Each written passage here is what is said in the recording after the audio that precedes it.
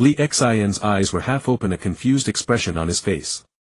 I went to bed at 2 last night. Why do I feel so awful? Maybe I should take a day off. As he thought, his eyes slowly focused. His hand reached under the pillow searching for his precious phone. Li Xian's vision gradually cleared and his hand which had been reaching for the phone stopped. What the hell? The simply decorated one-bedroom apartment was gone, replaced by a dilapidated wooden shack. Li Xian was stunned by everything before him. Was I kidnapped? But I'm so poor, what's the point of kidnapping me? I'm not even handsome, I couldn't be a gigolo. Could it be? Did I run into an organ trafficking ring? Are they going to slice me up? Li Xian's mind raced with wild thoughts. He looked down to check if he had been disemboweled. After a struggle between not daring to look and bravely accepting reality, Li Xian finally gathered his courage and looked at his own frail body. He felt it shouldn't be too serious. After all, if he had been anesthetized he wouldn't be able to move, and if he had come out of anesthesia he wouldn't feel pain, so it should be fine. This is... Looking at his small body, a word popped into Li Xian's mind: rejuvenation. After those 4 characters flashed, the realization came: he had transmigrated. Then his mind couldn't help but ask the ultimate questions. Who am I? Where am I? What am I supposed to do? Then his head felt like it was hit by a hammer. His vision went black like an old phone trying to load a game with several gigabytes of map data freezing. Li Xian didn't know how long passed. His finger twitched, then the movement expanded as if his brain was regaining control of his body, rebooting. Uchiha Li Xian. 7 years old. This is my name, Konoha village. The strongest Hokage.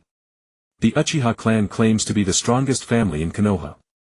Parents were jonin. Died on a B-rank mission. Uchiha Li Xian heard the news, couldn't bear the grief and died. Then I transmigrated here.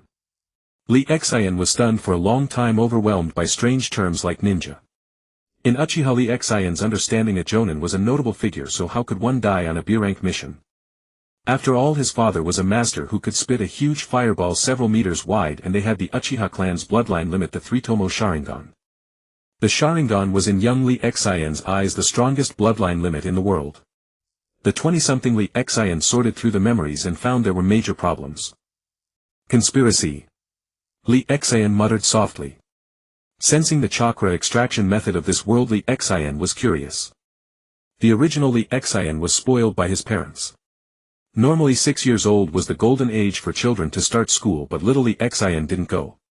His parents taught him the chakra extraction method, but he learned it half-heartedly and stopped practicing after successfully extracting chakra. He thought it was too tiring. After all, he had 2 jonin parents, so he could just enjoy life. A typical freeloader. Little Li Xian's parents also thought being a ninja was too dangerous, so if their child didn't want to be one, it was fine. They thought they could protect him, but unexpectedly both died. Growl. Li Xian felt a wave of hunger. He didn't know how long this poor kid hadn't eaten. Uchiha Li Xian was chewing on a big steamed bun he didn't remember where he found while rummaging through boxes and cabinets. From now on I am you. I am Uchiha Li Xian. I will find out the truth about your parents' death. Regardless of whether there's a conspiracy, let's set a small goal first as motivation for training. As a 20-something he wouldn't be as naive as the original owner who thought the world was safe and happy under his parents' protection, spending his days playing boring ninja games and causing trouble with friends. Lucky this guy can read, or it would be a problem. He looked at a small booklet in his hand recording several ninjutsu. Clone technique, substitution technique, transformation technique, fireball technique, shadow clone technique. As Li Xian focused his mind to read, he forgot to chew the bun in his mouth. Holy shit. Awesome.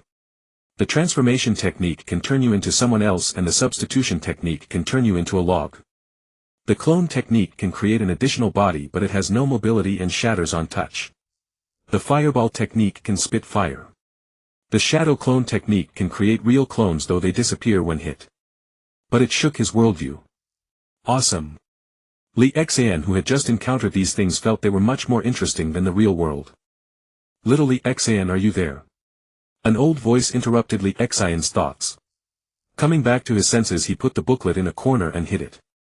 Opening the door, he replied, I'm here. Little Li Xian, don't be too sad. This is the fate of a ninja. Seeing the person before him, the name Uchiha Ten came to Li Xian's mind. He was the head of logistics for the Uchiha clan, responsible for logistics and also for Lee Exan, a newly orphaned child. He looked kind and amiable. Since it wasn't a war period, there weren't many orphans and he didn't need to manage strategic materials, so he came personally to find Uchiha Lee Exan. I understand, Lord Minister. Looking at the sensible child before him, he thought of the voices within the clan that could barely be suppressed.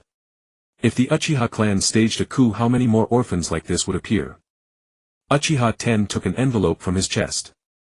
Ah, child, this is your living allowance for this month. You can come to me to collect it every month from now on. Lee Exan was overjoyed inside. There was actually a living allowance. This solved his big problem. After all, he was too young now to do anything. Watching Uchiha 10 about to leave, he asked, Lord Minister, can I go to the Ninja Academy to study? The Ninja Academy was created by the second Hokage Senju Tobarama. Ordinary large clans had their own small schools since no one knew their own bloodline limits better than the clan itself. Uchiha 10 found Lee Exan's request strange. Shouldn't he go to the great Uchiha clan's school? Who could teach better than the great Uchiha clan? Those who went to the Ninja Academy were usually children of important Uchiha figures, or those with outstanding talent, or those whose parents took them there. For the great Uchiha clan, the Ninja Academy was just a place to show off their strength, sending geniuses to school to show everyone how awesome the children of the great Uchiha clan were. Suppressing a hint of displeasure, Uchiha 10 didn't ask why. The proud Uchiha clan would not bully an orphan. Instead, they would take care of him and let him feel the warmth of the clan. Lord Minister, please take care. Holding the admission letter to the Ninja Academy, Lee Exan greeted politely. After all, such an important person's time was precious, he didn't want to seem annoying. Of course, Lee Exan didn't know that Uchiha 10 was a little unhappy. The 70-year-old Uchiha 10's depth was not something a 20-something young man could see through. As Lee Exan entered the house and closed the door, a dark figure flashed away. In a grand hall, a middle-aged man sat on the only seat holding a teacup with one hand drinking tea. Below him, a young man with a Konoha ninja headband on his forehead knelt on the ground reporting. The Uchiha clan crest was on his back. The seated middle-aged man waved his hand and the young man vanished in a flash, disappearing to who knows where. Uchiha 10 Uchiha Lee Exan. Troubled times. These old fools who can't see the situation, damn them. The pacifist faction that can't see the situation. 8 Jonin died at once and they still don't know when to back off. Do I really have to bleed them dry? Cut out the tumor. Time is running out, it's getting more and more serious. But if we can't unite the clan as one, there's no chance of victory. The middle-aged man, who had been as fierce as a tiger, suddenly appeared somewhat dejected. He was the clan leader of the Uchiha Fugaku. He wanted to make the Uchiha clan strong, but obstacles were everywhere. He couldn't bring himself to be ruthless and it pained him deeply. A week later. 100, 101, 130. Lee Exan, having finished 130 push-ups, lay flat on the ground. In the first couple of days the speed of refining chakra was acceptable, but it gradually slowed down. Lee Exan, who had experienced the era of information overload, studied it carefully, repeatedly observing the chakra refinement technique and discovering several keywords: cells, spirit, and so on. A person is like a bucket. A bucket has only so much capacity. No matter how much chakra there is, it cannot exceed that limit. Moreover, to make all cells function, external stimulation is needed. The human brain cells are never fully utilized, which is roughly the same principle. Although he didn't know how to develop brain cells when it came to the body, more exercise was definitely right. A healthy body makes everything taste good, and throwing shuriken and kunai requires strength. After resting for a while, Lee Exan sat cross-legged, having discovered over the past few days that chakra extraction efficiency greatly increased at this time. In Lee Exan's words, even if it's useless, I'll use up all my chakra and then refine it again, it will surely increase the recovery speed. Exercise more, strength, kunai more powerful, thrown farther, taller, eat more, recovery speed, stamina, chakra refinement. While thinking these thoughts, Lee Exan's hands were also forming hand seals, not for casting spells but to familiarize himself with all the seals and increase speed. In the world of martial arts, speed is the ultimate. Using the same jutsu, if I've already cast it while you're still forming seals, we're both adults, I can't wait for you to finish before striking you. If I don't wait for you, you'll get hit and maybe I'll take you out instantly. That's the importance of speed. If only I could just clap my hands and shout whatever I want. Lee Exan said leisurely. While familiarizing himself with the seals, he recalled the hand sign sequence for the great fireball technique. What lingered in his mind was how cool it would be to just clap and shout anything. My name is Irika. From now on you are my student in this class. If there's anything you don't understand you can ask me privately.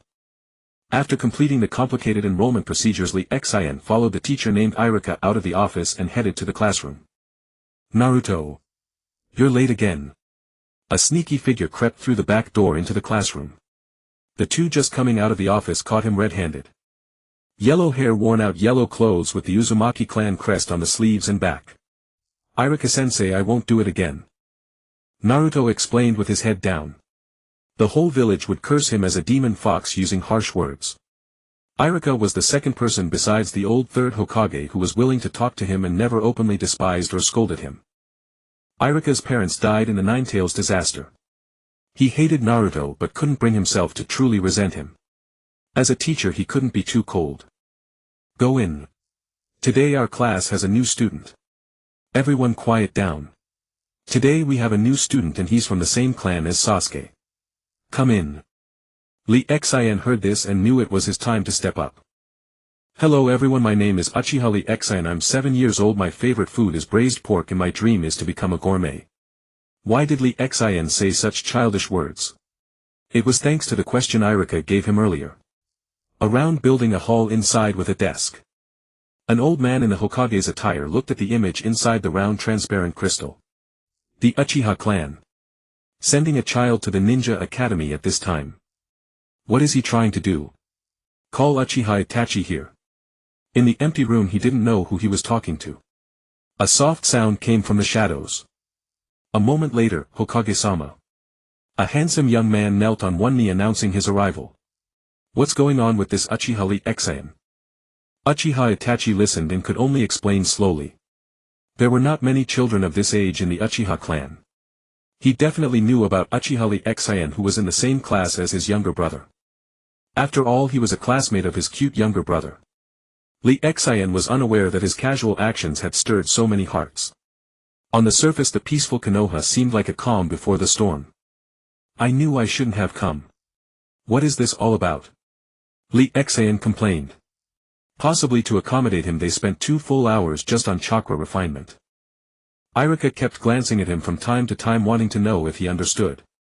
He could only nod occasionally in response. He flipped through the textbook, which covered some topics like the trajectory of kunai and shuriken throws and detailed explanations of the transformation technique, replacement technique and clone technique. Introductions to the locations of some countries, a complete hodgepodge.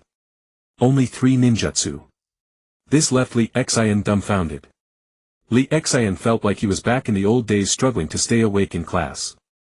The teacher was droning on, especially Irika's patronizing tone, which gave Lee Xian goosebumps. To avoid revealing his peculiarity he could only mimic the speech and mannerisms of the original Uchiha Lee Xian, forcing himself to act cute and childish. A man in his 20s pretending to be a 7-year-old newbie was simply unbearable. Unfortunately the original Uchiha Lee Xian was a warm and cheerful little kid. If only he had been a cold, quiet, indifferent person. Lee Xian suddenly slapped his forehead. Damn, with both parents dead a major personality change is normal. Why am I still maintaining the original persona? Ino looked from Uchiha Sasuke to Uchiha Lee Xian. Both are so handsome. One is warm and cheerful, the other is a mature little tsundere. I'm about to faint. Sakura kept staring at Sasuke while Naruto dozed off. Finally after school Lee Xian fled in panic. So exhausting. Pretending to be a little kid is too embarrassing. Hey! Sasuke, how come you're so fast? Seeing Sasuke faster than him, Lee Xian was bewildered. After all, he didn't understand the joy or torment of being surrounded by a bunch of chattering girls. Sure. Don't let them hear. Sasuke, hearing Lee Xian call him, quickly made a gesture. Who are they? Your enemies. Are they going to beat you up after school? Lee Xian asked curiously. If only they were enemies, then I could beat them all down and no one would bother me. Looking at this proud and introverted little boy, Lee Xian still found him quite amusing and cute. Approaching the clan compound, Lee Xian realized that what he feared was actually girls. Indeed, the fiercest tigresses were no joke. The girls in this world are too precocious. Lee Xian in his second life was half a year or a year older than them, yet he couldn't understand their thoughts at all. Even in his previous life he couldn't understand. After casually finishing Irika's homework, Lee Xian took out a booklet and began studying it. He had already mastered the 3 basic ninja techniques. Originally he wanted to learn the fireball technique, the great fireball technique, because it was so cool. But after the torment of school he decided to learn the shadow clone technique.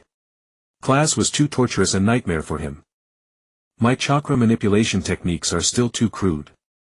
Lee Xian panted, gazing at the pitch-black secret chamber before him, recalling every detail of unleashing the fireball jutsu. A C-rank ninjutsu is harder than a B-rank shadow clone.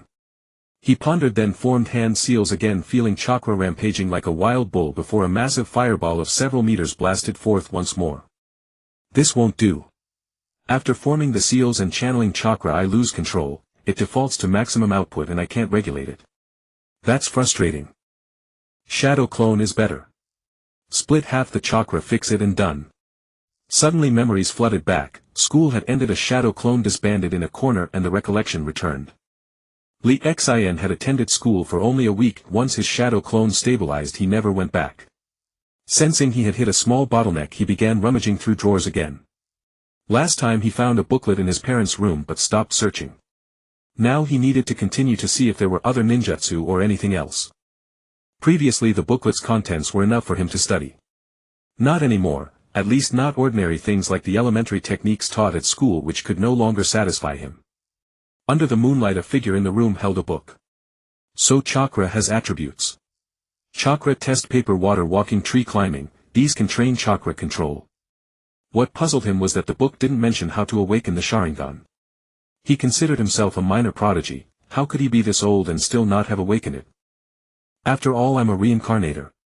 Having lived 2 lives I can't even match Itachi Uchiha. Lee Xian felt a pang of resentment. Itachi had awakened his Sharingan at age 7. In his past life he was in his 20s, in this life he was nearly 8. He was inherently dissatisfied with the status quo. Oh. Amazing. I have 5 elements. Seeing the 5 reactions on the paper, Lee Xian rejoiced. This meant he could learn countless ninjutsu, even composite ones, becoming a human canon as long as he had enough chakra. Hiruzen Sarutobi was a prime example, using wind release to amplify fire release, water release followed by lightning release. The visual was stunning. Lee Xian stared at the paper reduced to ash, lost in thought, then let out a long sigh. This notebook was his parents' life work, containing only a few fire release techniques and some genjutsu along with cultivation insights. The notebook was hidden deep, quite old. Perhaps left behind when he was born, only to be put away when he decided not to become a ninja. Today it saw the light again. It was the treasure and foundation his original parents had left for him. Without seasoning, this fish is really hard to swallow. Lee Xian was roasting fish by the river. His shadow clone attended school while he practiced water walking at the edge of the training ground to improve chakra control. Hungry, he caught 2 fish and roasted them, but they were barely edible. At dusk, when he returned to the clan compound, he was stopped and asked where he had been. Lee Xian was bewildered. Big brother, I was at school. What's wrong? The questioning Uchiha was also taken aback. Never mind, little brother. I was just asking. Seeing Lee Xian's schoolbag, he let him pass. Back home, Lee Xian closed the door, sensing that something major had occurred. The next day he learned that the Uchiha clan's hope, the peerless genius Shisui Uchiha, had left a suicide note and taken his own life. This caused an uproar within the clan. Though Lee Xian was indifferent to clan affairs, he knew who Shisui Uchiha was, the renowned Shunshin Shisui of the ninja world, with speed slightly slower than the 4th Hokage Minato combined with his powerful Sharingan. An unparalleled genjutsu talent. He was dead. Lee Xian's eyes glazed over. An expert like him had died mysteriously. Lee Xian felt like an ant easily crushed. His own petty talent, which had made him complacent, now seemed laughable. What shattered his confidence completely was the news that Shisui had awakened the Mangekyo Sharingan, the very eyes of their ancestor Madara Uchiha. All this left Lee Xian dazed and powerless. His insight far beyond the ninja world and his innate keen perception of danger told him that a catastrophe was imminent, a storm was brewing. He didn't think being a student could save him from this game. He was cannon fodder. He didn't know the specifics, he had only been in this world for half a year, focused entirely on training, ignoring these matters. Ding. Host situation detected as critical. Divine sign-in system is activating. System. System. System. System. Li Xian muttered repeatedly, trying to comprehend this thing. Having been bombarded by web novels, he knew a system was a cheat, a miraculous existence. But today his mind was unsettled. He had scared himself constantly thinking of the worst-case scenario. A lingering fear. System, what functions do you have? Ding. The system is omnipotent. Li Xian suddenly smiled. This straightforward dialogue gave him confidence. Though he didn't know if he would have time and opportunity to grow stronger, Li Xian felt relieved. The system's appearance brought him a full sense of security. Opening the system, Li Xian said softly. A light screen appeared before him. The host can silently recite in their mind, communicate spiritually, no need to speak aloud. Host Uchiha Li Xian. Age 7. Rank Genin. Chakra affinities Yin-Yang, lightning, wind, fire, water, earth. Ninjutsu 3 basic techniques: Fireball Jutsu, Shadow Clone Technique, Basic Shuriken Jutsu. Chakra 80 10 to 100 Genin 100 1000 Chunin 1000 to 10,000 Jonin 10k to 100k Elite Jonin 100k 1m Kage 1m10m Super Kage 10m 100m 6 Paths Level. Kekkei Genkai Sharingan Unawakened. Li Xian stared at the panel and the explanations that appeared. So the ninja world was this fierce. He thought the strongest was Kage level, but there were so many realms above. 6 Paths Level, Chakra 100 million. Terrifying. Was that like developing 100 million cells out of 13 billion and using them? Host, don't be so alarmed. Chakra is an intermediate energy, not every cell can be developed. Cells have other uses. 6 Paths Level is already beyond mortal, the pinnacle of this ninja world. Looking at his meager 80, Li Xian was helpless. As for the yin and yang natures, he had never heard of them, just like Super Kage and 6 Paths realms. System, how do you help me? Sign in. Ding. The system rule is simple: sign in once per day. Each sign in randomly grants one item: basic, intermediate, advanced, supreme, ultimate. Every 7 consecutive days guarantees an advanced reward. Every month guarantees a supreme reward. Every year guarantees an ultimate reward. Missing one day resets the streak. Currently available for 3 sign-ins: daily, monthly, yearly. Rewards available. Sign in. Li Xian didn't quite understand the implications, but he didn't want to ask too much. Practice reveals truth after all. System, sign in. Ding. Daily sign-in successful. Congratulations host, you have obtained Shuriken Jutsu Advanced Intermediate. Ding. Monthly sign-in successful. Congratulations host, you have obtained Custom Summoning Technique Supreme. Ding. Yearly sign-in successful. Congratulations host, you have obtained Eternal Mangekyo Sharingan Upgrade Scroll. Use it to evolve Mangekyo into Eternal Mangekyo Sharingan Ultimate. Instantly a wealth of knowledge about shuriken throwing techniques flooded Li Xian's mind, along with countless ways to use them. There was also a custom version of summoning technique and an upgrade scroll he didn't know how to use. Sensing Li Xian's confusion, the system poured knowledge into him. For example, summoning technique allowed contracts with animals, summoning them for battle. The custom version crafted a powerful creature tailored to the user. He learned that the Sharingan's ultimate evolution wasn't the Mangekyo but the Rinnegan, and there was another eye called the Tensigan that rivaled it. Overusing the Mangekyo would lead to blindness. The Mangekyo could also summon Susanoo, and each eye had a unique ability based on the user's heart. The system even had refresh scrolls. If unsatisfied, he could refresh and start over with a different mindset. A week later. Li Xian had been feeling restless. Even the few minor ninjutsu he had signed in for over the past few days no longer brought him any joy. System, what's wrong with me? A premonition of doom. Am I sick? Is there any hope? The host faces a catastrophic disaster. What the hell? Then what do I do? System, daddy, is there any way to break it? Li Xian shamelessly groveled to the system. He had no choice. The system was paramount, especially one that could save his life. It was truly magnificent. The summoning scroll had been glowing all along. Is this a hint from the system?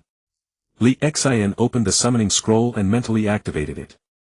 He had examined this summoning scroll before. Using it would transport him into a space where a summoned beast would be tailored to him. No one knew how long this process would take. Originally he thought there was no rush. He could just hide inside when the danger came and he couldn't hold on. Perfect. He never expected to use it now. Li Xian's vision went dark and he vanished from the room. Itachi, you ultimately chose not to walk the same path as me. Live well, Itachi. As long as you are happy. Uchiha Fugaku showed no surprise at the visitor. This was his pride, his precious son Uchiha Itachi. He had awakened his Sharingan at 7 and now he had reached the Mangekyo Sharingan. Looking at the young man before him, he bore so much at this age, a cursed bloodline, a bloodline limit that evolved only through witnessing the death of those closest to him. Father. You. Why? The long blade pierced through Uchiha Fugaku and Uchiha Mikoto, his parents. Itachi's eyes flickered with pain, crystalline droplets tracing from the corners of his eyes.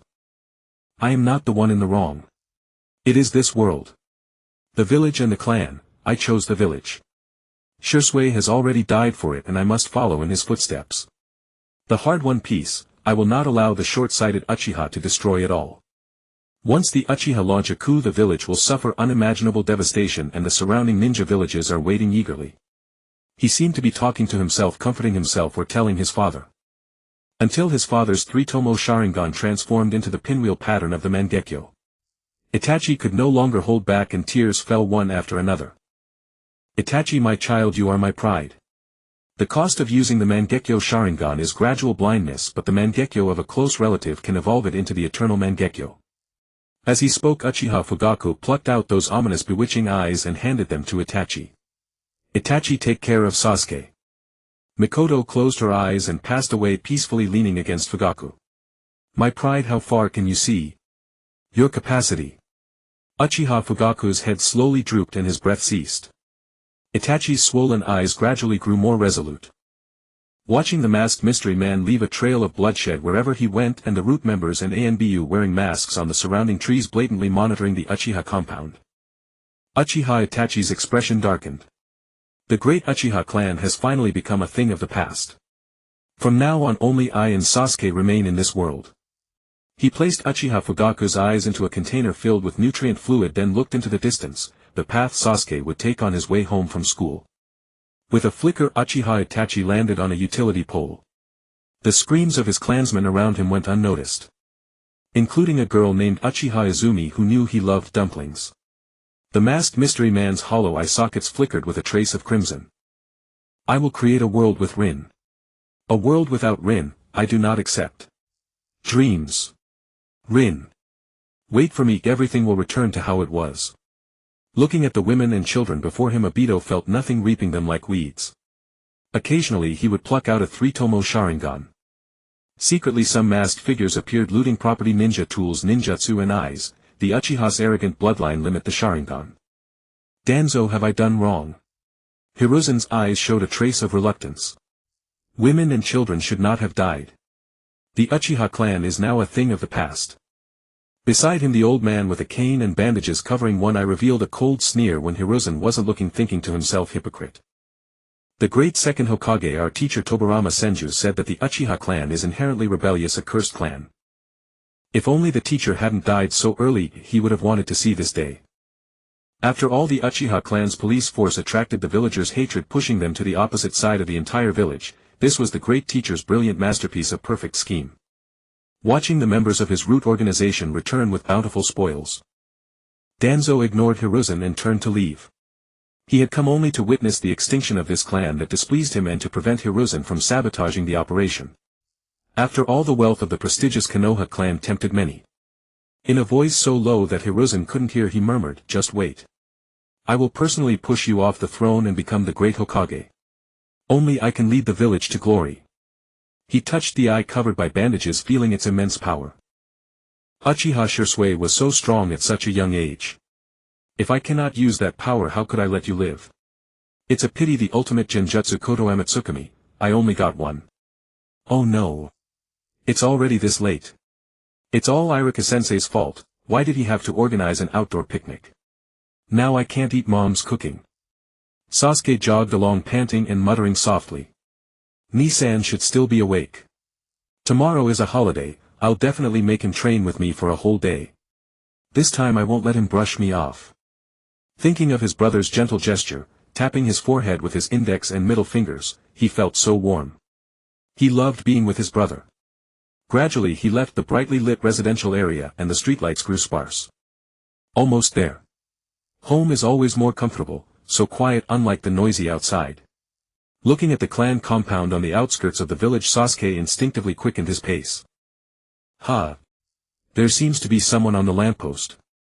Sasuke felt a chill run down his spine. The silent street seemed like a man-eating beast ready to devour him. Perhaps due to nervousness the air he breathed even smelled of blood. Sasuke sped up again, the quiet night frightening him. He wanted to see his brother, he hadn't seen him for days. Until... Father, Mother, Nissan, I'm home. Pushing open the door he saw his parents pierced by a long sword lying in a pool of blood. His father's empty eye sockets were terrifying. Seeing his indifferent brother, Sasuke instinctively walked toward him. Nissan, why are father and mother sleeping on the floor? Is this your prank? My foolish little brother, let me show you then. Your great brother, his immense capacity. Uchiha Itachi's face was cold, his bloodthirsty gaze fixed on Sasuke.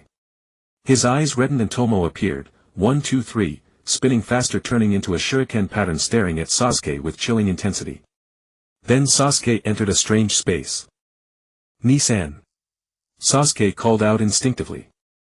Then the scene shifted. The kindly old lady selling snacks was pierced through the chest by his brother, blood splattering everywhere. His brother's gentle face was stained with blood. Then the scene changed again, his familiar neighbor a sleeping infant, until his unsuspecting parents were run through by his brother's sword. The image was too clear, blood flowing, his gentle brother smiling as he twisted the blade, and his parents died. The scene shifted again and he saw his brother still gentle, speaking of capacity of annihilating the clan, for that capacity even killing his own parents who lay in a pool of blood. Why? This can't be real. I don't believe it. Sasuke's voice rose from calm to sharp, his clear tone turning hoarse. My foolish little brother, despair, weep until you have eyes like mine, then come find me. You are too weak now, I don't even have the interest to kill you. Grow stronger and then entertain me. Uchiha Itachi spoke emotionlessly, his tone icy. I will kill you, Uchiha Itachi. Sasuke charged at Uchiha Itachi, holding the kunai his brother had given him, a treasured keepsake, now aimed at his brother. His brother, who had always been so gentle to him, was all a lie. Give me back, Itachi. I will kill you. Ah! The gnashing sound came from young Uchiha Sasuke. His eyes turned bloodshot and a single black Tomoe appeared. Then his vision went dark and he fainted. Looking at the unconscious Sasuke, forgive me, Sasuke. This is how the world works, weakness is the original sin. Use all your strength to grow stronger and then walk the path I have chosen for you. His voice faded away and Uchiha Itachi left. He walked away with a clear conscience. Sasuke's safety was bought with the lives of the entire clan, including his parents. Danzo and Hiruzen dared not touch him because they still needed him to infiltrate that organization and gather intelligence. System. How long do I have to stay here? And the summoning beast. Li Xian had been in this pitch-black space for a day. Fortunately the system had a space and he had stored some water and food inside. He looked at the egg-shaped object flickering before him, emitting a faint light that kept flashing. Ding! Generation successful. Congratulations, host, you have obtained the Huaxia Divine Dragon. Since this summon is not a creature of this world, it will grow stronger as the host grows stronger and will be summoned into this world. Awesome! Li Xian was delighted by the system's prompt. No summon was more appealing than a dragon to a descendant of the dragon. He watched as the egg slowly cracked and a tiny snake appeared in his sight. Then the little snake ate the eggshell, coughing. Take it easy, don't choke. Here, little darling, since you're pure white all over, I'll call you Xiao Bai. As he spoke, Li Xian took out a bowl and placed some water beside Xiao Bai. He felt a blood connection with the little creature, sensing the young dragon's joyful emotions in his mind.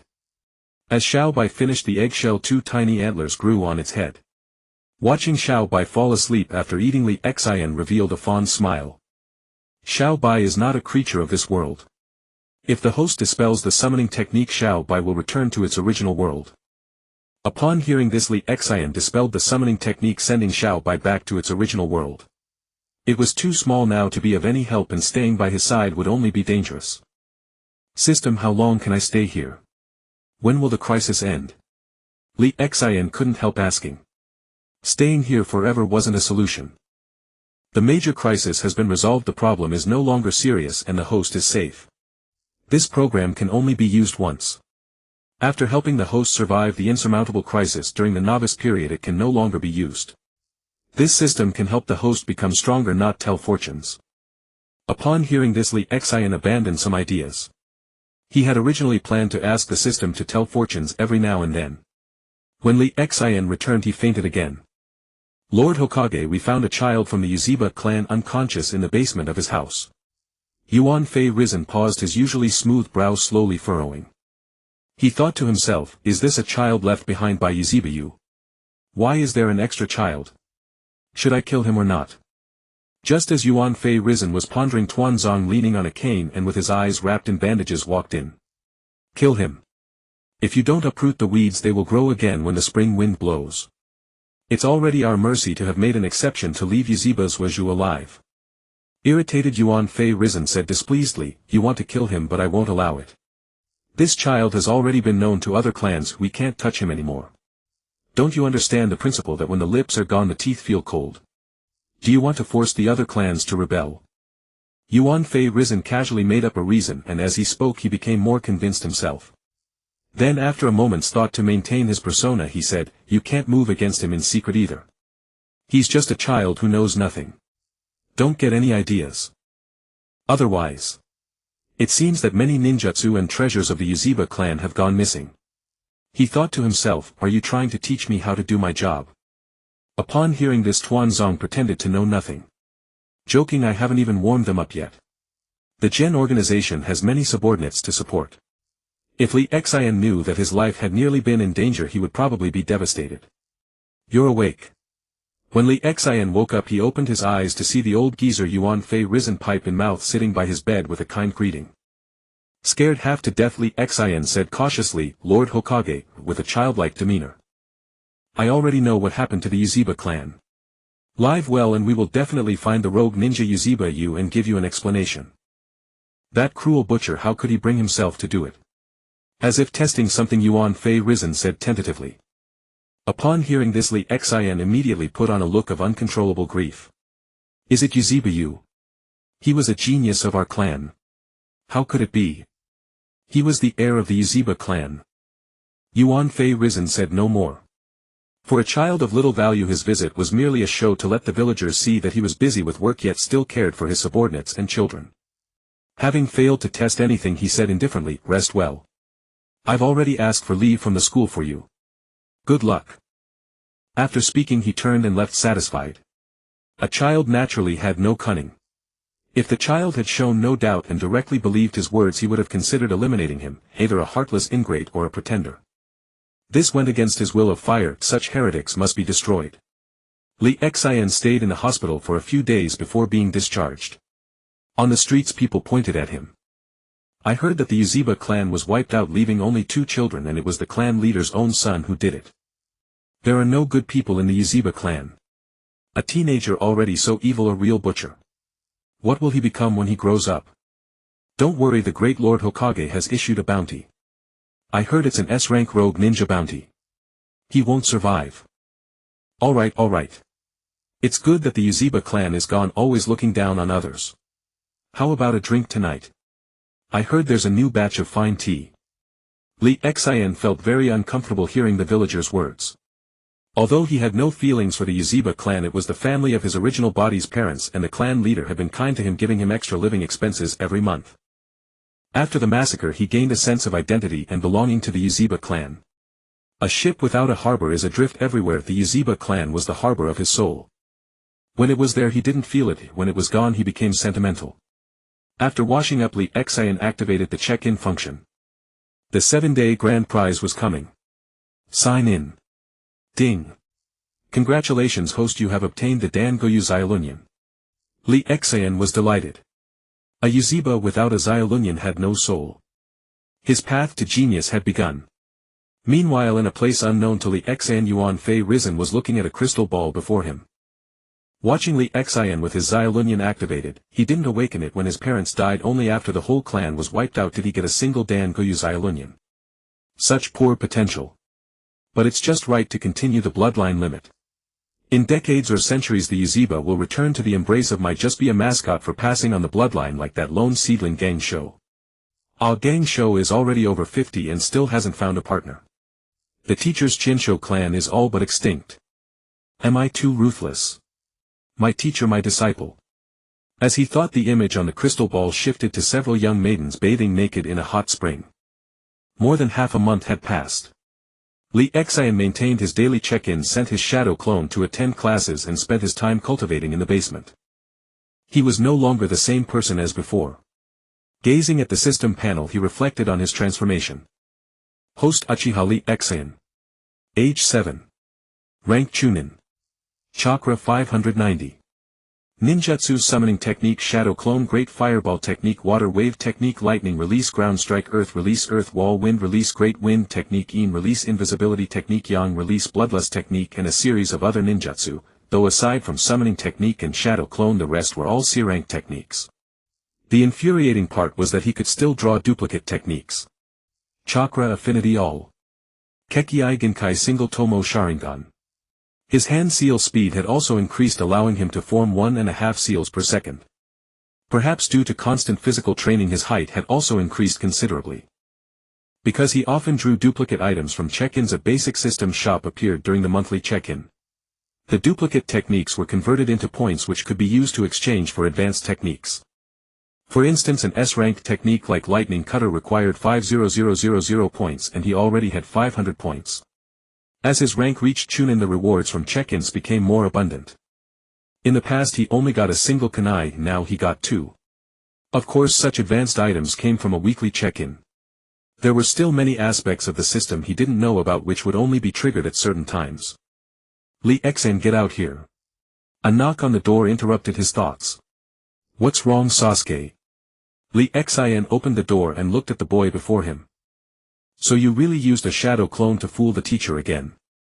But I've learned that technique too, so from now on I won't have to go to school and listen to those useless lectures. Thinking back to how he had once chatted with Li Xian for a long time only to find out it was a shadow clone, he felt a surge of frustration. It wasn't until one day he secretly followed Li Xian and saw the shadow clone vanish right before his eyes that he discovered the secret. So he rummaged through everything, eventually found the shadow clone technique, mastered it, and immediately came to find Li Xian. Those boring classes, who can stand them? Li Xian shrugged nonchalantly. Seeing the only other Uchiha clansman before him, Sasuke felt a restless turmoil in his heart. He wanted to say that Li Xian wasn't hardworking enough, yet Li Xian had already mastered the shadow clone, the very technique he had only just learned and practiced today. He also felt that he himself wasn't working hard enough. At this rate, when would he ever be able to kill that man? Brother. Uchiha Itachi slaughtered our entire clan. Don't you want revenge? Even if you skip class, shouldn't you be training at the training ground? Just using shadow clones to slack off, what's that supposed to be? Sasuke was a bit frantic. He didn't know why, but he was simply agitated, confused, with a fire burning in his heart. Looking at the 6 or 7-year-old boy before him, Li Xian felt a pang of sympathy. In his past life at that age he had just started school, still playing in the mud. Sasuke, you're too impatient. Fine, I'll take you to see my secret base. Without waiting for Sasuke's reply, he led him toward the basement. Sasuke, curious about what Li Xian was up to, followed. Both remained silent, walking in stillness. When Sasuke saw the targets, the walls scorched black by fire release and the wooden stake stained with blood, he fell silent. Did you do all this? Can we spar? I want to know my own level. Li Xian was also eager to try. After all, training in isolation for so long without real combat was no good. Let's go. The two stood facing each other, forming hand seals, then simultaneously reached for their ninja pouches, producing kunai, shuriken, and other projectiles. Be careful, my throwing techniques were taught by my brother Uchiha Itachi.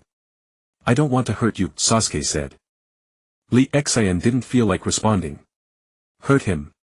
Begin. Their arms moved and several shadows clashed in the air. Then a single kunai broke through Sasuke's shuriken and shot toward him. Sasuke was startled but managed to block it with his own kunai. This. He blushed a little, perhaps embarrassed by his earlier boast. His expression grew serious, his focus sharpened. Li Xian found it somewhat easy. He thought, is that all? With a relaxed demeanor he threw a few more kunai, then grabbed 10 shuriken in both hands and flung them, followed by another 10 kunai. Sasuke managed to keep up at first, only missing 1 or 2 occasionally. But as Lee Xian threw with both hands simultaneously, Sasuke became flustered. Lee Xian's projectile techniques were too unpredictable, reminiscent of that man's style, effortless, hitting every target coming from angles no one could anticipate. Thinking this, Sasuke leaped away, changed position and formed hand seals. "Be careful, I'm going to use a jutsu." Lee Xian watched as Sasuke stopped engaging in direct combat and began dodging and launching techniques. Seeing Sasuke's hand seals, he recognized the Great Fireball technique. A flood of techniques surged through his mind and he suddenly didn't know which one to use. They say too many skills don't weigh you down, but for me it's too many techniques, which one to use. He randomly chose a technique with an elemental advantage, Water Dragon Bullet technique. Even though he started forming seals later than Sasuke, their techniques were released simultaneously. Moreover, he calmly controlled the amount of chakra used, matching Sasuke's output exactly. Seeing the two techniques clash evenly, Sasuke was dissatisfied. "One last move, if I use another technique my shadow clone won't hold," he said. Lee Xian nodded. Watching Sasuke form seals slowly and deliberately, he could tell the boy wasn't very skilled yet, but he still recognized the technique. Fire Release Phoenix Sage Fire technique. Sasuke unleashed it at Lee Xian without hesitation. Hesitation meant defeat. Uchiha Sasuke would not allow himself to lose, not even to a clansman with equally excellent bloodline. He vowed silently that he would never lose again. Including this match, he had it under control.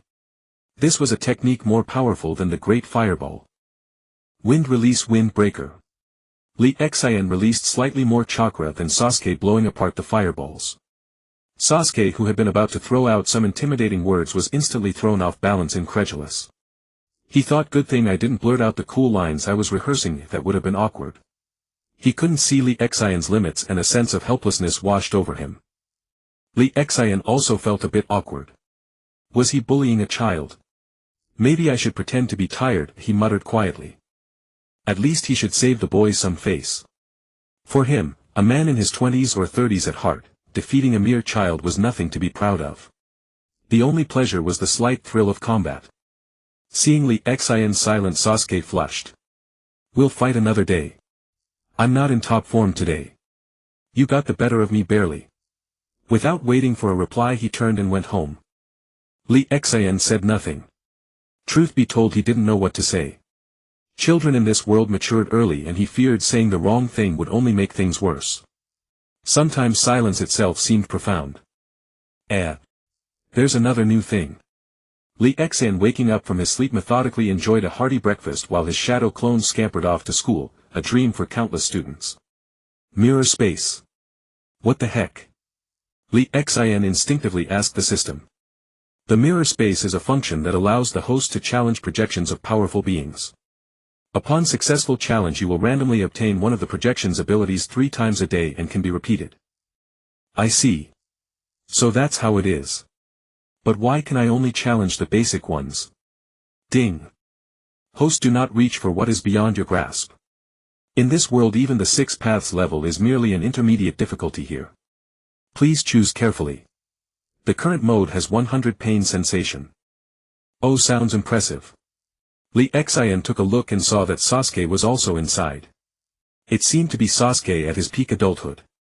System, why can't I select the challenge target? Lee Xian tapped on Sasuke's avatar, but there was no response, leaving him utterly bewildered. The host can just silently recite "Start Challenge" in your mind. Upon hearing this, Lee Xian fell silent. The people on this list are quite interesting. At the top are Naruto Sasuke, then Senju Hashirama, then Uchiha Madara, then Senju Tobirama. The one known as the strongest Hokage, Sarutobi Hiruzen, couldn't be found even after flipping through countless pages. System, is there some logic to this mode? He's a Hokage after all, doesn't he even make the list? Seeing that the system didn't want to bother with him, Lee Xian didn't press further. Thinking about it, he realized it made sense. The projections on the list all had a youthful look, clearly not yet adults. Placing an old man among them would be. You're the one. Glancing around, he noticed a few classmates and grinned mischievously. Start challenge. Select Haruno Sakura. Don't ask why Lee Xian chose a girl, he didn't know either. It was just an instinctive urge to take his frustration out on her. As the scene shifted, Lee Xian appeared in an unfamiliar space. Opposite him stood a vacant-eyed girl with a broad forehead, a teenage Haruno Sakura who was becoming more and more masculine. Lee Xian tested it. Whenever he prepared to attack, the projection would activate, essentially giving him the first move. How could Lee Xian hold back? With the intention of not capsizing, he slyly cast a substitution technique first, then prepared a barrage of small ninjutsu. Just as Lee Xian began to channel chakra for the substitution technique. Holy crap! So fast! A blur shot past. The substitution technique was triggered, leaving a huge crater in the ground. That's strong. Too fast, I can't keep up at all. Even with his one-tomoe Sharingan activated, Lee Xian couldn't track her. Damn, I can't react at all. It's like a big black rat darting by. Lee Xian's figure flickered and he was already outside the mirror space. He hadn't been able to use a single jutsu besides the first substitution technique. Is this person a berserker? Ninjas can be played like this. It had to be said that using chakra to boost movement speed combined with the body flicker technique made it impossible for Lee Xian to form hand seals. The feeling of his body being obliterated in an instant left Lee Xian with lingering fear. He only felt his vision go dark and then it was over. He didn't even feel the pain. He had been complacently thinking he could easily crush Sasuke with his proud physical reflexes, speed, hand seal speed and various ninjutsu. Now he realized he was just a mere weakling. System, how am I supposed to play like this? Isn't there any sense of experience? Host's physical reaction is too poor, hand seal speed is too slow, Sharingan level is too low, movement speed is too slow. A ninja is not a stationary turret but a high-speed mobile artillery platform. Additionally, the projection's ability is random. For example, if you choose Haruno Sakura, it will randomly select a Chunin Jonin, Elite Jonin or Kage level projection. Upon hearing this, Lee Xian felt terrible. My luck is too bad. Even if it were a Jonin, it wouldn't have beaten me like that. At least I wouldn't have been completely helpless. Again. A moment later, Lee Xian lay on the ground with a look of utter despair. He didn't encounter anyone he could beat in either of the two attempts. The second time he chose a seemingly gentle Hyuga Hinata. But the scene suddenly changed and he took over 20 palm strikes head-on, getting blown apart. The pain was exquisite. Lee Xian screamed in agony. Lee Xian from the 21st century had never seen such a scene. Blood flowed everywhere. He tried to block the attacks with his hands, but his hands were broken. For the third time he chose a rogue ninja from the rock village who looked delicate. But the rogue ninja immediately started throwing things at him and then, click click click, blew him to pieces. Lee Xian was utterly dumbfounded. Is this still the age of cold weapons? Why does he have bombs? This made Lee Xian realize that ninjas could be played in so many ways. The girls all practiced body training. Their speed, strength and reflexes were incredibly fast. The delicate young man was not to be trifled with, directly throwing bombs, much more fun than explosive tags. Lee Xian summarized a lesson: the weaker and more harmless someone looks, the more dangerous they are. He decided to challenge someone like Sasuke tomorrow who looked aloof and obviously formidable. Boss, give me a set of weights. Lee Xian found a ninja tool shop.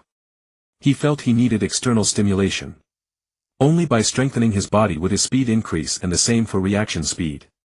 He also needed to train his hand seal speed urgently. The next day, a stunned Lee Xian lay on the ground utterly hopeless.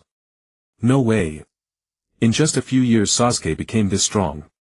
He remembered that at the beginning Sasuke with two-tomoe was still a match for him.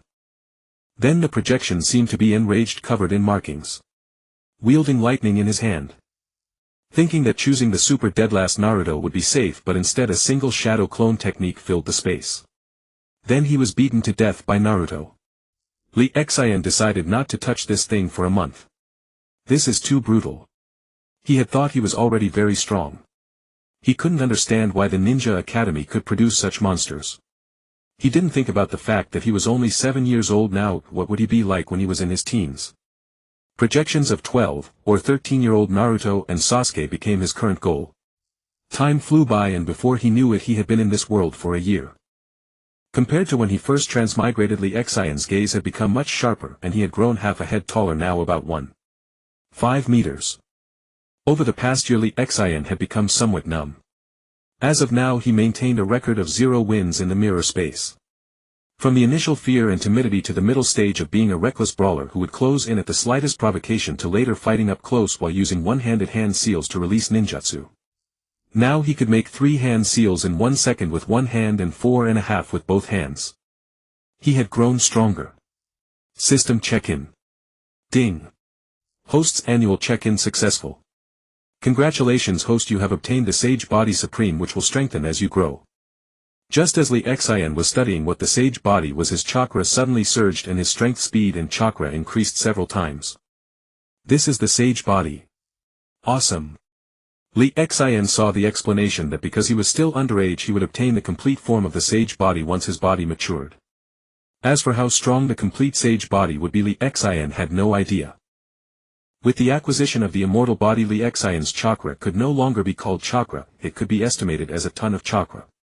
He had won, for the first time in the mirror space, though nothing good had dropped. It was still against a classmate. Looking at Ino lying on the ground, whom Lee Xian found to be the weakest opponent, he gazed at the money kunai and a scroll on the ground. Lee Xian casually learned it, a technique called the mind transfer jutsu, a useless ability that allowed one to swap bodies with the target. Watching his wounds heal at a visible rate and his chakra recover swiftly, Lee Xian felt a wave of satisfaction. With his immortal body he was completely immune to ordinary genjutsu coupled with his Xiaolunyan. It's time for class again. Just as Lee Xian was about to perform the shadow clone technique, he stopped and then used all his chakra to create a single shadow clone. Looking at the clone before him, Lee Xian was quite pleased. This shadow clone could last at least a year or 2 without fighting. Watching the receding figure carrying a school bag, Lee Xian ate something. His chakra had long since fully recovered. System challenge Xuanhua Mingren.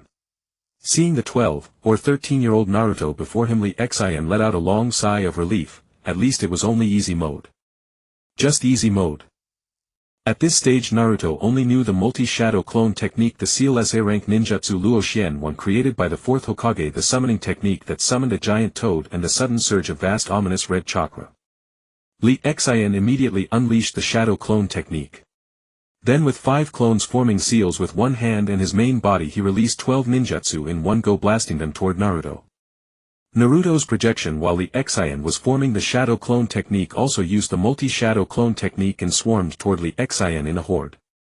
Behind him 2 clones were spinning the Rinnegan for the main body. Every time Lee Xian saw the scale of those shadow clones he felt a headache. If not for his one-handed seal casting and increased speed, he would have had to rely on his clumsy taijutsu to defend, eventually exhausting himself. Even with his immortal body he couldn't outlast Naruto in this state.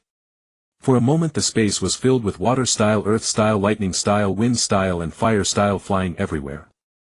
For some reason, despite having an enormous amount of chakra, his ninjutsu's power wasn't very strong. He couldn't figure out why. Softening the ground with earth style, adding moisture with water style, then following up with lightning style, this was his combination technique to increase damage. When using fire style he would add wind style to amplify its power. Until Naruto's projection holding the Rinnegan charged toward him. Lee Xian activated his double Guyu Xiaolunyan, which had recently evolved. He wondered if it was the immortal body enhancing his mental energy and overall physical constitution that naturally led to the double Guyu Xiaolunyan. Although Lee Xian felt Naruto's speed was very slow, he still remained on high alert. He didn't want to fail, the feeling of death was still vivid even if it was a false death. Several hundred of Naruto's clones had vanished and Lee Xian's shadow clone's chakra was depleted. Currently his options were to dodge with speed, alter the trajectory of the attack, or use the substitution technique to evade. Then Lee Xian unleashed his signature technique, the fireball technique, and half a second later wind-style great breakthrough from his mouth. Seeing his combined technique scattered, Lee Xian wasn't surprised. As a technique-oriented fighter, encountering a brute who overwhelmed skill with sheer force was like a scholar meeting a soldier. If such a brute seized the initiative and took control, he would be left passively taking hits for the rest of the fight. I still lack a powerful jutsu, Lee Xian lamented. With a flicker he activated the body flicker technique, charged into Naruto's arms, knocked his wrist aside and kicked him flying back. The smoke slowly cleared and a towering surge of chakra spread from Naruto. Then unexpectedly Naruto began forming seals properly. This is... Lee Xian's eyes widened. He recognized this technique as the summoning technique and wanted to see which giant toad Naruto would summon. Li Xian's mind was about to explode. He thought of his own Xiao Bai wondering when it would grow up. With a try-it-and-see attitude he began forming seals. Ninja art summoning technique. To be honest, Li Xian was surprised. Using the summoning technique drained half of his chakra. As the smoke dissipated he saw Xiao Bai now the size of a calf. Li Xian beamed, Xiao Bai long time no see. Time to fight. As if sensing the surroundings, Xiao Bai, who had been about to rush over and nuzzle Li Xian, stopped and let out a roar in response. Facing the mountain-like giant toad across from him and looking at his own combination, his mind nearly exploded. How am I supposed to fight this? Well, let's just treat it as practice for Xiao Bai. Li Xian locked his double Guyu Xiaolunyan onto the giant toad. One wrong move could end the battle. Fortunately the system-customized summoned beast wouldn't die, it would return to its original world if severely wounded, so Li Xian wasn't worried. Here it comes. Xiao Bai dodge. Li Xian used the body flicker technique twice in succession, evading the giant toad's massive blade while Xiao Bai swiftly flew into the sky.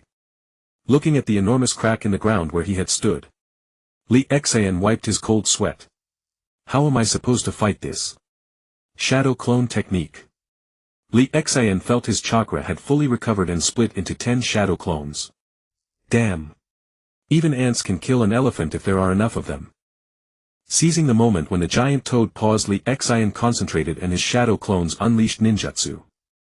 Watching the giant toad engulfed by 12 enormous fireballs, instantly followed half a second later by another 12 great fireballs creating a massive plume of smoke, Xiao Bai also understood Li Xian's plan and released its most powerful technique, Dragon Flame Breath. The clones, having released 2 consecutive maximum power great fireballs, vanished with a series of pops. Li Xian stared nervously as the smoke slowly dissipated, but his Xiaolunyan couldn't pierce the thick fog. Is it over? The smoke seemed to be pulled by something and a sound of air being torn came.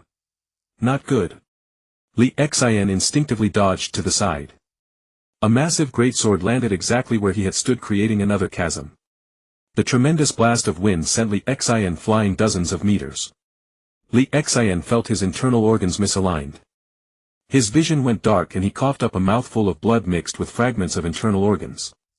Seeing Xiao Bai rushing toward him in panic, Li Xian quickly dismissed the summoning technique. He didn't want Xiao Bai to be harmed.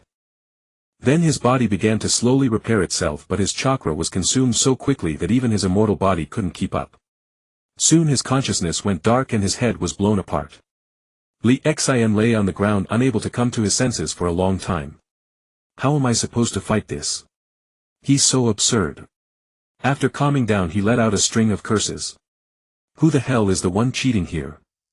Recalling that enormous summoned creature, more than 20 full power great fireballs hadn't even broken its defense.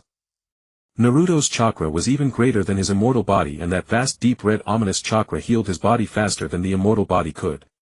Although his immortal body wasn't yet fully developed, this was still utterly despairing. Li Xian realized that he currently lacked a trump card. In gaming terms, the immortal body was a passive skill and all his other ninjutsu were minor abilities. He lacked a skill that could kill instantly. No, what he lacked was a trump card with a massive attack range and devastating damage. Another day of despair, like a mortal challenging a god. Li Xian's mindset shattered. He had originally planned to leave a shadow clone in the village while his true body transformed into a bird, flying out of the village to train and explore.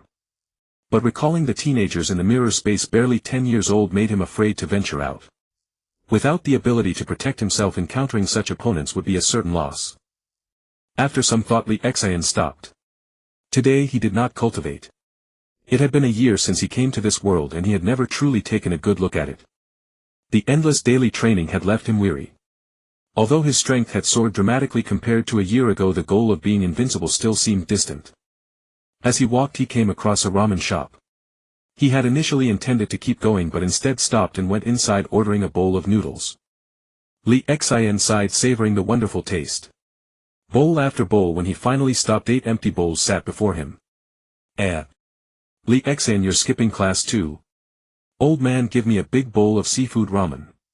Naruto plopped down beside Li Xian, loud and boisterous. Though he appeared bold, fear lurked in his eyes. He was afraid that this classmate would look at him with the same strange eyes as others, cursing him. Yet his inner longing gave him the courage to greet. He desperately wanted a friend, just one.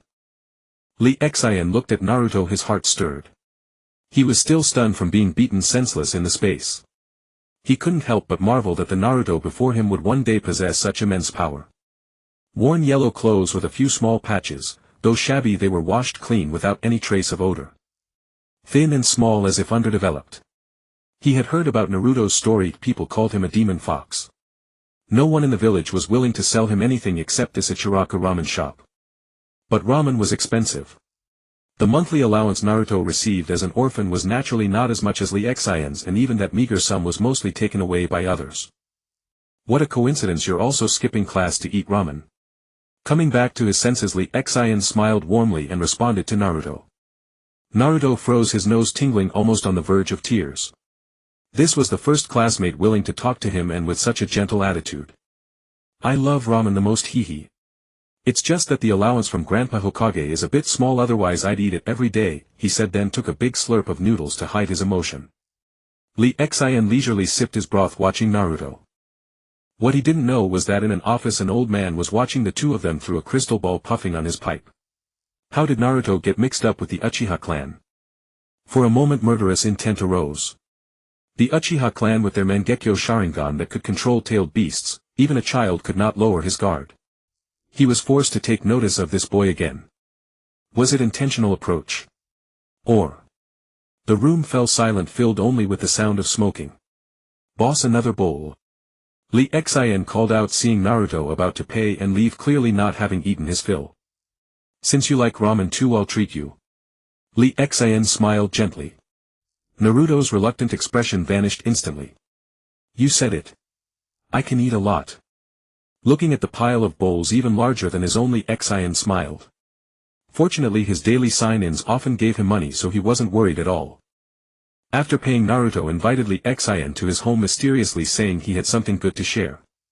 In the shabby room, Naruto pulled out a box from under the bed, searching for his treasure. Lee Xian looked around. He opened the fridge. No vegetables, only a few cartons of milk expired for months, some bread and a few cup noodles also expired. Lee Xian's heart clenched. This child. That kind of powerhouse had grown up enduring such a life. Watching the little Naruto excitedly sharing a treasure with his new friend, Lee Xian fell silent. This world. First Uchiha Itachi's ruthless massacre of his clan, then this pitiful child only 7 or 8 years old who had apparently lived like this since birth. Look, this is something good. Naruto boasted to Lee Xian. Curiously, Xian leaned in, thinking it was a book. What the? It turned out Naruto's so-called treasure was a picture book. Not ordinary, but a collection of women in scant bikinis, a legendary photo album. Naruto, are you home? An aged voice came from outside. Sarutobi Hiruzen could no longer sit still and came to check in person. I'm here, Grandpa Hokage. Naruto hurried to open the door, forgetting to put away the book. As soon as Sarutobi entered, he saw Uchiha Lee Xian sitting on the bed, absorbed in reading something. Curious, he approached without calling him. Naruto tried to cough to warn Lee Xian, but Lee Xian didn't react. He was so engrossed that he didn't even notice Sarutobi's arrival. Naruto went to open the door and the two walked over without Lee Xian noticing. Sarutobi glanced at the book's content and his old face flushed.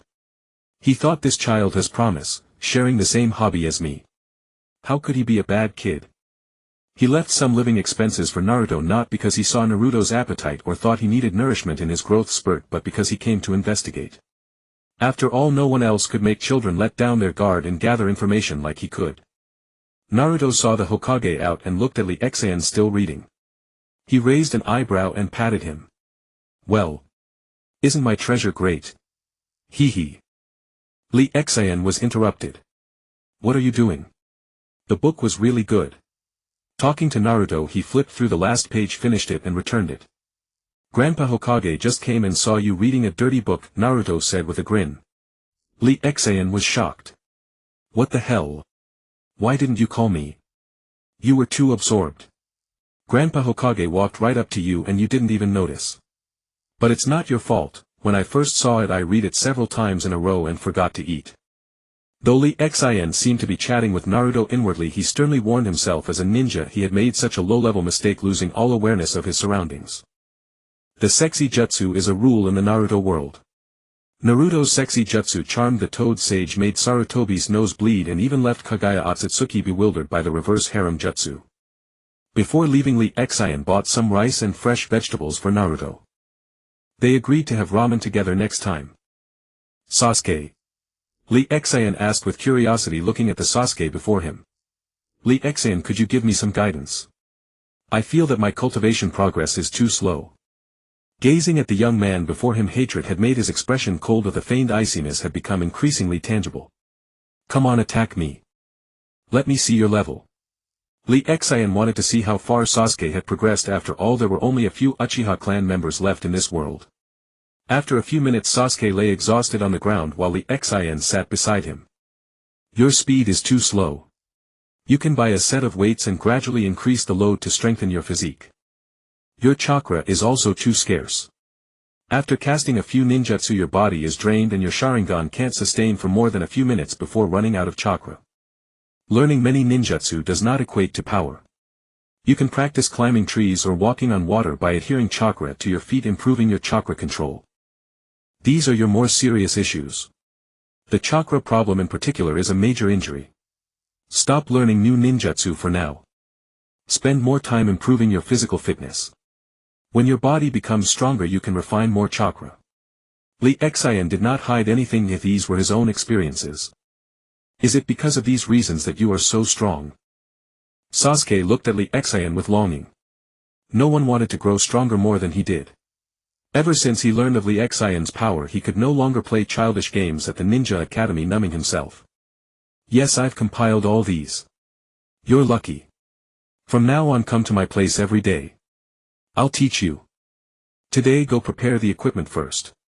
Eat more nutritious food regularly so you'll have the strength to train. As he spoke, Lee Xian felt like educating Sasuke, because although the Sasuke in the mirror space was powerful, his tattoos and wing transformation form were too ugly. Thank you, Lee Xian. Sasuke's expression softened and he barely managed to twist a smile. After seeing Sasuke off, Lee Xian returned to the basement.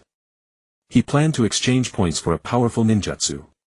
Of course, not the S-rank Raikiri, but the nerfed A-rank Chidori and the A-rank Rinnegan. The two ninjutsu together cost him all his savings 20000 points. Compared to Raikiri's 50000, these two were clearly much more cost-effective. Because Chidori could evolve into Raikiri at a certain level depending on his comprehension and other factors. As for why he also chose Rinnegan, it was because he was inspired by the attack of Naruto's projection. If his sage body grew further with abundant chakra and the multi-shadow clone technique throwing hundreds of spears at once, the scene would be too magnificent. Well, in the end he envied that reckless man's attack style. A real man charges forward, charging is a man's romance. With his physique so strong, hiding behind and throwing ninjutsu was too boring. There was another reason. From his 21st century perspective, he felt these two ninjutsu were extraordinary. Although he didn't know why yet, he would understand one day. The next day Sasuke arrived as promised. Lee Xian taught Sasuke cultivation meticulously. Sasuke had gone astray. In their previous sparring session, Lee Xian had shown off with multiple ninjutsu, so after returning he stopped focusing on refining chakra and instead searched everywhere for ninjutsu scrolls to learn. Only when he came to spar with Lee Xian yesterday did he realize he had taken the wrong path. He couldn't see the gap between himself and Lee Xian, which undoubtedly made him despair. Watching Sasuke doing push-ups with weights, Lee Xian showed a doting smile. Don't slack off. If you can't finish 200 push-ups, then do jumping jacks. Seeing Sasuke slow down, Lee Xian shouted, our genius can't even handle 50 push-ups. Sasuke was also miserable. Without weights he could use chakra to recover his body's fatigue and resilience and complete 200 push-ups, but with weights it was hopeless. In his eyes, only talentless trash would practice taijutsu, because he possessed the Sharingan, the noble bloodline of the Uchiha clan, capable of capturing even the fastest movements, so he had never honed his body. Seeing Sasuke, who was not convinced, Lee Xian earnestly said, do you think having the Sharingan makes you invincible? You're overthinking. Although the Sharingan possesses unparalleled insight, even becoming monstrous at a certain level with the ability to copy and analyze ninjutsu and enhancements in genjutsu. But don't forget, you can see my afterimage, but can your body react in time? For instance, yesterday, could you dodge it? Without honing your body, the rate of chakra growth will ultimately be limited. After all, activating the Sharingan constantly consumes a considerable amount of chakra and mental energy. Before a battle even ends, you'll be drained dry by your own Sharingan.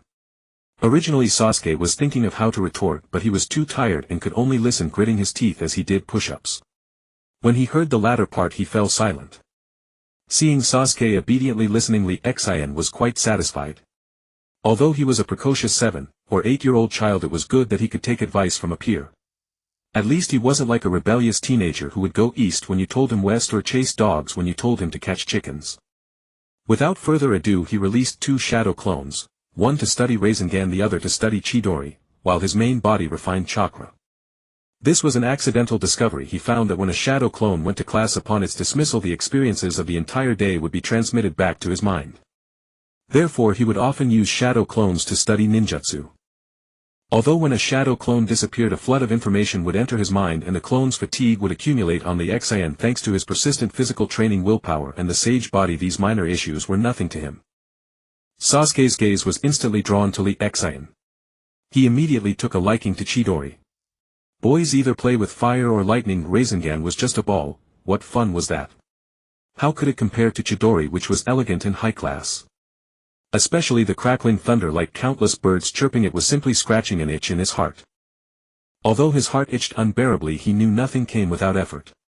Having the nerve to ask Lee Xian to teach him cultivation was already a loss of face for the sake of their shared clan. But asking for someone else's trump card ninjutsu was something he couldn't bring himself to do. Sasuke thought to himself, I'll go back and look for a powerful ninjutsu to trade for this one. He suddenly felt that all other ninjutsu were pathetically weak, not even worthy of licking this one's boots.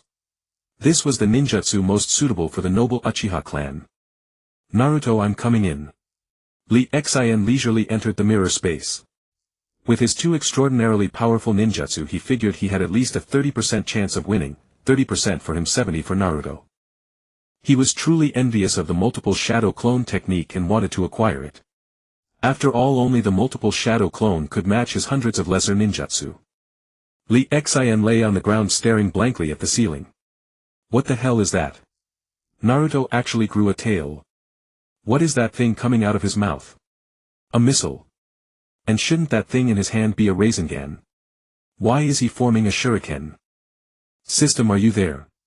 Naruto was the child of destiny in this world, so it was normal for him to be powerful. At this age he was already 14. Lee Xian. System, you're kind of useless. Does Naruto have a cheat too? What kind of world is this? A game? A novel? Or an anime? Hearing the system say that Naruto was the protagonist of this world, Lee Xian grew curious. Naruto is the main character of an anime called Naruto. The system silently considered the mentality of this 20-something-year-old child, afraid he might break down. When I was little my family was too poor to afford a TV. When I got older I was too busy studying to watch anime. I've never even watched this anime, so why am I in this world? Lee Xian was filled with confusion. He felt this world was too abnormal. If he didn't have a cheat he would still be smug about learning a single great fireball technique. Thinking about the 10-year-old Naruto and Sasuke. The thought was utterly despairing. Host, don't lose heart. Naruto is so strong because he's a Jinchuriki. It seems the system knew Lee Xian would ask further and continued. That shuriken-shaped ninjutsu is a Rinnegan infused with wind-release chakra nature transformation, which is why it's so powerful. Once you master the 7 chakra nature transformations and integrate them into your techniques, the power you unleash won't be inferior to his. Keep it up. Lee Xian perked up upon hearing this. The system was actually quite helpful, a guiding light on the path of life. System Sama, take me under your wing. Teach me how to complete chakra nature transformations. I'm about to be useless. I can't teach you that, but you can exchange them in the points shop, 50,000 points each, no tricks. The system sighed helplessly. This was the worst batch of hosts it had ever mentored. Lee Xian understood, it was all about the money. Boss, is there any other way to earn points? This method is way too slow. When will I ever become invincible? Do I have to wait until I'm old and decrepit to be invincible? If that's the case, what's the point of training? Host, don't worry. Once you reach the 6 paths level you'll have a lifespan of several thousand years. If you work hard you might even travel to other worlds and find the secret to immortality. Lee Xian was completely deflated. The system's words sounded exactly like the empty promises his former boss used to make. He was tired. Lee Xian was completely deflated. The system's words sounded exactly like the empty promises his former boss used to make. He was tired.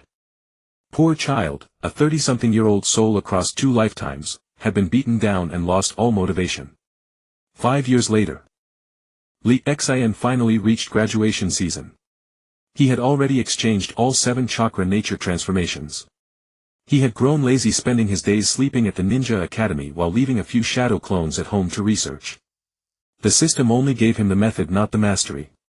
Children, today is your graduation exam. The test is the transformation technique. Irika shouted from the podium while the students below were as noisy as a market. Ah! The transformation technique is my worst subject. Please gods, let me pass. I can't afford to repeat a year. Now I'll call out the names. Come up for your test. Hinata Hyuga. A shy girl stepped up onto the stage.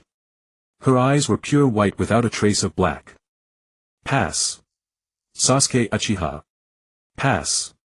Naruto Uzumaki. Fail. Watching Naruto produce a floppy, pathetic clone, Irika's veins bulged. Except for Naruto and a few others, almost everyone passed. 6 years to learn the 3 basic techniques. Watching the dejected Naruto, Lee Xian was lost in thought. Seeing Naruto's crestfallen expression, Lee Xian didn't disturb him. As his only friend, Naruto surely didn't want to be seen in such a humiliating state. The next day the graduates gathered early at the school. It was time for class photos and team assignments, each led by a Jonin instructor. Lee Xian stared blankly, waiting for the teacher's arrangements.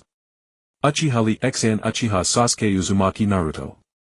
Team 7th led by Jonin Hitaki Kakashi. Hearing Irika call his name, Lee Xian snapped back to attention.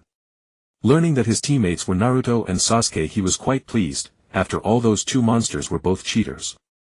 Their combination was practically a cheat squad. Congratulations, Naruto. You passed too. Did you pull some strings? Lee Xian joked with Naruto, curious about how Naruto, who had failed the test miserably, had graduated the next day. Damn it, Lee Xian, don't underestimate me. I've learned an incredibly powerful clone technique. Lee Xian's heart skipped a beat. Was the cheat starting to kick in? A rare sense of tension crept over him. He realized that so far he had only half-mastered wind release chakra nature transformation. Lee Xian's heart skipped a beat. Was the cheat starting to kick in? A rare sense of tension crept over him. He realized that so far he had only half-mastered wind release chakra nature transformation. As for the mirror space, Lee Xian might as well not have that ability. The weak opponents were too easy to be useful and the strong ones were completely unbeatable. Especially those 2 men known as the gods of the ninja world. One was the first Hokage, the other Uchiha Madara. Both were restricted to be under 18 years old and below Kage level, yet he still had no idea how he would die. It was a total freebie. He had no idea how he would die. It was a total freebie. Moreover, the system's claim of random difficulty was pure nonsense. When he was a Chunin, the mirrors he faced were at least Jonin if the promised Chunin opponents never appeared. Special Jonin. That was supposed to be Tokubetsu Jonin, but they never showed up either. Now that he was a Jonin, the mirrors he encountered were at least elite Jonin or Kage level. Actually, Lee Xian could understand. The first Hokages would release Kekkei Genkai, cost 100,000 points in the shop. The first Hokage also had the sage body, though it wasn't fully developed in his current state. If he could drop that, Lee Xian would become rich overnight, boosting his combat power several levels. Uchiha Madara was even more enticing. If he could drop a pair of Mangekyo Sharingan, plus his eternal Mangekyo Sharingan Upgrade Scroll, he could go straight to the fast lane. Then again, he hadn't even managed to get Sasuke's three-tomoe Sharingan, let alone the Mangekyo.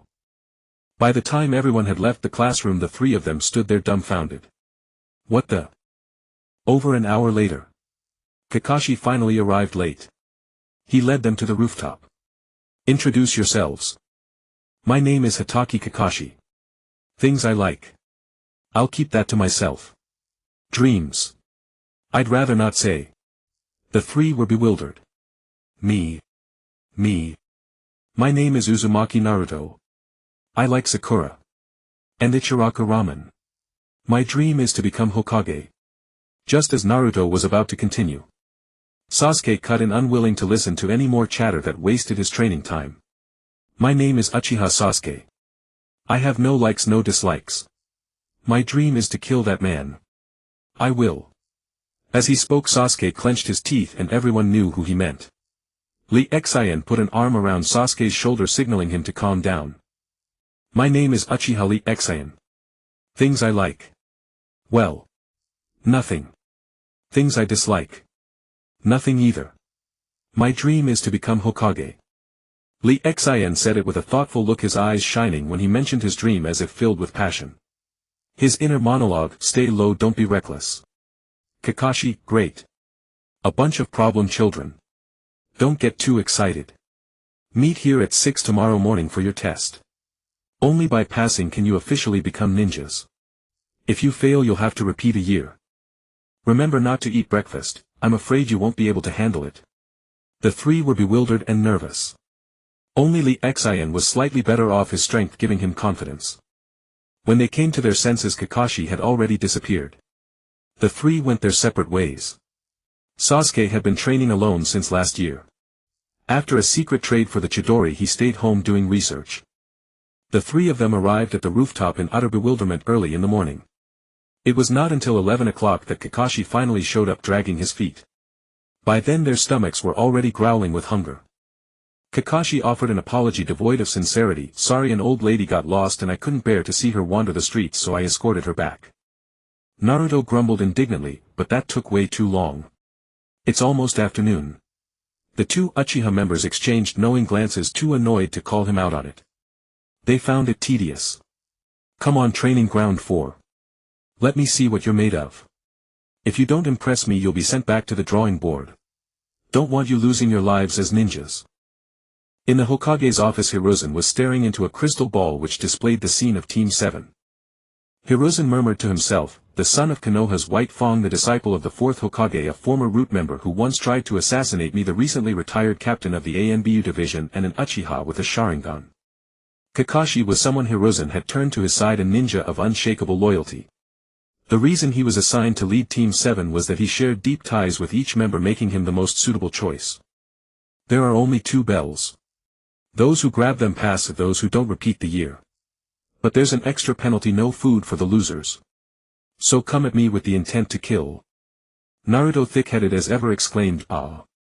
That's too harsh. I'm gonna beat you to a pulp. Bring it on. The three exchanged glances. Sasuke and Lee Xian vanished with a body flicker, hiding themselves, while Naruto completely missed Lee Xian's signal. Lee Xian and Sasuke's faces fell. This idiot. Naruto formed hand seals, and with a series of poofs dozens of clones appeared. Lee Xian remained unfazed, but Sasuke was startled. This scale.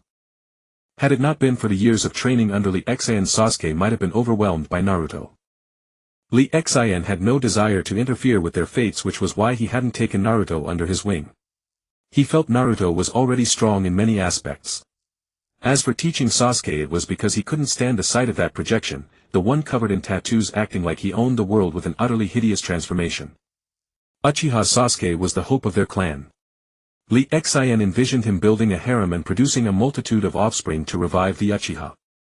As for Lee Xian himself, he played the matchmaker, helping Sasuke select women with good fertility.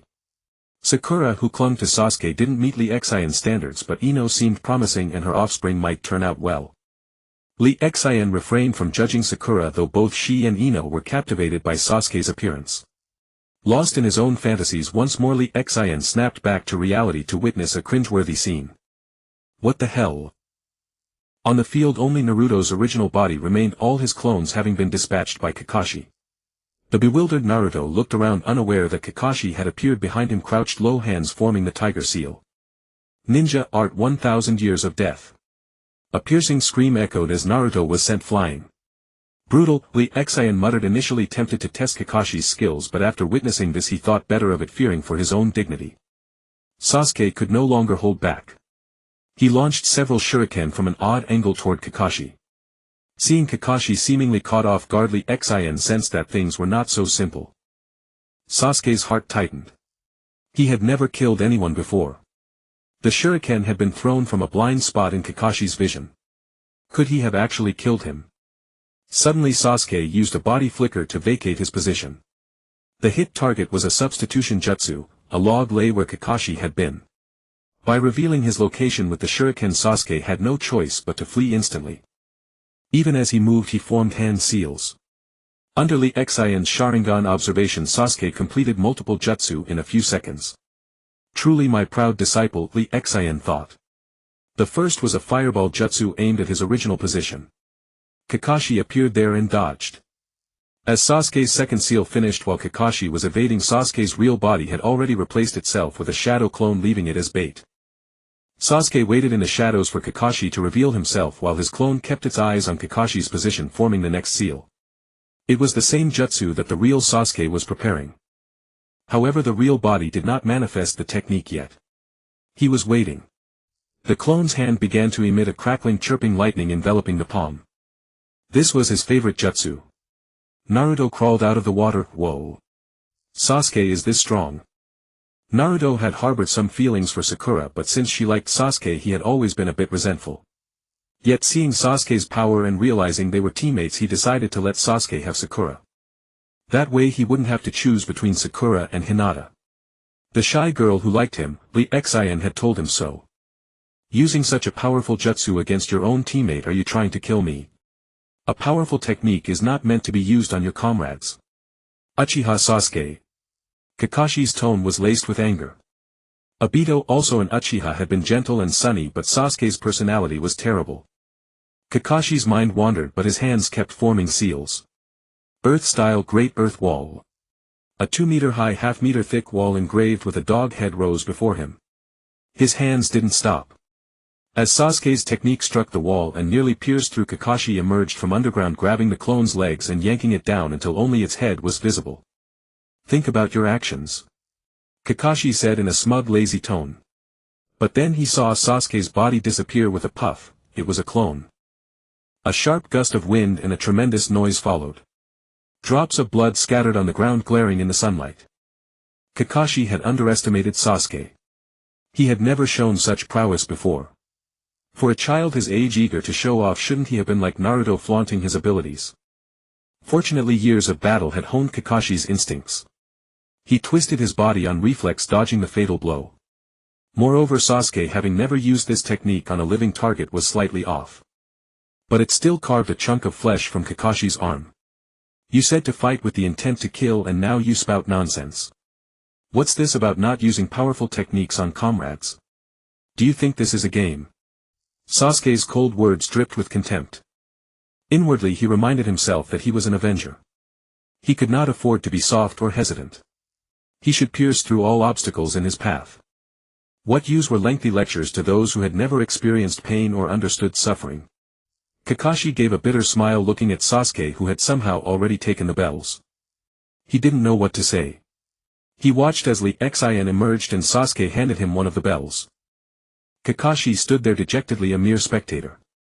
Lee Xian held one bell, Sasuke pocketed another, and Naruto stood with his mouth agape.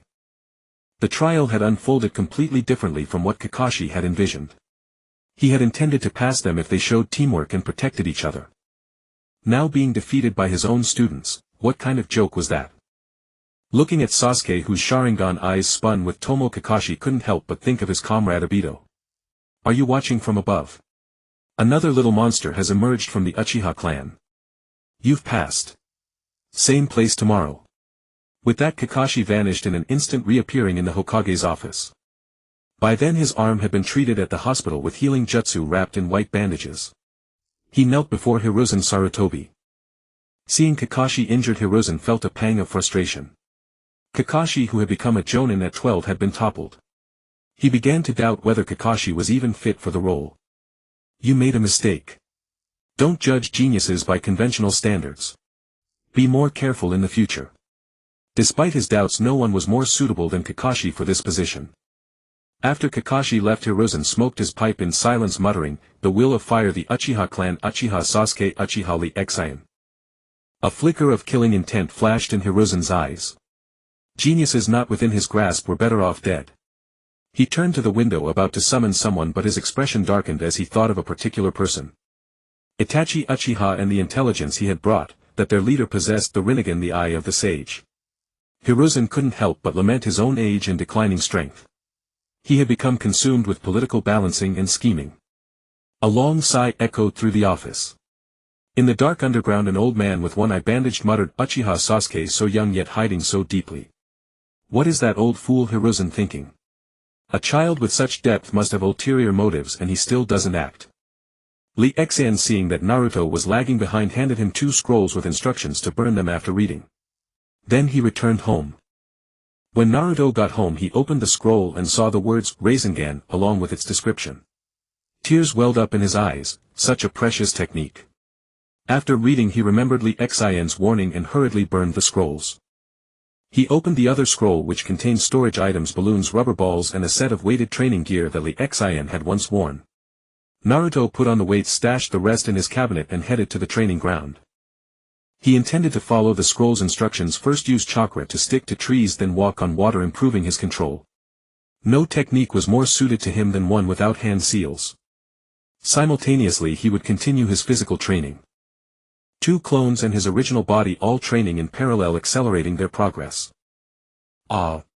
Searching for dogs again today. Sensei Kakashi is so mean. Naruto complained, forming a sharp contrast with the 2 quiet companions beside him. Starting from the 3rd day, Lee Xian and Sasuke had already begun arriving simultaneously using shadow clones. They had figured out that such days would continue for some time. Even Kakashi was likely a shadow clone. Among all of them only Naruto accompanied the 3 shadow clones, spending every day catching chickens, chasing dogs, pulling weeds and cleaning up trash. The 4 of them had grown much closer. At first it was a bit awkward, but fortunately Kakashi's thick-skinned nature meant he didn't care about losing face, happily engrossed in a book titled, Protections of Violence. Lee Xian had already mastered the basic wind-natured chakra transformation. 2 of his clones were studying the super-size Rinnegan and shuriken-shaped chakra, while the other 6 clones continued researching elemental transformations. Sasuke was also researching improvements to Chidori alongside his daily training. Meanwhile Naruto handled missions with weighted gear as his main body, while his clones practiced water walking and tree climbing techniques. Days slipped by quickly.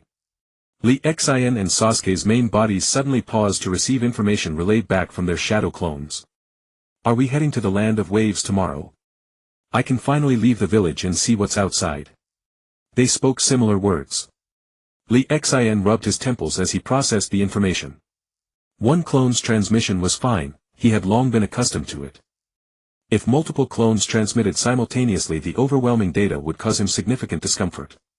After a brief rest, Lee Xian created 2 new shadow clones to continue studying the massive Rinnegan and the shuriken Rinnegan. As for the names of these 2 jutsu he didn't know either, only Naruto, who created them, would know what to call them. "Congratulations, host. Your chakra has exceeded 10,000 and your rank has advanced to Jonin. The Sage Body Fusion rate has increased with all attributes boosted 3-fold. You've been awarded a special gift package. System, open the gift package. Congratulations, host. You have obtained the three-tomoe Sharingan." Lee Xian felt a wave of heat in his eyes, followed by a sense of mental clarity, as if his thoughts had become sharper and quicker. Holding a mirror he watched his three-tomoe Sharingan slowly rotating. How beautiful. It's as if your entire being gets drawn into it. Seriously, does Konoha have no one left? Sending just 1 adult and 3 kids. The bridge-building master from the land of waves grumbled. Don't look down on us. Our team leader is a Jonin and the 3 of us are quite capable. Escorting you back to the land of waves is just a C-rank mission, easily within our means. Kakashi stood nearby reading his orange book. This is your first mission outside the village. I won't intervene unless things become dangerous. It all depends on your ability to adapt and learn from the experience. In the Hokage's office 2 elderly men stood by the window. After a long silence the one with a bandaged eye narrowed his remaining good eye. They've left the village, Hiruzen. Danzo addressed me as Hokage-sama, Hiruzen said slowly, his pipe clenched between his teeth. A heavy silence fell between them. After a moment Hiruzen Sarutobi exhaled a plume of smoke. Yes, they've left the village. Make sure Kakashi doesn't discover this. Protect Naruto the Ninetales Jinchuriki. Do not leave alive either of the Uchiha. Make it appear as though wandering ninja targeted them for their Sharingan. Hey, it would be better to keep a proper Jinchuriki within the village. Or perhaps have him join Root, I could properly train him. Why send him out? Don't pets stay home to guard the house? Danzo scowled. He was always the one taking the blame while this bastard reaped all the benefits. Every move was monitored and obstructed. Danzo. I am the Hokage. You do as you're told, less questions more action. Hiruzen's tone grew grave, unusually speaking to his former classmate and team partner with such severity. This child's father was the fourth Hokage. If I did that, would his father's former subordinates agree? Would his father's master, my own disciple, agree? Has your brain turned to shit? How can you say such nonsense? So now you acknowledge the fourth Hokage as your grand disciple? When the Ninetales attacked that night, where were you? You let Minato and his wife, who had just become parents, be separated from their child by death. Playing hot and cold with the Hokage position, aren't you? I've been fooled by you once too often, third Hokage. Danzo seethed. This man had served as Hokage twice while he himself had never attained the position. Envy and jealousy consumed him. Enough. Let's not dwell on the past. My beloved disciples Orochimaru and the White Fang of Konoha, all destroyed by whom? And what about that incident last time when you sent Kakashi to assassinate me? Do you really think I'm blind? That I know nothing? Do this job properly and send reliable people. Otherwise, don't blame me for settling scores later. I'll strip you of your elder title and send you off to till the fields. Danzo left in disgust, muttering to himself. Once again he was being threatened with those matters. Why wasn't he the Hokage? He recalled how Hiruzen Sarutobi had decisively volunteered to cover their retreat before the second Hokage's death while he himself had hesitated. In the end Hiruzen became Hokage while the second Hokage Senju Tobirama, the possessor of the Flying Thunder God technique, had fallen in battle.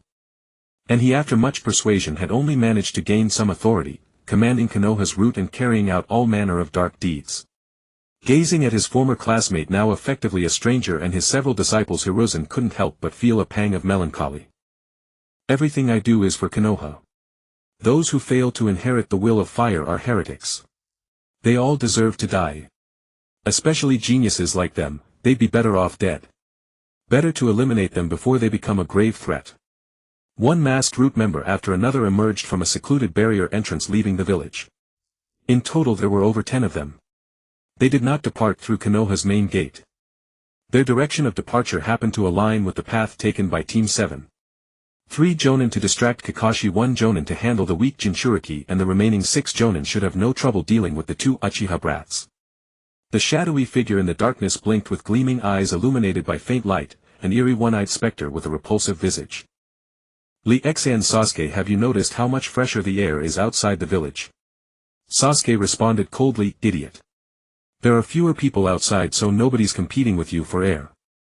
Of course it feels better. Lee Xin stood momentarily speechless, unable to refute the logic. As for explaining that they breathed oxygen, a component of the air produced by plants and greenery, and that environmental protection mattered, he simply couldn't be bothered. Still, the feeling of leaving the village brought Lee Xin immense comfort. This was what freedom felt like. The villagers inside the village were like caged animals. They weren't permitted to leave unless on a mission. The group traveled in silence, consuming rations when hunger struck. The drunken uncle who had commissioned them occasionally sipped from his gourd. As they neared the border of the fire country, his steps involuntarily quickened. Ugh, it's so far. Only marching and marching, this is utterly tedious, Naruto complained loudly. Lee Xin wandered aimlessly, his spirit drifting far away, lost in thought somewhere beyond the horizon. Sasuke walked with his hands behind his head, gazing up at the sky. Ha! Lee Xion's steps halted as he spotted a puddle ahead. After more than 10 days without rain, a puddle had appeared on the road. A dark vein pulsed on Lee Xion's forehead. In his mind he scoffed, is this really the level of shinobi from the outside world? Hearing Lee Xion's surprised exclamation, Sasuke first glanced at him, then followed his gaze forward. Understanding dawned instantly. Kakashi meanwhile was absorbed in his book, never once lifting his head. Naruto pretended not to hear and continued walking. When they first left the village he had obeyed Kakashi's orders, staying alert at all times. His throwing weapons had never left his grip. But after half a day of mind-numbing monotony his mind began to wander, leaving only a sliver of awareness to scout ahead. Lee Xian had no choice but to worry about Naruto and the client. He surged forward preemptively. Seeing Lee Xian charge, Sasuke followed. Then a blood-curdling scream echoed. Sasuke's face paled. He had killed someone with his own hands. Blood sprayed from ruptured vessels. It was his first time taking a life. Lee Xian, however, had twisted the man's neck with an almost artistic precision. It was also his first actual kill, but in the mirror space he had died countless times. The mirror space was extraordinarily vivid. Except for the inability to truly die, everything mirrored reality. When a mirror image died, it simply vanished. That was the only difference. Naruto and the bridge-repairing uncle were astonished and hurried over. Kakashi lowered his book and addressed the client. A straightforward escort mission is C rank. Encountering bandits or wandering samurai raises it to B rank. But facing shinobi, that starts at A rank at minimum. The uncle's expression darkened. Stammering, he protested, "Those weren't shinobi. What kind of shinobi could be killed by 2 kids? I think you're just trying to bully an old man in his 50s. Besides, how would I know whether those shinobi were after me or you? I'm just a bridge repairman. What grudge could I possibly have with shinobi?" Kakashi's face remained unreadable. "Oh. In that case we shall take our leave. We've already crossed out of the fire country. For the safety of my lovely subordinates we must return." The old man took a sip of sake. "Wait. I only hid the mission rank because I'm too poor. I barely had enough money for a C rank commission.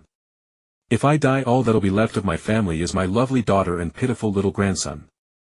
Hearing this, Naruto exclaimed, "Teacher Kakashi. Since this old grandpa is in trouble, we should help him.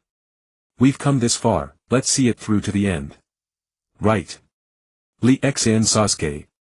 What do you say?" Seeing Lee Xian nod, Sasuke remained silent. Naruto hastily called out again. Kakashi shook his head. "Naruto, you're far too naive. It was fortunate we received this commission. If a lower-ranked team had taken it, wouldn't his concealment have cost them their lives for nothing?" Naruto pondered but had no retort. Kakashi, who had only intended to teach them a lesson, was about to ask whether they wished to continue or return. Suddenly 3 powerful chakra signatures erupted in the distance. That fluctuation. 3 Jonin. Kakashi's face drained of color instantly. Naruto, Sasuke, Lee Xian, escape immediately. 3 Jonin have appeared ahead. I'll hold them off. He had intended to tell them to take the client and flee, but realized they were merely 3 children. If additional Jonin were present, they stood no chance of escape. After speaking, Kakashi hurried toward the 3 to gather intelligence and determine whether the attackers were targeting them. The old man panicked. "Wait. Take me with you, I'll pay you handsomely upon return." Simultaneously he tried to signal Naruto, hoping the boy's compassionate nature could be exploited to secure passage. Naruto was about to persuade Lee Xian and Sasuke to bring the old man along when he noticed they had already distanced themselves. He prepared to take the old man and catch up alone. "Nani?" Naruto fainted dead away. "What about the old man? What should we do?" A masked figure asked. They belonged to Root, their standard masks replaced with black cloth. Wraps and their headbands removed. Take the Ninetales Jinchuriki back. Do not fail. Kill the old man to prevent exposure. Hi. A flash of blade and the remaining figures sprinted toward Lee Xian and Sasuke. The one left behind cast a ninjutsu on Naruto, rendering him unconscious to prevent him from waking and causing trouble. "Naruto, that idiot didn't follow." Sasuke spoke up. They came to an abrupt halt, then simultaneously turned back. Not a word was exchanged until they sensed several figures approaching at extreme speed. "What have you done to Naruto?" Sasuke demanded coldly. Lee Xian's face was equally grim, his eyes murderous. "Hey, you mean that blonde brat? He's already dead. He even managed that forbidden jutsu, the multiple shadow clone technique. It took considerable effort on my part." Hearing this, Sasuke's expression turned icily cold. He harbored no doubt about what they said, for these strangers knew Naruto's techniques intimately. Damn it. Bastards. Unknowingly, Naruto's place in his heart had risen to second only to Lee Xian. Though Naruto was always clowning around. This was their first time leaving the village. Sasuke's eyes flooded with crimson. His dual-tomoe Sharingan automatically manifested, spinning rapidly before evolving into the three-tomoe pattern. Watching Sasuke lose control, Lee Xian shouted, "Sasuke, stay calm. There are rats in the shadows. They're all jonin. Don't you dare die.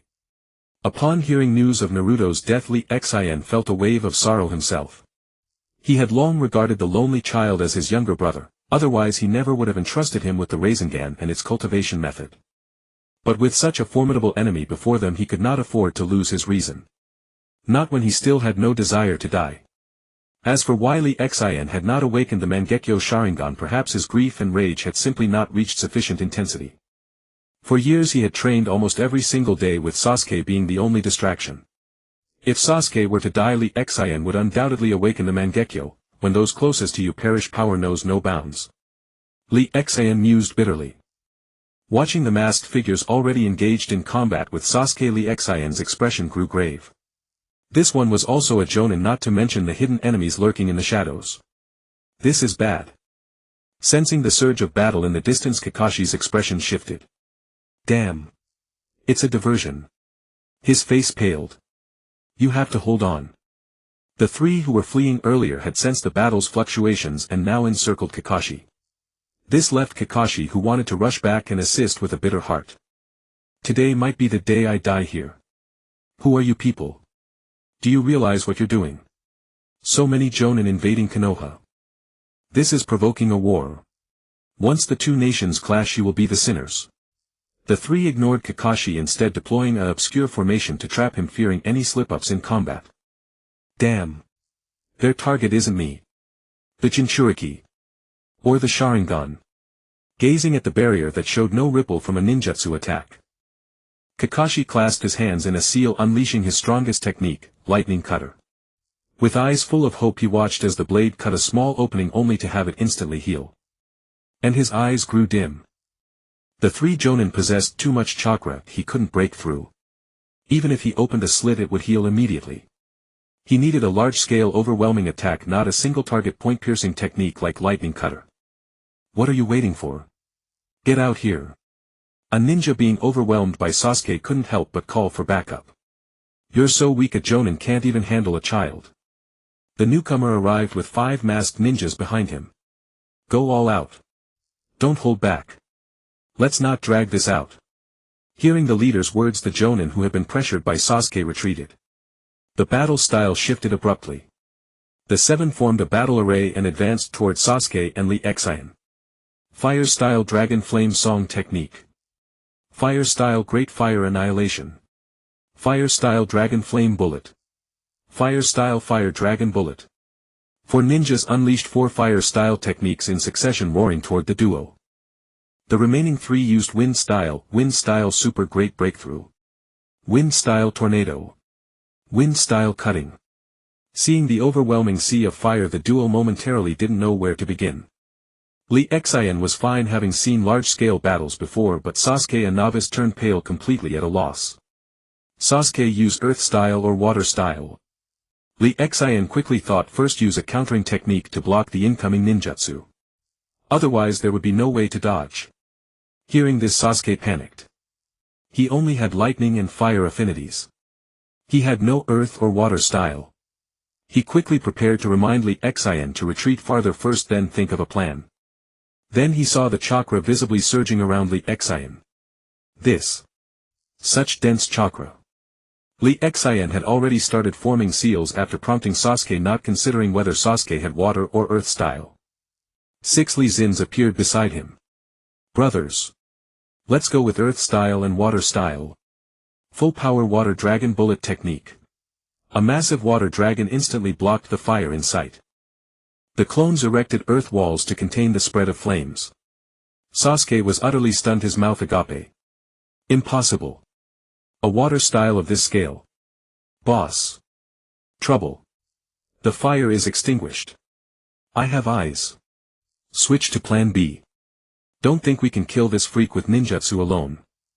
Roger. X 6-inch Shadow Imitation Technique. 8 trigrams Vacuum Palm. Secret Technique Insect Swarm. 8 gates, 5 gates open. Genjutsu Binding Spell. Fire Style Flame Slash. Finish this quickly and clean up the traces. Our signature techniques will leave evidence. Lee Xian's face darkened. People from Konoha are so eager to silence us. Sasuke also realized these men were from Konoha. His expression turned grim. My brother betrayed me. Now the village betrays me too. He noticed the clouds gathering overhead stirred by Lee Xian's water style and their fire style. Sasuke formed hand seals Lee Xian had never seen before, shouting, lightning style Kirin. This was a technique Sasuke had developed by mastering lightning chakra's nature transformation combined with Chidori and specific weather conditions. He had never had a chance to use it, but rage now brought together the perfect timing and conditions. Seeing the massive Kirin emerge from the clouds, Sasuke's face was pale, clearly drained. It worked. My own original technique. Itachi Uchiha, just wait for me to take your eyes and your life. Recalling Lee Xian's words about the evolution after the Mangekyo and how Itachi had taken their father's eyes, Lee Xian was also astonished. This was his first time seeing this technique and the hand seals. He had never seen it in the mirror space. Lee Xian broke free from the shadow imitation technique. Such a level couldn't restrain his powerful physique and mental strength.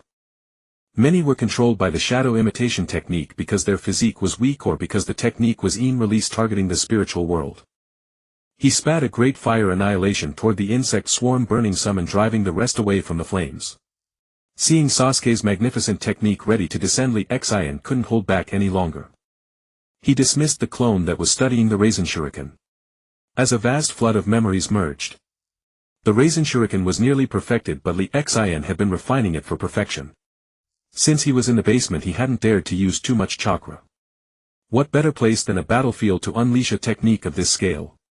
The moment was fleeting as the Raisin Shuriken took shape. Sasuke's lightning-style Kirin crashed down, fiercely targeting the group. Seeing the incomparable scale of the techniques, the one who used shadow imitation technique quickly stopped using all his strength for defensive techniques. The one with the insect swarm shifted from offense to defense, preparing a layer of insects to charge upward, hoping to cancel out or consume some of the lightning. The remaining few, who had already finished their own techniques to bombard the Uchiha duo, also ceased their attacks and instead poured more chakra into their defenses, preparing to clash head-on. The masked man who had opened the fifth gate rushed towards Sasuke, aiming to kill him instantly. Lee Xian's shadow clone placed multiple high-power earth walls in front of themselves and Sasuke for protection. The masked man was enveloped in blazing fire, but the duo with Sharingan could track his speed and their ninjutsu caused him some trouble. Damn it! If only this body technique weren't so hard to train. If I could reach the sixth gate. The masked man regretted. Danzo had given him the 8 gates technique because he showed some talent for body training. But his talent was limited and his progress was slow. Faster, faster. Watching the lightning about to descend. His position being close to the duo would not be hit by the lightning, but he wasn't sure if his teammates could block it. Damn brats. The masked man gave up. He had to eliminate Lee Xian's shadow clone first. A thunderous roar echoed and the blast flattened all trees in the vicinity, leaving a barren area the size of dozens of football fields. Lee Xian gritted his teeth. His technique had nearly been blown apart. Seeing 3 gates rising from the ground to the sky, he cursed, troublesome. Good thing I learned the summoning technique 8-fold Rashomon. Otherwise I would have capsized in a ditch. A masked man sighed in relief. You're celebrating too early. Lee Xian said coldly. In his hand a rapidly spinning shuriken-shaped chakra object had formed. Up close one could see the technique was incomplete with some fine gaps. Watching the flying Raisin Shuriken, Lee Xian wondered if it could take them down. A small wind-style technique seemingly insignificant thrown like a shuriken. The group showed contempt. 2 casually cast defensive techniques. Only when it approached did they see its true form. Damn. Get out of the way. A blinding flash erupted and everyone froze, including the masked man who had already eliminated 5 shadow clones. Countless razor-sharp threads of chakra enveloped the 6, rapidly slicing them apart. When the ash settled, the 3 saw a massive hole. The 6 had been reduced to dust by the sharp fast chakra, leaving no trace. Nanny. The sole remaining masked man gasped, then fled swiftly, terrified. These are supposed to be genin. 2 genin had wiped out most of their elite squad. They had been the main special forces in the 3rd Shinobi World War, tasked with assassinations or controlling the battlefield. Now of the 11 members, 6 were dead. He could already imagine Danzo's face. As he ran he fired a signal flare telling the other 3 to retreat. Lee Xian slumped to the ground and Sasuke was not much better. Both were at their last gasp. Sasuke's chakra hadn't even reached Jonin level, his endurance was weak, and after using Kirin he was basically waiting to die. Lee Xan, though seemingly possessing vast chakra, had been nearly drained by several high-power techniques. The release of the Raisin Shuriken also demanded immense mental strength. Especially the tension of the battlefield and the immense pressure of an incomplete technique made him cautious, his mind focused to the point that his shadow clone could barely sustain itself. That's why the shadow clones were successively destroyed. Where do we go now? After resting for a few minutes, Sasuke broke the silence, asking with some confusion. Lee Xian was also pondering this. We definitely can't go back to Konoha. The Uchiha clan is down to just the two of us and Itachi. We're their targets. They want us dead. Going back would be walking into a trap. And it's hard to fight against so many. The village has too many ninjas. Having made up his mind, Lee Xian's tone became firm. Let's go collect Naruto's body, bury him somewhere, then find a place to grow strong first. Go underground for a while. They'll definitely put a bounty on us, label us as rogue ninjas. Then a bunch of bounty hunters or those coveting the Sharingan will come at us like wolves. Lee Xian stood up, walked slowly, then accelerated toward Naruto's direction. Sasuke followed immediately. After all, Lee Xian was the only one left in the world he was closest to and cared about.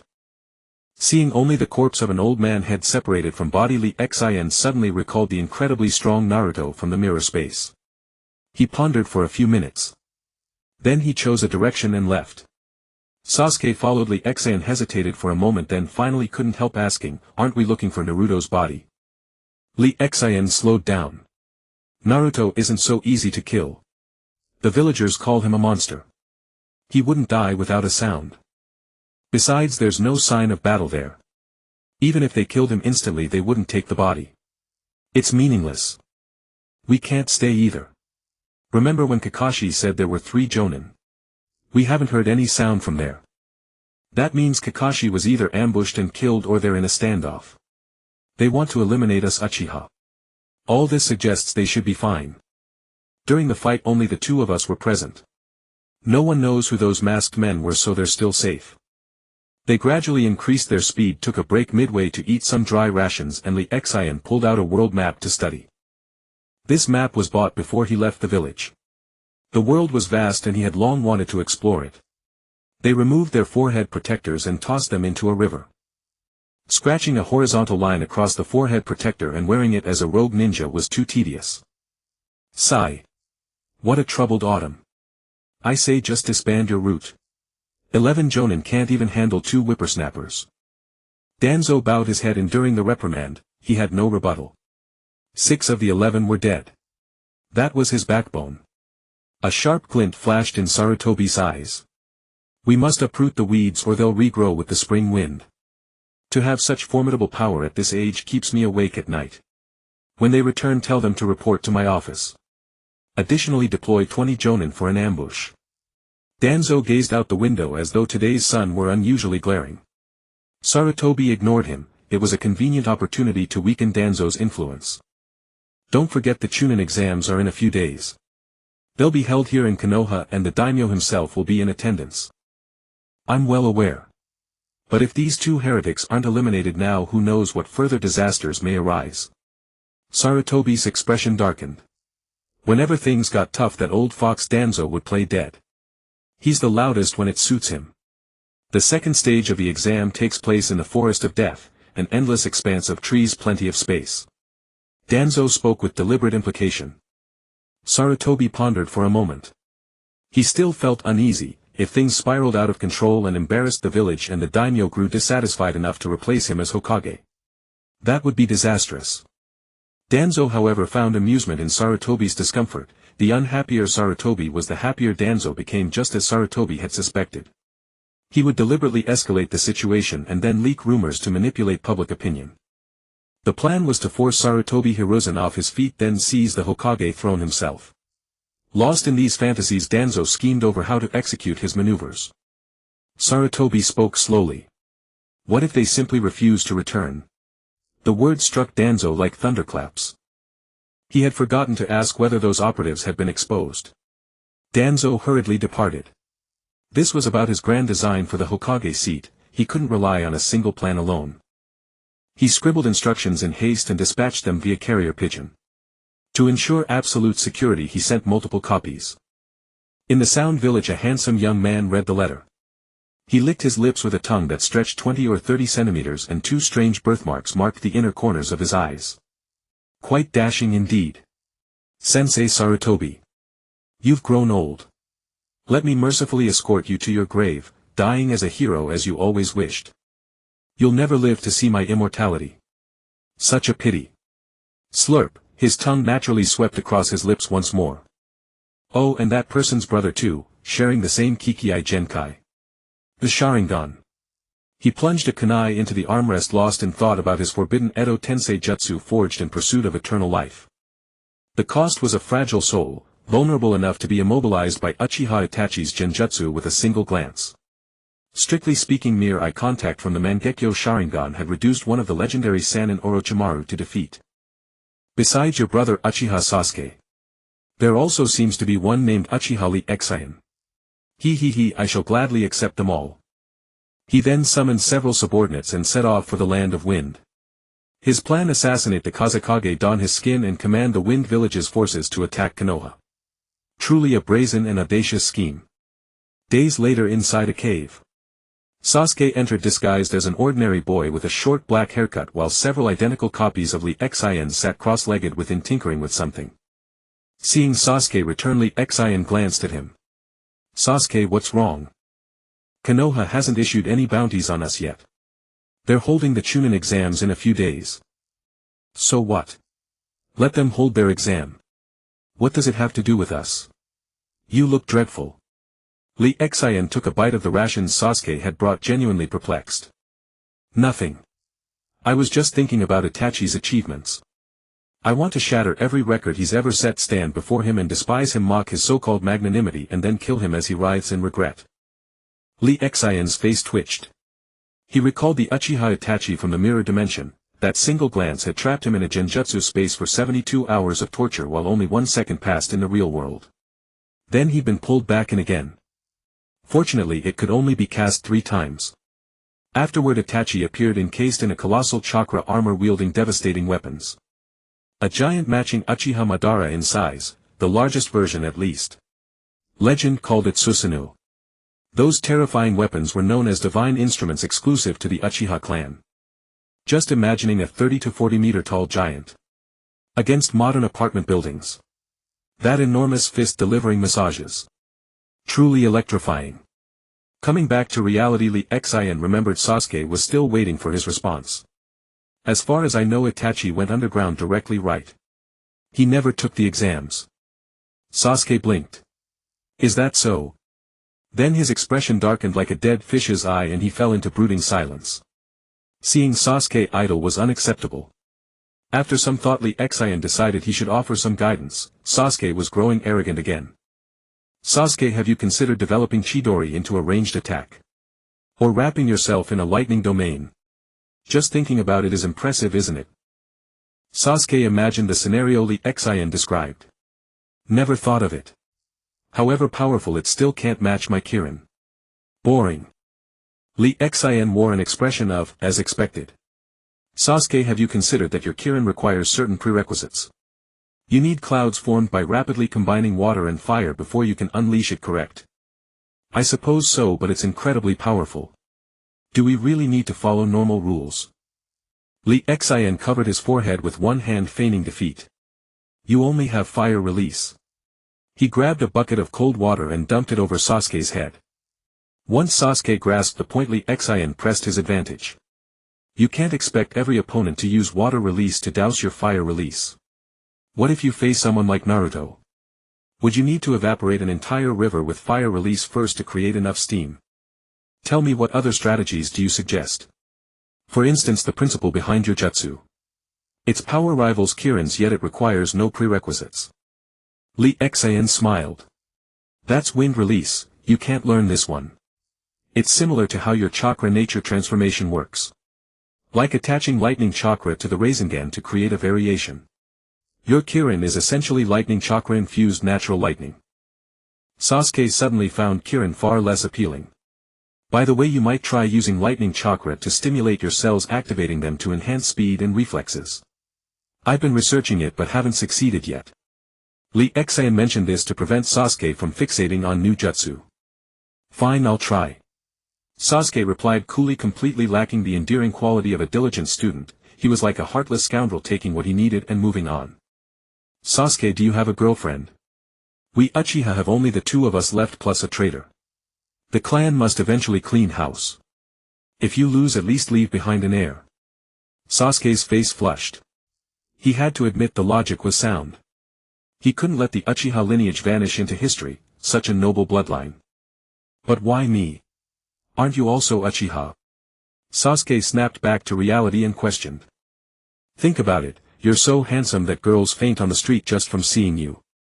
I on the other hand have zero understanding of women. I need to devote every moment to ninja arts. Besides, reviving the Uchiha won't be achieved with just one wife. You're 13 now, if you live to be 100 and assuming one child every 2 years. Girls can't bear children for you forever, can they? So you'd need at least a dozen concurrent partners.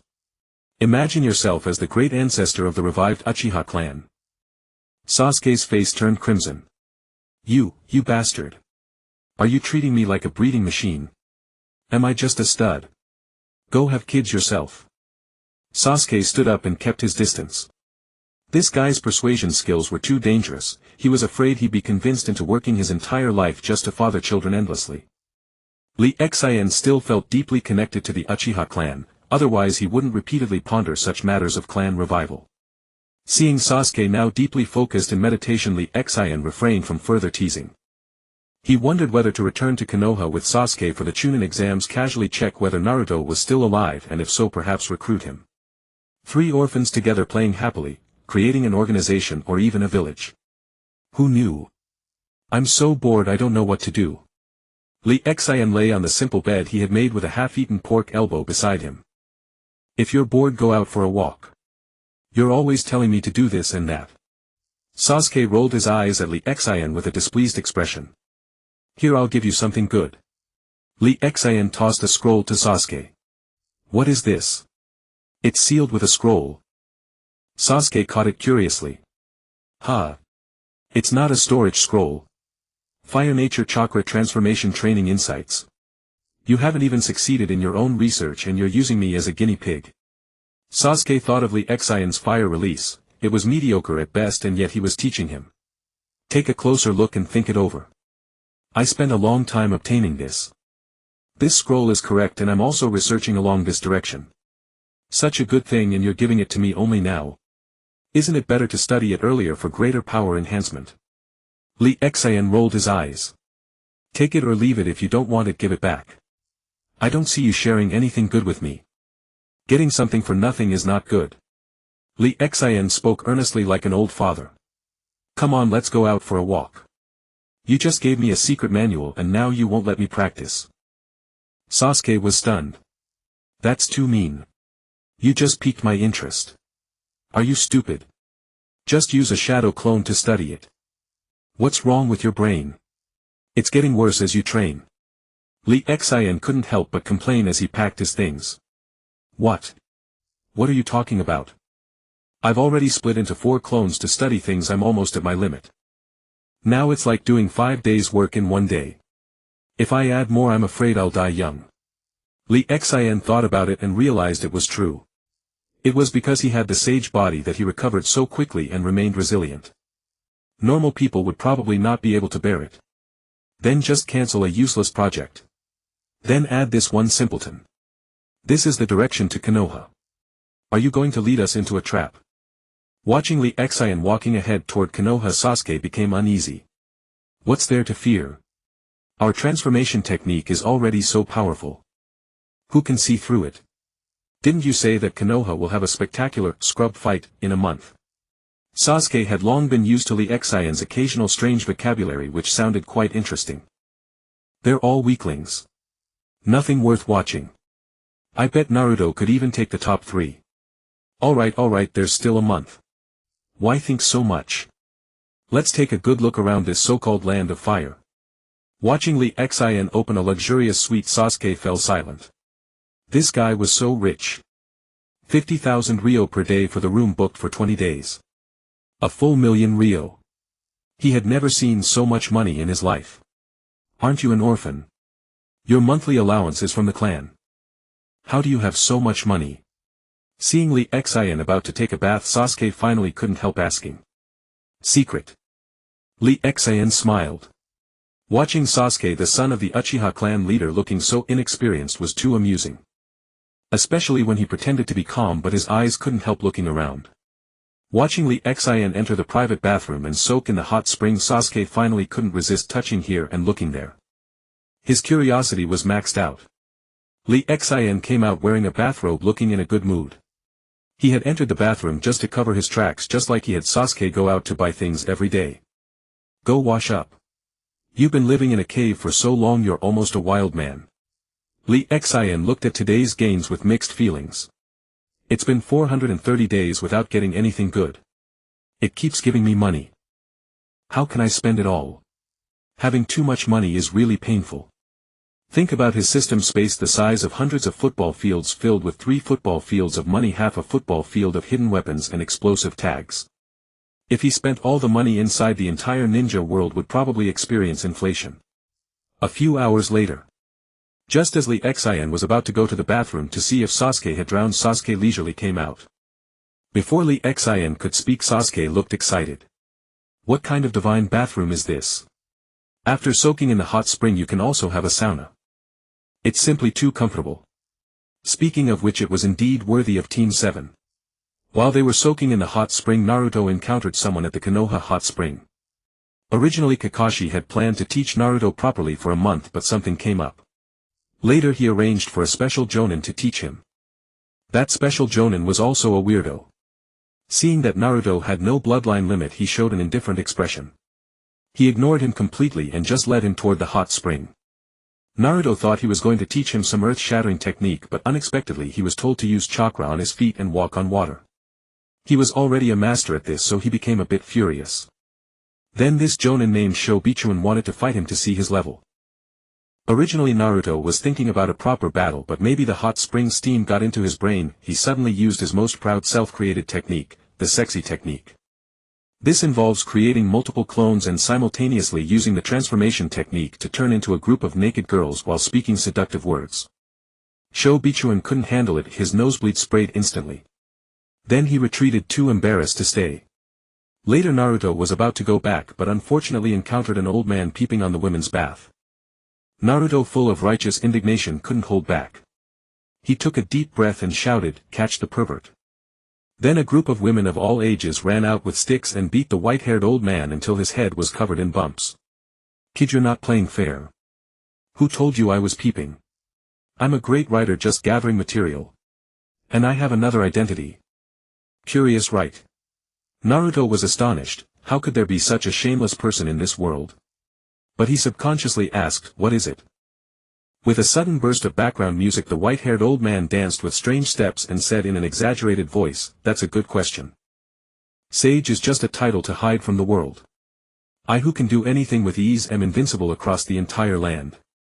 One of the legendary 3 ninja, the white-haired child of Mount Myaboku, the Toad Sage, the great handsome man who can make crying children shut up immediately, Lord Jiraiya is me." Naruto felt awkward. "Are you crazy? I think you're just a pervy sage." Watching Naruto turn and walk away, Jiraiya's eyes softened. "Minato, your child has grown up so much without me noticing. My disciple, how are you doing over there? If only I had come back when Naruto was born. Were you about to train just now? I'm a very powerful ninja, you know. I can teach you a jutsu casually and you'll shine in the Chunin exams." Naruto stopped in his tracks. "Exams or not, it doesn't matter. I want to become stronger. And then go find my comrades." A low voice sounded from Naruto's lips. "When my comrades needed me, I wasn't there. When I woke up, I was back in the village and they were fighting hard and I didn't even have a chance to join them." For some reason Naruto poured out his heart to a stranger. Perhaps it was the warmth that seemed to be ingrained in his body. Crystal clear droplets slid down Naruto's cheeks. Some people feel as though they've known each other for years even though they've only just met for the first time. There's an inexplicable warmth in their presence. Jiraiya was such a person, ordinary in many ways yet peculiar in appearance. Below the eyelids of both his eyes positioned at the center were long triangular formations. A real man doesn't cry at the slightest provocation, do you understand, Naruto?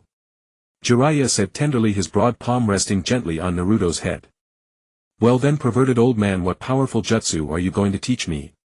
Naruto gazed at Jiraiya with eager anticipation. Nice acting there, kid. How about this? That combination transformation jutsu you just performed was quite good. Show it to me. If I'm pleased, I might just share that powerful technique with you, kid. Jiraiya's expression grew hopeful as he envisioned a lovely scene. I should have known, this was just an excuse to peek at the ladies. Naruto turned back with a disappointed look. He had always been right, good fortune never seemed to come his way. This time Jiraiya didn't try to stop him. After all, nothing comes easily, and he still hadn't decided what technique to teach the boy. He needed to visit the Hokage's office anyway to find out why that so-called master had summoned him back. Sigh, it's over. It's all Naruto's fault. After finally returning to Konoha, I didn't even manage to gather any material. Just as Jiraiya was considering visiting another women's bath, a figure appeared behind him. What is it? Jiraiya didn't even bother glancing at the person behind him before asking flatly. His gentleness and playful nature were reserved only for those close to him or women. The Hokage requests your presence in his office, the ANBU responded respectfully from behind. Got it, Jiraiya replied, already figuring that old man was probably using his telescoping jutsu with a crystal ball to spy on the women's bath once again. Jiraiya found little appeal in peeping through a crystal ball when being there in person was far more thrilling. What did the old man want me back for? Jiraiya leaned against the windowsill, his back to Hiruzen Sarutobi, wearing an expression of clear impatience. Over the years his feelings toward this old man had shifted from blind admiration as a naive child to grateful respect after becoming his student, and now to a certain revulsion at how the man handled so many things. His emotions toward Hiruzen were tangled and complicated. Watching his former disciple, the dumbest one back in the day, sent Hiruzen into a reflective mood. Long time no see. Can't you treat me a bit better? One of these days you might not even see this annoying old man around. Heh heh. I'll attend your funeral and see you off. Jiraiya's expression softened slightly, though his words remained cold. Suit yourself. Intelligence reports have Orochimaru appearing in the Land of Fire. Haven't you been searching for him all this time? So you won't stay in Konoha to help me all for some so-called loyalty? Hiruzen puffed on his pipe, drawing smoke slowly. Don't say that. I will definitely bring him back, even if I have to break his limbs and lock him up. As for staying in Konoha, this dark village, I'm afraid one day when I've had too much to drink I won't be able to stop myself from doing it myself. Jiraiya wore a mocking smile, recalling how the Senju clan had lost even their last male heir, leaving Tsunade alone and forsaken. That was Hiruzen's master's family after all. And there was the fall of the Land of Whirlpools, the White Fang's suicide, the Uchiha clan reduced to 2 children, and now they were missing. Even the 4th Hokage's son had fallen, and Konoha had been shielded by a husband and wife giving their lives. Jiraiya felt utterly drained. After this mission I may not return. Take care of yourself. Hiruzen watched Jiraiya depart, taking several long drags from his pipe until he couldn't hold back a cough. Sigh. You'll only understand when you sit in this seat yourself. He opened a document but could barely get through 2 pages before looking up at the window outside. Isn't this wonderful? A village like this, peaceful everywhere. All my doing. The empty room echoed only with Hiruzen Sarutobi's solitary mutterings. A king can only raise his cup alone. Meanwhile, in a dark stronghold, the other elderly man Danzo had several people kneeling before him. Have you all understood clearly? When the time comes, be sure to activate the barriers at those positions. Then retreat to root and stay put, don't come out no matter what happens. In another location. It's a pity those 2 Uchiha children went missing. From what Danzo implied, they've defected. We'll have to ask our teacher to journey alone then. Orochimaru gazed at the Kazekage's face before him, gently placing it into a container filled with nutrient solution. How much longer can that child endure? Orochimaru asked with unusual seriousness. A respectful voice came from below. That child was already a miracle in helping you hunt the Kazekage this time. I've employed every method at my disposal, but unfortunately he can only last about a month.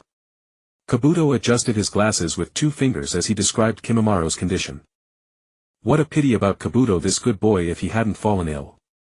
His Kekkei Genkai Shikatsumiyaku would make the perfect vessel, Orochimaru said with a look of regret. Kabuto approached Kimamaru's hospital room where a gaunt figure lay in bed, bushy eyebrows with two red dots at their peaks, long hair cascading down, surrounded by full containers on both sides and tubes inserted densely throughout his emaciated body.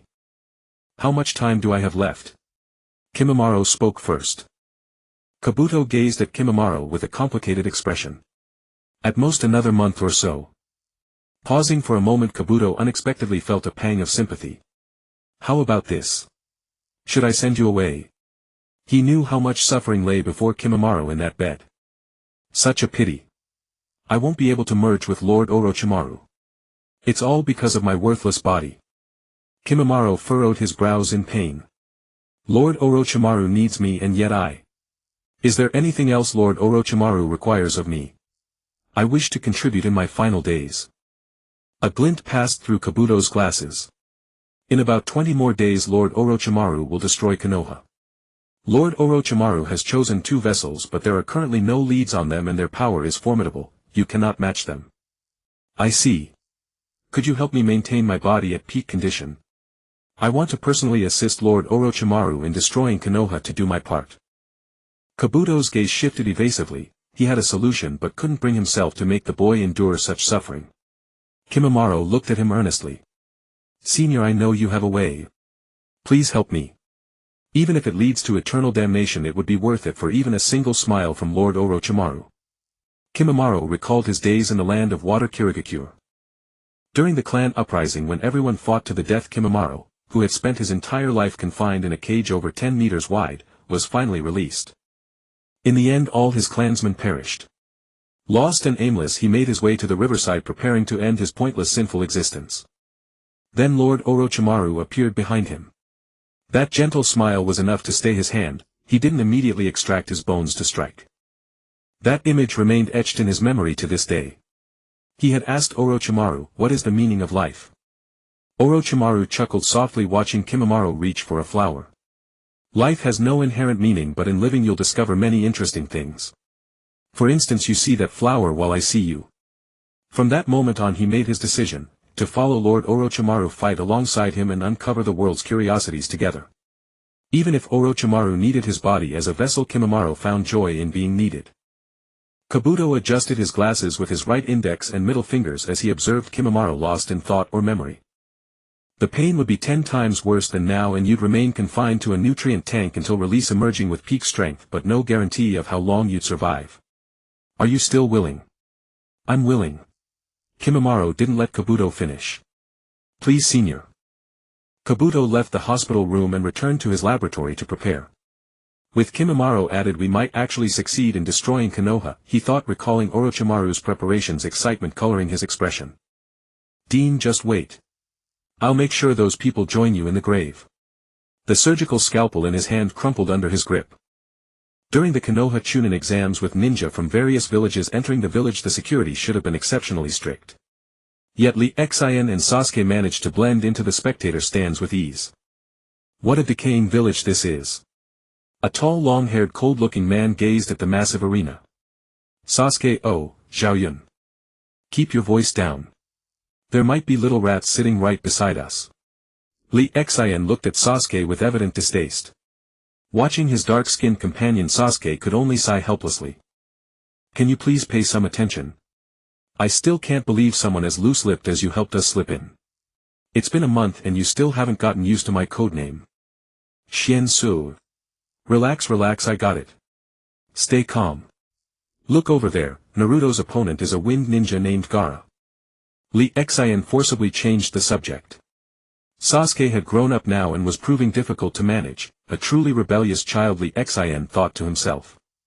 As expected, Sasuke was also fixated on Naruto. Alright, stop staring at him. We don't want to blow our cover, Lee Xian said, patting Sasuke on the shoulder.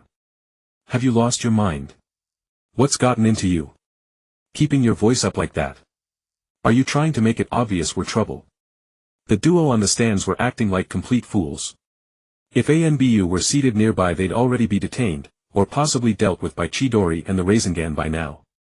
As for why it was called the spiraling shuriken, it was because Naruto had dramatically shouted the name during a battle against his clones just a few days prior. Quarterfinals first match beginning.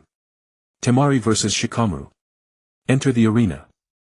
After a fierce exchange, Shikamaru was on the verge of victory when he suddenly conceded. A wave of boos rippled through the crowd. The second match began. Gaara vs Naruto enter the arena. As soon as the referee signaled the start, Naruto leapt backward to create distance. Rock Lee had suffered a compound fracture of his leg bones at the hands of Gaara, that man who wore hundreds of pounds of weights and opened 4 of the 8 inner gates, leaving him unable to continue his ninja career for the rest of his life. A cloud of smoke gathered and 8 Narutos appeared on the battlefield, dispersing to surround Gaara. Boring. If this is all you've got, hurry up and use your jutsu or I'll kill you. Casually manipulating the sand from the gourd on his back, Gaara smashed one of the clones and issued his warning. Cut the chatter. Naruto launched a probing attack with 2 clones. Having watched Gaara's fight against Rock Lee, Naruto knew that Gaara's sand could autonomously defend him, blocking even the 8 portals lotus technique. Moreover, a layer of sand armor protected his body. Rock Lee's inner lotus, even at the 4th gate, had failed to breach that defensive shell. The attack range wasn't particularly far either. Thinking of Lee, Naruto felt a surge of frustration. Despite how hard he had trained, one could often see a certain figure on the training ground shouting 500 push-ups, or if I can't finish 1,000 jumps rope, and if I still can't manage that 3 handstands around Konoha. Naruto removed the 200 pounds of weight from his body. I'll teach you a lesson on behalf of Lee. Let me make you properly apologize. Let me show you how despicable it is to casually crush someone else's dreams. Things had been fine at first, but by the end Gaara had visibly lost his temper. His mother had passed away shortly after his birth, injecting all her chakra into the gourd to protect him eternally. Yet his cruel father sealed the one tale within him and raised him as a monster. The village children refused to play with him from a young age. Those who saw him would either cry, attack, curse, or despise him. Even his mother's younger brother, who had cared for him meticulously through his loneliness, one day attempted to kill him. He confessed that all his kindness had been a lie, merely a means to murder Gaara and avenge his sister. In that moment Gaara had awakened and crushed his so-called uncle's bones. The dark circles under his eyes from years of sleeplessness made the red veins in his irises appear particularly gruesome. Why does everyone have friendship? Why does everyone have people who care about them? But I have neither. Since I dawn, I'll destroy your precious bonds. On the stands, Temari and Kankuro watched with mocking amusement. A smirk curled Kankuro's lips. That idiot has really provoked Gaara now. Angry Gaara is quite terrifying. Temari crossed her arms unhappily. He's our younger brother. It's not right to always look at him through the lens of a monster. Stay focused. Remember our mission. Kankuro waved his hand dismissively. Relax, relax, I know. We just wait for Gaara to go berserk and take the opportunity to destroy Konoha, is that all? People of Konoha are all trash. Why bother being so cautious about destroying a village like this? Sand prison coffin. Gaara sent the sand surging forward to intercept Naruto's clone, then applied immense pressure, crushing it instantly. Damn it. None of those 4 were the real one. Gaara ground his teeth in frustration. Watching 2 Narutos stand in front while another was forming a blue sphere in his palm, he realized. The sand flew toward Naruto at incredible speed. Naruto, watching the Rasengan in his hand, dodged the sand beneath his feet and ignored the sand chasing him from behind. This is the chance. Flashing forward, Naruto appeared before Gaara in an instant. He slammed the Rasengan squarely into Gaara's face. Sand materialized before the Rasengan but failed to stop it. The technique struck Gaara's face, sending him flying backward. What was that? Rasengan. Hiruzen Sarutobi exclaimed. Then, as though recalling something, he found his answer. That pervert Jiraiya took his student's jutsu and taught it to his student's son. Kankuro and Temari were equally startled.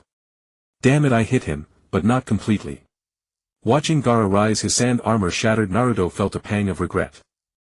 Naruto, you idiot. Watch out behind you. Choji's loud warning echoed from the stands. Crap. I forgot about the sand behind me. The sand behind him coiled around Naruto's ankles. Sand shuriken. Gaara unleashed more than a dozen sand-enhanced shuriken infused with chakra, each hardened to steel, shooting toward Naruto at great speed. Naruto could only desperately use kunai to defend himself, slicing through the sand binding his ankles. But in order to cut free, deep wounds spanning his limbs, except for vital areas, bled profusely. Gaara licked the sand shuriken coated with Naruto's blood. Blood. Blood. So delicious. Next I'll crush every bone in your body. I'll make you feel despair then tear off your head. That bastard is so arrogant. I want to jump down there and beat him to a pulp, Sasuke growled visibly irritated. Damn it. Naruto created another dozen shadow clones dispersing them in every direction while his true body schemed in secret. Let me guess which one is the real body. Gaara shot a sand shuriken detonating one clone. Not this one then. About this one. He fired 2 sand shuriken simultaneously. Sand rain. After confirming none were the real one, Gaara grew impatient. He spread sand across the sky and rained it down upon Naruto, then teleported to a corner and began hand seals. Ninja art sand burial. Let me bury you. Caught off guard, Naruto was struck and enveloped by the sand burial. All his clones exploded, leaving only the original, and then the sand burial claimed him. Ah! A scream erupted from within the sand, turning it crimson. Kakashi prepared to leap into the arena to rescue him but paused, sensing something. Hiruzen's expression darkened. That sensation is... No. Kurama's chakra. Hiruzen grew restless, preparing to descend the moment the Ninetales attempted to break free and control Naruto himself. Is he dead? That was an advanced version of the sand prison coffin, several times more powerful. Seconds later, just as the referee was about to declare victory, a pillar of crimson ominous chakra erupted from the ground, shattering the sand completely. Naruto appeared outside, his clothes torn and tattered. Through the rips his wounds were visibly healing before their eyes. Ha ha ha ha. How interesting. So you're a monster too. But you a fellow monster, why do people worry about you? Why do they care? Why aren't they afraid of you? Gaara laughed wildly, his voice growing shrill before erupting into a deafening shout as he accused Naruto. The answer was a fist the size of a sandbag. Naruto's speed and strength had shattered Gaara's absolute defense, blasting through his sand armor. Gaara himself was sent flying once more, this time directly into the ground. Damn it! Again and again, over and over. Gaara rose to his feet, his face contorted with fury. Suddenly he stopped. He felt hot liquid dripping onto his forehead, instinctively touched it, then looked down. His pupils contracted and terror washed over his face. Blood. My blood. I'll kill you. A voice like a vengeful ghost escaped Gaara's throat, as though something were striking his vocal cords, producing an unnatural sound. Naruto's face flushed red, his 6 whisker marks burning crimson as his chakra surged again. He charged toward Gaara and delivered a furious combo of punch and kick. As the smoke cleared, a sphere appeared on the battlefield encased in massive barbed spikes. In the sky a sand formed and materialized. Inside the sphere a seal bearing a name glowed. That's the Guardian Shield. Gaara's strongest defensive jutsu, crafted from the hardest portion of underground ore mixed with chakra capable of negating any attack. Kankuro, shocked, blurted out the name instinctively. Temari gazed at the sand eye that resembled a living eye and knew it was connected to Gaara's optic nerves. To think he's been pushed this far. Sister. Something's wrong. Gaara seems to be using the feigned slumber technique. He's putting himself to sleep, but once he sleeps the one-tail Shikaku will emerge. Should we advance the plan? Naruto instinctively struck the sphere. He had nearly died moments ago, dreaming of a massive fox sealed within a sewer. It seemed to have saved him. This was Naruto's first true encounter with death. Lingering fear, rage and other emotions converged, robbing him of rationality. He only wanted to obliterate the one calling himself Gaara. Kill him. Kill him. On the stand, Sasuke watched with deep concern. Is Naruto alright? He doesn't seem right. And why does Naruto possess such enormous chakra? That chakra radiates an ominous, eerie and sinister aura. This pressure. Sarutobi Hiruzen could no longer sit still. He stood up. If 2-tailed beasts were to clash in Konoha, the village would surely be reduced to ashes. What a bold move from your sand village. Just wait until this is over, I'll settle the score with you, he said, glancing at the Kazekage beside him, who was also clad in a cloak and straw hat. Just as Sarutobi Hiruzen was about to intervene, a kunai was pressed against his neck. You won't live to see that day. Worry about yourself, Sarutobi-sensei. With that he whisked Sarutobi onto the rooftop. His subordinates moved instantly. The 4 bodyguards did not hesitate to release their technique. Sealing technique 4, violet flame formation. In an instant the entire rooftop was enveloped. Sarutobi Hiruzen and Orochimaru stood in the center while the four guards positioned themselves at the edges of the ceiling barrier protected by the seal itself, continuously channeling chakra to maintain the formation. Hokage-sama. A jonin from the Umbu, seeing the situation, rushed toward the seal in panic. In less than a second the jonin was burned to ashes. While everyone was stunned by the sudden upheaval in Konoha, Kabuto, blending in with the Umbu, unleashed a massive genjutsu, causing all ordinary civilians to fall asleep, and even some ninja who didn't know how to dispel illusions were knocked unconscious. At the same time the barriers across Konoha opened wide. One by one ninja appeared within the village, wreaking havoc. Some even pulled out the one-time summoning scrolls Orochimaru had given them, summoning enormous serpents. The serpents devoured villagers one after another.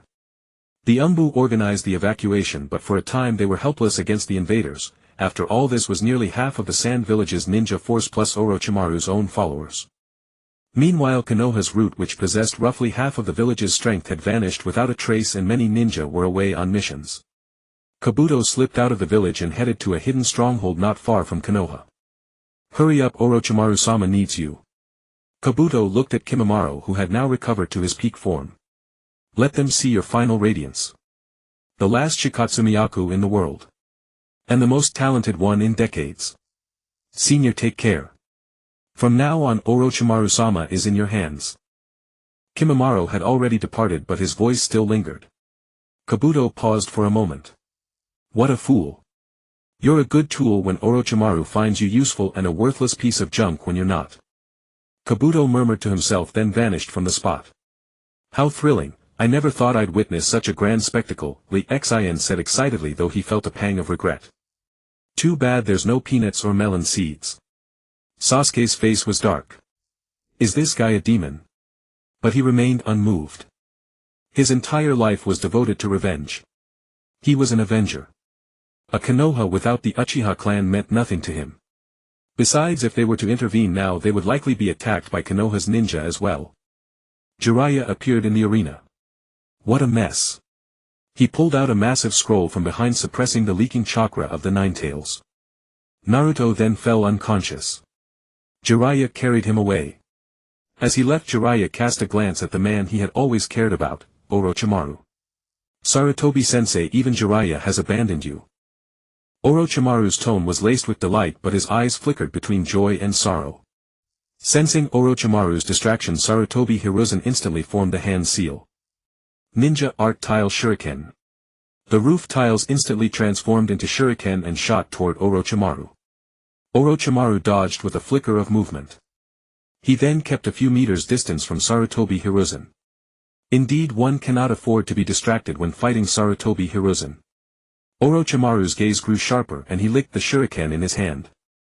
"Orochimaru, after all these years, is this all you've got?" Sarutobi first taunted Orochimaru, then looked at the village engulfed in smoke and flames. "If I had known this day would come, I should never have been soft-hearted back then and let you go." He tore off his cloak and straw hat, revealing a battle suit underneath.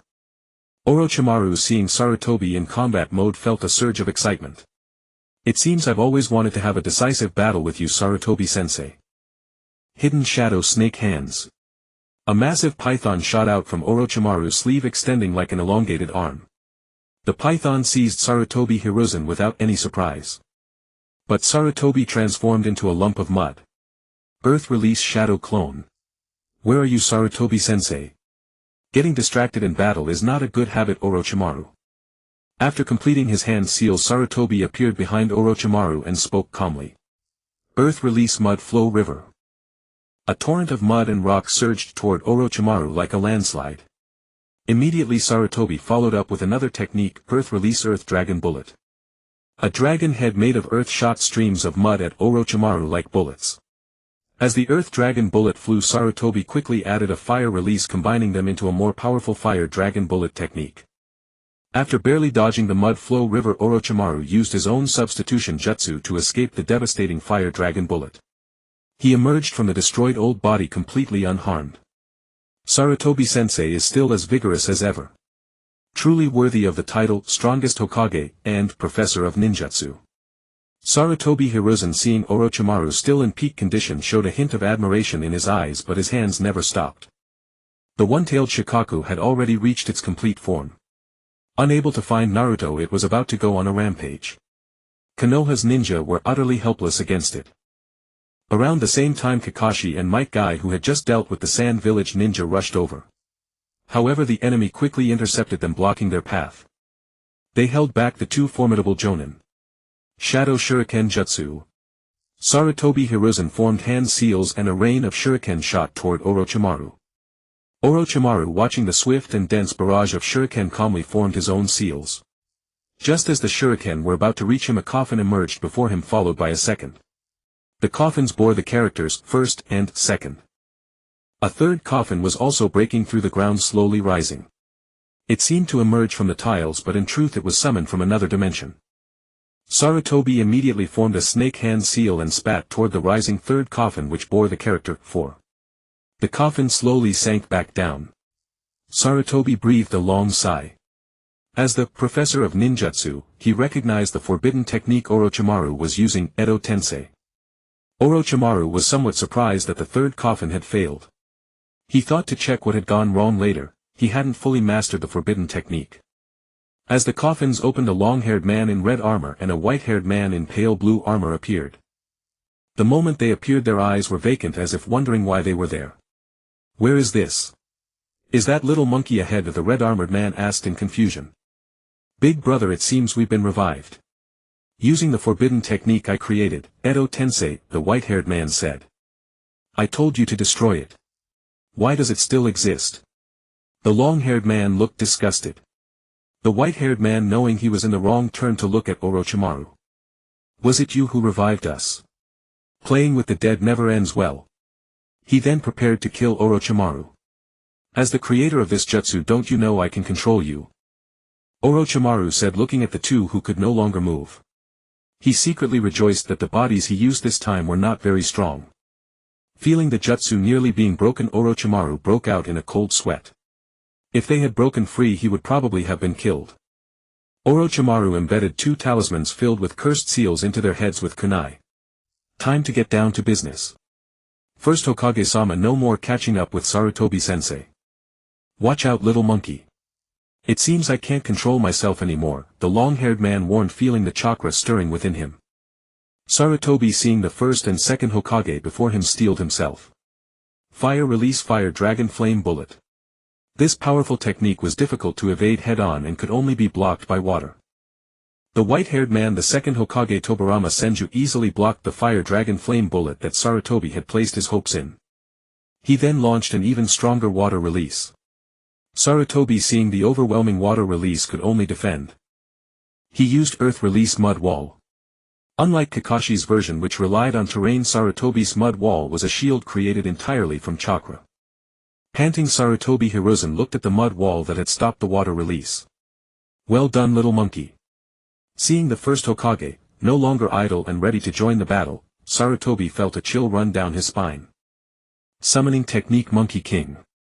A white-haired ape wearing a headband and leopard print appeared before Sarutobi. Looking at the 3 figures, the Monkey King lamented. It was with this very ape transformed into the Rui Jingu Bang that Sarutobi had once defeated Orochimaru. "Ah, raising a tiger invites disaster. You should never have shown mercy and let him go."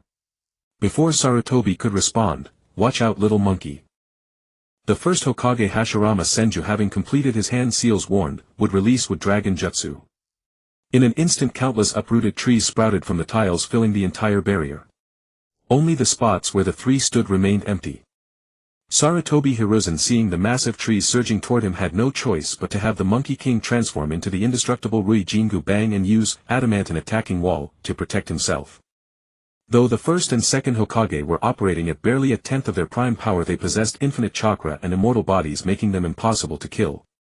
Left with no choice, Sarutobi cast a wistful glance at the village being consumed by war. Shadow Clone Jutsu. Feeling the dwindling chakra within him, Sarutobi Hiruzen released 2 shadow clones while forming hand seals. He was determined to make a last stand. He was about to unleash a suicidal jutsu created by the 4th Hokage Minato Namikaze. He recalled how that boy had used the dead demon consuming seal to split the most powerful Nine-Tails in half, sealing one half in Naruto's belly and the other within himself. That had ended the Nine-Tails calamity. Thinking of this, Sarutobi felt a flicker of confidence. As he completed the hand seals, a massive death god apparition appeared behind him, a blade in its mouth and ghostly flames floating around it. The moment Sarutobi finished the seals, the death god's hand shot through his body and grasped his soul. The two shadow clones lunged at the first and second Hokage while Sarutobi's original body charged at Orochimaru. The shadow clones succeeded. The vessels used for Edo Tensei were too weak, preventing the first and second Hokage from unleashing their full power. Confronted with a technique that specifically targeted the soul, their souls were quickly extracted. Without their souls, the bodies transformed into two twisted, unrecognizable strangers. Meanwhile, Sarutobi's original body had also managed to grab Orochimaru. A hand emerged from his abdomen, gripping Orochimaru's soul tightly. He prepared to pull Orochimaru's soul out of his body. But due to the prolonged battle, Sarutobi's aged body had grown weak and his movements slow.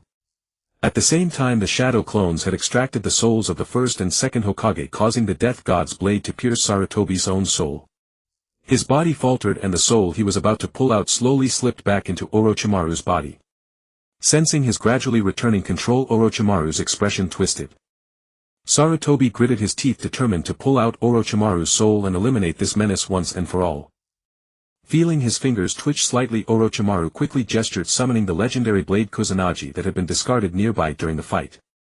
The divine blade flew swiftly, stabbing towards Sarutobi's back. The Monkey King, exhausted and having reverted to his ape form, lunged to grab the Kusanagi. But it was too late, the Kusanagi had already pierced Sarutobi's body. Sarutobi coughed up a mouthful of blood and a large portion of Orochimaru's soul quickly returned to his body. Orochimaru frantically drove the Kusanagi deeper into Sarutobi's body while the Monkey King struggled to hold it back. Inch by inch the blade sank and about to pierce through. A tug of war ensued. "Sarutobi-sensei, please just die already." Orochimaru hissed through clenched teeth, his face contorted. Feeling his strength rapidly fading, Sarutobi knew he could not kill Orochimaru today. "My most beloved disciple, my most brilliant student. Since I cannot kill you, I will seal your hands, so you can never form hand seals again." With that, the death god's hand emerging from Sarutobi's abdomen seized Orochimaru's arms. A flash of the blade. Sarutobi slowly collapsed and the death god's apparition consumed his soul. Only a large hole in his robe and the Kusanagi protruding from his back told the story of his sacrifice. Orochimaru stood frozen, his hands rapidly turning red as if the skin had been stripped away. "So hot. It hurts." Orochimaru screamed in agony.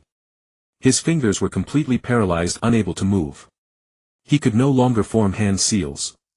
Only excruciating pain remained gnawing at him every moment. A few minutes later, Orochimaru's subordinates protected him as they retreated. Only a few sand ninja remained in Konoha, either killed or captured. The one-tailed Shikaku was also resealed when Gaara, who had been on its head, was awakened. There was no victor in that fierce battle. No one could feel joy. Perhaps the only one who might have enjoyed himself was Kimimaro. In the heart of Konoha, a mountain of bones, several hundred meters wide and tens of meters high, stood. It was composed entirely of enormous sharp bone spikes. Kimimaro lay buried beneath it. That was his final attack. Sasuke and Lee Xian took advantage of the chaos to slip away from Konoha. If they waited until the village stabilized, it would be much harder to blend in and escape.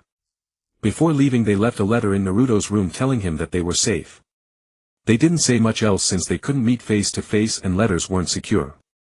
"What's wrong, Sasuke?" asked a handsome young man with yellow skin and white hair, looking at his companion, a purple-haired young man lost in thought. The two were none other than Uchiha Lee Xian and Uchiha Sasuke, who had just left Konoha. "I always thought I was already strong and could rank among the top in the ninja world," Sasuke began. "As long as I wasn't ambushed or ganged up on, I could go anywhere I pleased." Sasuke seemed to pull himself together, speaking with a hint of ruefulness. "But in the end I was just a frog in a well." "Lee Shoyue, do you think we can ever become as strong as them?" Lost in thought, Sasuke instinctively called out Lee Xian's name, then quickly corrected himself, remembering his new alias. "You can. You'll become even stronger than them. But whether you can catch up to me, that's a different story." Lee Xian teased, but his tone was firm and reassuring. "Alright, don't overthink it. I'll take you out for some training. Staying in seclusion all the time won't make you stronger." Sasuke nodded in agreement, as he had been thinking about the same thing. He had even prepared a whole speech to convince Lee Xian. Then his expression turning serious, he asked, "So where do we go from here? Or do you have any plans?" Lee Xian didn't really have a fixed plan. His ideas changed from day to day and he acted on impulse with no idea how long he'd stick with anything. He was a laid-back youth. But facing Sasuke, who trusted him so much, Lee Xian as the anchor of their duo couldn't let him down. "Next we'll travel around the ninja world, scout for a good place to build a village and look for talented girls to recruit." As for what he'd recruit them for, that went without saying. Sasuke was handsome, strong and had a noble bloodline. It would be a shame if he didn't take a few wives. Look at the daimyos, mere mortals with harems of 3,000. And for the sake of the Uchiha clan, Sasuke naturally had to work hard. "I won't think about such things until I've killed Itachi. Even if it means the Uchiha clan dies out." As soon as Lee Xian mentioned girls, Sasuke immediately recalled his words and became wary. "After watching their battle today, what do you think? You're not still smug about that half-baked Kirin, are you?" Lee Xian teased. Sasuke was about to argue how powerful his lightning release was, but then he thought of the first Hokage's monstrous wood release and the second's masterful water release.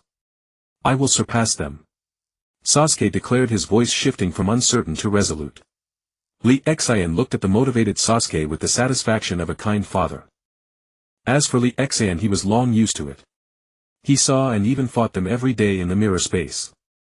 The mirror space was becoming more and more human-like, and now when they fought, the opponents would call out their jutsu names. And there were detailed descriptions of what items would drop from the battle characters.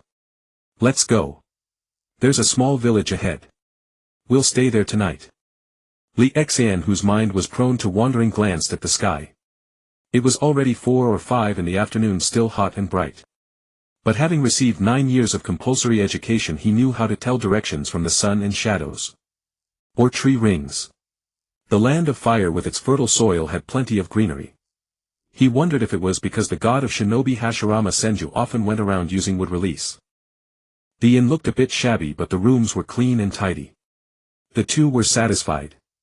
"This one," Lee Xian said to a young woman in her 20s who seemed to be the landlady.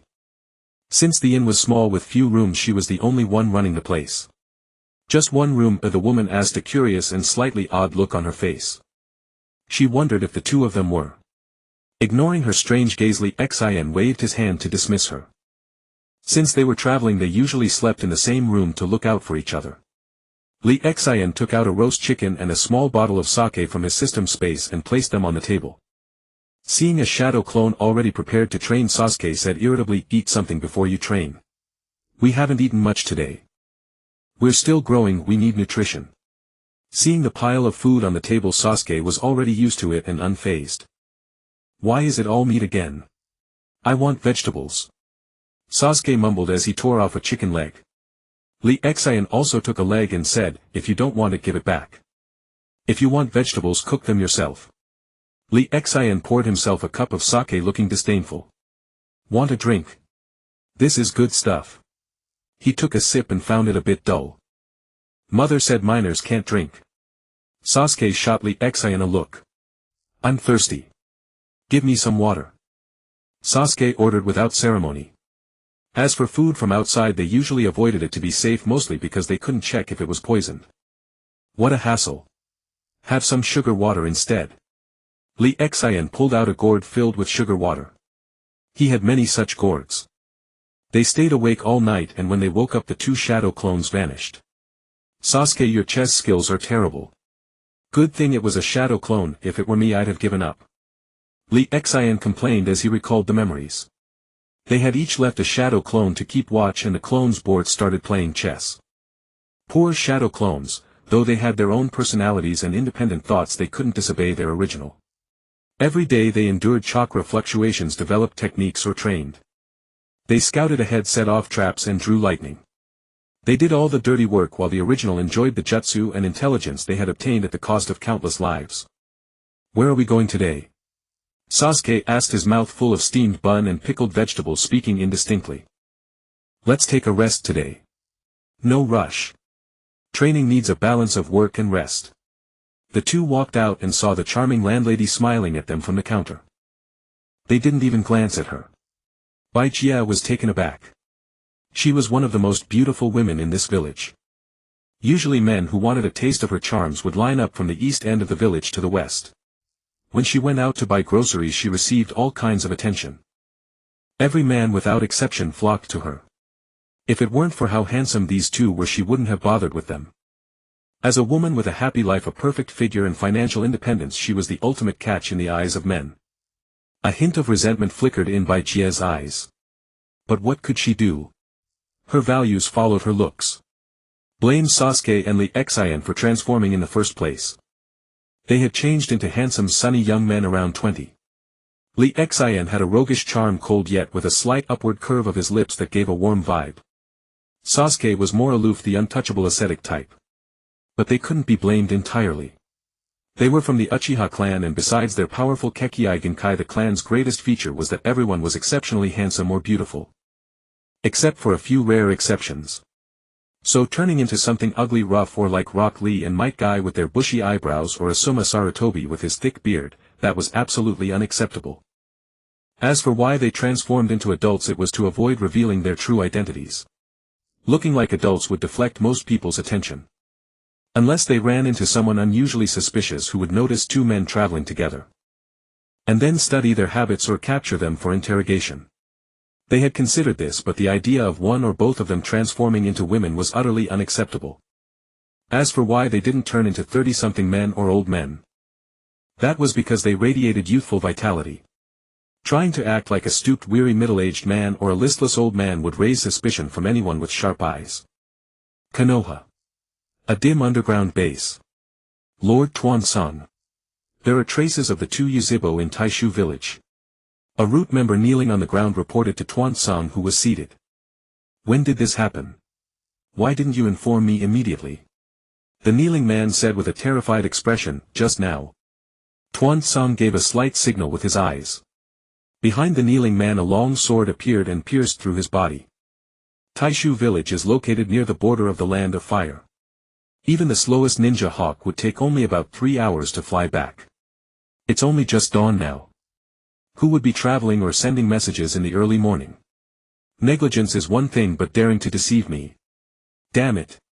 However, Tuansong suddenly thought, could it be that an intelligence agent had infiltrated? The information might have been sent back while they were off guard. The man who had killed the kneeling figure bent down to search the body. He found the message from the spy and handed it to Tuansong. As expected, the message was delayed for several hours. Damn it. They ruined my plans, and death is too good for them. Go to the Umbu and mobilize a squad on my orders. Then send a team from the dark unit to kill anyone who matches the portrait. He paused, then continued, if anyone sees you, kill them too. Remember to bring Bai Jie back.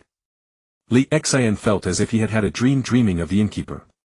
When he woke up and didn't see his shadow clone, he understood everything. That bastard. He originally wanted to use a shadow clone to summon it and beat it up. But then he thought, isn't that just beating himself up? Loose lips leaking my own intelligence. I'm so. Li Xian thought about slapping himself hard. Zhuo Zhu looked at Li Xian with astonishment, a look of disgust as if seeing a madman. He was on the bed next to him, woken by the sound of Li Xian slapping himself. What are you thinking? Let's go. Keep moving. Li Xian packed his belongings and tossed the bought items into his space. Why are you climbing out the window? Shouldn't we check out? And what about the deposit?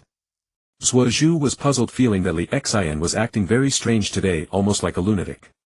What happened? Aren't we going to the land of grass? Zhuo Zhu, following Li Xian, asked. Li Xian ignored Zhuo Zhu and instead split off two shadow clones that returned to the inn, transformed into their likenesses, then walked out the inn's front door, heading toward the land of grass.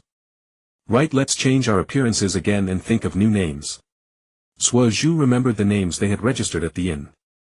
He suppressed his doubts. Then from now on call me Zhuo Yan. What about you? Li Xian looked at the understanding Zhuo Zhu with relief and split off another shadow clone.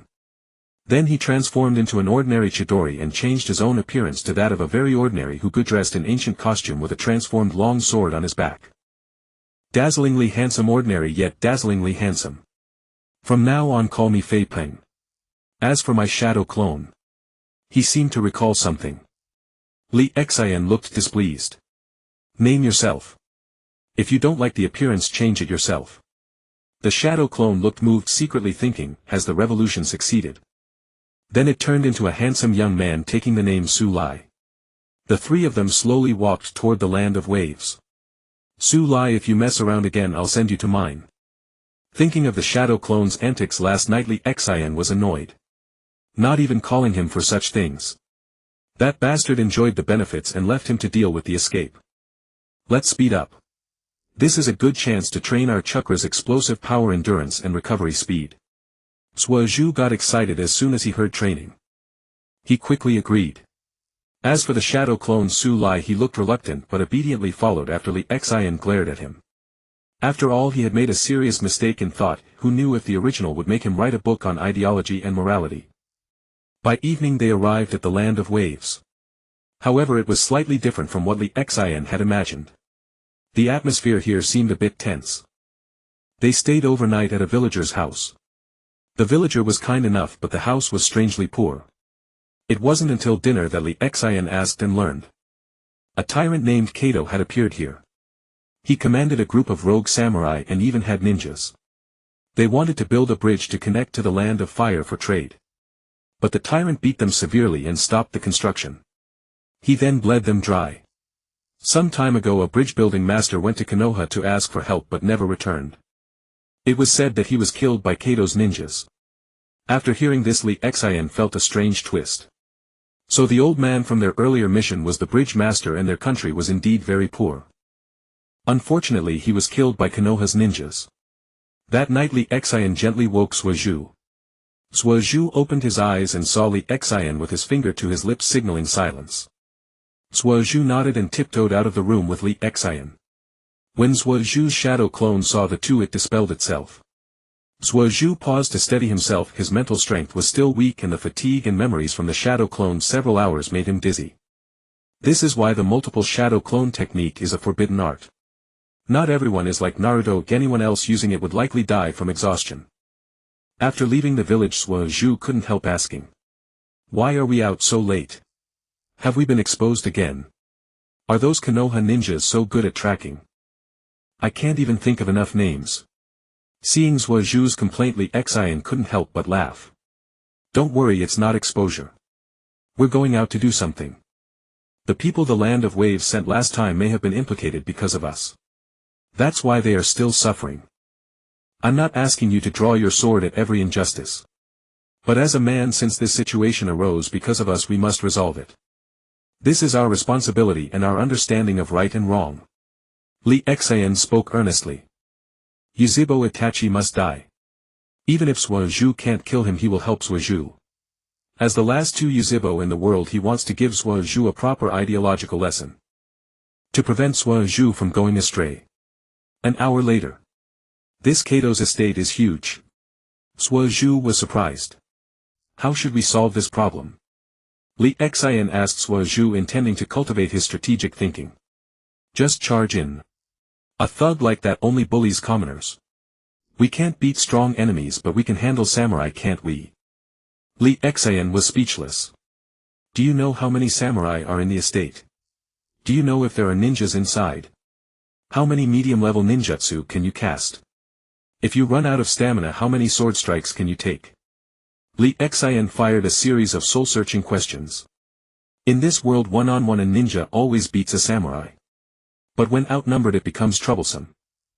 Because ninjas need to perform hand seals. While samurai just draw and slash. If a samurai closes the distance, it's dangerous. Low-level ninjutsu might even be cut in two by a samurai's blade.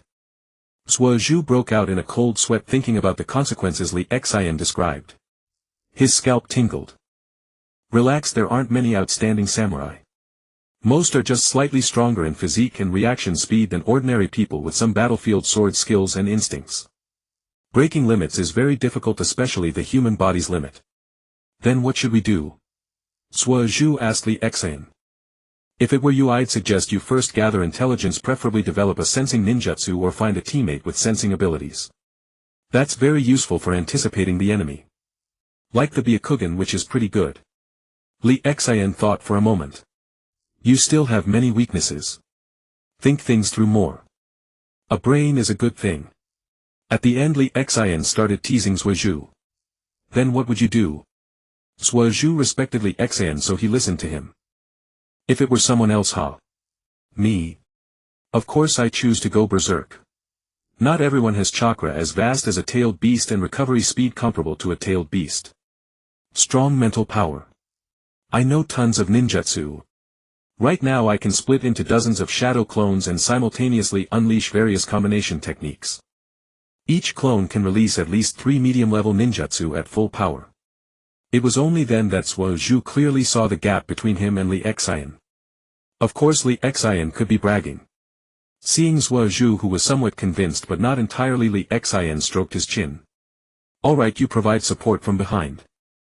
Let me show you what dominance means. Then Li Xian performed hand seals, splitting into 2-2 into 4-4 into 8-8 into 16-16 into 32. Li Xian allocated 80% of his original body's chakra to the shadow clones. 36 shadow clones leaped onto the estate's outer wall and surrounded the interior. Li Xian's original body and Suozhu were at the rear. Until a huge castle appeared before them, several kilometers wide and over 10 meters tall. Let's begin. Li Xian gave the order from the back and the clones relayed the information. 30 shadow clones unleashed the 5-element ninjutsu, with the wind-natured ones already incorporating nature transformation into wind release. One other shadow clone and the original did not participate. Then a grand scene unfolded. A massive earth wall rose around the castle, enveloping it. The terrain-altering ninjutsu was terrifying. On one side water-nature ninjutsu, on another wind-nature ninjutsu. Fire-nature ninjutsu turned the remaining side into a sea of flames, with wind enhancing the heat and spread. The lightning nature currently had no long-range ninjutsu. Later, when water spreads out, they could discharge electricity into the water, amplifying the lightning's power. It might even cause electrolysis of water, creating a super explosion. But Li Xian didn't know that chemistry. Some sleeping samurai were drowned directly, others frantically climbed up only to face raging flames above. Li Xian's understanding of this combo technique was to build a pool with walls, fill it with water and lightning. This was like the machine used to electrocute fish as a child. Set fire on the top layer. After Li Xian thoroughly studies earth nature, he could play with fire underground, baking the ground rock hard and raising the water temperature. Still missing a ninjutsu to seal the top. Now using fire release to roast and wind to increase temperature. It's a giant cauldron. This creative combo technique, Li Xian called it hydroelectric boil. The only flaw was that the surrounding earth wall might not be hard enough. But having received 9 years of compulsory education, he knew several methods. For example, when magma meets water combined with earth, it can form extremely hard rock. Or when thick earth is thoroughly baked by intense flames, it becomes rock hard. Red bricks are made that way. Of course, if earth release is strong enough, it's already unbreakable. But current ninjutsu wasn't strong enough. After a long time the castle fell silent. Li Xian's original body released another wave of flames. After boiling the water, he had Suozhu add a kirin, and then he released a wind release raisin shuriken before slowly leaving. If anyone could still be alive, it would only prove that person had a lucky fate, not meant to die. A tragedy, or rather a torture, thus ended. Still water boiled. Suoyen, we should go. Li Xian patted Sasuke, who had been idling the whole time. Sasuke was still in a daze. Startled by Li Xian's pat, he came to his senses as if waking from a dream. How can I become as strong as you? Sasuke asked a soul-searching question. Such a path cannot be rushed. What you need to do now is study the change in the nature of fire attribute chakra. Or evolve your three-tomoe Sharingan into the Mangekyo Sharingan.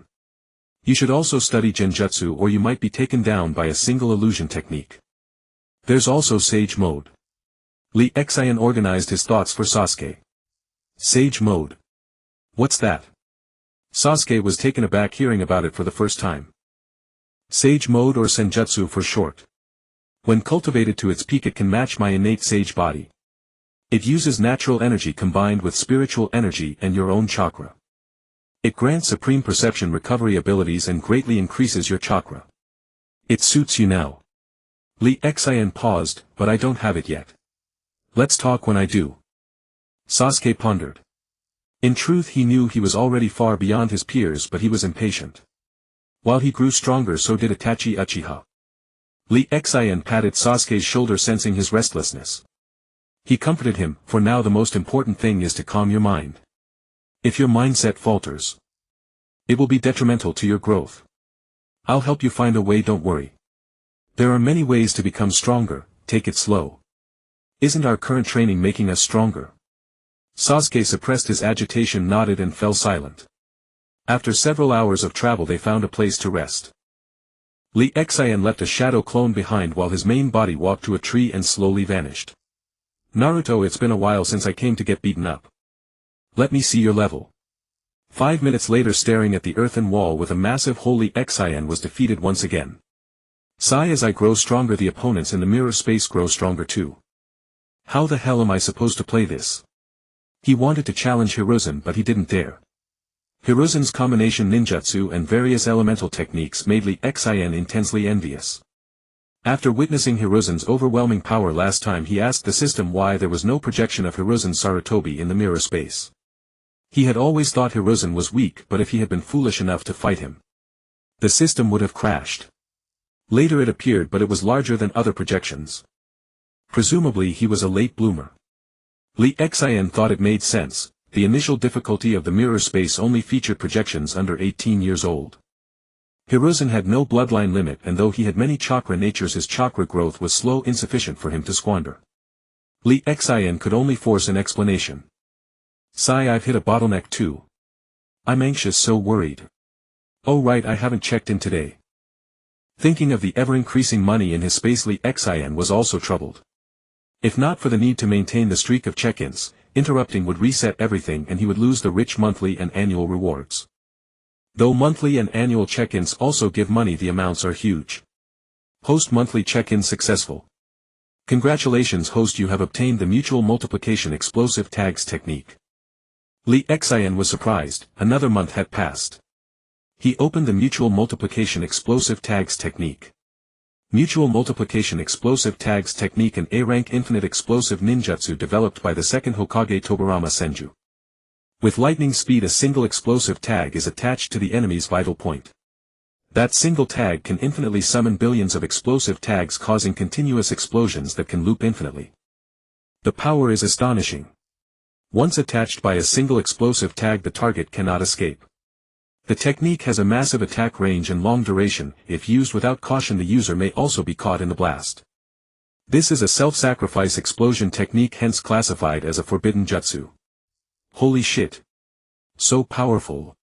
The second Hokage was truly a genius. As Lee Xian absorbed the experience of the technique, he reappeared in the projection space a few minutes later. Lee Xian grinned mischievously, splitting into 3 clones, each carrying an explosive tag. Then he retreated far away. The only advantage of the mirror space was that if he didn't attack, the projection would just stand there idly. A moment later, gazing at the massive crater dozens of meters deep and hundreds of meters wide in the mirror space, Lee Xian collapsed at the edge. Holy shit! It consumed so much chakra. At first it felt manageable, but as the explosions began, his chakra surged like a river. Then for 5 minutes straight it was completely drained. He discovered that he could only release one at a time, summoning a sea of explosive tags. The other 2 tags became undetectable. Ding! Congratulations host, you have successfully defeated the Kage-level Naruto projection. Congratulations host, you have obtained a Naruto gift pack which may contain all items and ninjutsu except the tailed beasts. Wow, this is awesome, this is awesome. Uchiha Lee Xian would no longer be human from today. Hurry up and open it. Let's see what it contains. He hoped to draw one of Naruto's abilities. Ding! Congratulations host, you have obtained the Uzumaki physique. Note, the Uzumaki physique boasts immense vitality recovery ability and massive chakra reserves, along with an innate talent for learning sealing techniques. It is a distant relative of the Senju clan. Holy shit! This is incredible. As the light merged into Lee Xian's body, his body trembled. Chakra seemed to be activated by something continuously surging from his dantian. A few minutes later, Lee Xian clenched his fist. So powerful.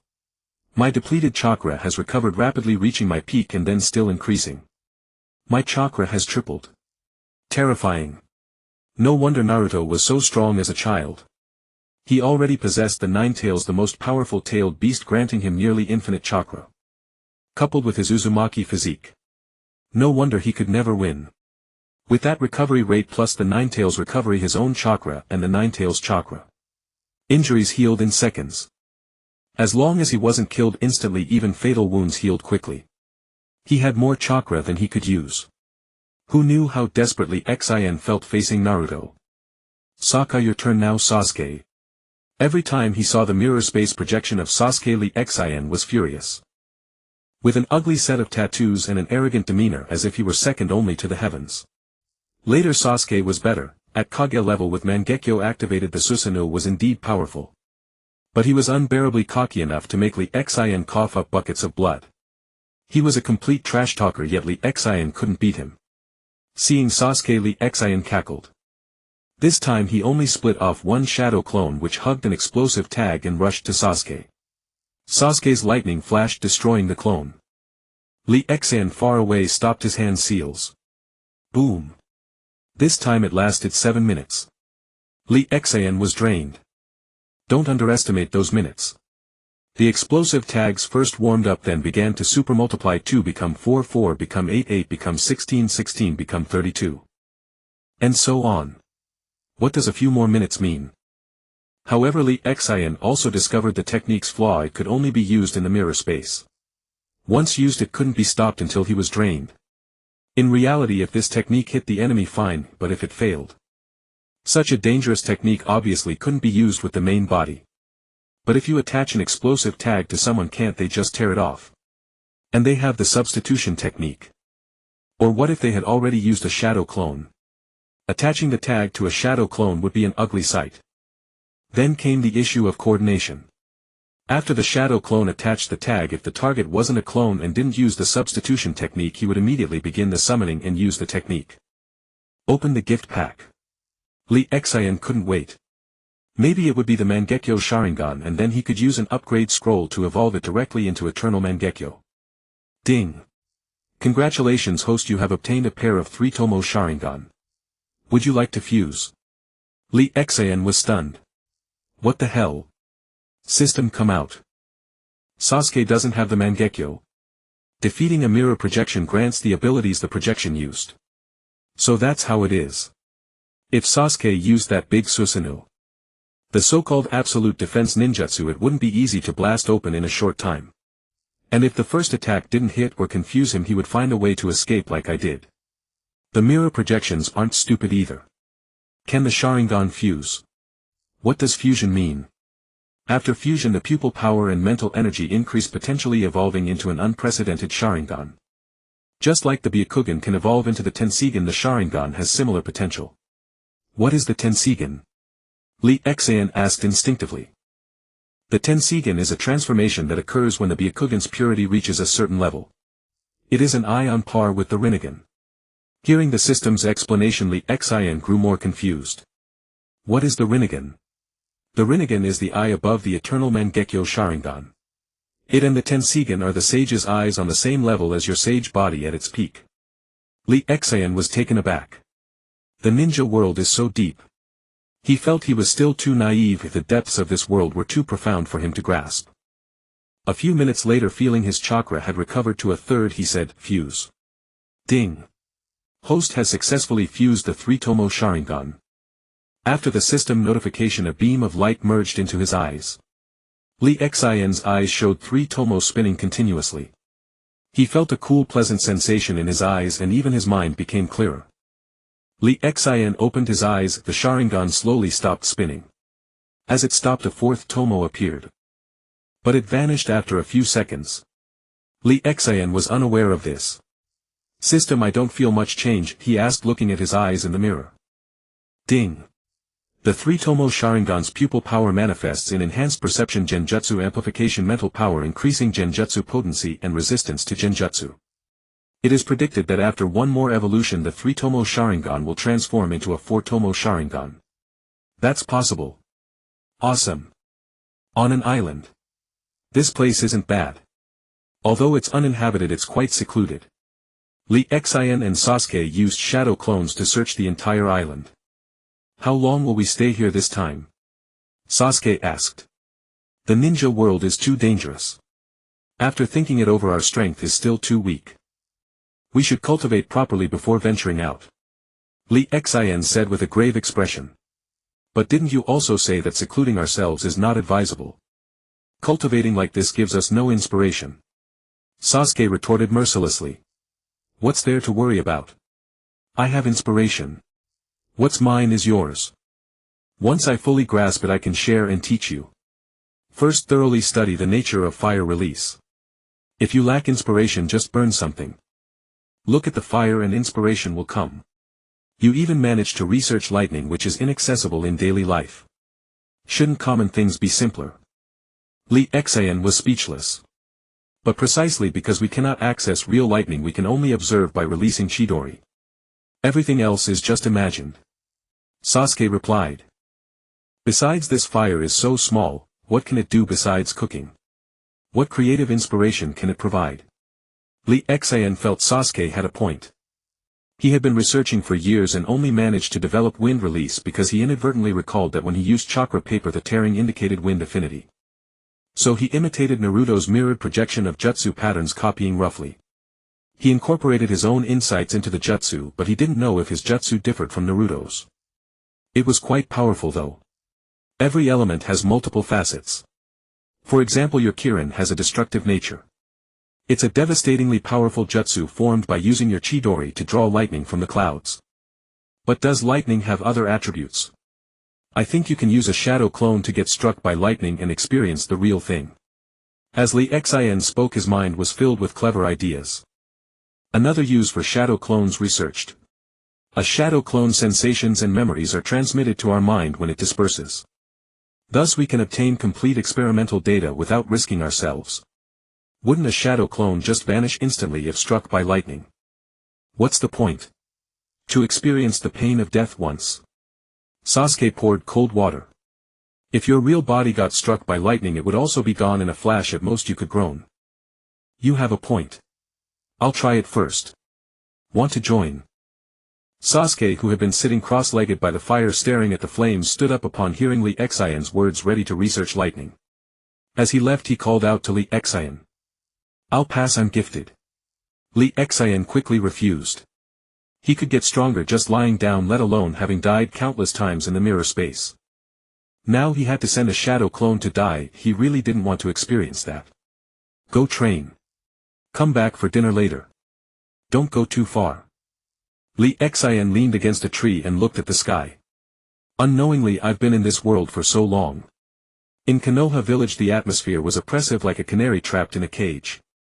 Finally reaching the ninja world, yet there was nowhere to go. The world was so vast.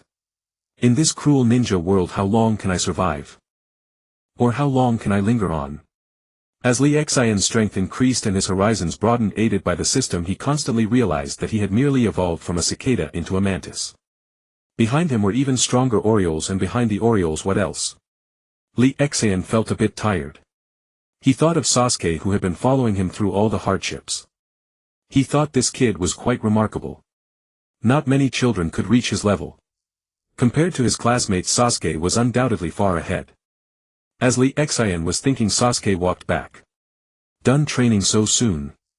Li Xian asked, surprised. Sasuke had a dark look. 5 hand seals per second, 1 jutsu in 3 seconds. Guess how many times I can endure the memories, pain and insights from shadow clones. Sasuke, Li Xian said seriously, looking at him and calling his name earnestly. Sasuke looked confused. And then? That's it. Why are you staring at me? Do I have flowers on my face? Keep it up. Let's stand at the peak of the ninja world in the future. Li Xian leisurely said. Sasuke was taken aback, his expression softening. Okay. Their friendship deepened once more and they made a pact.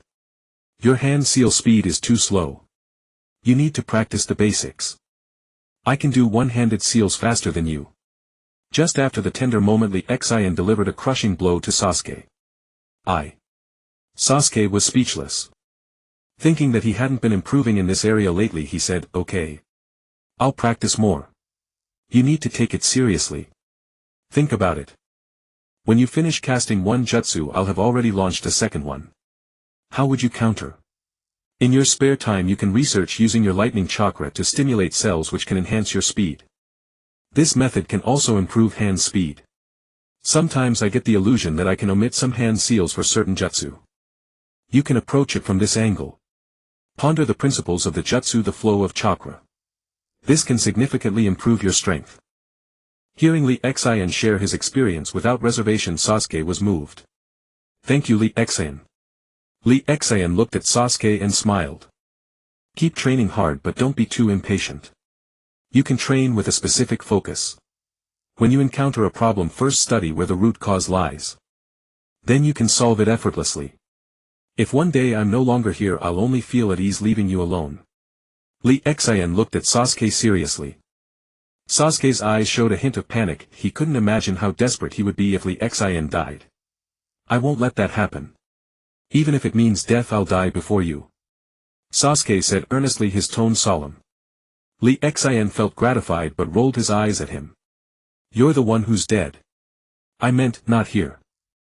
I meant that my strength is too great and this world can no longer contain me. So cultivate well, lest one day you can't keep up with my pace. Lee Xian had grounds for saying this. He had the system. And the difficulty of his mirror space was only at the beginner level, yet he was already this formidable. What would it be like at the intermediate level? Were there even higher difficulties? And what rich rewards would come from conquering higher difficulties? Where was the system's limit? Or would the system one day take him over like a cuckoo usurping the nest? Okay. I'll work hard. It's been a pleasant day today. Lee Xian stepped out of the large square he had excavated using earth release. Inside there was a campfire and 2 small beds. There were also some snacks. Where did Sasuke go? He glanced at Sasuke's shadow clone standing guard in a nearby tree. The original went to train. He said he'd catch a couple of fish for breakfast. Men, keep watching. Lee Xian kicked Su Lai beside him. That was his own shadow clone. Su Lai grumbled, who? As soon as he saw the original, he instantly relented. Fei Peng, you're awake. I've been taking turns on watch with Sui Yen. He exchanged a wink with Sasuke's shadow clone. Lee Xian was a bit exasperated by the unreliable Su Lai. Other people's clones were so competent, why were his own clones so indescribable? As my shadow clone, why can't you inherit my excellence? Lee Xian was disappointed. There was something wrong with his shadow clone. Lee Xian entered the little hut he had created with earth release. He left a clone inside and then vanished. He was challenging Sasuke again. Not because they had a bad relationship, but because he wanted to obtain a three-tomoe Sharingan. And then show it off. By the way, can the items I create be used by Sasuke? Lee Xian suddenly had a thought. Yes, they can. As long as the host has obtained the item, it can reappear. That's a great rule. This way we can grow stronger together. If he already has something, having it again would be useless, so he can just exchange it for cheap points. First, sign in. Congratulations, host, you have acquired the Great Fireball technique. Lee Xian. Same old recipe, same old taste. 7 minutes later. System opened the gift pack. Congratulations, host, you have received Lightning Release Nature Transformation, Destruction Form. Creator Uchiha Sasuke. Uchiha Sasuke discovered that lightning was extremely destructive, far beyond the Chidori he wielded. So whenever it rained, he would go out to observe the lightning. Finally one day Uchiha Sasuke realized that by arranging lightning release chakra in a specific pattern, causing collisions and then compressing it together, he could infuse ninjutsu with immense destructive power, annihilating vitality and granting extreme spread.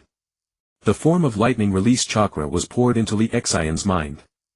He gained some of Sasuke's insights into lightning. Not bad. Truly worthy of my disciple. It's similar to the cutting aspect of my wind release. But the method of actually drawing down the lightning isn't here. That must be another application of lightning. Lee Xian didn't have many lightning release techniques. Only lightning cutter was decent. He had already evolved Chidori into the advanced stage, lightning cutter with higher burst and greater power. This time he would fleece Naruto. Damn, I almost capsized. A few minutes later Lee Xian sat down to rest, having challenged Naruto with only half his chakra restored. The process was a bit bumpy, but thanks to his mutual multiplication explosion technique it was narrowly safe. Especially when Naruto's 4 tails appeared, the damage barely outpaced his healing speed. At the very end, when Naruto's projection felt it was about to lose, it thrust its claws into the ground and they appeared directly beneath Lee Xian from a distance, nearly killing him instantly. After the battle, Lee Xian's injuries healed. Congratulations host, you have obtained the Uzumaki body. Awesome. Now Sasuke can experience the benefits of high recovery and massive chakra too. Sensing Lee Xian's thoughts, the system kindly materialized the ability into a pill.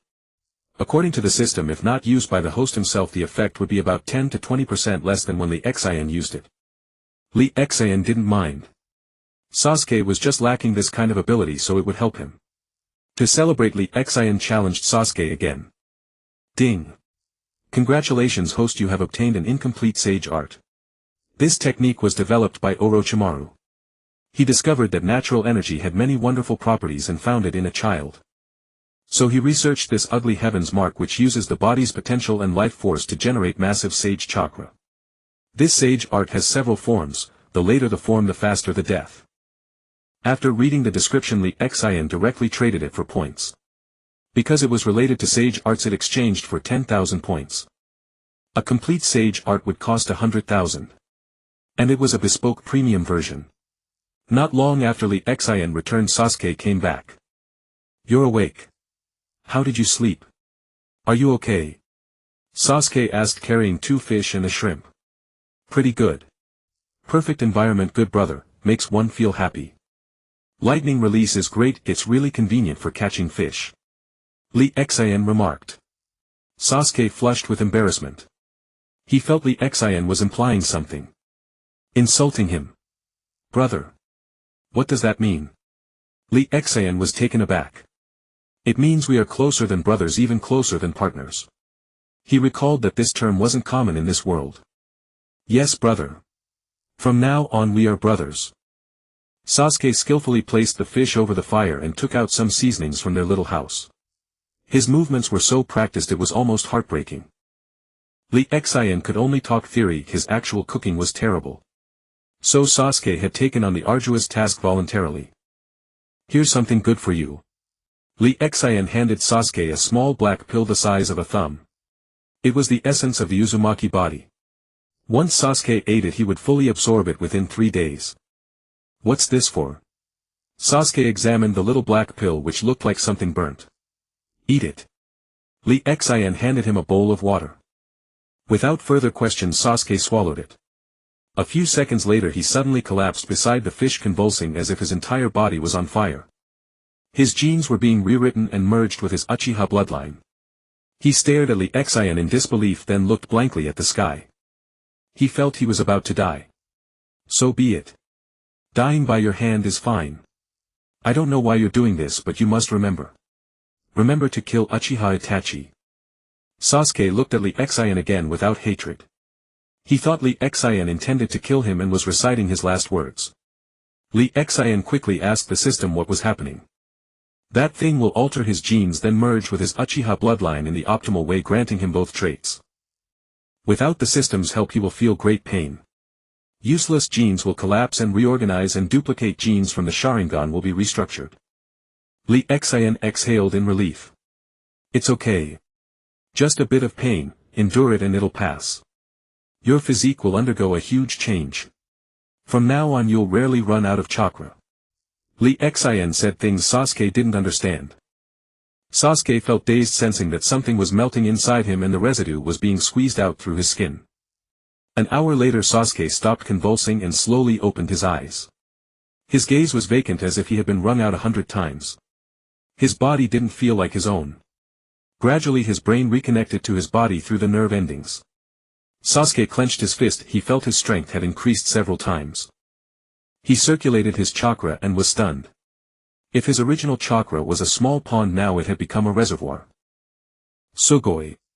What kind of miraculous pill did you give me? I've become so much stronger. Amazing. Sasuke exclaimed in excitement. He felt he could crush Uchiha Itachi now. Then his joy subsided. I'm sorry, I shouldn't have doubted you. I'm sorry. Sasuke apologized sincerely, perhaps the first time in his life. It's okay, don't worry about it. I should have told you beforehand that the side effect of this pill would be so painful. Sasuke sat down to continue grilling the fish but suddenly smelled a sour stinky odor that made him nauseous. What's that smell? He looked down and saw dark grime on his skin. Go wash up first. I'll go nearby and build a new house. Lee Xin smiled, rarely seeing Sasuke so embarrassed.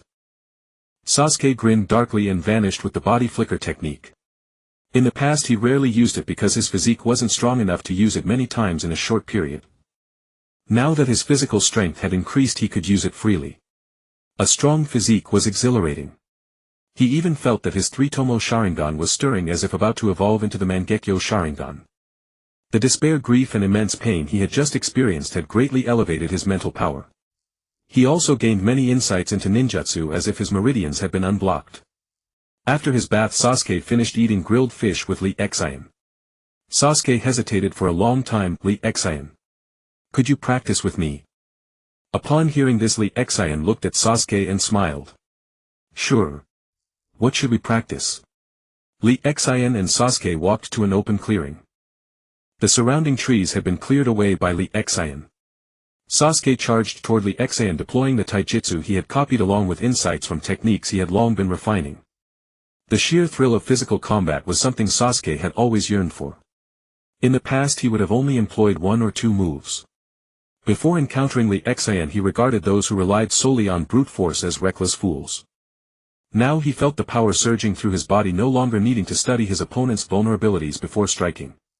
After landing a punch Sasuke was sent flying backward 5 meters. Lee Xin didn't budge an inch, even holding back. This strength. Sasuke was bewildered. Shouldn't his power have pushed Lee Xin back significantly? What was happening?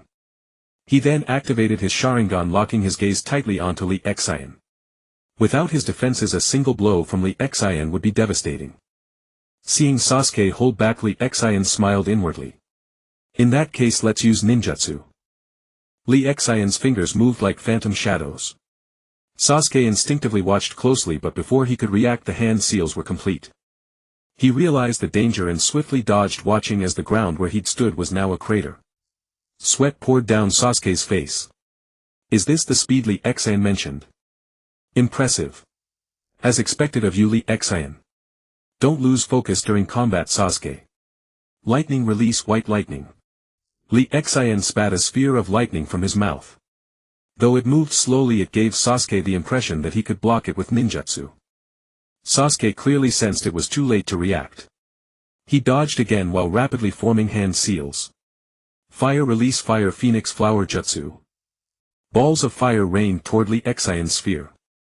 To Sasuke's astonishment they didn't last a second before being destroyed, continuing their path toward him. Sasuke, don't underestimate white lightning. Although this technique moves slowly, it will keep pursuing you. It saw through your ninjutsu. That's what happens when it catches you. Lee Xin felt satisfied. He had infused the destructive power of lightning nature into the technique, turning an ordinary jutsu into something formidable with tracking capabilities. Sasuke acted like a lightning rod, drawing the sphere toward him. Sweat poured down his face. Is this even humanly possible? This kind of jutsu. Fire, release dragon fire sending jutsu. Sasuke unleashed another barrage of fire at the lightning sphere, but it was swiftly annihilated by the white lightning. Sasuke suddenly realized his arsenal was too limited. While he knew a few powerful jutsu, they were all single-target attacks. Such as Chidori, Raikiri, and full-body Chidori. How was he supposed to handle this? Helplessly Sasuke launched 2 more fire releases and a lightning release Chidori spear. The fire jutsu was destroyed as expected, while the lightning release was absorbed by the white lightning.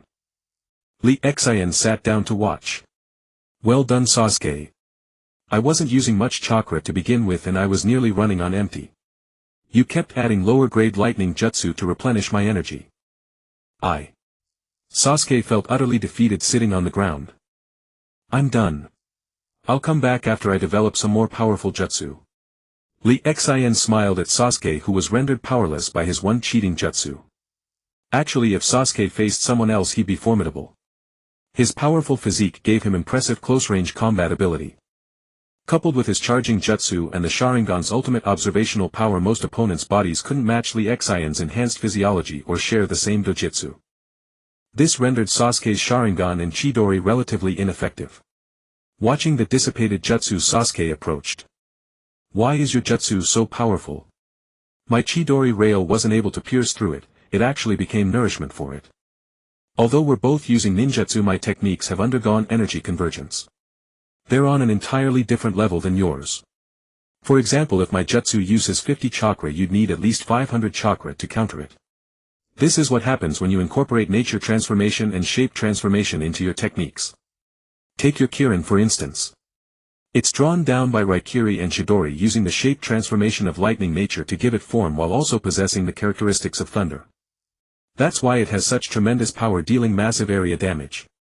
When your cultivation reaches a certain level, you can use chakra to create lightning or thunderclouds yourself, then shape and infuse them with characteristics." Sasuke listened in confusion. His Kirin had come to him almost instinctively like an epiphany, so he didn't fully understand the forms and characteristics of thunder.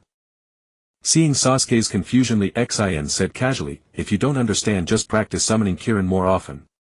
Or try creating thunderclouds or a thunder domain on your own. Don't always think about finding shortcuts like using fire to boil water into steam to create thunderclouds. Eventually, when you practice enough, you'll discover there are other ways to do this. Use your imagination.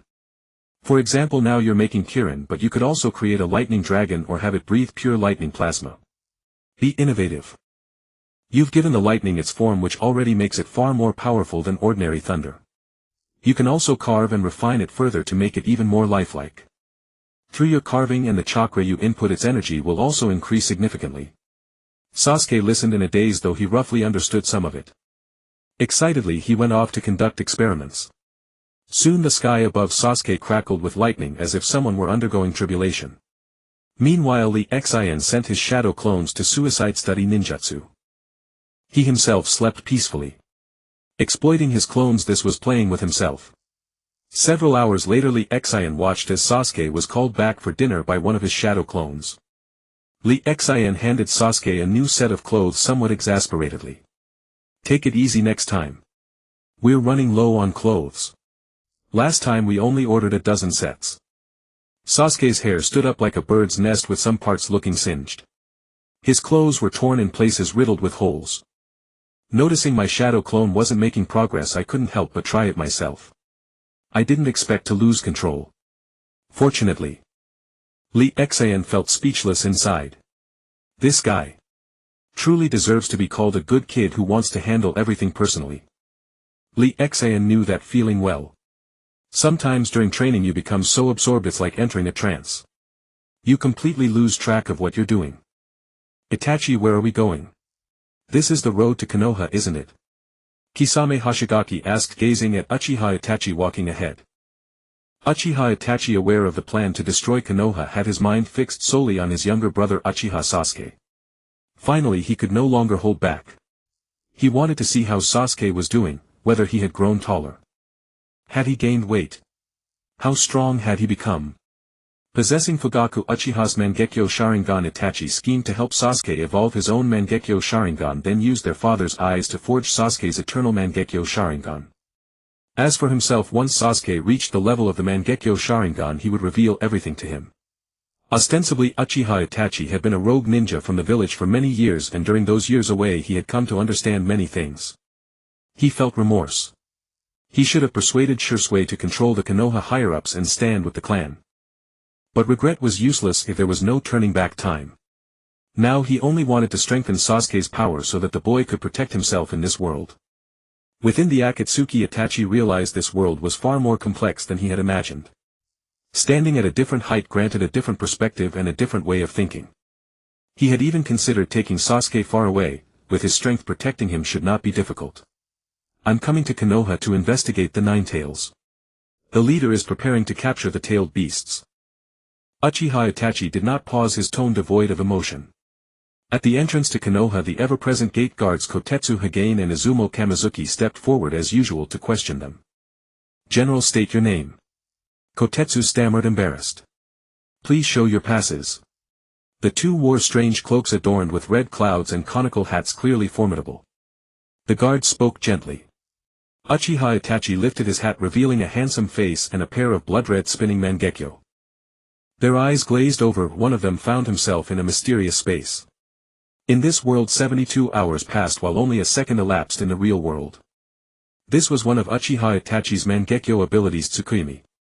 He dragged the opponent into an illusionary space to torture them, subjecting them to endless torment, death and revival. It shattered the enemy's spirit. Damn it! Uchiha Itachi's face twisted with anger. Clearly one of the guards had confessed. Uchiha Itachi strode toward the Hokage's office, his spinning Mangekyo Sharingan breathtakingly malevolent. Moments later black flames reduced the Hokage's office to ashes along with the ANBU who had come to block him. The black flames were the unquenchable Amaterasu. This flame was the second ability of Uchiha Itachi's Mangekyo Sharingan Amaterasu. The two men strode away, leaving behind rapidly spreading flames. Some Konoha ninjas tried to extinguish the flames with water techniques but failed.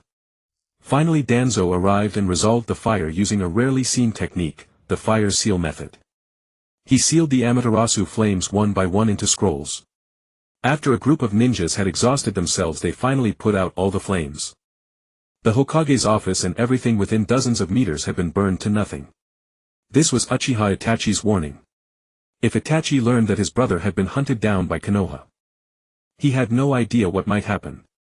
He still believed his brother had simply gone missing and not returned. Itachi, you're exposing yourself like this. Soon the whole world will know the Hokage's office was burned. Slapping them like that will make them cling to us like mad dogs. Kisame Hoshigaki spoke seriously without reproach. For S-rank rogue ninjas like them nothing was too outrageous. Kisame, go back first. I need to go to the land of waves to handle something. Kisame wanted to refuse but remembered his real boss Obito Uchiha, who had assigned him to watch Itachi. Itachi, do whatever you want. Treat me as heir. We've been partners for so long, if you run into trouble I can lend a hand. Uchiha Itachi was no fool, he knew this so-called teammate was merely a spy sent to watch him. But he could not afford to break with them yet. That group was too mysterious and their combat prowess considerable. Several of them were opponents Itachi was not confident he could defeat. Looks like many ninjas have passed this road recently, Kisame noted, pointing out broken branches and faint mud prints. Those traces couldn't belong to ordinary people, who else would leap between branches to travel? Uchiha Itachi's face remained expressionless, but his jaw was clenched and his hands and his sleeves were balled into fists with bulging veins. He was not as calm as he appeared. Let's go. Catch up. Take them down. Itachi rarely spoke so many words in a row. They all seemed quite formidable. They didn't cover their tracks simply to save time. And there are many of them. Itachi-san, don't get caught off guard. Kisame analyzed the situation. If you're scared, go back to the organization. I'll go alone. And don't tell the leader about this, it's my personal business. Uchiha Itachi's tone was cold and he emphasized the last sentence. I understand, Itachi-san. I'll keep it secret. After all, the leader is about to make a move and we need to lie low now. If he finds out, he'll definitely stop you. In the distance a group was resting. They were divided into two groups, 6 root operatives under Danzo's command and 12 ANBU summoned by Danzo as a Konoha elder. An ANBU squad leader approached the root members. What exactly is our mission? First we rush to the grass country, then turn back before even entering the village, and now head to the land of waves. Does the target fly? The root members didn't even look up, eating their dry rations. We cannot reveal the target until we find him. We're going to the land of waves to investigate how Gato died and who killed him and his organization. The killer's methods resemble those of our target. When Sasuke used Kirin to kill Gato, the news reached Danzo almost immediately. He sent a letter ordering them to go. In fact, the leaders of every village knew about the incident. Their intelligence network spanned the entire shinobi world. Many of those informants were ordinary civilians. Whenever they discovered something significant, they reported it upward and their superiors would compile the information. The chain of reporting was swift. Half a day later. This jutsu is interesting, said a root ninja examining a thick earthen wall filled with a massive amount of water. There were also charred, mangled bodies boiled to mush and a castle reduced to ruins by a massive lightning technique. The root operative tried to reconstruct the scene, then pulled out a bundle of wanted posters. Go to the surrounding villages and ask if any strangers have arrived recently. If there are, find them, if not, search all the villagers.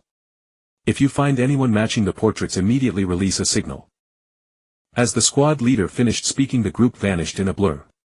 The leader then sent 3 copies of the same report via Ninja Hawk Carrier Pigeon and Rabbit, the summoning scrolls they carried with them. Itachi-sensei, we're approaching a vast expanse of ocean. Speaking of which, what exactly are we doing here? Kisame muttered to himself, well aware that Uchiha Itachi would ignore him. That was simply their daily routine. As expected, Uchiha Itachi never failed to live up to his silence. Kisame watched the man ahead, who showed no intention of responding. Kisame, summon a shark. We continue to Land of Waves. Itachi had considered constructing a raft, but with time running so thin he couldn't afford such trivialities. Every minute saved was a minute closer to rescuing his brother. Hang in there, Sasuke. This time I won't break my promise. Ha! The waves are too loud, I couldn't hear you, Itachi-sensei. Kisame, mid-summoning, realized Itachi had been addressing him and quickly called back. Seeing no further intent from Itachi to speak, Kisame sighed wearily in his thoughts. Despite his duty to watch over this reliable partner, even ordinary days proved exhausting.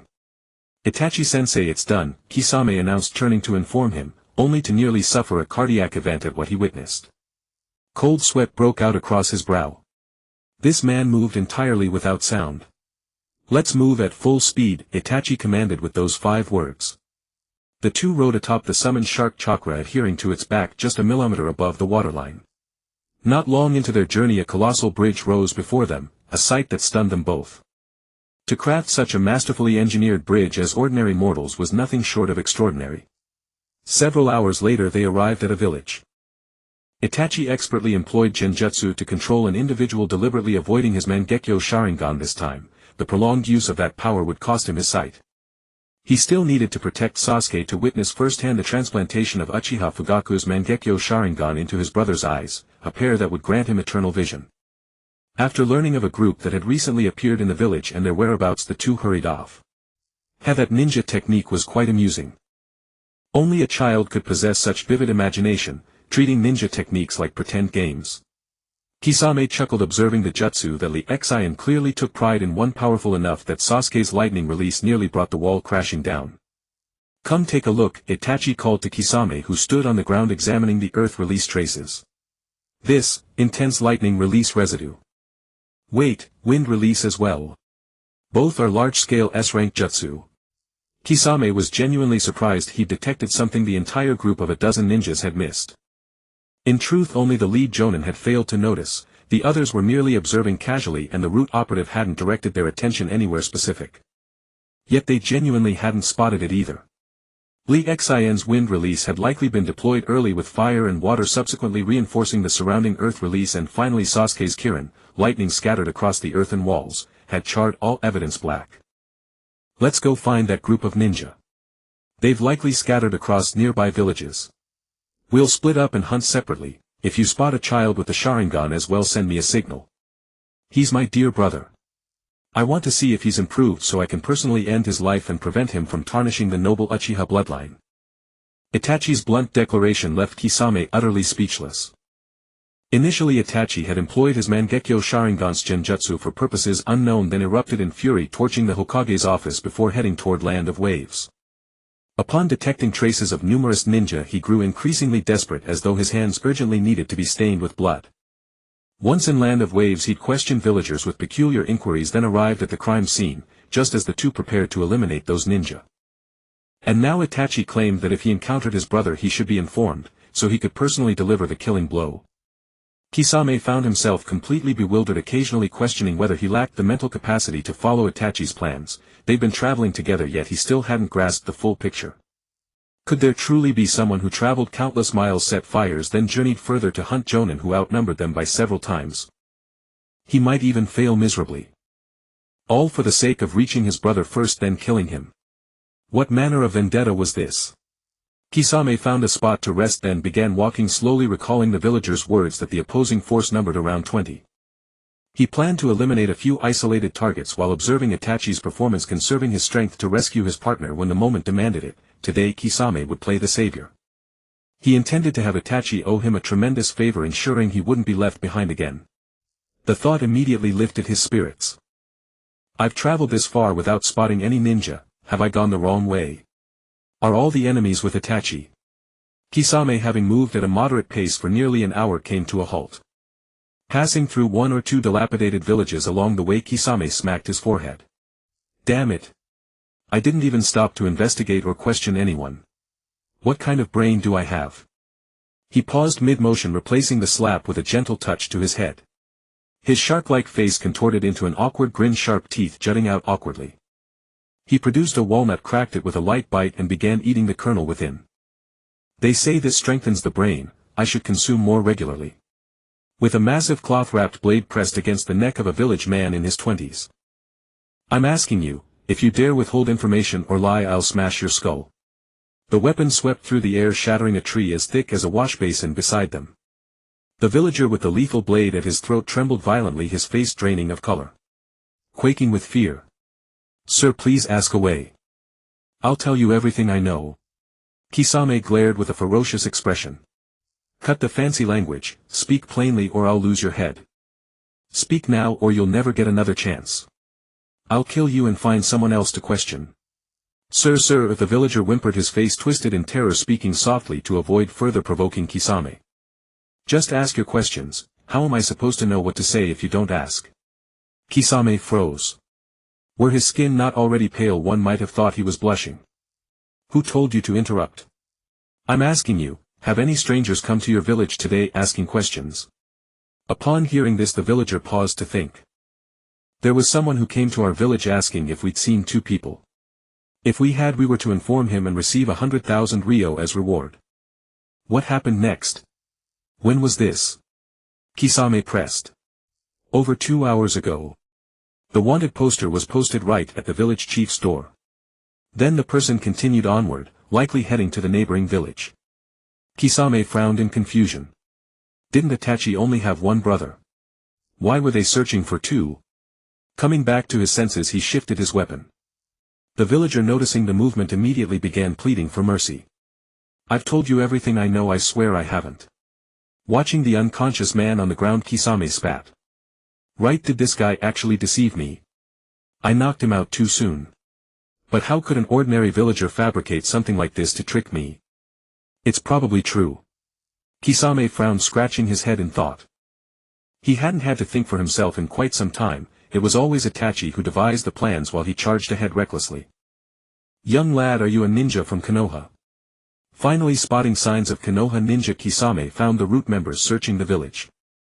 Who are you? The root ninja saw Kisame, who was wearing strange clothes and a conical hat. I'm your grandpa.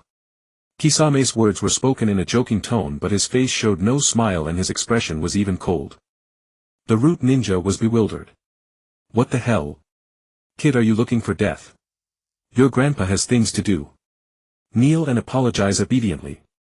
Otherwise your mouth won't be needed anymore.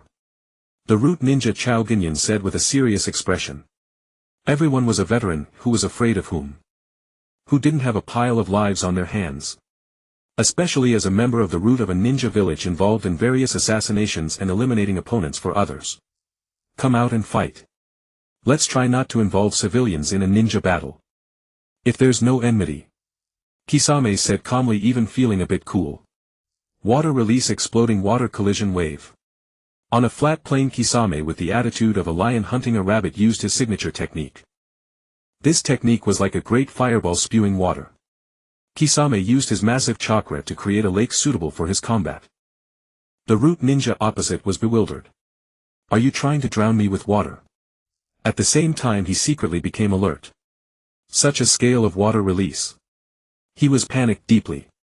His earth release techniques were momentarily useless. Chao Genyun touched the signal flare in his pocket. Damn, so far from the main force, who the hell would see it? They were all scattered too far, covering the entire wave country. With a try-it attitude he watched Kisame warily. The signal flare in his hand successfully shot into the sky. Bang! A firework exploded. Kisame looked puzzled. Are you shooting fireworks to celebrate? Think my technique is not good enough. Water release, water shark bullet technique. Kisame finished hand seals and a giant shark appeared in the water, shooting toward Chao Genyun. The root ninja saw Kisame's hand seals and began his own. But he didn't know what Kisame was doing. He could only try to block. The ground was all water, making him very uncomfortable. He was a non-swimmer. Had a bit of hydrophobia. With a loud crash, Chao Ginyan's earth release held for a fraction of a second. He, a proud battle-hardened root jonin, a killer without emotion. He was actually defeated instantly. Feeling the shark pass through his body, a wave of weakness surged. His eyes filled with terror. If heaven gave him another chance, he would definitely kneel and beg for mercy.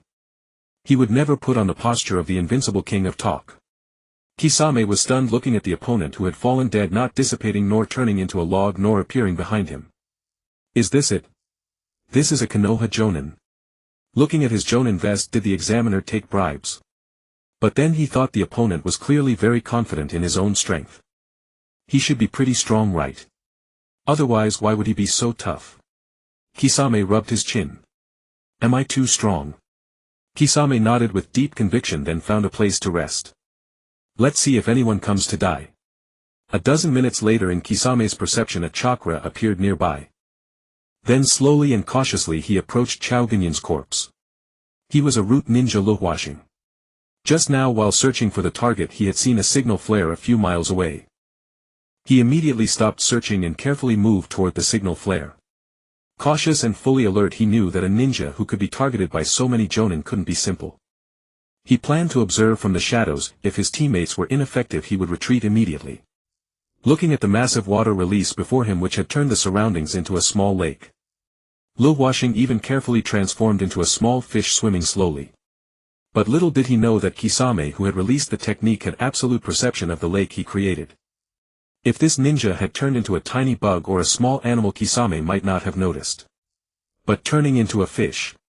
It was almost an insult to Kisame. Feeling his fully recovered chakra, Kisame submerged into the water. He fired a water shark bullet technique at the small fish dozens of meters away. Have a happy life. The shark in the water was faster than jumping out to strike the opponent. Looking at the now dead Konoha ninja, Kisame couldn't help feeling the loneliness of a master. After checking the Konoha ninja who had no breath left, Kisame used his bandaged long-shaped weapon, the chakra-absorbing Samahata, to smash the ninja's head completely. Two poor bastards. He searched the two Konoha ninja and only found a small amount of money. A few exploding tags, some scrolls and signal flares. Kisame was momentarily a bit addicted. He found a place to continue hiding and then sensed the lake. Half an hour later, Kisame left, heading toward Uchiha Itachi. There were no more people here. He would go see how Uchiha Itachi was doing. Uchiha Itachi's situation was not much different from Kisame's. Itachi rushed quickly, and after finding an Umbu ninja, he activated his Mangekyo Sharingan. A second later, the Umbu jonin fell to the ground. Itachi went up and slit his throat with a kunai. In the past he might have just knocked out Konoha ninja and left them. But now Konoha had touched his bottom line, his only younger brother. What was Konoha village? In the past, when he was weak, he could destroy his clan for the village. Now he could also destroy the village for his brother. Sasuke was the most important person in the world to him. All principles, dreams, everything else had to step aside. The appearance of Uchiha Uchiha was causing some changes in this world. Itachi searched the Umbu's body and found a signal flare. He then fired it, then hit himself. The willing would bite the hook. He was no longer in a hurry for the time being. From this Umbu, one of the Hokage's personal guards, he had already obtained information. He learned that his brother was with Uchiha Uchiha and that they were strong. Ordinary ninja encountering them would be nothing but fodder. Moreover, these people were all scattered to investigate. He could just go to the signal flare when he saw it. In just half an hour, Itachi had eliminated 5 Umbu who came. Itachi sat on a tree, somewhat fatigued, with dried bloodstains on his face, the tears from his eyes. Using it several times in a short period, his body was overloaded. His body couldn't take it anymore, and his vision had also deteriorated. I wonder how much longer these eyes can endure. I truly admire father, possessing such great power yet always holding it in check. On the island. Fire-style wildfire storm. It must be said that Sasuke was exceptionally talented, at least in Lee Xian's eyes. If he had to compete with Sasuke in terms of self-cultivation, Lee Xian reckoned he wouldn't even see the exhaust lights. Although both of them were the type, orphan clan annihilated awakened a single Tomoe Sharingan. Lee Xian's Sharingan hadn't even been awakened by himself. No wonder after 5 or 6 years despite having the textbooks he still hadn't thoroughly mastered the 5 elemental techniques. Watching Sasuke show off to him, Lee Xian wore a doting smile. A wave of satisfaction akin to watching one's son succeed washed over him, filling him with joy. Sasuke was also quite pleased with his own handiwork. Using Lee Xian's inspiration, he had created a swarm of flames like fireflies that would automatically pursue the enemy. The enemy's fire-attributed ninjutsu would turn into nourishment for the flames. As long as it touched flammable materials like trees or human bodies, it would spread rapidly. That was its explosive power. Not bad. Tell me the principles of this jutsu later. And the characteristics of this technique. Let's eat first. Sasuke was in a great mood. Finally there was a time when Lee Xian needed him rather than him always taking. It gave him a strong sense of accomplishment and boosted his appetite. He ate 3 times his usual amount. After they both had their fill, Lee Xian showed no intention of asking Sasuke about the jutsu. After all, it was stored in Sasuke's mind, it wasn't going anywhere. Lee Xian planned to take a nap. Sasuke go buy some daily necessities later. There are no small animals on this island. We've been eating fish for days. I'm about to throw up. They had lived in Konoha for a long time and rarely ate seafood. When they were out in the wild, they'd cook a meal whenever they could. Live off the land, live off the water. Okay. But the land of waves is too poor. It seems like the only thing they have is seafood, right? Should I go to the land of fire? Lee Xian picked his teeth with a twig. No need. The land of fire is too dangerous. I wouldn't feel safe with you going alone. If both of us go, it's a waste of manpower. If I send a shadow clone with you, the clone's combat power is far inferior to the original. Sticking with the land of waves is more reliable. They do raise livestock. Just spend a bit more money to buy some, like a big hen or something. Okay, I understand. I'll go now. Sasuke nodded and stood up to leave. Lee Xian pulled out a handful of money from his spatial storage. Hold on, take the money. Buy some seasonings too. And remember to use transformation technique. Be careful not to get caught and die young. Moreover, on the island they always used their original appearances, and the transformation technique would continuously consume chakra. And it felt weird to wear a strange face. Even if it were as handsome as Hugo, the man who looked even better after being disfigured, it wouldn't do. Lee Xian fell into a deep sleep, leaving only a shadow clone outside to patrol and keep watch. Sasuke imitated Lee Xian, stepping on a half-thick tree trunk and propelling himself forward with chakra from behind, hands clasped behind his back, quite imposing. If Lee Xian's fellow countrymen saw this, they would surely exclaim, "Master, you're awesome, crossing the river on a single reed." A modified version of crossing the river on a single log. Sasuke felt the minimal chakra consumption of this travel method and couldn't help but marvel. Lee Xian is truly a genius to come up with such an amazing method. It's a perfect technique tailor-made for showing off and looking cool. At the border of the land of waves, several Konoha ninjas were stationed there waiting for their prey. But not at the docks or the unfinished bridge. That was also why they hadn't run into Kisame and Uchiha Itachi. A bored ANBU ninja named Ki Yuji was sitting in a tree reading a book called Make Out Violence, while occasionally scanning the surroundings. Someone's coming. That's a cool way to travel. Ki Yuji carefully put the book into his pocket and jumped down from the tree. He approached Sasuke warily. Ki Yuji was always cautious when dealing with fellow ninjas. Who goes there? Ki Yuji stood in the middle of the road looking at Sasuke, who was still several dozen meters away, and shouted loudly. Sasuke saw the Konoha forehead protector on the other's head and sneered inwardly. I'm your father. I'm your father. Ki Yuji pondered the phrase, having never heard of that surname. Then he remembered what a comrade had told him about the meaning of father. Ki Yuji's face turned cold. Looking for death. Before the words faded, 3 shuriken flew toward Sasuke in a triangular formation. A mere trick, and you dare to show off before an expert. Sasuke threw out 2 shuriken, knocking away the 3 incoming ones and sending them flying back toward Ki Yuji. Ki Yuji used a kunai to deflect the returning shuriken. He reached into his pocket, pulled out a signal flare and launched it into the sky. This was an enhanced signal flare, louder and higher than the standard ones. Their captain had arranged it, worried that they might wander too far to see or hear. Sasuke didn't stop him but watched warily. He had thought it was a ninjutsu but it turned out to be fireworks. Fireworks look better at night. Sasuke joked, not realizing it was a signal. Sasuke had never been to the battlefield and didn't understand such things. Being young, he was still unfamiliar with many aspects of the world. Lee Xian was sleeping soundly when a loud bang and crackling sound startled him awake. Who in their right mind sets off fireworks in broad daylight? Lee Xian was about to roll over and go back to sleep. But suddenly he opened his eyes and sat up. No, this isn't the original world anymore. Remembering that Sasuke had left not long ago along with the fireworks shooting up from the land of waves, Lee Xian rushed toward the direction of the explosion. From a high altitude he could see about a dozen people converging from several kilometers away toward the sound of the explosion. Anbu root Kisame Uchiha Itachi and Uchiha Lee Xian. Damn it! Hurry up! Feeling his speed was too slow, Lee Xian kicked away a piece of wood in frustration and ran frantically on the water.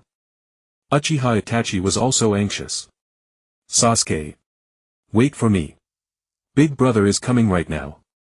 Sasuke looked at Kyuji, who hadn't made a move. Are you letting me strike first? Sasuke was puzzled, but his body was honest. He activated his three-tomoe Sharingan, formed hand seals and shouted, Chidori. Sasuke went straight for a big move. Upon seeing Sasuke's three-tomoe Sharingan, Kyuji immediately lowered his head. There was a truth in the ninja world: if you encounter a member of the Uchiha clan on the battlefield, turn and run, if you can't avoid looking into their eyes. Beware of sudden genjutsu. Kyuji, intent on stalling, quickly used his signature defensive jutsu, Earth-style Earth Wall. Watching Sasuke approach at high speed, Kyuji, after releasing the Earth Wall, could no longer see Sasuke's legs. Fearing genjutsu, he could only look at Sasuke's feet. Focused on the fight. Thinking it wasn't safe enough, he added Earth-style Super Earth Wall. Kyuji increased the chakra output and added a special property: he extracted hard minerals from deep underground, forming a defensive jutsu with chakra. The outer wall also had the ability to absorb ninjutsu. It was his signature technique and the reason he could wait here stalling for backup without getting killed. Sasuke charged straight at the Earth Wall without dodging or weaving. Annoyed that he only broke through a small hole, he was about to cut the annoying wall horizontally with Chidori. Then he felt the chakra gathering in his hand being absorbed. Shortly after, Sasuke had no choice but to withdraw his hand and leap back. The Chidori had been drained away. Fire-style Sparkling Blaze. Confronted with this troublesome defensive jutsu, Sasuke had a sudden inspiration and unleashed the technique he had newly developed. A cluster of flickering fire points like fireflies drifted toward the Earth style. Logically, his fire style also absorbed chakra to strengthen itself. Although Earth was not flammable, the opponent's chakra could be burned. Sure enough, as Sasuke watched wide-eyed, the fire style approached the Earth style and the two techniques stalemated. Sasuke's fire-like spots enveloped the opponent's spherical Earth style. Among them, several dozen tiny fire points managed to break through. It turned out these were the channels Muyojiji used to breathe and take in oxygen. These minuscule openings, invisible to the naked eye, could not hide from the fire style that fed on chakra. Muyojiji only felt the temperature rising. He smiled calmly, thinking that the opponent was trying to roast the earth and then cook him alive. Then Muyojiji smiled confidently. He had encountered this situation before and already had a countermeasure. He was a seasoned ninja. He used his chakra to extract some insulating materials from underground and attached them to his earth style. Adapting to the situation, buying time and serving as a good shield for his teammates. This was Muyojiji's trademark. Though his offensive jutsu were mediocre, his defensive jutsu were extraordinary. It was also because Muyojiji was of earth nature chakra, and having witnessed the brutality of the battlefield, he was somewhat afraid of death. So he kept perfecting his defenses.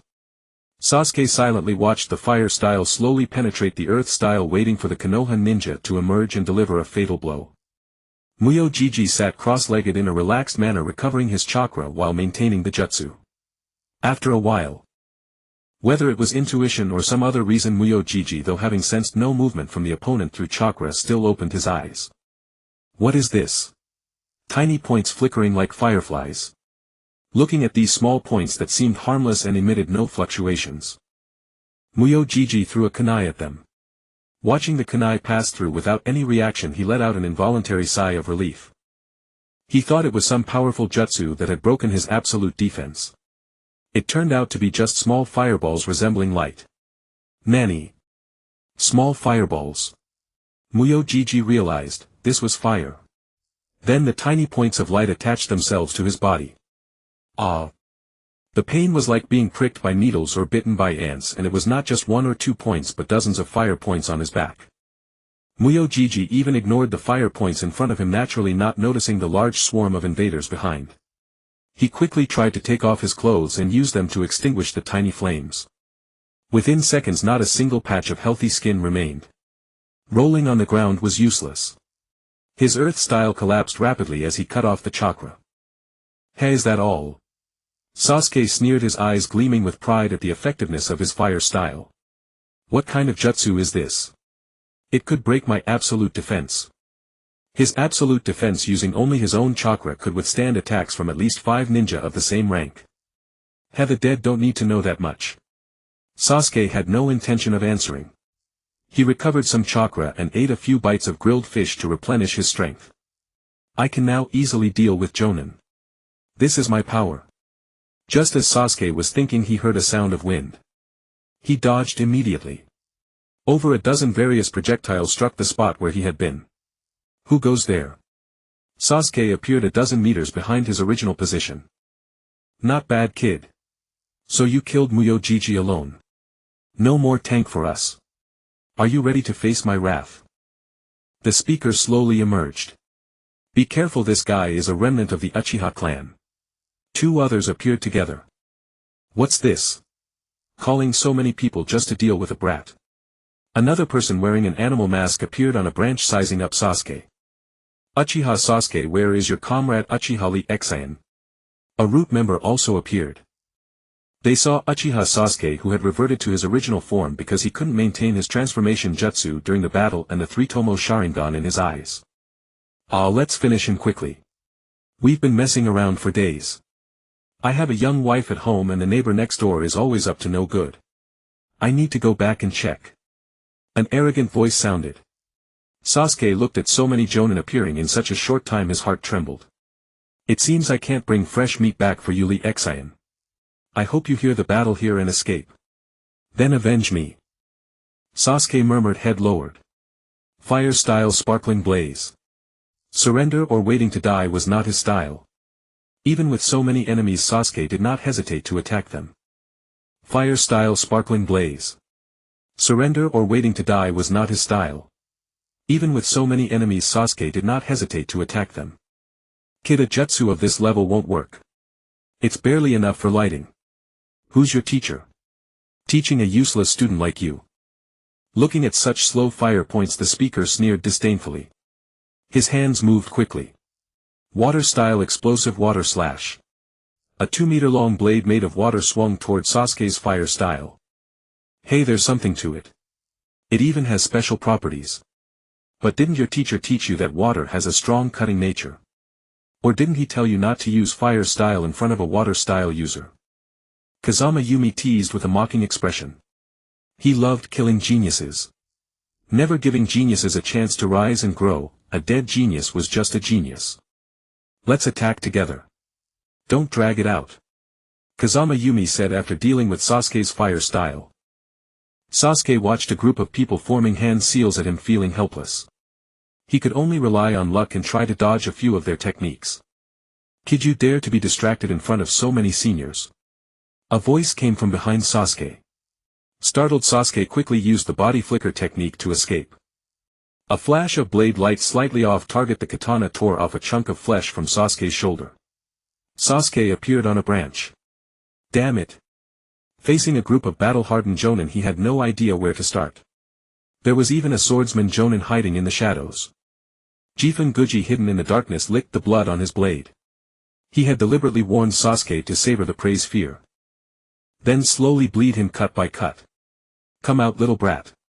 Where are you hiding? Jifun Guji caught a trace of blood and knew his position. Fire style great fire annihilation. Standing on top of the tree, Sasuke unleashed his most powerful fire style at the group below. Water style. Don't use water style. The kid wants to create clouds by colliding fire and water. Don't forget he has a powerful lightning style. Kazama Yumi, who was about to use water style, was stopped by the lackey beside him. Seeing his plan seen through, Sasuke felt helpless. Damn. These guys are way too cautious. They won't give me any chance at all. I can only resort to taijutsu and force them into close combat. Oh. Not bad, kid. The voice came from behind Sasuke again. A sound of metal clashing followed. Who gave you the courage to warn me before attacking right in front of the Sharingan's insight? Sasuke sneered. Not bad. Keep it up. After one strike, Jifunguji vanished, waiting for Sasuke's opening for the next attack. Sasuke, taking advantage of an angle hidden from the people below, gathered Chidori in his hand. Watch out, it's Kakashi's signature move, Chidori. Seeing the bright light and crackling lightning from below, someone warned. He had once been Kakashi's subordinate and knew the technique well. The person beside him turned toward the flash. Fire style Great Dragon Fire Bullet. A dragon head spewed fire toward Sasuke's position. It seemed to trigger a chain reaction as a group of ninja who had already formed hand seals unleashed their techniques. Watch your back. That's just his shadow clone. Jifunguji's voice came from the tree. Bang. How is this possible? Jifunguji stared in disbelief at the chest pierced by Chidori. Trash. Sasuke pulled out his hand and continued hiding in the shadows, waiting for an opportunity. The ninja guarding the rear also noticed the skirmish. Worthless. Then with a hand signal, groups of 3 began pursuing Sasuke. One of them picked up Jifunguji's sword while the others held kunai, or oddly shaped weapons. On the ANBU side, after losing one member and seeing Root engaged, they also drew weapons for close combat. They refrained from using ninjutsu for fear of hitting their allies. Kid, you're quite capable killing our man right in front of us. The Root ninja's eyes were solemn, but his tone was light and teasing. Behind Sasuke a person appeared. Kid, I think you're not bad. How about kneeling and begging for mercy? We might spare your life. Tuanzang toyed with his kunai while speaking provocatively. Sasuke watched the group slowly surrounding him, feeling trapped. He was already marked. If the moment he moved, the others would attack simultaneously. Sasuke looked up at the sky was so beautiful. Unfortunately, he had never taken the time to appreciate such lovely scenery. In a flash, the faces that came to mind were Uchiha Ixan, Uchiha Itachi, his father, his mother, and Naruto. There was no one else familiar. He regretted not remembering their faces and names on the journey. I'm sorry I couldn't bring Lee Xian's meat back. I never got the chance to apologize. I also forgot to leave behind the properties of fire style. What a lousy life this is. Just as Sasuke was about to give up and wait for death, using the last moments to recall some pleasant memories, a voice rang out, Sasuke. Get out of the way. The Konoha ninja instinctively scattered, interpreting the words as a powerful ninjutsu incoming. After all, Sasuke had a freakish teammate. Sasuke did not move. A figure appeared before him. Sorry I'm late, Sasuke. Uchiha Itachi tossed aside his straw hat, glanced at the stunned Sasuke, then looked at the Konoha ninja he had tricked. Realizing they had been fooled, the Root leader was furious. Uchiha Itachi, it seems Lord Danzo should not have spared the lives of you 3 little bastards back then. The leading Jonin Yamanaka Rashi spoke calmly, trying to provoke Itachi. Provoking the enemy often revealed weaknesses. Why is it you? Seeing the person he had always wanted to kill, Sasuke trembled with rage. Upon hearing the voice he would recognize, even if Itachi turned to ashes, he was stunned. Bastard! I'll kill you! Sasuke's kunai pierced through Uchiha Itachi's body. Sasuke in a fury had aimed for the heart of the Uchiha clan, but it hit the shoulder instead. The ninjas of Konoha were stunned. They had thought that encountering Uchiha Itachi would require caution and they might easily be annihilated. Yet unexpectedly they started killing each other first. First an arm was severed. Uchiha Itachi instinctively attacked backward, then suppressed himself. He was completely defenseless against his younger brother, which allowed him to succeed. Sasuke, flee. I'll hold them off for you. Initially confident in protecting his brother, he now felt the numbness in his arm. Perhaps they would both die here today. Sasuke ignored everything and prepared to continue attacking Itachi. He didn't care anymore. He had a chance to take revenge before dying. This was heaven's mercy. Enough, Sasuke. Stop this nonsense. You go first. Itachi swung his hand, sending Sasuke flying. He intended to charge again to kill Itachi. Wouldn't it be better for you to watch them kill me or me kill them before you act? You could even save your own life. He noticed Itachi's eyes had turned bloodshot. He said calmly.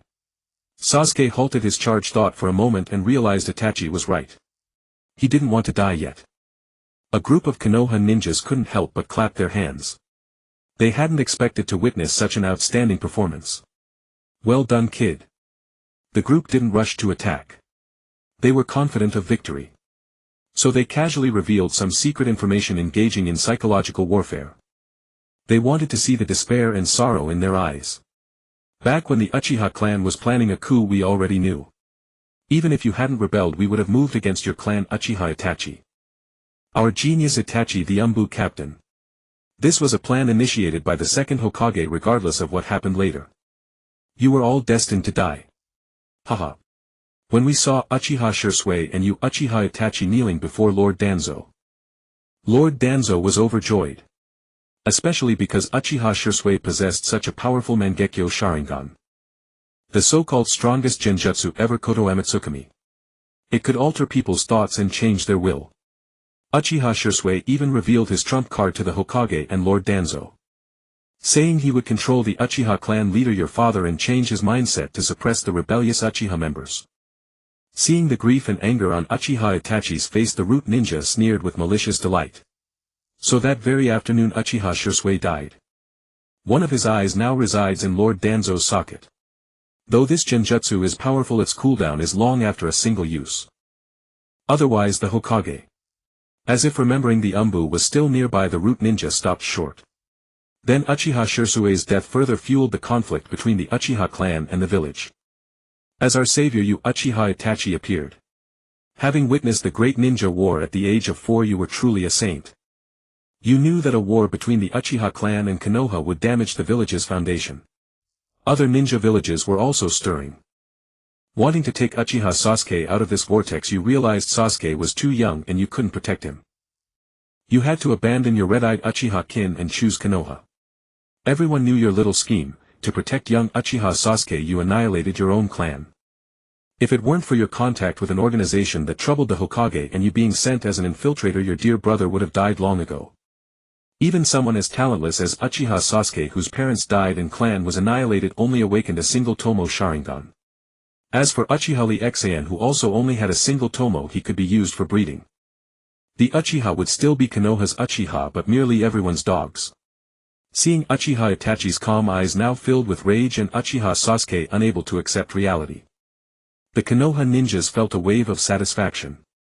That always arrogant and disdainful Uchiha clan, no one liked them.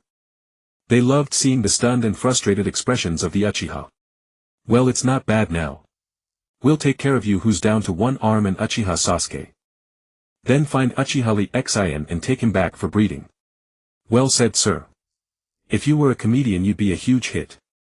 But I'm quite curious, would Danzo really tell you such secrets? Uchiha Lee Xan emerged from behind. Hearing his voice, Sasuke quickly ran toward him.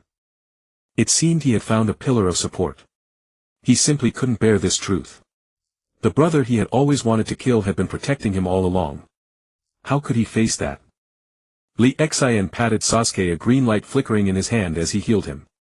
The root ninja tensed, noticing the surrounding gazes, including those of Konoha's own. Don't panic. I'm from Root. I'm only able to speak this information because I haven't been implanted with the forbidden technique. The reason for their confusion was that everyone's tongues were marked. Only by revealing intelligence would their tongues explode. An Umbu ninja looked at him. So it's you. No wonder you know so much about that old man Danzo. Lee Xan sighed with emotion. So this was how complicated everything had been. No wonder he had felt so oppressed in the village back then. If not for his summoning technique, he would have been dead. Uchiha Itachi snapped back to reality, suppressing the grief over his friend Shisui's tragic death and his own manipulation. Thank you for telling me all this. So that's how it is. Even I couldn't see the full truth behind it all. Such a venomous heart. Fortunately, I never have to see this disgusting village again. If I get the chance, I will raze it to the ground. Itachi's cold voice rang out softly. He had been driven to this point, and now he understood how it had come to be. He had foolishly devoted himself to the village. Uchiha Lee Exan take Sasuke and leave. Let me end this short-sighted life. Itachi tossed a container. He had lost the will to live. This is father's Mangekyo Sharingan. When you awaken your own Mangekyo, overusing it will eventually lead to blindness. If you replace it with father's, it will evolve into the eternal Mangekyo Sharingan. As if fearing Lee Exan might have ulterior motives, Itachi added, the evolution from Mangekyo to eternal Mangekyo requires the Mangekyo of a close blood relative. Other eyes are useless. Otherwise I would have left you my own eyes. Uchiha Lee Exan looked at Itachi, who was making his final arrangements. He had no special connection with Itachi aside from the mission to kill him for Sasuke. Now it seemed unnecessary. Though Uchiha Sasuke couldn't accept the truth immediately, his body was honest. He refused to leave. Lee Exan walked up to Itachi and a shadow clone pulled him aside to heal his wounds. Had your fill of mischief. Let's finish this. The other kid knows healing techniques. The longer we delay, the more trouble we'll have. A Konoha Umbu teammate said. Yuzhibo, you felt a warmth, then allowed Lee Exan's shadow clone to heal him. Lightning, release white lightning. Lee Exan spat out 3 lightning spheres in succession, blasting them toward the Konoha ninja. You two are quite amusing, one using fire, the other lightning. He eyed the thunderous yet sluggish lightning spheres. A root ninja sneered disdainfully. Let them fly first, I'll crush them easily later. Shatter their hope. Seeing the Konoha ninja making no move to defend, Lee Exan chuckled, you look down on me. Lee Exan deliberately provoked them, trying to unsettle their minds. The other Konoha ninja sensed something amiss. Though the lightning release appeared unremarkable, their hearts pounded as if warning them. Don't wait, finish this quickly. Earth release, earth rampart. A man swiftly formed seals, placing an earthen wall in the path of the lightning spheres.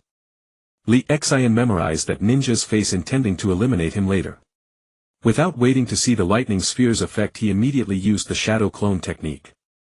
As the shadow clone was created, a white mist of chakra burst forth.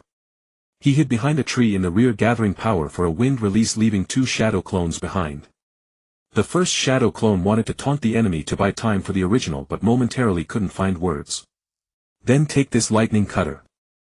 The shadow clone formed 4 seals in a second. Such was the gap between the original and the clone that the clone could only inherit about 10% of the original's combat power. Other aspects also differed greatly from the original. The lightning sphere collided with the earth rampart and exploded with a bang, leaving the ninja behind in disarray. After all, it was merely a technique casually released by Lee Exan to lull the enemy. Kid, you've got a sharp tongue, but your ninjutsu is mediocre. Since their group lacked a sensor-type ninja, they were unaware that Lee Exan was racing against time to charge a powerful technique. The one forming seals is a shadow clone, attack the other one. That cautious ninja spoke again. Oh, seen through. The shadow clone wielding a lightning cutter charged at one of them. Hey, you're so young. Do you think a shadow clone can hit me? He sidestepped and kicked the clone over. The shadow clone, pinned to the ground, smirked. Hey, you're on the 2nd floor, but I'm on the stratosphere. Thunder burst. Careless. No dodge, this is actually a lightning clone. The Konoha ninja felt his entire body go numb, paralyzed by lightning. This was a technique Lee Exan had long possessed, now refined lightning release shadow clone. As for why there was 1 lightning clone and 1 shadow clone, the smoke from creating 2 clones was thicker, or perhaps Lee Exan's mind was simply too full of tricks. Watch out. There's a chakra fluctuation in the tree. As Lee Exan's wind release spiral shuriken neared completion, the wind around him rushed toward his hand. It's that powerful wind release. Defend quickly. 2 Konoha ninja simultaneously released the versatile earth release, earth rampart. Meanwhile, others held seals ready for emergency reinforcement. You're amazing, Lee Exan. Zhuozhu chuckled, finally ceasing to dwell on his tangled thoughts. It was better to watch Lee Exan in action. Feeling his chakra only half restored, he quickly swallowed 2 military ration pills to recover stamina and chakra.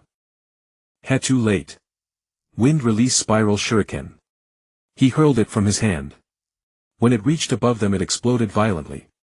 Lee Exan had already retreated. After a long moment, the dust settled.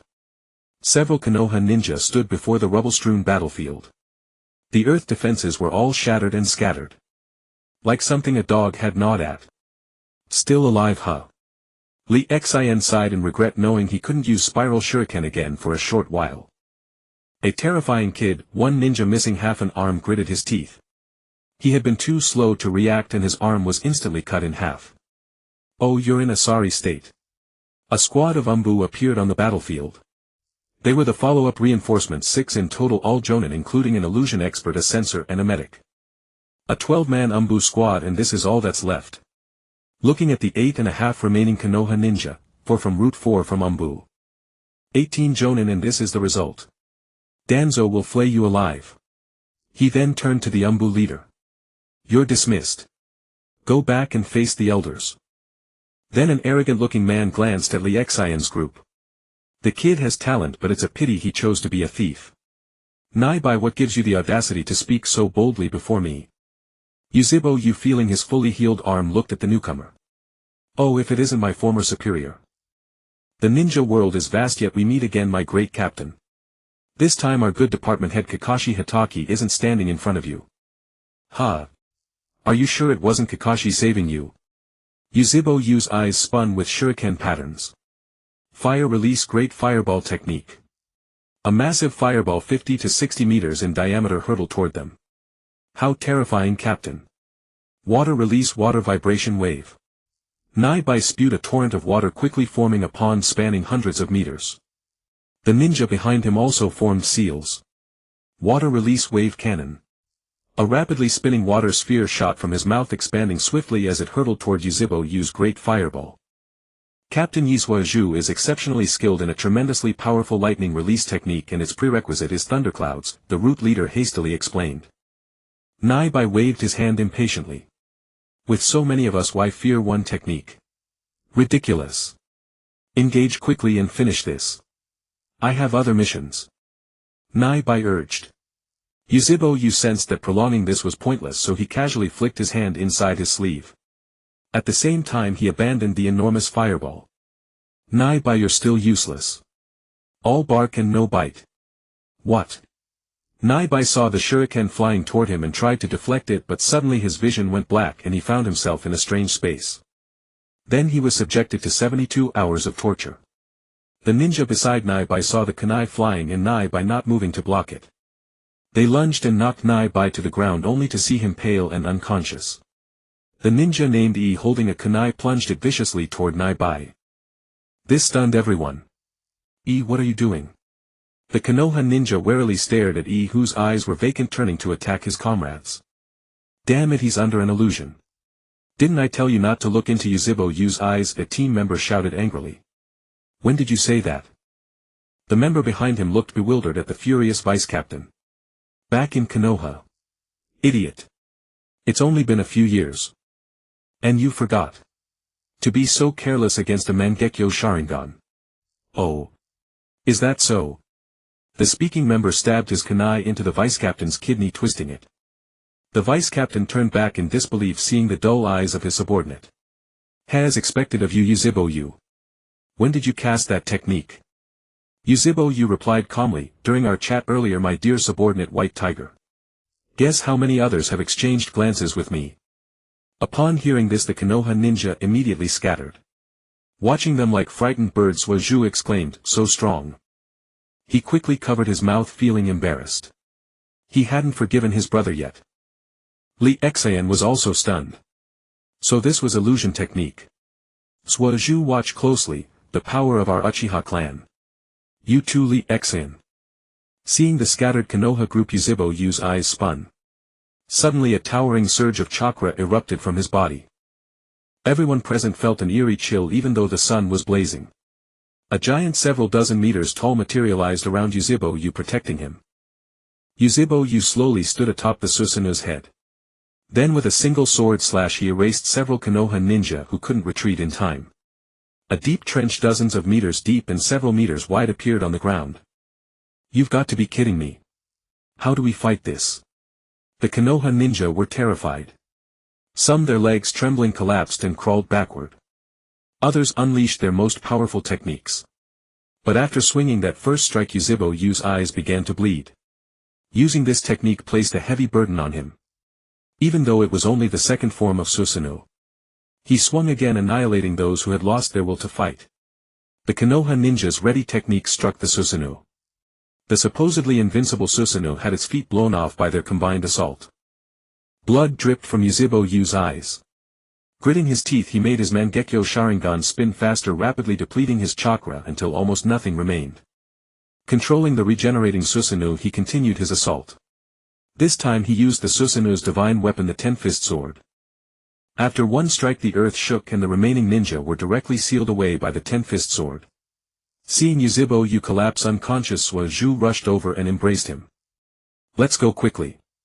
The commotion of this battle might attract others." Suazhu nodded, hurrying to hoist Yuzhibo Yu onto his back. Just as Yuzhibo Yu had carried him when they were young, now he carried his brother. Suazhu silently vowed, "This time don't abandon me again. Let's face everything together." He had finally resolved his inner conflict. Itachi had massacred the clan to save him. Back then Itachi was only a few years older than Suazhu was now. Given his current strength, he could barely manage against a single jonin. Yet Itachi had faced far more enemies than he had. Li Xan too was moved. He had overheard the earlier conversation. He never imagined Itachi had endured so much, all just to protect Suazhu. What the two didn't know was that there was another masked figure who had relentlessly squeezed Itachi, leaving him no room to breathe. Forcing him onto a path that seemed to offer choices but was ultimately without options. After the battlefield cleared, Hoshigaki Kisame leaped down from a tree. So Itachi-san was a spy after all. But truly he was a worthy partner. So strong. Kisame stood there lost in thought. After a long silence, Kisame slowly walked away, muttering, "What a shame Itachi-san has fallen." He found a cave and used the transformation technique to send a message to the other Akatsuki members. The message was relayed to Pain, who then transmitted it to each member's ring. Kisame tossed Itachi's ring in his hand as he walked slowly toward the land of rain. "I envy you, Itachi-san." The ring had been thrown to him by Itachi, who had sensed his presence. Kisame didn't show himself, as if he had never been there. Itachi too acted as if he hadn't noticed Kisame simply tossing the ring to him. They exchanged no words. Itachi had expected to die in battle, and Kisame had thought the fight would be arduous. If Kisame had been in Itachi's place, he might have perished as well. Inside the Akatsuki, the others received the message and read Kisame's note. "That annoying guy is dead." Daidara, who had been traveling, stopped and said with irritation. "Who cares about that artless fool? Pity, we lost a corpse for making puppets." Sasori responded as they kept moving. In the Otogakure village founded by Orochimaru, he glanced at the ring he still held after defecting from the Akatsuki. Itachi is dead. Recalling the man who had defeated him with a single glance, he thought, what a pity. I didn't get to see Suazhu and Li Xian. Perfect eyes. Perfect bodies. A sharp pain flared in Orochimaru's suspended arms. Kabuto. A few minutes later, Lord Orochimaru's condition is extremely rare. I'm at a loss. We can only find one of the legendary Sannin Tsunade to see if she has a solution. Kabuto had a rough plan in mind but didn't voice it. If he cured Orochimaru now, Orochimaru wouldn't remember him. Only after Tsunade proved unable to treat him, or unwilling to, could Kabuto demonstrate his exceptional medical skills and earn Orochimaru's trust. And gain access to Orochimaru's research materials coveted by all researchers. Several days later, Uchiha Itachi awoke from his coma. I didn't die after all, he murmured. At the peak of his exhaustion, he had been certain that death was imminent. He had used his Mangekyo Sharingan far too many times that day. Feeling his vision blur, he thought, I'm going blind soon. You're awake. Have some water. Li Xian, who had been reclining, sat up upon hearing the sound. Thank you, Itachi replied, taking the water and drinking. Where's Sasuke? Itachi glanced around, but the figure he longed for day and night was nowhere to be seen. He's gone training. He thinks he's too weak, Li Xian explained. He feels useless and his proud nature has been wounded. Is he avoiding me? Did he run off to train just to escape? Itachi asked dejectedly. Not at all. Even though you killed your parents with your own hands and hurt him so deeply when he was young, he's quite magnanimous. This is just his daily training routine. No sooner had the words left his mouth than Sasuke returned carrying a fish and a few shrimp. Looks like we're having seafood again today, Li Xian. Itachi. Brother, you're awake. Sasuke spoke these words that he had said so often as a child, yet now they sounded foreign. Itachi smiled gently, walked up to Sasuke and pressed 2 fingers together against his forehead. Yes, my adorable little brother. Sasuke's eyes reddened. That damned familiar feeling. Brother. In the end he was still just a child. He couldn't hold back and threw himself into Uchiha Itachi's arms, sobbing, "Brother, I missed you so much. I thought I would only see you one last time. How could you be so cruel? Why didn't you tell me everything? Why did you have to bear it all alone? Making me hate you all this time. Hating someone is so painful, it tortures me every moment. Forgive me, Sasuke. This is the last time." Itachi patted Sasuke, his own eyes reddening as well. All right, this reunion is giving me goosebumps," Lee Xian said. His heart ached. Was his little buddy who always followed him being taken away? "Sasuke, you grill the seafood. I'll find something suitable for Itachi to eat. He hasn't eaten for days, so he can't handle what we're having." Lee Xian walked out, leaving space for the reunited brothers to be together. He had examined Itachi's body and found it riddled with old injuries. Ordinary healing techniques were useless. A more serious issue was that Itachi had long neglected his health and some parts were severely overstrained. In truth, he could use the Uzumaki constitution to reconstruct Itachi's body and replenish organ functions. But not now. He still harbored suspicions about Uchiha Itachi. What if the man coveted his possessions? He was no match for him.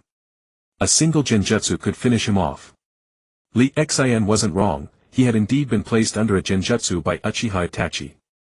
The moment he made a move against Uchiha Itachi, the genjutsu would trigger. Furthermore, everyone knew that Itachi had been Uchiha Shirsue's loyal follower. Only one of Shirsue's Mangekyo Sharingan had appeared, in Danzo's possession. Where was the other? Who knew if Itachi wasn't the one holding it? Look at how gentle Uchiha Itachi seemed with Sasuke. Try treating someone else that way. People are all smiles on the surface but scheming behind the scenes. Having lived to over 20 in his previous life, he had seen plenty. Deceptions ran deep, each step a tiny trap. He felt it was time to part ways with Sasuke, letting him grow stronger under Itachi's tutelage. He had witnessed Itachi's strength and acknowledged it, though it was slightly inferior to his own mirror space version. An hour later, Lee Xian brought out his treasured roasted sweet potato. Seeing the two now inseparable, Sasuke recounting his experiences and Itachi listening intently, Itachi grew curious about Lee Xian. His brother's tone was full of admiration for this man, which made his heart twinge. Ahem, there's only one sweet potato. But compared to seafood, it's better for the stomach. Thank you for taking care of Sasuke all these years. Uchiha Itachi expressed his gratitude sincerely. It's nothing. We're the only 2 left of our clan, so we have to rely on each other. Besides, he's a smart kid, Lee Xian said seriously. Sasuke pouted. He's only a year older than me, but he always acts like an adult. Seeing Sasuke returning to his childlike innocence, Lee Xian was genuinely happy. He often felt that Sasuke was like a peer, communicating with him as an equal, accustomed to his way of speaking and doing things. After the meal, Lee Xian leaned against a tree. Where are you two planning to go next? Sasuke was alarmed. Aren't you coming with us? Uchiha Itachi was a bit surprised, but after considering the other's abilities, he said, it's good to travel while you're young. You now have the strength to protect yourself. Itachi, your body has many hidden injuries. Some organs are failing. Take good care of yourself. I don't know genjutsu, so Sasuke and I are terrible at it. You can teach him properly. I'm not good at teaching. With that, Lee Xian took out the container Itachi had given him. Oh, this is your father's eyes. You should wait until Sasuke awakens his Mangekyo Sharingan, then replace them for him yourself. By the way, since you're Sasuke's brother, I'll give you a pill. After taking it, it might improve your condition. After all, your current strength is too unstable. In the end, Lee Xian produced the Uzumaki Constitution's essence pill. It was for Sasuke's sake. He didn't want Itachi to meet an accident and plunge Sasuke back into misery. Watching Uchiha Itachi accept the gift. Why don't you take it now? I'll keep watch in case anything happens. Uchiha Itachi looked at the pill in his hand. It was black. It didn't look like a legitimate medicine. He had planned to throw it away when Sasuke wasn't looking after Lee Xian left. He didn't believe a pill could cure his body. He had often fought by draining his life force, which was why his body was so weak. But seeing Sasuke's reluctance to part with Lee Xian yet unable to express it, Itachi's heart softened.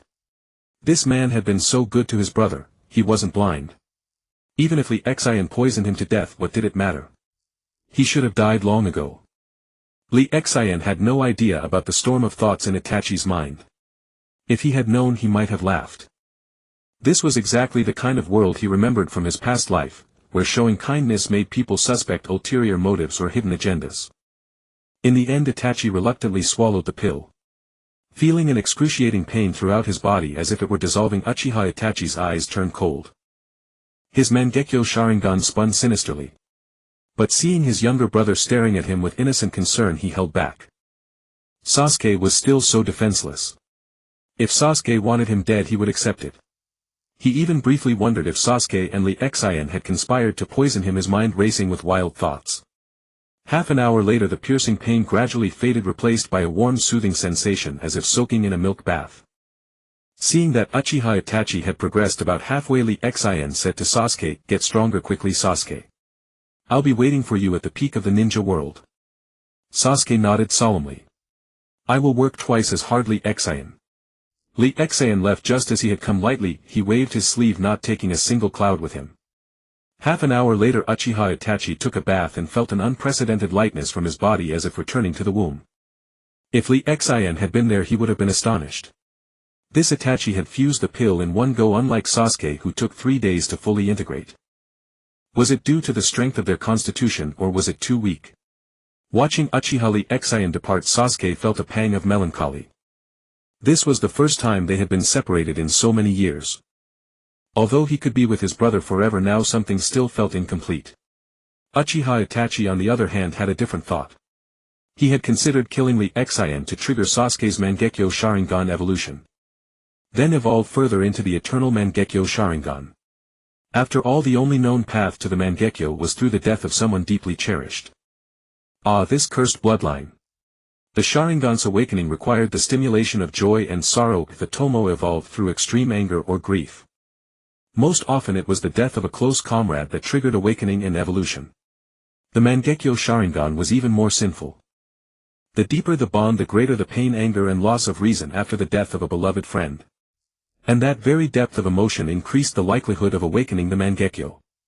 "Brother, what are you saying?" Sasuke heard Itachi muttering to himself and looked puzzled. He was still thinking about Lee Xian and couldn't muster any energy. "Nothing. I was just wondering why you didn't wake me when he left. My genjutsu is decent, I could have given him some guidance." Looking at the clear figure of Sasuke, Itachi felt a wave of beauty.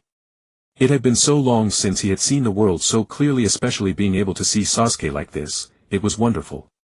Lee Xian transformed into the appearance of old, who carrying an ancient sword in its scabbard on his back. He looked up at the sky, standing on a wooden board propelled by chakra. With his hands behind his back, he sighed, separated from little Sasuke after all these years of being inseparable. It's strange to suddenly be apart. He shook his head. A cigarette would be perfect now. Oh well, all feasts must come to an end. Perhaps one day I'll vanish from this world.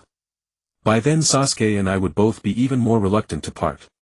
It's better to get used to it now. Besides, roaming the world with a long sword on my back and a horse by my side. That's the true romance of a man. An endless expanse of the sea. On the surface, a young man in ancient attire stood on a floating log, an antique sword strapped to his back and a gourd of wine in hand. He took a swig from time to time. This was Lee Xian. He had no idea where he was going, drifting with the current. There's an island ahead. As he idly looked around, he spotted a distant island. Unbeknownst to him, the air had become thick with fog, as if the world had transformed. Lee Xian set foot on the island, which was vast. It was much larger than the island he had been on before. "Young man, why are you here all alone?" Lee Xian was startled by a hoarse voice. He hadn't even sensed it. "Old sir, could you tell me where this is? And where are you? I can't see you." He. Hell, look at your feet. I'm under your feet."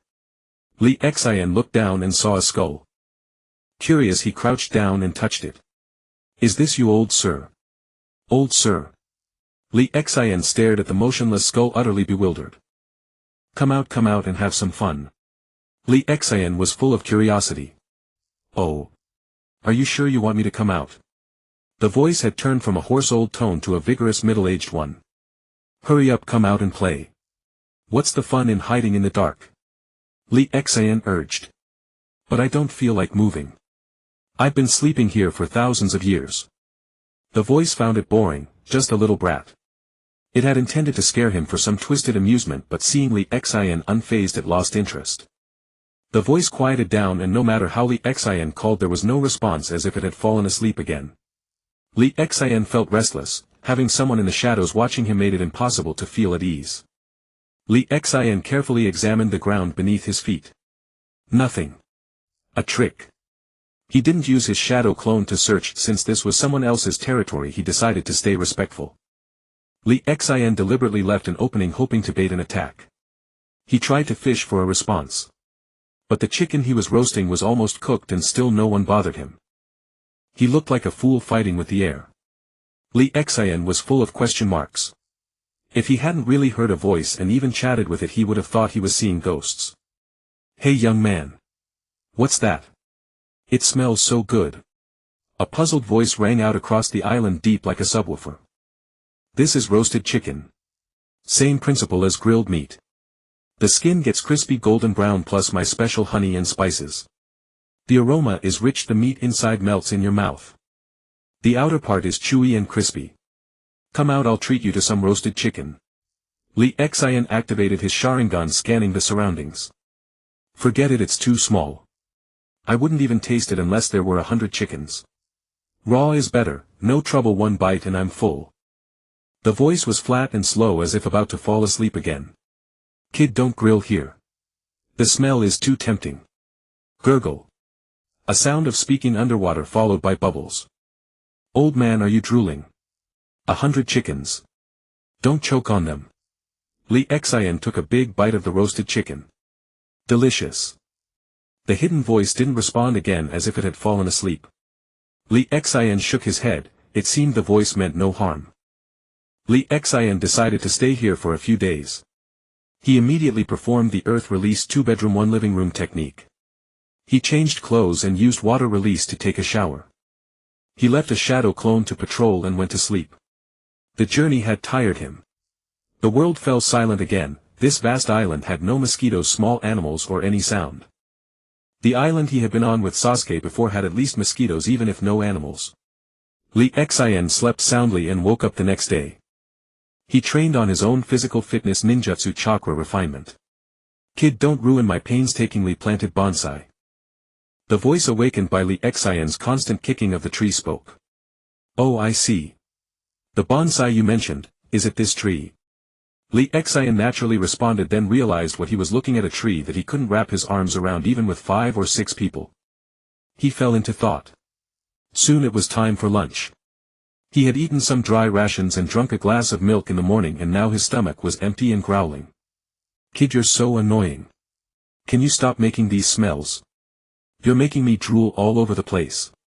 It's frustrating not being able to eat. The hidden voice sounded irritated. Come out, I'll treat you. Don't be shy. I told you your food is too small. It's not even enough to fill the gaps between my teeth. And if I eat your food and it's too delicious, what if I can't have it again? I don't know how to make it. Then I won't be able to stomach raw food anymore, and I'll starve and grow thin. That's your evil scheme, isn't it? You're overthinking. I'm just a kid, what evil scheme could I have? I just want to see what you look like. You seem pretty interesting. Brother Kid, haven't you always been able to see me? Li Xian was dumbfounded. Huh? Are you a ghost? I haven't seen you. Don't haunt me. The voice sighed helplessly. Are you a fool? You've been standing on me all this time. Haven't you always seen me? Watching Li Xian look around cluelessly, the voice found it annoying. Kids were indeed troublesome. Huh? I'm standing on your body. How big are you? Li Xian was astonished.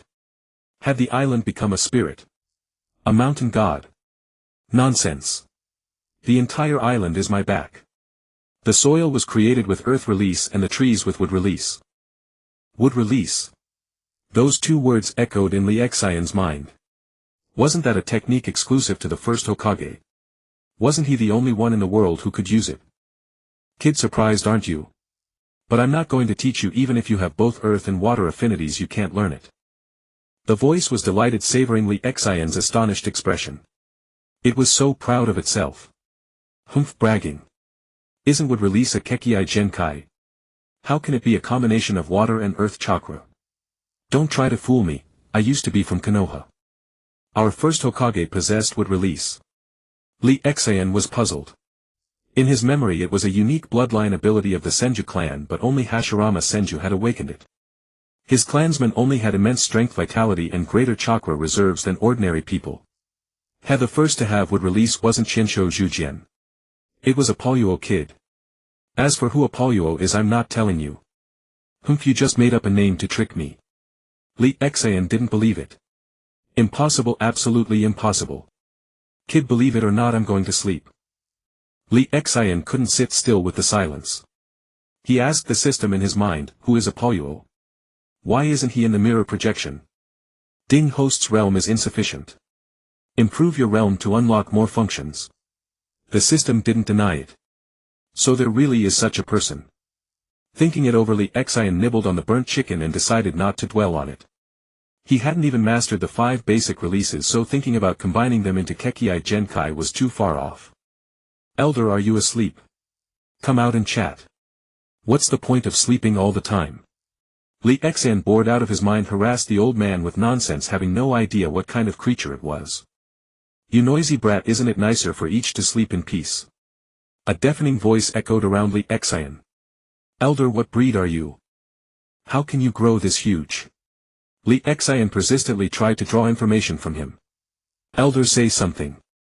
Don't you feel lonely and cold being here all alone for so long? Lee Xian muttered incessantly. He was filled with curiosity about this creature. Suddenly the ground trembled violently, making Lee Xian struggle to keep his balance. A massive wave surged along the coastline. Lee Xian felt a bad premonition rising within him. Indeed, seconds later a colossal voice resonated. Get lost. Lee Xian felt a chunk of earth surge beneath him, hurling him skyward. He soared and soared, knowing not how high or how far. I'll be back. Elder. Lee Xian felt a small patch of land slowly disintegrate beneath him, leaving only a solid mineral rock under his feet. The velocity was so intense he could barely keep his eyes open. This must be sonic speed, Lee Xian thought. Suddenly he remembered he had forgotten to note the island's location, and the hope of returning to chat with the elder was extinguished. He speculated that if the elder spoke the truth, this elder was terrifyingly enormous. It must be at least as large as a county's plateau. Regrettably, he had not observed the island's true size. Otherwise he might have been greatly astonished. After he left, the surrounding mist dissipated rapidly. I wondered why such an annoying brat kept appearing. It seems I have unknowingly arrived in the ninja world. The colossal island vanished within seconds. Nothing remained where it had been. Within the spiritual realm, a pure black shark stretching kilometers long was originally basking on the shore, seemingly sensing something. It plunged into the water with a splash and swam away at extreme speed. That's terrifying. That old wretch who bullies children like me has returned. Minutes later, the beach, spanning millions of meters, was directly submerged by seawater. The shark, feeling the water level rise, pressed forward, head down through the depths. It turned out the seawater had risen because the old man had returned to the spiritual realm, flooding the beach entirely. Swimming here is still the fastest. That annoying brat is finally gone. That kid was like a fly buzzing around my ear endlessly, not biting me, just making noise. Lee Xian flew through the sky for several hours before his speed gradually decreased. He was already descending. Lee Xian was fully focused on preparing to cushion his landing. He certainly didn't want to become a transmigrator smashed into meat paste. Finally, after a series of maneuvers, he landed on the ground. What the hell? Where did you throw me? Lee Xian looked utterly bewildered. He surveyed his surroundings and decided to employ the legendary technique of casting a stone to test the path. To determine his upcoming trials. He planned to diligently cultivate chakra over the next 2 years and elevate it to Kage level. Although his chakra had long surpassed Kage level and his recovery ability was countless times stronger than Kage level, his chakra quality also far exceeded Kage level by many folds. But what couldn't be changed was the insufficient quantity. Whether he possessed the sage body or the Uzumaki physique, whether his chakra could be used 3 times more efficiently. Chakra was ultimately refined drop by drop, bit by bit. These physiques could only enhance his ceiling and his body's potential. With the sage body he could be said to have limitless potential in this ninja world.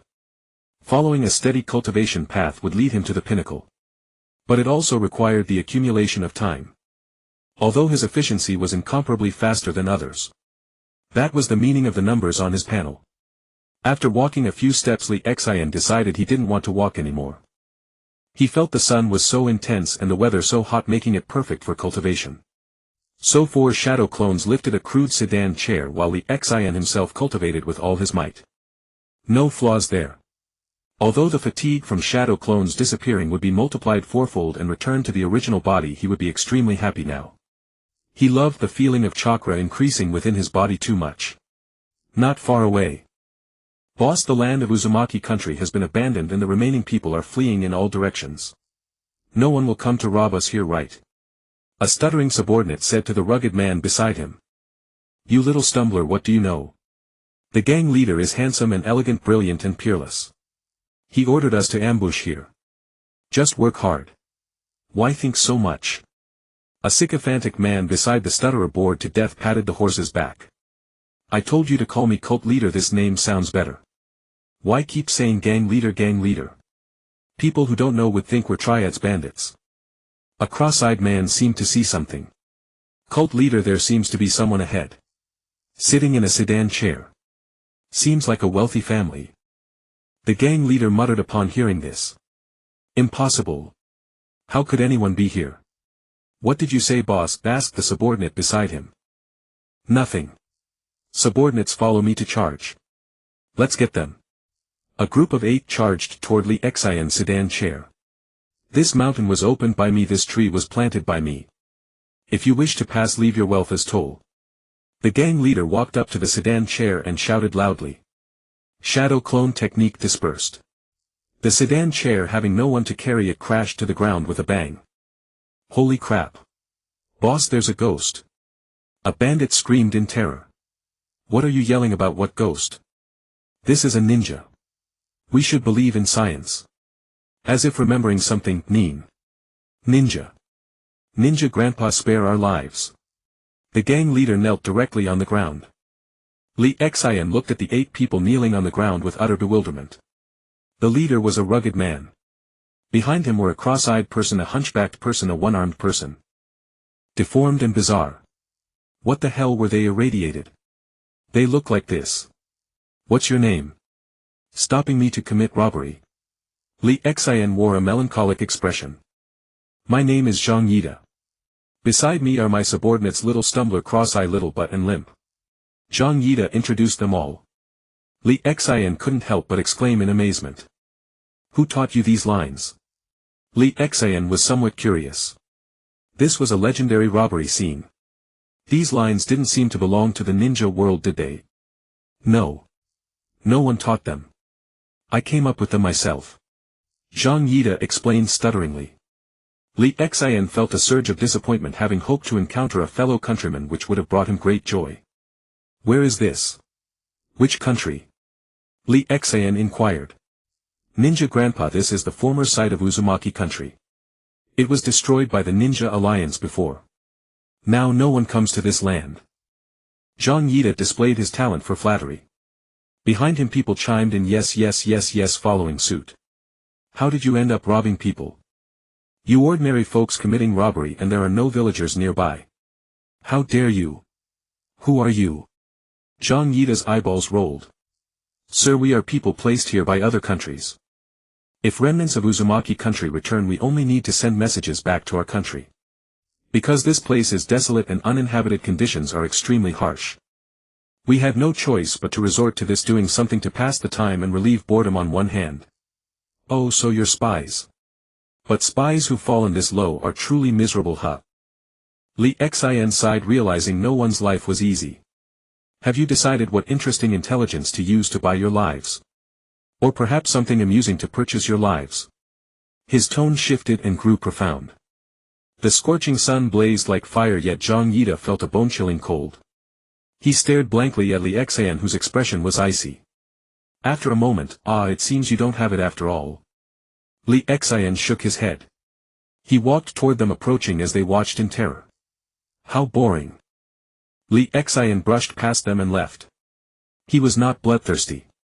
As for the Whirlpool country, by the time it was destroyed there should have been nothing left behind. Even if something had been left after so many years it would have been looted clean.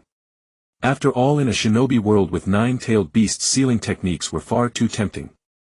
Pervert sage, you're too much. You stole the money I saved so hard. Mingren shouted, holding a deflated frog-shaped coin purse, accusing Zilai. Kid, it's just a little bit of your money. How about I teach you a jutsu as compensation? You're such a lecher and a drunkard. You probably don't know any powerful jutsus. Mingren said disdainfully, trying to provoke Zilai to avenge the cruel murder of his wallet. Kid, what kind of look is that? I am one of the three, a disciple of the Hokage and the envoy of Mount Mayaboku's sage land. My disciple is the savior. Zilai rattled off all his titles in one breath. Kid, now you know how awesome I am, right? Hurry up and kowtow, say sorry, and then I'll forgive you. Mingren rolled his eyes at Zilai. That's obviously bragging. If you're so capable, let's fight. Say that after you beat me. Kid, you're quite brave. Alright, if you can defeat my shadow clone. I'll grant you one condition. How about that? Generous, right? Mingren looked at him as if he were an idiot. Don't underestimate me. Bastard.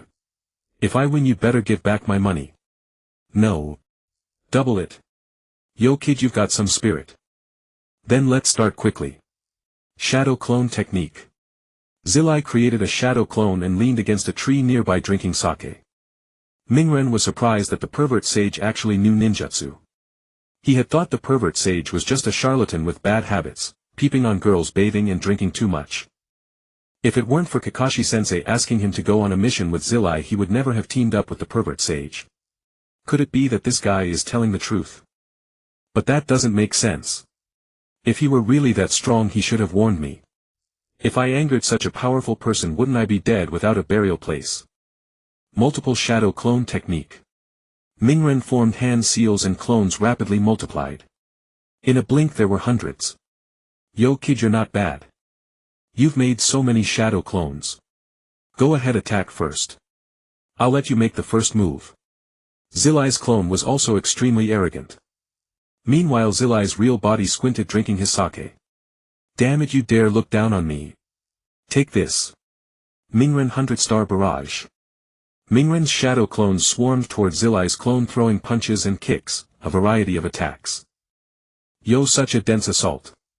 I guess I should get serious. Ninja Art Needle Jizo. Zilai's hair turned into needles that wrapped around his body, defending against Mingren's attacks. Ninja Art Needle Hell. After defending with his hair, Zilai's hair shot out like needles toward Mingren's clones. With a series of puff sounds, Mingren's clones were rapidly eliminated. Kid, seems that's all you've got. All that noise and no effect. Zilai's clone taunted him with his sharp tongue. He looked completely nonchalant. Damn it. Don't underestimate me. Mingren charged at Zilai's clone, holding a blue sphere in his hand. Rinnegan. After the shadow clones distracted the target, the real body quickly released and compressed chakra through the clone minions, rapidly forming a Rinnegan. Zilai's clone was startled, and his real body also stared at the technique in Mingren's hand. Kid, how do you know that move? Mingren's Rinnegan was dodged and struck the tree beside Zilai's clone.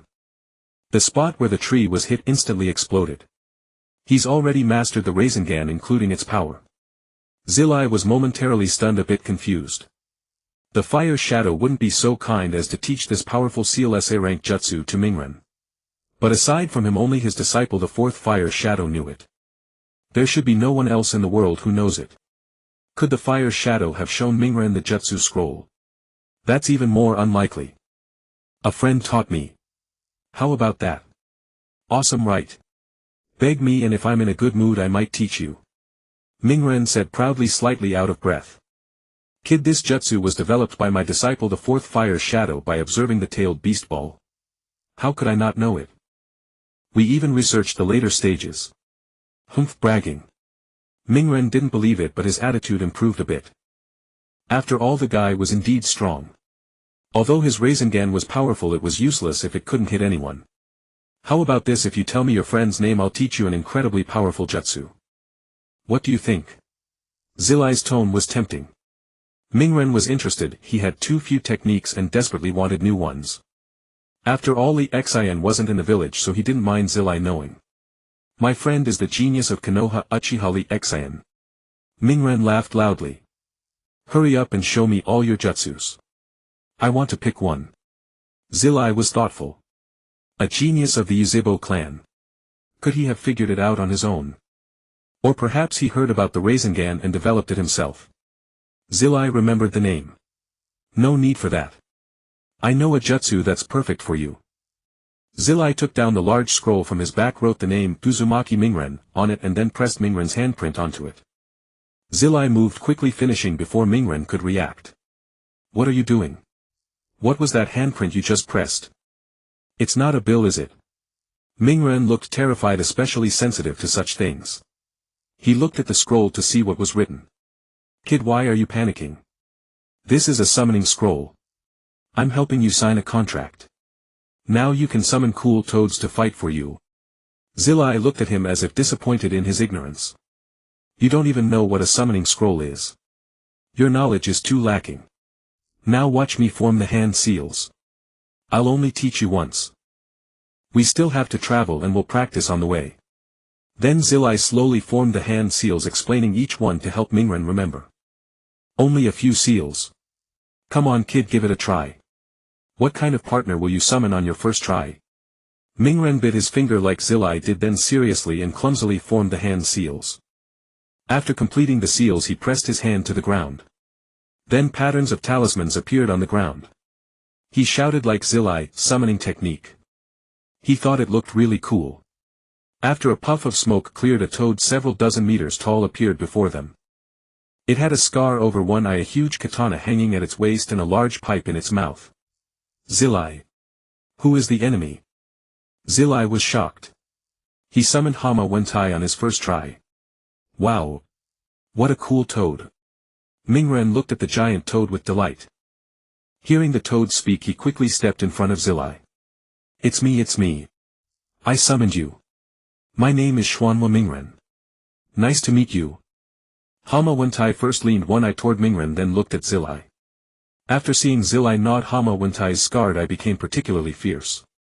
Seeing Hama Wentai's expression, Zillai quickly ran away. He couldn't afford to provoke Hama Wentai. Normally he wouldn't dare summon him. Too fierce. What kind of joke is this? A brat like you. How could you possibly summon me? Hama Wentai let out a huge roar, his pipe swinging as if about to fall, and the air from his breath nearly blew Mingren away. Mingren was also a bit intimidated. This guy didn't seem easy to talk to. But after thinking, he mustered his courage and roared back. It's me. The brat you mentioned summoned you. What about it? Seemingly stunned by Mingren's shout, it was the first time someone had dared to speak to him like that. Looking at the little bean in front of him, kid, don't summon me again. Got it? I don't like you. I want to sleep. I don't have time to play with a brat like you. Mingren bristled at that. Under Zillai's admiring gaze, he climbed onto Hama Wentai's head. Stupid toad, you'd better listen to me. Hearing the voice from above, Hama Wentai froze. This brat, how dare you? Let me show you what it feels like to fly. Hama Wentai's leg muscles bulged with veins, and he suddenly leaped into the air. Startled by the sudden move, Mingren quickly used chakra to stick to Hama Wentai's head. Ah! Ah, flying! On the back of Hama Wentai's clothes a large character, oil, fluttered. Kid! Scared out of your wits. Since you didn't fall and have some skill, I'll give you one chance. Get down now. Otherwise, if you fall and die, I'll kill you but won't bury you. Mingren's face turned pale. Shut up, stupid toad. I won't give up. This is my ninja way. Bring it on. Who's afraid of who? Hama Wentai grinned. Interesting kid. Come on. Scream. Entertain me. Zillai stood on a mountaintop watching the leaping toad. He watched Mingren, who kept screaming but stood firm. He took a sip of sake, found a spot to sit. Really looks like we can't travel today. A gentle smile tugged at the corner of Zillai's mouth. It's been a long time since I felt such warmth. So warm. Pervy sage, what exactly are we out here for? Naruto asked, his hands clasped behind his head as he gazed at the sky seeking an answer from Jiraiya. Ouch, that hurts. The pervy sage stopped abruptly and Naruto collided with him. Kid, you can't let your mind wander while traveling. You need to savor the journey, the pervy sage said, sidestepping Naruto's question entirely. Naruto wore a cryptic smile. I get it. It must be a super tough mission, right? He exclaimed, gesticulating wildly as he spoke. The pervy sage delivered a swift punch to Naruto's head, instantly raising a lump. Idiot, conserve your energy. We still have a long way to go, don't waste your strength. Naruto clutched his head. Ouch, ouch. Damn pervy sage. Hitting me all the time will make me dumber. Over the past few days their bond had grown considerably. By evening they arrived at a small town to purchase some supplies. As the pervy sage was about to lead Naruto onward, his eyes fixated on a gaudily dressed woman waving a silk scarf. Jiraiya's eyes went wide and he instantly lost all desire to continue. We've been traveling all day, aren't you tired, kid? Let's rest here tonight. I can gather some intel. Naruto readily agreed. After all, camping outdoors meant dealing with mosquitoes and bugs, while a soft bed was far more comfortable. They freshened up and Naruto drifted off to sleep. Jiraiya meanwhile went out to gather intelligence. Sigh, walking slowly really does take forever.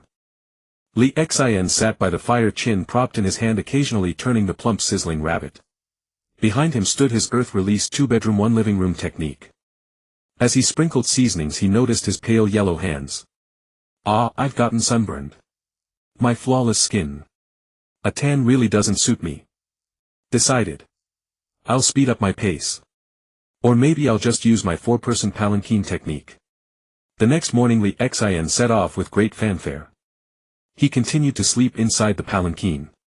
A few hours later he lay under a tree like a limp fish. This land of waves is so hot. Lee Xin used his water release chakra to continuously produce water and pour it over his head.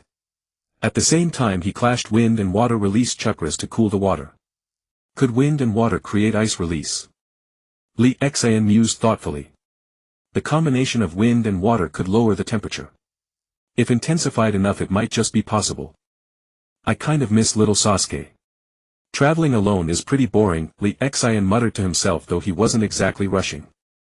As the old saying goes, reading 10,000 books is not as good as traveling 10,000 miles. He was savoring the wisdom of that adage. He observed the scenery, sometimes struck by sudden inspiration.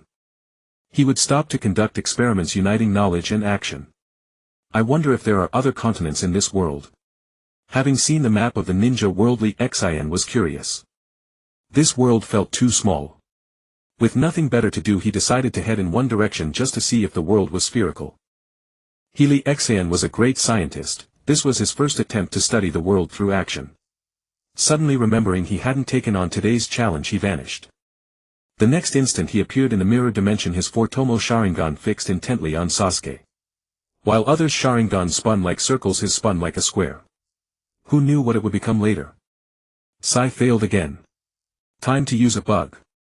After another failure Lee Xin restored his chakra and began his second attempt. Then a series of explosions echoed through the mirror dimension. Sasuke, your hand seals are quite fast. You've mastered enough ninjutsu for now. Let me teach you genjutsu. An Uchiha without illusion is soulless. Itachi coolly instructed Sasuke, grilling fish as he spoke.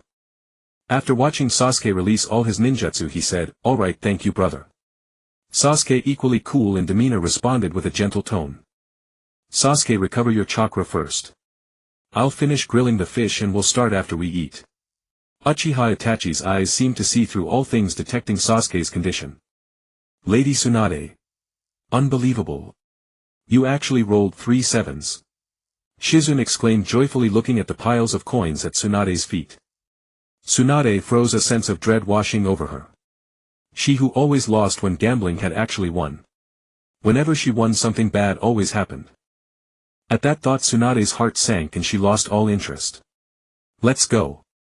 Yes, Lady Tsunade. Shizune held a small pig and nodded in acknowledgement.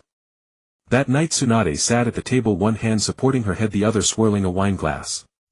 Her gaze was distant, as if lost in thought. Shizune sat beside her eating quietly, afraid to disturb Tsunade's train of thought. At 3 in the morning, pervy sage. Didn't you say you were gathering intel? Why are you coming back drunk? Naruto was jolted awake by the sleeping pervy sage who was holding him in his arms. He couldn't get back to sleep. Seeing the pervy sage's flushed face and reeking of alcohol and realizing he hadn't woken up, Naruto got up. He found a spot to refine his chakra, unable to sleep. The next day, pervy sage, you're so mean. You left me at the inn while you went off to feast and drink. Naruto glared at the pervy sage. Naruto, you're still young. Those waters are too deep, you can't handle them. When you're older I'll take you there. The pervy sage felt a bit embarrassed. He had drunk too much last night and had fallen into a deep sleep upon returning. Seeing Naruto still sulking in disbelief, the pervy sage changed the subject. Alright Naruto, we should keep moving. Sure enough, Naruto perked up at once. Pervy sage, do you know where the mission target is? You're pretty capable. Jiraiya's mouth twitched. I've got a rough direction. I heard someone saw her around there. What exactly are we doing? Looking for someone or hunting? Naruto, still a child, was too curious. He couldn't hold back and asked again. Kid, don't be so nosy. Jiraiya instinctively refused, but then thought it might be a good test for Naruto. Then guess what we're out here for? Naruto looked at the pervy sage eagerly. Based on what I know, you're one of the legendary Sannin of Konoha and you're looking for someone. Naruto paused, stammering. Idiot. After all that thinking, that's all you've got? Jiraiya clenched his fist, disappointed, and aimed at Naruto's head. He hesitated, thought it over, and finally held back. He wondered, did I really make him dumber? Kid, think again. Connect all the recent events and organize them. Jiraiya intended to cultivate Naruto's thinking ability and intelligence. Naruto squinted, rubbing his chin. He couldn't help but nod repeatedly. Could it be? Jiraiya looked pleased. You're learning. You seem confident. What's your idea? I've got it. Pervy sage, you're one of the San and one of Konoha's top fighters. Plus with me the future Hokage, the mission must be huge. Naruto analyzed confidently and Jiraiya listened intently, waiting for more. And you've been teaching me along the way. Clearly you're preparing me to be the next Hokage. You're using the search as an excuse to take me on a tour of the Land of Fire's territory. With that, Naruto was moved to tears. Lord Jiraiya, you're so good to me. He hugged Jiraiya, wiping his snot and tears on Jiraiya's clothes. Naruto didn't notice Jiraiya's dark expression like an enraged lion. Jiraiya thought the kid was hopeless, so he decided not to hit him. Afraid that hitting him would make him even dumber, he opted to reason with him using logic and persuasion. He planned to educate Naruto with his charm. As the saying goes, one takes on the color of one's company. He wanted to purify Naruto with his wisdom. Just as he was about to roar, his tone softened. Naruto, are you qualified to be Hokage right now? Do you understand how to govern a village? Do you have the strength to protect it? He decided to dangle the carrot of Naruto's dream. Maybe one day you'll be worthy of the title, but right now you're far from it, Naruto. Naruto stopped. But a country can't be without a ruler and a village can't be without a Hokage. That's not sustainable. He paused. Who is the next Hokage? Isn't it someone from our village? Do I, the great Naruto, have to personally invite them? Naruto looked at Jiraiya, puzzled. Seeing that Naruto was finally catching on, Jiraiya felt gratified. Indeed, my wisdom is boundless. Even a blockhead like Naruto can be enlightened. Jiraiya felt a surge of pride. She's a very interesting person. Her grandfather was the first Hokage, her granduncle the second, and she herself is one of the Sannin, Tsunade. Known as the legendary sucker. A reputation like that speaks for itself. You'll have to experience her character for yourself. Jiraiya's eyes narrowed, a cryptic smile playing on his lips. Naruto was still processing Jiraiya's words. Amazing. The legendary god of shinobi, the first Hokage, is her grandfather. And the second Hokage is her granduncle. As he thought about it, his spirits dimmed. The second Hokage was the first Hokage's younger brother. The third Hokage was the second student. The fourth Hokage was the student of the third student. The fifth Hokage was the granddaughter of the first and second and also a student of the third. Could someone of humble birth like him ever become Hokage? They said everyone had a chance, but looking at this it seemed hopeless. It was almost a matter of lineage and mentorship. Without one of those two, becoming Hokage seemed impossible. For a moment Naruto seemed to have grown much smarter. His newfound clarity brought a bitter taste. Some things were beautiful when unclear, but too clear a view made them ugly. It was all a lie. In the dead of night lightning flashed and thunder roared outside with rain pouring down in sheets. Inside the crackling fire contrasted starkly with the intermittent bolts illuminating the world beyond. Li Xian found himself unable to sleep. He sat up and gazed toward the doorway. Convinced that the scenery outside must be breathtaking, he unconsciously rose and stepped out. As he stood under the open sky, he watched the lightning streaking across the heavens. Thunder rumbled, electric light flared in all directions as if trying to tear the sky apart. His very soul seemed drawn into the spectacle. After a long while Li Xian snapped back to reality. He dashed back inside and sat down by the fire. So cold. But that was truly magnificent. He warmed his hands over the flames, trembling with excitement. Just moments ago he had created a new ninjutsu. While restoring his body heat by the fire, an uncontrollable impulse made him raise his arm and point at the wall. Bang! Bang bang! Li Xian mimicked the sounds. A brilliant blue flash erupted from his finger and a massive hole appeared in the wall. This! So powerful! Could it be the speed of light? Li Xian felt he couldn't even perceive the trajectory of his own attack. He activated his super three-tomoe Sharingan. Still he saw nothing. Realizing that the technique could be launched from any fingertip and seemingly wasn't limited to a single finger, he could release 10 bolts of lightning simultaneously. This filled Li Xian with a sense of accomplishment. It was a ninjutsu entirely his own. No bodily movement was required and no hand seals were needed. All he had to do was gather power in his fingertips and release. It was like the ancient martial art of the 6 meridian divine sword. But instead of internal energy he used lightning. At this speed, who could possibly block it? He fired a bolt toward the door to test its range. A colossal blue flash burst before his eyes. By the time Li Xian saw the beam he had released, the lightning had already struck a mountainside hundreds of meters away. Then it vanished from sight. At this speed, even a single drop of water would be terrifying, let alone a bolt of lightning the size of a fingertip. Yet Li Xian felt a hint of dissatisfaction. He sensed that this technique had reached its peak form from the very beginning. It could neither be strengthened nor adjusted in power by increasing or decreasing chakra. Once released, it was beyond his control. It could only fly in the direction of his finger, which was undeniably unreliable. He continued to ponder, sensing the chakra within his body. After one beam, 1/10 of his chakra was consumed. That amount of chakra could have fired several explosive versions of his ordinary Raisin Shuriken. Li Xian released the technique again. He realized that just before firing he could attempt to shape it. For example, the lightning serpent he had just created had a hilt. He wanted to shape the lightning into a small sword, but he couldn't compress it, or rather he didn't yet have the ability to change its form. His goal was to turn the lightning into a blade which would grant it tremendous piercing power and make it far more devastating. Exhausted, he finally fell asleep. A sweet smile lingered on his face. Clearly he had discovered other possibilities. This technique could evolve alongside him, staying with him. He simply didn't yet meet the conditions to unleash its full potential. He named the technique Lightning Beam, and planned to develop a series of variations such as the next one, Lightning Cannon. This tiny lightning serpent, no larger than a knuckle, was several times stronger than the Chidori, even though it wasn't a large-scale attack. The principle of Chidori gave it excellent piercing ability. Like a divine weapon, it could directly penetrate an opponent's protective chakra and flesh. However, it relied on the user's sprinting speed to enhance its power, lest the target dodge or other factors cause it to miss. The lightning beam, on the other hand, required none of that. It might not possess the razor-sharp edge of a godly blade, but it had the speed of light. The enemy would have no time to react, as long as his aim was true. The technique's greatest feature was its unparalleled velocity.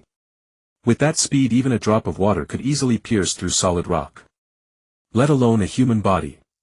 The charging time was approximately 3:31 seconds, which could be completed within the time it took to raise a hand and fire. This was exactly why Li Xian was so exhilarated. This technique was like a firearm, a true revolution in ninjutsu. That night he indeed had a dream. He dreamt of punching a mountain into powder. Naruto, since you're not adept at hand seals and your ninjutsu talent is limited, you should focus on researching the Rasengan. Add chakra nature to it. Enhance its power. Like this. Naruto and Jiraiya were traveling, and perhaps out of boredom Jiraiya was guiding Naruto in his training. Wow! Amazing! Naruto's jaw dropped as he stared at the Rasengan now several meters across. Jiraiya smirked with pride. This is an evolved form of the Rasengan, the Great Ball Rasengan. Now watch this. After smashing a deep crater into the ground, Jiraiya began to spin chakra in his palm again. Naruto stared in disbelief. Incredible. So the Rasengan can be used like this. He watched the red Rasengan in Jiraiya's hand. Jiraiya, seeing Naruto's expression, smirked. Fire-style blazing Great Ball Rasengan. A charred crater several times larger than the previous one appeared on the ground. This is the Great Ball Rasengan enhanced with the volatile nature of fire. Naruto, do you see? This is the true power of a shinobi. Naruto kept shouting, Sugoi! Sugoi! Your Rasengan is already perfect and your chakra reserves far exceed those of your peers. That's why I'm teaching you the next step. Train hard, Naruto. This shinobi world is far more interesting than you think. Seeming to recall something, Jiraiya added a few more words. Naruto couldn't understand some of the things he said. But I don't seem to have fire-natured chakra. As if struck by a cold splash of water, Naruto's excitement faded. Jiraiya face-planted into the ground. He instinctively raised a fist to hit Naruto but stopped just before impact, as if afraid to worsen the boy's already questionable intelligence. Naruto squeezed his eyes shut, covering his head with his hands, bracing for the blow. When he felt nothing, he peeked with one eye. Seeing that the pervy sage wasn't going to hit him, he lowered his arms with a look of, scared me to death. I know you have wind-natured chakra. But I don't have wind chakra myself. That's why I demonstrated a different chakra nature for you. Jiraiya said irritably, arms crossed. Every chakra nature has many properties. For example, fire. It has extremely high temperatures, enough to evaporate water. As long as it has sufficient energy, it can burn fiercely. Fire allowed humans to cook food. It is also the flame of life. I pursue its explosive destructive power. I can also raise its temperature to the limits of my control, which is quite satisfying. Jiraiya paused. As for wind nature, I haven't studied it. You should research it with your heart.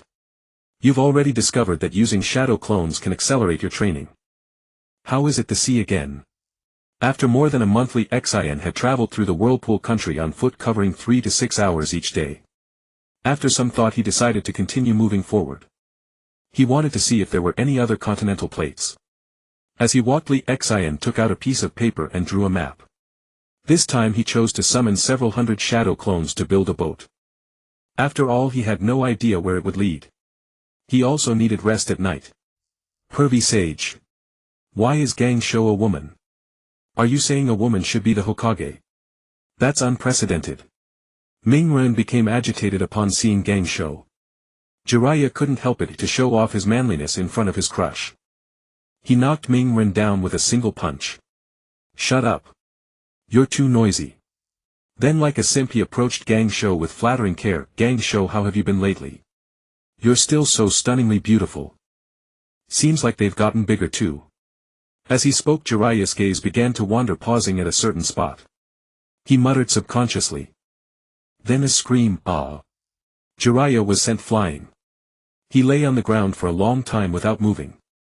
Seeing this, Mingren quickly went over and shook Jiraiya. Pervy sage, wake up. Seeing Jiraiya in such a miserable state, he couldn't help but break out in a cold sweat. He had just looked down on Gangsho earlier. He wondered if he would get beaten and whether he could endure a punch. Kid, he's fine. Jiraiya, if you don't get up, I'll give you a kick. Gangsho said with an icy expression. Upon hearing this, Jiraiya stopped pretending to be unconscious. He had been hoping that Gangsho would come to check on him and use her soft hands to heal him. Jing Yin watched the farce with a smile. Ming Ren's face was flushed, it was so damn embarrassing. Hey. So you want to be the Hokage? If you want to be the Hokage, you have to pass my test first, the test from the future Hokage Uzumaki Mingren-sama. Mingren on a whim tried to change the subject, likely Xian, to escape the awkward atmosphere, and blurted out. When he realized it, he saw his finger pointing at Gangsho, wearing an arrogant expression. He swallowed nervously, his heart pounding. Gang Shou looked at the Ming Ren before her at his bright eyes. They reminded her so much of someone, her younger brother. It stunned her for a moment. Only after a long while did she come to. Idiot, whoever wants to be Hokage can be. I'm not interested. After saying that, she turned and walked back into the house. Are you scared? Coward. Ming Ren blurted out. Seeing that Gang Shou actually showed such disdain for the Hokage position, which others sought after but couldn't obtain, Ming Ren couldn't hold back. It was infuriating. Gang Shou paused for a moment, then continued walking inside. Boring brat. Ming Ren, seeing Gang Shou ignore him, became furious. Coward. Bitch. Lord Uzumaki, Ming Ren challenges you. I'll pin you down and beat you up. Gang Shou's face darkened. This brat. How dare he call me a bitch? How dare he? As a person of status and refinement, even she couldn't help it. That mouth was too infuriating. Jiraiya, watching such a bold person, naturally looked on with admiration, standing by to enjoy the show. Kid, I'll give you one finger. If you beat me, I'll take the Hokage seat. Gang Shou extended a single index finger, pointing at Ming Ren. Ming Ren's hot temper naturally couldn't stand it. Damn it. So arrogant. Who do you look down on? As he spoke, he began to gather a vortex in his hand. Seconds later, a blue chakra sphere appeared in his palm with exquisite threads of chakra finely woven. Luo Xian Wan. Now go obediently become the Hokage. Ming Ren charged toward Gang Shou, intending to smash it into her face. Gang Shou's expression changed in surprise. Such a young child had mastered such a powerful ninjutsu. Then she curled her lips. You're still far from it. She slammed her index finger into the ground, using the Senju clan's monstrous strength infused with chakra, striking the earth like a sharp sword. Ming Ren's charging step stumbled over the fissure on the ground, and he fell, the Luo Xian Wan in his hand crashing into the earth, blasting a deep crater. How could? What is this? Ming Ren stood up again, staring at a long crack. Just one finger, and yet. Forcing down his terror, he formed hand seals. Shadow clone technique. He became serious. Only now did he understand what the Sannin represented. Bam bam bam. He saw the index finger pointing at his forehead. Ming Ren's face turned pale. So strong. At that moment it shattered the recent arrogance of Ming Ren. I lost. Ming Ren's eyes dimmed. Boring brat, don't bother me anymore. Take him away, Jiraiya. Jiraiya scratched his head. Long time no see. Let's have a few drinks. Gang Shou thought for a moment and nodded. At night, Ming Ren and Jing Yin ate quietly while Jiraiya and Gang Shou drank and chatted. Although Ming Ren, being thick-skinned, had already forgotten the afternoon scene. In his mind, if he wasn't strong enough, he would just train to become stronger. Why bother thinking about it? It would affect his appetite. Jing Yin watched the two drinking continuously, feeling uneasy. Obviously they had something on their minds. Soon the two got drunk and were taken to their rooms by Ming Ren and Jing Yin to rest. Once in her room, Gang Shou sat up with clear eyes, unlike her drunken blurry gaze from before. Xing Shu. She murmured, calling out the name that haunted her, her younger brother. She recalled that a couple of days ago Shiwan had found her. Gang Shou, do you want to see your younger brother and Jiating Duan again? In other words, do you want to resurrect your brother and your boyfriend? Just heal my hands for me. Shiwan licked the corner of his mouth and said straightforwardly. Staring into those snake-like eyes that seemed to see through her heart, Gang Shou fell silent. What a joke. That guy Jiraiya will be here soon. Ask him and you'll understand what I'm talking about. 1 week later, same place, tell me your answer. Gang Shou then recalled the information she had gotten by getting Jiraiya drunk. What a joke, that kind of resurrection. As she thought, tears fell. I really miss you so much. In her mind she recalled the faces of two people, one so young as well. Both dreamed of becoming Hokage. Yet they died in war. Gang Shou touched the necklace around her neck. It was given to her by the first Hokage, her grandfather. She had once given it to her brother and then to her boyfriend. In the end both were retrieved from their corpses. She could only watch helplessly as Xing Shu's chest had a huge wound, her healing techniques powerless. Jiating Duan also breathed his last before her eyes. She was known as a medical ninja who had saved countless lives, yet she could not save the two most important people. From then on she developed hemophobia, trembling all over at the sight of blood. She would almost faint, unable to do anything. After that she left Konoha and never returned. Perverted hermit, are we really going back with our tails between our legs? Naruto complained, soaking in the hot spring as Jiraiya covered his eyes with a towel. It's only natural that she doesn't want to become Hokage. That position has cost her too much. Jiraiya removed the towel, leaned back on the edge and lazily rubbed his shoulders. Damn it. Naruto bowed his head, slapping the water in frustration. I want to be Hokage so badly, but I'm not good enough. Yet she dismisses it without a second thought. He was annoyed. What he desperately sought others simply didn't care about. He wanted to say something but lacked the strength to back it up. Jiraiya glanced at Naruto's reluctant expression and smirked. Kid, you've still got a long way to go. Just enjoy today. Let this great sage give you some proper training. Naruto lifted his head. Really, perverted hermit? You're going to teach me? Jiraiya ignored Naruto, leisurely soaking in the warm water. A month later Danzo inherited the position of Hokage. Naruto and Jiraiya traveled the ninja world on their training journey.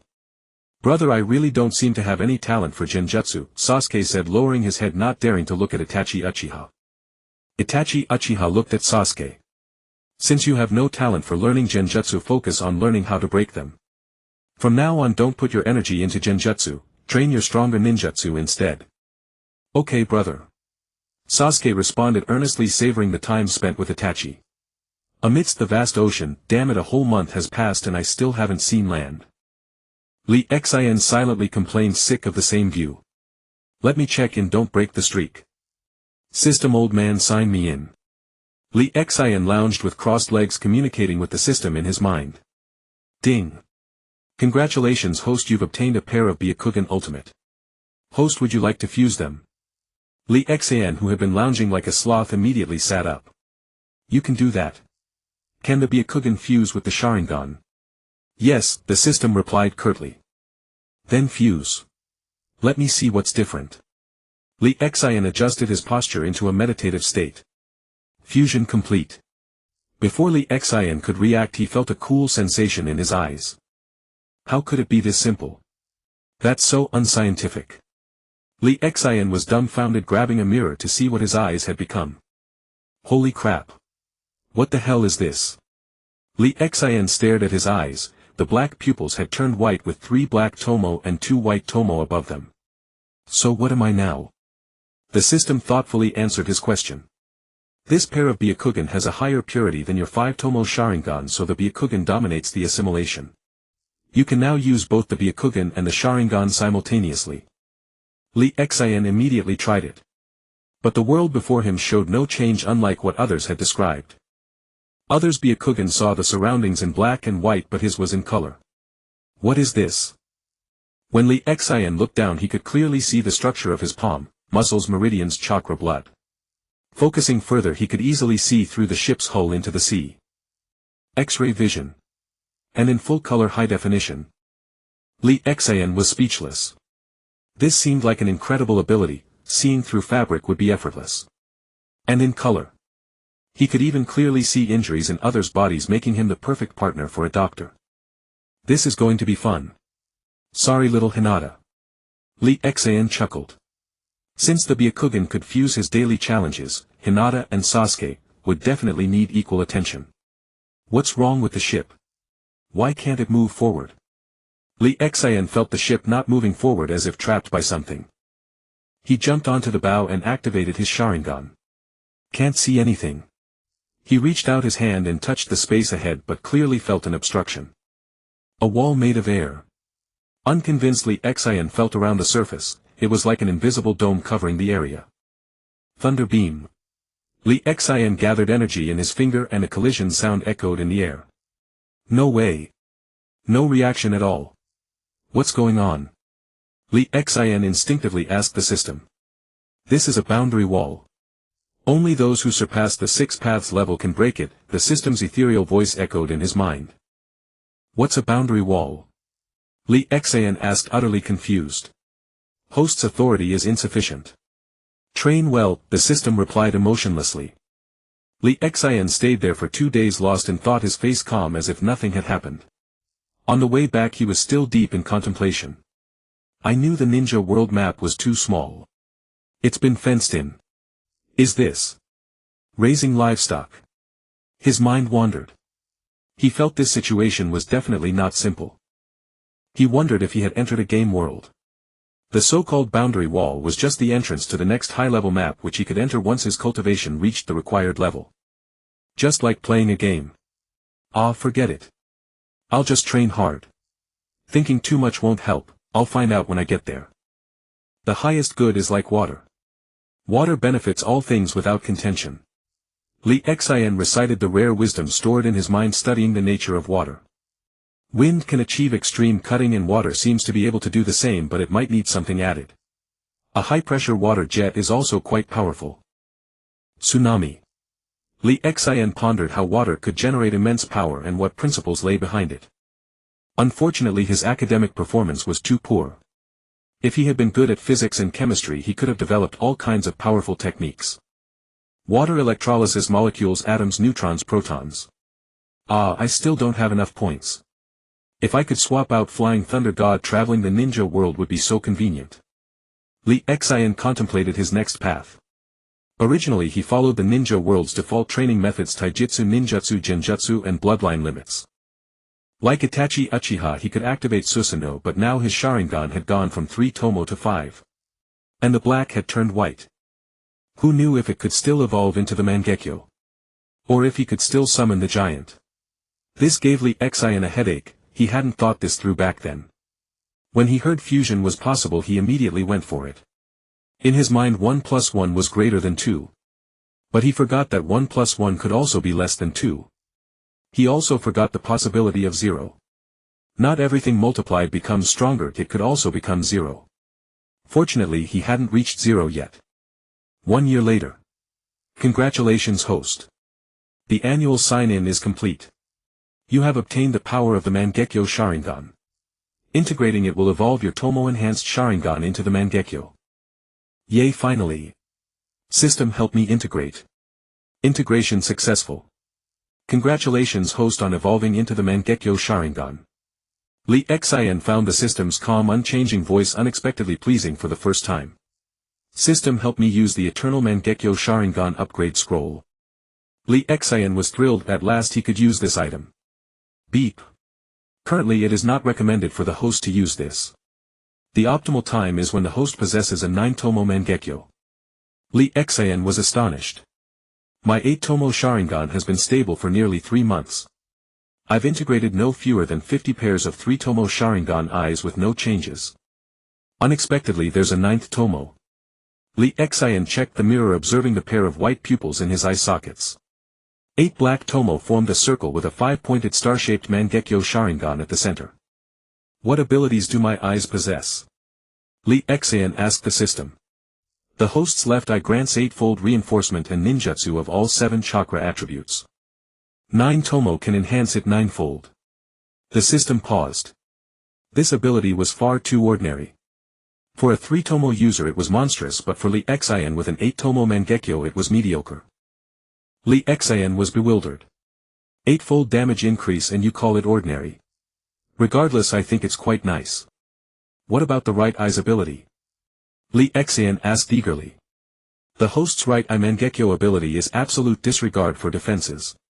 No barrier sealing jutsu or spatial technique can block the host's attacks. The same as the left eye, both are passive abilities. Li Xian's lips twitched. 2 passive skills. He didn't understand what his heart desired, but the eye of mental reflection had manifested these 2. This is too overpowered. It's just lacking a mobility skill. From this moment am I invincible in the world? Alas, a pity. That perfect version of the Flying Thunder God technique worth 200,000 remains incomplete. No wonder I studied for ages without understanding the eye abilities. I assumed they would awaken later, not expecting 2 passives. Could this be Susanoo? Li Xian felt he could activate it with a single thought. A golden skeletal armor suddenly enveloped Li Xian with 2 golden skeletal arms behind him. This was a highly simplified Susanoo. Not bad, truly not bad. Sasuke, come test this. After speaking, Li Xian entered the mirror space. Today he was no longer reliant on the Shadow Clone Explosion tag exploit, he sought a proper duel. He opened his strange Mangekyo Sharingan and stared silently at Sasuke. Come on little one. The Sasuke projection stood motionless with a blank expression. Lee Xian knew the projection would not move until he attacked. He rapidly channeled chakra into his eyes. When Lee Xian's chakra dropped to a third he finally stopped. A golden Susanoo hundreds of meters tall appeared beneath him. The Susanoo was covered in sharp barbs sending shivers down the spine. Two solid long swords flanked it and its battle armor was fully materialized. A magnificent pair of 8 wings adorned its back while the giant's eyes mirrored Lee Xian's own. So massive. Could this be the complete Susanoo? Lee Xian felt no abnormality in his eyes unlike Uchiha Itachi who bled whenever he used his techniques. He wondered if it was due to his powerful spiritual energy, profound eye power or exceptional physique. Seeing Lee Xian ready the Sasuke phantom roared, Susanoo. A 30-meter Susanoo appeared beneath him. Lee Xian was baffled. This. Far too small. He felt fused with the giant, with a single thought the Susanoo moved. As Lee Xian considered drawing his sword, half his chakra depleted instantly, with chakra rapidly evaporating every second. So fast. Lee Xian watched as with a thought he appeared before Sasuke swinging his sword. Instant kill. Perhaps because of the passive ignore defense ability it felt like cutting through air. He split Sasuke's Susanoo diagonally in two. The projection stumbled to the ground. Lee Xian teleported above Sasuke. He stomped the projection to death. Watching Sasuke turn into a box, Lee Xian felt dreamlike. So simple. Is this the change from quality improvement? Now he was worlds apart from his former self. Lee Xian's colossal Susanoo flew overhead and he did not stop until 3 minutes passed. Lee Xian's Susanoo vanished and he fell. Overshot it. He had intended to test how long his chakra could sustain Susanoo but forgot he was hundreds of meters aloft. In his past life a 100-meter building was about 27 to 28 stories high, his Susanoo was 80 to 90 stories tall. Beep. Host and mirror image perished together. Challenge failed. Host keep striving.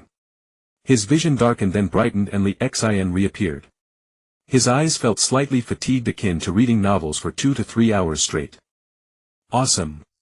This power surpasses mortals. A pair of radiant golden 8-winged light wings appeared behind Lee Xian. With a gentle flap he was thousands of meters away. Lee Xian was dumbfounded. This is true power. Is this instant ascension? Using only the wings for flight consumes less chakra than I recover. I can use them infinitely. Lee Xian ecstatic lost interest in further projections. He chose a direction and flew, leaving only a meteor-like glow in the sky. 10 minutes later Lee Xian crashed into a barrier, breaking his nose. If not for Susanoo's automatic defense he might have been crushed to pieces. Is this another barrier? System, didn't you say my attacks ignore all defenses, seals barriers and space? Lee Xian was angry. Just moments ago he was terrified, his heart nearly stopping. Only because his wings were a Susanoo ability keeping it active did the defense trigger automatically. Without this he would have perished. The host's chakra does not meet the standard. Only surpassing the 6 paths level can break it. All other abilities are ineffective. This is the rule. Lee Xian could only sigh. His powerful ally was untouchable. He had been furious between life and death but now calmed. Over here. Hurry. Something seemed to fall from the sky. Might be treasure. Lee Xian rested, using healing techniques to mend his shattered nose. As a sage body user, bone fractures were no concern, his vitality was immense, compounded by his Uzumaki constitution. He used healing merely for psychological comfort. Oh, someone's coming. Lee Xian surveyed his landing site, a mountain. Oh. Someone here. Kid, did you see anything fall? A middle-aged man wearing an unfamiliar ninja headband spoke. Never saw it. Lee Xian initially ignored him but reconsidered. The man noticed a deep pit beside Lee Xian, his eyes flashing. Kid, hand over what you found. You can't protect it. The two men behind him tensed, ready to attack. Lee Xian chuckled then laughed heartily. His smile radiated dominance and arrogance. Since arriving in the ninja world he had been cautious and stealthy. He had always been amiable, fearing retaliation from hidden elites. From this moment he needed no more caution. With absolute power his confidence surged. Enough chatter. I said I didn't see it. If you doubt, attack. Li Xian lost patience. If they were mere ants to him. A dazzling light flashed behind him, a golden arm extended, piercing the man's heart. Scram! Li Xian commanded. The man was instantly killed before he could act. Li Xian ignored his two subordinates. They saw only a hole in their leader's back. Thank you, sir, for sparing us. They kowtowed and fled. Then collapsed. Though Li Xian initially intended to spare them, he struck. Wildfires cannot consume all, spring winds revive them. Better not to show mercy. This was his subconscious caution. Li Xian shook his head, his mindset had not fully shifted. In this ruthless world care was still necessary. He dismissed further thought, activating his Mangekyo Sharingan and Byakugan to scan the mountain for potential prey. Ah, long-lost Konoha. Li Xian sat atop the Hokage rock. He had returned, and in his invincible state he was ready to stir up trouble. According to Uchiha Itachi, the darkness of Konoha, the current Hokage Danzo is the true murderer of the original Li Xian's parents. Li Xian prepared to fulfill the wish of the young Li Xian. Among the killers only Danzo still lived. Danzo sat in his office, several stacks of documents beside him. After the initial novelty, these files have become quite a headache. That old fool Hiruzen left me quite a mess. Have they yielded yet? It's been nearly half a year since we moved from lenient policies to torture. No good news yet. A figure suddenly materialized from the shadows. Sir, the Umbu is mostly under control. A few diehards loyal to the third Hokage remain defiant. They are still being tortured in the dungeon. They should relent soon. Humph, quite stubborn. If Konoha hadn't already lost so much of its foundation, they would have been dead long ago. If I hadn't become Hokage now. Danzo muttered to himself, and the figure in the shadows vanished without a trace. For a man of his ilk it was familiar to take the blame or scheme in the shadows, but standing in the sunlight and issuing orders was utterly uncomfortable. The Hyuga clan. It seems you're next on the chopping block. Once these stubborn thorns are removed, you noble families who remained so ungrateful. I could easily raise a second great clan of Konoha. Yo, old villain Danzo. Living the good life, aren't you? A strange voice appeared in the office. It was Li Xian. Uchiha Li Xian. Here to walk right into the trap. How about surrendering? I'll make you the head of the Umbu, let you enjoy power and prestige. What do you say?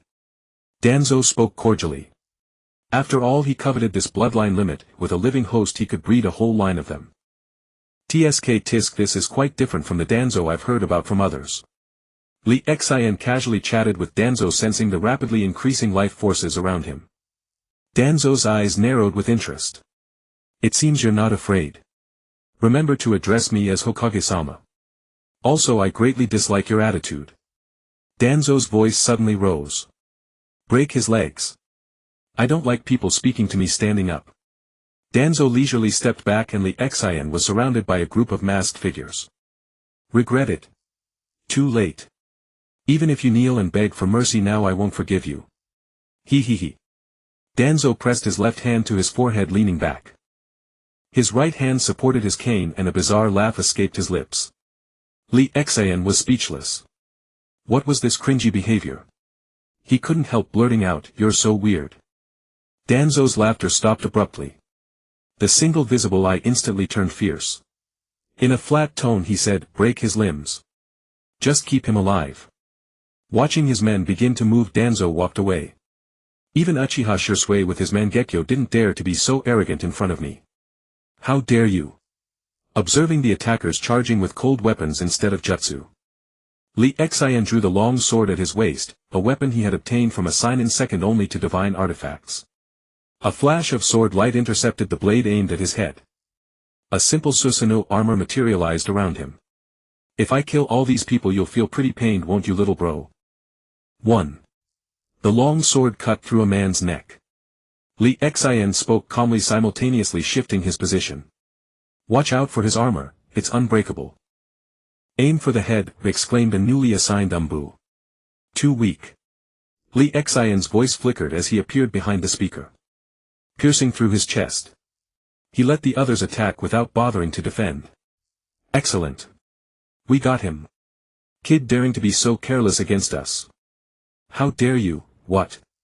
A golden skeletal arm emerged from behind Li Xian, piercing through the man's chest, clutching a pulsating object. How? Too weak, too weak. You don't even inspire any desire to fight. Is this all you've got? Li Xian said with a disappointed expression. At the same time his sword showed no mercy, cleaving the two nearby umbu. We have to use ninjutsu. Even if the Hokage's office gets destroyed. One of them took the lead. They had originally planned a quick close-quarters kill to minimize damage to the office. Getting serious now, are you? Li Xian casually flicked the blood off his sword, letting them scatter without a hint of panic. I hope you can give me a bit of pleasure. Otherwise this is too boring. The umbu exchanged glances. Kid, how dare you be so careless? Wind release, great breakthrough. Fire release, lion's rampage. Watching the dense barrage of jutsu hurtling toward him, Li Xian steadied his breathing. Not enough, not enough. Too weak. At the same time he condensed chakra into his sword and directly slashed apart the incoming fire lion. Then he flashed into the air. Did we succeed? The barrage of fire-attributed jutsu had set the Hokage's office ablaze, thick smoke obscuring their vision. Far from it. Li Xian leisurely shattered their hopes, impaling a man standing on a tree with his sword, then kicking him into the crowd. He shot forward at extreme speed, his light wings solidifying slightly as they cleaved the 5 frontline ninja in two. Not bad, you have some skill. How about I forgive you? All you have to do is become my obedient dog. What do you say? Danzo returned holding a cup of hot tea. The death of his subordinates did not stir a single ripple in him. As he finished speaking, a group of masked individuals, different from the umbu, appeared behind him. About 50 men. The original 30-odd umbu felt a flicker of relief if they had been truly terrified. The gap in strength left them utterly helpless. Their attacks never landed while the enemy easily hunted them. Li Xian casually shook his long sword, flicking off the fresh blood. So this is your confidence? Quite a number. But no matter how many worthless jonin you throw at me, it's useless, isn't it? Old man. Danzo's face turned icy at the new nickname, his gaze like a bloodthirsty beast. Ah, how dull. Let's end this quickly. I still want to go eat ramen. Susanoo. Li Xian's Mangekyo Sharingan spun rapidly and golden chakra surged through his body, quickly enveloping him. Excellent, still so powerful. Li Xian stood atop the 30-meter-tall Susanoo. So even my initial form is this strong. Danzo's expression shifted. Mangekyo Sharingan. Little beast. You truly are talented. No wonder I sent so many men and still couldn't kill you. Danzo hesitated. He wasn't sure if Koto Amatsukami at the same level could affect another Mangekyo Sharingan user. The Mangekyo meant the opponent's mental strength and ocular power were formidable.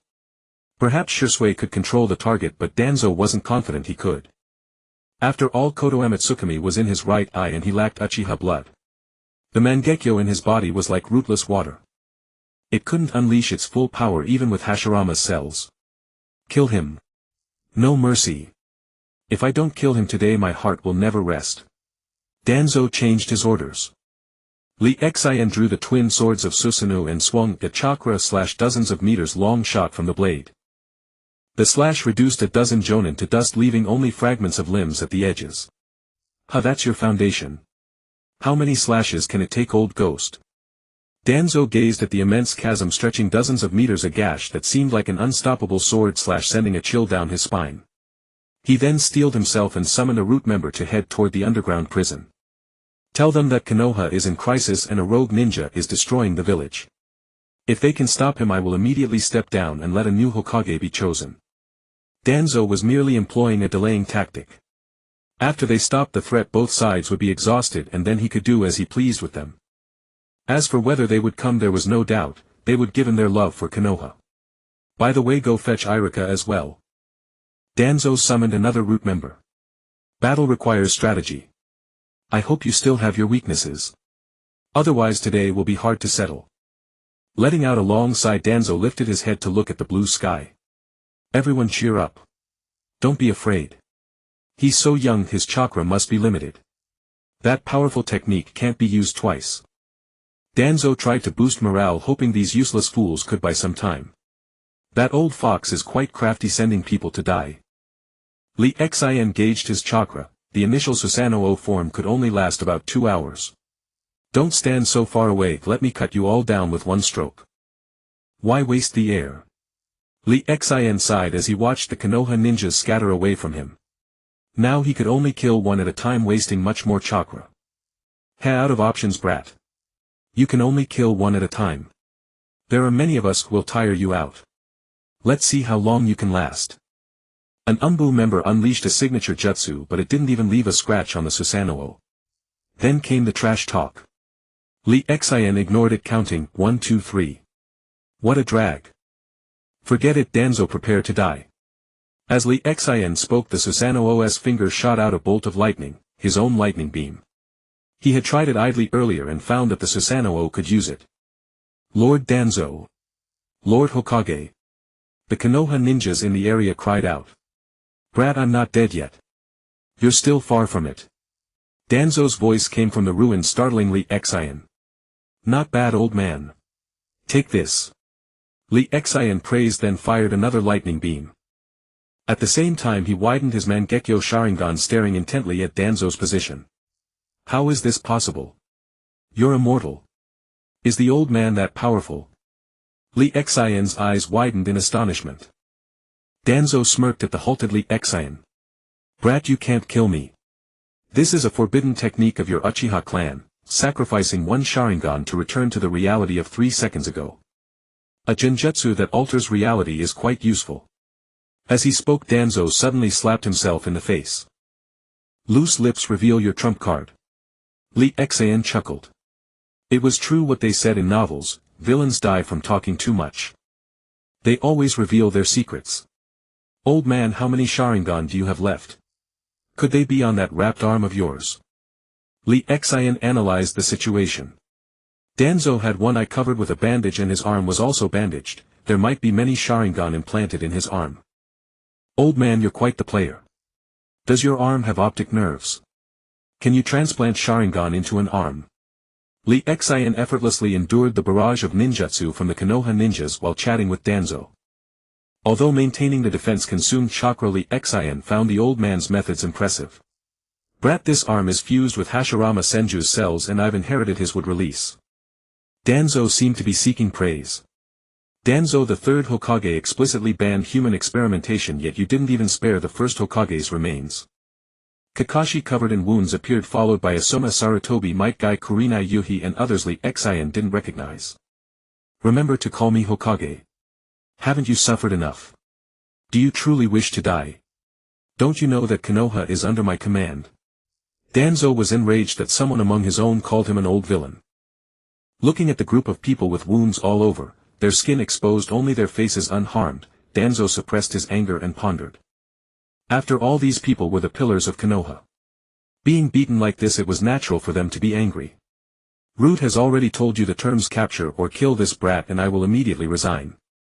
You can choose whoever you want as Hokage. Danzo's words drew everyone's attention to Li Xian. Kakashi, isn't he your subordinate? Might Guy exclaimed in surprise. Kakashi's expression darkened as he looked at Li Xian, whose face had matured but remained as handsome as before. Li Xian. Why are you attacking the village? Lightning beam. Old man Danzo, let's see how many Sharingan you have left. Li Xian ignored Kakashi. In truth, his bond with Konoha was very shallow. Aside from the first week at the Ninja Academy, he had spent the rest of the time with his shadow clone, sleeping in class, ignoring everyone. He couldn't connect with the other kids. Except for Sasuke and then Naruto. Kakashi's face was bitter as he watched Li Xian effortlessly annihilate Danzo with a single strike. So strong. Could this be? A second later, Danzo reappeared. How is this possible? Your ninjutsu is so powerful, doesn't it consume chakra? What the hell is this? Logically you should have run out of chakra within minutes. Why is there no change? Do you have infinite chakra? Danzo was unwilling to accept it. Several dozen jonin had bombarded him with ninjutsu for minutes without effect. What kind of monster was this? Are they faking it? Pretending to fight hard? Whoever kills this brat will be appointed as an elder immediately. Reward 2 prime shops and 2 S-rank jutsu. Great rewards attract brave men. Danzo had no choice but to use this tactic. And those who had been retreating while fighting already nearly out of sight could no longer stay put. They had thrown a couple of ineffective attacks and stayed far away to avoid being killed by Lee Xian. They planned to wait until he was weakened before stepping in or stealing the kill. Brothers, let's use a combined ninjutsu. I'm wind release if fire release users start first. Earth release provide defense, water release act on the fly. Lightning release attack freely. Over a dozen ninjas formed hand seals simultaneously channeling their chakra to maximize power. Fire release fire dragon flame bullet. One ninja used fire release to shape a dragon body that spat fire bullets. Others used their own variants. Many jutsu Lee Xian had never heard of. Things like flame slash. The combined fire release from over a dozen ninjas completely engulfed the 30-meter-tall Susanoo, surpassing their usual limits through coordination. Next, wind release. I'll start with wind release Great Wind Dog. The leading jonin used wind release to form a large crude dog shape, an incomplete rough jutsu. Lee Xian felt his chakra drop by 1/10 as the Susanoo was completely enveloped in extreme fire release, with wind release further intensifying the heat and turbulence. Lee Xian flew out, losing 1/5 of his chakra, nearly the amount needed to summon the initial form. The Susanoo quickly repaired itself, but Lee Xian knew this couldn't continue. Earlier they had been uncoordinated, so he had dodged.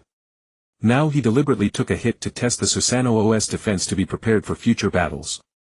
Watching Lee Xian dodge attacks and the giant's rapidly regenerating armor, Danzo grew anxious.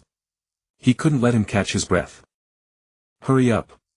Use binding techniques to restrain him and others attack from a distance. Brat, aren't you trying to kill me? I'm right here waiting. Come on. Danzo taunted Lee Xian, trying to provoke him.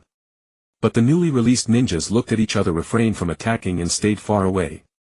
They were in no condition to fight. Charging in would be suicide. Besides, they wished Danzo would die sooner. Lee Xian was furious. Old man, you asked for it. Lee Xian's Susanoo's 8 massive radiant wings flapped and a sword over 10 meters long slashed directly down on Danzo's head, reducing him to dust. How many times can you recover? Lee Xian laughed. So arrogant, yet he was always one shot. What offensive capabilities did he have anyway? Want me to give you a free hit? Lee Xian teased, looking at the completely unharmed Danzo, who had regenerated. Brat. I'll kill you. Danzo howled impotently, his eyes darting around. He thought to himself, just wait until I escape, brat, next time you'll be sorry. Danzo clearly saw the situation. Konoha was disunited and these jonin were useless. As a schemer, he knew that as long as he lived there would be firewood to burn. Brat. Take this, would release deep forest emergence. Danzo slammed his hands onto the broken ground and trees rapidly grew around him, dense and thick. Within seconds Lee Xian was surrounded by enormous trees trapping him. He swung his giant sword and cut down one tree, but it regrew, visibly squeezing his space. Old man, not bad. Your wood release is quite strong. Lee Xian kept cutting trees, but they kept growing back, turning him into a lumberjack. Oh brat, is that all you've got? Sensing some seeds taking root on the Susanoo, Danzo thought he could crack that big turtle shell. At the same time the trees around began to bloom. He hesitated. If he made the flowers mature they would release a powerful poison gas. This move could destroy half of Konoha. The second stage of deep forest emergence was delayed. This was his village, he was the Hokage. Though he had done evil, Konoha was his foundation and he had fought for it for most of his life. He was also old and lacked the same audacity. Pretty impressive wood release. Keep going. Lee Xian kept chopping with many felled trees around him. Meanwhile the cut trees sprouted new growth rapidly. Brat, die. All things grow. Grow trees. Lee Xian's chakra erupted in turmoil. Small saplings appeared on the Susanoo, absorbing the chakra of his Susanoo as nutrients and expanding rapidly. Lee Xian panicked. In an instant nearly half his chakra was gone. Trees over 10 meters tall grew on the Susanoo, all draining his chakra. The Susanoo's body was filled with roots, its translucent form dimmed. Damn. Lee Xian immediately dispelled the Susanoo. This was too insane. No matter how much chakra he had, he couldn't withstand being drained like that. Lord Danzo is amazing. Seeing Danzo turn the tables in seconds, the Konoha ninjas cheered. Li Xian flew 100 meters high. I was careless. This would release is too fierce, a classic case of using my own strength against me. Using my chakra to beat my own Susanoo. Damn it. Old man Danzo. We'll fight another day. That's enough for today. Keep your head on your shoulders. Feeling his remaining chakra, Li Xian flapped the wings on his back and vanished from Konoha. He didn't know that the trees in Konoha continued to grow and spread. Lord Danzo. The enemy has fled. You can withdraw your jutsu now. A root leader approached to remind Danzo. After a few minutes, the wood release kept expanding, turning most of Konoha into a forest. The root member couldn't help but walk toward Danzo. What is this? The original Danzo had become a deformed figure, his entire body turned into wood with arms and legs transformed into giant roots. Boom. Seconds later, Danzo's body formed a black hole that devoured everything within a few meters, reducing it to ash. The group looked at each other in disbelief. They heard that Danzo was dead and the lush forest had erased all traces of the battle. They woke from their daze as if from a dream. That old geezer Tuansang is actually this fierce, and I never knew our clan's Sharingan had such a life-saving forbidden technique. Li Xian was in a cave near the border of the Land of Fire, having flown there in a random direction. But that wood style is truly formidable, an absolute map-clearing attack. Li Xian sat in the cave, a small fire burning before him, roasting a wild rabbit. After a long afternoon of battle, Li Xian felt exhausted, and after eating the roasted rabbit he quickly fell asleep. The cave fell silent with only the crackling sound of burning branches. The next morning Li Xian woke up fully refreshed. After his daily routine of refining chakra, he performed his check-in. He casually stored the inconspicuous item he had received from the check-in into his space, then optimized his state to the peak. Today he planned to target the projection of Zhujian. The other two attempts would be reserved for the Byakugan and the Sharingan, operating all three lines simultaneously. Is this Hashirama Senju? As soon as Li Xian entered, he saw a simple-minded man about his own age.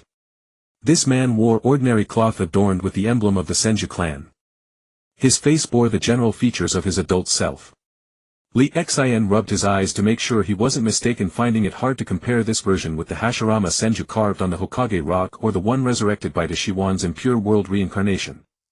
Li Xian immediately activated the intermediate form of Susanoo, a towering giant of 150 meters. Then he drew his sword and launched a probing attack toward Qianshou Zhujian.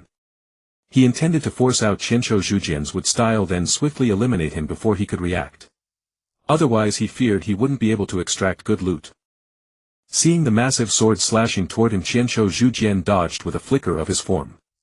Very agile. Young god of the ninja world. It's hard to imagine how many battles a pure born in the Warring States era had already weathered. But no matter how many, they couldn't compare to Li Xian's. Li Xian fought 3 battles every day, each a life or death struggle. When he couldn't win, he simply couldn't. When he could, he usually killed his opponent in an instant. Watching the countless giant trees rapidly emerge, Li Xian's eyes sharpened, a killing intent flashing. The 8-winged great wings behind the giant completely unfurled, ready for high-speed flight. In just a few seconds the wood style had crossed the gap between them and appeared beneath Susanoo's feet. Li Xian couldn't wait any longer. A brilliant flash of light erupted in the sky, a dazzling glare to confuse the enemy. By the time Qianshou Zhujian could see clearly, Li Xian and his enormous giant had vanished. So fast. Qianshou Zhujian exclaimed in surprise, then jolted awake and leaped to the side, landing flat on his face. But it was futile. The 100-meter Susanoo was far too massive and agile. The blade was also too long.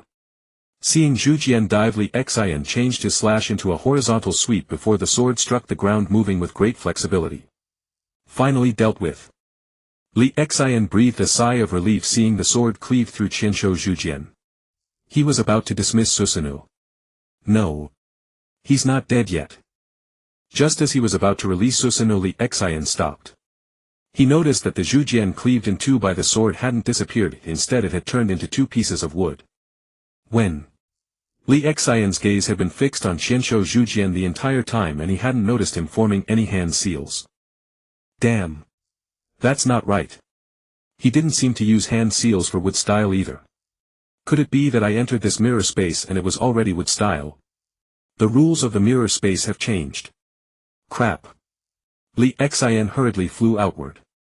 Too late, young ninja. Bright God gates.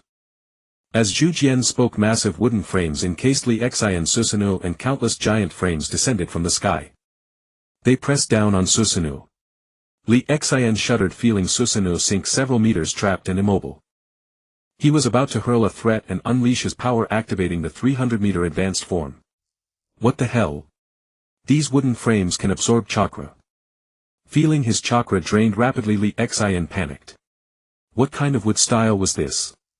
Completely different from the trees outside. It was practically sentient. Damn.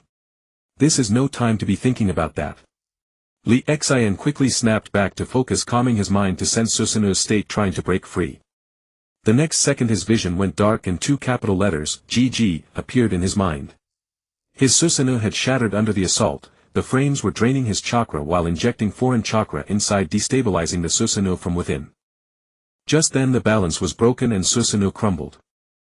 Battered by the endless falling frames ruptured from within by Qianshou Zhujian's foreign chakra and drained of his own chakra. A flash of light and Li Xin found himself back in the cave. Is this the power of the god of the ninja world? Li Xin wiped the non-existent sweat from his forehead. It humbled his inflated ego once more. The beings brought forth by impure world reincarnation are on a completely different level. Hours later, Li Xin finally steadied his mind. He restored his chakra to its peak and analyzed the reasons for his failure. We meet again, Zhu Jian. Li Xin was ready to reclaim his honor, intending to kill Qianshou Zhujian in one strike. This was the ultimate winning move he had concluded. Behind Li Xin, a phantom light wing flickered, a long sword in his hand. He flew toward Zhujian at extreme speed. At this speed you won't have time to form hand seals. Li Xin's three-tomoe Mangekyo Sharingan locked onto Qianshou Zhujian. What the hell is this? The moment Li Xin vanished from his spot, Qianshou Zhujian had already prepared for battle. Li Xin appeared above him, ready to strike down with his sword. But the sword was knocked flying by a single punch from Qianshou Zhujian. Such terrifying strength. Reflexes. I'm this fast and you can still keep up. Li Xin clenched his fist, feeling the numbness in his right hand. He retreated, his eyes fixed on Qianshou Zhujian. Young man, your speed is too slow. Qianshou Zhujian's projection said calmly, pressing his palms together and slapping the ground. In Li Xin's three-tomoe Mangekyo Sharingan, which he stared with eyes like titanium alloy dog's eyes. Wood-style flower tree world descends.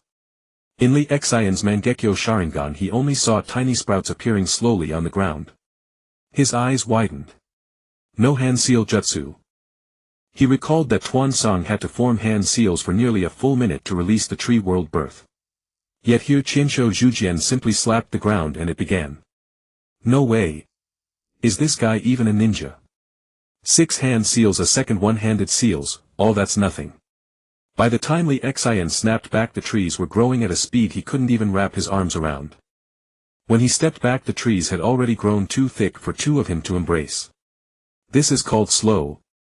Li Xin's body was covered in golden light as if draped in a golden robe. Then when the trees shot up to over 10 meters too thick for 4 of him to embrace, Li Xin successfully activated his Susanoo. Without hesitation he manifested the 300-meter advanced form. Drawing his sword he unleashed a slash of sword aura, cleaving a path through the trees. Ignoring these lesser saplings he charged straight at Qianshou Zhujian. Ding! Congratulations, host, for successfully challenging Qianshou Zhujian. You have received a grand gift pack. Li Xin quickly flashed away. He emerged in the cave. If he stayed any longer he would be poisoned to death. The flower tree world was not only vast in range but also a biological weapon containing deadly toxins. He had nearly been poisoned by inhaling just a bit of air. Fortunately he had killed Qianshou Zhujian's projection in time. Otherwise, if he had waited without moving, he would have died from holding his breath or suffocation. Li Xin washed his hands, bathed and changed. Open the gift pack. Ding! Congratulations, host, you have obtained Zhujian's body. Li Xin quickly studied what Zhujian's body was. He knew that the first drop was always the best. Without obtaining wood style he would have to slowly grind for it. Zhujian's body, the special physique of Qianshou Zhujian. When fully matured it is equal to the immortal body. Zhujian's body contains infinite mysteries. It can automatically master wood style. Can be fused. System help me fuse it. After reading Li Xian did not hesitate. Although during the battle with Zhujian he hadn't seen how fast Zhujian could heal, his massive chakra reserves were fully comparable to Li Xian's own. He possessed the initial immortal body and the whirlpool body. Though still developing, these two physiques together allowed him to store such high-quality chakra. No wonder his endurance and power were so strong. Zhujian was no slouch either. As Li Xian thought, he felt his body heat up as if it were melting. One day later, ding. Congratulations, host fusion successful. The immortal body, supreme body and whirlpool body have merged into a product surpassing the immortal body. Please name it. Li Xian's head throbbed, and only after hearing the system's voice did he understand the fusion was complete. A new physique. Then call it the supreme immortal body. What functions does this physique have? Ding. Currently the supreme immortal body is at the initial stage. It can regenerate severed limbs. There are intermediate, advanced and perfect stages later. The perfect form of the supreme immortal body possesses infinite life force and infinite chakra. Even if the host is ground to ashes, as long as a single drop of blood remains, he can quickly resurrect from that drop. Though it may take some time. Has wood style been activated? Li Xian quickly asked about this. Wood style was something he greatly coveted. As for the perfect supreme immortal body, he didn't bother thinking about it. Reaching that level would take an eternity. It only had that potential. Not as practical as the wood style before him. Wood style has been activated. The host can study it on his own. The system's aloof words were like a clear spring, making Li Xian feel completely refreshed. Orochimaru languidly sat on a lofty throne holding a piece of intelligence. Konoha got beaten. Half the village was destroyed. Interesting. Danzo is dead. Looks like another failed experiment. Orochimaru propped his hand on the side of the seat, fanning himself with the paper intelligence by his face. His hands had been healed months ago by his capable subordinate Kabuto. He relished the feeling of having hands again, making him cherish them all the more. What a lovely subordinate. The sound in the room gradually faded. Perhaps he had dozed off. Nowadays he occasionally immersed himself in research, finding great joy in it. Leader. What do you think of this? Sasori, inside a large scorpion shell with a specially crafted stinger tail behind, revealed his ugly face from the front. His face looked as if it had been stomped on during its creation. Pain put down the intelligence and glanced at Sasori with disdain. I'm sitting and looking. Pain delivered the cold joke with an icy expression. Have you mastered the locations of the tailed beasts? How is the Nine Tails in Konoha? Do you know the whereabouts of Uchiha Li Xian? We can try to recruit him. We're short on people anyway. Pain issued the order, waving his hand to signal Sasori to go execute the mission. From now on, if anything comes up, just notify me using the orange phantom clone technique. The operation is about to begin, so we need to accumulate wealth quickly. After Sasori left, a vortex appeared behind Pain. A masked figure stepped out. You've come.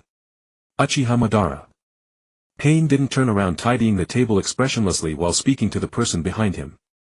An interesting brat and a member of our Uchiha clan too. Obito didn't reply to Pain, instead speaking of another topic in a flat tone. He was long accustomed to others calling him Uchiha Madara, that ancestor of his. He often referred to himself as such, merging with the name. As he thought, Uchiha Obito paused. Nagato, don't mind him. Just carry out your mission. Leave the negotiations with the Uchiha clan to me. Just like him. Obito's mind wandered, recalling the time he met an interesting child.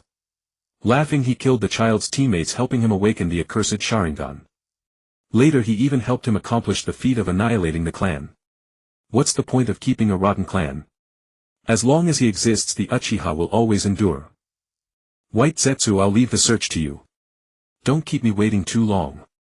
From the floor of the room rose a pale figure, slender and clad in the distinctive robe of the Akatsuki. Yes, Lord Madara. White Zetsu slowly sank into the ground as if he were transparent and non-existent, merging with the earth without a trace. Nagato, take good care of yourself. If you die, I as the behind-the-scenes leader will be in a tough spot. Uchiha Obito's figure was swallowed by a vortex, his voice lingering in the air. Pain didn't even lift his head, writing something. But he applied too much force and snapped the pen in two. In his mind he pondered about this man who claimed to be Uchiha Madara. What exactly was he? His intelligence network had no information at all. Whatever. Once I've collected all the tailed beasts, I'll make the world feel pain, understand pain, and then I as a god will watch over the ninja world. Let them dare not start wars so easily. Or when they do, I'll easily annihilate them. That way the world will be at peace. Pain, wait for me. Once I change the world, I'll revive you and let you see the beautiful world. In a room a gaunt Nagato sat. He whispered softly. His hair was crimson, his body pierced with black rods seeming to be nothing but skin with little flesh left. In his eyes a pair of white Rinnegan with tomo gleamed eerily. I hope I can make it in time before I die. Complete this plan, revive you, and then I can die in peace. Nagato closed his eyes and Pain's doll-like body radiated vitality once more. These were the 6 paths of Pain bodies created by Nagato from the corpse of Pain.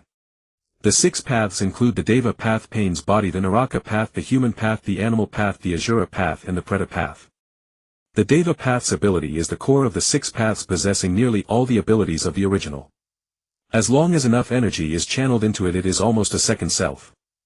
The Asura path's ability is to summon weapons using a special summoning technique of the 6 paths, possessing extremely powerful offensive means. This body in life was a puppeteer that Jiraiya encountered during his travels. The animal path excels at summoning jutsu. It can summon any type of creature that has been marked with black rods. It can even summon other paths of pain.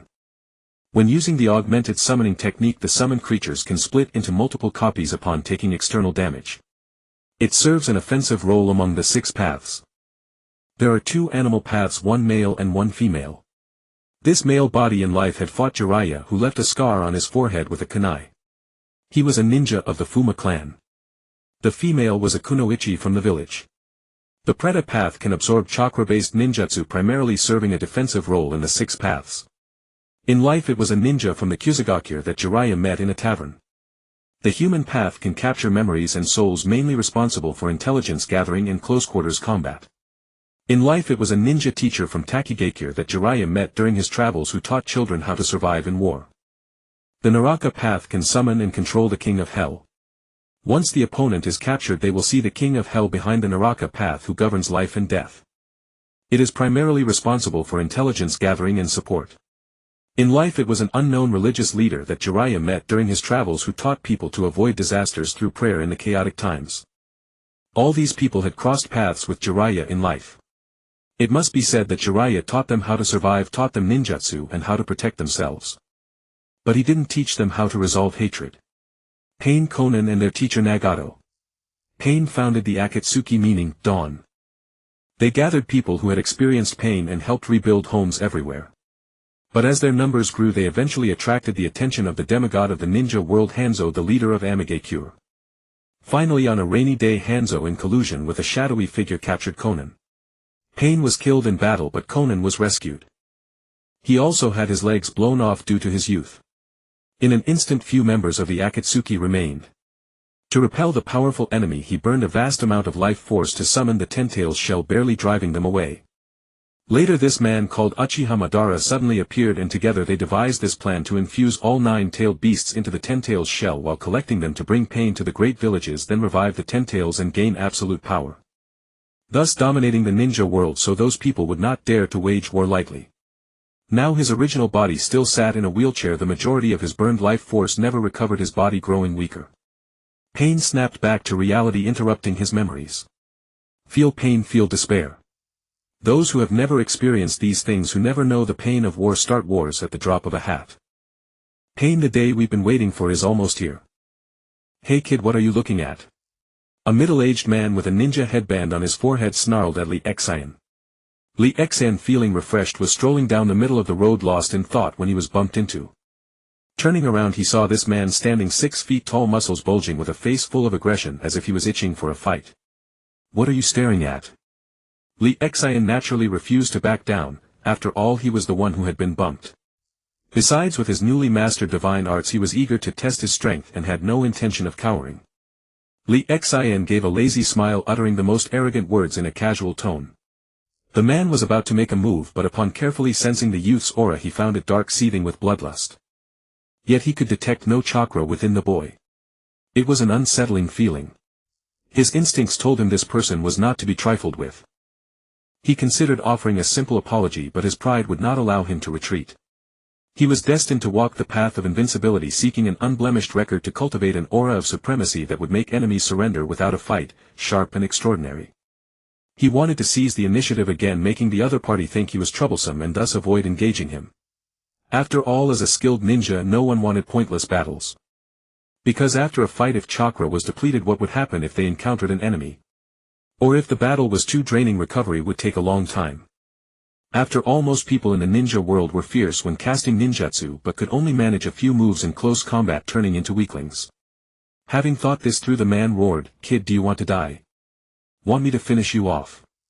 He brandished a kunai, looking menacing. Li Xian, seeing this, immediately perked up. Yes, I do want to die. Come on, kill me." Li Xian grinned, exuding arrogance. As a man possessing the three-tomoe Mangekyo Sharingan and the Byakugan, along with the supreme sage body and a clumsy wood release, he felt practically invincible. Now he needed battle to inspire him and develop his wood release. The man broke out in a cold sweat. What kind of idiot was this? Ready to fight at the drop of a hat. Besides, it was clearly him standing in the middle of a 2-meter wide road, blocking the way, and still being so arrogant. Arrogant as he was, the kid was even more arrogant than him. He recalled the young men in his village whom he had tamed into submission and the retirement home. No one had ever dared to be arrogant in front of him. Was this ninja world so strange? Did the kid feel no fear at all? "Kid, are you serious? If you really want to die, I can take care of you on the spot, but seeing how young and promising you are, I advise you to think it over. As a human, I urge you to cherish life. There's no regret medicine in the world." The man spoke earnestly, lecturing Li Xian. Li Xian's face darkened. "Just get on with it. Why are you dragging your feet? Your behavior doesn't match your burly physique at all." Li Xian had already mobilized his chakra, ready to slam his hand on the ground. He could already imagine the look of terror on the man's face. The man broke out in a cold sweat. Was this guy a lunatic? Could he be thinking the same thing as me? Bluffing. Intimidating with presence. Maybe he was just as weak in the knees, talking tough.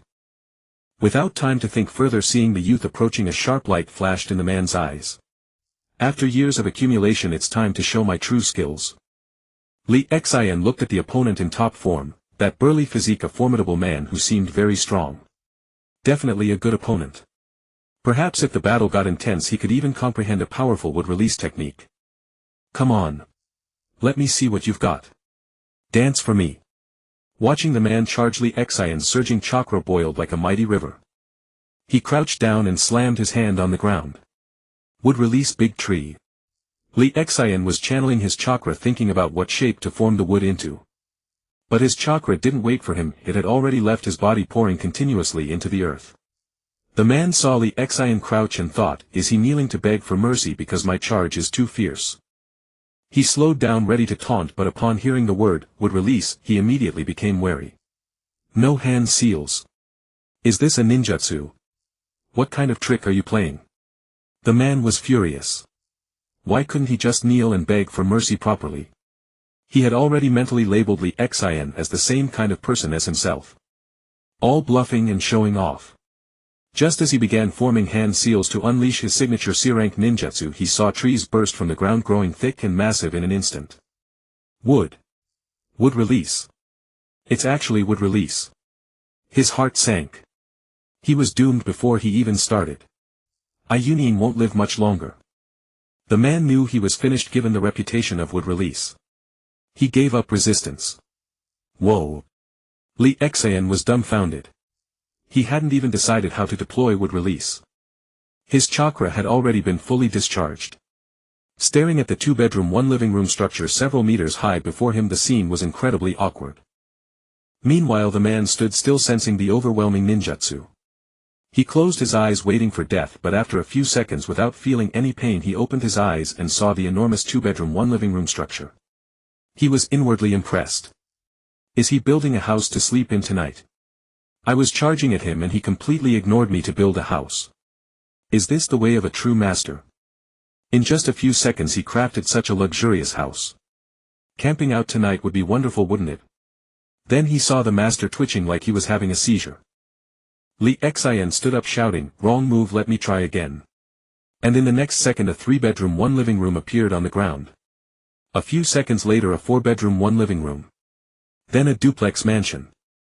The burly man thought this master could probably build an entire village in a day, easily surpassing dozens of construction teams. Such formidable wood release combined with unyielding wood release. Li Xian was completely stunned. Last night he had studied for hours and memorized the chakra flow pattern for the 2-bedroom 1 living room design. But today, no matter how hard he slammed the ground, all he got was the same 2-bedroom 1 living room. Li Xian stood on the ground closing his eyes. He sensed that the opponent had lost all fighting spirit and couldn't be bothered with him anymore. He only wanted to figure out why every time he clapped his hands all he produced were houses. Was his wood release some kind of knockoff version? Otherwise, why was his wood release so pathetic? It was simply unbearable to watch. Staring at the row of houses on the street as well as the ones reshaped by the impact of his chakra, Li Xian fell silent, his heart weary. "You can go. I suddenly thought of a great blueprint, a great ninjutsu, and I have no time for you." Li Xian's face showed the aloofness of a master, but inside he was crumbling. Yunying was stunned. The big shot had actually spared him. "Thank you for your mercy, master. I will definitely be a good person from now on. I won't walk in the middle of the road and I'll always yield to pedestrians." With that he fled without looking back, using the body flicker technique he could only perform 5 times a day. The air was still leaving, only Li Xian standing there bewildered by the wind. "Sasuke, you must continue to work hard." Though Uchiha Itachi's expression was cold, his tone was gentle and comforting. Sasuke looked at Uchiha Itachi. "Big brother, how is my strength now? We have been living here for over a year. Li Xian hasn't returned either. I'm a bit eager to go find him. Will you come with me? Your strength barely reaches the level of a jounin with a few powerful techniques. They can even pose a great threat to elite jounin. However, your combat experience is still insufficient. Once you can withstand me for a second, you may leave." Uchiha Itachi spoke calmly as if reading a passage. He grilled the meat with a dazzling technique. Over the past year he had become a master chef. Sasuke loved his grilled meat. Sasuke drooped his head, pouting his lips, speaking like a child. "Brother, your Tsukuyomi is too cruel. You just glare at me and I can't hold on. And I've tried dozens of times, yet I still haven't become immune to your Tsukuyomi." Uchiha Itachi narrowed his eyes and patted Sasuke's head. "Sasuke, you are already getting stronger. From initially fainting for 3 days after Tsukuyomi, now you recover in just a few hours. Moreover, your mental strength has greatly increased." Uchiha Itachi paused, his tone complex. "And your dojutsu power is rapidly strengthening. At this rate you might awaken the Mangekyo Sharingan without having to kill." Sasuke shifted his gaze from watching Uchiha Itachi grill meat to seeing him stop. He looked up at the complex expression on Uchiha Itachi's face and asked, "Kill what? Does the Mangekyo Sharingan need to kill something to evolve?" Uchiha Itachi looked at Sasuke with affection. He was a genius of the Uchiha clan, a true genius. He had naturally discovered that the awakening of the Mangekyo and Sharingan did not require witnessing the death of a close friend or relative. He recalled the masked man using wood release to pierce through his companion's body right before his eyes. The blood that spilled across the ground caused his own blood to surge, filling him with hatred for the masked man. Thus he awakened his Sharingan. At that time he was only 7 years old. Or perhaps it was when Uchiha Shisui, with one eye socket empty, had his eye gouged out alive. Then under his gaze Shisui dug out the other Mangekyo and handed it to him. At that time Uchiha Shisui was the hope of the entire clan, a sharp blade against Konoha with many supporters. To prevent the conflict between the clan and the village from intensifying, he chose to entrust his will to Itachi. Then he committed suicide before his eyes. To help Itachi evolve his Mangekyo, he chose to end his own life in front of him. Uchiha Itachi thought to himself, if I had discovered this secret earlier, the clan would have had many three-tomoe Sharingan users and some Mangekyo users. Then the weak Uchiha clan, who were yet self-righteous, proud and believing themselves unmatched, might not have come to this end. Remembering that Sasuke was still watching him, Uchiha Itachi snapped back to reality. "Sasuke, it's nothing. You are truly amazing. You are worthy of being my brother." Uchiha Itachi smiled gently, forcing himself to suppress the pain brought by the memories, not letting his gloomy emotions affect Sasuke. Sasuke was overjoyed to hear this. Since childhood his father had always said, "Truly worthy of being my son," but only to Itachi. He had never heard those words directed at him. No matter how hard he trained the fireball jutsu, even burning his mouth, it still took him several days to fully master it. "Sasuke, you must learn to think more. Many times having great power is useless, you also need to guard against others' schemes." Uchiha Itachi said to Sasuke, meaningfully a cryptic remark. "I understand, big brother." Uchiha Sasuke agreed readily, unaware of the immense cost Uchiha Itachi had paid to comprehend this simple sentence. Lee Xian was sleeping in a self-made luxurious mansion when he suddenly sneezed several times. "Could someone be thinking of me? It can't be a cold. My physique is already this strong." After muttering to himself, Lee Xian sat up and walked outside. The surroundings were filled with irregularly growing trees piercing through some wooden houses. These were all Lee Xian's creations. He could now rapidly sprout trees in a small area at once and at an astonishing speed. If someone wasn't careful, they could be lifted into the sky by his wood release and unable to come down. He hadn't yet figured out the technique of sprouting trees on others' bodies, nor the tree formation that could encircle opponents or the trees bearing poisonous fruits. He had no clue.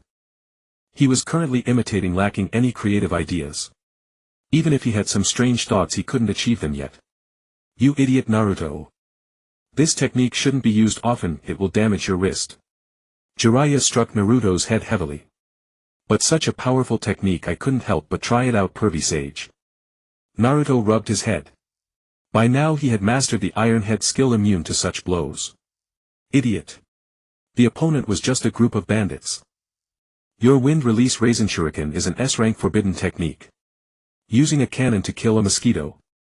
Jiraiya covered his mouth. "Strange. Did I say something weird?" Naruto didn't listen to Jiraiya's rambling. He looked at the huge pit, dozens of meters wide and deep, with exhilaration. Up close one could see the inside was covered in fine thread-like cuts. "The great Naruto will be invincible from now on." Hands on hips, looking up at the sky, eyes narrowed, mouth wide open, Naruto laughed heartily. Jiraiya's veins bulged, his fists clenched tight. Bang! Bang! Bang! Jiraiya let out a long sigh. "Ah, that feels so good." Naruto lay on the ground with a huge bump on his head, holding his head and complaining, "That's too harsh, Master Jiraiya. Can't you let me bask in my own art for a moment?" "Enough, we need to hurry. It's getting late. If we don't find a place to stay, we'll be feeding the mosquitoes in the wilderness," Jiraiya said as he walked forward, skirting around the huge pit Naruto had created. Naruto quickly got up and chased after him. "Wait for me. Fire Country. Daimyo's mansion."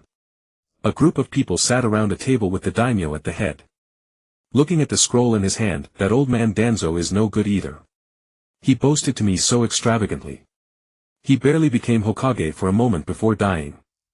The daimyo chuckled as he looked at the scroll, seemingly recalling Danzo, who would constantly write to him badmouthing Sarutobi Hiruzen. Sarutobi Hiruzen was reliable, but what a pity. "So whom do you intend to elect as the 6th Hokage?" The daimyo looked warmly at Sarutobi Asuma beside him. After all, Sarutobi Asuma was a descendant of Sarutobi Hiruzen, and the Sarutobi clan was trustworthy. Moreover, he was once one of the 12 guardian ninja.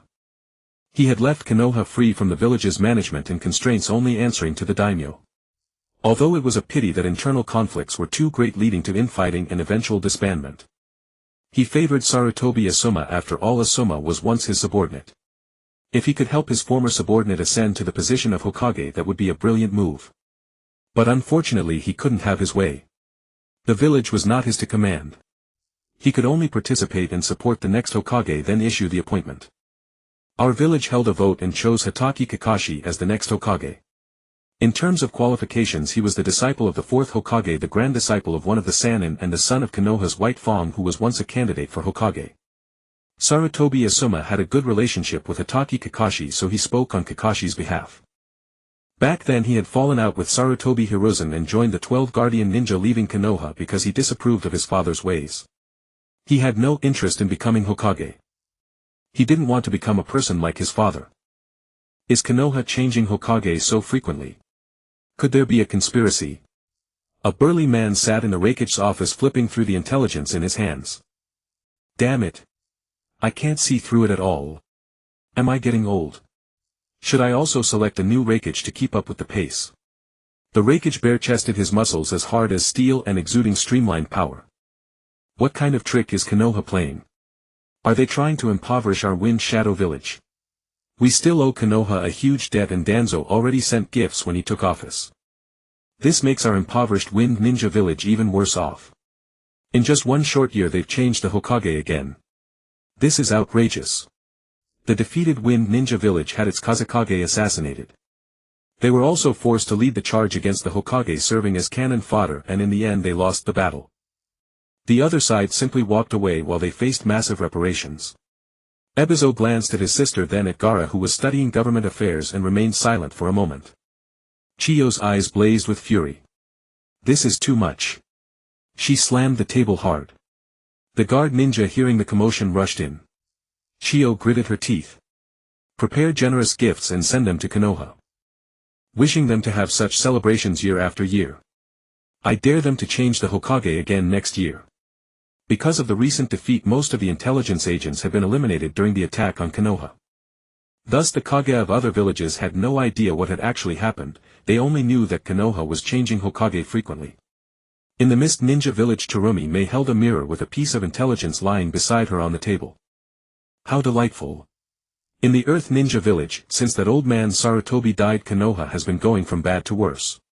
It's better to be old and steady like us. As Atsuchikage, who had witnessed Konoha producing two gods, his heart was utterly unmoved. He even felt like hiring the Akatsuki to go to Konoha and wreak havoc. In a dark cave, Obito wearing a mask tore the intelligence in his hand. Hell, waste like Kakashi actually became Hokage. This is a desecration of my former dream. Allowing the one who pierced his own comrade's body to become Hokage, Konoha is truly beyond redemption. Black Zetsu watched everything, too lazy to bother. He was the protagonist of the ninja world, the main character of the Black Zetsu Saves Mother Chronicle. To constantly act humble and obsequious before a brat. It truly annoyed him. After all, even a junior like Madara had been toyed with by his schemes. The death of Uchiha Izuna, Madara's brother, was also his doing. Without him, Uchiha Madara would never have evolved the Rinnegan. He was the director. Before Black Zetsu could come to his senses, the increasingly infuriated Obito could no longer hold back. Black Zetsu, when will Nagato and the others start their actions? I've been waiting until my flowers are about to wither.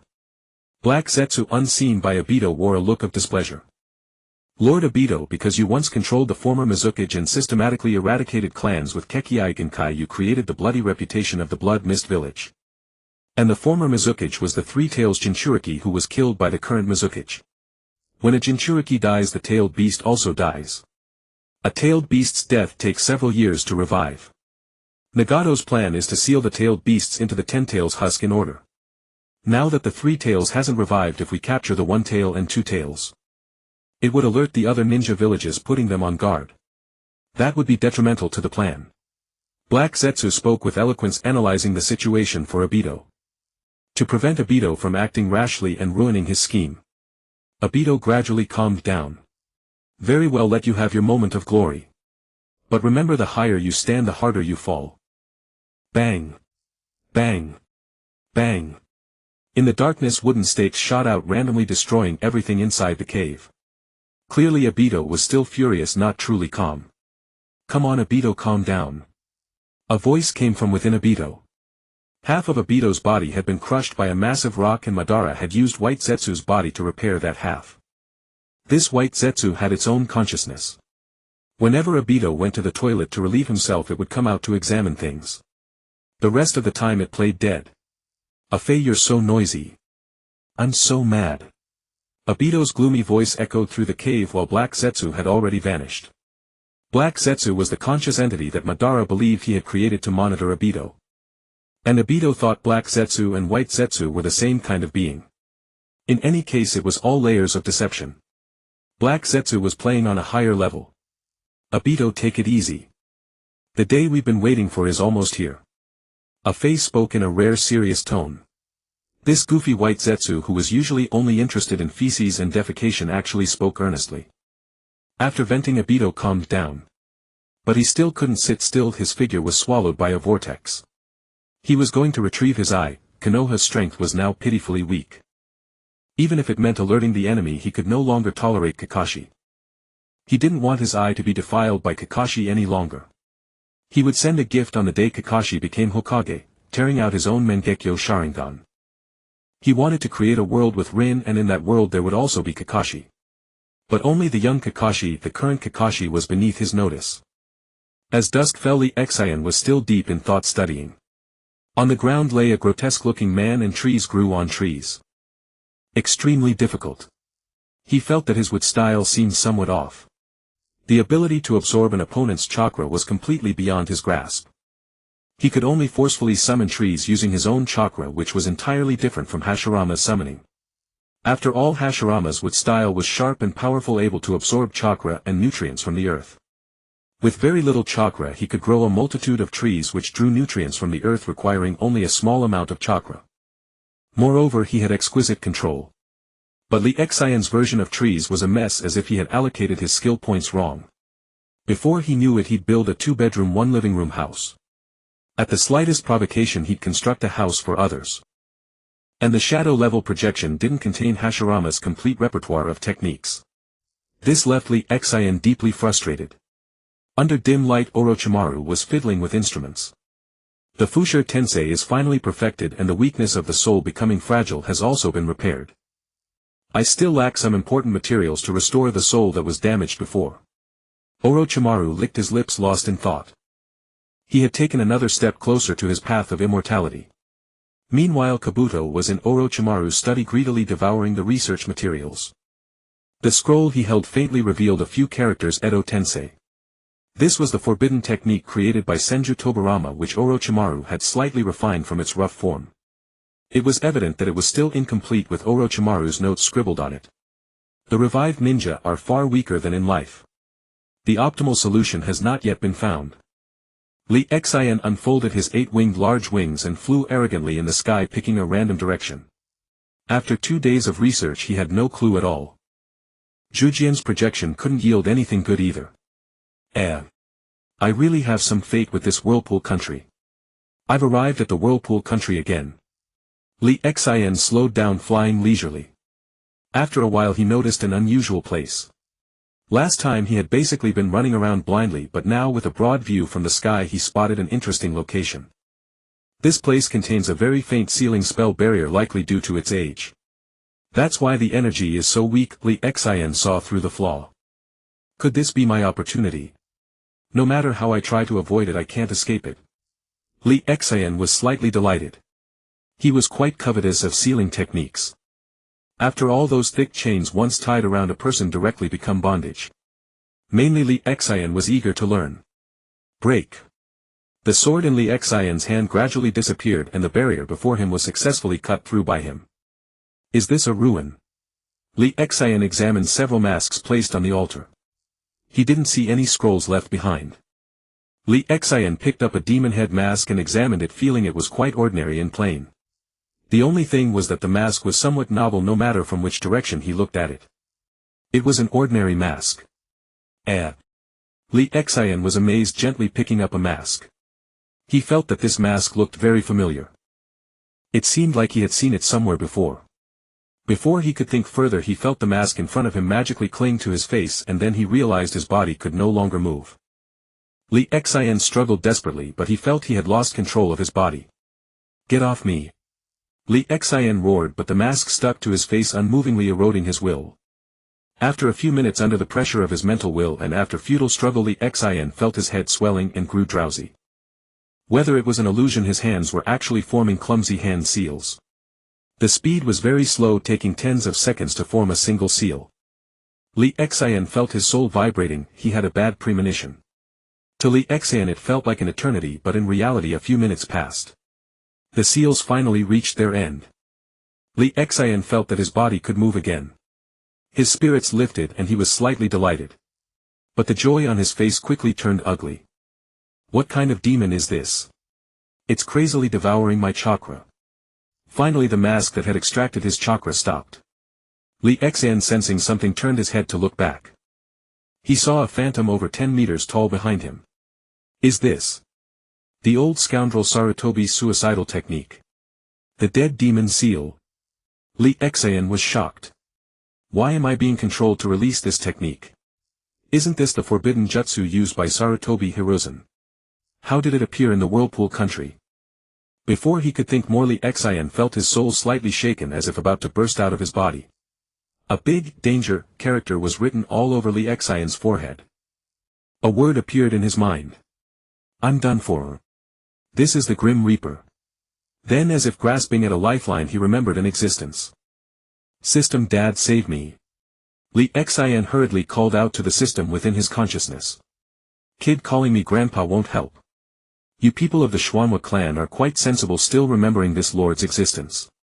You have offered such a delicious sacrifice to this god. Looking at the terrified Li Xian, the phantom laughed.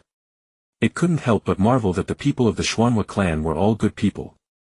This person's bloodline must have atavized such a pure immortal body.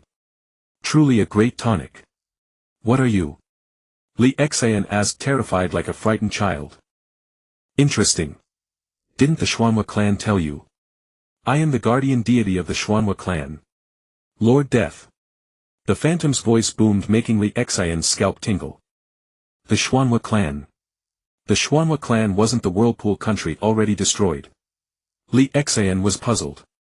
How could such a powerful guardian deity allow the clan to be annihilated? The phantom had no time to pay attention to Li Xian. Whether the Whirlpool country was destroyed or not had nothing to do with it. This death mask was merely its anchor manifested in the shinobi world.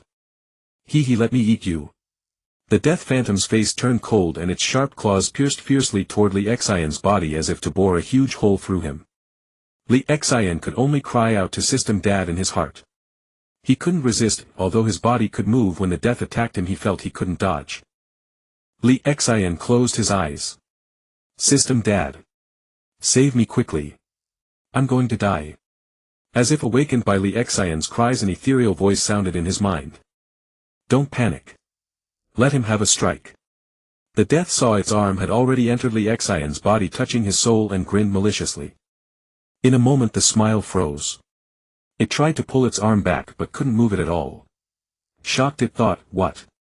Isn't he from the shinobi world? Not under my jurisdiction. The smile gradually solidified. The death phantom patted Li Xian's shoulder. Young man, I was just scaring you a moment ago. You're quite brave, huh?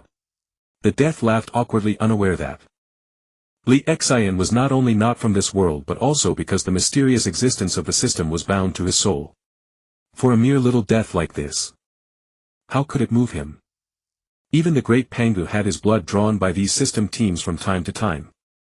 Li Xian felt the cold hand pass through his body, then stop, then withdraw and pat his shoulder. Li Xian had a face full of question marks. Hey, really amusing. Lord Death, what do you intend to do? A cold light flashed in the death's eyes. Young man, the reason you were able to summon me is only because the mask on your face is my medium. If you take me out and also sign a contract with me, as long as you offer enough sacrifices, I can protect you. Help you fight. What do you think? Just as Li Xian felt it was reliable and was about to agree, the system's voice appeared. He just tried to eat your soul, and I used the only energy that could protect you once. It made your soul immovable like a mountain, so he didn't eat you. Host, use your brain. Li Xian's rising smile slightly froze and he cursed inwardly. He was about to think of how to pretend to go along. The death phantom gradually grew impatient, feeling the world's power pulling and repelling it. It was already about to be driven back to the death realm. Kid, have you decided? The death phantom tried to appear gentle, but seeing Li Xian still thinking, it cursed inwardly. Then with a fierce expression it tried to scare him. Kid, don't be ungrateful. At worst my anchor will stay here for a few more years, decades. I will still eat you. Li Xian felt the death mask loosening and sneered inwardly. He had originally planned to pretend to go along and call the enemy father for a while. He didn't expect this old ghost to be bluffing. You deserve an Oscar, Mr. Death. Li Xian said, and before the death could react, he condensed a light sword in his left hand, and with his right hand he tore off the mask along with the flesh. He threw it heavily to the ground, then slashed fiercely with the light sword. Under the death phantom's ugly gaze it was cut in two. Kid, how dare you? Before the words faded, the mask split in half. Several beams of light flew out from the mask. Li Xian only saw a figure with yellow hair flash by and fly into the distance. There were also the souls of the first Hokage and the second Hokage turning into a blue light and flying away. Some other souls he didn't recognize also flew away. The death's face turned ugly, and before it could say a harsh word, it transformed into light and dissipated. Li Xian's face darkened. He was so powerful now, yet he had been utterly helpless against the control, nearly meeting his end on the spot. Heiju was only skilled in yin release for survival, and his other technique was equally sinister. It could manipulate Obito's body to perform the Rinne rebirth technique and resurrect Madara. Li Xian flew into the air with a furious heart, his earlier exuberance completely gone. In his disheveled state he hurled a raisin shuriken, directly reducing the shrine to ashes. He found a place to settle down and gather himself once more. Every excursion had been harrowing, leaving Li Xian, the master of caution, deeply shaken. Kabuto watched Orochimaru tinkering with something unknown, while the forbidden technique and annotations in his own hands made his heart itch as if a claw were scratching at his soul. Kabuto entered a brand new secret chamber and began his research, poring over materials to perfect the Edo Tensei. 2 months later he opened the laboratory door. He glanced at Orochimaru, who was still immersed in his own research. Kabuto washed up, left a letter for Orochimaru, and set off toward the shinobi world. His research had hit a bottleneck. Even using the corpse of a Jonin, the resurrected figure was far weaker than in life. Lacking inspiration, he decided to go for a walk. He would also visit Ryuchi Cave to master the sage technique that Orochimaru, hampered by his spiritual deficiency, had never succeeded in. He hoped to find some quality materials along the way. He carried cells of Senju Hashirama, Senju Tobarama, and Uchiha Izuna. As for Uchiha Madara's cells, he had none. He planned to search for them at a certain location, one of his destinations. The other materials he had obtained by secretly digging up graves behind Orochimaru's back. Cells and fragments of corpses. In a dark cavern, Uchiha Obito tore off the bandages over his eye. His expression was filled with sorrow. This was his own eye, which he had gouged from Kakashi's socket. When he had given it to Kakashi, it was still a three-tomoe Sharingan, but when Obito awakened his Mangekyo, Kakashi's eye had also evolved into a Mangekyo Sharingan. However, Kakashi could not yet use it at all. At most he could manage three-tomoe, and without Uchiha blood he could not even deactivate the Sharingan. The Sharingan constantly drained Kakashi's chakra, so he used his forehead protector to cover it and reduce the drain. Obito, after reimplanting the eye, needed time to adapt and refuse it. Only now was it complete. In Konoha, Kakashi lay expressionless on his hospital bed. The newly transplanted ordinary eye could already move freely. But he did not want to get up. He had lost the only thing his friend had entrusted to him. Originally because Rin had the three tails sealed inside her by the Mizukage, and she did not want to fall into the Amegekure's trap, she had charged into Kakashi's Raikiri and taken her own life. Kakashi had always been guilt-ridden for failing to protect Rin. That Sharingan was the last gift from his dying friend, a Jonin's token asking him to use his eyes to protect Rin and move forward. Kakashi, you need to snap out of it. The village has been in chaos for 2 months. The 2 advisors Shuehu Menyan and Zhuanqin Xiaochun have repeatedly tried to remove you from office. Seeing Kakashi completely unresponsive, Might Guy was frantic with worry. Watching his lifelong rival and close friend in this state tore him apart.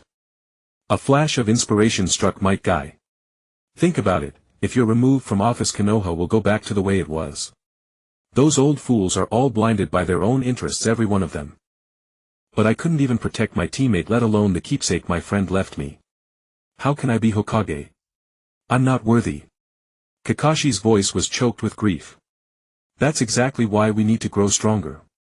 Kakashi.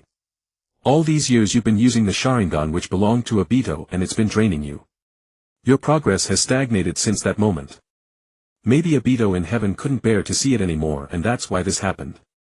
Might Guy, though usually a bit dense, knew how to give a pep talk. Indeed, Kakashi's eyes cleared a little. Obito, you think I've been slacking off in training all these years, don't you? That's why you had someone take the Sharingan you gave me. Kakashi muttered to himself, that's right, I've tainted your eyes. I never truly mastered them. And I caused Rin's death, saw it all through your eyes as clearly as day. Might Guy saw Kakashi about to sink back into despair and couldn't hold back any longer. With a loud crack, Might Guy slapped Kakashi across his masked face. You've disappointed me so much. I was blind to think you were my lifelong rival and best friend. All you are is a coward. With that Mike Guy's tears streamed down his face. This passionate man who often wept openly with his pupil Rock Lee was genuinely furious at his failure. Guy left the hospital room. Slowly a light kindled in Kakashi's eyes. He picked up the breakfast beside him and began to eat. After finishing he pulled out the 4-needle. With a body flicker he almost fell, so he began to run on the ground. He headed toward the Hokage's office murmuring, "Obito and Rin wouldn't want me like this. I have to pull myself together. I'll train hard and take back Obito's eyes. All these years the mismatched Sharingan has been draining my chakra and I've neglected my training," Kakashi reflected. He felt that the new eye transplant was actually the best thing that could have happened, like a seal had been lifted. His potential was unlocked once more. His other eye, having long worked in tandem with the Sharingan, had developed extraordinary dynamic vision. For using fast thrust techniques like Raikiri this was no problem at all.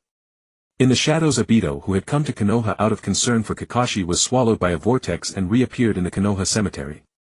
"Have that worthless Kakashi has finally pulled himself together, Rin. Soon the three of us can be together again. That fool Kakashi will never understand." His figure vanished quickly and a fresh bouquet of flowers appeared beside Rin's grave. 1 year later. Ding! Congratulations to the host for advancing to the Kage level. The host has received a grand gift pack. Lee Xian heard the system's voice and stretched his numb body for meditation. Awesome finally broke through to Kage level. He had remained at the Jonin and Elite Jonin rank for several years. Kage level and Super Kage level are the same. Breaking through to Kage level also brings good stuff, not bad. Lee Xian looked at the treasure in the space shimmering with golden light and full of special effects, filled with curiosity. "System, open it for me. Let me see what good stuff it is." Lee Xian watched the gift pack swirl and slowly open. A flash of intense light blinded his titanium alloy dog eyes. "Congratulations, host. You have obtained the 7 nature transformations of chakra." Detected that the host's talent is too inferior, matching the best gift pack. As if afraid Lee Xian would complain, the system added this annotation. Lee Xian opened his mouth but swallowed the words of complaint. He could only change his words and ask, "What about the 3 chakra nature transformations I researched myself?" The system ignored this pathetic host, who called it "dad" when needed and "old man" when displeased. A consciousness was transmitted into Lee Xian's mind. Already owned natures yield no benefit. Unlearned chakra nature transformations will randomly gain 1 characteristic. Before Lee Xian could speak, the system sent another stream of consciousness.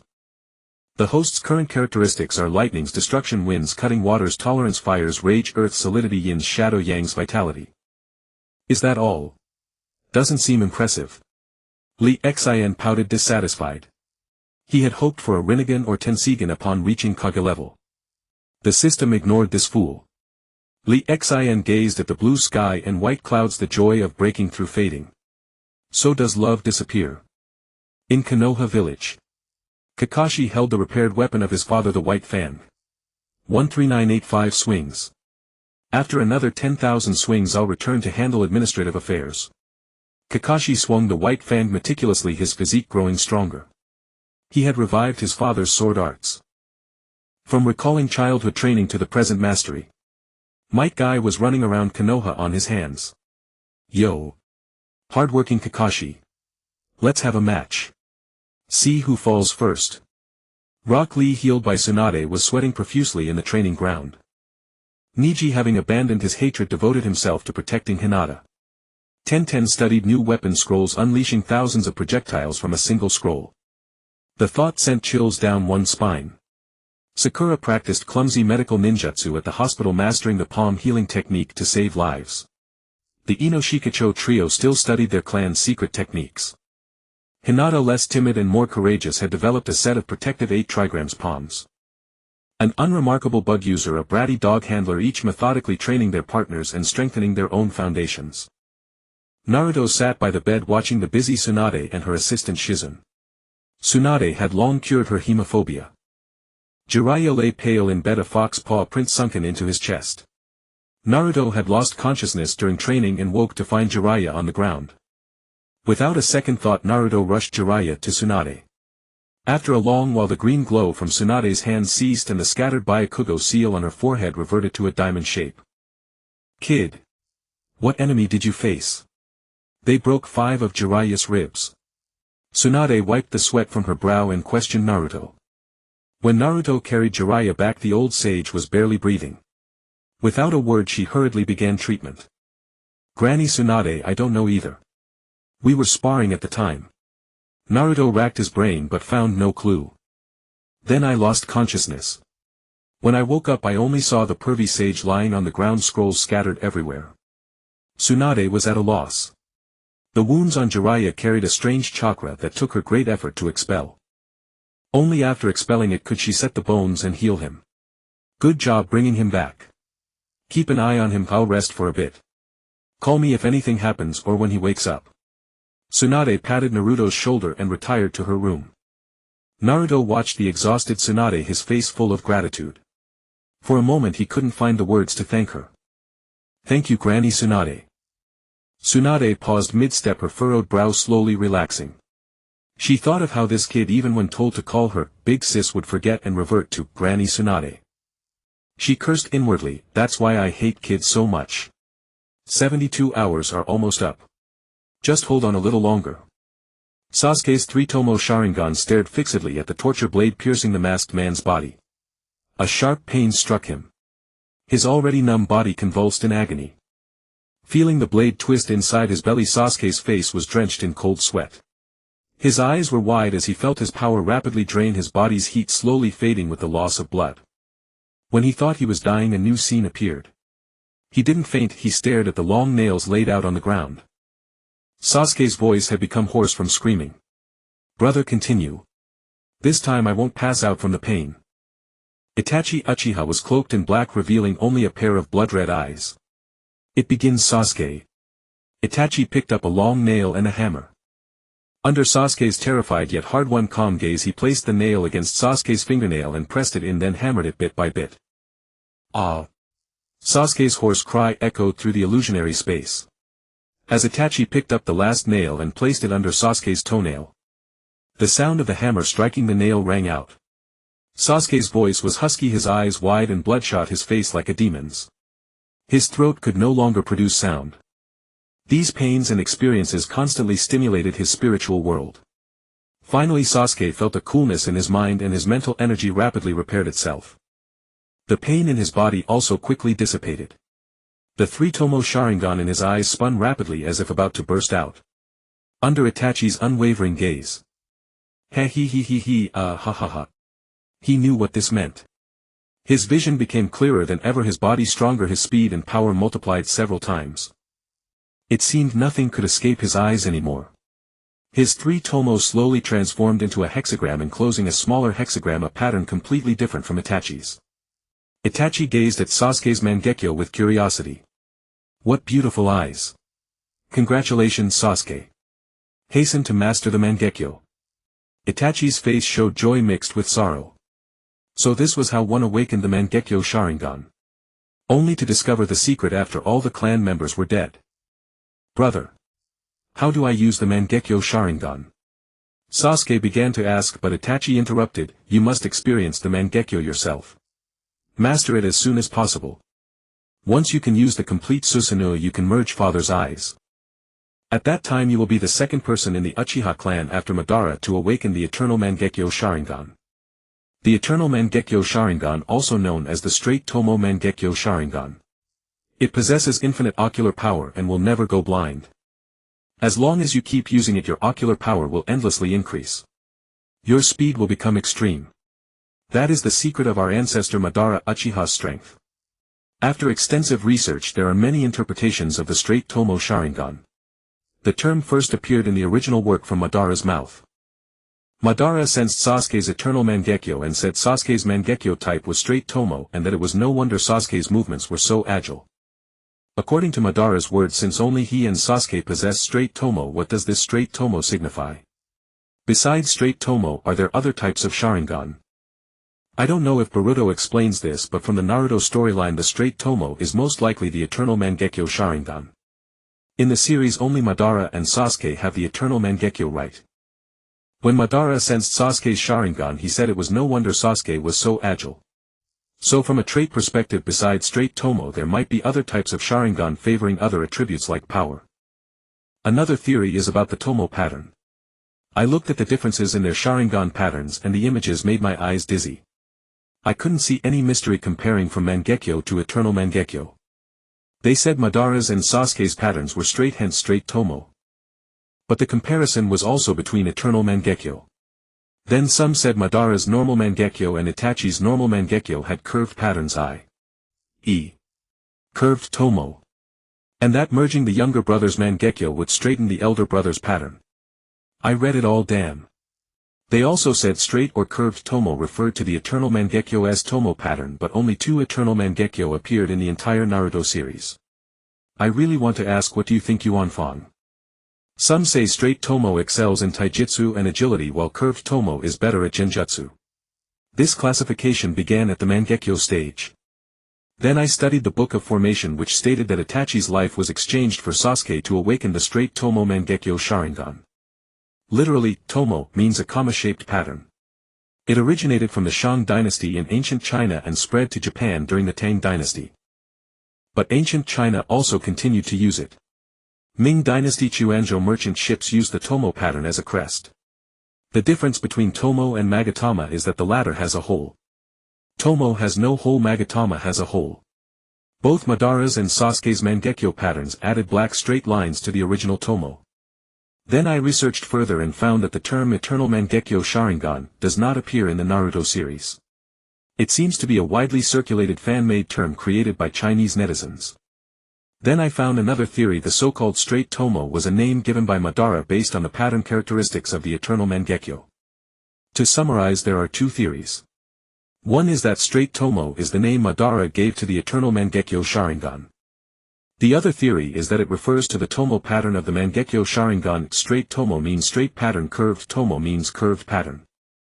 Don't attack me. You argue among yourselves which theory is correct. I've already laid out all the possibilities. Anyway, I've decided that all 3 Eternal Mangekyo are straight Tomoe. System old man, open the mirror space for me. Lee Xian declared, displeased with the gift pack. He often did this, weekly sign-ins, monthly sign-ins. When he didn't draw anything good he would curse.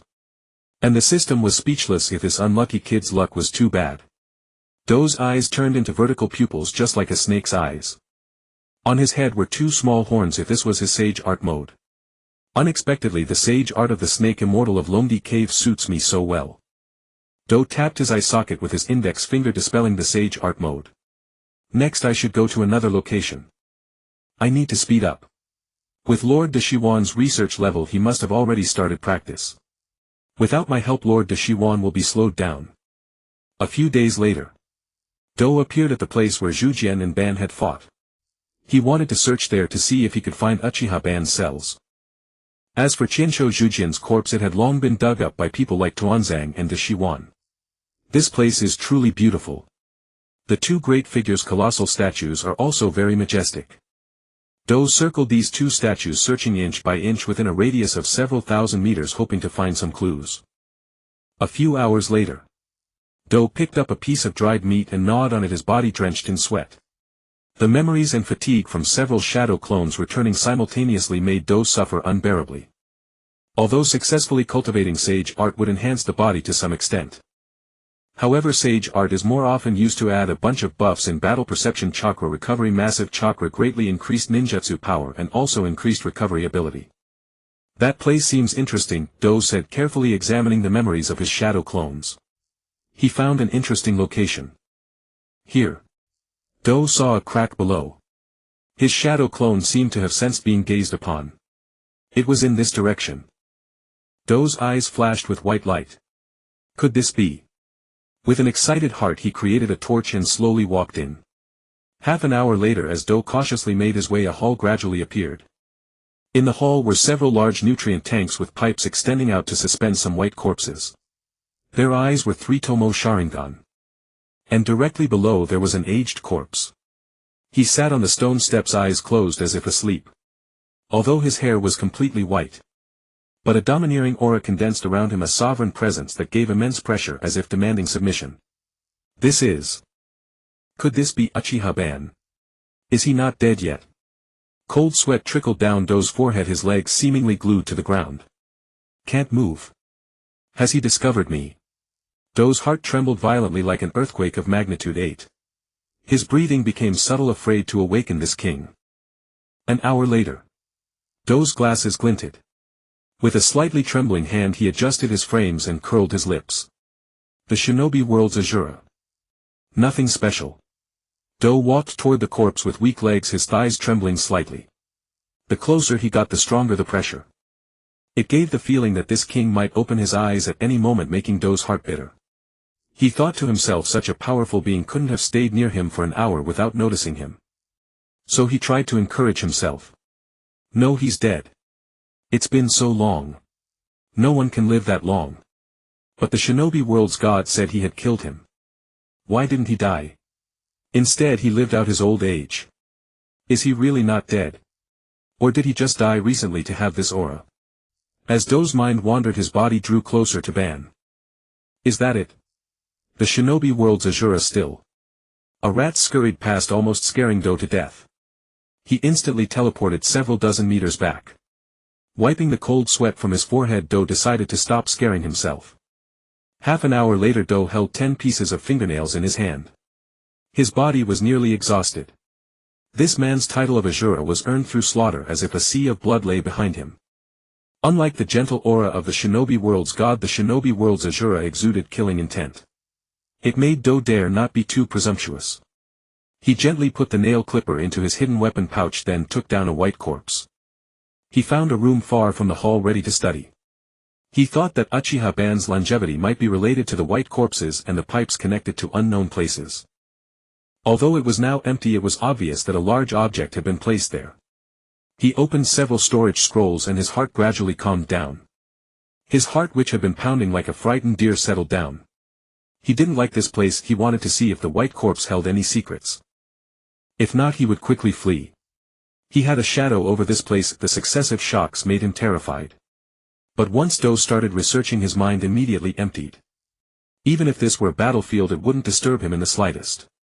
Such is the spirit of a researcher. Without this spirit, hard work and talent, how could he understand the data of a genius like Deshiwan? What? Such immense vitality. Is this a mutation? Or an alien? Do was astonished. He discovered that this white creature's body contained enormous energy and vitality. In that case, isn't this the perfect vessel for impure world reincarnation? Truly, I've searched high and low without finding it. Do's lips curled up as if he had solved a major problem at once. The scroll in his hand seemed to glow, heat up and vibrate incessantly as if it were itching with hunger. Indeed, I should go out more often. I've inadvertently accomplished something even Lord Deshiwan couldn't do. Do's lenses were glinting. Lord Deshiwan, I have surpassed you. Even if only in this one field. I will carry forward your research achievements. Do's hands moved like phantoms as he quickly prepared the steps for impure world reincarnation. He was continuously adding various materials into the white body inside the coffin. The shinobi world's Azura. Uchiha Ban. Do suddenly paused. He thought if he could make Uchiha Ban as close to his original strength as possible. About 70% of his power plus infinite chakra and an immortal body. Can I control him? Do recalled the image of Uchiha Ban's corpse. That shadowy memory. Do intended to weaken Uchiha Ban's power to ensure complete control. But his body disobeyed. The impure world reincarnated Ban was entirely his creation. If he couldn't let the creation reach the pinnacle of perfection he could achieve, then what was the point of performing impure world reincarnation now? Do's hands trembled, struggling. But his heart burned with unprecedented fervor. Itching with desire, Do gritted his teeth. If I don't even dare to verify the experimental results, how can I surpass Lord Deshiwan? Do continued. Just as it was completed and he could form hand seals. Do stopped again. He suddenly thought of a foolproof plan. So he put Ban's coffin aside and began to work again. He would also use impure world reincarnation on Ban's archrival Zhujian. He would revive one first. If he couldn't control it, he would immediately revive the other. Given their love-hate relationship, they would probably ignore him. Do's glasses glinted. This way I have an 80% success rate. Let my creation be perfectly presented. Looking at the two coffins before him, Do's eyes turned into snake pupils with two small horns on his head. This way I can increase the success rate by another 5%. Though meticulously and earnestly formed hand seals almost 1 every 5 seconds, afraid of making a mistake. Cautiously. Finally, when the last seal was completed. Sage Art Impure World Reincarnation. The chakra surged out from his body. Those eyes were incredibly bright. He watched as the white vessel's body rapidly transformed into the appearance of Uchiha Ban. The Uchiha Ban at his peak. Do's whole body trembled with excitement. With a thrilled gleam in his eyes, the coffin lid began to vibrate slightly. Bang! The lid flew off. Uchiha Madara's eyelids slowly opened, the corners of his mouth curling upward. Obito, did the plan succeed? Madara's first words were to ask Obito. Then Madara's tone shifted and the coffin instantly shattered into pieces. His aura surged forth like a tangible force, volume rising several decibels in an instant. What is going on? Looking down at his own body, Tobarama's form stiffened, cold sweat pouring down his forehead. Can't move. A kunai was connected to a ceiling tag in his hand, used to control those revived through Edo Tensei. Madara's expression grew grave as he surveyed his cracked body. Sensing someone behind him, the chakra felt different from Obito's. Madara turned his head slightly, his gaze sweeping toward Tobarama. Who are you? You're the one who revived me. Madara's tone held no emotion, though phrased as a question it carried the authority of a superior issuing orders to a subordinate. Tobarama's body trembled uncontrollably, his heart racing with terror. This person was too frightening. Move. The cold kunai finally pierced his thigh, driven by his overwhelming survival instinct. He could now move, though his body felt somewhat rigid. The senjutsu chakra within him was sluggish, slowly healing his wounds. Tobarama dared not overthink it, releasing chakra recklessly toward Hashirama's coffin. Uchiha Madara watched this person still functioning despite his crushing pressure. A hint of surprise flickered across his face. This person dared to ignore him. Yet in Madara's bewildered gaze he watched this individual perform like a clown. Madara watched with keen interest as a coffin nearby began to vibrate subtly. His expression then froze. This chakra is... Madara's mouth opened wide. Ha ha ha. That's right. This chakra belongs to Hashirama. His gaze toward Tobarama was filled with approval, as if praising him. Not bad, kid. The coffin lid flew off and Hashirama stepped out. Who revived me again with Edo Tensei? Couldn't I have just slept in peace? Hashirama rarely spoke with such seriousness, then his tone shifted. So I've regained 4/10 of my former strength this time. Ha ha ha. Hashirama, long time no see. Truly nostalgic. Never expected to reunite in this manner. Madara shook his arms and cracked his neck. Just as he was about to approach Hashirama, he paused after one step. Sensing something foreign within him, he turned to look toward Tobarama. So that's how it is. You wish to control me. Behind Madara, his clan emblem resembled a sea of blood as his mood darkened. Madara formed a hand seal. Release. Didn't the creator of this jutsu ever tell you not to use it on someone beyond your level? Madara sneered. Step aside. Today I'm in a good mood and will spare you. Otherwise, attempting to control me would have earned you 10,000 reasons to die. Madara spoke casually about things that made Tobarama's heart skip beats. It was merely Madara's fame and overwhelming presence that left him without courage to resist.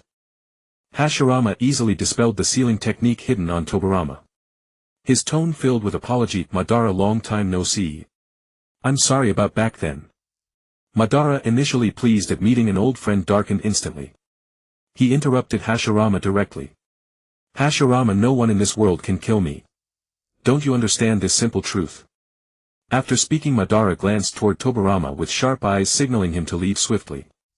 Some conversations were beyond the understanding of mere underlings. Tobarama quickly snapped back and ran outward, wishing he had extra legs. What's he doing? He actually dares to eavesdrop on such matters so intently. Hashirama paid no mind to Tobarama's presence, his eyes held only Madara.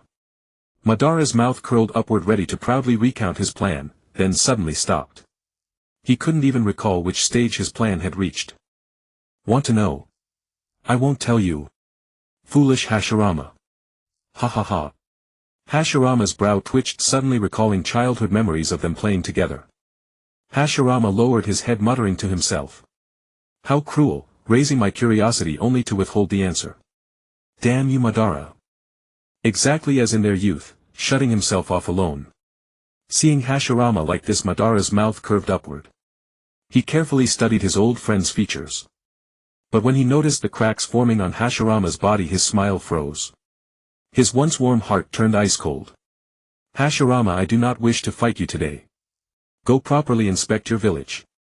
This is the peace you always championed. Before Hashirama could respond, Madara's figure vanished silently from the spot. He needed to observe the current ninja world and see if his plan was proceeding as scheduled. Hashirama, hearing Madara's icy tone, instantly came to his senses. Looking up, Madara was already gone. Though Madara has only recovered to roughly my level, he remains a variable in this world. Should I pursue him? Hashirama steadied himself, murmuring to no one in particular. Sigh. Let him see the ninja world. If he does something extreme, I'll stop him then. Hashirama's tone was tinged with melancholy as he recalled the last time he was reanimated and attacked Konoha. The village was his life's work. For the village he had hurt Madara's heart more than once. I'll take a look as well to see the peace I've steadfastly pursued. In an instant both figures disappeared.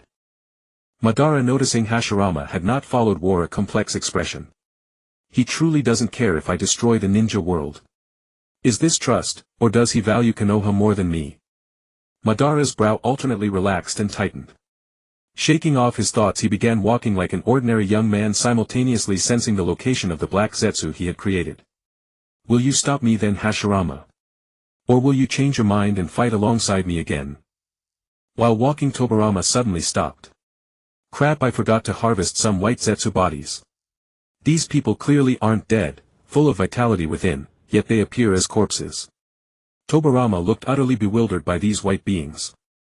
They harbored great secrets. Trying to continue forward, his feet refused to move.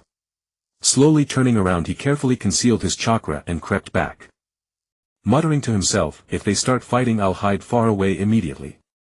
If they're reminiscing, I'll wait a few hours, maybe half a day. I don't believe they'll stay in that cave forever. Tobirama's glasses glinted. He was a clever little rat. End of segment. System, what's going on? Why can't I use the mirror space? Lee Xin looked puzzled, having just consolidated his power after advancing to the shadow level. Additionally, these past few days he had been studying the properties of attribute chakra, so he hadn't checked the mirror space. Only today did he discover that the mirror space had gone black. He couldn't enter it anymore. Sensing Lee Xin's agitation, the entity in his mind, though initially unwilling to respond, still explained, since the host has broken through to the shadow level, the elementary mirror space can no longer be used. Then how do I unlock the intermediate mirror space? Did the all-purpose treasure farming dungeon just shut down? Lee Xin was utterly bewildered. He had just started to enjoy the thrill of farming treasures. It's gone just like that.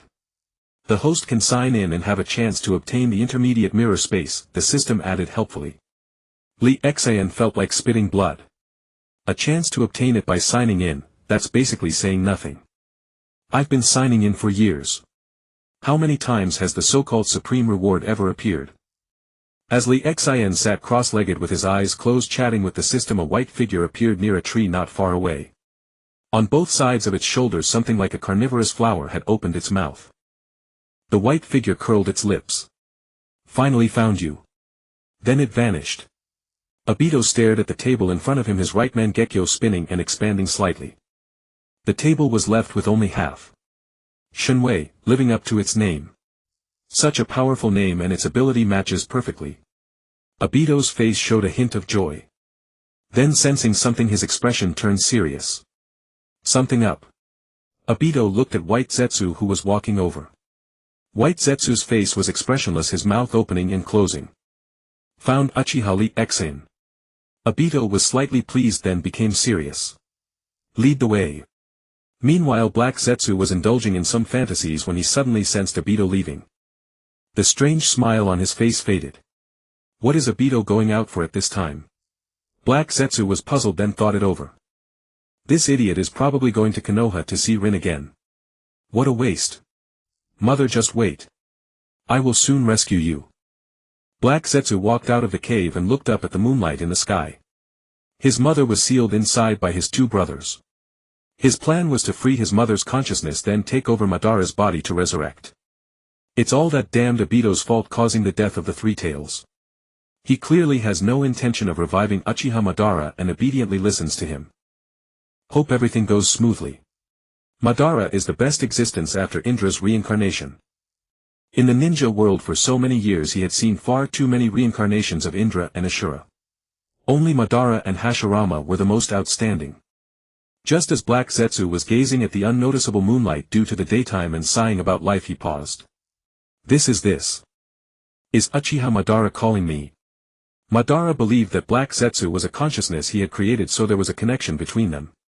This was a trick Black Zetsu had set up to make Madara believe that Black Zetsu was his own consciousness. Has Madara been resurrected? How is that possible? Black Zetsu was shocked, but his body was already racing toward Madara's direction. What's the matter? Pain asked, seeing Konan approaching. Konan held a folded paper crane in her hand and gently placed it on Pain's desk. I spent some of the organization's savings. Konan stared at Yahiko longingly, as if he were still alive rather than the Pain controlled by Nagato. Pain responded to Konan, his gaze that had been returning to the documents in his hands seeming to sense her stare. Pain looked up and saw Konan lost in recollection, a bitter feeling rising in his heart. Sensing the gloomy atmosphere, Pain intended to change the subject and interrupt her thoughts. To prevent her from feeling too down. What did you buy? Did I arrange something inadequately, Konan? Pain's tone was gentle. Konan was jolted out of her thoughts by Pain's question and answered instinctively. I bought 100 billion explosive tags. After saying that, she lowered her head. Pain responded instinctively, 1,000 explosive tags. Then, as if realizing, 100 billion explosive tags. Are you crazy? Why would you buy so many? Pain asked, bewildered, his voice rising several decibels. Konan felt a bit embarrassed. After all, she had spent most of the money Kakuzu had painstakingly saved. I've had a feeling of foreboding. Over the years I've used paper release to create over 300 billion explosive tags. And bought 100 billion more, hoping to quickly reach 500 million. In case someone wants to harm you, I don't want to be a burden like before. Konan's tone was filled with sorrow. She only had Nagato left. She had prepared so many explosive tags because she feared that if Nagato died she would use the 500 billion explosive tags to avenge him. Rather than being a burden like before. Hearing the sorrow in Konan's voice, Pain thought she might be too insecure. He thought, she wants to buy more explosive tags for protection. She's already made over 300 billion herself. And still feels insecure. How much silver did she spend? He's not Kakuzu. Pain is not interested in money. No amount of money is as important as Konan's happiness. Pain pondered for a moment. Konan's paper release had such a wonderful use. Because I bought in bulk, the original price of 3,000 taels per explosive tag. I managed to buy them at an average price of 2,000 taels each.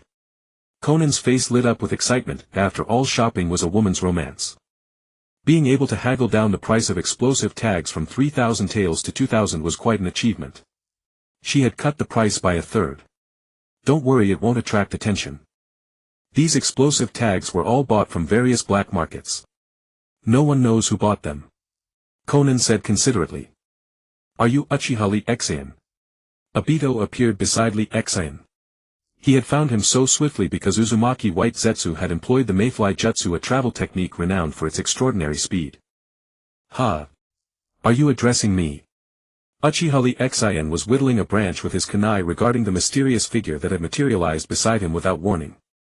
The reason this person was deemed mysterious lay in the whirlpool-shaped yellow mask he wore. And the mask itself was quite peculiar, it possessed only a single eye socket. Unlike conventional masks that featured two eye holes. A dark vein throbbed on Obito's temple. He suddenly found himself disinclined to converse with this individual. Thus. Might I ask if you're squatting there to defecate? Wouldn't you need to lower your pants to do so? Uzumaki White Zetsu, none other than a Fei, leaned in close to scrutinize Lee Exayan as though eager to observe his private moments at close range. Lee Exayan's heart sank. I've encountered my match, damn it, he thought to himself. He had already been on guard against this mysterious person who had appeared beside him unannounced. He had been secretly keeping his wits about him, deliberately answering irrelevantly to provoke the other party into making the first move, to make them lose their composure first and then gather intelligence. Can't one speak while relieving oneself? What shape is your stool? Where do you relieve yourself? What does it smell like? Another barrage of questions about excrement came hurtling at him, shattering Li Xian's train of thought. It had actually left him speechless. What the? Unable to withstand the assault and seeing the masked man about to speak again, Li Xian quickly cut him off. I'm not defecating. I'm doing carpentry. After a moment's reflection before the masked man could utter another word, he hastily added, I'm Uchiha Li Xian. What do you want with me? Li Xian hadn't sensed any hostility from the other party, but he felt a pervasive sense of vulgarity enveloping him. He had been preparing to carve a skewer and roast some meat, now he had thoroughly lost his appetite. Oh, you're Uchiha Li Xian. I half expected you not to be. If you told me you weren't, I truly wouldn't know what to do. Perhaps it was because a Fei had been holding back for too long, hadn't spoken in ages. Once he began talking, it was like setting off firecrackers, leaving Li Xian thoroughly dazed. Brother. Did you come find me for something? Let's get down to business. Li Xian helplessly went straight to the point. I'm a Fei. I'm a provisional member of the Shao organization. Our leader heard about your recent disruption in Konoha and sent me to recruit you into our ranks. Obito had already detected that the Three Tails was on the verge of revival. He had prepared to join the organization under a Fei's identity, which would facilitate the completion of the Eye of the Moon plan. Recruit me into the organization. What is the Shao organization? Why send only a provisional member to invite me? Is this some form of contempt? Li Xian began unleashing a volley of questions like a machine gun. A Fei's comical posture froze and his tone grew earnest. Our Shao organization's principle is to liberate the entire ninja world and establish a peaceful one. Look around, you see conflict everywhere. Don't you wish to change this world? A Fei's words carried an air of solemnity resembling nothing so much as the leader of a cult. As for why a provisional member like me is the one inviting you, it's because our senior members are all striving toward this goal out on missions. Looking at a Fei's earnest countenance, Li Xian had to admit he was somewhat tempted. After all, he currently had nothing to do and nowhere to go and was terribly bored. Moreover, he too wanted to attempt changing this ninja world. The tragedy of the clan massacre remained vividly etched in his memory.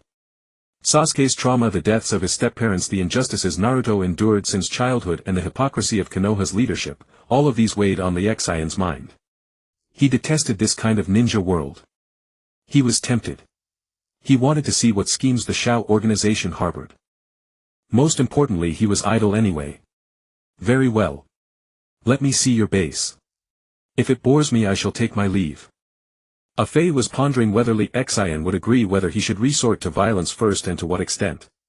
Just as a Fei was about to ask if he wanted to fight, he heard Li Xian's agreement. Fight? What? You agreed? That's wonderful. Let's be off. I'll take you to our organization's base right now. And introduce you to the other members. A Fei became animated once more. Lead the way. Why are you standing there? I don't know the path either. Li Xian gazed at a Fei who was still performing some strange dance with a thoroughly confused expression. Do I need to relieve myself first to celebrate? A Fei's movements froze instantly. Very well, very well. I'll lead the way immediately. A Fei seemed to have hit a breakpoint. If you wish to relieve yourself to celebrate, that's perfectly fine. I can cheer you on and study the specimen simultaneously. Li Xian knit his brows tightly, cursing inwardly. I'm such a damn fool. Hurry up and let's go. Thus two amusing figures appeared on the road. One would walk a few steps and then turn back to glance, ever fearful that the person behind wasn't keeping pace or had absconded. The person behind wore an expression of utter exasperation. To prevent the one in front from talking incessantly, he could only offer selective replies of a sentence or two. Only later did Li Xian realize, the Fei ahead was nothing more than a chatterbox. Whether he replied or not, the other could simply keep going. And the most revolting part was that 8 out of every 10 sentences revolved around excrement. Li Xian cried out within his heart, this is karmic retribution. I've boarded the wrong ship. Are all members of this organization as eccentric as a Fei? Truly a magnificent creation. Do discovered that the white human form could not be sealed within a storage scroll. Helplessly he had to complete the fabrication on site using the materials he had brought. Fortunately he could stack them like nesting dolls. The coffins required only on-site processing of nearby timber. A day later Do gazed proudly at the dozen coffins arranged under the sunlight. These were the trophies Orochimaru had accumulated over the years. These individuals could be reanimated through Edo Tensei at any moment, they represented the pinnacle of his creations. Their combat prowess could reach approximately 80% of their former capabilities. Moreover, he had not inscribed control seals within these works. He had no intention of controlling them. After all, with sufficiently powerful individuals, control would be impossible regardless. The appearance of these perfect creations in the ninja world was enough to satisfy him. He could already envision Orochimaru-sama's astonished expression, such an expression of shock would surely be witnessed. Do wore an expression of smug pride, his glasses lenses gleaming wildly. He buried all these creations underground at the site. When he desired these works to see the daylight once more, he could simply form hand seals to summon them to his side. Do shouldered a white figure completely wrapped in bandages and hastened toward the Sound Ninja village. He wished to research this precious experimental specimen alongside Orochimaru-sama.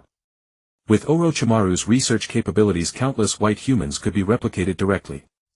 Do's heart swelled with anticipation as his steps grew light along the journey. He missed Orochimaru-sama so much.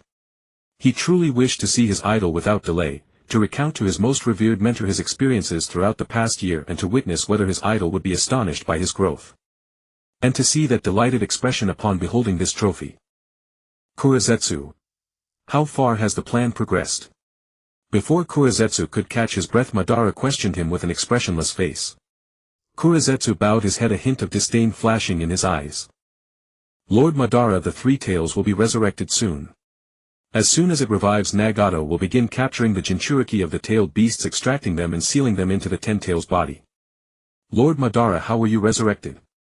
Moreover, this resurrection is not in your prime state.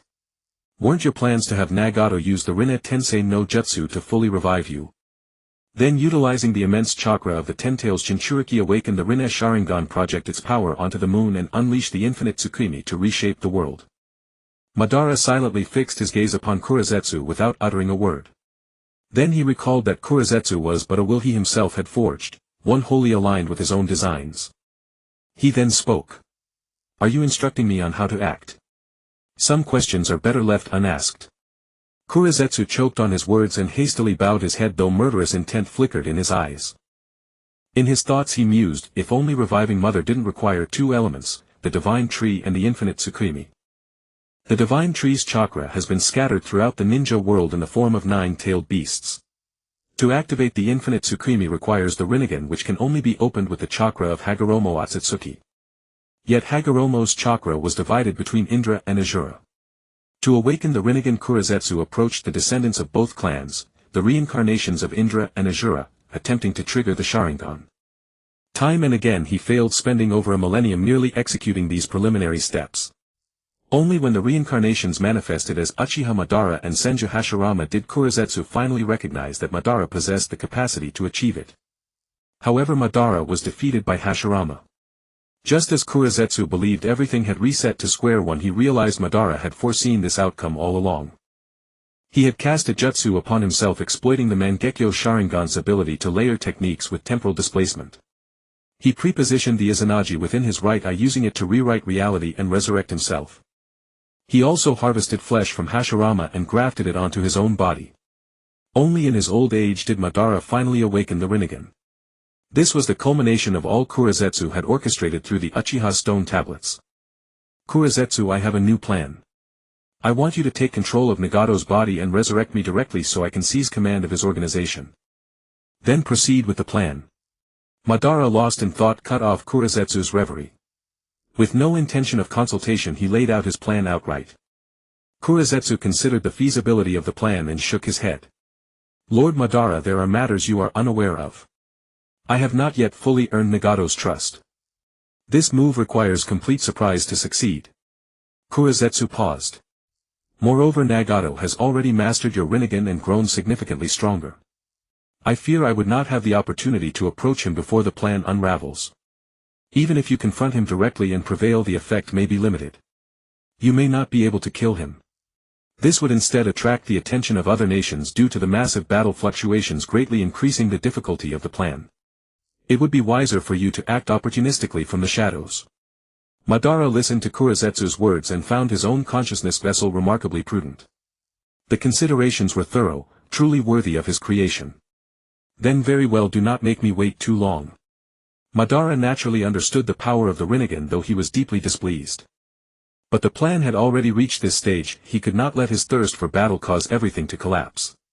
Seeing that Madara had been persuaded, Kurizetsu breathed a sigh of relief. He had waited far too long for this day. He could not let everything come to nothing. Without an absolutely foolproof strategy, he refused to act recklessly. Fortunately, Madara had been completely deceived by his lies. After planning for so long and sacrificing so much, Madara would naturally place such importance on this. Otherwise Madara would have simply charged ahead without regard and fought first. That would have created enormous complications. It must be said that this veteran schemer Kurizetsu certainly knew how to play his cards. Although Madara possessed strategic acumen as a player within the board, he could not see through this ancient monster who had calculated for over 1,000 years. Hashirama used a transformation jutsu to arrive at Konoha. He went to the Konoha cemetery to visit Mito. Then he walked toward the Senju clan district. Until he saw that the once great Senju household had been reduced to nothing but a shrine. The place where he and his family had once lived had been demolished, replaced by chicken coops and duck houses of all sizes. Hashirama stared at this scene stunned. He suddenly wanted to laugh, but his face was grim and the laugh would not come. He had never been so silent. He went to the shrine to look around. Then he lit several sticks of incense. By the time Tsunade returned as Hokage, the Senju clan was no longer part of Konoha. Some Senju members had intermarried with Konoha civilians. Only their bloodlines remained. These newborns were unaware they carried Senju heritage, while the older generation had all perished. Those who protested met accidental deaths. According to Hiruzen and Danzo, Konoha's territory was insufficient. To benefit the village, the land was used to raise livestock. This could allow villagers to become self-sufficient or stimulate the economy. Hashirama walked away from the Senju clan, once the premier household of Konoha, and wanted to visit the Uchiha district belonging to Madara. What he saw was not even a shrine remaining, only pigsty, cattle pens and sheepfolds. Hashirama looked up at the sky, feeling profoundly oppressed. Before his death he had entrusted Konoha to Tobirama. Was this the answer Tobirama gave him? Under the watchful, suspicious glares of several civilians, Hashirama left the Uchiha ruins. Then he exited Konoha and journeyed toward the land of whirlpools. He was going to visit their steadfast ally, his father-in-law's nation, to clear his mind. The infinite Tsukuyomi is an illusion of such vast scope it could be called a world-ending technique. Only those who possess the Rinnegan Sharingan can activate it. The wielder of the Rinnegan Sharingan projects its power onto the moon, plunging the entire world into illusion and wrapping it in the divine tree which absorbs chakra to nurture a new chakra fruit. If not dispelled in time, those encased will become white zetsu, leading to the end of the world. Those ensnared by the infinite Tsukuyomi enter a dream where their deepest desires are fulfilled. Madara's motivation for the infinite Tsukuyomi plan was to create a peaceful world without war, where all exist as one. He sought to achieve true peace through the infinite Tsukuyomi. Of course, he likely also wanted to unify the ninja world and end the chaos, much like the brave Chin warriors. As for Obito, his goal was simpler. He wanted to create a world where Rin existed. He genuinely desired peace. Within the infinite Tsukuyomi there is no strife and therefore no war. However, he was unaware of the infinite Tsukuyomi's side effects. Ah Fei. Are we there yet? Li Xian asked with curiosity, as he had never been to this place before. Or perhaps he had flown past it too quickly and hadn't noticed. We're almost there, don't rush. Do you need to take a dump? If you need to go, I can wait for you, Ah Fei suddenly thought upon hearing Li Xian's question. Could it be that Li Xian wanted to relieve himself? He had already asked 3 times. After all, humans weren't like him if they didn't need to defecate. Li Xian's face darkened with exasperation. Are you obsessed with crap? He felt like he was going mad, as even his own mind was now plagued by such thoughts. This was mental pollution. Alright, we're here. Come with me to meet the leader. Ah Fei ceased his galloping and gradually slowed down. Li Xian looked at the rain-soaked village with a curious expression. How strange. It wasn't raining just now, only this place is getting rain. Ah Fei turned back and saw that Li Xian hadn't followed, so he walked toward him. This is the leader's ninjutsu. It can detect if anyone has infiltrated the village. Li Xian found it intriguing. This jutsu is quite impressive. It has some merit. But using it constantly must drain a lot of chakra, right? And if it keeps raining like this, won't the village get flooded? Ah Fei paused in his movement, inwardly marveling. This guy has a truly unique way of thinking. Alright, let's go see the leader. Li Xian didn't dwell on it and followed Ah Fei toward the tallest building in the rain village. Leader. I'm back and I've brought Uchiha Li Xian with me, Ah Fei said with a hint of smugness. Pain looked up from the documents in his hands and upon seeing Obito his gaze faltered. The ring on his thumb marked with the symbol 40 glimmered faintly. Then he turned his attention to Li Xian standing behind Ah Fei. Li Xian surveyed the room, taking in the sparsely decorated office. He felt quite satisfied, as he wouldn't have liked it if the place had been gaudily decorated. Pain's eyes fixed on Li Xian. Ah Fei, how strong is he? Pain inquired, his tone cold and aloof. Ah Fei scratched his head. I haven't fought him, so I don't know. Pain was about to speak when Li Xian, having stopped his idle scanning, interrupted him. So you're the leader of the Akatsuki? Li Xian's eyes were filled with provocation. Pain raised an eyebrow. Oh. You don't know that. His tone turned even icier. Internally he thought, is this some arrogant fool who doesn't know his place? Causing trouble. Ah Fei stood by watching the drama unfold, hoping they would fight so he could enjoy the spectacle. Starting today I'm the leader of the Akatsuki. You have no objections, do you? Li Xian's eyes gradually blazed with fervor, his tone dripping with arrogance like a child snatching a toy. He paid no heed to this unorthodox leader with pale eyes, small black rods piercing his body and face, and earrings. Li Xian dismissed him as insignificant. He was merely interested in the organization now and intended to take it over. Ah Fei looked at Li Xian with awe and admiration, practically worshipping him. A crimson light flickered briefly within the single eye hole of his spiral mask. Pain curled his lips upon hearing Li Xian's provocative words. A troublemaker, it seems. He must have some skill. I like that. Pain paused, but I hope your arrogance matches your strength. Otherwise it's just foolishness. Since you, a mere mortal, dare to challenge a god, I'll teach you a lesson. From now on behave and follow orders. Li Xian picked his ear with his pinky, flicked away the earwax with his thumbnail, then realized the gesture was unrefined, so he lowered his hand and wiped it on his clothes. Stop dawdling. Let's fight outside the village. Don't wreck my base. Li Xian ignored Pain's words. Pain found Li Xian's audacity amusing and felt a surge of delight. He hadn't exercised in a long time, and this was a perfect opportunity to discipline this unruly individual. Pain's feet slowly lifted off the ground and he flew outward, casting a provocative glance at Li Xian, expecting to see surprise in his eyes. Li Xian was indeed somewhat surprised to see Pain flying without any support, but it was only a mild astonishment. With a flapping sound, 8 brilliant wings materialized behind him. His legs also left the ground. Ah Fei was dumbfounded. Pain's expression shifted and he thought to himself that this must be a special bloodline limit similar to Conan's, or perhaps a Kekii Tota like that Tsuchikich's dust release. Or maybe it was like Daidara's giant bird enabling flight. But these 8 radiant wings were far too magnificent, stirring a hint of envy in him. Then he flew swiftly, as if challenging Li Xian to a race. Li Xian followed. Ah Fei panicked and leaped out of the window. Ignoring that it was a dozen meters high, he shouted, "Wait for me. I haven't gotten on board yet." Conan, who was using paper release to create explosive tags, heard the ridiculous voice and the loud crash of the broken window. She quickly got up and looked out. What beautiful wings! Conan gazed at the 8 golden wings that cut through the rain like flowing light. Instantly her own paper wings seemed lackluster. She memorized the shape of those wings, determined to transform her paper wings into a similar 8-winged form. She paid no further attention to what they were doing. As long as Nagato's main body remained still, she had no reason to worry. Pain glanced behind him as if to check if Li Xian had caught up. Seeing Li Xian following effortlessly with a calm demeanor, he fell silent, inwardly grumbling, "Of course. He has wings to fly while I just propel myself. The difference is vast." But he felt a pang of frustration. He had lost the speed contest. This was his second defeat and it vexed him deeply. Because the first time he had lost Yahiko and his legs. Could it be that this time he would lose his position as leader and his dreams would turn to dust? Would the peace he pursued be thwarted so soon? Pain halted, his voice icy. The initial appreciation he had felt for Li Xian turned into resentment. Because Li Xian posed a threat to him. Let's do it here. Be serious or you might accidentally get killed. Ah Fei bewildered stared at the empty space ahead and desperately tried to catch up.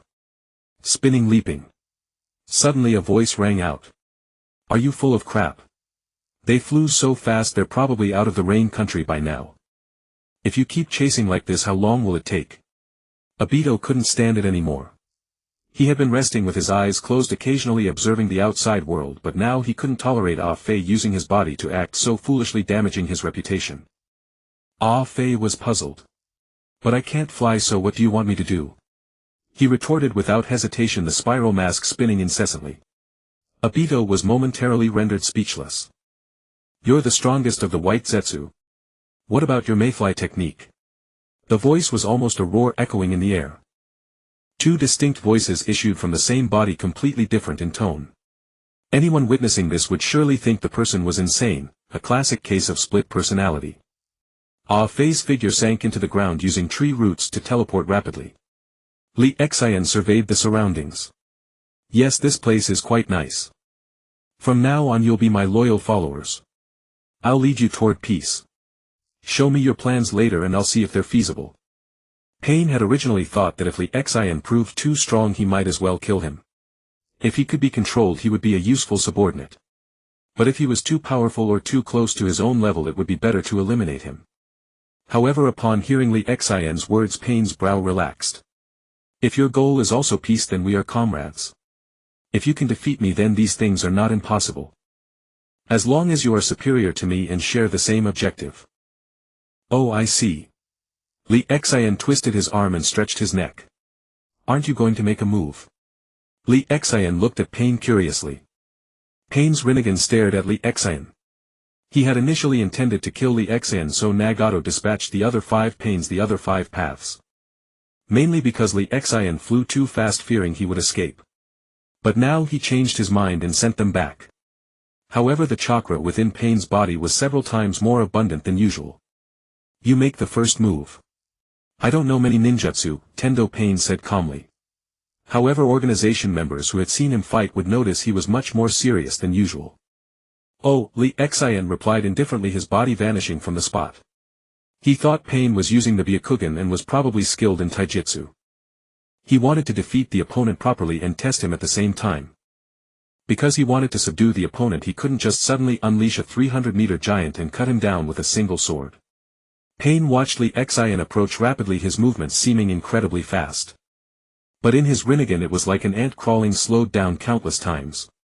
Although Li Xian trained every day and possessed the initial supreme immortal body Susanoo wings and the direct Mangekyo to enhance strength and agility.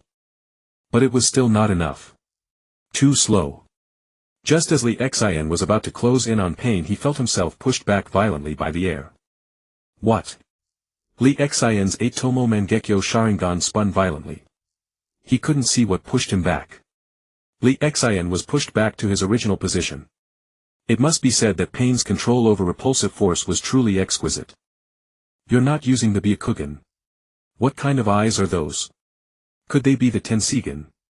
Li Xian assumed. After all, the Sharingan and Mangekyo were both black. Seeing Pain's eyes, he assumed they were the Byakugan. As for the black circles inside the Byakugan, he didn't think much about it. After all, Pain's face was full of black things, maybe earrings or something. So he assumed the eyes were the same. Pain almost fell to the ground. So you don't even recognize my awesome sage eyes? How did you get this power? But Pain had no intention of explaining. Villains are all stupid, he wouldn't reveal his trump card. Giving up. Pain looked at Li Xian. Li Xian's face flushed at Pain's words, feeling that Pain was teasing him. I'm not like you, I know too many things. Li Xian said calmly, stating a fact. Then he paused. You are strong. Many of my techniques are useless against you. Next, be careful. I'm afraid I might accidentally kill you. I would lose a subordinate. Pain's expression darkened. Couldn't this guy see the gap in strength? Did he want to be humiliated that much? Your reliance is that special Mangekyo of yours. If so, it's boring. Pain said calmly, finding Li Xian a bit like an annoying rat. Short-sighted and ungrateful. Yes. My trump card is the Mangekyo Sharingan. Li Xian casually replied to Pain. A bolt of lightning shot from Li Xian's index finger, his lightning beam. Pain watched the blue light speeding toward him. He felt that although he saw through this technique, he couldn't dodge it. Shinra Tensei. A powerful repulsive force erupted from him, pushing everything around away. Li Xian felt hit by a powerful energy and was sent flying dozens of meters. A sweetness rose in his throat. Watching the lightning beam bounce away, disappearing somewhere, Li Xian frowned deeply. His passive ability to ignore defenses didn't activate. This had only happened with the boundary wall. It meant the opponent's realm was higher than his. Pain looked down at the disheveled Li Xian and said condescendingly. A fast attack, you're quite good. If possible, I wouldn't want to shatter your pride. Pain spoke magnanimously like a senior. Li Xian swallowed the blood that was nearly gushing out, his body rapidly healing. He felt as if he had been hit by a fully loaded truck. Another failure weighed on Li Xian's heart. The ninja world truly cannot be underestimated. Li Xian lowered his head, seeming dejected. A year later he suddenly lifted his head. The Mangekyo in his eyes spun violently. A surge of chakra shot up quickly, forming into a mature Susanoo. Li Xian stood atop the 300-meter-tall Susanoo, looking down at Pain. Little brother, your tone is really annoying. Feel the pain well. I'll make you cry bitterly. Pain was stunned by Li Xian's words. Pain. Then he saw the enormous Susanoo and was also astonished. Obviously, ordinary Shinra Tensei was useless against a Susanoo of this scale. Without waiting for Li Xian to attack, Pain flew upward. He didn't like Li Xian's condescending gaze. He wanted to fly higher than Li Xian. At the same time, the chakra in his body surged rapidly. If you carry a bag of rice on the first floor, feel pain. If you carry a bag of rice on the second floor, think about pain. If you give too many bags of rice, accept pain. If you wash the bag of rice by yourself, understand pain. If you wash so much mud from the bag of rice, those who do not understand pain and those black tiles cannot understand true peace. Grains of mud, begin now. Who gives you a bag of rice? Make the world feel pain. Spicy heaven forest Shinra Tensei. Pain while flying up and gathering chakra was also triggered by Li Xian's mention of pain, recalling painful memories. Li Xian watched Pain slowly ascend. Then he heard Pain talk about pain. As he spoke, it went a bit off and Li Xian was speechless. Fighting me, you're making the world feel pain. But then Li Xian thought about it and realized it was true, the trees and ground were indeed damaged. This surging evil chakra. Is that a Susanoo? Such powerful dojutsu. Who is this? Madara, who had been lying down sleeping, suddenly opened his eyes and sat up. Those eyes, identical to Pain's, emitted a purple glow. Interesting, very interesting. A descendant of the Uchiha clan can still produce such a powerful figure. Then he sat up, arranged some things and headed toward the location he sensed. The land of whirlpools. Hashirama felt that the world was vast, yet there was no place for him. Seeing the ruins of the land of whirlpools made him deeply sad. The path he had firmly chosen, even at the cost of falling out with Madara, was indeed wrong. His clan had vanished from the ninja world, and he had also harmed the Uchiha clan and the land of whirlpools, the two companions that had gathered because of him. Hashirama felt exhausted, ready to ignore whatever Madara might do in the ninja world. He wanted to release the impure world reincarnation and return to eternal rest. He was dead anyway, why bother so much? This ninja world had nothing to do with him. Just as Hashirama was about to release it, he sensed a powerful chakra. Then he activated Sage Mode to enhance his perception. Is that Madara's Susanoo? Has he encountered an enemy? Hashirama thought and headed in that direction, intending to help Madara. This time he stood by Madara's side. Fei rushed out of the ground. Such a powerful chakra fluctuation ahead. Is that Yuzhibo Li Xian so strong? Damn. So tall. Fei was stunned. Standing at 182 meters, the trees around him were about 4 times his height, meaning the tree was roughly 8 meters tall. Yet such a tall tree appeared utterly insignificant beside Shuzua. Fei did not want to approach. If there was no battle, getting close to such an entity would result in being crushed into a meat patty. Li Xian looked at the seemingly insignificant Pei Yan before him, drew the Shuzhua greatsword from his waist. A true 100-meter cleaver. I'll let you run 99 meters first. Pei Yan's eyes were fixed on the giant Shuzhua swinging its blade as the colossal sword came crashing down with a fierce hurricane. The repulsive force he had gathered burst forth. In an instant a wave of repulsion exploded outward from his center. The 300-meter Shuzhua was actually blasted back more than 10 meters. The armor was shattered and one arm because it had attacked him was snapped off by the violent repulsion. Pei Yan felt a sense of helplessness as he looked at the scene. This move of his was already at the critical point of Super Shenlua Tianzheng. Its power could reduce half of Muyi to ruins. If this technique were strengthened further, it would become the true Super Shenlua Tianzheng, and it would also shorten the lifespan of the original body. Moreover, the other 5 paths were not by his side and his chakra was insufficient. Pei Yan panted rapidly as if exhausted and about to collapse. So strong. Li Xian, you are truly strong. I never imagined that the ninja world could have a man as powerful as you. Pei Yan broke his aloof image for the first time, his eyes burning with fervor. It was as if a blazing fire was burning within him. For the first time someone could stand as his opponent and withstand such a powerful technique. At the same time he was trying to stall Li Xian because they had flown quite far and it would take time for the original body to transmit chakra.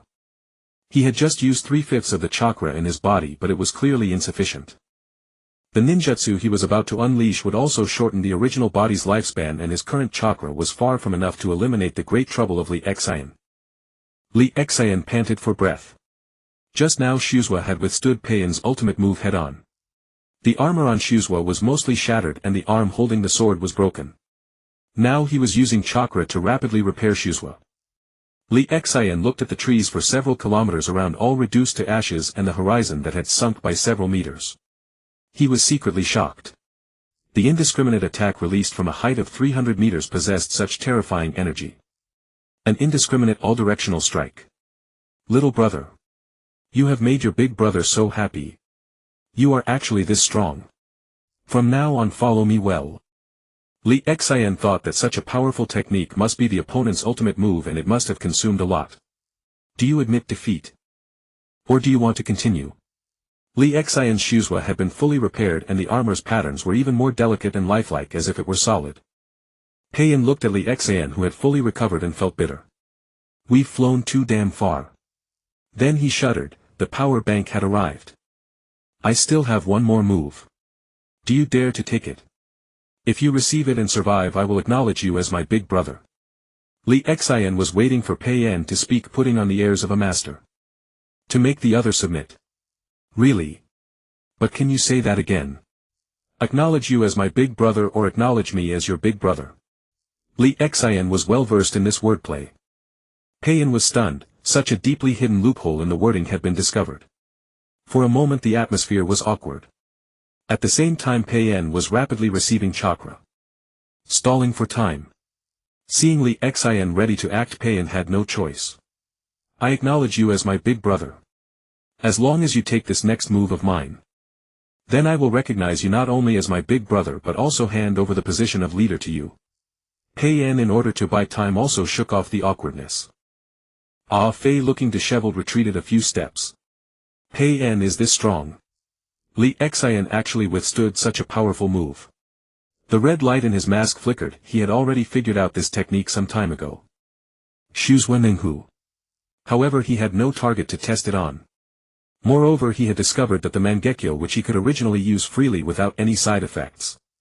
When he had 2 eyes, there were actually side effects. Every time he used the Mangekyo's ability, his eyesight would weaken a bit, and even with half of Zhujian's body it would take several days to recover. This made Dai Tu very gloomy. Although having 2 Mangekyo had increased his intangible damage avoidance time to 10 minutes, and the power of Kamui was immense. This made him particularly conflicted. Interesting brat. Ban was very surprised to see such a huge Shuzhua in his sight. He felt a bit jealous, but also a faint sense of pride. This was the junior of his Yuzhibo Ban. However, whether he truly thought so and whether he would disdain his own 80-meter perfect Susanoo, no one knew. Zhujian has come as well. Sensing a familiar chakra rapidly approaching, Ban turned his head away. Ban, what are you doing here? Although Zhujian was somewhat surprised by the giant Shuzhua, that chakra did not belong to Ban. Within a certain range the two of them were like radars attracted to each other. They were too familiar with each other. Ban turned his head a little further, not looking at Zhu Jian. But he was afraid that Zhu Jian would really get angry if he ignored him. He could only slowly turn his head back and say to Zhu Jian, "What? Are you here to stop me? If it weren't me you wouldn't stop it." Before Zhu Jian could answer, Ban thought of something interesting and continued, "Impressive, isn't it? This is a junior of our Yuzhibo clan. His Shuzhua Ninghu is actually several times larger than mine. And this powerful ocular power rivals that of my eternal Mangekyo Sharingan. Does your Qianshou clan have any outstanding descendants?" Zhu Jian's head drooped, his spirits low. As if thinking of something, he quickly said to Ban, "Our Qianshou clan has been completely wiped out. The clan lands have been used by the people of Muyi to raise chickens and ducks." Zhu Jian paused, suspecting that the person controlling the Shuzhua was not Ban's descendant. Gritting his teeth he continued, "Wajigua has become a ruin." Ban was somewhat surprised. Although he had not died during the Third Shinobi World War, he had been kept alive by the demonic statue of the Outer Path completing his initial plan. He had heard a little about the fall of Wajigua. The death of Qianshou Feijian had made him happy for a long time, but later he was depressed for a long time. Until all the acquaintances of his era were dead, Ban never laughed again. He became completely numb. He really hadn't noticed how the Qianshou clan had disappeared. Otherwise he would have saved a few to leave Zhu Jian some bloodline. Looking at Ban, who was deep in thought, Zhu Jian spoke softly, "The Yuzhibo clan lands are now being used to raise pigs, cattle and sheep. I'm afraid your Yuzhibo clan is also. And that person might not be a descendant of Yuzhibo." Ban's expression shifted from disbelief to gloom, and then he looked at the 300-meter Shuzhua. "Ha, a foolish clan. When I left the village back then they betrayed me and refused to leave with me. Now look what happened." Ban paused. "That's right. For me, the most talented of the Yuzhibo clan, even with my Rinnegan opened, my perfect Susanoo, is only 80 meters. How could my junior be more outstanding than me?" This made Ban's back bend a little, but then his gaze sharpened. He thought of the Moon Eye plan. As long as he was resurrected, Yuzhibo would not perish. Zhu Jian was surprised to hear Ban say he had opened the Rinnegan. Then he saw Ban's white eyeballs, indeed with circles of black rings. "So you really didn't die back then?" At some unknown time Conan had also appeared at the edge of the battlefield. She saw the exaggerated Susanoo and the gilded 8-winged great wings behind it. She looked worriedly at Pain, who was like a tiny dot but flying on par with Susanoo. "Nagato, you must be very happy. You've never fought with such burning passion before." "It's all my fault." Conan's heart ached with self-blame, regretting that Nagato could not fight. "You must win. Little brother, hurry up and make your move. I'm waiting for you to call me big brother. Tell me your story." Li Xian's voice was amplified by chakra and Susanoo. His confidence filled the entire battlefield. Pain's eyes were filled with admiration and a hint of dimness. This was a warrior, he didn't want to destroy him. But he was too strong. If he harbored rebellious intentions, just worrying about Li Xian would distract him from everything else. Moreover, Li Xian was still so young and still growing. Pain's voice was very low, so low that only he could hear it. "If you can survive." As the black circles on his white eyeballs contracted and expanded, the black rods on his body also grew hot, draining Nagato's life force. Meanwhile, Nagato, sitting in the room, gazed in the direction of the battlefield. His body seemed to have grown thinner. His expression was like that of an old man on the verge of death. Pain raised his hand. "True, planetary devastation." Pain's voice was resolute and full of vigor, like a general commanding on the battlefield, murderous intent surging. Li Xian looked at Pain like this and felt a surge of alertness. He looked left and right on guard. "What? The attack is from below." A black exquisite sphere of unknown material appeared at the naval position of Susanoo. It rapidly expanded. By the time Li Xian noticed, Susanoo had already lifted off the ground. Li Xian tried to retreat, but his body remained motionless. "What the hell is this?" Li Xian struggled desperately, but to no avail. Susanoo continued to rise rapidly, soon reaching a height of 1,000 meters. From a distance it looked like a golden giant with a long sword at its waist and 8 wings on its back, spewing a huge energy ball from its abdomen. Soon the black sphere reached 100 meters in diameter. Then it stopped expanding. Then it exerted a tremendous gravitational pull, sucking up ashes, dust, trees, rocks, and even the earth itself cracked open with large chunks of land flying toward the black sphere. The black sphere spun rapidly, sticking Li Xian to it and moving in fast erratic motions. Li Xian couldn't move a single finger and couldn't even dispel Susanoo. Li Xian felt extremely dizzy and nauseous 100 times, 1,000 times worse than seasickness. Then, as if his soul had been flung away, he lost consciousness. Pain continued to pour chakra and life force into it. Obito retreated another several thousand meters, showing how powerful the gravitational pull was. Human power seemed so insignificant and helpless against such a devastating technique. Konan also retreated a few hundred meters. Soon she saw Obito struggling against the pull, walking toward her. The two watched the battlefield together. A flash of purple light flickered in Madara's eyes and he wanted to charge in. He thought that if he attacked Pain, the technique could be undone. Their position was relatively far, so they were not affected. Hashirama quickly pulled Madara back. You still have your plan. With only half your strength and a body as fragile as pottery, you are no match. And it's already too late to save him. Hashirama analyzed rationally, stopping Madara. Seeing Madara's reckless demeanor, Hashirama could only continue to persuade, if he can withstand it, he won't die. We can find a way to break open the sphere after that person leaves. If he can't withstand it, even if you go and dig out his corpse, it will be useless. Hashirama's voice rose by several decibels. I still want to fight alongside you and try out your plan. Are you sure you want to rush in and die for nothing? Madara stopped. What if he is the last bloodline of my Uchiha clan? My plan would. Madara did not finish, as this plan was his entire stake, which he could tell no one. Then he suddenly paused, recalling Hashirama's words. This time, are you really on my side? Not fooling me. Madara's tone was filled with delight. He hurriedly confirmed. He no longer cared whether that person was his only descendant, the last living bloodline of the Uchiha. Sasuke's figure stopped as he was traveling, clutching his heart. Itachi sensed that Sasuke had not followed and turned back to look. Seeing Sasuke clutching his chest, he quickly walked toward him. Sasuke. What's wrong? Sasuke was sweating from pain. This feeling. This ominous feeling. I feel like something extremely important is about to leave me. 2 streams of tears flowed down Sasuke's cheeks, his heart aching so much he couldn't breathe. He trembled all over. Itachi's expression turned extremely grim, his Mangekyo spinning rapidly as he stared intently at Sasuke. He tried to detect any clues from him because he had seen Haiden use the cursed technique of death control. He feared Sasuke might have fallen victim to such a sinister trick. Brother, I'm fine. It's not me. Sasuke said softly, then suddenly fainted. Itachi was greatly alarmed, quickly crouched down and shook Sasuke's shoulder. He tried to shake him awake. Then he felt Sasuke's strong heartbeat and was relieved. He then carried Sasuke on his back and headed to the nearest village. This time they had come out to look for Li Xian because Sasuke kept shouting that he wanted to fight alongside Li Xian. He said he could help now and Li Xian didn't need to hide for him anymore.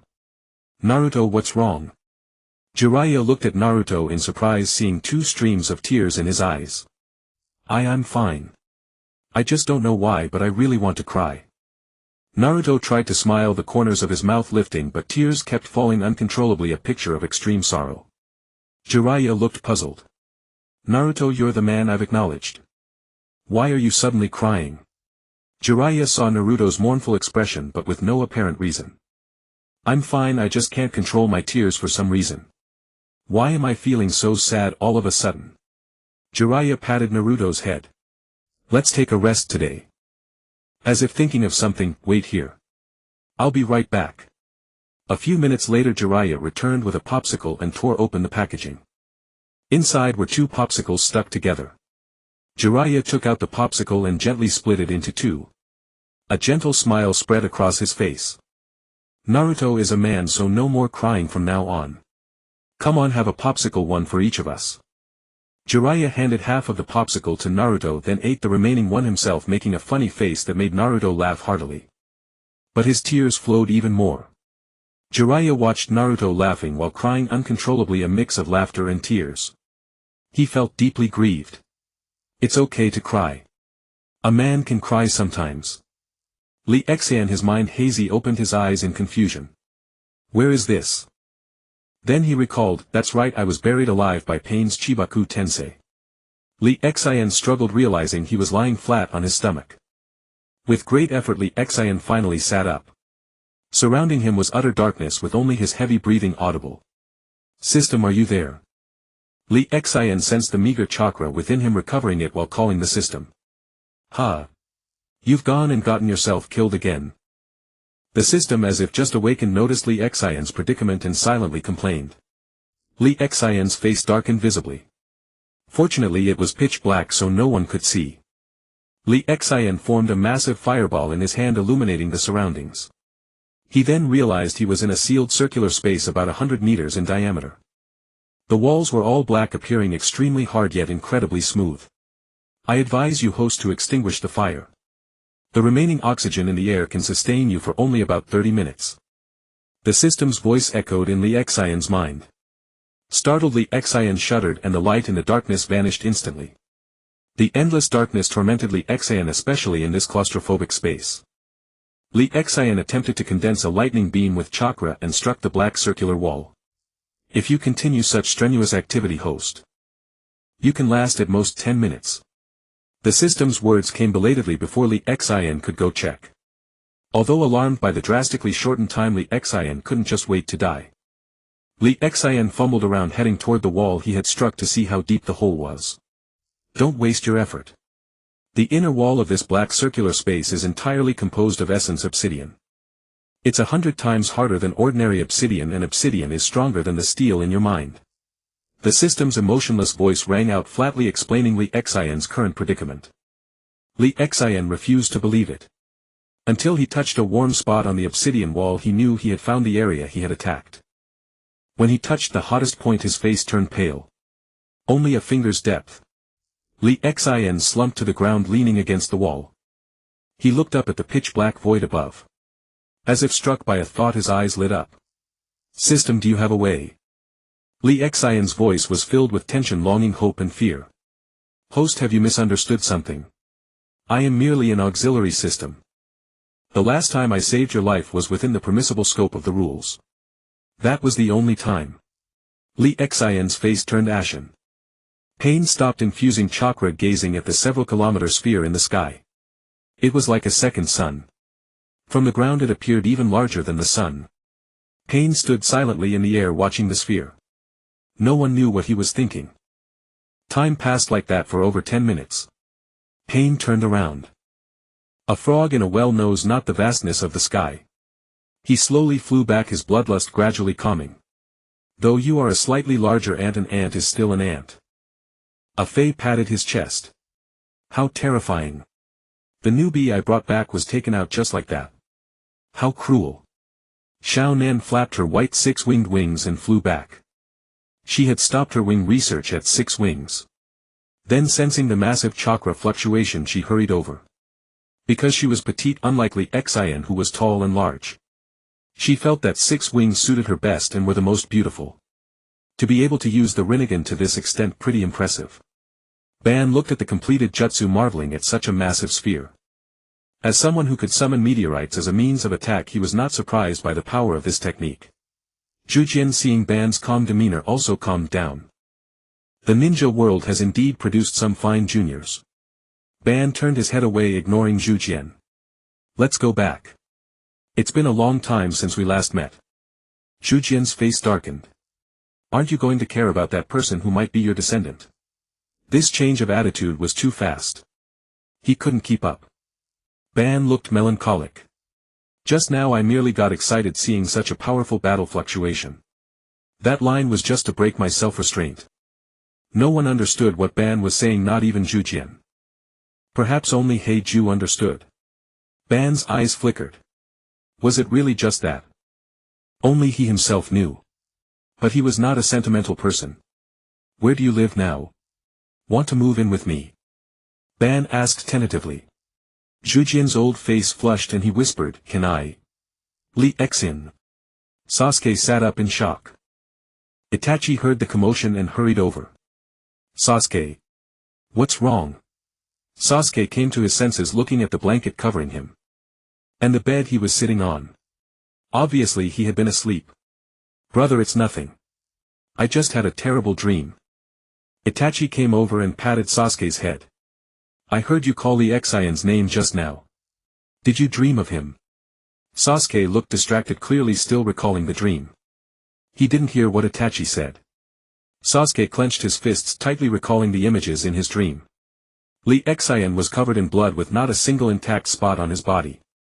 He lay motionless on the ground, still in a crawling posture. Sasuke bit his lip and the pain brought him back to reality. Brother. Is there any way for me to quickly skip the growth stage of Susanoo and enter the complete form? Sasuke's voice was urgent. He no longer just wanted to become stronger to fight alongside Li Xian, he wanted to stand in front of Li Xian and protect him. Just like Li Xian had protected and cared for him back then. Naruto watched the pervy sage doing all sorts of antics to make him laugh. His heart felt exceptionally warm. Pervy sage, can you be my father? I don't have a father, not even for a day. Naruto's tone was low. I want a father and a mother. I want to be like other children, able to act spoiled in front of their parents. Jiraiya paused at Naruto's words, instantly feeling overwhelmed. This is a complete mess. He sighed inwardly. Your father is my disciple. Hearing Naruto's words, his heart ached again. Seeing Naruto staring at him intently, Jiraiya could only scratch his head, wearing a silly grin. Sure. But I can't find you a mother. After all, the only one I love is Tsunade. System Dad. Save me. After summoning Suzuha, he was severely restricted by space and air to a height of 50 meters. Each slash of his sword could only cut a few tens of centimeters deep. After Li Xian fiercely struck several times, he stopped. Because just depth was useless, it also needed to be big enough to drill out. That was why he begged System Dad for help. The system ignored him, but a ticking sound echoed in his mind. Li Xian watched as each second decreased in his mind, accompanied by a gear-turning sound. 0853 tick. 0852 tick. This death knell sound plunged him into deep despair. He also felt the air growing hotter and his head began to feel slightly dizzy. He was already mildly hypoxic. Li Xian slid to the ground and lay down. Is this the end? Can I only go this far? Li Xian's mind was flooded with memories of these years, flashing frame by frame. When the time in his mind reached 0215, Li Xian felt terribly dizzy, his consciousness grew increasingly blurry. Then the figure of his past life began to appear in his mind. That thing I could never grasp kept circling around my ears, intermittently tangling around my heart. As if to pull me out of the darkness. Li Xian murmured softly like a sleep talker. His consciousness slowly cleared and he opened his eyes to gaze at the darkness before him. The 8-tomoe 1 Huatong Xia Luan Yen in his eyes began to slowly rotate. God, please give me the strength to raise my arm once more. I will no longer run from the things I loathe. Starting tomorrow I will properly see everyone's faces. Starting tomorrow I will earnestly listen to everyone's voices. Starting tomorrow I will do everything seriously. Li Xian's voice was hoarse as he prayed earnestly. The soul locked deep in despair also struggled desperately. The Xia Luan Yen sensed Li Xian's despair, unwillingness, hope, struggle and roar at life. As if inspired, it began to spin rapidly and Li Xian's eyes gradually brightened. Gradually filled with fighting spirit, he fiercely struggled against the darkness. The intense will to survive made his blood flow rapidly.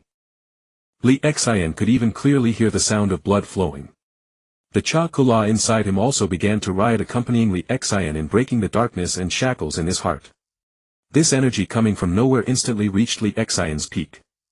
It was still growing rapidly. What is this? Pei Yan stopped, sensing the soaring Cha-Kula behind him and the spiritual energy of unyieldingness, rage, destruction, ferocity, despair, unwillingness, darkness and violent weeping.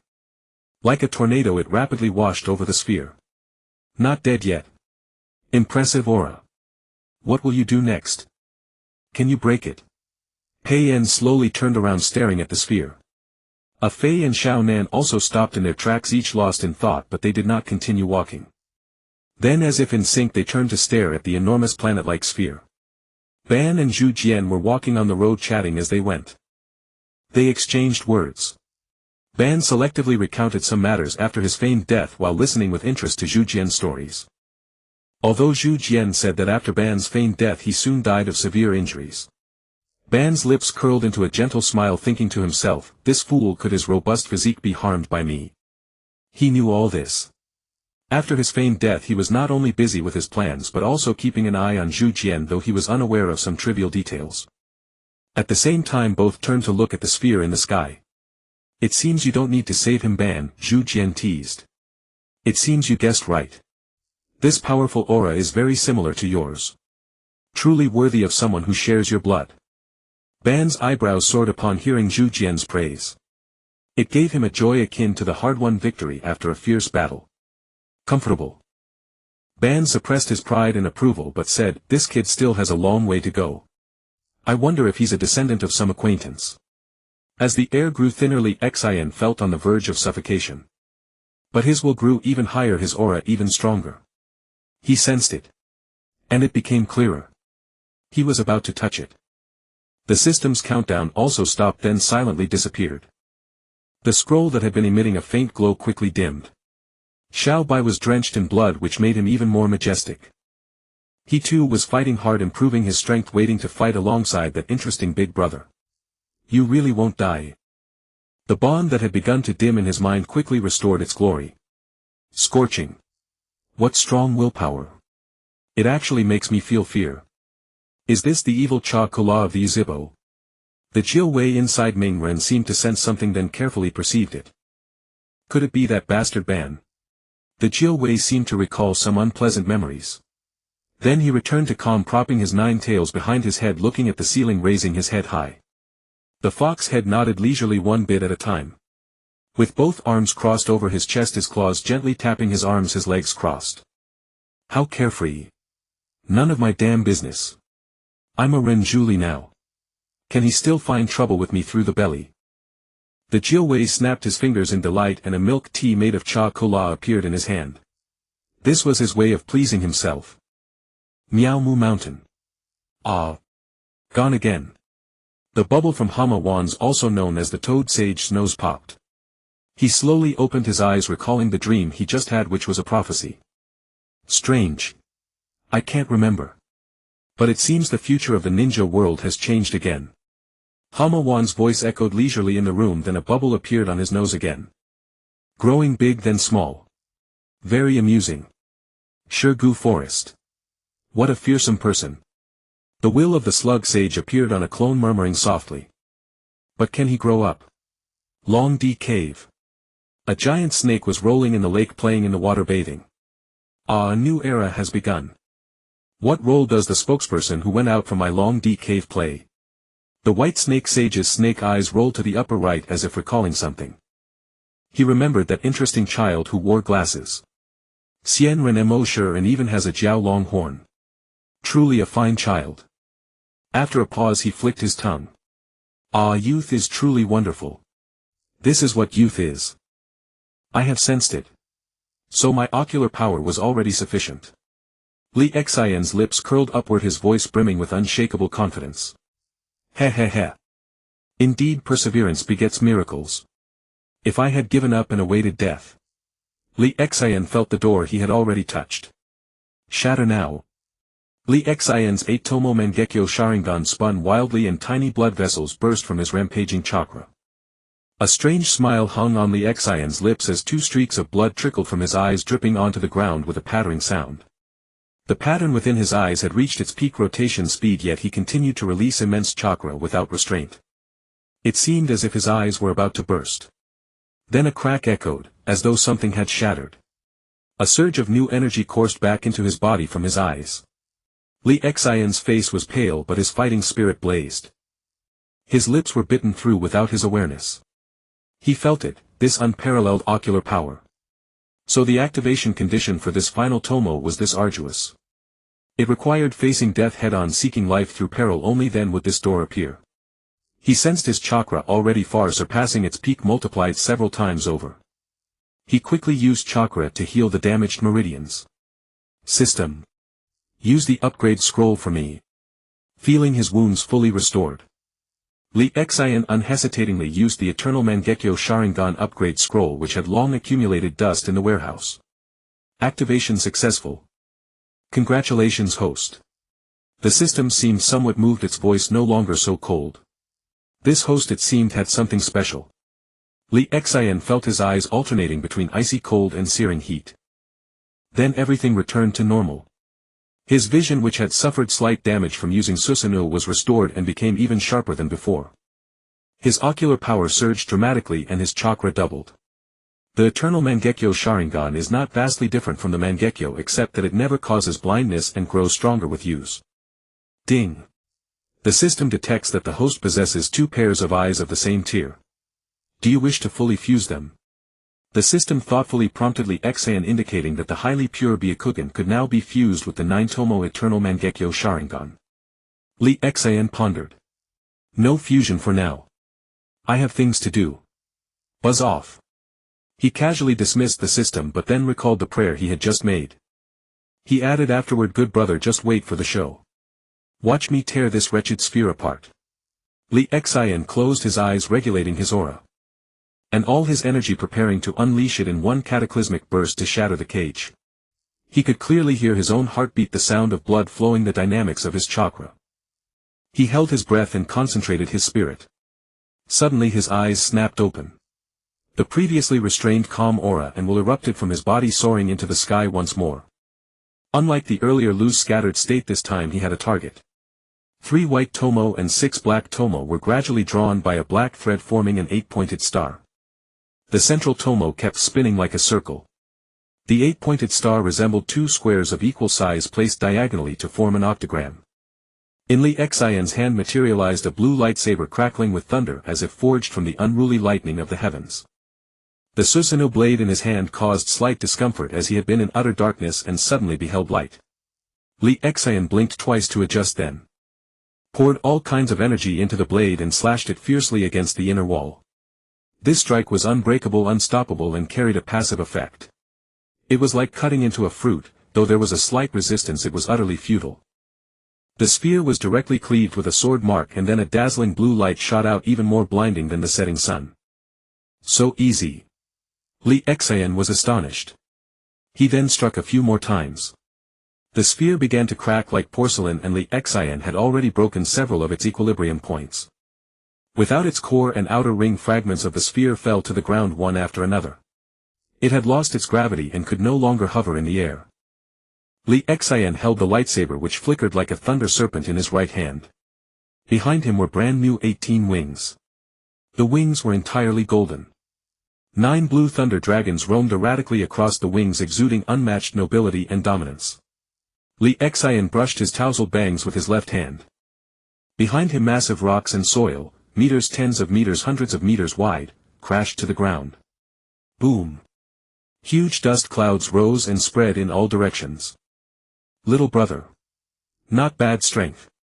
Got any more? Li Xian drawled lazily, watching Pei Yin flying toward him from several kilometers away. Pei Yin's face was grim, his emotions complex. Damn it, he actually pulled off that cool pose. You are strong. You have broken my strongest technique. Pei Yin's tone was moved, no longer the flat volume-adjusted voice of before. Li Xian looked at Pei Yin, a smirk curling on his lips. So are you going to be my little brother? Xiao Nan and Fei also walked over, clearly no longer intending to fight. Xiao Nan's eyes turned into heart shapes as she gazed at Li Xian in this state. She murmured unconsciously, so handsome. How can there be a man like this? This aura is so captivating. Then Xiao Nan came to her senses, the blush fading from her face. Her eyes became devoid of emotion once more, like a heartless killer. Fei, on the other hand, was full of admiration. Li Xian, you're so cool. A faint red glow flickered in his eyes. Li Xian looked at Fei and seemed to hear the system notification in his mind ding. Congratulations, host, on gaining a little fan. Li Xian shuddered and quickly shook his head. It was clear that he was repulsed, a man with a mind full of shit. Hashirama, let's go. This junior of mine is quite remarkable. Ban, sensing Li Xian's Sharingan, said thoughtfully. Hashirama chuckled. Ban, congratulations. You have such an outstanding descendant. His strength is already near your level at the time of our final battle. Hearing Hashirama's words, Ban felt a bitter taste. He spoke slowly. No, he has already far surpassed me before my transformation. His ocular power is astonishingly profound and his chakra is terrifying. Ban gave a fair assessment of Li Xian. Hashirama must have been referring to him riding the nine tails. Only then would his chakra surpass that of this young junior. Hashirama smiled. Oh Ban, you seem to have changed. The old you would never admit your flaws. He teased Ban, finding great joy in it. Let's go. We are already dead men. Why bother with all this? Hashirama chuckled lightly. Lead the way. Take me to your doghouse and see how terrible your life is. I'll decide whether to live with you or settle next door. Hashirama, the afforestation expert, could pop out a mansion with would release any time without even pausing for breath. All in one smooth motion. Pain was somewhat flustered as if roasted over a fire, truly mortifying. Yet he grit his teeth and said, if you wish to be my elder brother I suppose it could be arranged. But. Pain pondered his words carefully. You must first earn my approval. Li Xian stroked his chin. Let us descend first, the sun is about to set. It's rather chilly flying this high. Pain felt his composure crumble instantly. Is this guy doing this on purpose? If he is, his scheming is truly formidable. The two landed on the ground and saw Conan and Toby approaching. Pain's eyes flickered with thought. He waved at them, signaling them to return first. He did not want the Akatsuki members to see him in this state. Toby and Conan understood the gesture at once, nodded and walked back. Li Xian casually watched him put on his act. Alright, there's no one around now. Tell me your thoughts on your so-called peace-building plan. Li Xian looked at Pain, eager to hear his vision. After a long silence, Pain laid out his plan truthfully. Li Xian went over it in his mind, then sighed. Capturing and sealing all nine-tailed beasts. Not a bad idea. Li Xian considered its feasibility. But displaying our power, there's a problem here, doesn't there? How powerful is our organization really? What if the 5 great shinobi countries unite and launch a joint attack? Li Xian asked. According to Pain's plan, they would travel to other villages to capture the Jinchuriki. Then extract the tailed beasts from the Jinchuriki and seal them into the outer path god statue. Li Xian thought it was utterly unreliable. It was no different from stealing another nation's nuclear weapons and then developing cobalt bombs yourself. No wonder they would rebel. The shinobi coalition is but ants, why worry about them? We could crush them without lifting a finger. Wait a moment, you just said extracting the tailed beast would kill the Jinchuriki, right? Li Xian suddenly remembered a face with 6 whisker marks. Pain nodded gently. Yes, that is correct. And once we collect all 9-tailed beasts we can proceed to the next phase. No, this plan of yours will not work. Li Xian said without hesitation upon Pain's confirmation. The god of shinobi once handed over all the tailed beasts for the sake of peace. How long did that peace last? Your plan is not entirely different. If you wish for world peace, establish a nation, one ruled by shinobi standing above the common countries. Li Xian was making it up as he went along, nearly convincing himself. Kill all the shinobi who refuse to submit. Such peace could last for centuries. Then impose chains upon them and establish a system of law preventing them from oppressing civilians while allowing them to use various jutsu to assist farmers with cultivation. Li Xian was spouting nonsense, though he thought the rhetoric might sound convincing. In this era, ordinary people had their own battles and shinobi were forbidden from interfering.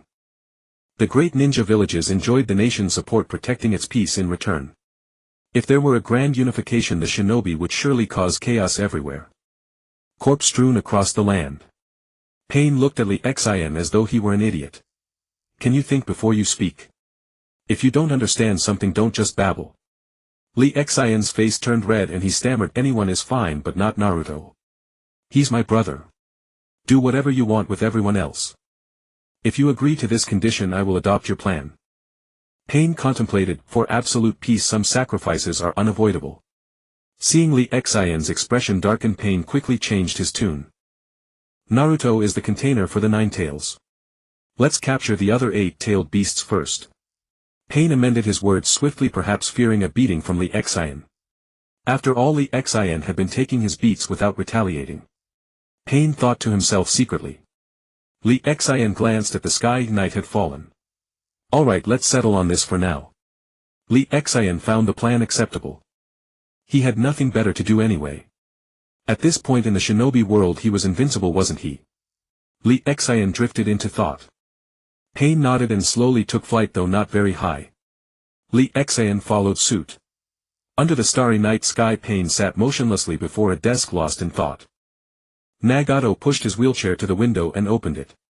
Gazing at the river of stars in the night sky, Nagato couldn't help but sigh, how beautiful. It felt like casting off a burdensome mess, a sudden lightness. Having a reliable ally was truly comforting. It was like finding a skilled jungler in ranked matchmaking. When Madara is revived, his strength may be insufficient, but with Lee Xian there he should be able to protect Madara properly. That was Nagato's thought. After this battle he felt he had begun to understand Lee Xian somewhat. After all, only through life and death combat could one truly see a person's character. Lee Xian lay on the bed, but changing beds gave him insomnia. Something feels missing, doesn't it? Stupid system. In the mountains a small two-story house stood. Madara, are you asleep? Hashirama whispered. Madara's gruff voice came from nearby. I'm dead, who needs sleep anymore? I'm merely lying in bed reminiscing about the past. They were in the same room. But not on the same bed. They had agreed to sleep in Madara's cave, but upon seeing the luxurious mansion Hashirama had built, Madara suddenly lost all motivation to move. He recalled the days when he and Hashirama competed for rooms until Hashirama had to build an additional bed in another corner of the room. Madara felt a deep sense of fulfillment and contentment. It was particularly liberating. Hashirama living among mortals without scheming and deceit is truly pleasant, Madara said with a smile. Hashirama stared blankly at the ceiling and heard Madara's words, replying gently. You seem quite happy, Madara. Madara's lips curved upward. Hashirama, beyond your so-called peace, do you have any other dreams? Madara turned to look at Hashirama. Though dim moonlight filled the room, the question hung heavy in the air. I'm not sure. Since birth I have only seen a shinobi world consumed by war. My greatest wish has always been to stop the fighting and bring peace to the world. Hashirama spoke with nostalgia. And then I met you. You were so dependable. I cherished those days of fighting side by side with you. Hashirama's voice grew softer. But I still failed. What I sought was only fleeting peace. That is why this time I want to fight alongside you and try your vision. Hashirama's tone grew heavy, as if foreseeing the carnage that was to come. For that was Madara's style. This time I will support you without reservation, standing firmly beside you. Hashirama's words were deep and resounding, like bronze and stone clashing together. Madara smiled. Very well, Hashirama. Let us savor this together. Let us make up for the regrets of the past. Madara thought to himself. But I am terribly sorry, Hashirama. There are some things only I can accomplish alone. I cannot tell you. I couldn't sleep a wink last night. Lee Xian rubbed his eyes and yawned. Time to check in with the system. He brushed his teeth casually while hot water showered over his head. He had long since given up hope. In the past he would bathe, dry himself meticulously, light 2 incense sticks and then check in. The results were always harsh. RNG never favors the unlucky. He was a true victim of the gacha. Ding. Congratulations, host, for checking in consecutively for 1 year. He received a Supreme Grand Gift Pack. Lee Xian froze mid-motion. He quickened his pace to wash up, then changed into a brand new set of clothes he had never worn before. He swiftly pulled out a handful of incense sticks from his spatial storage. Jade Emperor bless me. Grand Supreme Elder Lord bless me. Lee Xian prayed devoutly. God bless. He invoked every deity, Eastern or Western, that came to mind. He recited the names of every god he could think of. System Daddy. Please open the Supreme Invincible Grand Gift Pack for me. Lee Xian stared blankly, his mind focused intently on the gift pack. Accompanied by a flourish of dragon-like strokes and a strange BGM. Good fortune comes. Good fortune comes. A blinding golden light flashed, dazzling Lee Xian's eyes and illuminating his entire mind in resplendent gold. Before he could make out what was inside, the system emitted a sound. Congratulations, host. You have unlocked a new system module. Obtained the random quest system. A golden beam shot into the depths of his soul. With a series of clattering sounds, it was like the transformation sequences of Ultraman Armored Boy Xiaobao Digimon Gorbit Dragon God and the battle mode shifts of Transformers. Li Xian stared blankly, unable to snap out of it for a long time. He couldn't tell whether this was a gain or a loss. The words he had been about to say remained unspoken. System, old man. Go to hell, he silently swallowed back. System, daddy. What is this thing? The system, as if understanding what Li Xian had intended to do, vanished without a trace. It couldn't be bothered to respond to this bastard. Li Xian waited for the system's reply in vain, then instantly transformed into a know-it-all, understanding why the system had ignored him. He could only mutter awkwardly, so petty. I didn't even say it out loud yet. I only had the intention. Li Xian then sank his consciousness into his mind to examine the system. Sure enough, a golden book-like icon had appeared. Li Xian didn't hesitate and tapped it directly. Then he discovered that there was even a user manual. Li Xian skimmed through it quickly and roughly understood what this thing could do. Each time he completed a quest, he had a chance to obtain a fragment of the Tenseigan or the Rinnegan. Once he collected 10,000 Rinnegan fragments, he could synthesize a pair of Rinnegan. He could choose which eye's quests to pursue. Only one eye's fragments could be worked on at a time. Li Xian decisively chose the Rinnegan. Not to mention anything else, he liked the name. After Li Xian selected the Rinnegan, another piece of information appeared in his mind. 1-star quests had a 10% chance of obtaining a Rinnegan fragment and a 100% chance of obtaining 10 chakra points. 2-star quests had a 12% chance of obtaining a Rinnegan fragment, with a 100% chance of obtaining 15 chakra points. 3-star quests had a 15% chance of obtaining a Rinnegan fragment, with a 100% chance of obtaining 20 chakra points. 4-star quests had a 20% chance of obtaining a Rinnegan fragment, with a 100% chance of obtaining 30 chakra points. There was also a chance of obtaining a mystery gift pack. 5-star quests had a 30% chance of obtaining a Rinnegan fragment, with a 100% chance of obtaining 50 chakra points. There was a chance of obtaining a mystery grand gift pack. 6-star quests were locked. Mystery gift pack and mystery grand gift pack, when opened, could yield a large number of Rinnegan fragments. Meanwhile, after completing a quest, a new quest would randomly refresh. The difficulty was random. There was no cooldown and no time limit after accepting a quest. The maximum chakra points obtainable per day was 10,000 permanent increase. No limit. The number of Rinnegan fragments obtainable per day was unlimited. Also, one could choose to reject a quest, which would incur a corresponding cooldown period. If a 1-star quest was rejected, the cooldown would be 10 hours and a new quest of random difficulty would be generated. For a 2-star quest, the cooldown was 20 hours, with a new quest of random difficulty. 3-star quests had a cooldown of 30 hours and the rest followed similarly. 4-star quests had a cooldown of 40 hours, with the same pattern. 5-star quests had a cooldown of 50 hours. 6-star quests were locked. Seeing this infuriating system, Li Xian laughed. System, old man. Get out here. He roared in his mind. This random chance is really clever. Targeting me, the unlucky one. I'm the guy who got a ninja tool gift pack from a supreme gift pack. Are you sure I can finish this even if I grind for 100 years? Just as Li Xian was howling in impotent rage, the system leisurely spoke. Is the Rinnegan awesome? Li Xian answered instinctively, awesome. Do you want it? Li Xian nodded. Yes. Then do the quests. Without the quest system, you have no other way to obtain the Rinnegan. Unless you dig out a pair of Rinnegan and transplant them into your eyes.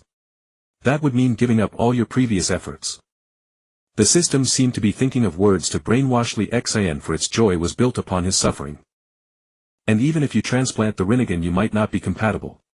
It might not even be as sharp as your 9-tomoe eternal Mangekyo Sharingan. The system paused again to organize its thoughts. Your 9-tomoe Sharingan is an extremely special existence. No one has ever had a 9-tomoe Mangekyo Sharingan, a 9-tomoe eternal Mangekyo Sharingan like you. When you awaken the Rinne Sharingan, it will be the pinnacle of Rinnegan. Li Xian listened quietly to the system's words. He listened while pondering. Alright. I get it. It's indeed very tempting. Li Xian's mood calmed yet was filled with desire. He only hoped the quests wouldn't be too difficult. He could grind as long as he kept completing them, and new quests would keep refreshing. Driven by temptation, he subconsciously clicked to start the quest. Then the page went blank with a circle spinning in the center. System. Is your configuration too low? Can't handle the new module. Li Xian muttered, silently waiting for the quest to appear. After a few seconds, Li Xian paused. System Daddy. You're such a good person. He looked at the 5 quests displayed, 2 3-star, 2 4-star and 1 5-star. He then opened the 5-star quest. This is a 5-star difficulty quest. Please kill Nagato. Upon completion you will receive the reward. This is an extremely arduous task. Before accepting the quest, host, if you have any unfinished wishes, go fulfill them first. Charge ahead, host. Li Xian nodded, not paying attention to the last part. Who is this Nagato? Then he saw the text below and his expression grew serious. He examined the quest target's information. Then a roar erupted in his mind. System, old man. You're messing with me again.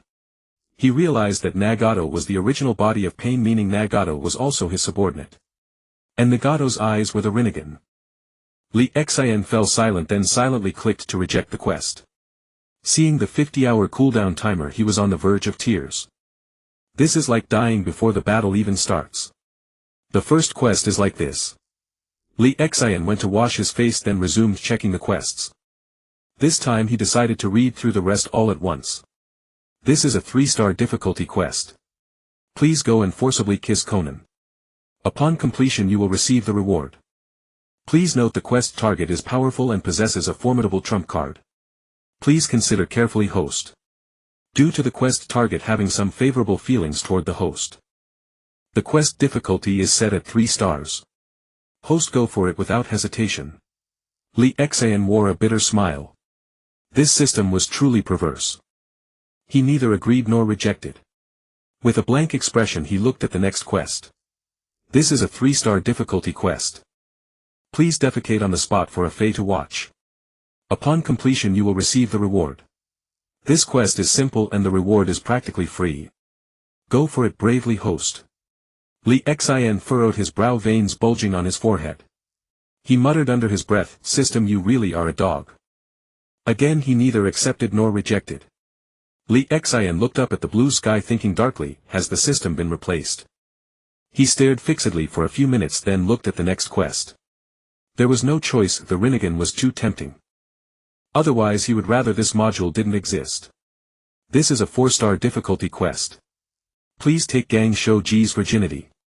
Upon completion you will receive the quest reward. There is a chance to obtain a mystery gift pack. Since the system sees that the host seems to have some unspeakable difficulty, specially selected a welfare quest. Thank the system, host. Li Xian took a deep breath, clicked reject without hesitation, then poured a bucket of cold water over his head. Suppressing the rage in his heart he clicked on the last quest. He murmured softly, if this last quest is also this frivolous. I would rather jump off this building than sell my soul. Li Xian's anxiety was mounting. He could only silently pray that the system wouldn't be like this. System, I was wrong. Please don't mess with me. He took a deep breath, a look of dismay on his face. If the final task was still unreliable he would have to choose one of 3 options. Just thinking about those 2 tasks made his scalp tingle. This is a 4-star difficulty task. Please find the impure world reincarnation body of Uchiha Madara and then invite him to dance. Beware of his good friend Senju Hashirama. Go ahead, host. Ganbat. Li Xian's face showed neither joy nor sorrow. What the hell was a 4-star task? It was directly sending an ancestor to confront him. System. I found your loophole. Compensate me now. Li Xian thought for a moment, ready to take a different approach. What loophole? The system's voice was very serious, completely different from when it was issuing prank tasks. Uchiha Madara died long ago. Where am I supposed to find him? I can't use impure world reincarnation. Isn't that a bug? Li Xian grew more confident as he spoke. The more he spoke the more justified he felt. He was aggrieved. But unfortunately the system's voice shattered the mood. After accepting the task a map will appear. The target person is on the map. What? Since when did the system become so reliable? There's no chance to escape. Li Xian had no choice but to obediently accept the task, and sure enough a map appeared in his mind. A red that was blinking incessantly. Li Xian wasn't particularly concerned about Madara, after all he had only awakened the Mangekyo. He himself had the 9-tomoe Mangekyo and now it was eternal. Besides, it was just inviting Madara to dance. Li Xian walked into the office of Pain. He looked at Pain thoughtfully, thinking to himself, so Pain is just a puppet. How strong is Nagato? Pain looked up slightly surprised to see him. He put down the documents in his hand, looked at Li Xian and said thoughtfully, "Did you sleep well last night? I've already notified the members of the organization." Pain thought Li Xian had come early to take over the organization. It's great I don't have to look at a ton of documents every day. Nagato thought happily, having completely let go. Li Xian heard Nagato speak and went straight to the point. He didn't react at first. When he finally realized, he found Nagato looking thoughtful. "Pain, I'm going out. You go ahead with your business." Li Xian quickly stated his intention and walked out. As he reached the door, he suddenly remembered something and turned back to Pain. "By the way, the Akatsuki's robe and ring are very cool. Remember to prepare them for me. My robe should be." Li Xian mentioned his size. "Madara doesn't seem to be far away." Li Xian flew swiftly through the air, leaving only a golden light and a faint blue glow lingering in the sky. He felt that Uchiha Madara was a figure of his ancestors' generation. He was also a man full of miracles worthy of respect. Calling him by his first name all the time seemed disrespectful, so he decided to call him Madara-senpai. As long as he was sweet-tongued, asking for a dance shouldn't be a big deal. Still, his heart raced with excitement at the thought of meeting the legendary figure. Li Xian turned into a fanboy. He stared in amazement at the luxurious wooden house below, surrounded by beautiful scenery, a perfect retirement paradise. "Madara-senpai! Are you there?" Li Xian shouted loudly as soon as he landed, as if visiting. The two inside who were playing chess exchanged a glance. Then they stood up and came out. "Madara-senpai!" Just as Li Xian was about to shout again, the door creaked open. "Kid, what are you yelling about so early?" Madara looked displeased, clearly losing at chess to Hashirama again. Li Xian looked seriously at the two men covered in cracks.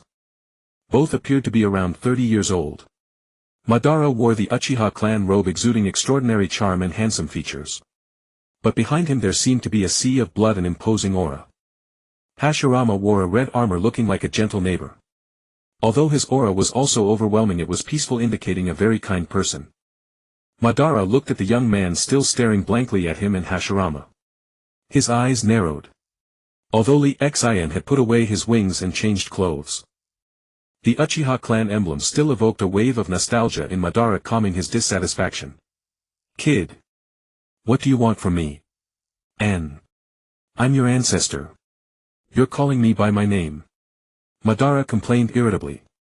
Hashirama snickered on the side. Li Xian's thoughts were interrupted by Madara. Hearing his words, he quickly explained, "Madara-senpai, listen to me. I called you Madara-senpai, not Madara." Madara repeated the words twice, "Madara-senpai, Madara-senpai, wonderful."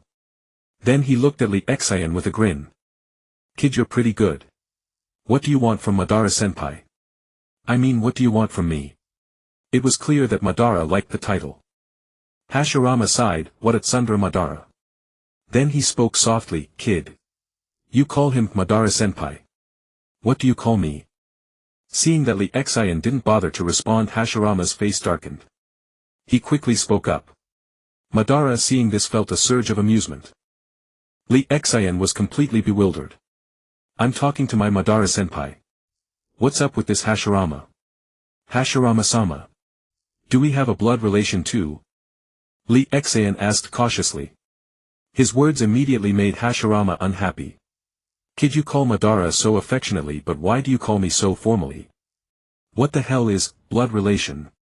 Hashirama was exasperated. This kid really didn't know how to speak. Madara chuckled inwardly but looked into the distance, pretending not to hear. However, Hashirama soon realized that the kid only called Madara-senpai because of the blood relation. But understanding aside, why did Madara have such an outstanding descendant while he didn't? The more he thought, the angrier he got. Li Xian suddenly understood that these two had reconciled. No wonder they lived together. He sighed inwardly, indeed many things shouldn't be trusted just by hearsay. Hashirama-senpai. Hashi-senpai. Hashirama-senpai. Lee Xian struggled to address the frustrated Hashirama, looking at their youthful faces and acknowledging them as grandfathers online. Hashirama found it more and more awkward. Fortunately this kid wasn't his descendant or he'd be furious. Call me Grandpa Hashirama. Hear me, kid. Hashirama's aura instantly changed, becoming overwhelmingly domineering. For a moment Lee Xian was stunned. Subconsciously he shouted, Grandpa Hashirama. Hashirama finally revealed a gentle smile and nodded. He withdrew his aura.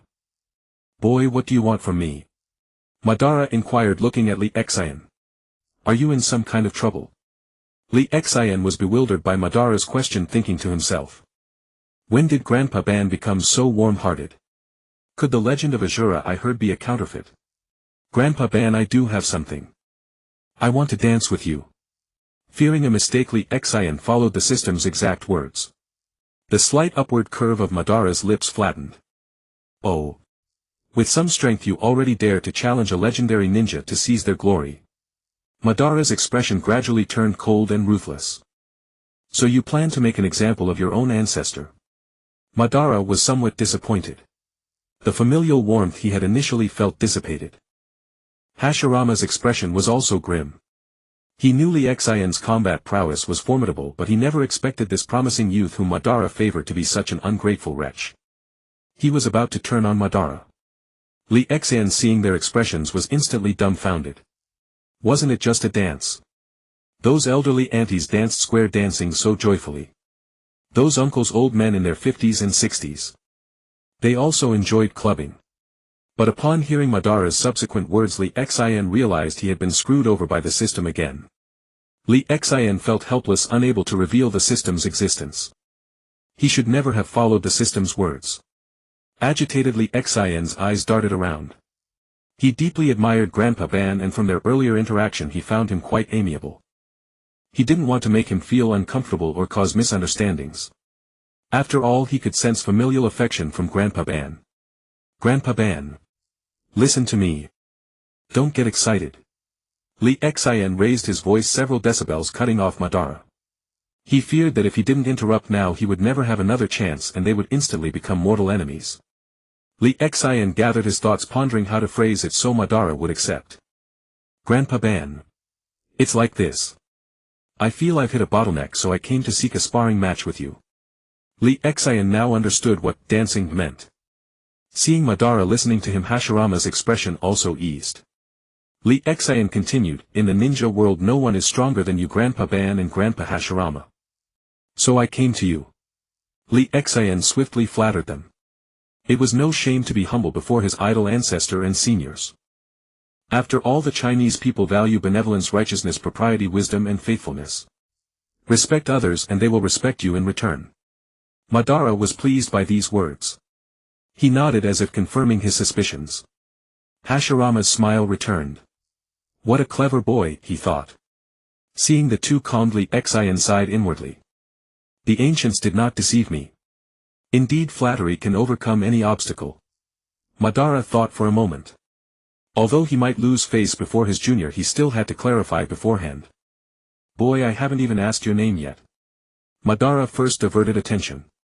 Lee Xian quickly replied, Grandpa Ban, I am Uchiha Lee Xian. Just call me Lee Xian. Then he waited for Madara's lecture. It was strange to converse with his ancestor.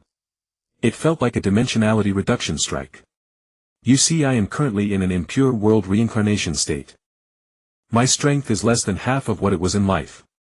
I'm afraid I can't offer you much guidance. Moreover, ordinary combat is useless.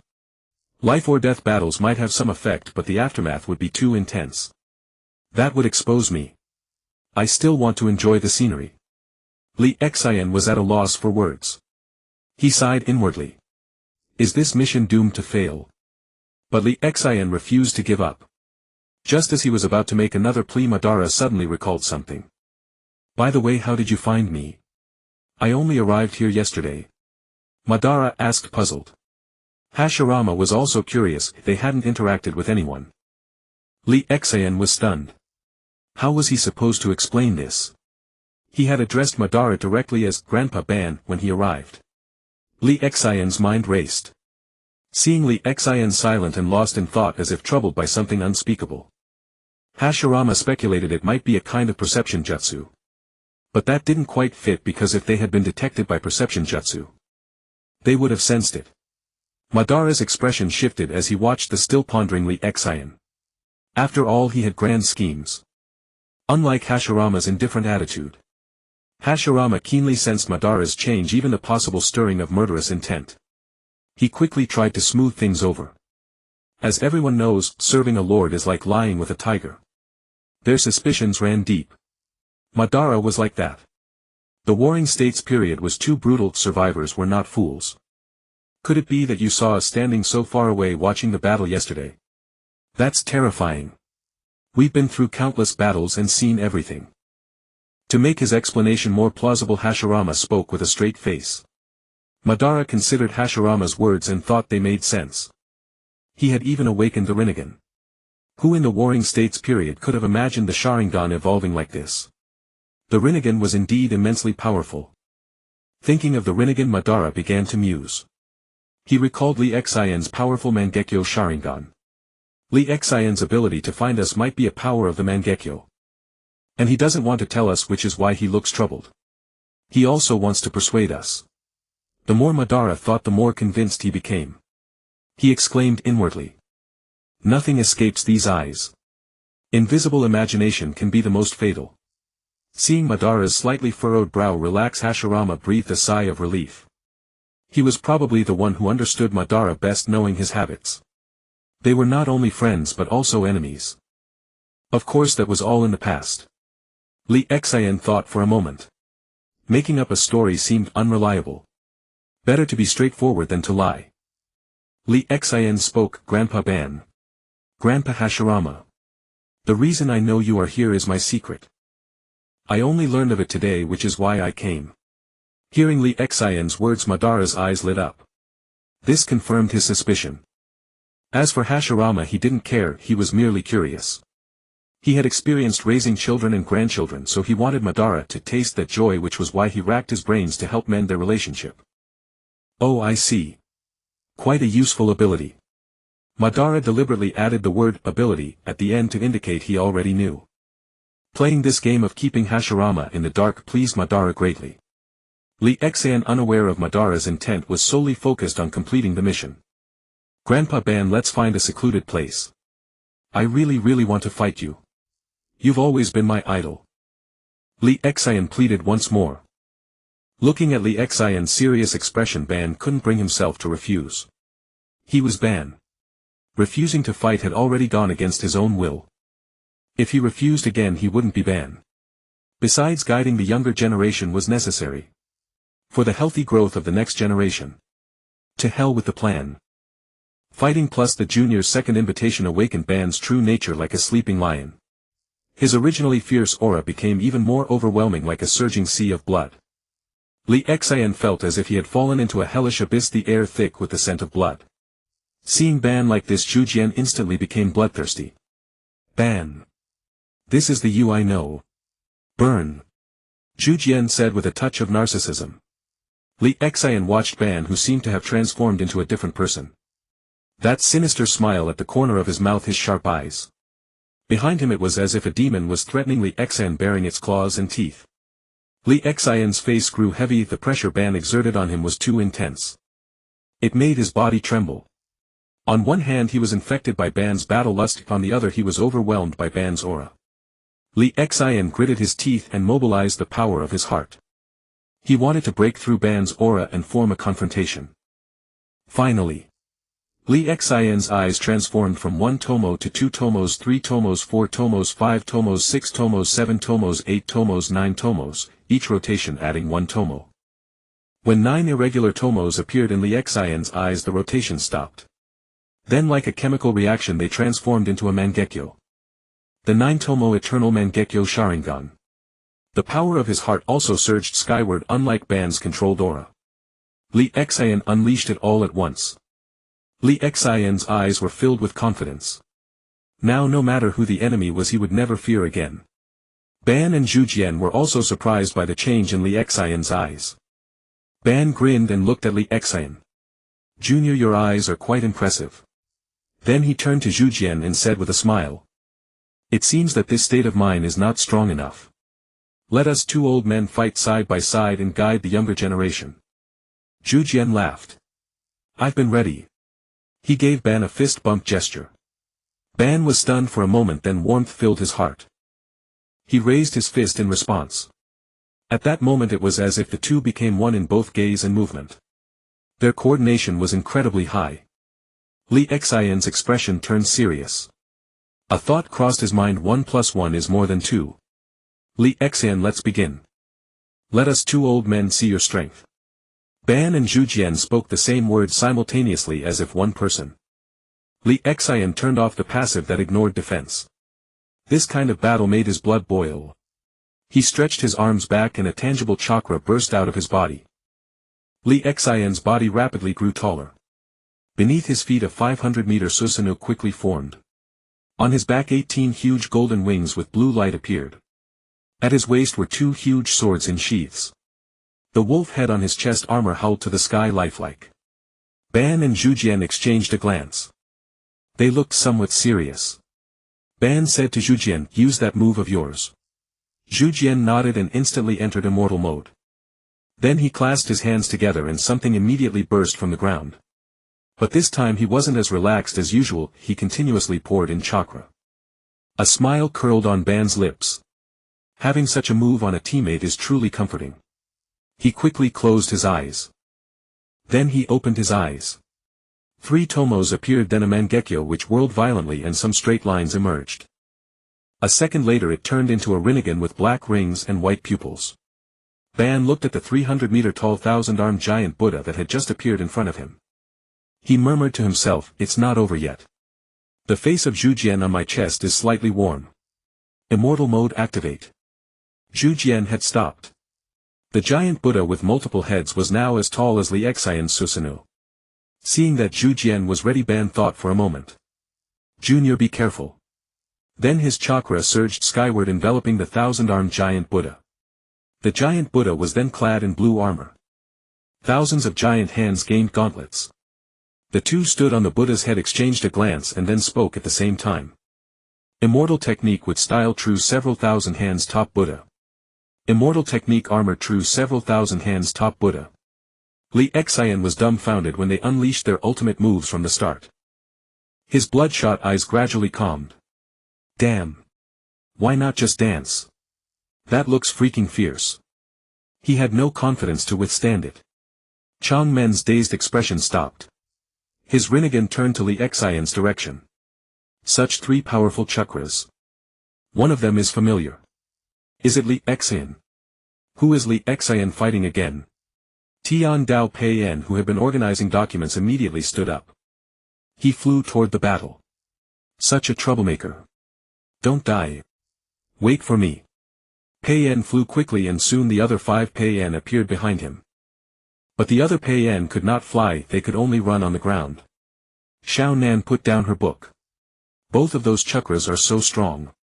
This Li Xian really knows how to cause trouble. Indeed, handsome men always have more troubles. She spread her wings and flew toward the battlefield. Who is fighting Li Xian? One of the auras feels familiar. Dai Tu sank into the ground and rushed over quickly. Ban is making a move. Zhu Jian is also there. And who is the third? A 3-way battle.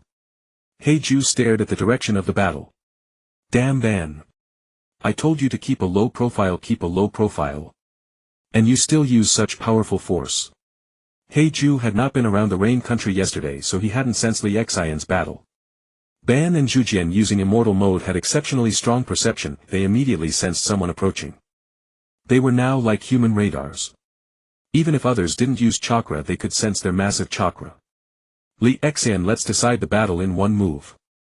Some annoying ants are coming. We can't be exposed yet. Ban said coldly. Zhu Jian seemed thoughtful, then stopped thinking about it. Even if the sky fell this time, it wouldn't change his stance. He was waiting for the day Ban would explain everything to him. Li Xian looked down at the huge sword in his Susanoo's hand. The sword crackled with lightning, indeed impressive. But looking at the opposite side, the similarly huge Buddha with countless hands. And several majestic giant Buddha heads. All clad in awe-inspiring blue solid armor, each hand wearing ferocious gauntlets. Li Xian looked pitiful and autistic. Lightning and thunder began to crackle across the sky, followed by a torrential downpour that fell with a loud splatter. Li Xian lay flat on the ground, his chest heaving as he gasped heavily. He gazed at the sky, which seemed like the wrath of the thunder god, letting the raindrops lash fiercely against his body. His once clean and tidy clothes had become like a beggar's rags. Through the torn clothes, patches of blue and purple skin were exposed. His originally fair skin was completely invisible.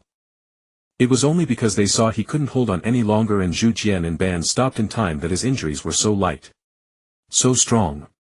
Truly worthy of the title, God of the Ninja World, and Azura of the Ninja World. Li Xian slowly closed his eyes, he was too tired. He fell into a deep sleep. He gathered all the chakra in his body, including the power of his mind, will and soul. Shattered by blow after blow like an endless barrage of fists. Each fist carried immense power and destructive force. In less than 5 seconds his Suzhua collapsed directly. Moreover, he had been purely on the defensive, never having a chance to attack. The wood style, which he had already thought was powerful, shattered his worldview once again. And the other uses of Suzhua opened his mind.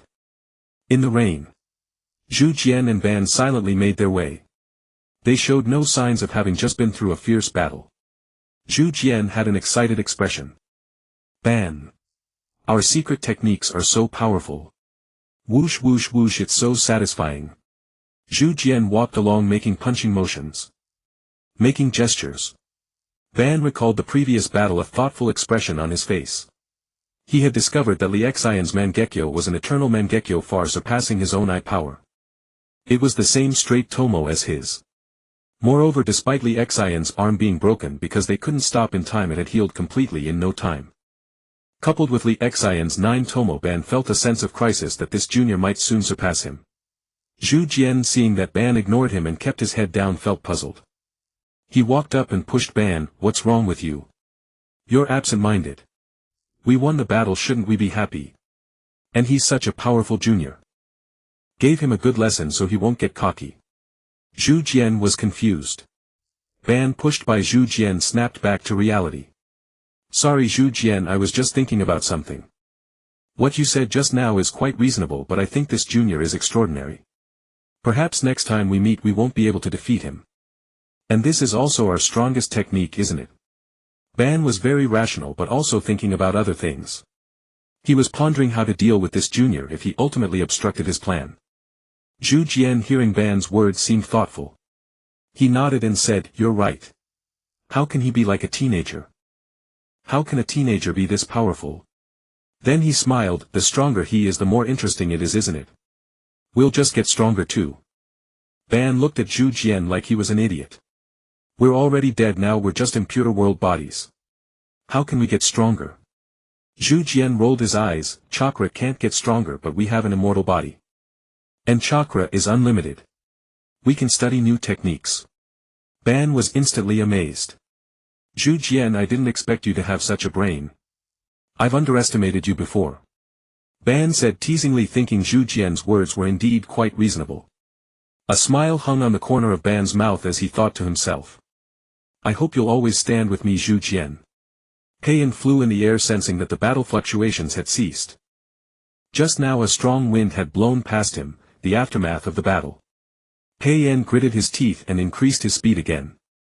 Wait for me. Li Xian. I know you won't die. Pei-Yan recalled in his mind Li Xian's confident smile and his spirit of never giving up. Soon approaching the battlefield. He activated his perception, fully sensing Li Xian's aura.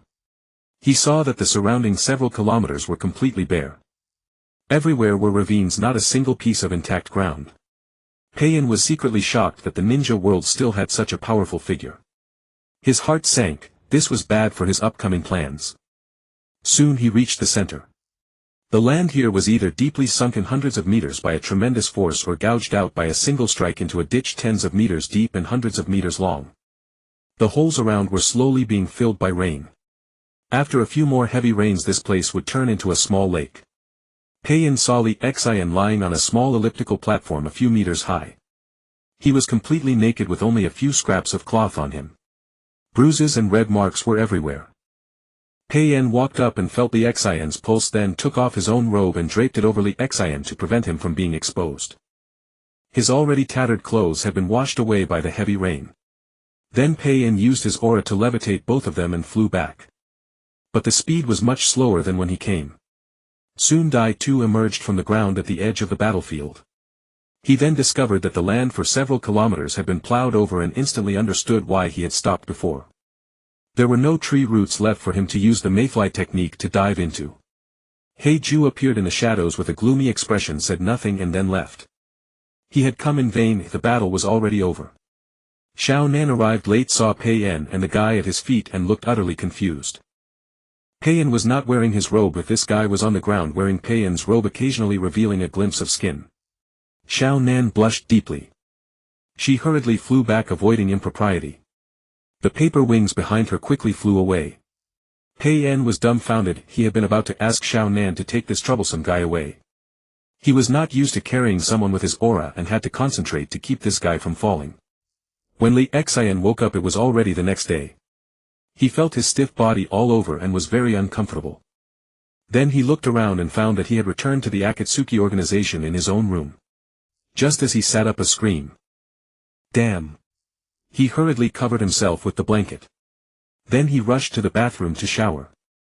In his mind he complained about who had. Soon Li Xian came out wearing a new set of clothes. His hair was messy, but his expression was calm as if nothing had happened. He checked in, tossing the junk into the space.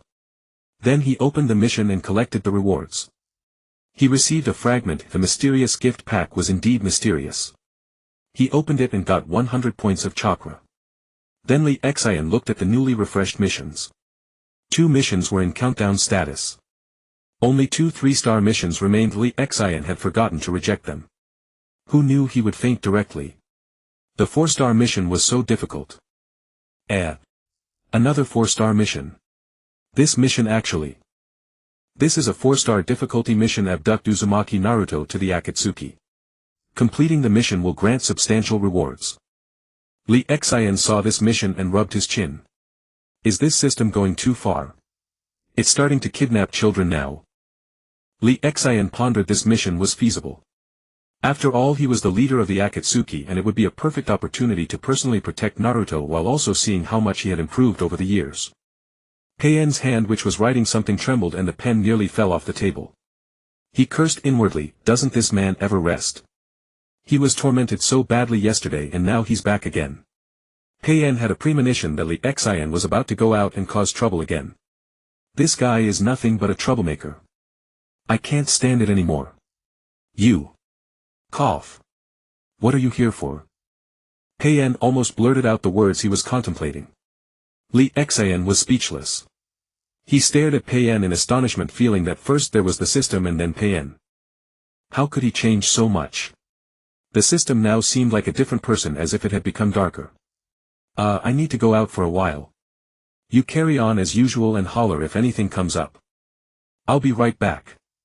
Li Xian felt uncomfortable under Pei-en's gaze, so he pretended not to notice. Pei-en on the other hand was like an old man. If he had a pipe it would be perfect. He felt that ever since Li Xian joined the Akatsuki the organization had become strange. If Li Xian gathered with other members it would be even worse. How bizarre the scene would become. Just as Pei-en was about to have a heart-to-heart with Li Xian telling him how a leader of a vast organization should behave, he found that the person before him had already vanished. Pei-en could only smile bitterly. What the hell? Li Xian leisurely flew through the sky following the system's map to find Naruto. When he carefully examined the map he noticed a problem. System boss, let's have a proper talk. I won't curse you anymore and I'll treat you with respect from now on. Li Xian shamelessly softened his stance and quickly apologized. The system's style had gone completely off track. He discovered that Naruto was not even in the ninja world. What the hell was he supposed to do now?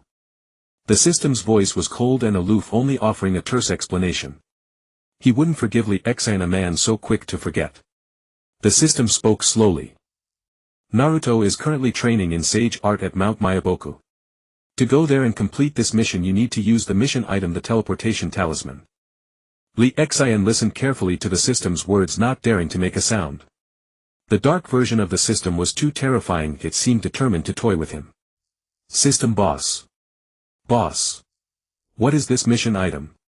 Li Xian asked cautiously, not daring to boast. The system was quite satisfied, feeling that its dark transformation was working well. The mission item is in the points shop. You always thought points were useless, didn't you? Now you see their importance. Li Xian quickly responded after hearing the boss's speech. Yes, yes, yes. Boss, you're absolutely right. He nodded in agreement. At the same time he immersed his mind and discovered that something new had indeed appeared in the system shop. But his heart sank. The teleportation talisman was a single-use item. It could be used to teleport there and back twice before disappearing. However, the cost was as high as 5,000 points each. He now had only 180,000 in total. He already felt it would take 100 years to gather enough for the Rinnegan. In his previous nature he would have cursed loudly. Of course it was the joking kind. But now he had calmed down a lot. The system was the boss and he couldn't afford to joke around. Still, seeing such harsh difficulty, he felt a sense of frustration. His mood was somewhat strange. He felt that the difficulty of obtaining the Rinnegan was problematic, too hard. But what Li Xian didn't know was that energy was conserved. Once his 9-tomoe Rinnegan Sharingan transformed into the Rinnegan, the power of his eyes would be unimaginably monstrous. Just like his two passive abilities. The former was quite ordinary, while the latter was a skill that made him invincible within the same realm, the absolute passive of ignoring defense. Li Xian silently willed to use it and found himself on a mountain. Then the map in his mind reacted. Without flying he simply walked along the map. He had heard of the 3 sacred lands of the summoning realm. He dared not be too arrogant, his arrogance had been worn away by Madara and Hashirama.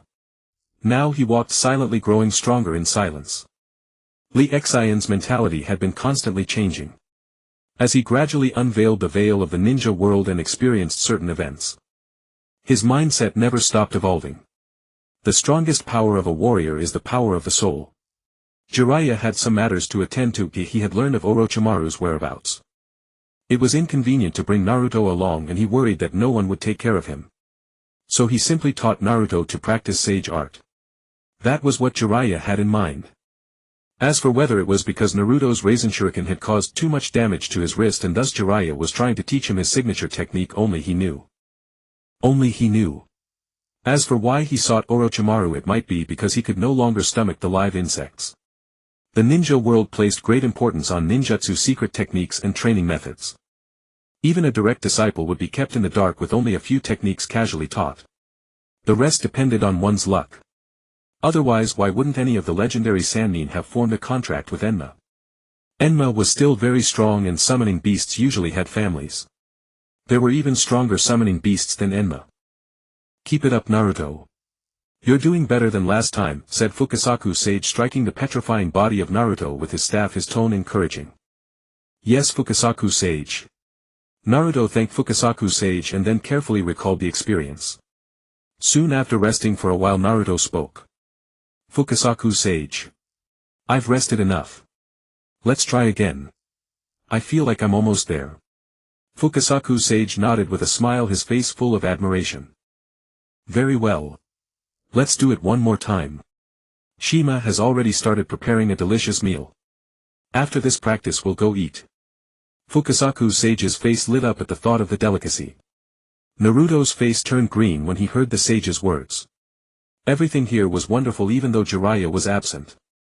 But the two sages had been extremely attentive to him. His greatest fear was Shima Sage's feast. Those writhing worms. Picked up with chopsticks. Sent into the mouth. The worms wriggling inside, and with one bite they burst with juice, indescribable. A stranger has arrived. Sage Fukasaku glanced at Naruto, who was cultivating in his sage mode. Naruto was still in the early stage, absorbing natural energy through oil and could not leave his post. If he lost focus, Naruto would turn toad-like. Looks like they're here for little Naruto. Fukasaku sensed a distinctly foreign presence heading straight toward Naruto. Li Xian walked along, observing the scenery around him. To be honest, Mount Myaboku was truly breathtaking. Nature should be exactly like this. Those vast lily pads, frog statues everywhere. Hey, Naruto seems to be over there. Lee Xian spotted Naruto sitting on stone steps with a wall formed by countless toad statues stacked behind him. Beside him sat an old toad with a long beard, small in stature, resembling a wise elder holding a black staff in his hand. Holy crap. As Lee Xian drew closer, he discovered half of Naruto's body had transformed into toad-like features. His hand turned into a pale webbed toad foot. Lee Xian dared not disturb him. He could sense the energy from the air and the earth flowing endlessly into Naruto's body. Could this be the cultivation of sage mode? Lee Xian had always been quite curious about sage arts. He did not disturb Naruto but simply stood there and observed, keeping his distance. Fukasaku cast a glance at Lee Xian and noticed he had no intention of approaching. He nodded inwardly. This boy has patience. Before long, Naruto's face began to swell and his eyes turned black. Fukasaku's gaze sharpened and he brought his black staff down forcefully. Ow! That hurts.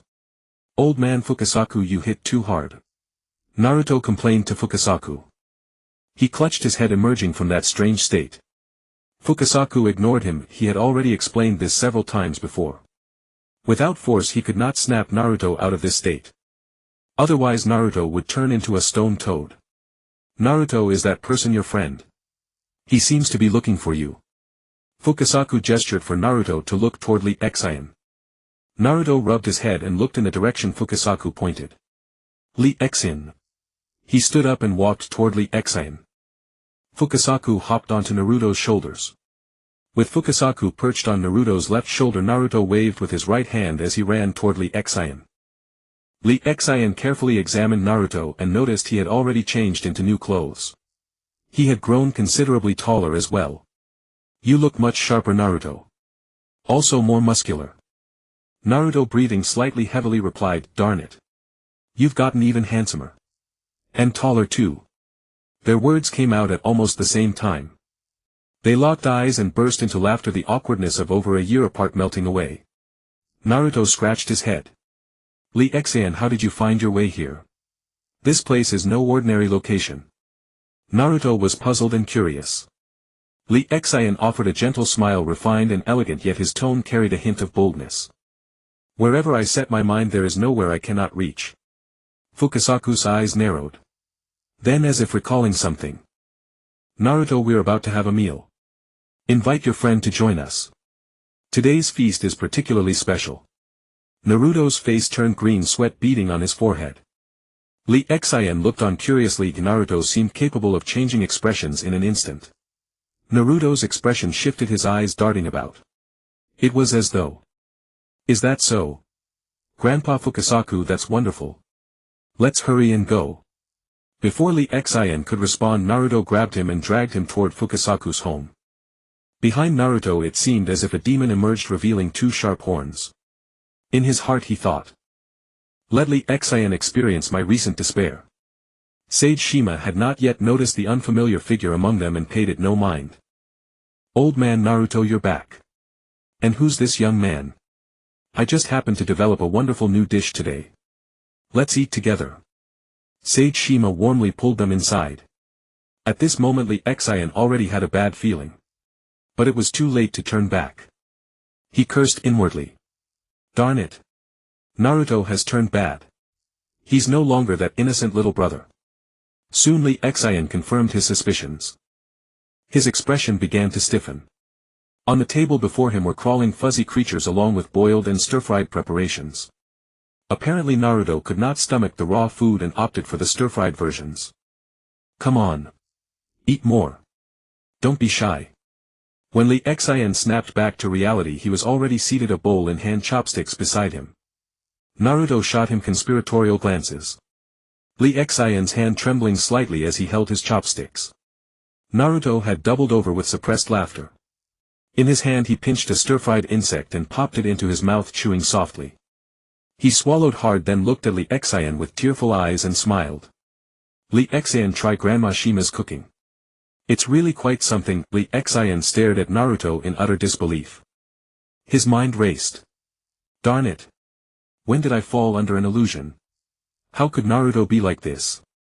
Watching Naruto's figure, it appeared to him like a demon lunging toward him with claws and fangs.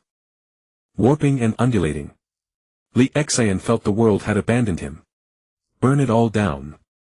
I'm exhausted. Has everyone around me turned dark? First the system, then pain, and now even Naruto is acting strange. Lee Xian. Lee Xian. Seeing Lee Xian staring at him with glazed eyes, Naruto immediately called out. Lee Xian was snapped awake by Naruto's call. Looking at Naruto's worried expression, he thought to himself. Has the illusion broken? He then turned to look at the table. After a thoroughly satisfying meal beneath the satisfied gazes of Fukasaku and Shima, the two of them covered their stomachs and stepped out of the room with strange expressions. Looking as though they had overeating. Seeing Lee Xian's miserable state, Naruto suddenly burst into laughter. Lee Xian, witnessing this, chuckled stupidly as well. It was as if horns had sprouted from his head. Naruto, I'm so envious of you. You get to eat such delicious meals every day. Lee Xian placed heavy emphasis on the word delicious. Naruto froze, especially upon hearing Shima's voice behind him. Naruto is still growing, so I suppose I'll need to prepare extra food tomorrow. It seems Naruto really enjoys my cooking. Naruto's legs gave out and he nearly collapsed. Lee Xian instinctively caught him a strange smile on his face. The two of them arrived at a mountain peak, a spot where Naruto usually rested after exhausting training sessions. The two lay on the ground, hands behind their heads. It's been a while. At first I thought you had died. Later, when I infiltrated Konoha and saw you performing so brilliantly during the Chunin exams, I finally felt at ease. Lee Xian said with emotion. Naruto was surprised by Lee Xian's words. What happened back then? With you and Sasuke? When I woke up I was already back in Konoha. Naruto paused as if recalling that period of time. I went to find teacher Kakashi and the Hokage uncle. But neither would tell me the truth. But I knew they were hiding something from me. It was as though the two of you had never appeared in the village. Soon after, your clan grounds were flattened. I couldn't stop it. Naruto's voice was filled with emotion. Listening to Naruto recounting what happened afterward, Lee Xian felt a surge of emotion. When we realized you hadn't caught up, we immediately turned back. Then a group of masked people appeared. Lee Xian tried to recall the thrilling scene of that day, but most of it had already faded from his memory. He could only make up stories. When Sasuke heard the news of your death, he awakened his three-tomoe Sharingan in rage and unleashed his power. He killed one of them. Then I took care of the rest, but one guy with strong taijutsu managed to escape. They were disguised Konoha ninjas. Lee Xian's tone was flat, making him a poor storyteller. Later we went back to look for your body but didn't find it. I figured you must be fine, so Sasuke and I wandered the world together. Naruto's eyes dimmed. So that's how it was. But still, it's exactly the kind of thing the village would do. Now Naruto, having been trained by Jiraiya, had learned to think. The questions he had never been able to understand were gradually becoming clear. Though there were still many things he couldn't see through, as some people passed away. He didn't want to dwell on it. The dead were gone, so let everything fade with the wind. Sensing Naruto's prolonged silence, Lee Xian turned to look at him. He saw Naruto deep in thought. Lee Xian felt a wave of emotion. This kid has grown a lot. Naruto, what exactly is your dream? Don't tell me it's to become Hokage. That's not your dream. Lee Xian asked seriously. Naruto was jolted out of his thoughts by Lee Xian's voice. Ever since I can remember, wherever I went people looked at me like I was a monster. Some adults even tried to hit me. But for some reason they stopped. Naruto seemed lost in memory. At first there was someone who took care of me, but when I could walk and feed myself, that person disappeared. I can't remember their face anymore. Naruto paused. When I realized I was all alone, I was terrified. But somehow when I woke up or came back, there would be extra milk, bread, instant noodles, things like that in the fridge, though they were always near expiration. Or already expired. I can't remember how many times I was doubled over in pain. I cried, I wept. But it was useless. I wanted to live. So I had to eat. When I got a bit older, the Hokage would send me some money every month. Naruto didn't address the Hokage as Grandpa Hokage. But he probably didn't know that the stores wouldn't sell to me. Even if they did, they charged me several times the price. And they were always about to expire or already expired. Naruto watched the white clouds drift across the sky, his gaze sinking deep. When I wanted to play with other kids, they would either burst into tears or be dragged away by their parents, who said I was a monster and told them not to play with me. I was so lonely. Naruto glanced at Lee Exian. Ichiraku Ramen was the only one willing to sell me ramen. Even when I had no money, he let me run a tab. That gave me a little warmth. And the taste was really amazing. Naruto licked his lips as if recalling the flavor of the ramen. I wanted to shout to everyone that I wasn't a monster. But I found no one would listen. I realized everyone trusted the Hokage. So my dream was that simple, just to tell everyone I wasn't a monster. Later I realized becoming Hokage wasn't that easy. And my talent was utterly pathetic. I don't know how I got through those long endless years of darkness. Countless times my heart was filled with darkness. But deep in my soul there seemed to be a strange force that constantly washed away my violence, despair, loneliness, fear, hatred and anger. It made me forget all of it when I woke up the next day. Naruto seemed thoughtful. Now I realize there really is a demon fox inside me, so my desire to tell everyone I wasn't a monster has faded. I act happy every day. I don't know if it's because they're afraid of the demon fox inside me going berserk, or if they're using the fox's chakra to manipulate me. In Konoha, besides you, Uncle Ichiraku, Choji and Shikamaru, I have no other attachments. Now there's one more, my master. The perverted hermit. I've come to see him as a father. He made me feel the warmth of the world. I train like crazy just to have enough strength to protect all of you. To hell with being Hokage, whoever wants it can have it. Naruto rarely cursed. It showed how long he had been suppressed. Lee Exian was lost in thought. Watching Naruto suddenly become sentimental, Lee Exian asked, so all this time saying you wanted to be Hokage was just to prove you weren't a monster? And then you found out you really do have a monster inside you, so you stopped explaining? Lee Exian found the logic baffling. Naruto smiled faintly. Of course it's not just that. When I said I wanted to be Hokage, people would point at me and stare. All eyes were on me. Even if it was all scornful words. Naruto took a deep breath. But you know, that was the first time they weren't cursing me or wishing me dead. Instead they looked at me with disdain. Compared to attacking me, that contemptuous, dismissive gaze felt more comfortable. That's the secret behind me always saying I wanted to be Hokage. I don't need that anymore now. I have my master Yu and Sasuke. I no longer need their recognition. Naruto stood up, the sunlight behind him. It seemed to dispel the gloom. But Naruto didn't tell Lee Exian the real reason he no longer wanted to be Hokage, the realization he had come to long ago. The second Hokage was the younger brother of the first Hokage, the third Hokage was the second's disciple, and the fourth Hokage was supposedly the third's grand disciple. The fifth Hokage was the second's disciple, and the sixth Hokage was the fourth's disciple. This was the greatest insult to the idea that anyone could become Hokage. It was an insult to common shinobi like him. Now he had the qualifications to contend for the position of seventh Hokage, lacking only some experience. But he no longer cared for it. They were all comrades who built the village together, yet they quietly disappeared from the village, and even their clan's land became a place for raising livestock. He couldn't accept this kind of Konoha, it was nauseating. Naruto was still troubled by Lee Exian's ordeal. Lee Exian felt a warmth inside. What a good kid, Lee Exian remarked. Naruto frowned. Damn it, Lee Exian. You're only 1 year older than me, but you always talk like an old man. Lee Exian fled from Yamu Mountain before they finished their dinner. He told Naruto that he was now in the Shao organization and was experimentally changing the ninja world. He also invited Naruto to join the Shao organization. Naruto was quite tempted but did not agree. Instead he said he would discuss it with Jiraiya after his return. Naruto was currently training in Sage mode and did not want to leave. He wanted to master it in one go. Lee Exian said nothing more as he would not force Naruto.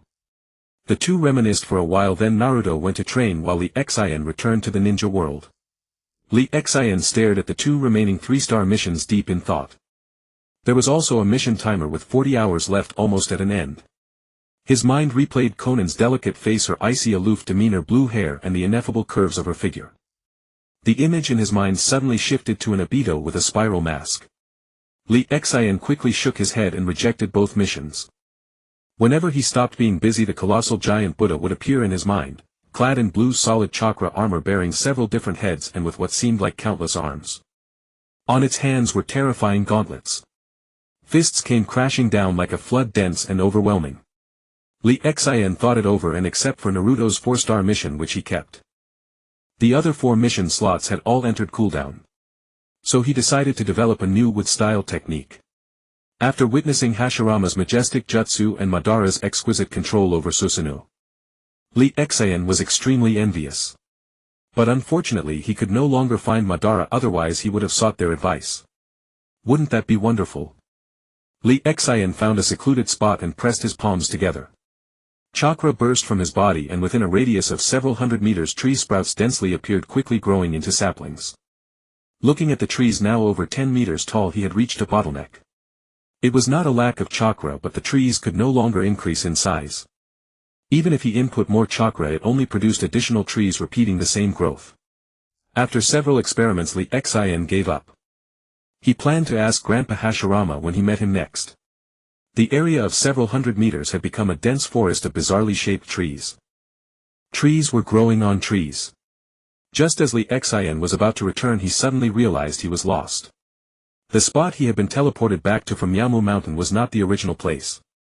It seemed to be random teleportation or some other principle. Lee Xian extended his wings and chose a direction to fly. Where is this? It looks quite prosperous. Lee Xian landed from a distance. He then walked into the city on foot and found the people there strange. Almost every adult male wore a sword at his waist. Some girls also tied their long hair up into buns, looking capable and extraordinarily heroic, also with swords at their waists. Lee Xian felt a shock. These people seemed full of drive. Everyone's spirit radiated a sense of determination, tenacity, and indomitability. Lee Xian found it intriguing and decided to stay for a while to soak in this positive energy. He rented a room at an inn and had some food.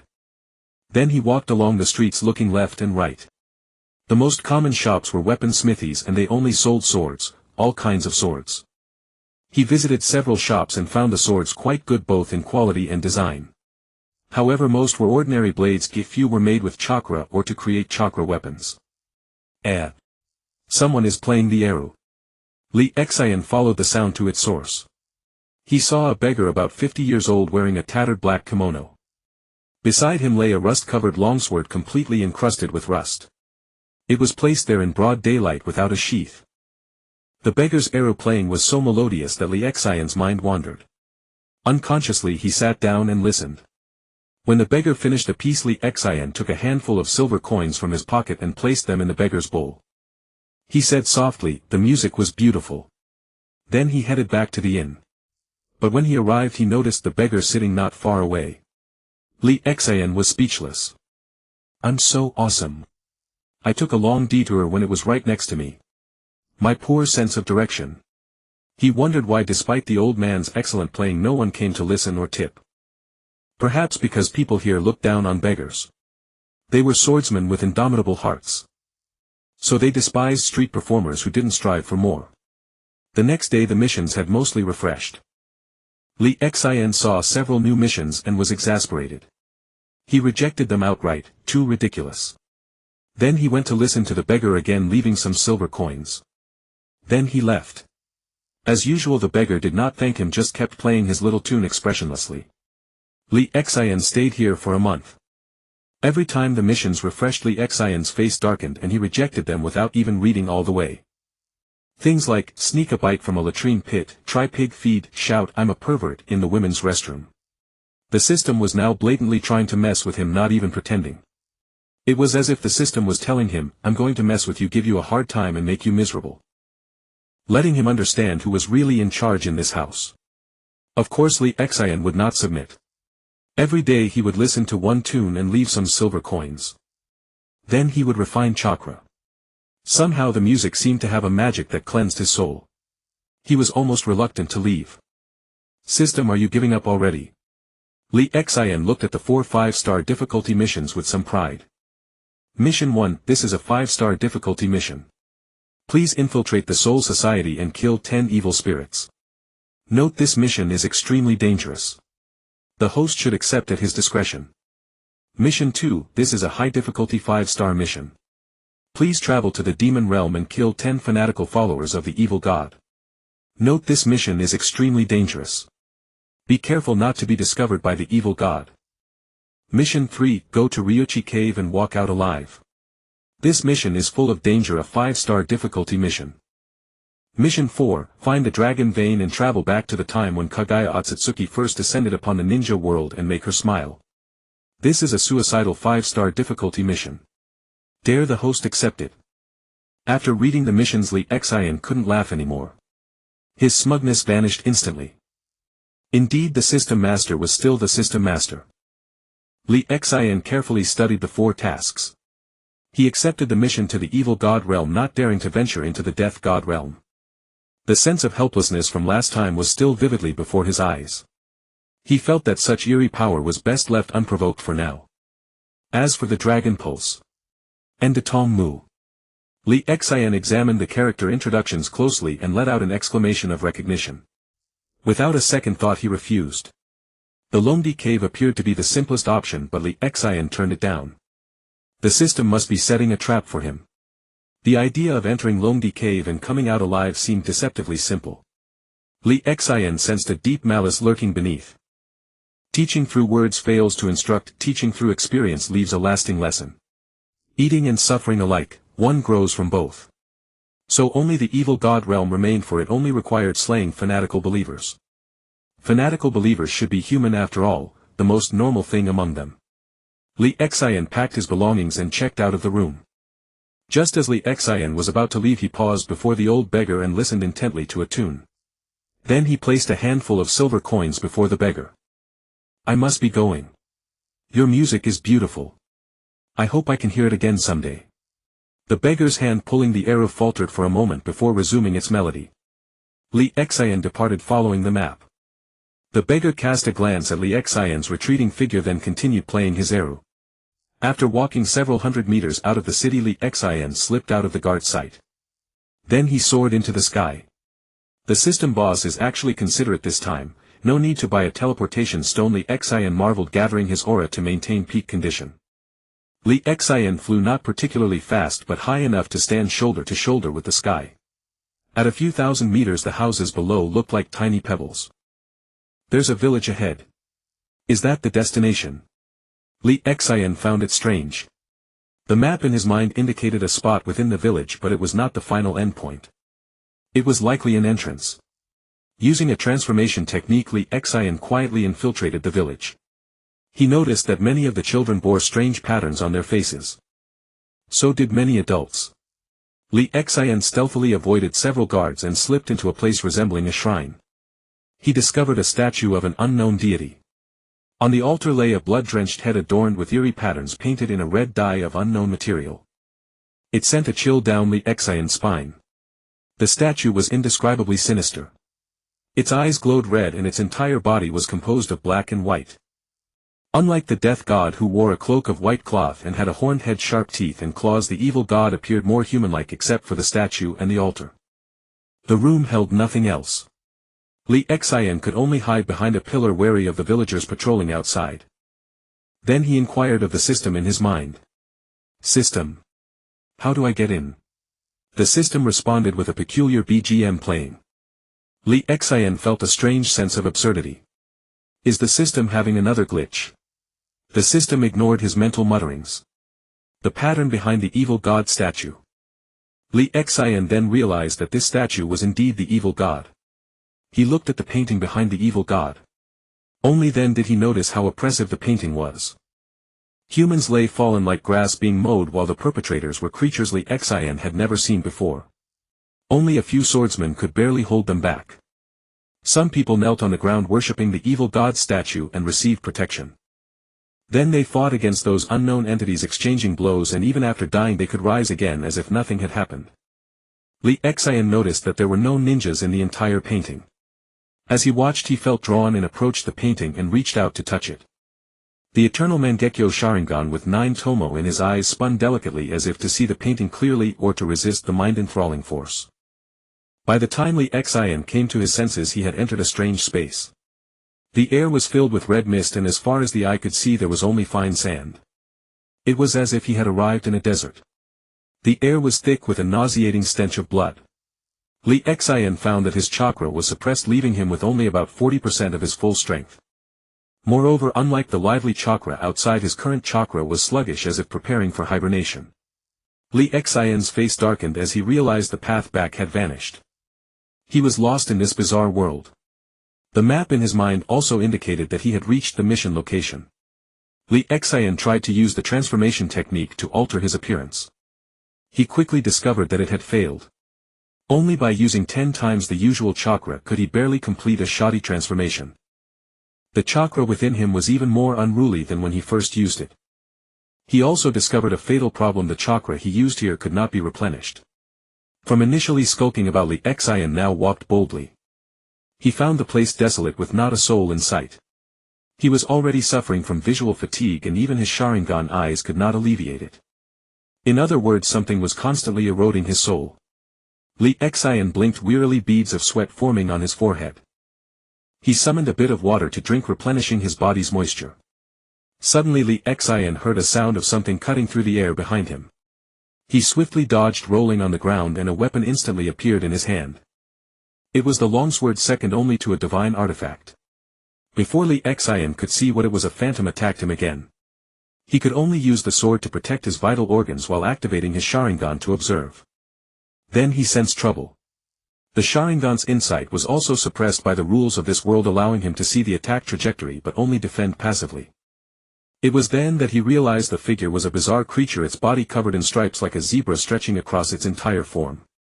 It resembled a monkey and a dog, with a head somewhat like a bear's, and its claws were razor-sharp. Li Xian actually managed to fight this bizarre creature to a standstill using only physical techniques and clumsy swordsmanship. Panting heavily, he stared at the creature before him, which was clearly searching for his weaknesses. It was evident that this creature possessed intelligence. Li Xian tightened his grip on the sword, his arm already numb. The creature's claws were sharp and incredibly sturdy. He wanted to activate his Mangekyo, but the cost was too great. Clearly it was not feasible. Such a strange creature, yet it can fight me to this extent. I Uchiha Li Xian hereby dub you the most outrageous. Li Xian's eyes flickered with determination as he spoke these provocative words, hoping to enrage the creature. I Uchiha Li Xian bestow upon you the name Dog Monkey. Be grateful.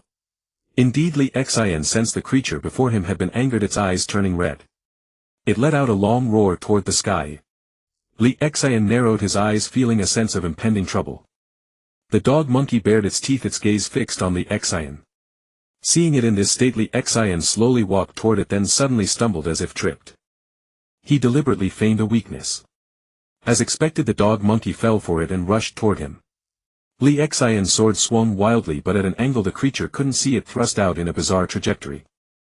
Watching the dog monkey lie on the ground, pierced through the eye socket into the brain, Li Xian breathed a sigh of relief and pulled out his sword, panting heavily. Tough opponent, but I was still the better one. Li Xian wiped the blood off his sword on the creature's body, then struck a pose of a lonely master. But soon he couldn't keep up the act. He sensed the dog monkey behind him slowly rising, its wound rapidly healing. What the hell? Brain matter splattered, and it can still recover. What kind of creature is this? Li Xian turned and ran. Then stopped. He saw dog monkeys surrounding him from all directions. He grinned awkwardly, feeling embarrassed. Brothers, I was just joking with that guy. Look, he's not dead yet. In response, all the dog monkeys bared their teeth at him. Li Xian counted, there were over a dozen. Damn, what's with all this bad luck lately, he cursed silently. Li Xian's eyes slowly transformed into Mangekyo, and he put away his long sword. He surveyed the surrounding dog monkeys, which were waiting for an opportunity to strike. Li Xian knew he couldn't withstand their claws and fangs. Sigh, I have no choice but to activate Susanoo. His Mangekyo spun rapidly, and his body was quickly enveloped in golden chakra. Then a 30-meter-tall Susanoo appeared around Li Xian. Unlike usual, this Susanoo only had an upper body. This was his current limit. Li Xian sensed the chakra within him, and his expression darkened. At most I can hold this for 10 minutes. He looked at the dog monkeys and noticed they had assumed a defensive stance, their bodies trembling slightly. Perhaps they were afraid. Li Xian's eyes sharpened and he formed hand seals. The Susanoo giant mirrored his movements, and a massive flame erupted from its mouth. He aimed at several nearby dog monkeys and blasted them. Yo! 3 dog monkeys were hit by the enormous fireball emitting strange pained cries. This was Lee Xian's fire nature transformation amplified by Susanoo. To conserve chakra he stopped the jutsu when he heard no more sounds from the dog monkeys. Then he saw the 3 dog monkeys slowly rising again. Lee Xian cursed. They're resurrecting again. And worse, the dog monkeys seemed no longer afraid of him. Their earlier fear was gone, replaced by a bloodthirsty ferocity as if they had been injected with adrenaline. Lee Xian was puzzled, unable to understand what was happening. Just then the system's voice sounded in his mind. These creatures fear not your Susanoo but the golden Susanoo. They mistook your Susanoo for a light attribute or sage mode. Before Lee Xian could ask further, the system continued. These creatures have immortality, but they can only adapt to the rules of this small world and cannot leave. Only light attribute or sage mode can destroy them. Hearing this, Lee Xian's face fell. He didn't have enough points for sage mode, and he had never even heard of a light attribute in the ninja world. System, save me. Is there any way? Or can you take me out? Let's just abandon this mission. Lee Xian frantically contacted the system in his mind, realizing how deep the waters of the ninja world were. Why did he always end up in trouble? The mission was clearly explained earlier, and you were advised to be cautious when accepting it. Only by completing this mission can you return to the ninja world. Try to escape and lie low for a while. Once you have enough points to exchange for sage mode, it will be fine. The system's voice was calm and emotionless, as serious as a rule. The help it could provide was limited within the rules. Lee Xian's expression darkened, but he had no other choice. The system was like a program, intelligent but unable to transcend its own rules. Lee Xian looked at the chakra within him. He could maintain Susanoo for another 6 minutes. The dog monkeys didn't attack him, as if they understood that Lee Xian's protective shell wasn't powered by the energy of this small world and thus couldn't be replenished. Once his shell broke, it would be time for them to feast. Lee Xian chose a direction, formed hand seals and released a massive wall of fire to block the dog monkeys behind him, then quickly dispatched those in front. He used the fire wall to wrap the corpses, delaying their resurrection or escape. Just as he finished the last fire wall, Susanoo collapsed with a loud crash. Then he used the remaining chakra to summon wings and flew forward. He flew at full speed for less than 10 seconds before landing. His chakra was completely depleted. But he felt he had overlooked something. After resting for less than 5 minutes, sounds came from the surroundings. He was surrounded again. Lee Xian's face darkened as he realized what he had forgotten. He had named these creatures dog monkey, with dog first. They naturally had canine traits. Like eating feces. No dogs have keen noses, or perhaps these creatures were merely dog-like without the sensitive nose, but their tracking ability was strong. In less than 10 minutes Lee Xian was covered in blood. The deepest wound exposed bone. It was only because he desperately protected his vital areas that he hadn't been devoured. His long sword was also chipped and notched. Half an hour later. Lee Xian's breathing was heavy, his consciousness hazy. Everything seemed unreal, his reactions sluggish. Blood was splattered on the ground. He was so tired, so sleepy, he just wanted to collapse. And sleep without a care. Am I going to die again? Why did I say, again? Lee Xian murmured as if in a dream. His eyes could barely stay open. The invisible force in the air had been eroding his will all along, and at this moment it finally erupted, nearly crushing him completely. His consciousness dimmed. I'm so tired. At that moment his long sword shattered. A city filled with swordsmen. An old beggar was playing the eru. His hand paused, the melody interrupted. He looked down at his broken bowl, which was full of silver coins. He was stunned for a moment. He closed his eyes as if thinking. Then he opened them. Images appeared in his eyes like a movie playing. Someone leaning in could see the reflection in his pupils. A swordsman was surrounded by a group of bizarre creatures, and those he killed quickly rose again. The aura of the swordsman shifted from invincibility to exhaustion to numbness. Until the moment his sword shattered. The old beggar instinctively plucked the arrow as if by reflex. He shook his head, looking at the bowl full of silver and the indomitable young man he had seen. He rarely spoke. Sigh. As the sound fell, space seemed to freeze. The passers-by around him all stopped. As if paused. The old beggar continued playing the arrow, but this time it was a tune he had never played before. Just as Li Xian's will was about to succumb to the darkness, a drop of water seemed to fall on his forehead and his mind suddenly felt a chill. Then his consciousness revived like spring, leaping with joy and excitement. His whole body felt comfortable as if reborn. Then he heard a melody. His eyes slowly filled with golden light and his Sharingan spun rapidly, soon reaching eternal Mangekyo.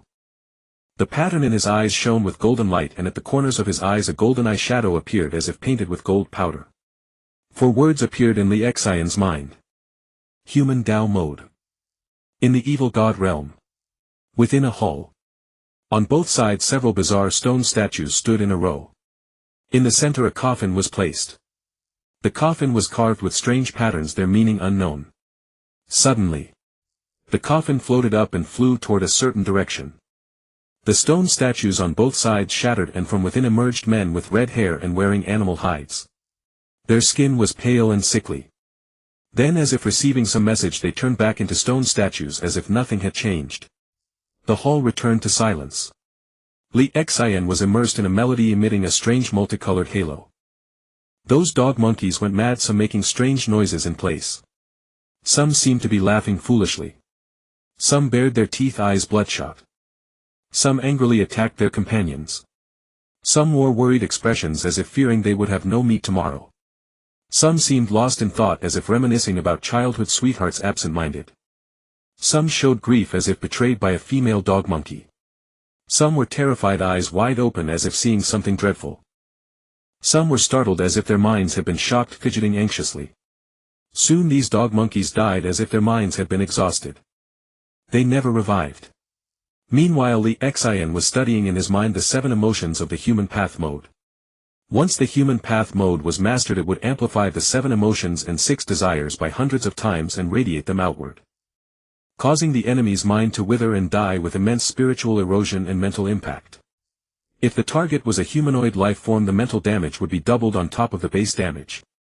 The cultivation method of the human path mode was, "Where did this brat come from? How dare you make trouble in my territory?" The coffin hovering in the air stood upright and its lid flew off. A strange man hovered in the air. His hair reached just past his shoulders, his eyebrows were one black and one white.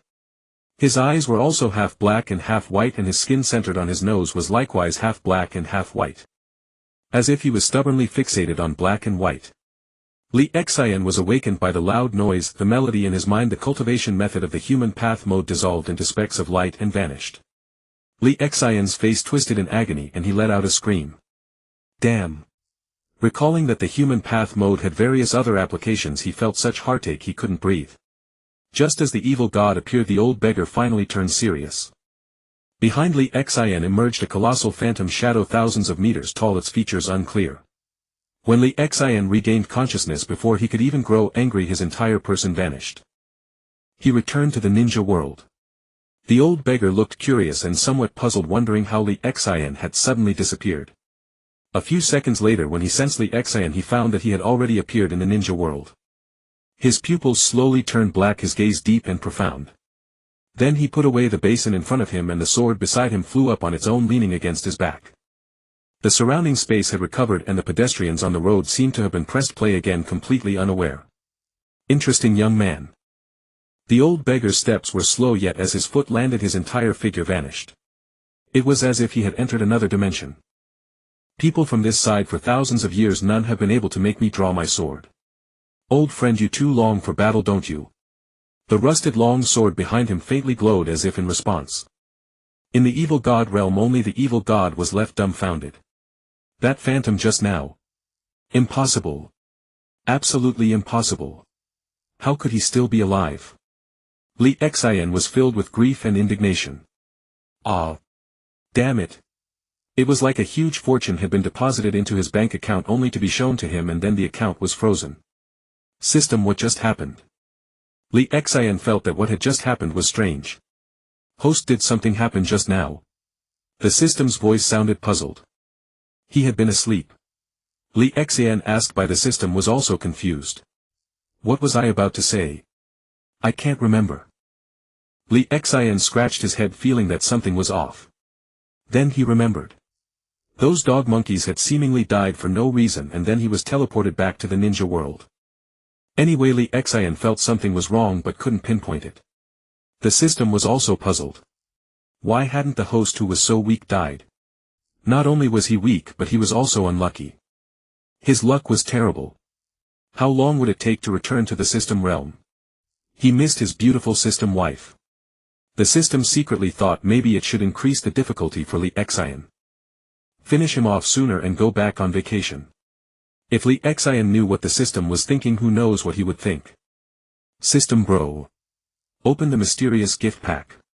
This time completing the task unexpectedly earned a fragment. Out of 10,000 fragments he finally had 2. Congratulations, host. You have obtained 100 Rinnegan fragments.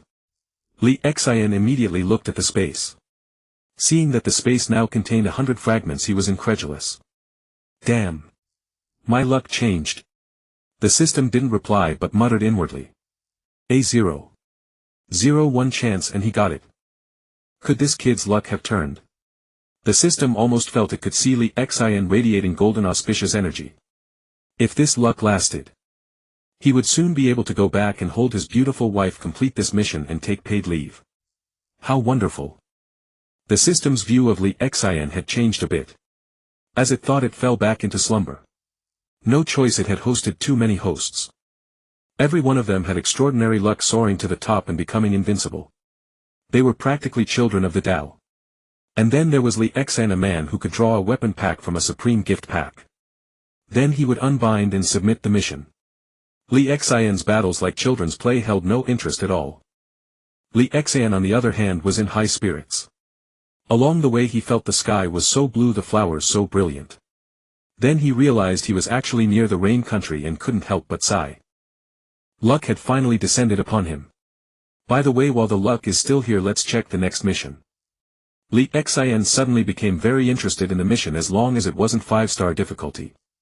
5-star difficulty was an automatic rejection. This is a 4-star mission. Please go to Konoha, pack a serving of ramen and give it to Naruto to eat. Because it requires a teleportation stone, it's defined as 4-star. Upon completion you will receive a large amount of chakra and a mysterious gift pack. Ha ha ha. Li Xian felt his body brimming with energy. This is the way to do missions. Classic fetch quests, fast and efficient, high experience. Li Xian spread his wings and flew swiftly to Konoha. Using a transformation technique he swaggered into Konoha. Then he ordered 1,000 bowls of ramen to go. He had missed ramen too. His space could perfectly preserve freshness, whatever went in came out unchanged. A perfect must-have for a foodie. Good brother. I'm here again. Li Xian looked at Ming Ren, who had just failed and was about to continue. Upon hearing Li Xian's voice, Ming Ren's expression brightened with joy. Grandpa Shinzua, I'm going to take a stroll with my friend. I'll be back later. You don't need to wait for us for dinner. Ming Ren planned to take advantage of Li Xian's arrival to look around for some cute little animals nearby. He'd skip a meal if he could. Sage Shinzua looked troubled. Jima had made an extra-large portion of food today. Seeing Ming Ren already run far away, he could only shake his head helplessly. This child is really something. As an old man who had lived so long, how could Sage Shinzua not know what human food was? Then, recalling the agonizing look of Zi Lai Yi back then, Sage Shinzua found it amusing. But in an instant his smile vanished. Ming Ren's friend is really strange. He hasn't signed a contract with our clan yet, he keeps coming to Mount Miaomu. What's going on? I'll ask the great toad Sage Hama-wan when I have time. Li Xian, why are you here again? Ming Ren's face was full of joy. Li Xian looked at Ming Ren, who was genuinely happy and felt in a good mood as well. As if remembering something, Li Xian said with a mischievous grin. Ming Ren, close your eyes. I'll show you something interesting. After saying that, Li Xian had a mischievous smirk. What's with the mystery? Ming Ren said as he closed his eyes. Soon, before Li Xian could tell him to open them, he sniffed the air. So fragrant. Yao ramen. Ming Ren opened his eyes and saw 20 or 30 packaged boxes in front of him. Inside were all kinds of ramen. Damn. Is it an illusion? How can it be so real? Ming Ren's stomach growled. Whatever, even if it's an illusion. I'll eat my fill in this illusion. Ming Ren rushed over, grabbed a bowl of ramen, tore open the packaging, picked up chopsticks and slurped a mouthful. Ah! So delicious. I haven't had tasty ramen in a long time. Then he began to feel conflicted. Damn. I finally got used to Granny Jima's cooking. This is bad. After saying that, he took another big bite and a big gulp of soup. Even the temperature is just like freshly made. It really is an illusion. But the taste is so real. Li Xian also picked up a bowl and started eating. He recalled using Shadow Clone to knead the flour, and then these noodles were all made by him. Although it was somewhat imperfect, for the sake of time it became unimportant. For ramen, the broth is the most important thing. Li Xian, you can dispel the illusion now. I'm full. I'm so happy. Ming Ren lay on the stone steps rubbing his stomach. Li Xian smiled slightly. Silly, this isn't an illusion. I preserved it using a special method just so you could eat hot ramen. I have things to do, so I'll be off now. Train well, okay? Maybe if I pass by someday I'll come see you again. Ming Ren was deeply moved by Li Xian's words. Hearing that Li Xian was leaving again, he felt reluctant. But then he thought that Li Xian was now the leader of an organization and must have a lot of things to do. So he didn't ask Li Xian to stay. In fact, Li Xian wasn't in a hurry, but he was carrying lucky aura on him now. He had to make the most of the time. As soon as he used the teleportation stone in his hand, it turned to dust. Another 5,000 points left him. System, give me the mystery gift pack. Seeing that the quest had indeed yielded a fragment, Li Xian rejoiced. He quickly opened the gift pack without delay. Congratulations, host. You have obtained 20 fragments of the Samsara Eye. Li Xian jumped up on the spot. Awesome. Lucky. Lucky. Lucky. Then he looked at the newly refreshed 5-star mission. With an excited heart, Li Xian took a look, hoping it would be the kind he could actually do. This is a 5-star mission. Find Yuzhibo Yu, obtain his father's Mangekyo Sharingan, then find De Shiwan. Have him copy a pair. Then make Yuzhibo Yu switch eyes and witness his awakening of the eternal Mangekyo Sharingan. Since the mission is relatively complicated, it's defined as 5-star. Li Xian's lips curled up. So this is the right way to cheat. It's really pleasing to the eye. Li Xian checked the map and found that he was no more than a kilometer away from Yuzhibo Yu. He exclaimed inwardly. So this is the power of luck. So terrifying. Suozhu, you've made great progress today. You can already use the growing Susanoo. At this rate you'll be able to transplant your father's eyes soon. Suozhu was very happy to be praised by you. This was his biggest dream as a child, that you would accompany him every day, train with him, eat with him. But then he thought of something and felt sad again. These are father's relics. Father entrusted me to you. Shouldn't you switch to these eyes and protect me in father's stead? Suozhu was reluctant. He knew that Yu's Mangekyo had been awakened for a long time and didn't know how much vision he had left. Suozhu, be obedient. Yu gently tapped Suozhu's forehead with his finger. Suozhu flinched slightly, as he used to do when they were kids, and his eyes half closed. What's the panic? Just make another pair, won't that work? Li Xian's voice came from a tree not far away. You didn't know who it was at first and was on guard. He cursed inwardly. Have you forgotten even the basic ninja manners? Suozhu heard the voice and immediately ran toward Li Xian's direction. Li Xian. Long time no see. Suozhu's face was full of joy, a smile on his face. It was completely disconnected from his former cold self. You heard Suozhu's voice and walked over holding a kunai in his hand. But upon sensing the genjutsu mark he had placed on Li Xian, he loosened his grip on the kunai. Long time no see, Li Xian. You've grown taller, just a little less than Suozhu. Li Xian looked at Suozhu, who was still a bit shorter than him. He was slightly confused. Even this has to be compared. Suozhu suddenly remembered what Li Xian had said earlier and quickly asked. Brother plans to leave me father's Mangekyo Sharingan, but I want to give the Mangekyo Sharingan to brother. What did you mean by, make another pair?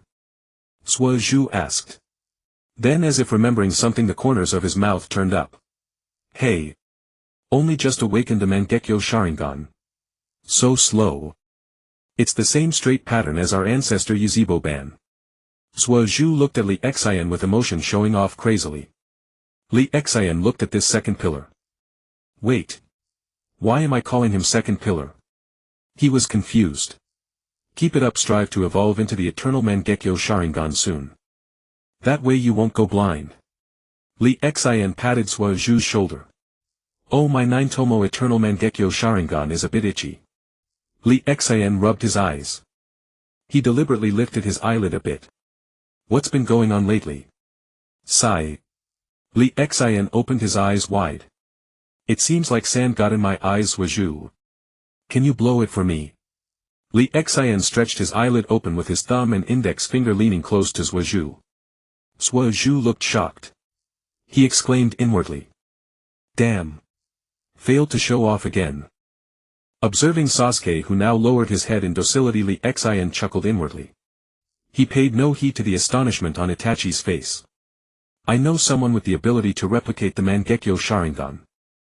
That way both of you brothers can each possess a pair of eternal Mangekyo Sharingan. Li Xian rattled off the words as per the mission, making it sound utterly convincing. He spoke with such certainty and confidence. Itachi sank into contemplation. How did your eternal Mangekyo Sharingan evolve? As far as I know, to evolve from Mangekyo to eternal one needs the eyes of a direct blood relative, and they must be of the same level.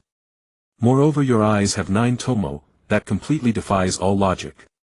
Li Xian gave a faint smile, offering no explanation. Sasuke held great faith in Li Xian and preferred not to ask too many questions. Li Xian had displayed so many mysterious techniques before him that he never bothered to inquire. Seeing that Li Xian had no intention of responding to Itachi, Sasuke stepped in as a peacemaker. Alright. Let's go. Li Xian, you lead the way. We'll go together. Watching Sasuke like this, Itachi had no choice but to follow. What else could he do? At worst, he'd keep an eye on things and make sure the other didn't act recklessly, as long as the Mangekyo wasn't ruined. He didn't care much about his own affairs, but he took Sasuke's matters very seriously. Li Xian watched the two preparing to walk, then glanced at the map in his mind. It wasn't too far, maybe 2 or 3 days' journey even with a forced march. He thought to himself, this won't do. He needed to seize the moment while his luck was still running high. Time to charge ahead. Both of you. I have an interesting proposal. The result was 2 against 1. Li Xian and Sasuke agreed, while Itachi felt that such a method would be far too damaging to his image. Half an hour later, Li Xian retracted his wings. The 3 landed, all massaging their shoulders. They were sore all over. Li Xian's shoulders ached on both sides, while the 2 passengers each had 1 sore shoulder. Fortunately, he hadn't been flying too fast, or it would have been worse. Since he was the driver, he also had to use chakra to create a circular barrier that blocked the wind. Before the other 2 could ask, Li Xian strode ahead and led them into a cave. After walking for about 10 minutes, they reached a large hall. Orochimaru paused his experiment, set aside a few test tubes and marked them. We have guests. Just as Li Xian was about to call out, Orochimaru slowly emerged from the darkness. Oh. It's Itachi. So you're not dead after all. And you've brought 2 children. Orochimaru was somewhat surprised. He had already recognized the identities of the 3. Itachi looked astonished, never expecting that the person Li Xian had spoken of was Orochimaru. Before Itachi could speak, Li Xian cut in. Orochimaru, are you interested in the power of the Mangekyo Sharingan? Li Xian went straight to the point, unwilling to waste time. He just hoped Orochimaru would replicate the Mangekyo as soon as possible. Seeing that Itachi standing behind had deferred the right to speak to Li Xian, Orochimaru was quite surprised. Could this young man be stronger than Uchiha Itachi? So he tested the waters. Itachi, I heard you died in battle. Kisame even sent out the information through the ring. I never expected him to cover for you. Orochimaru's words were insinuating. I wonder how much this information would fetch if sold to the Akatsuki. Itachi-kun. Orochimaru licked his lips, making a slurping sound. A sharp glint flashed in Itachi's eyes as if he was ready to strike. He knew how powerful the Akatsuki was. Even Li Xian with his 9-tomo eternal Mangekyo Sharingan was no match for them. After all, the other side possessed the Rinnegan, the eyes of the 6-path sage. Li Xian was a bit dumbfounded. So Itachi and Orochimaru had both been members of the Akatsuki. Brother Orochimaru? Didn't you know the leader of the Akatsuki has changed? Even though this was a perfect moment for the crooked-mouthed Dragon King's boastful act, Li Xian had no interest. He was in a hurry and it seemed utterly foolish. And that new leader happens to be me. Didn't Pain tell you? Li Xian guessed watching Orochimaru pull a ring from his pocket. He had originally thought both Orochimaru and Itachi were Akatsuki members. Itachi had faked his death to escape, which was equivalent to defection. Orochimaru was still a member, but Pain hadn't yet disclosed this information. But when he saw Orochimaru take out the ring as if to threaten Itachi, he realized Orochimaru was no saint either. Itachi was puzzled, unsure why Li Xian said that. He certainly didn't believe it, thinking Li Xian was bluffing. After all, Li Xian wasn't wearing the Akatsuki cloak or carrying the ring. Orochimaru also felt the kid was deceiving him, gripping the ring tightly. He was no longer the one who had been instantly defeated by Itachi. The side effects of his living corpse reincarnation had been resolved. His spiritual energy was almost fully replenished. If they made a move, he would immediately send the information to the Akatsuki. Then he could fly away freely. There was no one in this world who could catch him. Maybe he could even capture a little kid as a perfect vessel. What beautiful eyes! Li Xian, growing frustrated with Orochimaru's stubbornness, felt annoyed. Brother, I have a pair of Mangekyo Sharingan here. If you help me clone and replicate them, you can keep all the copies made afterward as your reward. Li Xian was straightforward, cutting straight to the price. In Orochimaru's eyes this seemed like a barefaced attempt to get something for nothing. Yet it was true that he could satisfy some of his curiosity, learn about another type of Mangekyo, and obtain many finished products. That was indeed a good deal. But what irked him was that this kid kept pressing him, making him particularly uncomfortable. From Li Xian's perspective, however, he held absolute power. He was stronger than Orochimaru. As the weaker party, shouldn't Orochimaru know when to yield? Besides, this was a win-win cooperation. And now that he was the leader of the Akatsuki, facing a subordinate who was clearly acting off his irritation was understandable. After all, putting yourself in the other's shoes, both sides had their own logic. Orochimaru curled his lips, licking his mouth. Holding the Akatsuki ring in his hand, he said, I have a good proposal too. Give me the Mangekyo and I won't tell the Akatsuki about your presence. What do you think, young Li Xian-kun, Sasuke-kun and Itachi-kun? Sasuke bit his lip and his Mangekyo activated automatically. Ever since he had awakened, his Mangekyo, strange thoughts kept popping into his mind as if something was subtly changing his personality. Sasuke quickly suppressed the anger in his heart. He needed to stay calm. The Mangekyo was his weapon, he was the one using it, not the other way around. Itachi sized up Orochimaru, who was so bold now, and his heart sank. It seemed Orochimaru was confident that he could send the information before Itachi could act. That made them hesitant to strike. Li Xian's face fell. Orochimaru had underestimated him again. He really wanted to kill Orochimaru. Or maybe perform surgery on him. You're so cheeky. Li Xian finally couldn't take it anymore. His two fingers formed a sword gesture and sharp chakra emanated from the tips. Orochimaru was stunned, feeling the icy touch at his neck as if it would instantly sever his carotid artery. This speed. When did it happen? Orochimaru dared not move, his eyes rolling to the right. He saw the man standing beside him, two fingers pressed against his neck. Occasionally sharp chakra would flicker. Li Xian casually gestured for Orochimaru to open his clenched fist, then picked up the ring. He slipped it onto Orochimaru's left pinky finger. Hurry up and replicate the Mangekyo, then come back to the Akatsuki with me. Li Xian's tone was domineering. A subordinate ought to know his place. Besides, this subordinate was quite talented, able to replicate even the Mangekyo. Seeing Li Xian take the ring and place it exactly where it originally belonged, Orochimaru smirked. He was starting to believe. Li Xian was indeed the new leader. Orochimaru would only submit to the truth, mere strength meant nothing. Now he was intrigued by Li Xian. Very well, leader. Orochimaru flashed a sinister smile. 3 words suddenly echoed in Li Xian's mind. Azure Dragon returns. Don't ask about logic, there was none. Li Xian withdrew his fingers and straightened Orochimaru's collar. Then he patted his shoulder. It's good to be passionate about research, but take care of yourself. Your clothes are a mess, you must have been at it for days. Orochimaru felt a bit odd. What was this kid doing, putting on such an attitude?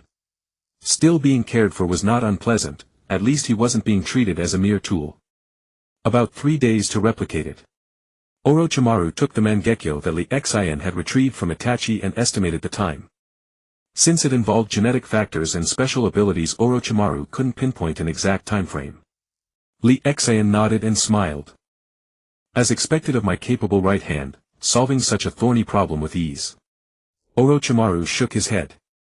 If it were a first-time cloning, it would take at least half a year to a year. Most of the time went into preparing materials and equipment. But since he had used this technique many times before, it was already mature.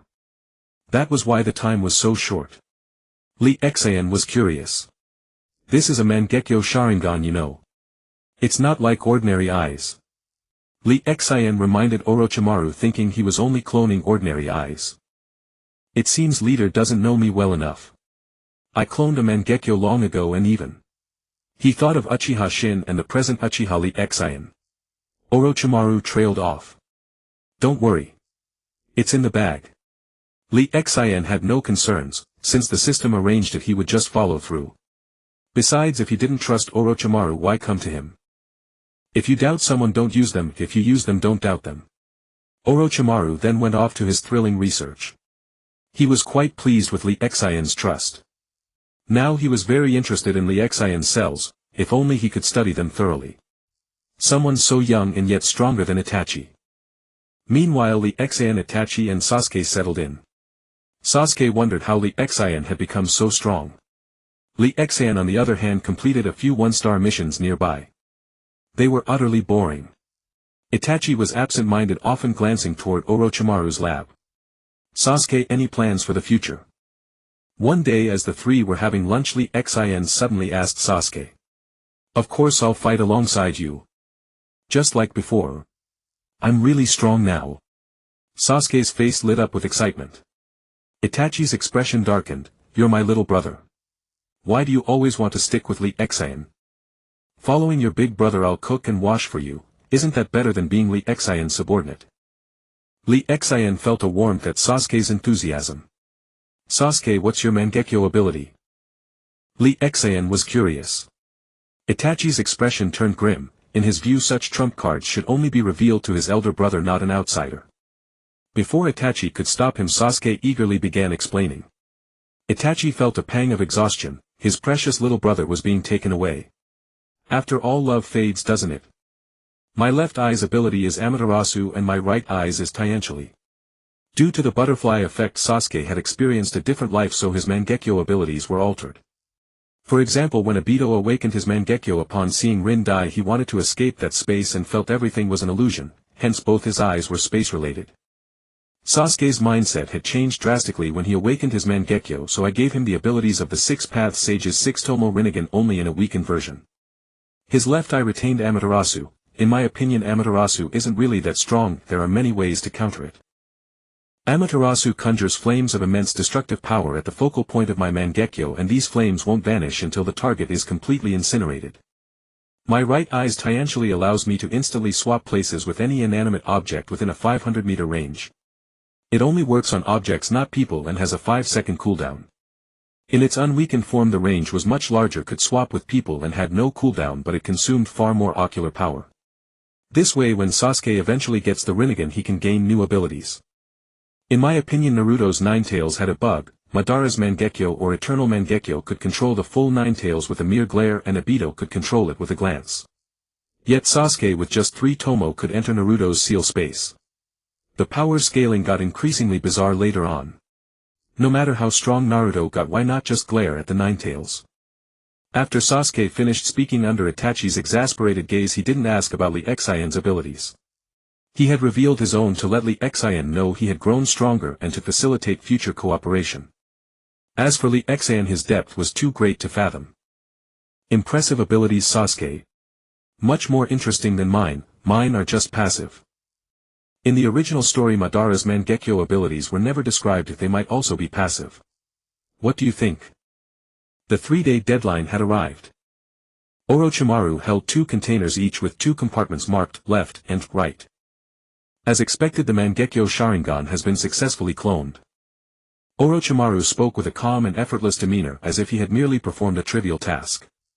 At that moment, Lee Xian seemed to see a glimmer of light. Is this the power of science? Truly terrifying. Itachi's eyes deepened, his mind racing with thoughts. A person like this. Such a figure. Witnessing the transformation of one pair of Mangekyo into two, no 3 pairs, within 3 days left a profound impact on him. Sasuke's eyes widened, sparkling with admiration. Sugoi. Orochimaru felt a surge of superiority, inwardly pleased. Yes. That's the look. The look of a bunch of country bumpkins. What good is great power if you're still a bumpkin? This is the eternal truth. As he thought, he began to speak, eager to demonstrate his vast knowledge. These are Fugaku's eyes, aren't they? You intend to transplant them to evolve into eternal Mangekyō Sharingan. Orochimaru smiled faintly, perfectly embodying erudition. Itachi's eyes flashed with murderous intent. Orochimaru knew even this secret. How could he regard the Uchiha clan? Could he casually create a horde of Sharingan users? Sasuke, not grasping the implications, had stars in his eyes. So dazzling.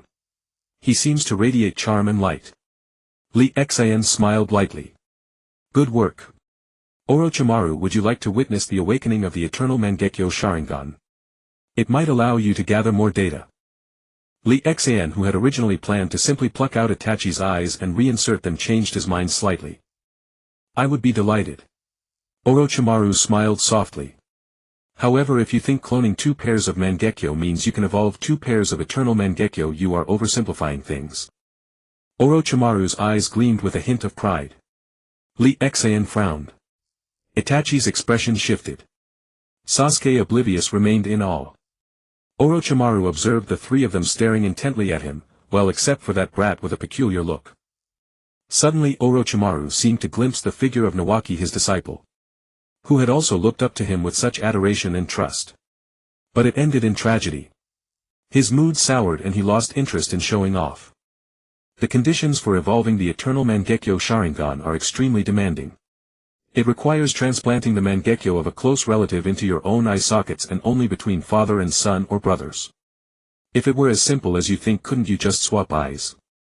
The younger brother uses the elder's eyes and the elder uses the younger's. Would that let you ascend to heaven by stepping on your own foot? Orochimaru paused. Obviously it's impossible. However, I have some ideas. One of these 2 pairs is your father's eyes. The other pair is also your father's eyes, but I have modified them. I have altered the genes and incorporated elements from another Mangekyo. They are your father's Mangekyo Sharingan, yet they are not. Would you like to try? The success rate is over 50%. A sinister smile curled at the corner of Orochimaru's mouth, full of malicious amusement. He wanted to see how Itachi would choose to avenge his past defeat at Itachi's hands. Itachi glanced at Sasuke, then at Li Xian. He thought, Sasuke is already strong enough now and I won't be able to protect him for much longer. This opportunity might allow me to protect him for a while longer. Or perhaps even fight alongside him. Go ahead, perform the transplant. Itachi's voice was resolute without hesitation. Li Xian watched silently. Sasuke snapped back to reality, gazing at Itachi with concern. Orochimaru's eyes held a hint of admiration. The consequences of failure are not as simple as you think. If it fails, you will definitely go blind and you'll have to use your father's cloned eyes. Moreover, you won't be able to exert much strength and there is a 70% chance of death. All these probabilities were strictly calculated. Orochimaru's eyes seemed to reflect streams of code. Itachi looked at Sasuke, then at Li Xian. If something happens to me, take care of Sasuke. He bowed deeply to Li Xian. Then he gently tapped his finger on Sasuke's forehead, turned and walked toward Orochimaru's laboratory. Wait for me. Orochimaru's expression turned serious. As expected of Itachi, I will be thorough. Rest assured, Li Xian-kun and little Sasuke. Orochimaru exuded a strong confidence to reassure Sasuke. Li Xian knew it was feigned, merely to calm Sasuke and avoid any disruption during the procedure. Half a day later, the 2 emerged. Orochimaru wore a satisfied smile. The surgery was a great success. Li Xian's face darkened, reminded of something amusing. Itachi remained expressionless, his eyes still bloodshot. Evidently some broken capillaries had not yet fully healed. But Li Xian was not worried. Itachi possessed the Uzumaki constitution, granting him immense vitality. Congratulations, host, mission complete. The system's prompt appeared in Li Xian's mind, but he ignored it, focusing on Itachi's eyes. Sasuke did the same. Orochimaru wore a mysterious smile. After replacing the Mangekyo, a peculiar reaction occurs. It may take a second, a day, a week, or a year for the complete transformation. Before Orochimaru finished speaking, Itachi's eyes flooded with crimson chakra, turning completely red. The eyes spun rapidly, paused, contracted, dilated, and spun again. Finally, after several minutes, the Mangekyo pattern evolved. The shuriken motif gained additional lines, a black border encircling it, and several small rings appeared at the edges. Itachi's chakra surged several-fold. Li Xian felt a dizzying sensation as if struck by a genjutsu, while Sasuke and Orochimaru collapsed to the ground. Itachi noticed this and quickly retracted his eternal Mangekyo, though somewhat slowly. He had not yet mastered the sudden surge of ocular power. The two unconscious ones slowly awoke. These eyes are truly terrifying. A mere glance plunged us into slumber. Orochimaru sighed in amazement. Sasuke, however, fared better. He woke up on his own shortly after fainting. Orochimaru had to be roused by Itachi's chakra, which dispelled the genjutsu. It was the first eternal Mangekyō Sharingan with illusion attribute surpassing the original setting. Itachi's eyes were now a weapon of unparalleled power. On the moon. A pale-skinned youth with blue-white hair dressed in white robes. Tiny spatial cracks surrounded him. He lifted his head and sighed. Have I reached my limit with my strength alone? The day of harvest is approaching. The curvature of space. His face, previously in shadow, was suddenly illuminated. Up close, he had slender willow leaf eyebrows, empty eye sockets, born without eyes, and a magatama pattern on his neck. He was Itachi Uchiha. The Six Paths Immortal used the earth-burst celestial star to seal the Ten-Tails within the moon. To guard the shell of the Ten-Tails, the heretical demon statue, the Six Paths Immortal's younger brother Itachi Uchiha, moved his entire clan to the moon. Only one branch of the clan remained on Earth, which became the current Rishian clan. After Yutsuan's death, his descendants split into two factions due to differing interpretations of the ancestral teachings. Among them, the branch family believed that the world created by the Six Paths Immortal had been war-torn for 1,000 years and was a failure and thus should be destroyed. Using the reincarnation eye, they annihilated the main family, who advocated peace. Itachi Uchiha was the last descendant of the branch family, living alone in a castle on the moon monitoring Earth. Itachi Uchiha felt conflicted. He recalled the fierce battles in the ninja world recently, which had finally shattered the space curvature that he had been maintaining alone through special equipment. The disguise also turned into spatial fragments. It seems it's time to follow the ancestors' will and destroy this failed world created by the Six Paths Immortal. When did the heretical demon statue disappear? Sharon had intended to use the heretical demon statue to make a move, but it was gone. Well, let me check if among the clans left by the ancestors there is a branch with a purer white eye bloodline. If I can use the Itachi chakra within me to activate the reincarnation eye, I can directly control the moon to collide with Earth. That should wipe out the ninja world in one fell swoop. He spoke to himself in a cold voice. Since he was born without eyes, he could not see the world and could only perceive it through chakra. The moonlight power is too weak. It will take at least a few more days to gather enough lunar power to open a passage to Earth using chakra. Behind Itachi was a puppet. He planned to send the puppet to the ninja world to find the clan, then take their eyes and send them back. Li Xian submitted the quest, opened the mystery gift pack, and obtained another 100 reincarnation eye fragments.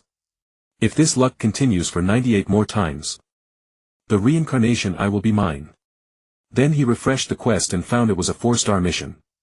This is a 4-star difficulty mission. Bring Dashawanzueju and you to the Shao organization. Completing the mission will bring generous rewards. Li Xian felt that this was the treatment a protagonist deserved. What were all those previous things? Alright. Dashawan, pack up quickly. Come back with me to the Shao. I'll buy you any equipment you want. Li Xian used a soft policy to win over Dashuan.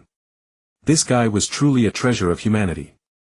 Dashuan looked at Li Xian as if considering whether Li Xian would get angry. But in the end his desire for truth prevailed. I can agree, but only if you can protect my safety and meet my conditions. Li Xian was delighted inside but didn't show it. He asked calmly, what conditions? Dashuan paused to gather his thoughts. I want some of your blood and hair for research. Li Xian studied Dashuan. Why study me? Isn't you right in front of you a good research subject? Li Xian was puzzled. He thought to himself, is Dashuan's insight so sharp? Does he know my physique is powerful? If I'm not mistaken, Li Xian, you also have the eternal Mangekyo Sharingan. Just now before I passed out I saw you were completely unaffected, and when I woke up I didn't find anything wrong with you. Moreover, I'm curious. According to my investigation, why did you awaken the eternal Mangekyo when your direct relatives are still alive? Also, I mainly study biology and I found that your physique is stronger than ordinary people. Yuan searched for the right words. Your life level seems higher than ours. Suizhu tugged at Li Xian. Are you really the leader of the Shao? I want to go too. I want to be the deputy leader. Suizhu looked Shinibu and excited. The name Shao sounded awesome, didn't it? And Li Xian with just the eternal Mangekyo could be the leader. It's not too much for me with the Mangekyo to be deputy leader, right? Suddenly he thought, what about his older brother? Hey, let Li Xian be the leader, my brother be the deputy leader, and I'll be the organization's top fighter. Brilliant. You wanted to refute, but since Suizhu was his younger brother he could only indulge him. Although he wasn't sure he could defeat Pei En, he could still protect Suizhu. This was his absolute confidence in his own strength. After all, before fighting every opponent was a 50-50 chance. Half each. Let's go, I agree. You can help me find a way to improve my physique. Li Xian thought for a moment and replied to Yuan. Then he wanted to subtly tell Suizhu that there is always a sky beyond the sky and people beyond people. Back then he almost died because as a fearless calf he saw everyone as weak and thought every fight was a piece of cake. But when the fight started he began to curse inwardly and got beaten black and blue. A few days later the group returned to the Shao. Changmen Peian. Your big brother is back and I've brought some impressive people to the organization. Li Xian pushed open the office door and shouted. Peian acted as if he hadn't heard, as if his face was written with, I'm annoyed, I'm ignoring you. Li Xian, acting familiar, put his arm around Peian's shoulder and sat on the armrest of the chair. Don't be angry. It's only been a little over a month. And I'm not slacking off, the plan hasn't started yet. Li Xian nudged Peian's shoulder, signaling him to listen instead of looking out the window. See? I know you've been working hard. I know the Shao is short on people, so I brought some in. Yuan is good at research, you is good at combat, and Suizhu is good at cheering, no, I mean good at tough fights. Peian remained expressionless. 2 of the people you brought back are deserters and the third is the deserter's brother. Did you bring them back to be killed? To uphold the Zhao's rules. Li Xian frowned. I see. So both of them are deserters. Wait, wasn't one of them pretending to be dead to leave? Li Xian muttered as he spoke. No, they are all combat power I recruited. If you disagree, let's fight. And arrange accommodation for them. Yuan needs a larger space for research. Peian pretended not to hear, then seemed to think of something. It's not impossible to let them return. However.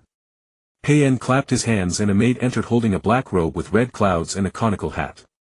Peian also took out a new ring from the drawer with the character, Li, written on it.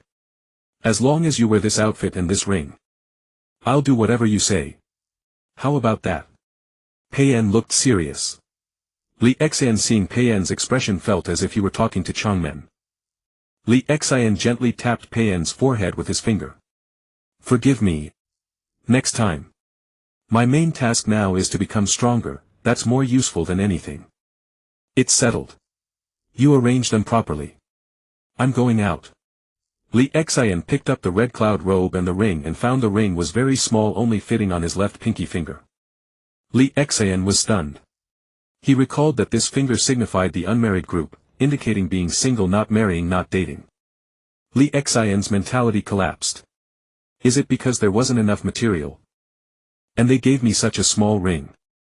With a bewildered expression on their faces, Orochimaru, Itachi and Sasuke watched on. Even if they didn't know the details, they had a general idea. Li Xian had also spoken with Sasuke. The reason all 3 looked so bewildered was that they hadn't expected Li Xian to be so direct. Li Xian skipped away cheerfully, a typical case of someone who takes what he wants and then abandons all responsibility. The trio turned their gaze toward Pain, wondering what to make of this tool Li Xian had brought along. Alright, tell me what size clothing you need. I'll arrange it shortly. As for the rings. Pain tossed Itachi his former ring inscribed with the character for Crimson. Itachi caught it and slipped it onto his ring finger. Orochimaru's ring bearing the character for emptiness rested on his little finger, just like Lee Xian's. Sasuke gazed on with longing. It was his turn next. He knew he wouldn't receive one upon arrival, but surely they'd ask what character should be inscribed on it. Pain caught sight of the hopeful look in Sasuke's eyes. Sasuke, keep training hard. I'll have a custom one made for you when the time comes. The implication was clear, it wouldn't happen anytime soon, so drop the question and stop staring. Rest for a day. I'll sort everything out tomorrow. Write down any equipment or materials you need, Orochimaru, and hand them to me. I'll prepare them for you. From now on you won't need to venture out into battle like before. Lee Xian opened 20 additional fragments, savoring the satisfaction. This was the maximum he could extract from a 4-star mission's mystery pack. The 5-star mission caped out at 100. Lee Xian reviewed the 4 newly generated tasks. Naruto's remained unchanged, still waiting idle. There was a 3-star assignment, find Sakura a partner. A 4-star task to dig up Danzo's grave. A 5-star mission to recruit Uchiha Madara and Senju Hashirama into the Akatsuki. Another 5-star objective to help Sasuke find 3 destined companions. They'd form a proper team together. Lee Xian found these freshly generated tasks intriguing. As for the 3-star mission, he simply chose to ignore it. It would enter cooldown automatically anyway. He had no interest in forced arrangements, especially when he wasn't even sure when he'd find the right person. The 4-star task caught his attention though. Danzo was dead. Lee Xian remembered Danzo being incredibly formidable, having driven him away back then. When exactly had he died? Since Lee Xian hadn't been closely tracking Ninja World affairs, whatever intelligence agencies missed he likely missed too. He turned his attention to the remaining 2 tasks. One was helping Sasuke find someone. Find someone. The other involved bringing Madara and Hashirama into the Akatsuki. These 2 tasks were truly intriguing. Without hesitation he accepted the quest to find Madara. It meant gaining access to their territory. He could learn from them. Following the map in his mind, Lee Xian set off to seek out Madara. This Akatsuki organization is impressive, especially this uniform. Looks absolutely fantastic. Lee Xian spread his wings and took to the sky, the lower portion of his cloak billowing dramatically behind him with an audible rustling sound. Hashirama, you're cheating. You promised no taking moves back. Madara grabbed Hashirama's hand firmly, retrieving the piece Hashirama had snatched back. Checkmate. Madara wore a smug expression. Uchiha Madara, aside from once being ahead of Hashirama in childhood, was now about to win for the second time. Even a board game stirred such fierce excitement in him. Madara. You've got a bite. Hashirama quickly pointed out, urging Madara to reel in the fish first. Madara looked. Indeed, the float had already sunk beneath the surface. He grabbed his rod to pull the fish in, but his movement jostled the chess table. The table shook momentarily. And the pieces scattered everywhere. Madara froze in shock. What? These are my precious pieces. Hashirama watched Madara's dazed expression, a knowing smile playing on his lips as he silently withdrew the foot that had bumped the table, leaving no trace. Madara. Hurry and reel it in. What are you thinking about? There's plenty of time to continue the game later. Madara clenched his teeth, never having suspected the supposedly honest Hashirama would resort to such tactics. Because Madara's attention had been fixed on the fishing rod and his foot had brushed the table, Hashirama had struck silently and unseen.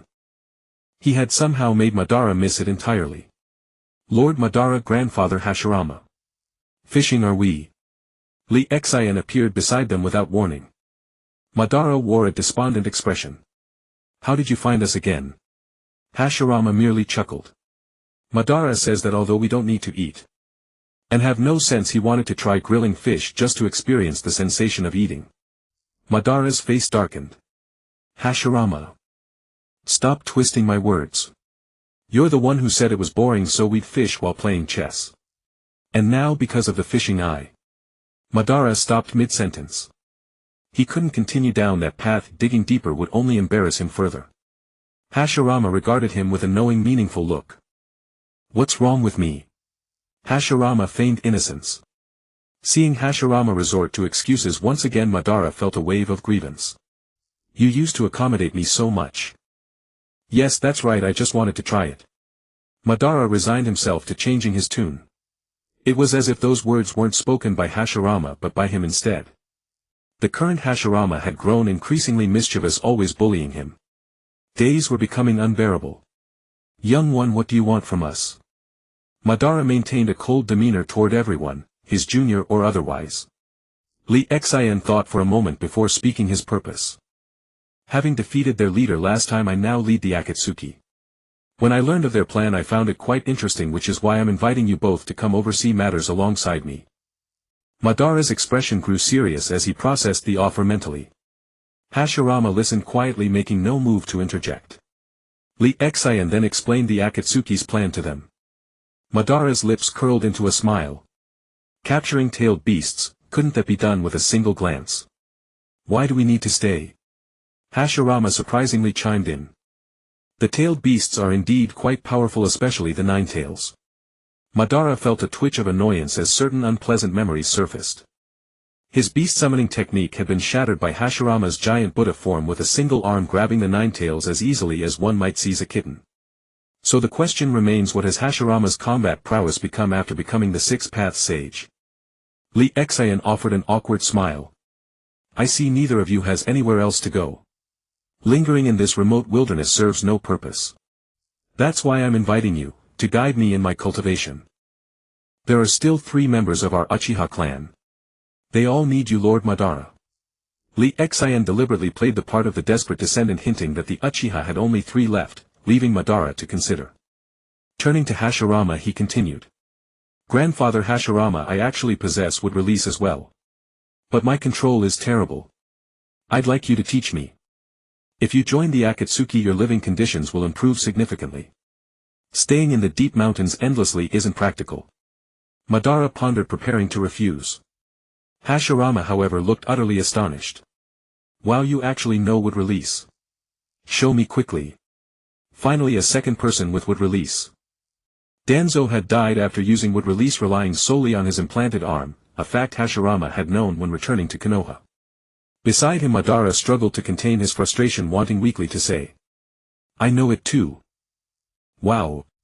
Lee Xian, your would release is so unique. Hashirama exclaimed in surprise. Lee Xian was speechless, a vein throbbing on his forehead. He had performed poorly. A tree below, a wooden house above. Fancy building. Ban couldn't bear to look. It was the wood release that had once caused him great trouble, yet Lee Xian had turned it into such a mess. His thoughts shifted slightly. It seemed that after these clansmen left him, their educational level had plummeted. Anyone who had studied for at least 2 years wouldn't use ninjutsu so poorly. Hashirama pointed at the wooden house and asked Lee Xian curiously. Little Lee Xian, what is this thing that looks like a wooden house? Is it a secret weapon? Hashirama looked innocent. Lee Xian felt as if his wound had been brutally torn open and then salted. He felt that this Grandpa Hashirama was not simple at all, his heart was dark to the extreme. Ban was also rendered speechless, lowering his head to watch the ants. This junior was too troublesome, he had utterly disgraced the Yuzhibo clan. He was also thrown to the ground by the black-hearted Hashirama, who stomped on him twice. He felt as if he was about to die of embarrassment. It was easy to imagine how embarrassed Lee Xian was. Hashirama sensed the quiet atmosphere and smiled slightly. Wood release is very powerful. Let's go back to the Shao organization together.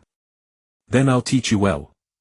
After all, only the 2 of us understand wood release. Hearing this, Ban was displeased. He stopped watching the ants and crushed one with his foot. No one understands wood release better than me. Ban was indeed qualified to say that, he had suffered countless beatings. Hashirama smiled slightly. That's right, Ban knows the power of wood release best. After saying this, he squinted his eyes meaningfully. Ban felt uneasy, as if he couldn't breathe. Kid, I've noticed that your Shuzhuaninhu is already very powerful. There's nothing left to teach you. You should go to the Shao organization with Hashirama. Let him teach you. Ban thought about it and still didn't want to agree. After all, if he appeared in the ninja world, it would bring many variables. If it affected his plans, it would be troublesome. He had already sacrificed so much for his plan, how could he abandon it just because he wanted to play with Hashirama? Moreover, the current plan had clearly exceeded his original plan. Kid, you must train well with Hashirama. His wood release is very powerful. Don't disgrace the prestige of our Yuzhibo clan. Li Xian panicked. How could that be? Now he was radiating extreme luck and Grandpa Ban represented the 1% Luanhui Yen fragment. How could he let him go so easily? Grandpa Ban, if you're afraid of being recognized, can't you and Grandpa Hashirama just transform? With your mastery of ninjutsu it should be a piece of cake. Hashirama became excited upon hearing Li Xian's words. Ban clearly wanted to use him as a babysitter and then go out alone to have fun. How could that be? He also wanted to play with little Ban Ban. Why don't we just use the transformation technique? Then we'll have servants and soft big beds. Hashirama raised an eyebrow at Ban. Ban looked at him speechlessly. What's the use of being served? Don't forget what state we are in now. But Ban was still somewhat tempted for a moment. It was absolutely not because he wanted to play with Hashirama. The main point was that he wanted to compete with Hashirama to see who could use the transformation technique better and who could teach the apprentice better. And he would be teaching his own Yuzhibo descendants. It was a win-win no matter how you looked at it. If he could later win over these 3 descendants to his side, wouldn't that add some combat power? Although fighting alone was fine, having someone support him would make him feel a little better. Ban, I didn't expect you to actually agree. Hashirama seemed very happy. Ban crossed his arms. I just want to see how good your transformation technique is. See if it can compare to me, Yuzhibo Ban. Li Xian happily followed them like a tagalong. At the same time he was studying a wood release technique that Grandpa Hashirama had written for him. Hashirama's plan was, I'll write the technique down and you practice it yourself. When you can use the technique I gave you without making hand seals. Then we'll start the second technique. The first technique was wood release tree world arrival. Grandpa Ban, not knowing how to teach, just watched from the side. Like a supervisor. However, he did explain the principle of the armored wood release to him. Perhaps he was thinking that one day Li Xian could simultaneously use his and Hashirama's ultimate move, the armored wood release. The principle of the armored form was actually very simple, anyone with hands could do it. Those were Grandpa Ban's exact words. Along the way they talked and stopped, really like a family. But Ban was always distracted. No one knew what he was thinking. And Hashirama's eyes also held worry, but in an instant they returned to normal. 2 old men. You'll stay here. To make it convenient for you to play chess, I've arranged a big room for you. Both old men looked at each other with a hint of disdain, but neither proposed to change rooms. The room was decorated by Li Xian to resemble the wooden house they had lived in the mountains. Admittedly, Li Xian was quite thoughtful. Li Xian returned to his room and took a hot shower. When he flew there it took about 10 minutes, but walking back took 4 or 5 days. He couldn't very well spread his wings and carry the 2 old men under his arms, could he? That would be too unreliable. In the following days Li Xian did not take any missions. He spent all his time training wood release in a deserted mountain forest. In the past he had thought it was too simple. He always used wood release without hand seals, just clasping his hands and shouting. Only after Grandpa Hashirama wrote the technique for him did he realize that he had been oversimplifying things. Not only did he need to make hand seals, but the seals were also extremely complicated. He had no idea how Grandpa Hashirama could use such powerful ninjutsu without hand seals. Now Li Xian could perform all the hand seals and release a ninjutsu of considerable power. But when he followed Grandpa Hashirama's training method he found it difficult, not just a little. It was extremely difficult. In Hashirama's own words, after you can use this technique, try to reduce one hand seal. And still release the technique perfectly. At that time Grandpa Hashirama had a nostalgic look on his face, recounting his past training experiences. Because his techniques were too powerful, they had a flaw: they required the wood release prerequisite. More importantly, the hand seals were very cumbersome. And the number of seals was high. So he came up with this crude method. Li Xian suddenly felt enlightened. Previously he had been thinking about increasing hand seal speed and one-handed seals, completely going down the wrong path. For a powerful ninjutsu, no matter how fast you were with one-handed seals, you still had to dutifully complete dozens or even hundreds of seals. But Hashirama's genius brain worked completely differently from ordinary people. He directly thought of ways to reduce the number of seals while releasing a technique of the same power. Until finally he just clasped his hands together and whatever he shouted came. After 3 days of cultivation Li Xian still hadn't changed. He couldn't find balance. Whenever he removed one seal the entire ninjutsu would collapse. Then he couldn't even produce a single feather. Time to check in system. Li Xian, seeing the sky darken, suddenly remembered he hadn't checked in today. Host check-in successful. Congratulations, you have obtained the ultimate secret technique of Qianshou Zhujian, the sealless with style supreme. What? Li Xian quickly checked the information of the item he had drawn. Suddenly tears streamed down his face. System, do you know how I've been through all these years? Li Xian wished he could look up to the sky and let out a roar. What is a happy planet? What is a luck king? What is a child of destiny? Li Xian only wanted to say calmly, I am unworthy, but I am the man favored by heaven and earth. So luck is the best way to unlock the system. The system was somewhat puzzled. Has this kid really turned his luck around? He's been so lucky lately. It's almost too good to be true. He looked at Li Xian as if seeing him for the first time, even wanting to share some of his luck. System bro. Use it for me. Li Xian looked impatient. The system ignored him again. Li Xian only felt his mind flooded with knowledge and his soul seemed to swim through it. He saw all of Zhujian's insights as well as the scene of Zhujian researching with dozens of shadow clones. Li Xian suddenly woke up. Shadow clone. Damn. How did I forget this physical cheat? By the time he learned the last technique, he was already a mature area of effect attacker. Li Xian stood still, letting the gentle breeze ruffle his short hair. The cloak of the Shao organization fluttered noisily in the wind. He stood quietly gazing at the starry sky. As if filled with endless sorrow. He clasped his hands together as if to pray. Damn it. The damn giant Buddha. Due to the excessive release of chakra, Li Xian was sent flying. Then when he opened the Susanoo wings, his chakra became chaotic. Then he fell straight down face first. Ah! A scream pierced the quiet night, jarring and sudden. Good thing Susanoo protected me in time. Phew, that was close. Almost died from the fall. Li Xian's ears twitched and he frequently leaped up into the trees. But unexpectedly he stepped on a twig, slipped and fell flat on his face. Then a large sturdy black bear, either woken up or startled, charged over and swiped at Li Xian with its massive paw. Li Xian felt a bit embarrassed. It was just a bear.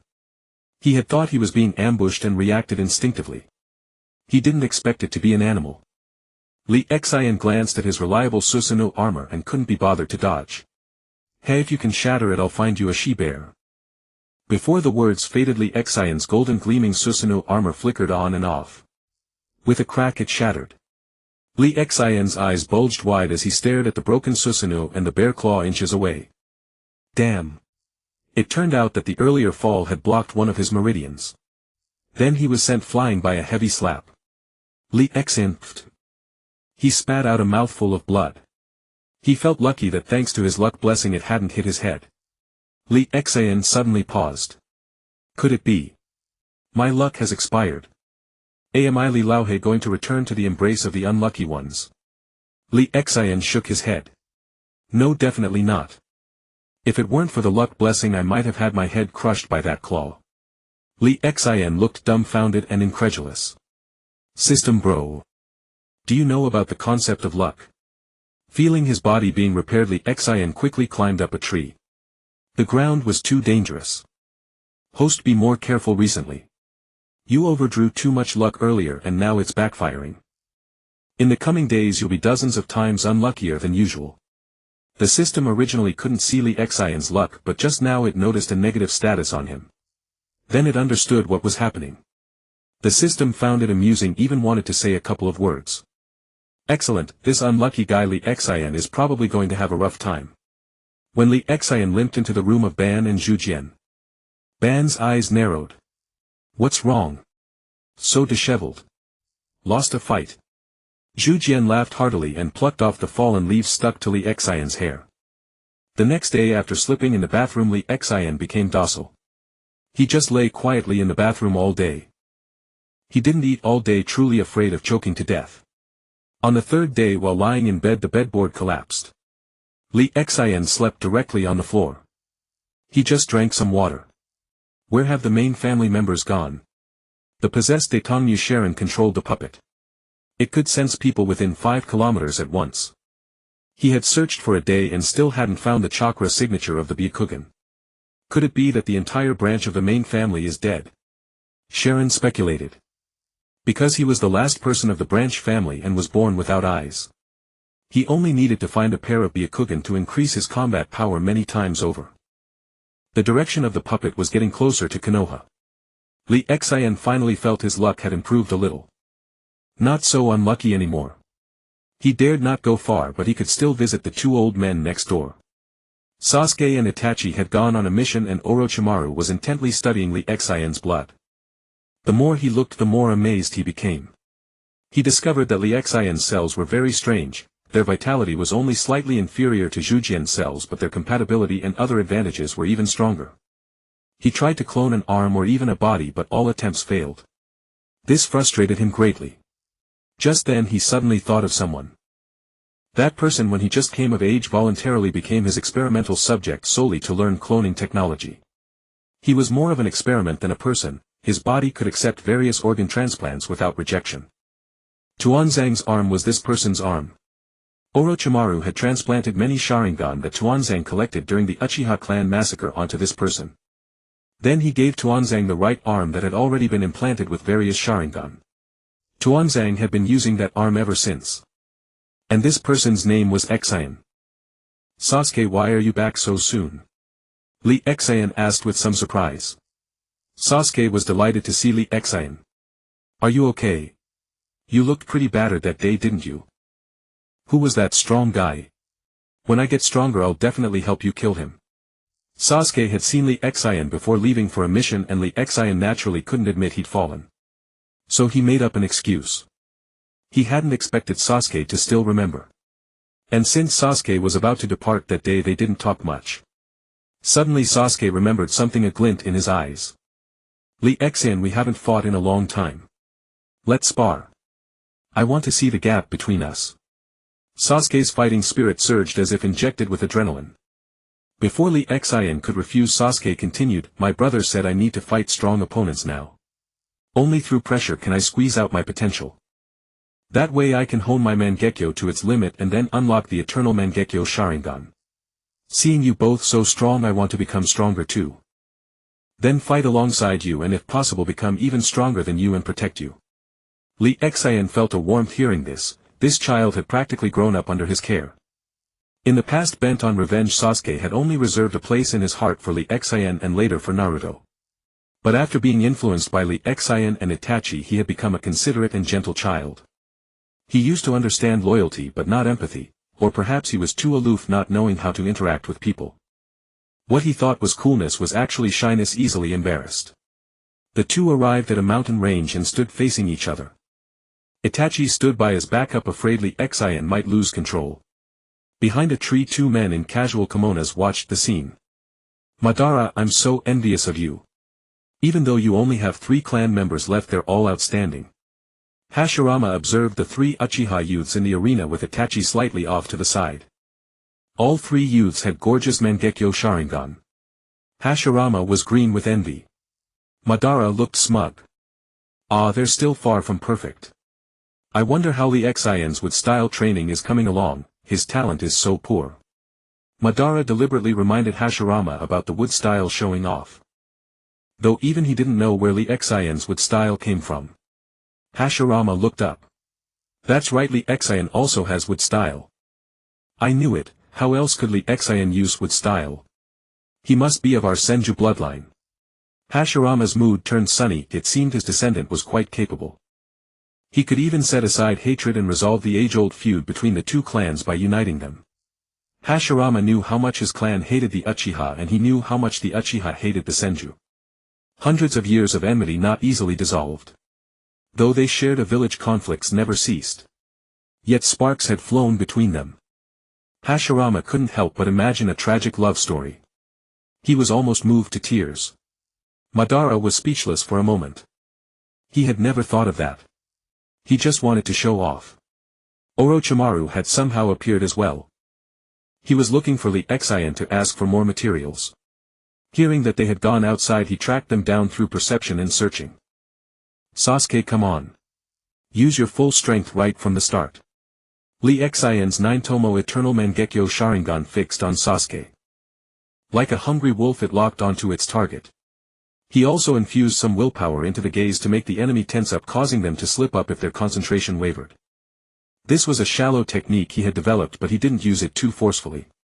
He wanted Sasuke to enter a state of intense combat, not to be afraid of harming the opponent due to the overwhelming power of jutsu. Sasuke's Mangekyo began to spin furiously, and then a Susanoo with only an upper body emerged from him. The giant was 30 meters tall, entirely blue. Some details were blurred. Sasuke, watch out. I'm coming. Itachi's eternal Mangekyō Sharingan fixed on the battlefield, ready to intervene at a moment's notice.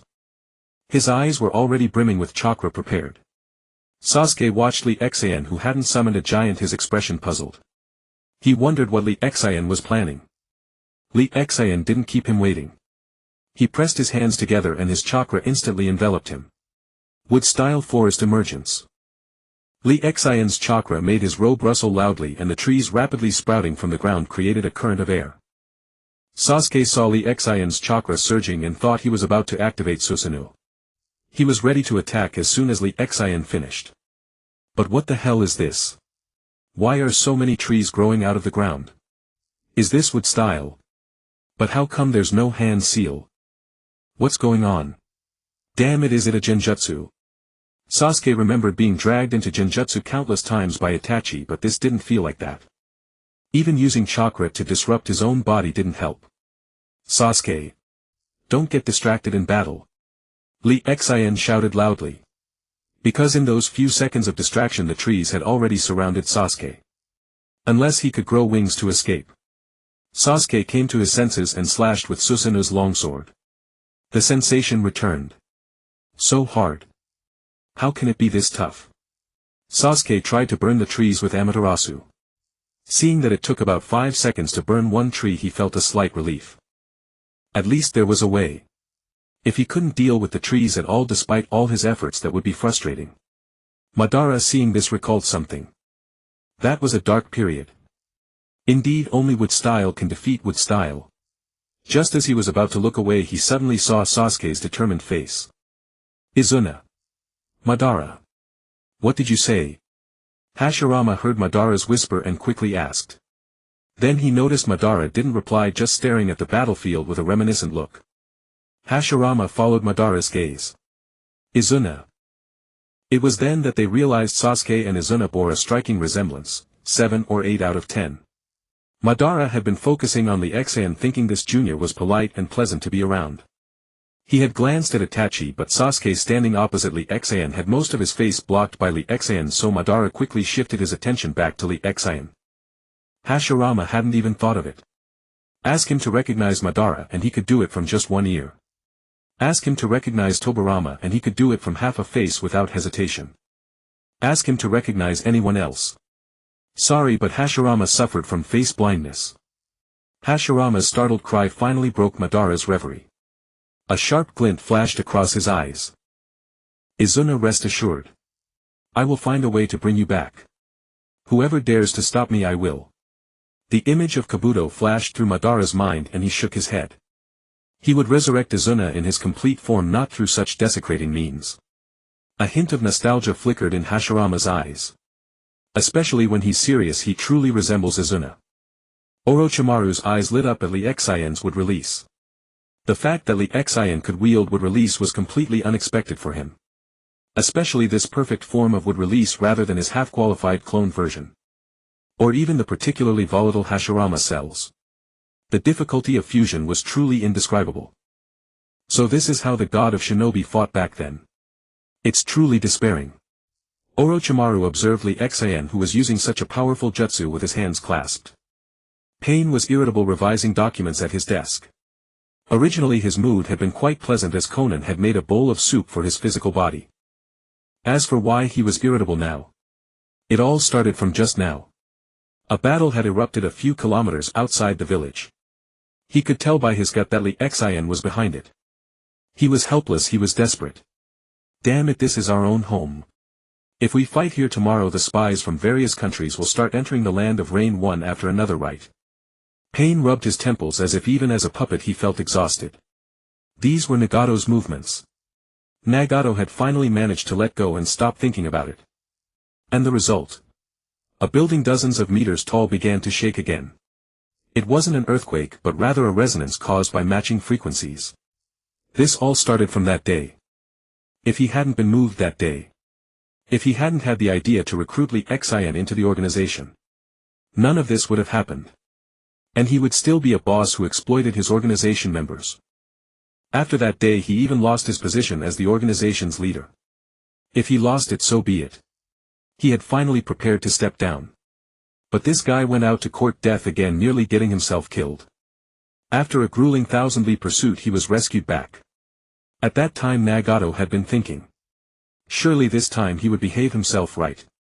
But the result was he went out again for over a month. When he returned he actually brought back 2 employees who had defected. Nagato thought this might be him trying to build his own faction within the organization. Surely this time he would sit in this position obediently. Unexpectedly he went out again. When he returned he was heard to be covered in wounds so bad that even drinking water would get stuck in his teeth. It was simply shocking. Nagato thought surely he would behave now. But not even a few days of peace had passed and they were fighting again, damn it. Right next to their own organization's hideout. Since Nagato had made up his mind, he had been longing to retreat to the rear and oversee their plans at all times. Or he could send a clone out to act as a subordinate. But Lee Xin just wouldn't play by the rules. How annoying. After finally making peace with it. The building kept shaking as if Lee Xin were dancing on it. Pain lay limply on the desk. Nagato leaned back against his chair. He stared at the ceiling, lost in thought. Just destroy it all. I'm tired. Madara's eyes remained fixed on Sasuke as if reminiscing, as if recalling. Unblinking. Sasuke was simultaneously chopping trees with his sword and burning them with Amaterasu. He was busy to no end, as if chakra were free. Fortunately he now had a Uzumaki body, otherwise with his former constitution his chakra would have been nearly depleted. Sasuke calculated in his mind. He was deliberately performing. Acting as if exhausted, then suddenly appearing beside Lee Xin with a sword at his neck. Sasuke secretly chuckled in his heart. He had discovered that when Lee Xin used would release he stood still with his hands clasped. So he performed diligently. Sasuke frowned and suddenly thought of something. Damn it. Didn't I already tell Lee Xin about the abilities of my Mangekyo Sharingan last time? What am I performing here? For nothing. Sasuke looked utterly confused. He realized he was acting like a fool. Also he had noticed that every time he activated his Mangekyo Sharingan he felt particularly idiotic. This was something Lee Xin had taught him to summarize after each battle. Even more incredible was the fact that every time he fought Lee Xin he seemed so foolish. Sasuke couldn't help but wonder what was wrong with him. Sasuke. Don't zone out. Lee Xin watched as Sasuke vigorously chopped trees and burned them with Amaterasu, yet seemed to be drifting off again. This made Lee Xin feel, why is this kid still so green? Don't you have Tensho? Why haven't you used it yet? Do you intend to wait until after the fight to use it for travel? Sasuke looked displeased. Damn it. This isn't my level. Where are my combat instincts? Where is my strategic mind? Why does this happen every time I encounter Lee Xin? This won't do. Lee Xin must think I'm silly. He definitely won't take me out to play anymore. Sasuke zoned out again. Lee Xin had a deadpan expression. Sasuke. Focus. As long as you don't hit my vital points I'll recover quickly. Lee Xin thought Sasuke was afraid of slipping and injuring him, which is why he hesitated to strike. Sasuke came to his senses upon hearing Lee Xin's words. In that moment he thought. Could I really have this concern in my heart? That's why I didn't think of these. Sasuke nodded. It must be so. Lee Xin loosened his hand seals and scratched his scalp. Sasuke's display made his scalp tingle and itch a bit. Then Lee Xin discovered the ninjutsu had been dispelled. What the hell is stupidity contagious? Sasuke's eyes suddenly brightened. Having calculated the distance and switched his target in advance, he was waiting for this very moment. The scene fell quiet for a moment. Sasuke's Susanoo had already vanished and the kunai in his hand was pointed at Lee Xin's neck. Ha ha ha. Lee Xin, you've lost. Sasuke looked at Lee Xin with self-satisfaction. Lee Xin's hand was still scratching his scalp. For a moment the atmosphere was incredibly bizarre. Sasuke, using your Tensho while Susanoo is active would consume a lot of chakra, right? That's why you deliberately shook my mindset waiting for my ninjutsu to stop so you wouldn't need Susanoo for defense. Then you could quickly dismiss Susanoo and appear beside me. Lee Xian filled in the blanks with his imagination. Sasuke looked embarrassed. Yes. Exactly as you said. Lee Xian shook his head. Sasuke, do you have any other tricks? Lee Xian's voice slowly appeared where Sasuke had been. And Lee Xian, who had been pointed at the neck with a kunai by Sasuke, also turned into wood. It turned out that what remained in the original place was already just a wood-release shadow clone. Don't get me wrong, if Tensho could exchange positions with the body, I would write that Lee Xian had left a trap long ago luring Sasuke to exchange positions with that object, and that object was transformed from Lee Xian's shadow clone. With Sasuke zoning out so many times, Lee Xian had long taken advantage of the wood release blocking his line of sight. He had quietly slipped away from Sasuke to a certain distance. Damn it. Can my spacetime ninjutsu even swap positions with someone who has transformed into an object? Or did you become something upon that object swapping positions with the entire thing as a whole? Lee Xian watched as Sasuke's sense of reality crumbled. This was Lee Xian's signature psychological warfare. But seeing the boy truly on the verge of a breakdown, he felt a twinge of sympathy. He could only explain the principle to him. Sasuke, upon hearing Lee Xian's explanation, wore an equally bewildered expression. You're standing so close, aren't you afraid I'll chop you to pieces? Or burn them to ash? Lee Xian shook his head. Young Sasuke, you've erred again. Haven't you noticed that the trees you're felling and burning are actually the same ones being repeatedly destroyed? Watching the bewildered look on Sasuke's face, Lee Xian couldn't help but explain slowly like a father. Actually, I barely use any chakra, the battlefield was summoned with minimal expenditure. And at first you were testing the tree's limits, which is why your movements were so sluggish. What you failed to notice is that the other trees were merely trembling slightly. Meanwhile, the tree you keep chopping grows back at an incredible rate, forcing you to strike again. You probably assume my jutsu requires widespread terrain manipulation, which would inevitably drain massive amounts of chakra. And you conclude you're expending less chakra than I am. So you've been content to maintain this stalemate. Sasuke remained thoroughly baffled. Although it feels like you're BSing me, what you're saying actually makes a lot of sense. So are you trying to tell me all this time I've just been trading chakra with your wood clone? Because in transformation or stealth mode you can't use chakra at all. The moment you do, you be as visible as a 500-watt light bulb. Sasuke, put your heart into it. Combat isn't just about brute strength, you're a tactical fighter, not someone who should copy my methods. This was precisely what Lee Xian wanted to instill in Sasuke. Since Sasuke had spent so much time with Lee Xian, he'd picked up some of his darker tendencies. He disliked thinking things through, preferring to charge forward recklessly. Especially while piloting that mech, he devolved into pure aggression. But Sasuke lacked Lee Xian's formidable physique, and unlike Naruto, who had chakra reserves stacked inside his body like power banks, he simply couldn't sustain that level of combat. And in time another power bank would be added to the mix. Sasuke's Uzumaki physiology had certainly improved his situation considerably, but it still couldn't withstand such heavy consumption. Wielding Susanoo while hacking through trees alongside Amaterasu, that kind of chakra-intensive spam. Sasuke fell silent. Alright, I get it. Let's continue fighting. Lee Xian watched his determined expression and quieted down. From here on he wouldn't rely on wood release. The remaining wood release techniques were either high single target damage or wide area attacks with devastating power plus sealing and defensive jutsu. Lee Xian held a long sword in his hand. It was merely a chakra weapon, his previous blade, second only to a divine artifact, had shattered beyond repair. Sasuke watched Lee Xian wield the sword, confusion washing over him once more. Damn it. When did you even pull out that sword? And all this time I've been honing my shuriken jutsu to surpass you. Sasuke's voice carried unmistakable frustration. He admired swords too, but back when he trained against Lee Xian as a child. Lee Xian's weapon mastery was unrivaled. So he decided to wield the same armaments. But now, since you're the one who changed first, don't blame me. Sasuke calculated those crucial 5 seconds after using Kamui.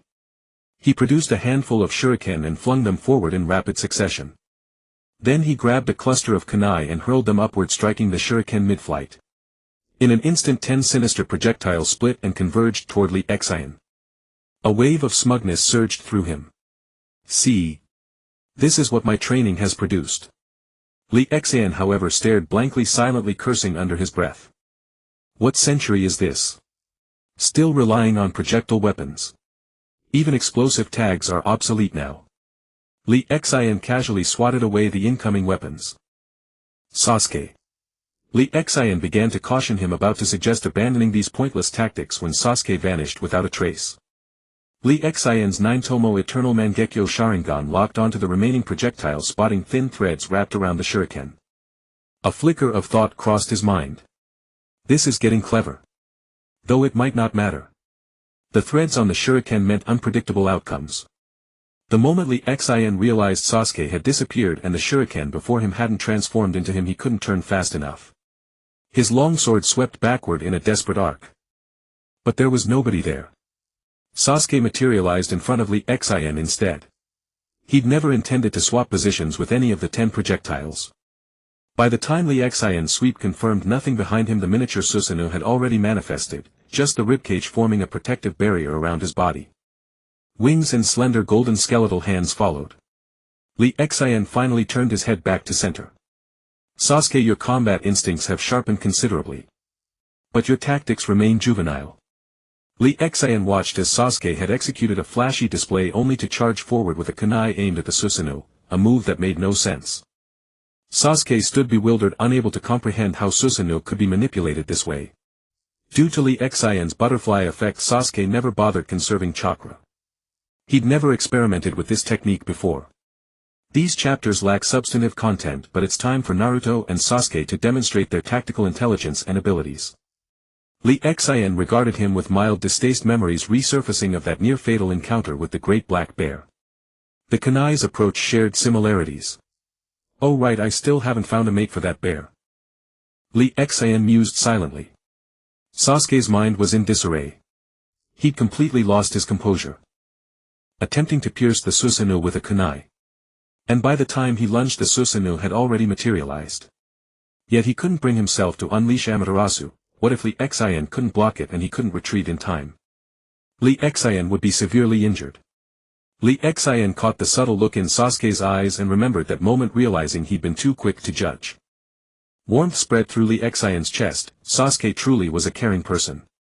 In the original narrative, Sasuke had never hesitated to strike Naruto with Chidori. Yet across 3 chapters he hadn't once employed a powerful offensive jutsu against Li Xian. Li Xian reciprocated the same restraint.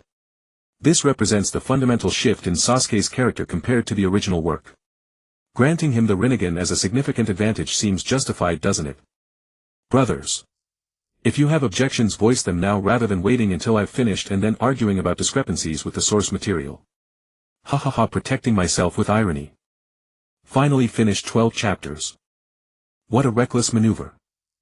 Suiju let us clash with Susanoo. Li Xian declared solemnly. Hearing this, Suiju's face lit up with delight. This was the kind of battle he had been longing for. Alright. In an instant a surge of formidable chakra enveloped Li Xian, transforming into a golden Susanoo. This time his Susanoo was also only the upper half, standing 30 meters tall. However, his Susanoo was not as indistinct as Suiju's. Suiju was astonished to see Li Xian's Susanoo, as it was his first time witnessing it. Golden and dazzling, it was a magnificent sight. The two of them traded blows with their swords, each strike met with equal fervor. Occasionally Suiju unleashed Amaterasu, causing great trouble for Li Xian.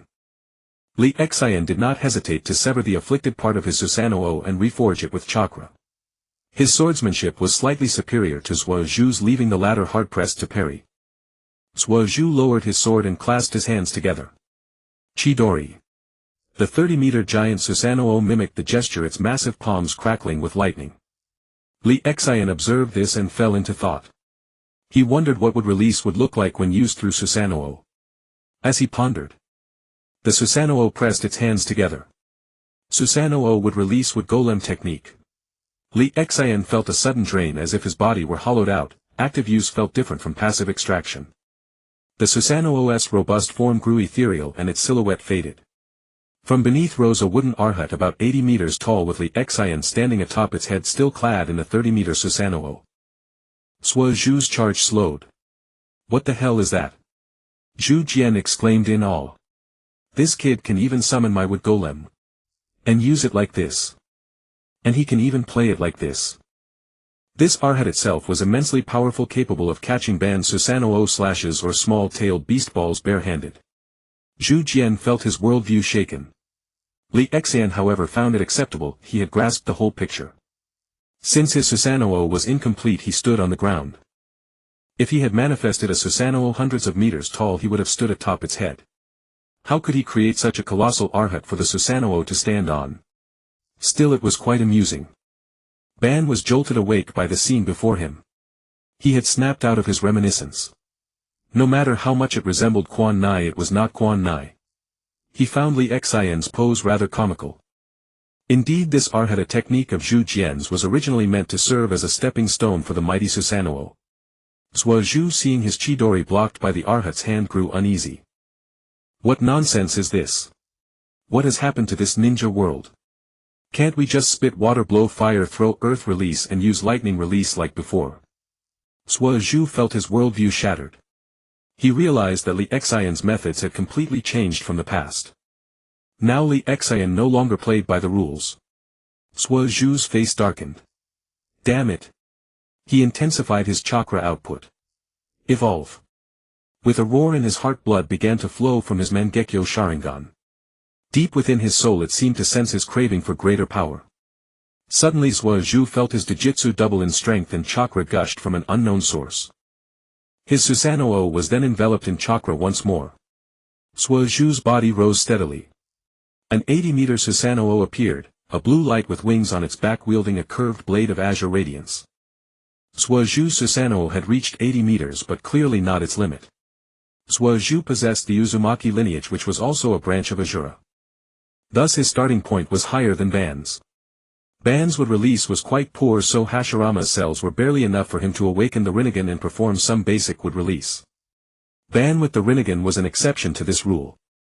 The Susanoo's armor was still somewhat blurred and its face was indistinct. Come on, Li Xian. Zhuo Zhu stood atop the Susanoo's head at the same height as Li Xian. Zhuo Zhu was on the Susanoo while Li Xian was on the Arhat. The scene grew grand. Yu's eyes burst with chakra and he quickly rose to stand atop a 150-meter Susanoo, watching the two intently. Yu's Susanoo was deep red with a pair of massive wings on its back. At its waist hung several illusory artifacts clearly of extraordinary power. In the original story, Yu never used the full form due to insufficient chakra and lack of eternal Mangekyo, and his Susanoo had many variations, including 3 divine artifacts. The Yasaka Magatama, a pitch-black divine artifact said to pierce prey from thousands of miles away. The Tatsuka blade, which seals those stabbed into an eternal genjutsu world, then into the gourd. The Yata mirror, having no physical form, can defend against any attack by changing its nature to match the attack, making it infinite. Zhu Jian was dumbfounded. Ban. Look. Their Susanoo seems stronger than yours. He quickly tugged at Ban. Ban shot him an annoyed glance. Who told you my Susanoo can only be that big? It's because your wood release is too powerful. If I grew too huge, I'd be clumsy to dodge. Repairing shattered armor consumes chakra. It's better to stay the same size as you and solidify the armor for better effectiveness. As for dealing with others, I don't need such powerful techniques. It's as easy as chopping vegetables, utterly boring. Alright, let's just set new rules. With enough chakra and Jujutsu, one can make Susanoo as large as desired. The original setting was already abandoned and it wasn't clearly defined anyway. It only mentioned forms like growing and complete with lower body or more solid with wings and various shapes. Susanoo resembles some deities. Susanoo is the projection of those deities. If you don't like it, I'll change it back later. In my view, Susanoo is more like a Dharma manifestation, transforming into Ultraman or piloting a Gundam. As Zhuo Zhu's Susanoo grew larger, its attack power increased significantly. Moreover, it could now channel black flames onto its strikes. Soon Li Xian's Arhat could no longer withstand the assault. He quickly gathered chakra, and just as the wooden Arhat crumbled, a golden light enveloped the Susanoo. It transformed into an 80-meter Susanoo, radiant gold with 18 wings and a celestial wolf armor. Its sword seemed to grasp lightning. Zhuo Zhu's face turned pale. Clearly his chakra was nearly depleted. You meanwhile watched Sui Zhu intently ready to take over the battle once he faltered. Soon Sui Zhu was overwhelmed. Li Xian's sword struck a red shield. Sui Zhu's Susanoo shattered and his body slowly descended. Li Xian's Susanoo caught Sui Zhu and gently set him down. Sui Zhu, you've grown quite strong. You can go ahead and transplant the Mangekyo now. Your power will become even greater then. Several hours later. Li Xian appeared in Mai. Then skulking all the way he sneaked into the Mai cemetery. After all, what he was doing was not exactly honorable. It was better not to be seen. Li Xian conjured a hoe as if by magic. Don't ask him why he didn't use wood style to push it up or earth style to break the ground. Li Xian had already asked the system about this issue. It said that digging meant exactly that, digging. Not a single change was allowed. Left with no choice, Li Xian had to use ninjutsu. He conjured a thick fog around the area. He feared being discovered, even though this old ghost had no one to pay respects to him. If not for his outstanding contributions to Mai and his tenure as Hokage, he would never have been buried in such a sacred place. Sharing a piece of land with Zhu Jian and the others. The air was thick with fog, leaving only the sound of thump. Thump echoing. It sounded like someone was gently digging, but no one approached and nobody knew what was happening. This was after all my village, where everyone who entered had undergone strict scrutiny. Therefore such a place only had 2 ninjas who had made mistakes stationed at the cemetery gate. After all, it was enough to deal with ordinary thieves. If they encountered a master, there simply weren't enough ninjas. Just as Li Xian lifted the intricately carved coffin and pulled out the Tuanzang inside, tossing him aside. Seeing that the task was completed, Li Xian submitted it directly. He thought there might be more tasks for Mai later and didn't want to make a wasted trip. Li Xian did not open the mysterious gift box. He planned to collect them and open them all at once when his luck was good. Sure enough, a new task had already appeared. This is a 4-star mission. Since the host's previous mission was widely acclaimed, this is a follow-up mission. Please have the host hang Tuanzang's body on the Hokage rock. Wow, that's simply too insane. But I like it. Li Xian grinned wickedly. This Tuanzang truly heh.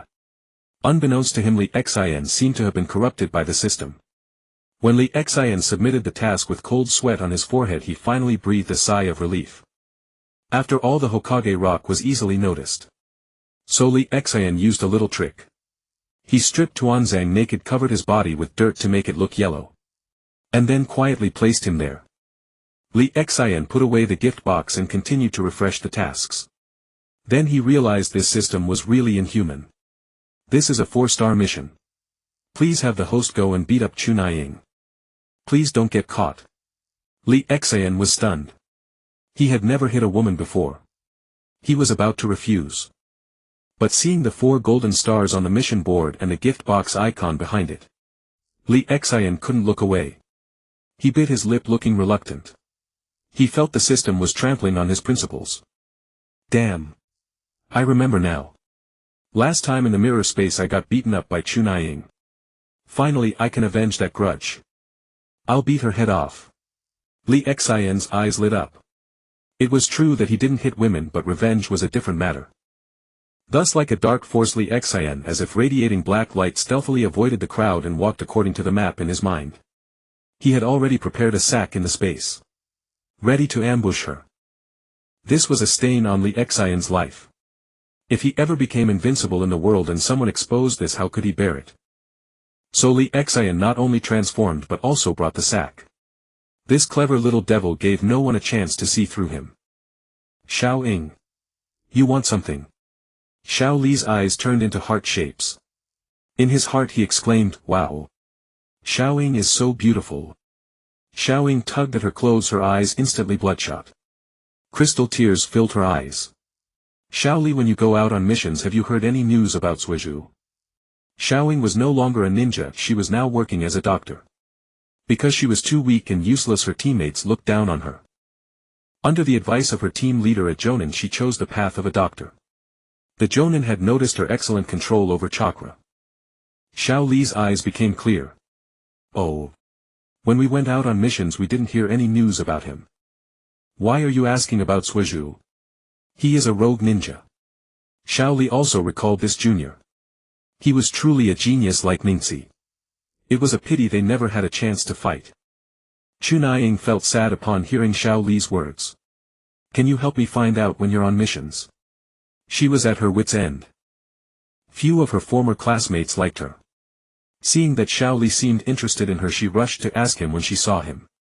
It also happened that Xiao Li had come to the hospital to buy some medicine after a minor training injury to avoid any aftereffects. Li Xian thought this wasn't a good time, the hospital was too crowded. He watched him and that bushy-eyebrow guy talking about something. He planned to strike when it was quiet and deep in the night. When the night was still, Li Xian slipped out of my. In a sparsely populated alley, Chunai lay there, her clothes disheveled. She had been taking a shortcut home after work. Suddenly someone tapped her on the back. She felt her chakra being sealed. Then a sack was thrown over her head. She was beaten until she cried out. The beating lasted about 10 minutes. When she lifted the sack, she looked up at the pitch-black night sky. What Li Xian didn't know was that shortly after he left, a puppet appeared in Mai. It soon kidnapped a little girl. When it appeared again, the girl's eye sockets were empty. The little girl was also thrown at the gate of Mai. She was not killed, nor was she taken away. If she could receive a pair of eyes through transplantation, she could still see, so the damage was not too great. Except for her heart. Sharon sighed on the moon. Alas! Who told me to be a villain? I exist to destroy the earth. The scene fell silent again. The puppet was also rushing, striving to return to the moon when the next lunar power could open the passage. Jiaodu contentedly recorded the payment for this mission and prepared to store it in his warehouse. Ah! Ah! In the pitch-black night a miserable scream came. Grief-stricken and furious. Jiaodu, his life's treasure has been stolen. Jiaodu saw only a few half-empty boxes left. And the password door was creaking back and forth, telling the story of this human tragedy. Fei Duan heard Jiaodu's screams and quickly got up from the bed, walking towards that direction. After all, Jiaodu was his beloved close friend. Whenever he broke an arm or leg in battle, Jiaodu would use his secret technique to sew it back together. Pei Yan looked at Jiaodu and Fei Duan before him, his face filled with sorrow. Or rather, Changmen was filled with sorrow. What's wrong? Why aren't you sleeping so late at night? Leader. Our organization has been robbed. The silver you entrusted me to guard is all gone. Jiaodu's face was grief-stricken, though it couldn't be seen behind his mask. But his voice was desolate. Jiaodu did not mention that there were still tens of millions of taels left. Having saved so much money only to be left with such a pittance, it was as good as nothing. Moreover, if Pei Yan didn't go to check, he could have moved the remaining money into his own small treasury. He was such a clever little rascal. Fei Duan yawned lazily. Fei Duan had absolutely no interest in money. He was an emotionless money-making machine, he had never even seen money anyway. Pei Yan suddenly remembered Xiao Nan. He recalled that Xiao Nan seemed to have mentioned this matter. Shouldn't there be some left? Could it be that they moved everything out later? Pei Yan thought to himself. Then he pressed his lips tightly. Pei Yan knew nothing. How much money was lost? I recall all our organization's liquid capital was in there. Pei Yan remained calm as the intelligence and preparations were now mostly complete. The daimyo of the Rain Country would also pay them protection fees. Jiaodu produced a ledger. A thick ledger appeared in Jiaodu's hands. When I last calculated, there were several trillion taels of silver. This is what we've saved over the years by tightening our belts, stealing from a few treasuries and me constantly skimming their activity funds. Ahem. I kept urging them to be frugal, that's how we saved it. Jiaodu's eyes were sorrowful. So much money. That money was like his own son's. Pei Yan nodded, indicating understanding. I understand. Anyone who can act recklessly under my nose must be formidable. I'll be more vigilant in the future. If he dares to show up again, I will definitely capture him. You two go rest now. You've worked hard out there. Pei Yan said expressionlessly. By the way, stay in the organization for a while. I have something to discuss when the others return. Pei Yan thought of something and spoke as Jiaodu and Fei Duan were about to leave. Li Xian has been in the organization for so long now, he should be ready to become the leader. After the two left, Pei Yan thought to himself. Then he sensed around, wanting to see what Li Xian was doing. Then, He actually couldn't find Li Xian's trace anywhere in the entire village. That guy, while he wasn't paying attention, had slipped away again and again. At night, Jiao Du took advantage of the darkness, moving boxes of silver. He moved his private treasury to a new location and also secretly brought back the remaining tens of millions from the organization's vault. Smart as you are, you still have to drink my footbath water. Jiao Du sneered with disdain. How dare you steal all the money I painstakingly saved, leaving only a tiny bit. It's safer to keep it in my own private treasury. Jiao Du suspected it was an inside job. He must have been spotted when he was saving money or handing out funds. Otherwise it would definitely not have escaped Pei Yan's Rain Tiger at will technique. Half a month later. The long-awaited members of the Shao organization had all arrived. Without using the meeting software, the illusion orange body technique. Pei Yan, why did you call me here? Li Xian pushed open the door and said instinctively. Oh. Everyone's here. Pei Yan originally didn't want to bother with Li Xian. Everyone had been here for several days already. He had been waiting for Li Xian's return, which was why he hadn't dispatched anyone. But thinking of today's purpose, he had to give Li Xian face. Otherwise he wouldn't be able to establish himself. A new recruit. No way, boss. A new recruit doesn't need such a grand ceremony. De La exclaimed oddly. A Fei and Ju were slacking off behind. Ju formed by the fusion of white Zetsu and black Zetsu. The two of them, or rather Ju, was responsible for most of the Shao organization's intelligence with immensely powerful abilities. Pei Yan saw that except for De La, the others were relatively composed. Truly elites he had carefully selected and who had survived. His name is Yuzhibo Li Xian. From now on he will be our leader. Pei Yan paused. I will step down to deputy leader. Is that clear?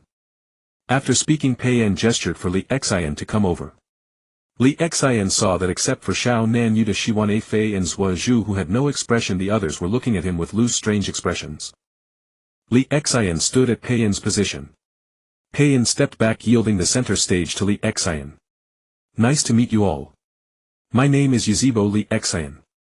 From now on I'm your boss. Please introduce yourselves, including your abilities. Li Xian thought for a moment and blurted out everything he wanted to say. Kid, the Shao organization is not a place for playing house. We accept Pei Yan as leader, but you as leader. No way. Jiao Du immediately became unhappy. When Pei Yan was leader, the finances were managed by him. Now that the leader had changed, how could that be allowed? Li Xian looked at the few people who were stirring up trouble behind, ignoring them. Instead he looked at the one who was making trouble. What's your name?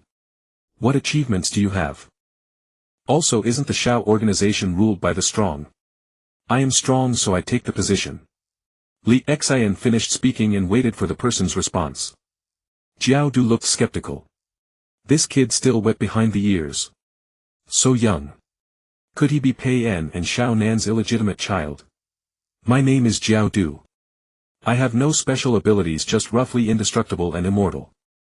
As for achievements, I once sparred with Qianshou Zhujian. Later we ended in a draw. Li Xian's eyes narrowed upon hearing this. This guy has some skill, indestructible and immortal. Are the members of the Shao organization this fierce? He even fought with old man Zhujian. Li Xian thought to himself, his expression turning serious. He felt that any random person here was such a big shot. Maybe he had been too arrogant. To avoid social death, Li Xian felt it was better to be low-key. Let's go down and have a spar. Just a friendly match. Li Xian thought it was better not to be too overconfident. This Jiao Du was very strong, just the ability of indestructibility and immortality already gave Li Xian a headache. It was better to keep it friendly. In case this guy suddenly goes all out and one-shots him. Having been tempered by society, Li Xian dared not underestimate anyone anymore nor speak too arrogantly. The others were watching the show. De La cheered loudly. Senior, go for it. Teach this little brat a lesson. Fei Duan was also not one to avoid trouble. Partner, go. Show him your strength. Jiao Du on the other hand didn't take it seriously. Who would dare to touch his position as finance minister? He even dared to confront Pei Yan, let alone this little kid. The group marched in a grand procession towards the mountains. The two stood facing each other. Around them the members of the Akatsuki organization watched. It must be said that this group of people all wearing the same uniform looked incredibly cool. Li Xian's gaze was solemn. He dared not relax when facing someone from the same era as the old master Hashirama. Madara and Hashirama also watched from afar. Madara, this organization is quite spirited. A group of people with formidable strength always eager to fight. I envy them. Hashirama looked at the young people, a nostalgic expression on his face.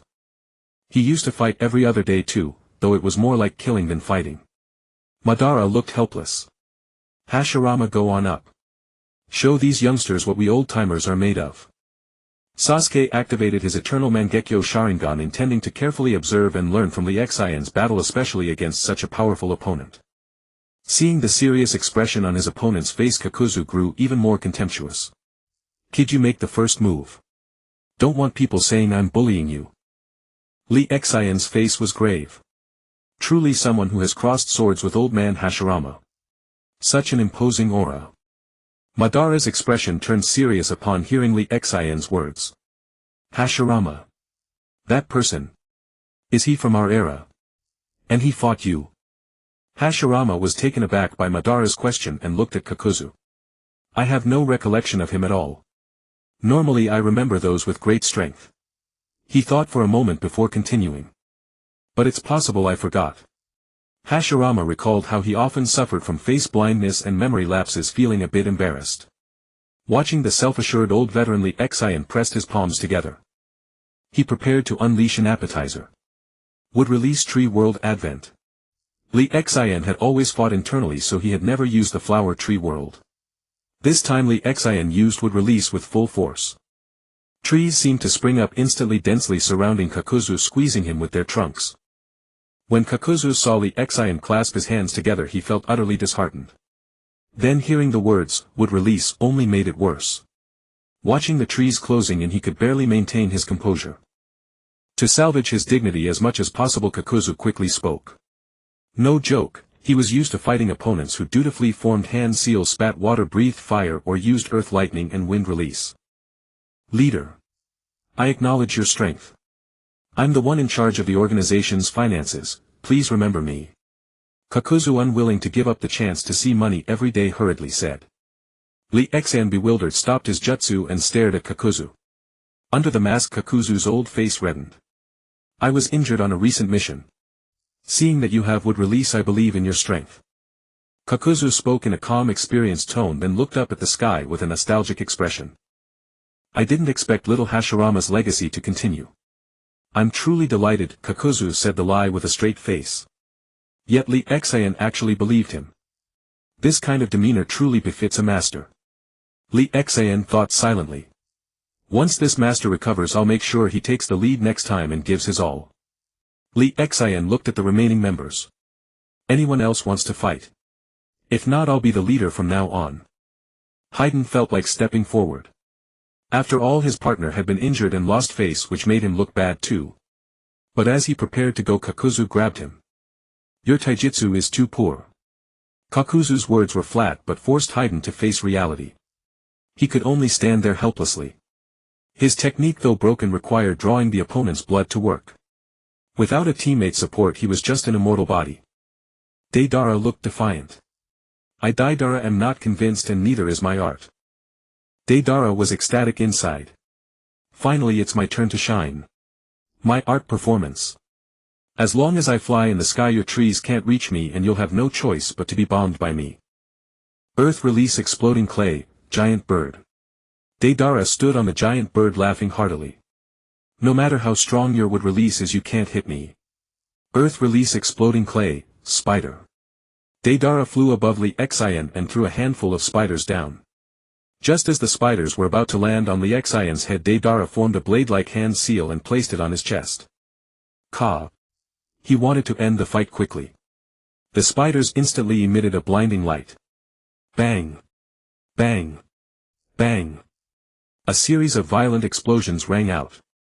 The trees around Li Xian were blown away, leaving only a crater several tens of meters wide. Deidara. Nice one. Haydn waved his strange scythe. Sasori watched quietly, indifferent. Sasuke observed intently. Itachi seemed distracted. Orochimaru was thinking about the new blood Lee Xian had given him. Obito and Zetsu chatted. Konan was daydreaming. Pain's mind wandered. Kakuzu watched silently. Bombs. Not bad. Lee Xian recalled the bomber he had encountered before, the one with the antenna hair. Later there were even more extreme self-destruction techniques. Lee Xian shuddered at the thought of such reckless individuals. Seeing them in the mirror dimension was enough. Deidara's smile froze as he felt the sword at his neck. The people below hadn't noticed when Lee Xian had arrived behind Deidara. Lee Xian retracted the 18 golden wings into his body. He had fled the moment he saw the white spheres being thrown. Those white spheres were his old trauma. Then taking advantage of the smoke from the explosion he flew to Deidara's back. He wanted to end the fight quickly lest the kid get too excited and self-destruct. After Lee Xian casually demonstrated a couple of moves, everyone agreed to accept him as the new leader. In truth, the Akatsuki members were all rogue ninjas with nowhere else to go. When the Akatsuki invited them, they joined. Later they heard about the organization's plan and were filled with excitement and passion. They didn't care much about the position of leader as long as they could fight and participate in this unprecedented grand plan. Seeing that Lee Xian had finished the fight, Pain began to introduce him. I am Pain. My abilities are attraction and repulsion. I am the vice leader. Kakuzu Financial Director Immortal Body. Haiden Combat Unit Immortal Body. Kisame Combat Unit Water Release. Itachi Combat Unit Eternal Mangekyo. Orochimaru RD Department Immortal. Deidara Combat Unit Explosion is Art. Art is Explosion. Sasori Combat Unit Art is Puppetry. Immortal. Zetsu Intelligence Unit. Konan Paper Release. Personnel Department. Obito 5 Releases Probationary Member. Sasuke Eternal Mangekyo Probationary Member. Lee Xian's face darkened as he listened to the increasingly brief introductions. Alright, from now on our vice leader will handle the affairs. I'll observe first. Lee Xian immediately started preparing to be a hands-off leader. Pain was bewildered and was about to say something when Lee Xian spoke again. Don't go on missions for now. Zetsu, go investigate the Three Tails information. Once the Three Tails is resurrected, our plan will begin. Take a good rest and don't go too far. The plan is almost upon us. Lee Xian looked at Pain, ready to slip away. He really had no interest in being the leader. He wanted to be the boss but didn't want to manage things. Pain wanted to refuse, but considering it was Lee Xian's first day in charge, he decided to give him face. Otherwise Lee Xian would lose his authority. And Lee Xian's arrangements were orderly and close to his own ideas. Although I already knew from the puppets that this Byakugan possesses an exceptionally high purity, it still comes as a surprise. Tonari caressed the Byakugan with an infatuated touch, not through the eyelids. Just stroking it like this.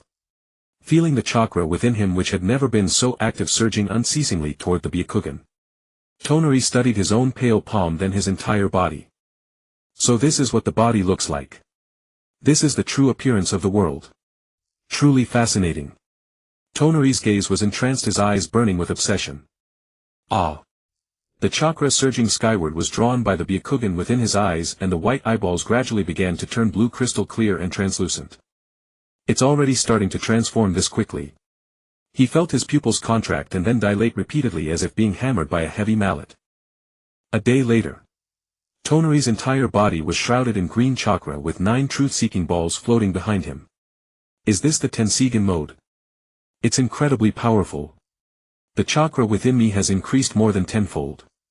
Tonari sensed the abilities of his eyes. Then his body began to levitate on the spot. So this is the Tensigen. Tonari felt the other capabilities contained within his eyes but refrained from using them for now. What a pity I can't engage in a passionate battle. Tonari began to manipulate the moon using gravitational force. Is my strength insufficient? Or is it because my own chakra hasn't reached the level of the 6 paths? Tonari, who had originally intended to crash the moon directly into Earth, looked somewhat stunned. He controlled a rock in space, slamming it fiercely into the moon. The rock he controlled was about 1/10 the size of the moon. How can this be? Tonari, floating in the air, could hardly believe it.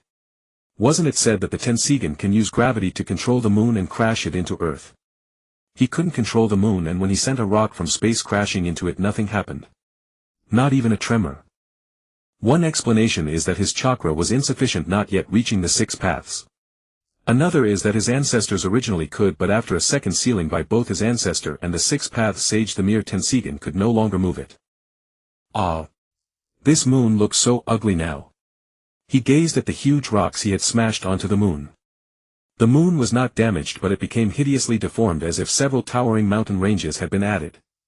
Tonari controlled the truth-seeking balls behind him, which were enveloped in green chakra. He then grabbed 4 of them, spinning them with both hands, gradually forming a green ring of light before launching a tremendous tornado toward the rock. Silver Will Reincarnation Explosion. This was one of the Tenseigan's formidable abilities which Tonari unleashed. He conducted an experiment. He was eager to know just how powerful he truly was.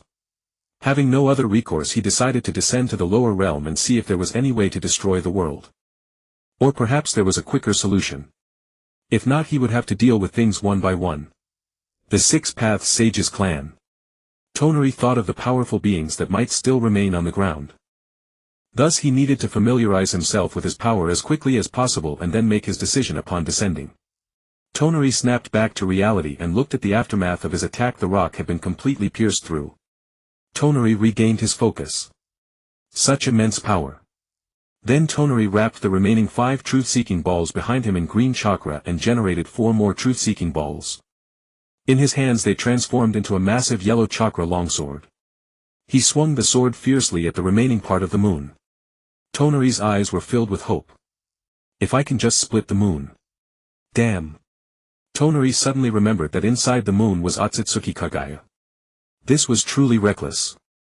Destroying the earth was one thing, but releasing Otsutsuki Kagaya, whom his ancestors and the 6 Paths Sage had painstakingly sealed, was another matter entirely. Tonari's eyes widened, his heart filled with desperation. Please no. Blinded by the intense yellow light, Tonari quickly turned his head away and flew far off just in case Kagaya emerged and he had time to escape. The Golden Will Reincarnation Explosion could split the moon, and the Silver Will Reincarnation Explosion could pierce through it.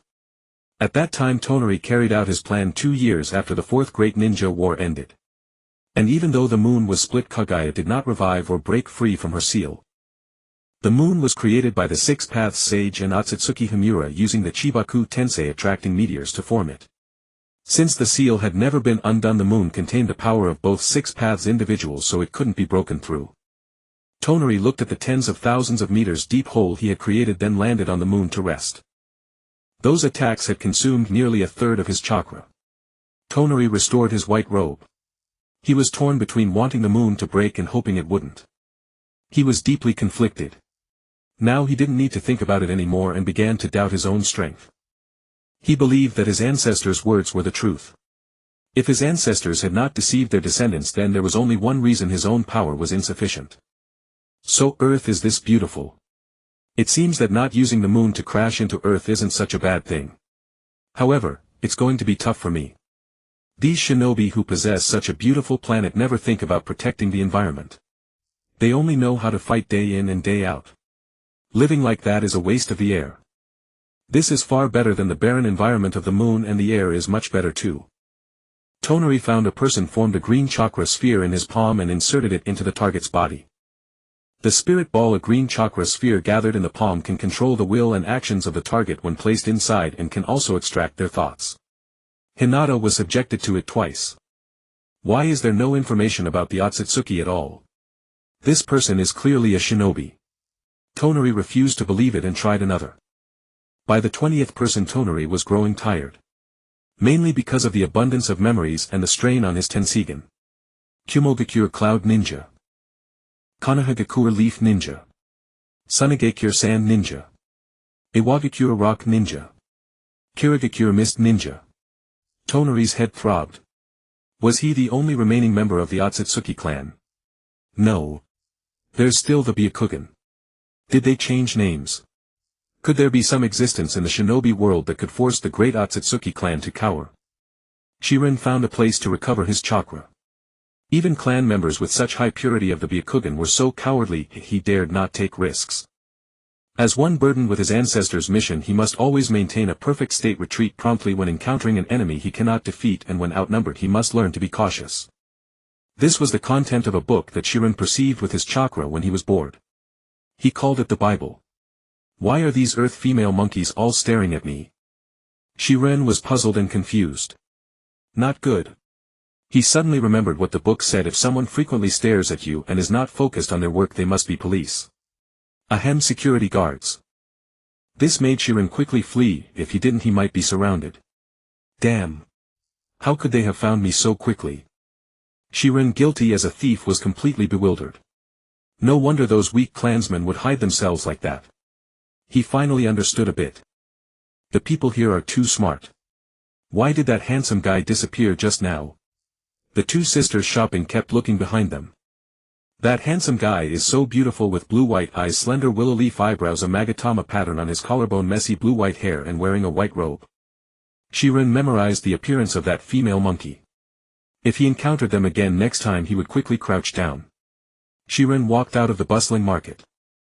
He didn't sense any powerful chakra, which still made him feel down. Shiren, who was walking on the ground, suddenly turned back. He suddenly remembered the Bible said that if you encounter someone who is still weak and on the opposite side, you must eliminate them promptly and not allow them to grow. Shiren seemed to understand. He seemed to be on the opposite side of these people, and they were all very weak. The important thing was that they had seen his appearance. This left Shiren troubled about what to do. He was reluctant to kill. Alas. This is the only way. In this way I won't have to see the bloody scene. I'm such a genius. A meteorite several kilometers in size from space fell crashing heavily toward the market. But the people below didn't notice. They were still bustling with activity. I'm just using gravity without using much chakra. This shouldn't attract the attention of powerful beings, right? The green light on Shiren's body faded and he returned to his normal state. Then he ran far away to recover his chakra. He wanted to maintain his perfect state. Shiren quietly sensed if any powerful beings in the vicinity were perceiving this situation. Then as he walked, his clothes and style changed to something else.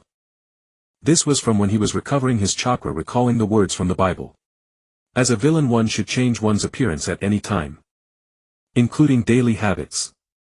After doing evil, immediately find a secluded place to disguise yourself.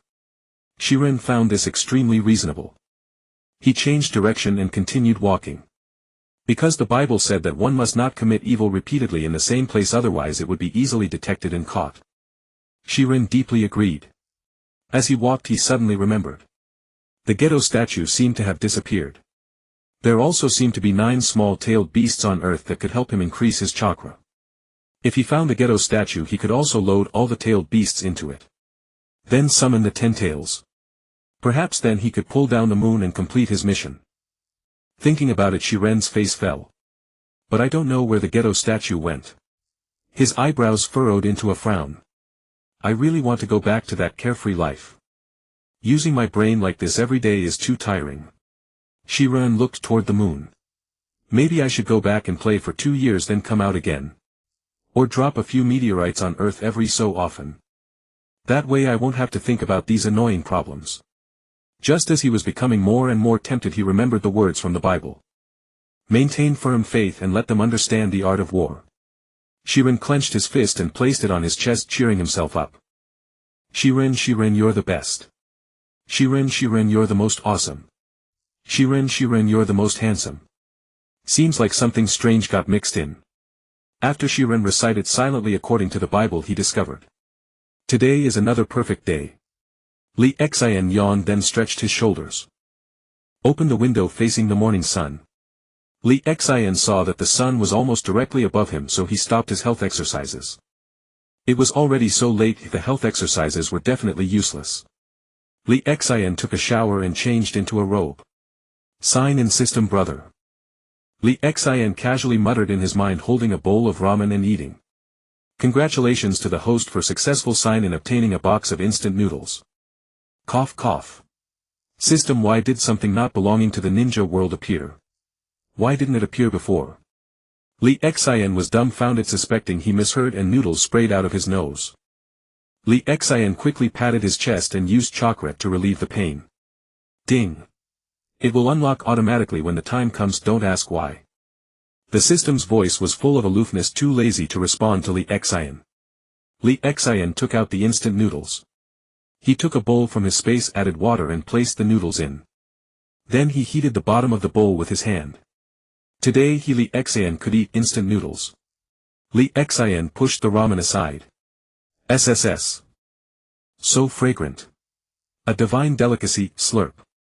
This feeling soon Li Xian still unsatisfied started on the second packet. Although Uncle Tuchi's noodles are delicious I've already slurp eaten hundreds of bowls. These instant noodles are truly delicious. Li Xian's eyes sparkled. By the time he finished the 10th packet he burped. Being a ninja is great, you can eat a lot. And you won't gain weight. A bit of green appeared in Li Xian's hand then turned into a toothpick. So being a ninja is good. Zhu Jian. Play another game with me. I'm about to beat you. Ban looked at Zhu Jian with a pained expression as if looking at a heartbreaker. Zhu Jian wiped the non-existent cold sweat from his forehead. He sighed inwardly. This guy is a bit skilled today, I almost lost just now. I can't do it anymore, I can't play chess with him today. Ban, we play this game every day, it's so boring. Let's play a different game. Changing it up will prevent boredom. When Ban heard Zhu Jian say chess was boring his heart tightened. But when he heard Zhu Jian suggest another game, Ban immediately agreed without suspicion. If Zhu Jian didn't play chess with him it would be troublesome. Playing chess with him at least he had a chance to win. Zhu Jian was delighted inside. It seems Ban hasn't discovered it, my foolish. Zhu Jian put on a naive expression. The true hunter often appears as the prey. He Zhu Jian was that hunter. And Ban. The land of water. Zetsu was inside a tree. Hey. They're all on vacation. They've worn us out like dogs. White Zetsu's figure complained. What do you know? We reconnaissance agents are the most important people. Black Zetsu with a face full of positivity deceived the naive white Zetsu. Perfect. Kabuto again ran to the cave from last time yet to return to find Orochimaru. I wonder how Orochimaru-sama is doing. Kabuto's face showed nostalgia. Hey. Don't get distracted during research. Kabuto was busy with his hands. Performing the Edo Tensei. All were his masterpieces at their peak. The ground was packed with over a dozen more coffins. I wonder how Orochimaru-sama is doing, finally finished. Kabuto wiped the sweat from his forehead. These days he had been busy everywhere robbing graves. Toiling for the sake of art. Sasori was in his room quietly crafting puppets. Puppets are the eternal art. Kakuzu had a bitter expression. Pain had given him some more money to run the Akatsuki organization. Every day precious silver flows out, not a single coin comes in. Kakuzu looked dejected if these were his darkest days. He thought again that this order came from Li Xian. The image of that young man flashed through his mind. I'll go find him tomorrow. Using the vacation to make money is perfect, isn't it? Kakuzu mulled over his words. Haiden was training his taijutsu in the mountains. Lord Jashin, wait. I will surely gather enough followers for you. Yet the strange scythe in his hands was still wielded clumsily. Kisame stood upon a vast sea. As if he had conquered this ocean. Sooner or later I will evolve water release into sea release. Kisame patted Samahata. Itachi's image surfaced in his mind. He didn't know why Itachi had returned and even brought his brother. Bringing the whole family. Obito lay on the ground quietly gazing at the sky. They're all so strong. Obito felt a sense of confusion. Is the only way left to revive Madara as planned? Obito was unwilling to accept this. No, I will never give up until the last moment. I will replace Madara. The final victor will surely be me. Rin. Just wait. We'll meet soon. Boom. An explosion echoed. Deidara formed a single-handed sword seal holding it before his chest. Not enough. Still not enough. I need to come up with a new technique. Deidara thought as he fed clay into the mouth on his palm. Suddenly he remembered something. Haha. This is true art. Lord Li Xian's cells are indeed formidable. But that doesn't stump me, Orochimaru. Orochimaru licked his lips. If only I had a test subject. Orochimaru shook the shimmering golden potion. Too badly, Kuin. You left too early, otherwise I can't even imagine how strong you would have become. Nagato was enjoying a massage from the 6 paths of pain. The feeling of vacation is wonderful. It's been so long since I felt this relaxed. Nagato's eyes were smiling. After resting next I'll carry out the plan with one burst of effort. Then I can leave without regrets. And let Yahiko deal with the headache. Nagato recalled his recent gloom, then imagined Yahiko in such a situation. The picture is too beautiful, but it's a pity. I won't be able to see it. Yahiko. Lee Xian's image appeared in Nagato's mind. You will surely protect Yahiko well, won't you, big brother? It seems it's time to confess to him to give Yahiko an extra amulet. Conan was folding paper cranes. Each crane bore a different name. All were names of Akatsuki members. Then she strung them together with a single thread. Itachi was deep in thought in his room. He was studying how to maximize the power of the complete Susanoo and the three sacred treasures. Because Sasuke already possessed the eternal Mangekyo Sharingan. Thus he needed even greater power to protect Sasuke. Sasuke was practicing swordplay in the forest. I will definitely catch up with you. Whenever his chakra recovered, Sasuke activated the eternal Mangekyo Sharingan to train his ocular power. Until the eternal Mangekyo showed signs of fatigue. Sasuke, relying on the yang-release chakra of the Uzumaki body, the soul power of Indra, and the eternal Mangekyo Sharingan, could train to develop a Rinnegan through effort. This thinking should be fine, right? Such hard training is useless. Young man. Sasuke turned around to look at the newcomer. Then, seeing that it was someone brought back by Lee Xian, he didn't think much of it. Then how can I become stronger? Sasuke looked puzzled. Madara looked at the person before him, who resembled Izuna. To be honest, ordinary ninjutsu and taijutsu are of little use at the later stages. Susanoo is a good ability and you can study it more, but it's not invincible either. Madara hinted at something. After speaking, Madara turned and left. This was his advice to the younger generations of Uchiha. It wasn't because Sasuke looked like Izuna. Madara, what are you doing here? Why sneak out mysteriously? Hashirama rushed over, pulling Madara toward the room. Shortly after Madara left, he encountered Hashirama. Humph. This old man just came out for a stroll. I can't beat you at Go. Just when I finally figured it out, you want to play something else. Do you think I'm stupid? Madara said irritably. He found Hashirama truly black-hearted. He had been so deceived in the past. He always thought Hashirama was a shy, bashful, innocent companion. Now he realized that he was actually the naive one. Lee Xian walked ethereally through the ninja world. He would go to some tea house to listen to music and drink, or dress up pitifully, place a bowl in front of him and sit by the bustling street. System, I'm telling you. Don't go too far. Lee Xian saw the newly refreshed 4-star mission. Then he breathed a sigh of relief. It's okay. Just a trip to the land of water to witness the revival of the Three Tails. Otherwise he would really be angry. The main issue was that one fragment was not enough. If it were 10 fragments, he would definitely be grinning. The journey was uneventful. Soon he arrived at the land of water. And Zetsu, sensing his presence, appeared before him. Leader, why are you here? Zetsu was a bit curious. Lee Xian made up a casual excuse. Some business came up and I found it was close to the land of water. So I came to take a look. How are things now? Lee Xian asked. Zetsu thought for a moment, then answered Lee Xian.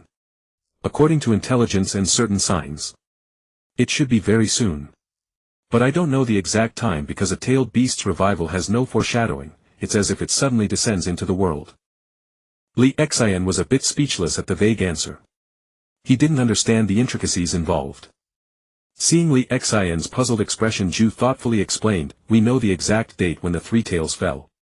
After a tailed beast perishes, it has at most several years to revive. And these few days are the final days of the last year. Lee Xian was utterly confused. So that's how it worked. It had never revived before. What if the tailed beast doesn't revive? Lee Xian asked Ju. Ju looked at the somewhat skeptical Lee Xian. These informations have been analyzed through thousands of years of records. There will be no mistakes. No information can hide from our Akatsuki organization, or rather from me. Ju wore an expression of absolute confidence, trusting the authenticity of intelligence without doubt. Oh, there will be a huge commotion then, right? Lee Xian asked. Ju paused, then nodded. More than half of the ninja world will sense this fluctuation. After all, a three-tails appearing all at once is far too massive. At dawn that day, Li Xian felt the surroundings pulsing abnormally. His eyes sharpened. He pondered in his mind how to bring back the three-tails. He remembered he didn't know any sealing techniques. He couldn't use genjutsu either. Shaking his head, Li Xian could only rely on his dojutsu power to suppress it at that moment. Around the mist, ninja began to gather slowly. Stay alert. Our three-tails of the water country must not be stolen by others. If it gets snatched away, our mist village will become a laughingstock. A figure appeared in the sky, standing silently above.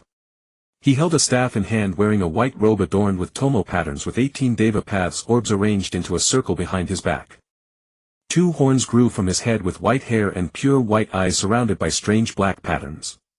Up close, 9 blue-white tomo hung upon the black lines within each eye. 9 tomo Rinnegan. I was so weak back then. Upon closer inspection, this person looked exactly like Li Xian. Only the 6 paths sage would appear slightly different. 6 paths Li Xian floated thousands of meters above, looking down upon Li Xian. I hope my conjecture is correct. Otherwise another lost lamb will appear. 6 paths Li Xian recalled memories from over 1,000 years ago. Back then he had been easily defeated by someone possessing the samsara eye. Just as he was about to be killed, a drop of water appeared in his mind. This drop of water felt familiar, as if it had appeared during his previous visit to the evil god realm. Later he forgot. Just when he was about to die, that drop of water shattered open. Then it somehow brought him over 1,000 years into the past. He met Kaguya Otsutsuki. He traveled through time, entering over 1,000 years ago. He then lived all the way to the present. And long ago, through painstaking missions, he finally gathered both the Rinnegan and the samsara eye. He had entered the 6 paths mode. Now his mood was complicated. Having been invincible for too long, he was terribly lonely. He gazed quietly at the Li Xian below. If the Li Xian below were killed, he might disappear. If he prevented all of this, time would not be disrupted. He would also disappear. Time would return to its original course. The world would only have the Li Xian below. And if he did not intervene, letting Li Xian continue to traverse time like last time, only this lost lamb, himself, would remain in this world. 2 Li Zins would not appear at the same time point. He did not want this, yet he could not bear to let go. He still wanted to see that woman one more time. The man who had long grown weary of life now clung to one more obsession. If I hadn't advanced to 6 paths back then, or hadn't fused both sage eyes simultaneously, I wouldn't have fallen into a 3-year coma. You wouldn't have hidden me away facing 2 6 paths level suns alone. After I woke, I wouldn't have been unable to find you, not even knowing where you were. Seeing those 2 bastards of yours, I really want to beat them to death. But I can't bring myself to do it. After all.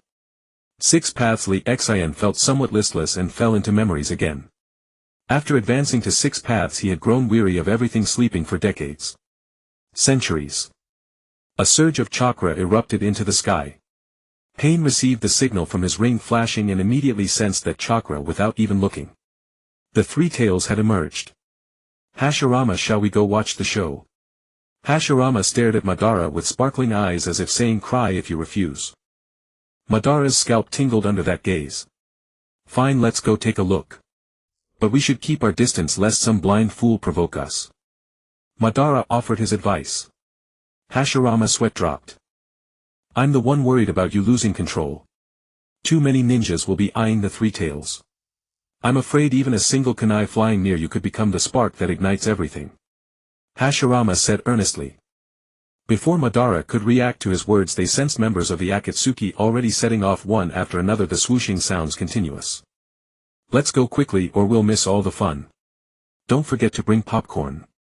After saying that, Hashirama walked out.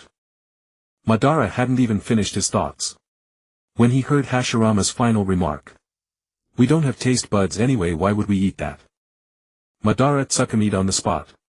But he still brought some. Just in case Hashirama pestered him later. Madara hurriedly caught up. Sasuke wore an excited expression. So many people mobilizing at once gave the feeling that something enormous was about to happen. It was his first time witnessing such a grand spectacle. After all, everyone in the organization was a high-level expert. Pain flew alone in the sky slightly ahead of the others but not too fast. Originally Pain had only planned to come alone. But he had received a message from Li Xian. Li Xian wanted to assess the overall strength, saying working alone was useless. They needed to harness the power of teamwork. Anyway, Pain stared blankly at the message from Li Xian inside the ring. Something about individual strength being limited while the strength of a group was powerful. Giving him a political lecture. Pain almost suspected whether Li Xian was too cowardly. Too cautious. If Li Xian knew what Pain was thinking, he would certainly say, "Brilliant." Originally Li Xian had planned to handle things alone, but more and more people had gathered around, making him feel somewhat vulnerable. What if some people like Pain or strong as the Akatsuki members were mixed in? What would he do if he capsized? It was safer to call everyone. Besides, as the boss, if he couldn't lead a bunch of subordinates to show off, what was the point? As such immense chakra. Otsutsuki Tonari suddenly sat up. His gaze turned toward the direction where the Three Tails was resurrected. It wasn't until he rapidly approached that he understood. This was the Three Tails from the memories of those ninja. And Tonari sensed the aura of the Ten Tails upon it. Does that mean the Ten Tails has already split into 9-tailed beasts? Tonari seemed to grasp something. He decided to go over and take a look. According to the memories of those few ninja, he knew it would certainly be lively. He could also get a glimpse of the true combat power of the shinobi world. Although Otsutsuki Tonari had seen those ninjas' memories, he refused to believe that this world had no strong warriors. Unless he witnessed it with his own eyes. Li Xian sensed that more and more people were gathering, and he grew a little restless. Most importantly, they were still messing around with some sealing technique. Suddenly something occurred to him. He remembered that when he last heard Pain's plan, he seemed to catch a certain phrase. Zetsu. How did we used to gather money in the shinobi world? Li Xian couldn't quite recall, but he roughly remembered it was something like this. Zetsu was bewildered by the question. We used to hunt bounties, loot a few gold vaults, or take on mercenary missions. Those were the big sources. The rest were minor. Li Xian's eyes lit up. I see. Then he shot into the sky. 18 wings sprouted from his back. A golden radiance enveloped his entire body like a god of light. Anyone who doesn't want to die, get lost. The Akatsuki has already accepted this mission. Capture the Three Tails for the reward. Li Xian was such a clever little devil. He struck first to declare that capturing the tailed beast was because they had been hired. That way he wouldn't push the Akatsuki too far into the spotlight or draw unnecessary attention. Although Li Xian was a bit afraid that some expert might suddenly appear. He had also come to realize that being as arrogant as before was no good. But he couldn't be as cowardly as now either. If things went wrong, he could just run. He wasn't stupid. Zetsu was utterly dumbfounded. Has Li Xian lost his mind? Does he think he's Pain? Watching Li Xian soar into the sky, Zetsu prepared to send a message back immediately. But his body was suddenly eroded by darkness. Don't forget the plan. Don't send it. Zetsu's body seemed to be controlled. This was the work of Black Zetsu. This was a rare opportunity. If Li Xian died here, his plan would become that much easier. High above, beyond Li Xian's sight. 6 paths. Li Xian wore a reminiscent expression. The me of the past. I always thought things through carefully, but I never hesitated when it was time to act. Sometimes I was perfectly rational, yet I always lost my reason. All for some illusory things. 6 paths. Li Xian felt a tinge of melancholy. He had actually realized it long ago. Over 1,000 years ago he had lost the drive to become stronger.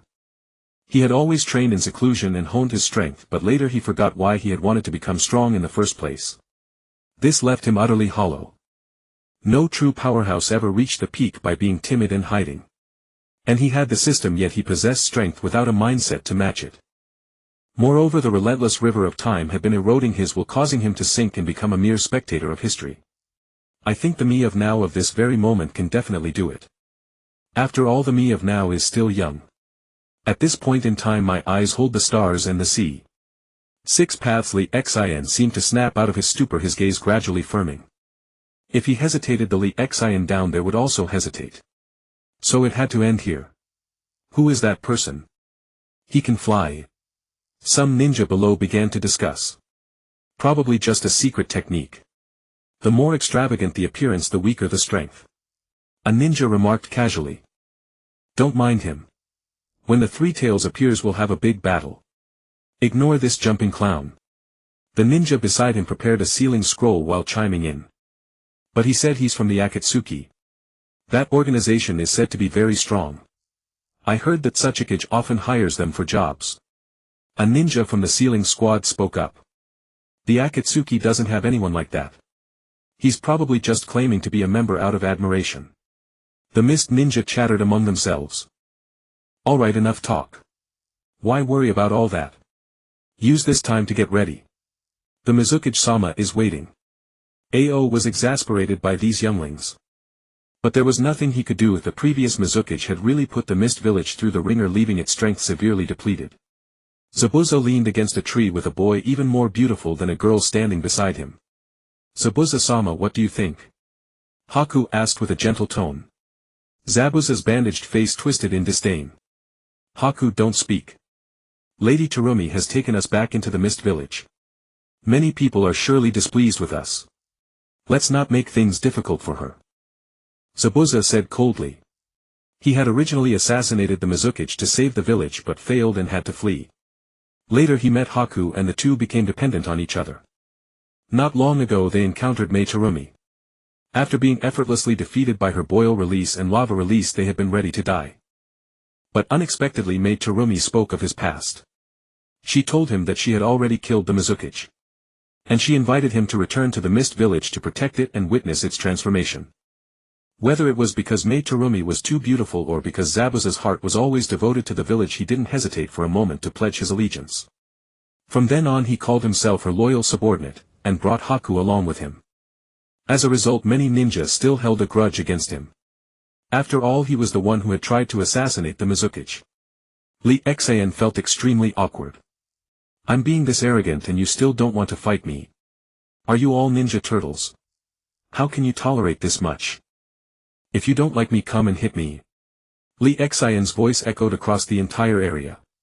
Some of the ninja who had been hiding themselves were almost amused by him. Such an unreasonable request.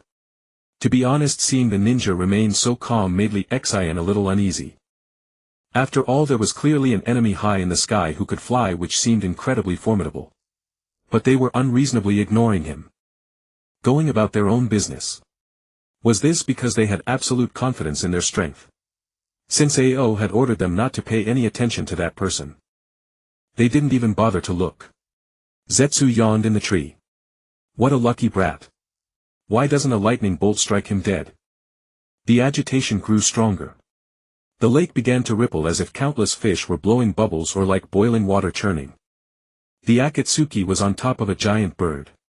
This was also because they lacked experience in team battles. Deidara. Are you an idiot? You had such a huge bird but didn't bring it out earlier, making us run for over 10 minutes. Feidwan complained. Deidara looked embarrassed. Didn't I run with you?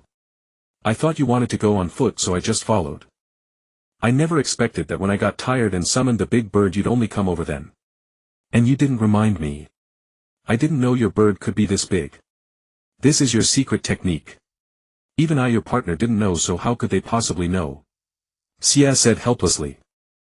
He had long wanted to tell Deidara to summon the bird.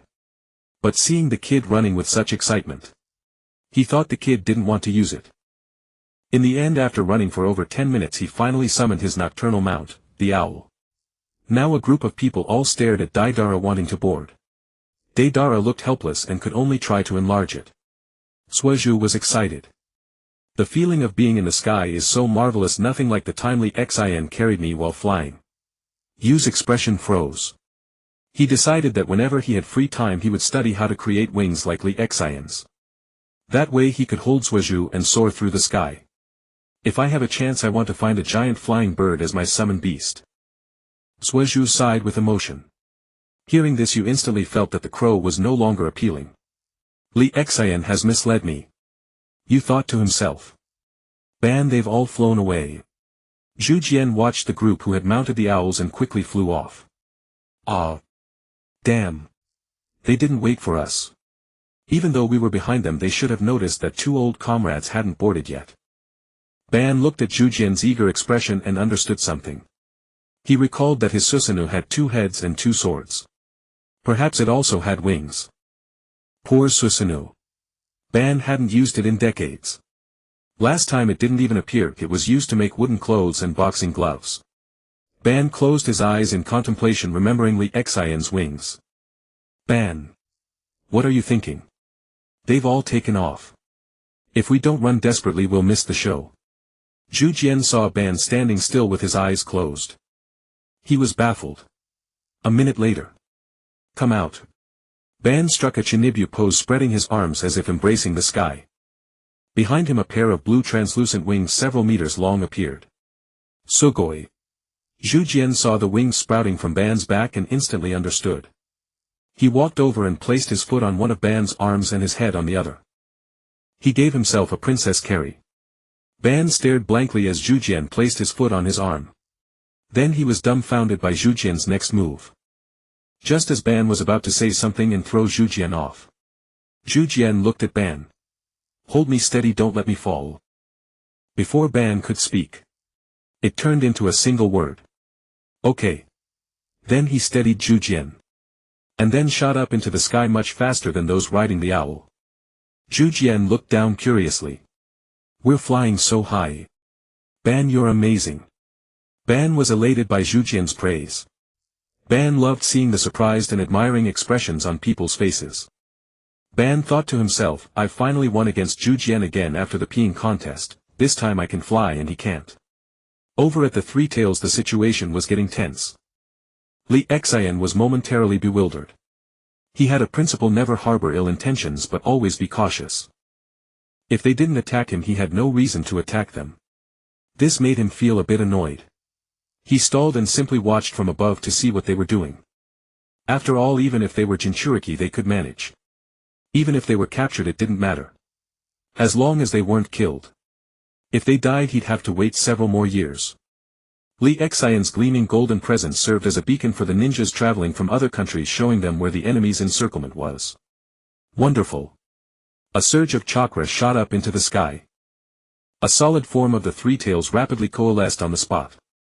It looked like a sea turtle with 3 flat tails and spines on its body. It was the Three Tails Isabu. So the original form of a tailed beast is this magnificent. Li Xian watched the massive Three Tails as if observing an animal in a zoo. After emerging, the Three Tails sank into the water. Completely ignoring these outsiders. Li Xian was baffled. That's way too aloof. Thinking this, Li Xian decided to watch the show. His original plan to first eliminate the ninjas present and then take the tailed beast back faded. This was a rare opportunity to see their methods. Rikudo. Li Xian's eyes flickered. Another butterfly effect. Or is it that the timeline is only roughly the same but many details have changed?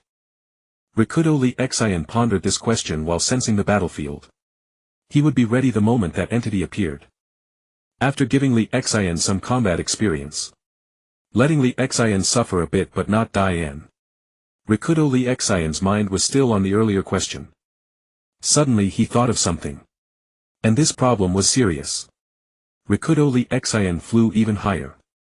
Deep into the atmosphere, watching the battle through the atmospheric layers. He murmured, that drop of water. Could it be? Rikudo. Li Xian dared not think further. If it were true, things would get troublesome. He suddenly sensed an aura of conspiracy and calculation. Quickly use your secret technique to enrage the Three Tails, making it surface. The mist ninjas were prepared for this situation. Several ninjas with special techniques stepped out from the rear. They placed their hands on the water's surface. Soon the Three Tails burst out of the water in a frenzy, gathering a tailed beast ball aimed at the mist ninjas. What's going on? What did you say? Why is the Three Tails so agitated? This turn of events clearly didn't match what the mist ninja leader had imagined. The two who used the secret technique spoke. I just insulted it a little. The remaining two stammered and said nothing, looking at the leader's eyes. One of them said, I just told it, your mother's dead. Who knew it would get so worked up? The Jonin leader's face darkened. And this? Then he noticed another one hadn't spoken. What did you say? He was curious. Quick dodge. That tailed beast ball is unstoppable. The defense ninja who had been watching the three tails saw the energy of the tailed beast ball growing. This isn't an ordinary tailed beast ball. Hearing this, the group shuddered. The leader grabbed the remaining ninja running while asking, "What did you say?"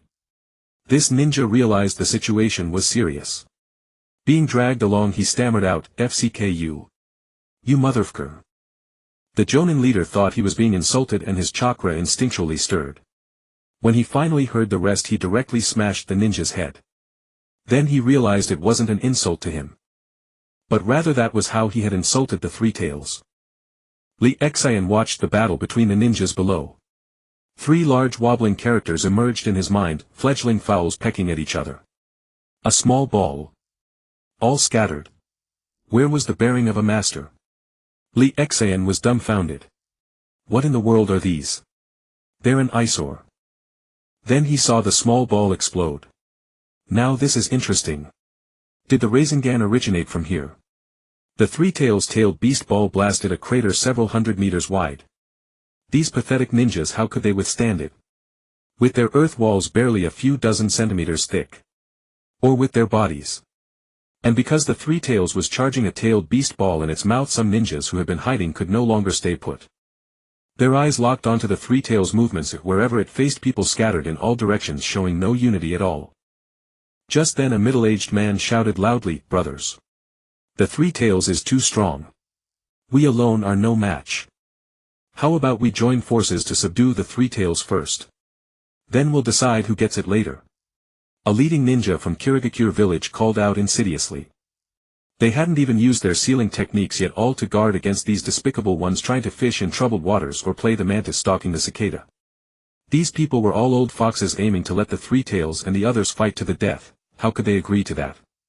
At the same time he thought to himself, if only everyone were like that fool in the air. How easy it would be. Li Xian, I feel offended. This is a ninja. Under the faint lock of six paths, Li Xian Otsutsuki Tonari appeared in the high sky above the battlefield. Too weak. Utterly uninteresting. Oh. That person is somewhat intriguing. Otsutsuki Tonari noticed someone flying even higher than him, radiating golden light with 18 golden wings on his back, magnificent and beautiful. Especially on the wings 9 thunder dragons roamed continuously, exuding unparalleled luxury. Otsutsuki Tonari slowly ascended. To avoid Li Xian's detection he moved stealthily. Several hundred meters below six paths Li Xian was completely unaware that several eyes had already marked him. Otsutsuki Tonari was already contemplating striking him down in one blow while he was off guard. After all, this person was nearly approaching his own state, becoming somewhat of a threat. But he didn't act yet. Li Xian was still on alert. Sneaking up behind him silently and eliminating him instantly would be too difficult. Especially those eye-catching wings, which clearly were extraordinary. He would definitely be fast. Li Xian watched with great interest as they, like fledgling fowls, pecked at each other, merely tickling the three tails. Especially as the three tails stood on the water's surface, its chakra was greatly amplified. Its formidable defense and water release made it a veritable powerhouse. Don't you know how to fight a tailed beast? A sand shinobi stared blankly at this group of useless teammates. I'm talking about you. Still looking? Yes, you. What use is throwing kunai? Yi Fan looked at the scattered ninjas. Don't freeze. Lure it onto land. Yi Fan roared. The three tails Isabu felt a headache. Silently complaining, I've been a Jinchuriki before. Do you think I don't understand words? I spent so much time with the Sage of Six Paths, was it all in vain? The three tails felt puzzled, then found it boring. Why am I bothering with a bunch of fools? I'm out of here. Time to sleep. The three tails slowly sank back to the bottom of the lake, leaving a group of people staring at each other. Li Xian forgot to crack the melon seeds in his hand. These people are insane. They don't think the three tails can't understand human speech, do they? Li Xian looked curious. After all, the spirit beasts in the spirit world all spoke. The three tails as a chakra aggregate, such a high-level life form. It was hard to describe. Sigh, you bunch of weaklings, just leave. Let me handle it. Li Xian, with the air of a lonely master, slowly descended. The ninjas below were furious. Already frustrated by their inability to do anything against the three tails, this person actually dared to mock them. Kid, how dare you? Yi Fan pointed at Li Xian. Without waiting for a reply, he immediately started rallying the crowd. Brothers, let's take him down together. Make him understand. We might not be able to handle the three tails, but crushing him is a piece of cake. After saying this, Yi Fan quietly slipped away. If this guy didn't dare to come down, he'd be a silver spear with a wax head. With so many people below to dare insult them like that, he either had real strength or was a fool. Thinking of Li Xian's wings, he chuckled to himself. Yi Fan hurried away thinking to himself, a bunch of pigs as teammates. The other villages are all amateurs sending out such trash. None of them is as sharp as me.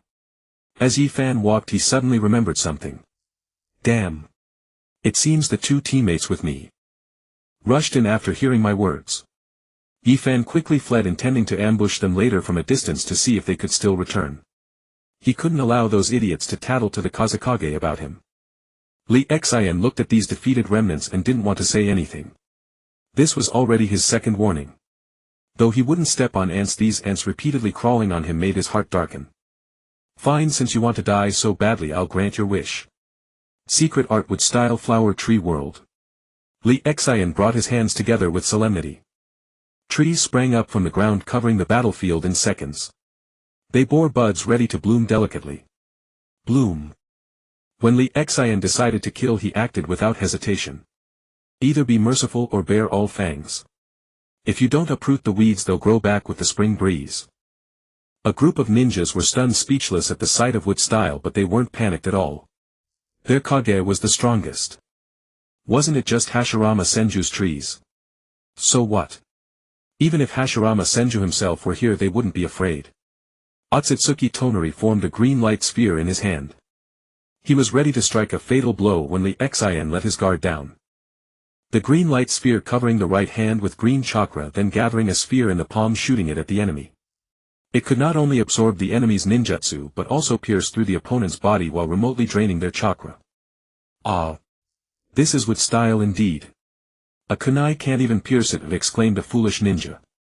Brothers, use fire release. Those without fire release stay away from the trees. These balls are problematic, they're draining my chakra.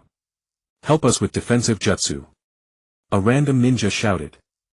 Watching the trees that remained unscathed by ordinary fire release and the dwindling voices of their companions, only a few lucky ones managed to escape. In just a few seconds they were either poisoned or strangled to death by the trees. This was the group attack ninjutsu that made Hashirama Senju shine during the Warring States period. Come out. Stop hiding. I've already spotted you.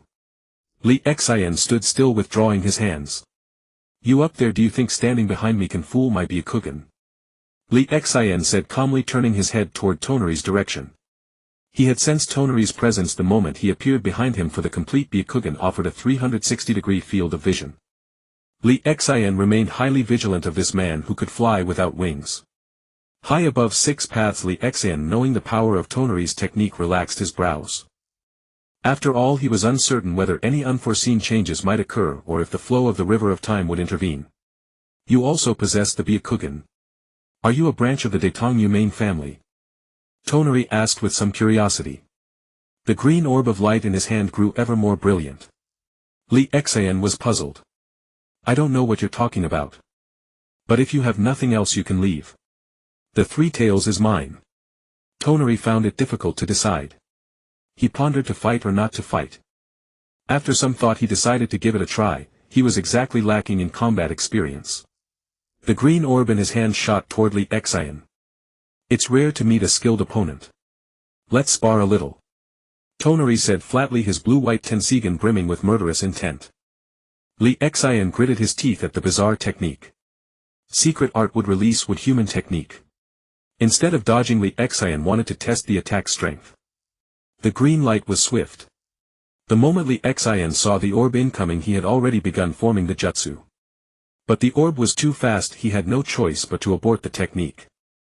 With a flap of his wings, a chunk of flesh was scraped from his abdomen and he felt his chakra diminish by a notch.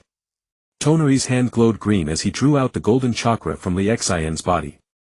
But since it was only a graze, the amount was insignificant. Not bad speed. Tonari was somewhat satisfied with his own technique and he gained a measure of recognition for Li Xian's speed.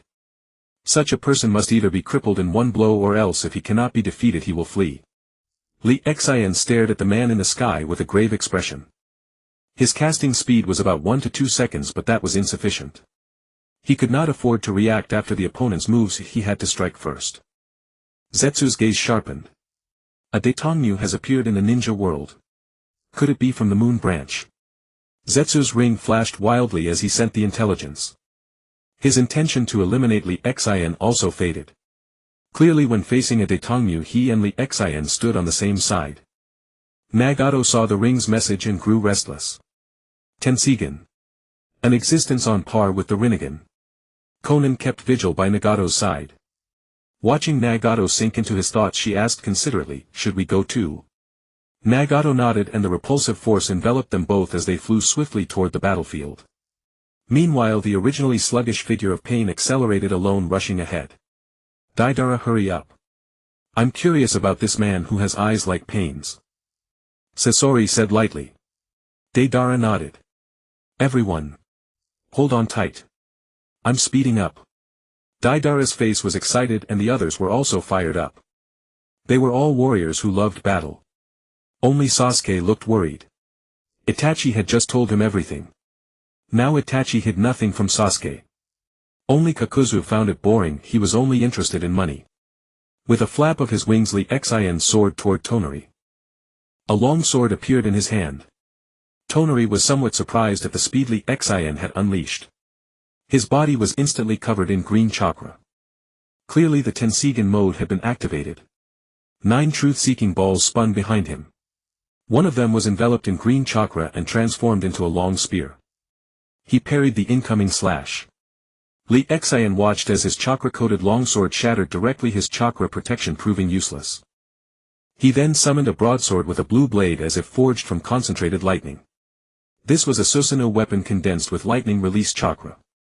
It possessed immense destructive power. I thought you were a formidable opponent, but you're just an ant with a bit of speed. Your attacks are utterly powerless. Didn't you eat breakfast? Tonari shook his head as Li Xian switched weapons. The spear formed from a truth-seeking ball struck directly at the weak point revealed by the Tenseigan. Li Xian's weapon shattered again. Tonari's attack precisely hit the thin spots in Li Xian's chakra flow.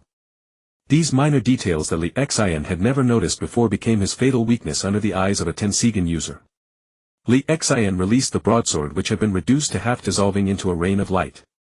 He spread his palm slightly, rapidly forming it into a sphere, then transforming it into a shuriken. Tonari watched Li Xian with interest.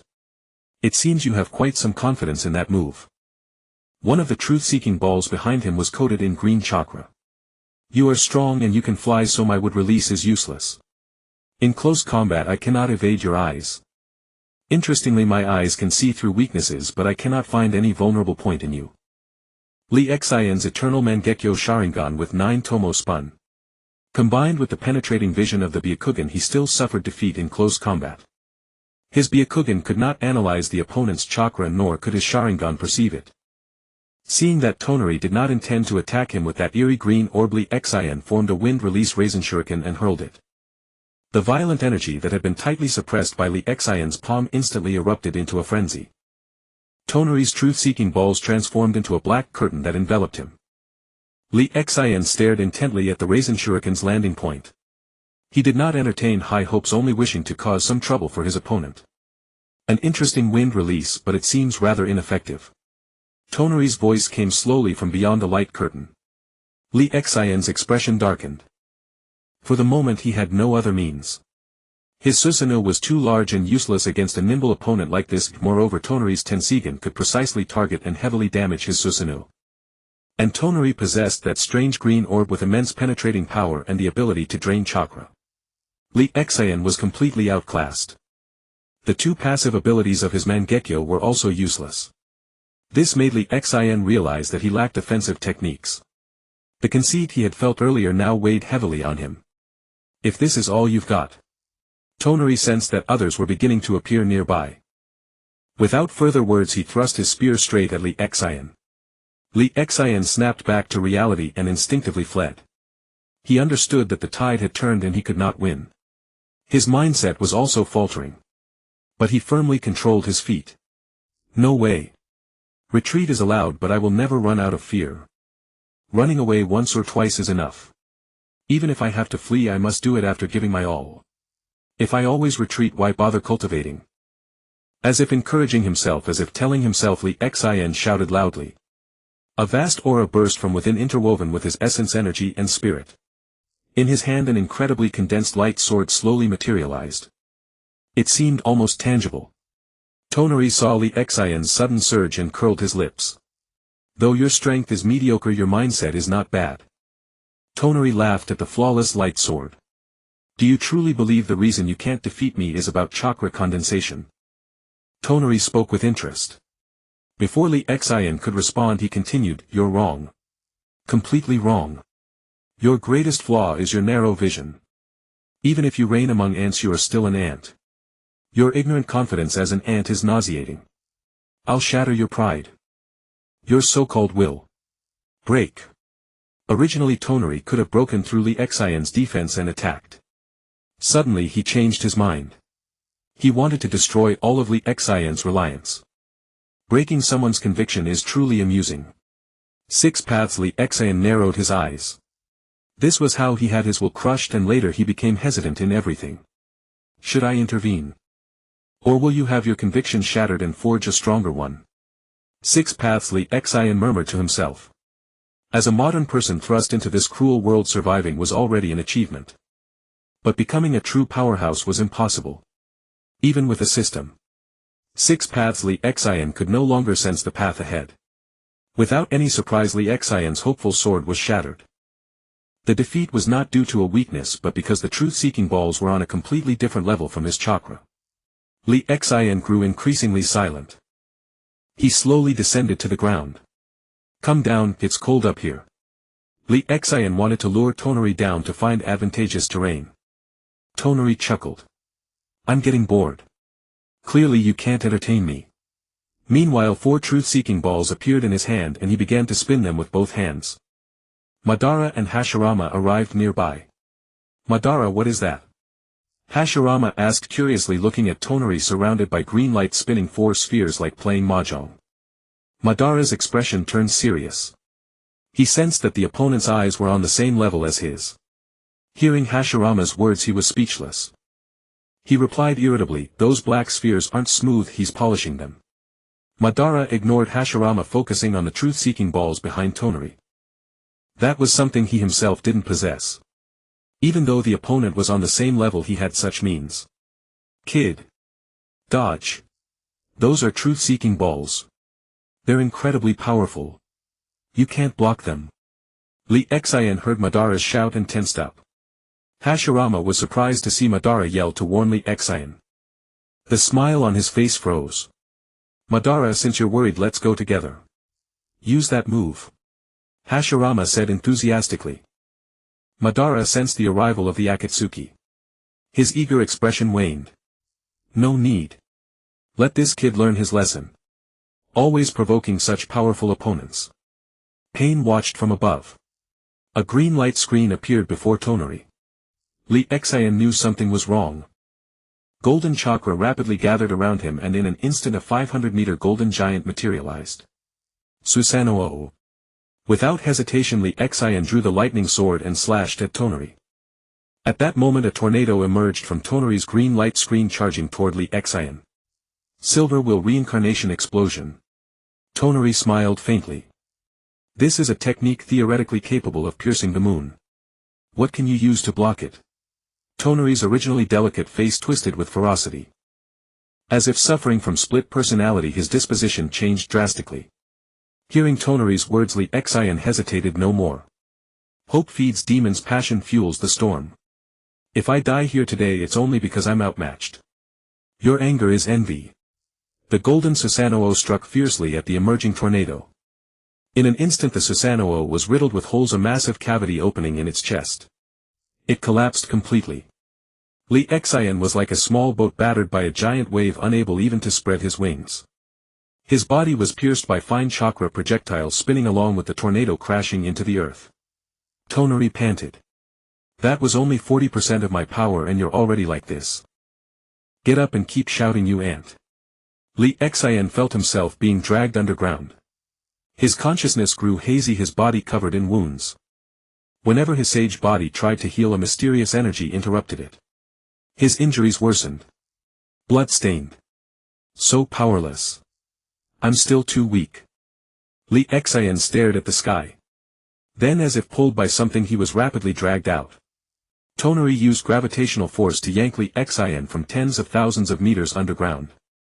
Looking at the utterly weakened Li Xian, Toneri laughed. Sorry, it's my first time using a jutsu to attack. I aimed a bit off. But it feels quite satisfying. Li Xian felt the strange chakra dissipate, and the remaining chakra in his body finally allowed him to stop the bleeding. Li Xian was puzzled. 6 paths. Li Xian was also confused, as if pondering why. Toneri saw Li Xian's confusion and smirked wickedly. No, you can't die yet. Those who just arrived are wearing the same clothes as you, they're your comrades, right? To thank you for being my first opponent. Toneri grew somewhat manic, his mindset rapidly shifting due to power. He was becoming a puppet of his strength. I'll make sure you die last so you can witness the death of all your comrades. Then suffer, scream, struggle. Let me see your miserable state and entertain me. Li Xian's face darkened. He quickly refined chakra to heal his wounds. He couldn't bear to imagine such a feeling, just hearing and thinking about it sent chills down his spine. 6 paths. Li Xian glanced in Sasuke's direction, taking a long look. His gaze was filled with vicissitude. Perhaps this change is a turning point. 6 paths. Li Xian murmured coldly, his voice devoid of emotion, showing absolute indifference to life. Even for his once best brother, he was ready to sacrifice him without hesitation to achieve his own goals. So who will strike first? Or shall you all come at once? Sharon observed the newly arrived Akatsuki members. Suozhu gazed at Li Xian with a worried expression. Li Xian has actually been defeated, Suozhu remarked, surveying the battlefield scarred by the clash. Yu's face darkened with concern. Our new leader has fallen. As expected, Pain is the strongest, Didala said blithely. Pain watched the Akatsuki members, who seemed lax after their coordinated attack. That man is formidable. Anyone with insufficient attack power should withdraw. This battle is futile for you. None of the Akatsuki members were willing to concede. Even if they were to die, they would not accept being sidelined. Pain regarded his members with a grave expression. I will go first. You look for openings. Pain's stern words sent a tremor through the Akatsuki. It was the first time they had seen Pain so solemn. But upon glimpsing the unfathomably deep chasm, they began to understand. They were not foolish, they merely despised their opponent strategically while respecting him on the battlefield. Morale was lifted. Moreover, they were all inherently arrogant. Pain raised his hand. With his gravitational pull, he drew Li Xian toward the other members. Leave this to me, leader. Sharon's expression turned serious as he witnessed Pain's technique. He finally took a careful measure of Pain. Then he noticed Pain's eyes. So you possess the Rinnegan. But it's dull, merely a puppet. Sharon smiled faintly, but his heart grew wary. He prepared to flee at the slightest sign of danger. Who knew if the Sage of 6 Paths still existed on Earth? Call your real body. You are no match for me. Sharon toyed with a truth-seeking ball, seemingly dissatisfied with its roundness, and spoke to Pain with an absent air. The Akatsuki members were astonished. For the first time they heard that their immensely powerful leader was merely a puppet. Xie's eyes lit up. Now that is true art. Pain remained expressionless. No need. A puppet is sufficient to deal with you. Pain spoke as if stating a fact. State your name. You are a worthy opponent. You may leave a name before death. Sharon saw the other's audacity. A cold sneer rose in his heart. Detong Sharon. And you? What is your true body's name? I have no interest in a puppet destined to shatter.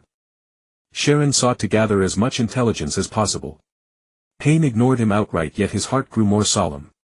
Sharon felt a subtle unease at being dismissed. He gazed intently at Pain as if to memorize him. Then he noticed that the black rods embedded in Pain originated from the ghetto statue. His heart tightened. If the opponent possessed the ghetto statue, he might truly be outmatched. Yet he was unwilling to retreat without a fight. He at least wanted to see the opponent's real body. Enough talk. Let's begin. Sharin's face turned serious as he condensed a green energy sphere and hurled it at Pain. Pain with a grave expression dodged directly. Such a technique is useless if it cannot hit its target. It's rather embarrassing. Ignoring the explosion behind him, Pain locked eyes with Sharin. Sharin realized that the opponent's eyes could trace his attack trajectory. The remaining 5 truth-seeking balls behind him were drawn to his hand by his green chakra. Golden Will Reincarnation Explosion. The truth-seeking balls transformed into a colossal yellow light sword in Sharin's hand. This strike can theoretically cleave the moon. Don't break on me, puppet. Sharin's tone grew fierce. Pain, seeing this technique, had no choice. Chibaku Tensei. Changmen swiftly summoned a black sphere that pulled Sharin upward, lifting him into the sky. This was Pain's strategy, a mutual exchange of ultimate techniques. Exchange of ultimate techniques. As expected, Sharin could only slash the sword brimming with immense power at the black sphere. A sword scar hundreds of meters wide and tens of thousands long cut through the sphere and struck the ground. Sharin regretted his action immediately. He was too inexperienced in combat. He could have struck the black core while simultaneously cutting Pain, but he failed to adjust his stance and simply attacked the sphere. A powerful technique, but your black spheres are gone. Your move has been unleashed. Pain's words came out flatly. Sharin looked at Pain. Ha ha ha ha. What gave you that illusion? How ridiculous. With a wave of his hand, Sharin recondensed the truth-seeking balls using his abundant chakra. 6 paths. Li Xian, observing the altered course of events, fell into thought. Over 1,000 years ago he had been swiftly defeated by Sharin and was about to be killed. Now the changes were significant. 6 paths. Li Xian was unaware that all this might have been altered by an inadvertent remark from Li Xian. Or perhaps a shift in Sharin's mood. Thus the change occurred. The Akatsuki members stared at the scarred ground in stunned silence. How could they possibly engage? Their opponent was a god, just like Pain. Pain remained silent. Sharin's face was pale. Recondensing 9 truth-seeking balls at once drained him. Especially after using so many techniques. Summoning technique. Sharin pressed his hand into the air. Strange tadpole-like symbols spread outward, filling the air with thick smoke. A stone statue over 100 meters tall materialized on the ground. Its appearance closely resembled that of its ancestor Yutsuan. Truly summoning the ancestor. As long as I live, this statue will not shatter. Sharin sat atop the statue. Come struggle, you ants. Let me enjoy the show. Sharin's stone statue crashed down toward the Akatsuki members. Pain's expression hardened as he aimed his palm at Sharin. Universal pull. Sharin felt his body dragged by an immense gravitational force. Gravity. He quickly wrapped a truth-seeking ball with green chakra, transforming it into a shield in front of him. Pain had intended to use a massive repulsive force to crush Sharin when he was pulled in, but he hadn't expected the black sphere to turn into such a sturdy shield. Yu's eternal Mangekyo Sharingan began to spin. Suoju's eternal Mangekyo Sharingan also started to rotate. Fei Duan drew strange patterns. We need to get his blood, he whispered. Jiao Du revealed all 5 masks. A Fei casually formed hand seals. Daedala perched on an owl continuously fed white clay into his hand. Gue Jiao, seeing Daedala prepare explosives, refrained from using water release to alter the terrain lest the enemy find a way to hide in the water. He held a powerful water release technique in his hands. Ban and Zhu Jian watched intently. Zhu Jian kept a firm grip on Ban, whose body trembled with excitement. Ban longed to rush in and dance. Such a battle, such an opponent, he had never encountered anything like it. Sasuke and Itachi Susanoo, like 2 small dwarfs, flanked Tonari's stone statue from left and right. Daidara, holding a small white round spider in both hands, tossed it down. Then under his command a series of dense explosions rang out. Did it work? Daidara wondered how strong the statue's defense was. Or perhaps after the statue shattered, how fast it would heal. The purple Susanoo beneath Sasuke stirred restlessly. It was his first time using the complete Susanoo. Itachi with his eternal Mangekyo stared intently at Tonari. His Tsukuyomi was ready. He was creating opportunities for his teammates. Kid. Your attack method is quite good. But unfortunately it doesn't break through. Tonari looked up at Daidara in the sky, his voice flat, unsure if it was praise or mockery. Aren't you ready yet? Fighting so slowly. Tonari grew impatient. Sasori watched Tonari with keen interest, sizing him up. What a perfect body. How powerful it would be if made into a puppet. He took out a scroll. With a casual toss he summoned a dense swarm of puppets. Sasori transformed into a human puppet and his regeneration core emitted countless threads controlling these puppets. Red secret technique performance of 100 puppets. Seeing how strong the opponent's defense was, he prepared to simultaneously control 100 puppets to attack. In his view, as long as they could break through, repairing the shattered statue would still consume chakra. Kisame meanwhile was using his newly developed technique. Water-style flood dragon diving into the sea. Behind Kisame a flood dragon created by water-style coiled. This jutsu had immense destructive power. Even he, known as the tailed beast without a tail, was nearly drained. Itachi sensed that his teammates were almost ready. With a loud shout his eternal Mangekyo spun, rapidly consuming vast amounts of dojutsu and chakra. Otsutsuki Tonari. Take this. Itachi's Susanoo assumed an attacking stance, its lethal trump card being the dojutsu. The loud shout was only to divert the opponent's attention.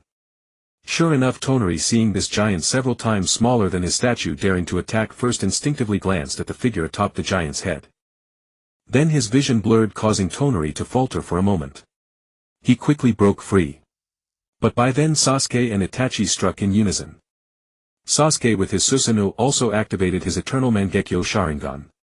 Giant flames blazed on the stone statue. Amaterasu immediately took effect, though it burned slowly. But at least it broke through the defense. Sasuke's expression darkened. Kisame, seeing the opportunity, sent his flood dragon charging straight at Tonari. His ambition was large, he wouldn't bother with that annoying thing. He aimed for the key figure. Haiden didn't engage, he was waiting for his teammates to bring him blood. Without blood he wouldn't attack. Li Xen, seeing this situation, had no time to heal his wounds and quickly clasped his hands together. Quan Yukio Suishu. Li Xian's palm manifested a seat character, he injected chakra, creating a massive rectangular block to suppress the statue's chakra. This made the statue freeze. However, due to the vast difference in power, he couldn't suppress it as easily as Hashirama had suppressed the Ninetales. Just as Kisame's water style was about to hit Tonari, a truth-seeking ball transformed into a shield appeared before him. It blocked all the damage. Kisame's expression was grim, his heavily anticipated attack had been neutralized. That black sphere was simply too absurdly powerful. He wanted to merge with Samahata, but with his teammates around it was clearly inappropriate. Kisame seethed with resentment. Obito meanwhile was performing various elemental techniques, barely scratching the statue. He had no fighting spirit at all. Zetsu also began to slack off, noticing that Madara was nearby. In his view, this young Otsutsuki was nothing special. He intended to save his tricks for the end. He couldn't let Madara discover his abilities. After all, his abilities were something Madara didn't have, and Madara would surely become suspicious. The others were strenuously scratching the surface. Against ordinary ninjas they would cut through like a knife through butter. But against such an overwhelmingly powerful single entity they struggled. And it somewhat hindered their performance. Tonari glanced expressionlessly at Itachi and the statue, which had been scraped of a layer of stone within seconds. He used his chakra to restore it. The little one above was annoying, the one who could make him dazed must not be left alive. The fire user was passable. Tonari analyzed inwardly. Watching the statue's casual blows send the opponents flying back dozens of meters, he felt it was somewhat dull. He looked at Li Xen, seeing him still struggling desperately. Don't worry, it will be soon. He was waiting for the cooldown of 2 skills. He didn't know what these people were waiting for. Perhaps they were waiting for death. As Tonari thought, he suddenly smiled. System. How many points for a skill refresh scroll? Li Xen asked the system inwardly. Ding, a skill refresh scroll costs 200,000 points. Host has 160000 points. Li Xen's heart sank. Indeed, he intended to use a skill refresh scroll to reset the Mangekyo's abilities. He was determined to burn his bridges. By the way, system fully fused the 9-tomoe Eternal Mangekyo Sharingan with the Byakugan. Sell everything in my system space that can be sold. Convert it all into points. Li Xen looked at the others, who could no longer hold on, his heart racing. Ding. System space cleared. Obtain 5,000 points. Buy a skill refresh scroll and reset the passive that amplifies jutsu by 9 times. Ding! Fusion of 9-tomoe Eternal Mangekyo Sharingan and Byakugan successful. Congratulations host. You have activated the Celestial Eye and obtained 1 three-tomoe Rinnegan and Tensigan. Your eyes have turned into ordinary eyes. Lee Xin felt the once abundant dojutsu power vanish instantly. Meanwhile the pineal gland at the center of his forehead kept expanding and contracting, emitting a blazing light. His eyes had turned into white pupils with black irises. Lee Xin felt as if his skull was about to burst, the pineal gland vibrating incessantly. Soon an 8 centimeter long horizontal line appeared on his forehead. Then the world which had been gradually degenerating in his perception became clear again. Rikudo Lee Xin sensed the change in Lee Xin but was too late to stop it. I never expected that your comrade's arrival would cause such a drastic change. 2 such powerful eyes and you've wasted them just like that. Rikudo Lee Xin's expression darkened. He hated things beyond his expectations. It made him want to escape. His heart kept telling him forget it, this account is ruined. Meanwhile a golden light emerged from Lee Xin's black pupils. His Mangekyo abilities had all vanished. Only one ability remained. Ah. System, can the skill refresh scroll be returned? Don't think too much. The buyback price is 3,000 points. Does the host want to return it? In the original story Madara never used Susanoo after entering 6 paths mode. Sasuke with 1 foot into the 6 paths could use Mangekyo abilities and Susanoo. So here I have a hypothesis. Fellow brothers, don't criticize me. Let's discuss it in the group. But don't use settings from other novels. Ants, you have remarkable courage. Shirin swept his gaze across the crowd, his eyes deep and piercing, a flicker of dark light flashing. He rubbed 3 truth-seeking balls in his hand, staring at Yuzhibo Yu. Brother, dodge. Suozhu realized that Shiren's target was his brother and instantly panicked. He hurriedly ran towards his brother. He wanted to block the damage for you. Yu's face was as calm as still water, his eyes fixed on Shiren's movements. He sensed Suozhu rushing over. This momentarily distracted him. Suozhu, don't come. I can dodge. Yu quickly advised, though he could not perceive the trajectory of the opponent's attack. But he did not want Suozhu to come and die. He sensed that the chakra in Shiren's hand was too overwhelming. Shiren grinned viciously at Yu. Die, ant. Silver will reincarnation blast. A green light curtain in his hand quickly shot out, a tornado soaring into the sky. Suozhu's sprinting speed slowed down. Missed. Yu suddenly woke up. Pei En, dodge. He's targeting you. In an instant everyone was astonished. Shiren's act was too brilliant. Pei En had originally been thinking how to protect you. But he realized he had no means left. Although his almighty push was very powerful, this place was full of his comrades. His area of effect attack was utterly useless. And it was likely that the enemy would not be harmed, but he would kill all his own teammates first. And just as he was watching the attack, trying to figure it out, the tornado rushed towards him. Extremely fast. And Pei En never expected the opponent was coming for him. He reacted a beat too slow. Pei En was directly hit and turned to dust. The tornado continued to surge into the sky, stirring the clouds and winds, then vanished. Bingo. Hit him. Next, which one? You or that annoying guy up in the sky? Shiren snapped his fingers, looking smugly at you. Meanwhile Lee Xin could no longer stay put, even though he knew Pei En was just a puppet. Because Shiren was about to make a move on you. If you died, Suozhu would be devastated. He ignored that his chakra had only recovered about half. He tried to awaken the ability on his forehead, but it was like sinking into a quagmire, deeply trapped with no response. System, what is this? Host, don't worry. The three-tomoe reincarnation eye is transforming your chakra. Only after the transformation is complete can you use it. Otherwise your chakra is insufficient to drive its power. The system's words plunged Lee Xin into despair. How can this be? Watching the green light orb in Shiren's hand already aimed at you, Lee Xion's face turned grim. He subconsciously activated his eyes only to find they had returned to normal. Now he had a body full of chakra but no key to open this door. Lee Xion quickly rushed out. His body was covered in bloodstains. Although the bleeding had stopped, the wounds had not expended chakra to heal. He wanted to recover as much chakra as possible. Ah, ignorant ants. Shiren felt bored. He no longer felt any pressure. No one could pose a threat to him anymore. The two giant Susanoo were also being beaten back by his stone statue. Li Xian's face was dark. You guys go. I'll hold him off. Li Xian's voice filled with the resolve to face death reached the entire battlefield. Li Xian had no choice but to make this seemingly noble decision. They were all innocent, dragged into this by him. If only he had chosen to flee directly back then. Instead of being arrogant. Causing everyone to fall into the abyss. Most importantly, Zhuo Zhu's gaze kept wavering between him and you. He was afraid that one of them would be attacked by Shiren.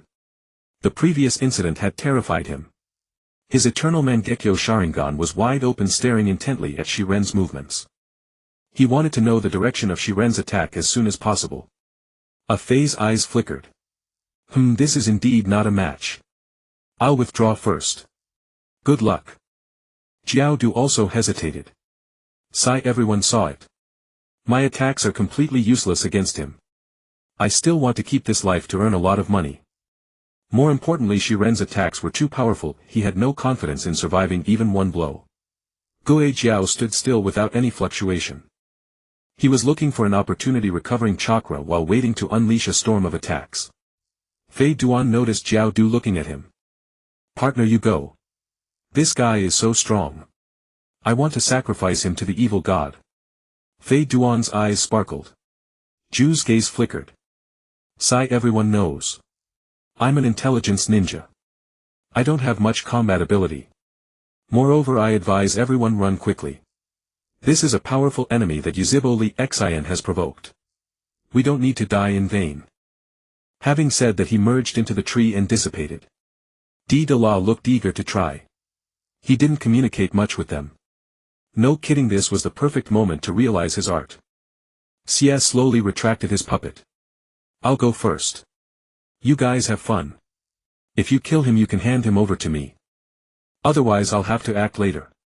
Xie was helpless. Neither poison nor hidden weapons worked at all. The third Kazekage's powerful special secret technique was also useless. This gave him the idea of researching very powerful poisons and puppets. You looked at Zhuo Zhu, seeing Zhuo Zhu frequently looking at him and Li Xian. He narrowed his eyes, then his gaze became firm. Zhuo Zhu saw Yu's resolute look and felt conflicted. He wanted you to leave and he himself would stay to fight. But if you really left, he would be disappointed. What are you waiting for? Get out of here. Li Xian rushed forward, looking very small. Oh. Shiren laughed, the corners of his mouth rising. Watching Li Xian's gaze fixed on this young man of the same age. I understand now. How interesting. Shiren looked at Li Xian. 3 truth-seeking balls covered in green light adhered to his hand, then a yellow gleam appeared. Golden Will Reincarnation Blast. Shiren was about to strike towards Zhuo Zhu. You quickly rushed towards Zhuo Zhu, wanting to push him away. The distance he had deliberately kept from Zhuo Zhu to prevent him from rushing over now seemed like an insurmountable chasm. Zhuo Zhu, run. Yu's voice was filled with despair. He used his utmost strength to shout warning Zhuo Zhu. But Zhuo Zhu, seeing that Shiren's target was him, actually relaxed. He was the one least afraid of Shiren on the whole field. Zhuo Zhu's lips curled with mockery. How laughable.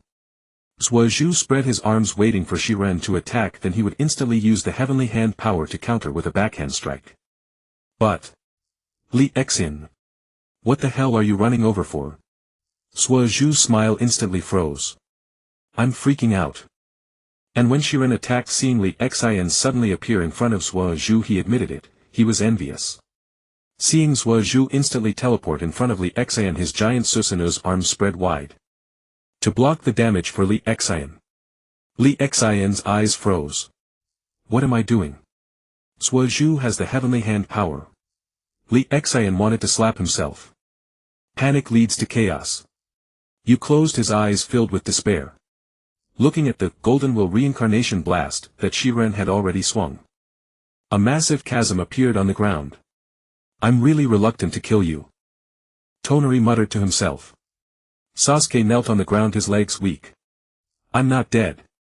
Lee Xian stood behind Sasuke, his expression complex. He had been ready to die together with Sasuke just now.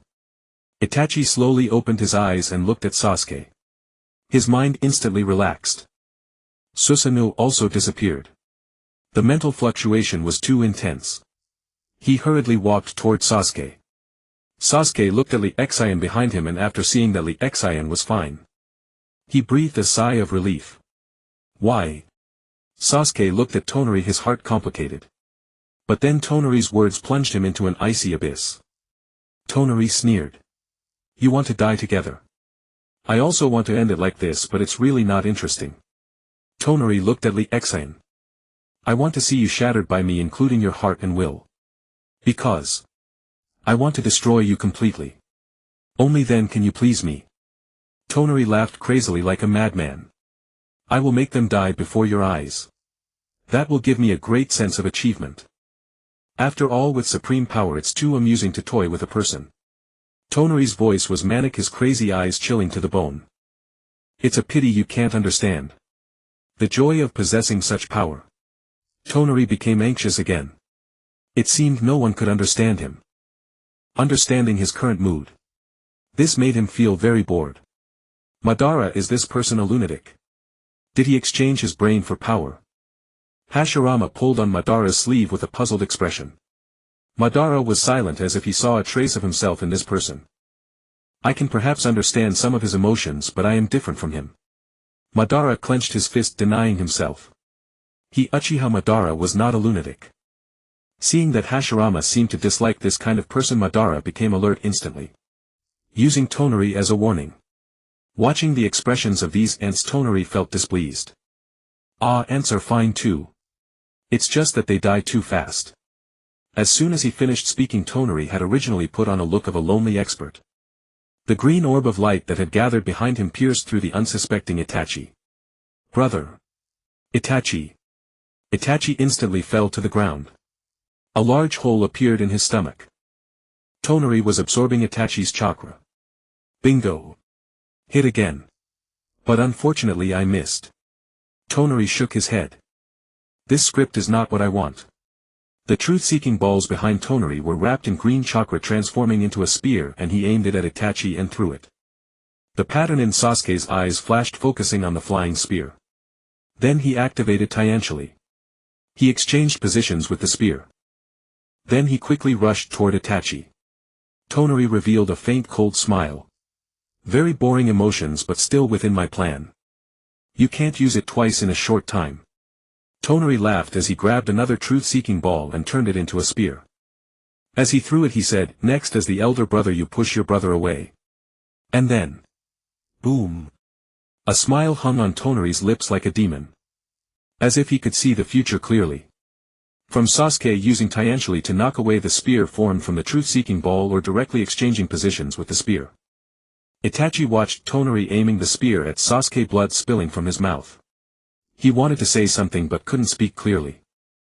He bit his tongue hard. The pain and the potential of his body were stimulated and his speed reached its limit. Sasuke was pushed to the ground by Itachi before he realized what was happening. Blood splattered from Itachi onto his face. Sasuke supported himself with one hand on the ground, pointing at Itachi with the other. Bro! Brother! No! A scream echoed across the entire battlefield. Itachi's eyes were full of tenderness, his body pinned to the ground by the spear. He struggled to reach the tail of the spear. Another mouthful of blood, he knelt on both knees, hands on the ground, gasping heavily. Then he looked at Sasuke rushing over. Itachi's eyes were tender, his face full of apology. He raised one hand, slightly pointing at Sasuke's forehead. Sasuke's eyes widened, pupils contracted. As if unable to speak, he could only weep silently. I'm sorry, Sasuke. This is the last time. Itachi's hand gently touched Sasuke's forehead, leaving a red blood mark on Sasuke's head. His whole body crumpled and fell to the ground. Brother! Sasuke's voice was full of sorrow and desolation. Sasuke rushed over and held Itachi in his arms. He kept asking why. Why do this? Always making decisions on your own. I don't want you to die for me. Wake up. Bastard. Sasuke shook Itachi's body. Until Itachi's hand fell to the ground. Sasuke pressed his head against Itachi's chest and wept bitterly. Lee Xian couldn't bear to look away although he had long anticipated this scene. But he really couldn't accept it. Bastard! Kill me if you want. Why did you kill them? Lee Xian's voice was full of grief and anger, powerless shouting at Tonari. Tonari's eyes were calm as still water. This is just the appetizer. I'm very satisfied. Then next. Tonari lowered his head and chuckled. Then he raised his head, his voice carrying across the battlefield. Is the main course ready? Before Lee Xian could react, the truth-seeking ball in Tonari's hand turned into a spear, again aiming at Sasuke. Tonari stared quietly at Lee Xian. He wanted to collect all of Lee Xian's expressions. Then under Lee Xian's despairing gaze. Kill the most important person to him. Deidara's eyes were full of fury. This is too damn bullying.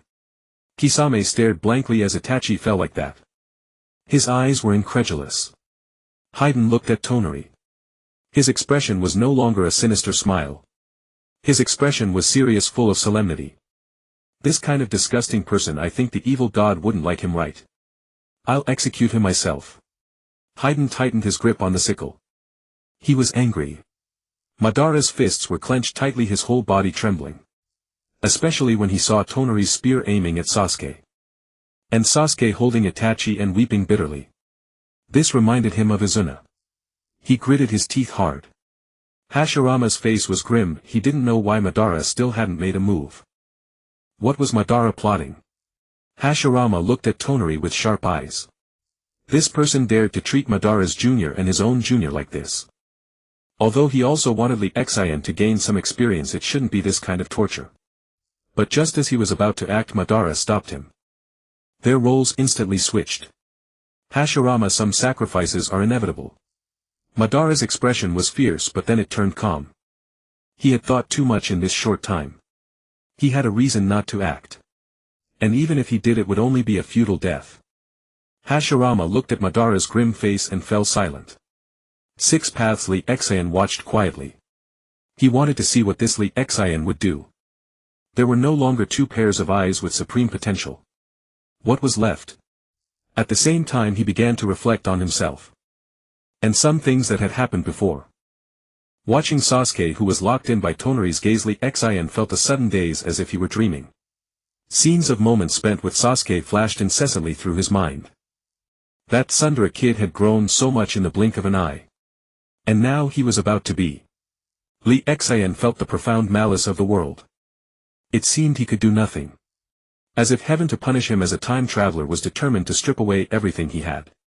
And now the blade was finally aimed at Sasuke. He was utterly powerless. So be it. Let us die together then, Sasuke. He murmured, watching Sasuke, who had sunk into grief, holding Itachi completely unresponsive. Lee Xian charged toward Tonari. Once he too could have stood atop the colossal Susanoo, hundreds of meters tall. Only now did he realize how impossibly high that height was. So high it left him feeling helpless. Lee Xian channeled chakra to the soles of his feet, using the body flicker technique repeatedly.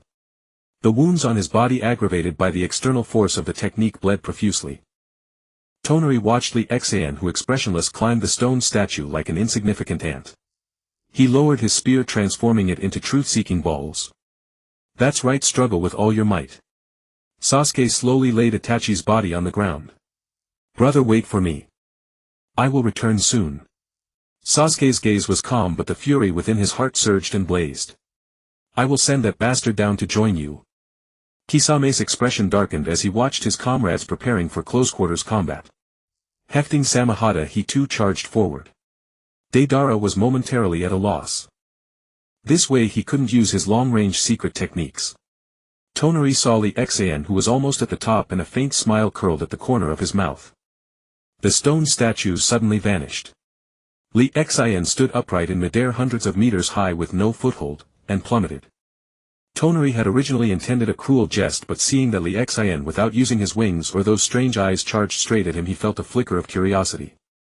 And can you not even fly anymore? Why? Why must you be so weak? Can you not even amuse me? At this rate you are less interesting than your friend.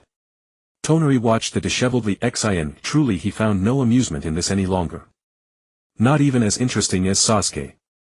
Seeing Lee Xian falling, Deidara without a second thought flew over on his clay owl intending to catch him. With such a fall, a ninja's fragile body would surely be crushed into a pulp.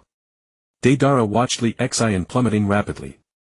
He extended his right hand ready to grab Lee Xian and pull him onto the owl. Almost. I'm almost there. Deidara murmured softly. Tonari frowned, transforming his truth-seeking ball into a longsword. In an instant he appeared beside Deidara and struck. Deidara's once hopeful expression froze on his face. Seeing his arms severed cleanly at the root, spraying blood and flying away, his gaze was vacant. Deidara looked at the distance that seemed like an insurmountable chasm. His eyes hardened with resolve. "Sigh, I can't believe I'm doing something so foolish," Deidara murmured softly. His remaining left arm slowly extended. Tonari's gaze was mocking. The bloodthirsty sword in his hand swung again. Lee Xian stared at this blonde-haired boy. "You didn't like me, did you? Why go this far?" Lee Xian watched silently, letting Deidara's blood splatter across his face. His body was immobile, but he flailed his arms trying to grasp Deidara's arms so as not to waste the foolish boy's goodwill. Yet he could not reach it. Lee Xian saw Tonari raise his blade once more. "Get away, Deidara." Lee Xian closed his eyes, a single crystalline tear trickling from the corner. "We were only chance acquaintances, just a few days. Is it because I am your leader?" The warmth of blood splashed on his face, the metallic scent filling his nostrils. Pushed Lee Xian to the brink of mental collapse. "Don't give up, you bastard leader. I sacrificed my hands, the hands of my art, to save you." Deidara's left arm tore away from his body. This time he shouted without a moment's hesitation. He stretched out his head, ready to use his teeth to catch Lee Xian's clothes. The clay owl dissolved and Deidara's body, now armless, plummeted from the sky. A hole gaped in his chest where Tonari's sword had pierced through.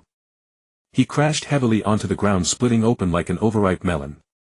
Lee Xian no longer resisted. He stared fixedly at Tonari, his gaze unyielding, as if to say, "Even as a ghost I will never forgive you." Lee Xian's eyes were hollow, as if he could see nothing. He let the wind buffet his body mercilessly. A twisted smirk of delight curled on Tonari's lips. Watching Lee Xian, whose eyes were now utterly vacant, he felt immense satisfaction. "But why do you keep staring at me? Though you have pleased me, I do not like your gaze." Tonari felt Lee Xian was completely broken. His spirits soared exquisite beyond measure. But there was still a flaw. This ignorant ant continued to watch him. He felt it was not enough. He disliked that look. Not enough, not yet. Tonari used gravitational pull to raise Lee Xian's body, then laid it flat on the ground.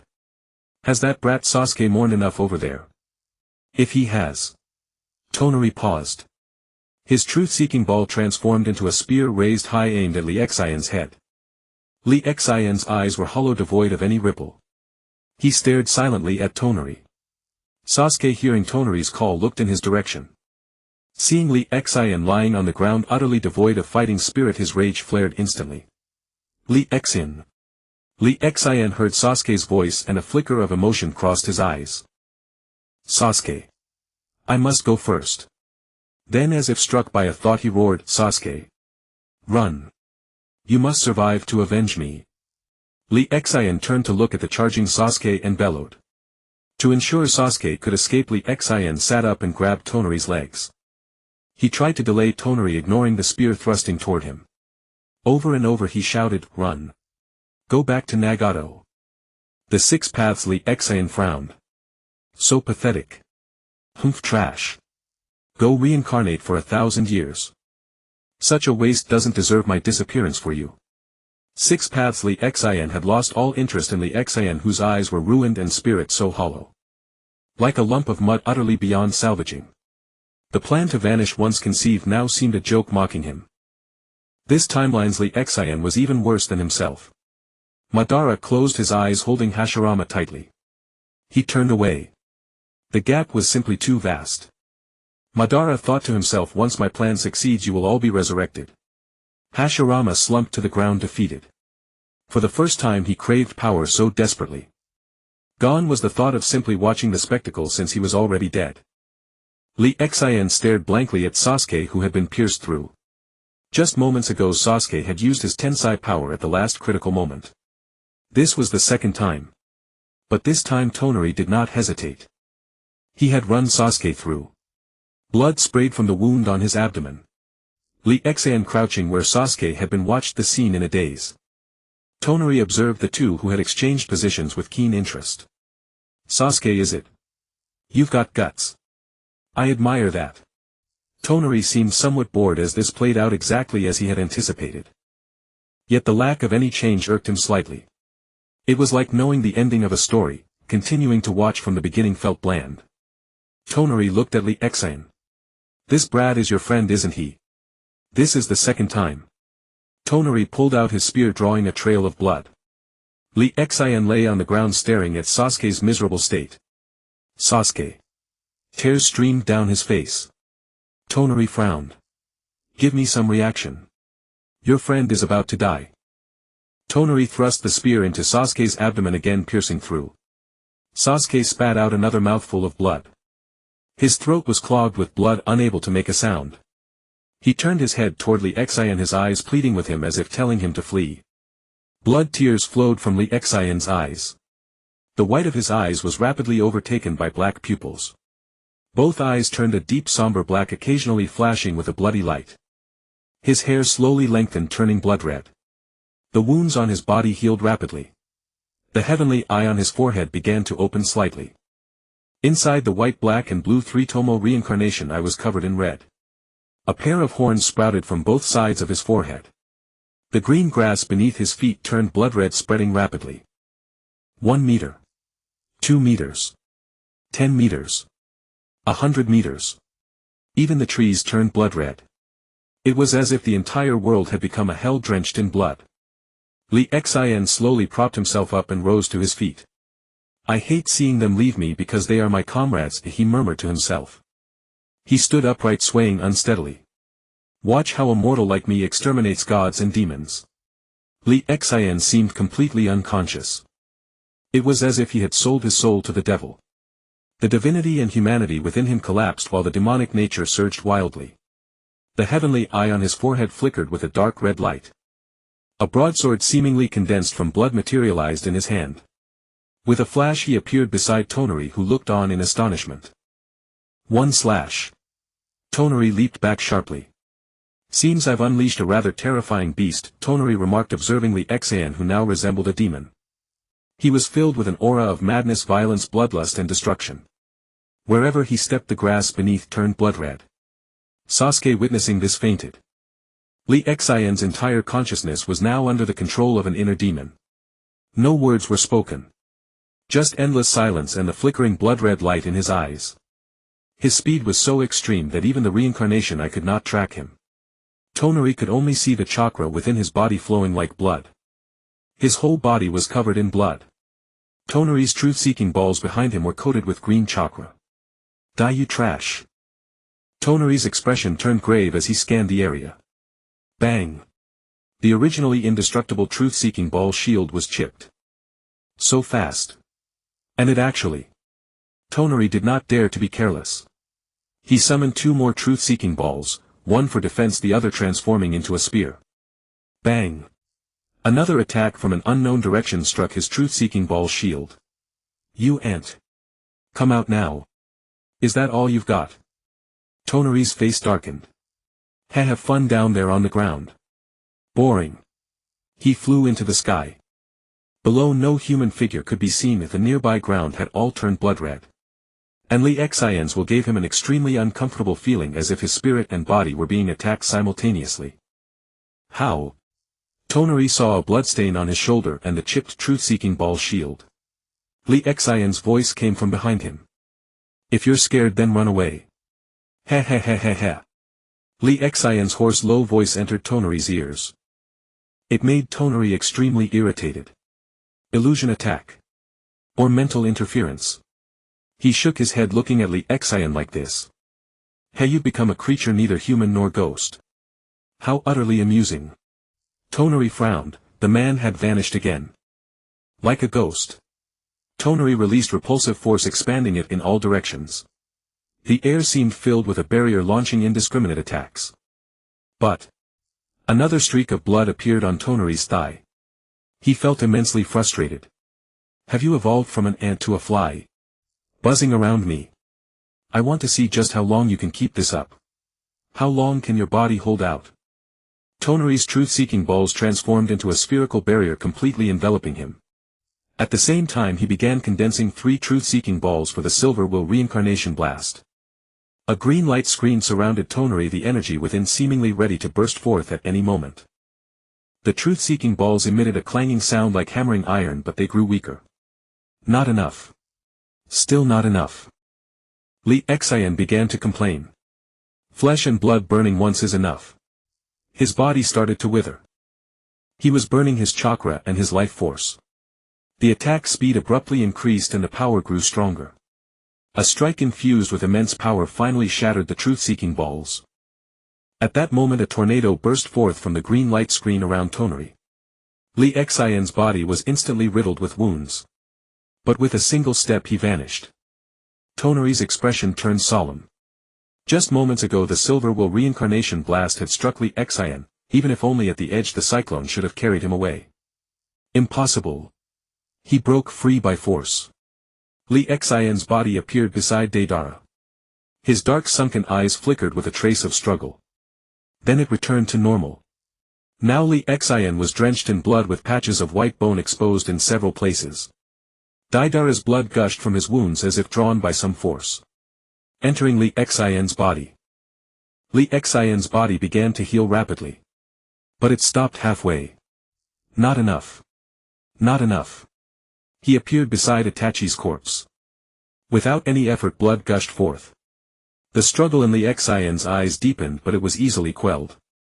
Only a dark red glow flickered eerily on the heavenly eye. Until Li Xian's body fully recovered. 6 paths. Li Xian frowned deeply, seeing the ghastly inhuman form. Even his 9-tomoe reincarnation I could not comprehend what had happened. Yet a slight smirk tugged at his lips. Finally something worthy. Ripples stirred once more in 6 paths Li Xian's heart. This transformation was intriguing. He himself did not know what this power was, even though they were the same person. Hashirama frowned deeply, sensing a force similar to natural energy yet distinct from it. This power is so evil, filled with a will of destruction. And yet it resembles sage mode. I want to suppress it badly. The original Li Xian was much more endearing. Madara mused, if I had to describe it, this power seems to come from hell. It is not something that should appear in the mortal world. Tonari found it strange that Li Xian did not continue his attack. Could it be that he was injured and fled? Then he saw a scene that astonished him. How could this be? Haydn stared at Li Xian, his mind buzzing. Who is the follower of the evil god? Haydn stared blankly at Li Xian, who looked more like a disciple of the evil god than himself. When Li Xian walked up to Sasuke, he stopped. Sasuke let out a painful groan. The blood that was rapidly flowing in his abdomen ready to burst out calmed down. Then Li Xian fell to the ground. His hair slowly turned black and the horns on his forehead retracted. 6 paths. Li Xian looked at his gradually fading body, utterly bewildered. What the hell is going on? Isn't the original body not dead? Didn't that drop of water appear? Could it be because of that drop of water not appearing? So there was no time travel to 1,000 years ago. So I disappeared. Or was the power of that drop of water consumed for some reason? The voice gradually faded away and 6 paths. Li Xian turned into a faint light that flew towards Li Xian's forehead. Tonari saw Li Xian fall to the ground, a sharp glint flashing in his eyes. The truth-seeking orb in his hand transformed into a spear and he locked onto Li Xian and threw it. Bang! The spear he had placed his hopes on was knocked away by a mysterious energy. 2 figures appeared in the air. One was a woman with paper wings on her back and blue hair. The other was a thin man in a wheelchair with red hair and Rinnegan in his eyes. Tonari looked solemnly at Nagato's eyes. But seeing Pain's emaciated body as if drained, he relaxed. This man, he's not panicking at all. Not afraid at all, clearly all show and no substance. Tonari gazed solemnly at Nagato, losing interest in Li Xian. Nagato formed hand seals and the 5 paths of pain appeared on the ground. You all stay back. Nagato waved his hand stopping Sasuke's blood and sent them including Deidara and Itachi flying out of the battlefield. The Hell Path clasped its hands in a seal and summoned Yama reviving the Deva Path. Tonari watched this eerie scene. What is this overwhelming pressure? Understanding that the truth-seeking orbs were useless, Tonari held 5 orbs and transformed them into a huge yellow light sword. Golden Will Reincarnation Explosion. Die. You pretentious bastard. Without a word, Tonari unleashed his ultimate move.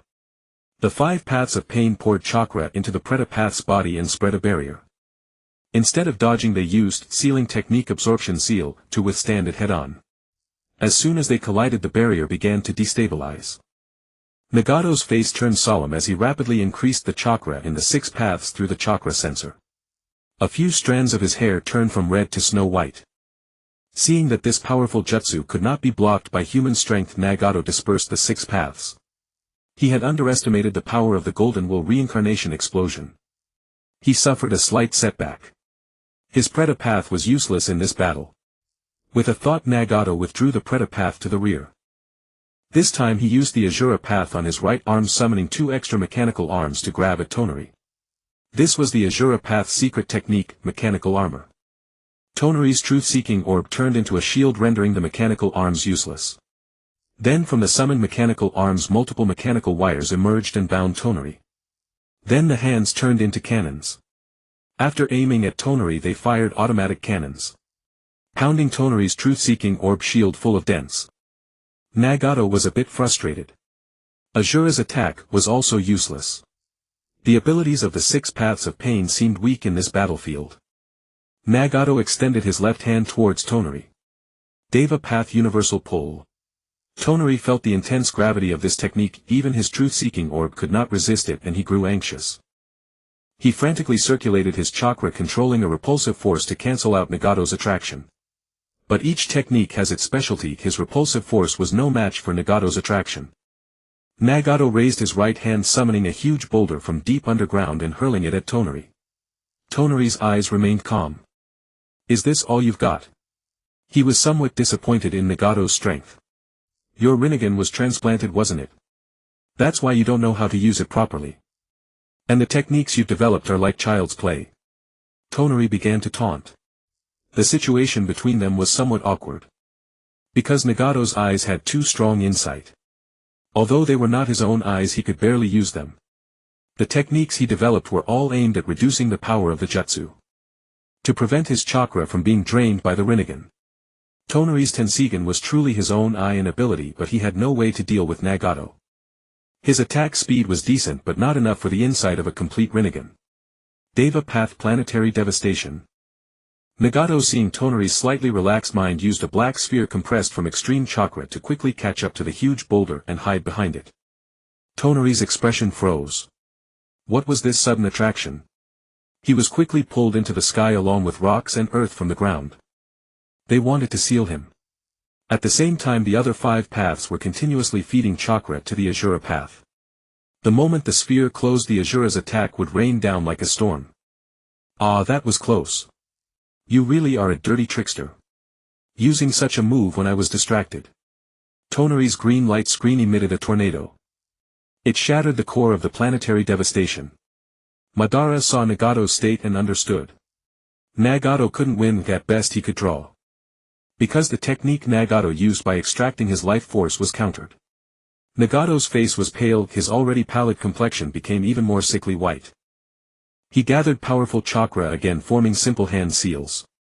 He slapped the ground with one hand, summoning demonic statue of the outer path. A huge demonic statue appeared on the battlefield. Nagato's body became even more emaciated. He looked as if he could collapse at any moment. Tonari saw the demonic statue before him. It seemed to be drawing on his chakra as if trying to drain it. Tonari smiled slightly. He was very calm. Not enough. Chakra Dragon. Nagato's expression was stern. The Geto statue spewed chakra from its mouth, which transformed into a dragon that soared toward Tonari. Otsutsuki. Tonari was startled. What is this thing? Nagato's breathing grew heavy. His already meager life force was rapidly dwindling. Madara's expression tightened. Nagato could not die like this. If Nagato perished, his plans would be ruined. Madara's eyes with their black scara spun a crimson delicate Sharingan. Hashirama sensed Madara's state and remained calm. Annoying brat. Let this old man see your capabilities. Madara observed that Nagato's techniques were ineffective against Tonari. As the Geto statue vanished, he appeared before Nagato. Madara's body was enveloped by a half-formed Susanoo. Susanoo and Madara formed 3 different hand seals. 2 massive meteors descended from the sky in succession, their size enough to blot out the sun. Heavenly obstruction star. Tonari gazed at the meteors, which resembled the rocks he pulled from space using gravity, yet were different. Tonari finally scrutinized Madara and noticed his eyes were a pair of Rinnegan. What? You don't look like a living person. But why are you here? Tonari's 2 ultimate techniques were on cooldown, so he sought to stall for time. He summoned his stone statue again, which bore a striking resemblance to his ancestor. He planned to forcibly withstand the impact and use repulsive force to slow the meteors, or failing that pull them off course with gravitational force. In an instant a myriad of strategies flashed through Tonari's mind. Hashirama stood beside Madara on guard. Nagato, take them and leave first. This old man is already dead, so it doesn't matter. Madara played on emotions to deceive Nagato. Nagato's eyes flickered, but then he seemed to realize something. He felt that techniques of that level wouldn't hold them back for long. Those 2 old comrades might soon be overwhelmed. It would be better to fight together, offering a glimmer of hope. Madara stared at the opposing Tonari. Truly a formidable man with formidable eyes, Madara mused. Though Tonari's character was lacking, his power had indeed surpassed the level of Super Kage. Yet it remained beneath the next realm, merely employing the methods of that realm. This was the conclusion Madara had drawn from observing the battle. Because he had awakened the Rinnegan, he understood more than Hashirama. Hashirama, we're going. Use that technique of yours. Hashirama nodded in response. Instantly his face acquired the red markings of Sage Mode. Madara also entered Sage Mode, waiting for Hashirama. Tonari looked curious. You 2 are quite interesting. I hope you're interesting enough to entertain me. Madara frowned, ignoring Tonari's taunts. This man was too arrogant. With some power he was utterly lawless. Hashirama pressed his palms together and his chakra burst forth like a tangible force. Sage art would style true several thousand hands top of the Buddha. As Hashirama uttered Sage art, a colossal creature erupted from the ground. Because Hashirama was releasing immense chakra within, the giant Buddha reached a height of over 500 meters. When Hashirama said, would style, the colossal Buddha's body trembled violently, flickering as it shrunk by several meters, then expanded by dozens, surging upward. Ring after ring of wooden arms appeared behind the Buddha. It stopped only when Hashirama finished saying, true several thousand hands. The giant Buddha's back was covered in dense arms. If Li Xian hadn't fainted, he would likely have complained. You call this 1,000 hands? Are you sure it's only 1,000? When Hashirama uttered, top of the Buddha, several massive and majestic Buddha heads emerged on the statue. Tonari saw such a colossal technique appear within seconds and felt a chill. This pressure. Who are these 2? Tonari felt the urge to retreat. Madara saw that Hashirama had finished his preparations and his chakra rapidly spread over the giant Buddha's body. Sage art Susanoo armored true several thousand hands top of the Buddha. The giant Buddha's body quickly solidified into a blue tangible armor. Each day its arms were covered in blue chakra and each arm wore a gauntlet. It was mind-boggling. This combined ninjutsu was even more formidable than the one Li Xian faced before. Last time neither had truly unleashed the full power of this armored Buddha. Nagato saw such an incredible technique and inwardly marveled. Feeling the scant life force within him, he gritted his teeth. He aimed his hand at Tonari. Universal pull. Tonari had already descended from the stone statue, intending to hide behind it. But a powerful gravitational force enveloped him, pulling him toward the giant Buddha. Tonari's face turned pale with terror. Damn! He tried to command the stone statue to move quickly in front of him while resisting the gravitational pull as much as possible. Unfortunately, Nagato's universal pull, fueled by burning a great deal of life force, was irresistible. Tonari, seeing the inexorable suction, turned the remaining truth-seeking balls behind him into a spherical barrier, wrapping himself layer after layer. Hashirama saw that though flying slowly, Tonari was drawing closer. Now, instead of dealing only half damage, He could land a full blow. Perhaps even a critical hit. Hashirama chuckled innocently, looking very honest. He willed the giant Buddha to attack. The giant Buddha, like a Gatling gun, first warmed up. Its rotation was slow, emitting a deafening sonic boom. Then the sound rapidly intensified. Boom. Boom. Boom. Boom. Boom. Boom. Boom. Boom. Boom. Boom. Boom. The stone statue which had caused them so much trouble shattered within 3 seconds amid the sonic booms. Only 1 foot remained. Next came the black sphere, which was far from smooth. Nagato, seeing the sphere pushed back, spat blood. He increased his power, firmly holding Tonari in place, forcing him to endure the rain of fists from the Susanoo armored Buddha. 1 layer of the truth-seeking ball's spherical barrier was quickly breached. The 2nd layer. The 3rd layer. Tonari felt only the last layer of defense remained. He hardened his heart, burning his life force to create more truth-seeking balls. He added 9 more layers inside. Tonari felt as if he had lost several pounds.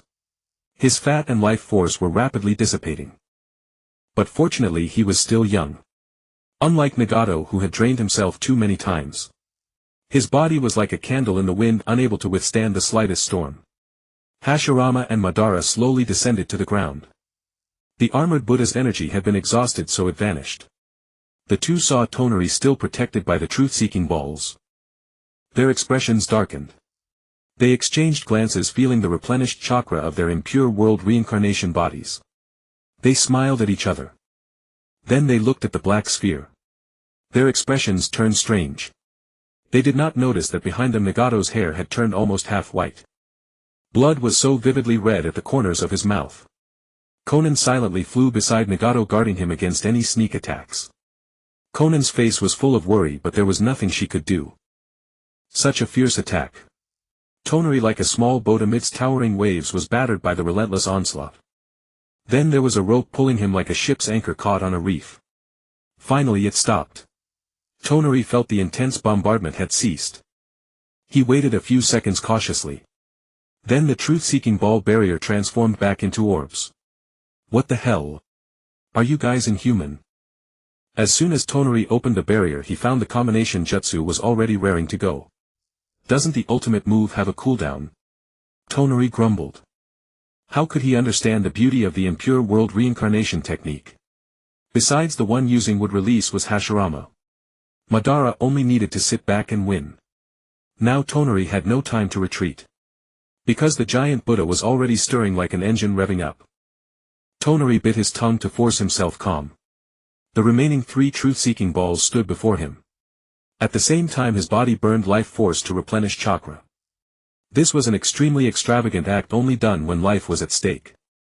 It was imaginable just how formidable Madara and Hashirama were. The reputation of the god of shinobi and the demon of the shinobi world was well deserved. Tonari felt the gravitational pull on him weakening. A sharp gleam flashed in his eyes. He pretended to still be held. Bang! Thump thump. Thump thump thump. Thump thump thump thump. The sound of huge collisions started again. One of Tonari's shields disappeared in 3 seconds, then another in 2 seconds. Just as the last one was about to shatter. A gleam flashed in Tonari's eyes. The repulsive force, originally feigned to be weak, suddenly erupted and scattered, breaking Nagato's gravitational pull in an instant. Leveraging the repulsive force, Tonari swiftly flew backward away from the giant Buddha's fist.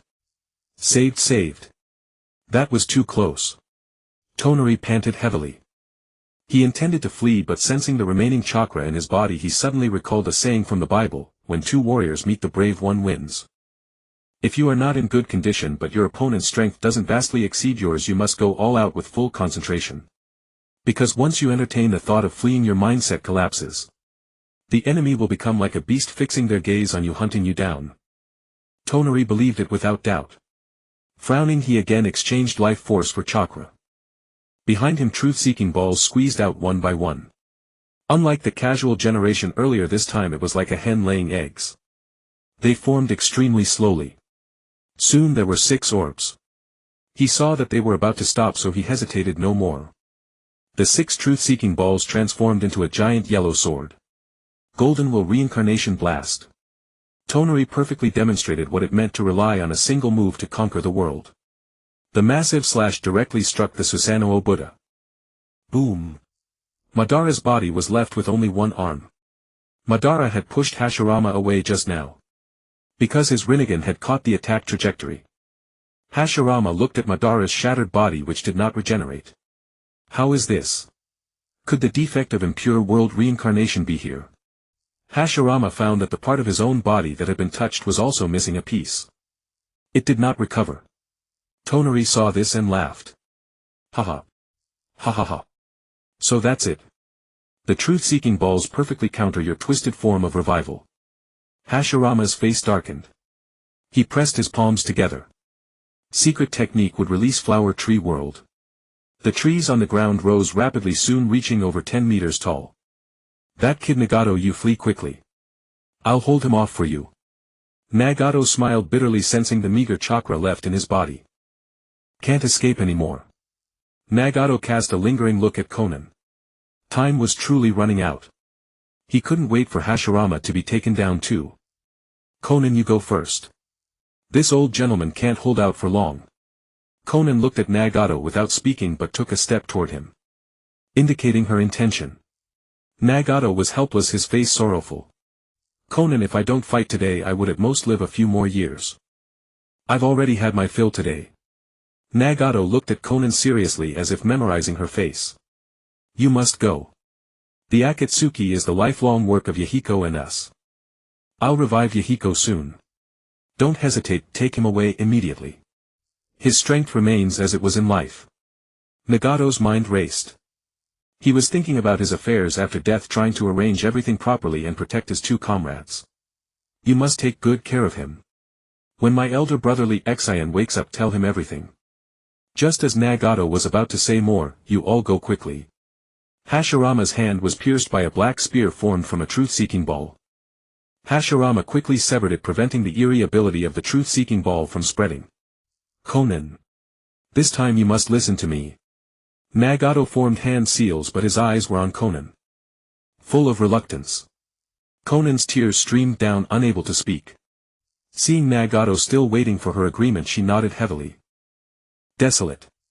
Nagato smiled, smiling very happily. Outer Path Samsara of Heavenly Life Technique. The King of Hell was summoned, stood up, opened its huge mouth and released several souls. Soon a green light merged into Yahiko's body. Then the black rods on Pain's body were quickly expelled and he rapidly regained vitality. Yahiko's hand moved. Before he could open his eyes, Nagato gave Konan a solemn look. Konan nodded, her tear-streaked face forcing a smile. Then she grabbed Yahiko and flew away, glancing back at Nagato. She saw him smiling. Nagato felt the chakra being rapidly drained from his body along with his life force. Deidara and Itachi's corpses slowly merged with the green light, rapidly restoring blood and vitality. Hashirama's body gradually grew flesh. The severed arm also quickly regrew. Hashirama was stunned. Is this? I'm revived. And at my prime. Then he looked at Nagato with a meaningful gaze. He deeply etched the young man's face into his memory. Reviving Hashirama drained a massive amount of Nagato's life force. Nagato's flesh seemed to be burning away rapidly.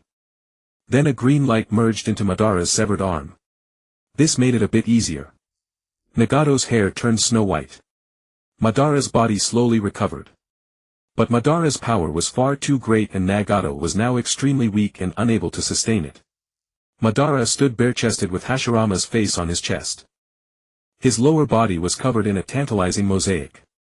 Hashirama revived at around 30 years old, while Madara surprisingly revived looking like he was 20. Before his Rinnegan shattered into fragments, he saw Hashirama and instantly understood the situation. Nagato, seeing that all who should be revived were revived, could no longer hold on and collapsed. Madara clenched his fist. I revived. But what's going on? It seems I haven't fully revived. Hashirama laughed outright beside him. Haha, Madara. You've shrunk. Hashirama's voice was full of joy. But also some sorrow. Madara, having lost his eyes, saw Hashirama first. He didn't sense the anomaly. Hashirama, gouge out Nagato's eyes and bring them to me. I'll make that brat pay. Tonari was stunned seeing Hashirama revived. Taking advantage of Hashirama looking at Nagato, he flew away without hesitation. Not even looking back. Good chance. Time to bolt. Unknowingly, this book has been listed for 10 days now. From the initial carelessness to complete concentration and then to utter enchantment. I must say, in such a short span of time, the change in my mindset as an old writer has been tremendous. Although sometimes there are those who after reading for merely a few minutes leave malicious negative reviews, which brings me great discomfort. However, this book has been sustained mostly by my devoted family members and close brothers. It fills me with immense gratitude. First and foremost, I want to thank those brothers who have fueled this journey with love or gifted me generously, allowing me to earn a bit more income. After all, even authors need to eat. Thank you to all who have supported me with gifts and through the platform. Gratitude to the fans on the leaderboards, especially those at the highest tier. To my most devoted fans, true believers and steadfast supporters, your loyalty means everything to me. Thank you to each and everyone who has stood by me through thick and thin. And to those who have left encouraging comments on recent chapters. Your kind words warm my heart. To all who have silently cheered from the shadows and those who speak their gratitude openly. And to those quiet readers who watch without a word, your presence is deeply valued. From the bottom of my heart, I am truly grateful. Thank you all for your companionship. Zhu Jian watched as Ban's eye shattered. Ban, what is this? How did you lose your eyes? Ban used chakra to perceive the outside world. Walking toward Changmen. Ah, there are some things it's better you don't know. After all. Ban said no more, merely plucking the Luanhui eyes from Changmen's sockets. He inserted them back into his own eye sockets. Ban looked at the sky, it was empty. That brat ran away. How dare he be so arrogant? Ban's Luanhui eye began to rotate, blood trickling from the corner of his eye. Soon the eye fully integrated. Glancing at his now youthful body, Ban felt somewhat speechless. Then he looked at Zhu Jian. There was simply no comparison without contrast. Let's go. Back to the Akatsuki. After his resurrection, Ban had grown aloof and cold, his former gentleness replaced by ruthlessness. Zhu Jian was stunned. I still prefer the impure world reincarnation version of you. The current you, I don't like it. Too cold. Ban paused, his mind originally filled with plans. Hearing Zhu Jian's words, he fell into thought. Then Zhu Jian, shall we fly back or walk back? Ban looked at Zhu Jian, his gaze softening. Conan. Mayan awoke, staring in surprise at Conan, who was carrying him through the air. Wasn't I dead? How? Mayan looked around at the surroundings. Tears streamed down Conan's face. A moment that should have been joyful was instead heavy with oppression. Why did he have to keep enduring this? Mayan had been resurrected, but Changmen. Conan forced a faint smile. Mayan, welcome back.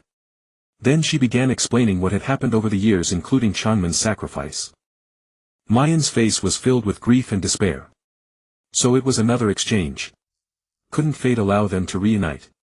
Payan's expression changed slightly upon hearing Conan mention Changmen's plan. Isn't this not right? Does this go against our original ideals? Mayan looked at Conan, who was revealing the plan with a calm, unfeeling tone. His heart ached. What had she endured over the years to turn his comrade into this? Conan, sensing Mayan's somewhat sanctimonious attitude, gave him a deep look. After you died, Changmen changed. He insisted on carrying out this plan. And now that Changmen is dead, we must complete the plan for him. Conan said no more. Mayan's memories were still frozen at the moment of his death, clearly out of sync with the present. He wanted to say more, but seeing Conan's cold expression, he dropped the subject. What about the leadership? Mayan hesitated, then continued. Conan looked at this old friend, the one who had died to save her. It pained her that this old friend no longer shared their vision. Conan would never allow anyone, not even Mayan, to undermine Changmen's life's work. How could she not see through Mayan's intentions? Those naive thoughts. Don't overthink it. The Akatsuki has a new leader now. Focus on recovering your strength. At Conan's words, Mayan fell silent. He couldn't understand why the world had changed so much. Wasn't I dead? How am I alive? And even my arm has been restored to its original state. Deidara and Itachi sat in the middle with Kisame and Haiden curiously watching from the sides. They had been carrying their comrade's corpse intending to return to their homeland when the body suddenly reacted. They quickly set it down, casually dropping the Lee Xian and Sasuke they had been carrying. Sasuke's wound had been treated by Changmin, so the bleeding had stopped. Itachi remained silent, showing no emotion upon realizing he had been resurrected. He walked straight toward Sasuke. "I'm still too weak. I must become stronger," Itachi muttered to himself, looking at the piercing wound on Sasuke's stomach. A green light flickered in his hand as he used the half-baked healing technique he had learned not long ago. Soon Sasuke woke up. The pain was so intense it woke him. "Lee Xian." Sasuke sat up and shouted Lee Xian's name. Then he saw his brother crouching beside him. "Brother." Sasuke rubbed his eyes. Itachi replied with a faint and continued healing without further words. In his memory he had just said his farewell to Sasuke. Now resurrected, it was a bit awkward. Still, being alive was truly wonderful. Itachi looked at Sasuke with a gentle smile. But when Itachi's concentration wavered, Sasuke winced in cold sweat. "It hurts. It seems I'm not dreaming. My brother is really alive." Sasuke's face lit up with joy. Then, remembering something, he looked around. Searching for Lee Xian. He spotted Lee Xian lying on the ground and tried to rush over. But Itachi, sensing his intention, placed a hand on his shoulder. "Lee Xian is fine. He's just unconscious." Sasuke breathed a sigh of relief and obediently accepted his brother's care. Using his crude, inexperienced healing technique.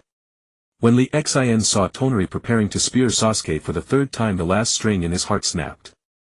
Instinctively, recklessly, he activated the power of the three-tomoe Rinnegan Tensei. Then he plunged into darkness. His Yin release took control, manipulating the 5 elements except Yang release. They fused in a bizarre way. Then in his mind a strangely familiar droplet appeared, frantically gathering the negative emotions of destruction, madness, rage, bloodlust, cruelty, jealousy and more that permeated the world. It resonated with the Yin release, condensed 5 elements, forming an existence like a demon clawed from hell. His mind was filled with negativity, devoid of thought. Acting purely on instinct to kill. Because the demon-like Lee Xian was fighting the real Lee Xian, had a chance to observe the outside world through his own body. When the beast-like Lee Xian approached Deidara and drained all the blood from his body, Lee Xian could no longer stay still and struggled frantically. But to no avail. When he approached Itachi and saw his blood burst out of his body, Lee Xian's consciousness, like a madman, used his head, teeth and the miniature figure of his will to ram against the mass of negative energy, trying to break free and reclaim his body. But it was useless. When the blood-red Lee Xian approached Sasuke, Lee Xian could no longer contain himself. He frantically destroyed his own consciousness. He could never allow Sasuke to die by his own hand. Soon his consciousness was battered and on the verge of death. Just as he made his final strike, the droplet finally couldn't hold back. It exploded. But it seemed to have no consciousness itself. It had wanted to send Lee Xian's body 1,000 years back in time, but it was the consciousness that shattered. This troubled it. Its existence was solely to impart the human path mode to Lee Xian.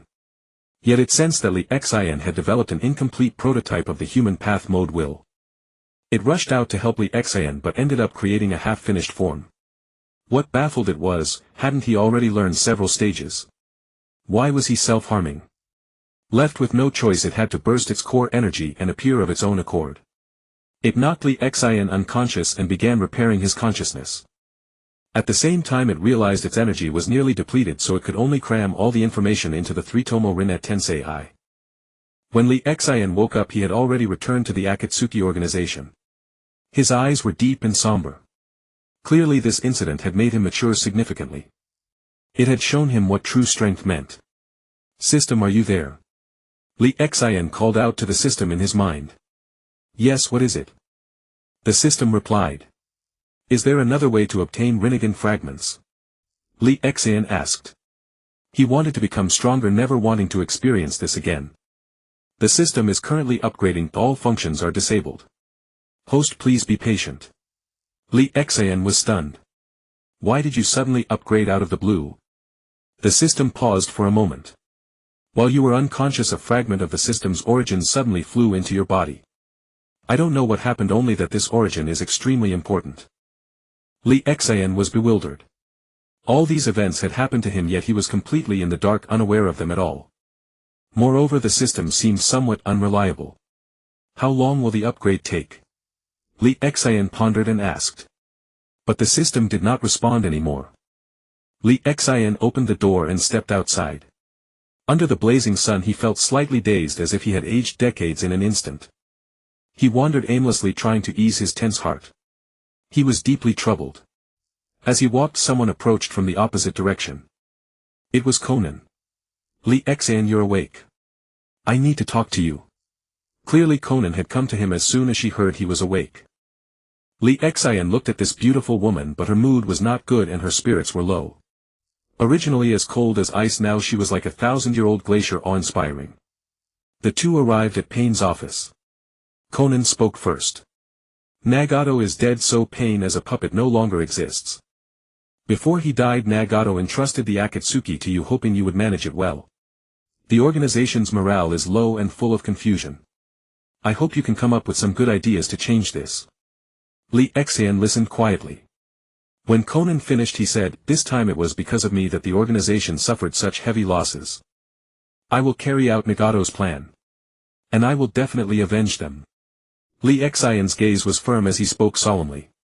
In his mind he recalled the sickly appearance of Tonari. Conan listened quietly to Li Xian. Don't overthink it. Nagato sacrificed himself because he had little time left. Moreover, a powerful enemy was before us, so he had no choice. But before his death he revived the fallen comrades, including the two elders you brought back to the organization. Li Xian's face was filled with sorrow. Although the news of others' revival eased his pain a little, Nagato's death filled him with deep regret. He had long known through the system that Pain was a puppet and Nagato was his true subordinate. He had been waiting for Nagato to tell him the truth, but until his death he never heard him call him Big Brother. For now you manage the Akatsuki for me. I need to become stronger. I will personally take that man's head. Li Xian thought for a moment, then took out a football field's worth of silver from the system space. Treat them well, let them train properly. Clearly the plan cannot proceed now because there is an existence beyond the ninja world. Li Xian analyzed expressionlessly. Then he glanced at Sasuke, who was sleeping on the bed.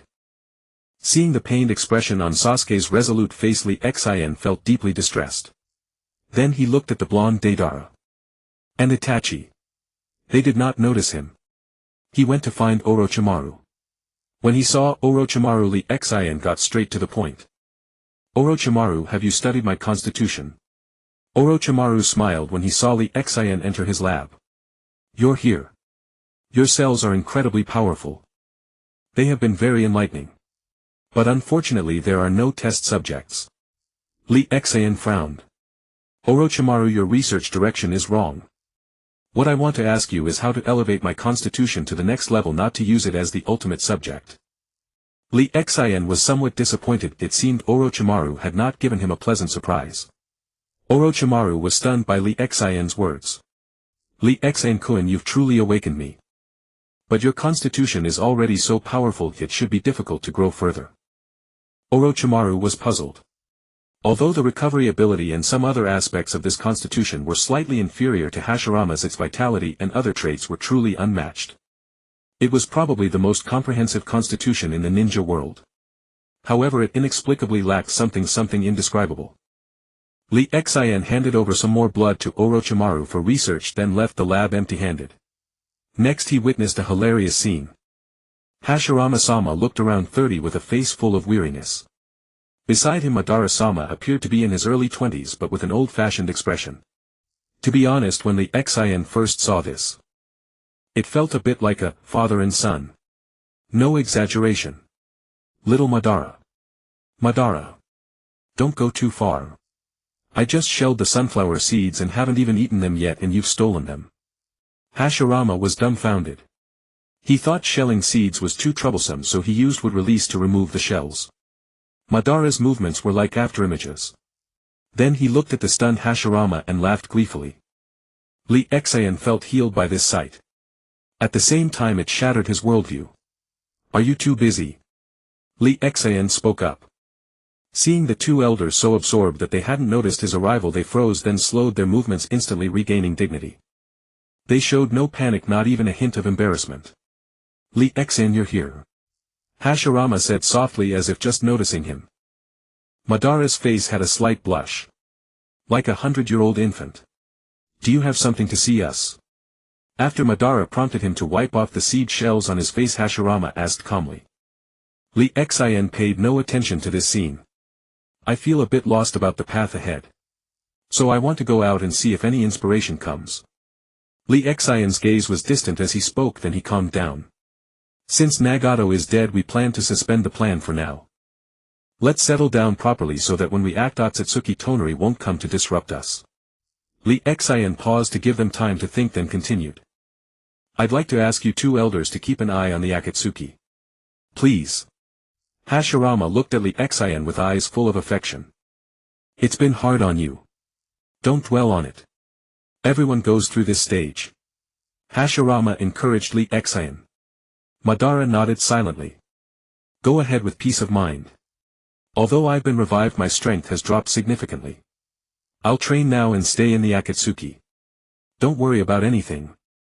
Go and become stronger. Tonari returned to the moon. Though he had been defeated this time, he had at least managed to escape with his life. The greatest gain was that he had roughly grasped the details of the ninja world. Tonari gazed at the rocks drifting through space, utterly engrossed. Suddenly he seemed to recall something. Damn it! They have the Geto statue. How can this be? Tonari quickly sat up from where he had been lounging on the stone steps. I need to replenish my chakra quickly to make up for my life force as much as possible. He recalled that the Geto statue was still on Earth. If they collected all the tailed beasts and became the 10 Tails Jinchuriki, he would have no chance left. He might even be crushed beneath their fists. Tonari meditated seriously. He planned to descend to Earth in a few days and eliminate several tailed beasts, cutting off their retreat. This is what the scriptures mean by learning to think. Truly marvelous. Li Xian strolled leisurely along the road. Without his wings he could quietly observe the myriad aspects of the world. The chakra within his body was constantly being transformed by the three-tomoe Rinnegan as if purifying its quality. Hey! Old man! Come over for tea. Li Xian arrived at a town. The townsfolk were very hospitable. The tea-selling girl stood by the door beckoning customers. She wore a thin gauze, waving a silk scarf, constantly trying to pique Li Xian's interest. Li Xian of course was not swayed. He didn't like tea, he preferred wine. A day later the system finished upgrading. Li Xian put down his fishing rod and checked the voice in his mind. A brilliant light emanated within his consciousness. Accompanied by a burst of BGM, ding ding ding ding. Li Xian came to his senses. Wasn't that the sound of a phone restarting? The system was quite mischievous. System. Finished upgrading. Li Xian asked casually, picking up the fishing rod again. Ding. System upgrade complete. The mission system has been cancelled and the exchange function is now open. Li Xian was dumbfounded. Boss. My eyes are now ordinary. What do you mean by removing the mission system? The system replied indifferently. I absorbed my system origin. This origin traveled with you 1,000 years ago, and that version of you already exchanged for the Rinnegan and Tensegan and even fused them into the 9-tomoe Rinnetensegan. Since the host has already obtained these abilities, the system no longer provides the acquisition function. The exchange function is the product of the update. Li Xian was completely bewildered. I understand each sentence individually, but together they make no sense. And what currency do I use for exchange? Don't tell me it's points. Li Xian's mouth twitched and he was utterly numb. The system remained calm as if it had grown even more weathered. When Li Xian saw that a pair of Rinnegan cost only 100 origin coins, he laughed. So cheap. But he knew that obtaining origin coins would be incredibly difficult. The Tensegan was also 100 origin coins.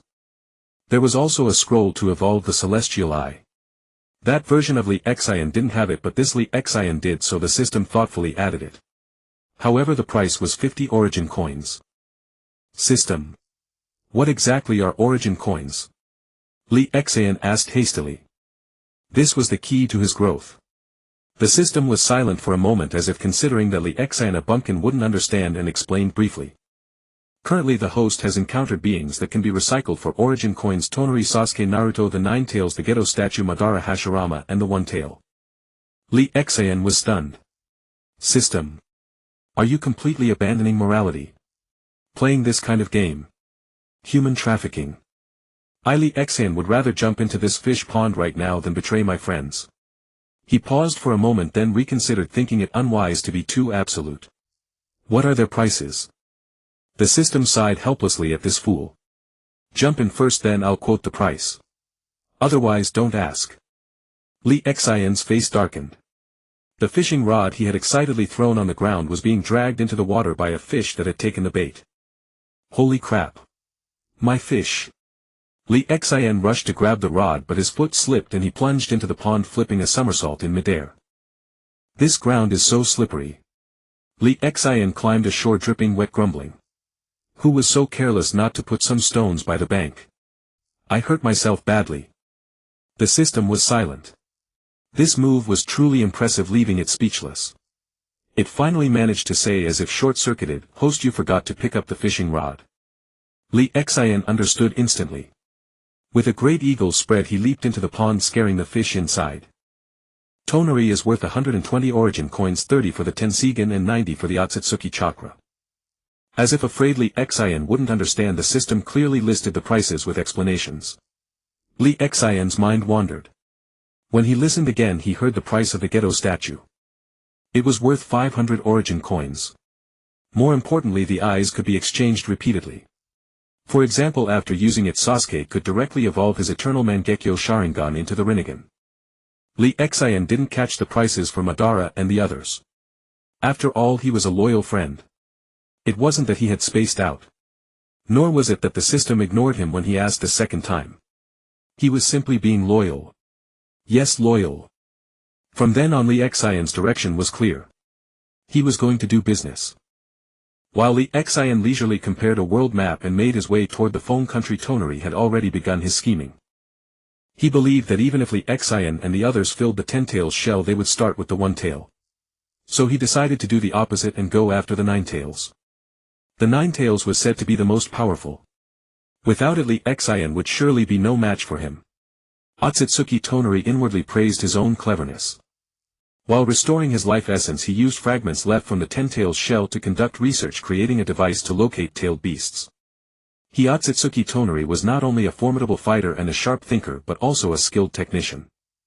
Lee Xian exclaimed, "This place is far too desolate." As he stepped into the wind country, he found nothing but yellow sand everywhere. It was completely different from the fire country, which was lush with forests and fertile lands. Lee Xian clasped his hands together. Secret technique would release, tree world descending. Lee Xian nodded with satisfaction at the trees spanning 100 meters around. Not bad. Truly not bad.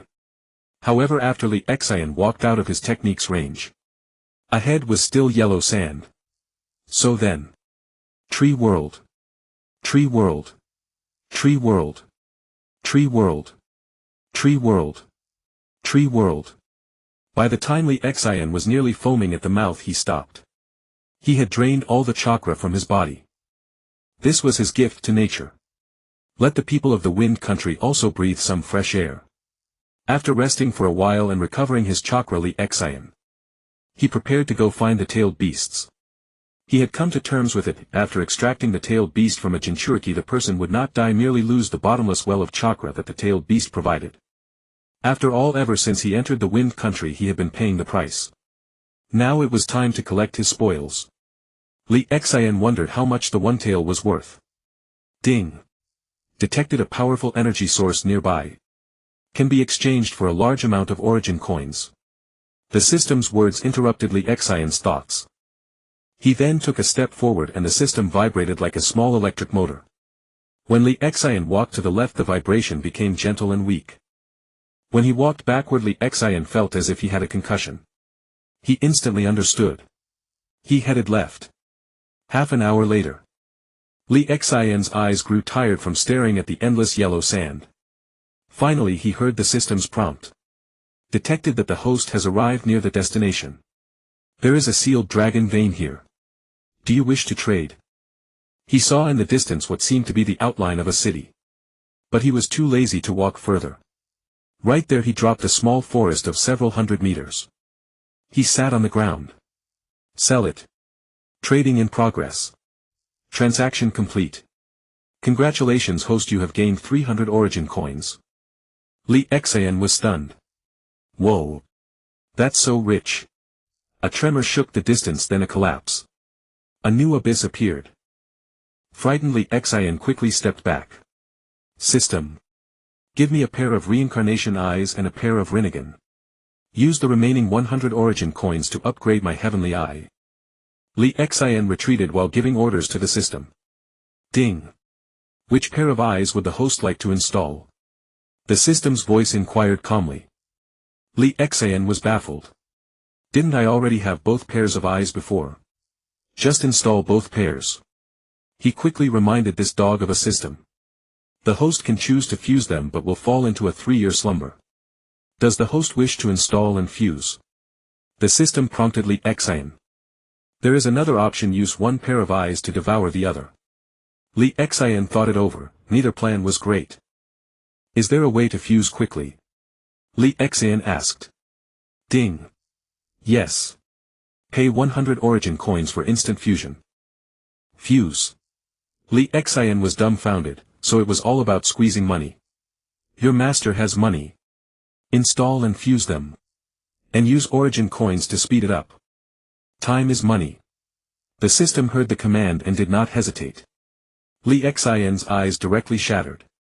At the same time, some mysterious energy from heaven and earth was slowly drawn into his eyes. Slowly a pair of Rinnegan materialized. At the same time, the black rings on the Rinnegan turned blue-white. Ding. Fusion complete. Congratulations host, you have obtained the Rinnegan reincarnation eye. Li Xian felt the abundant dojutsu power in his eyes. His smile gradually turned sinister. System, tell me Tonari's location. How much will it cost? Li Xian finally understood the correct way to use the system. The host's origin coins are 0. Please speak to me again when you have money. After saying that, the system turned into a busy tone. Obviously it had gone offline. Li Xian happily studied the abilities of his eyes. Soon Li Xian roared in his mind. Dog system. My Rinnegan reincarnation eye doesn't have a single ability. Li Xian felt only abundant dojutsu power, not a single ability. Ah, this. Ding. Rinnegan abilities cost 100 origin coins each. Detected that the host has the Rinnegan reincarnation eye and can independently choose abilities to purchase. One ability costs 500 origin coins. The system's voice appeared in Li Xian's mind. Li Xian was stunned. Dog system, I'm saying that dojutsu should be innate to the eyes, right? Did you eat them? Li Xian felt like a cheated consumer. And the system was now a profiteer. Little brat, your ordinary eyes directly evolved into the Rinnegan reincarnation eye. You still want abilities? Get real. The system rarely cursed. Moron, you don't even use your pea-sized brain to think. For 500 origin coins you can exchange for 1 dojutsu, and it will also help you raise your chakra level. Where can you find such a good deal? Li Xian felt aggrieved. You used to be so accommodating to me. As if realizing that the system was becoming more and more human-like, Li Xian dared not curse anymore. He could only act pitiful. After all, the system was his bread and butter. Li Xian couldn't help but miss the old system. The old system, though a bit tricky, had always silently contributed. Now the system had completely turned into a pay-to-use system. Li Xian had no idea if he was the little leek being harvested. The system had given him some nutrients at the beginning. And started harvesting when he grew up. Sensing the silent system, Li Xian had to transform from the former host boss into a humble wage earner. But even without innate dojutsu, being able to choose his own dojutsu was not bad. Otherwise, with his unlucky face, the dojutsu would definitely be a mess. Li Xian's mood quickly improved. After all, even some random sealed thing was that valuable. When he got that thing called the Outer Path demonic statue, wouldn't he have 1 dojutsu? Although Li Xian had no origin coins and the system hadn't shown him the dojutsu, he couldn't help but feel excited. Feeling something controllable in the air, Li Xian tried it. Wow! Awesome! Li Xian found that this thing was amazing. He quickly realized what it was. Isn't this the ability that Pain and Toneri had used to toy with him? I think it's called attraction and repulsion. No wait. Repulsion and attraction. After thinking for a long time, Li Xian finally recalled some things he had learned in physics. Li Xian was having great fun with this attraction and repulsion. Then he once again gained the ability to fly. By creating an aura using attraction and repulsion, he could float in the air. At the same time, he could use chakra to control acceleration and deceleration. Li Xian flew in the air, glanced at the map, and then flew towards Mangekyo. He wanted to find the one tail. After the previous fight over the three tails, he had figured it out. The powerful were incredibly powerful and the weak were utterly pathetic. So now if he could win, he would fight; if not, he would just run away frantically. When Li Xian flew over Mangekyo, he realized it was like looking for a needle in a haystack. So he used attraction to lift a huge boulder and dropped it on an empty space, creating a loud noise. Sure enough, a crowd soon appeared. Then they noticed Li Xian's presence. Li Xian slowly descended. Where is your Kazekage? I need to see your Kazekage. Just after Li Xian said that, a ninja quickly ran into the village. Li Xian's eyes flickered and he followed. He ignored the civilians. Lord Kazekage, something terrible. The land of fire has somehow created tens of thousands of meters of forest on our border. I suspect they intend to encroach on our land. The ninja shouted as soon as he entered the office. Li Xian paused his steps. A voice both young and mature came from inside the office. Come in, sir. Eavesdropping is not a good habit. Gaara ignored the kneeling ninja. The one-tail sensed great malice from the person outside. Is your Mangekyo so short of people that you let a child become Kazekage? Li Xian had a vague impression of this person. Isn't this the guy who appeared in the Konoha Chunin exam? Now he's become Kazekage. That's amazing. You seem to be looking for me. Is there something? Gaara said indifferently, flipping through documents. Li Xian couldn't help but find this kid annoying. By the way, didn't this kid fight Naruto last time? System, how do I trade? I'm so close now. Last time I could trade from far away. Li Xian asked the system in his mind because he hadn't heard any prompt for trading. Silly host, the dragon vein was ownerless, but this tailed beast is already a Jinchuriki. If you want to take someone's pet, you have to beat them up first. Otherwise, do you think they'll obediently give you their pet? Li Xian pondered, automatically ignoring the first sentence. This system seemed to have been studying at Zon University recently. He couldn't afford to provoke it. Gaara. Let's fight. If you lose, give me the tailed beast. I'll extract it and you won't die. Li Xian said to Gaara. Gaara put down the documents and looked at Li Xian. Everyone knew that a Jinchuriki would die immediately upon separation from the tailed beast. Gaara's eyes were strange, slightly mocking. I think you're not trying to fool me like a child, are you? And do you really want to fight me? Gaara rattled off a series of words, leaving Li Xian dumbfounded. As expected of someone who became Kazekage, your education level is impressive. Let's go find a secluded place. Let's fight. Li Xian said leisurely.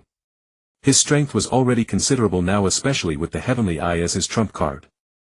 He could even fight evenly with tricky opponents. The two stood facing each other, surrounded by desert. A few people were watching from hundreds of meters away. They had come upon hearing the news. Fighting in the desert, you seem to be at a disadvantage. Gaara played with the sand. Li Xian saw this guy showing off in front of him. That was unbearable for him. He formed his hand into a claw, aiming at Gaara. Watch my attraction palm. At the same time, his other hand condensed a massive great ball Rinnegan. Gaara looked at the incomprehensible gesture from the opponent. He was bewildered. Taijutsu. Before Gaara could speak, a powerful suction pulled him over.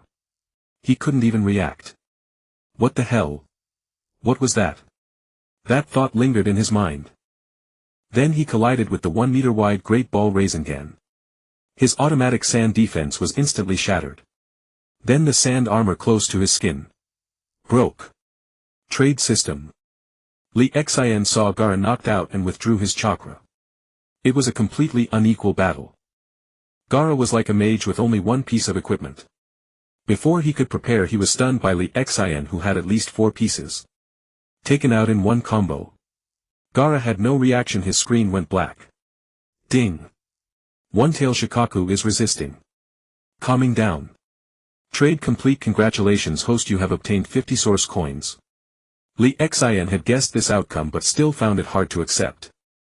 There are only 9-tailed beasts in the ninja world. This was a bad start. Only 50 coins for the one-tail.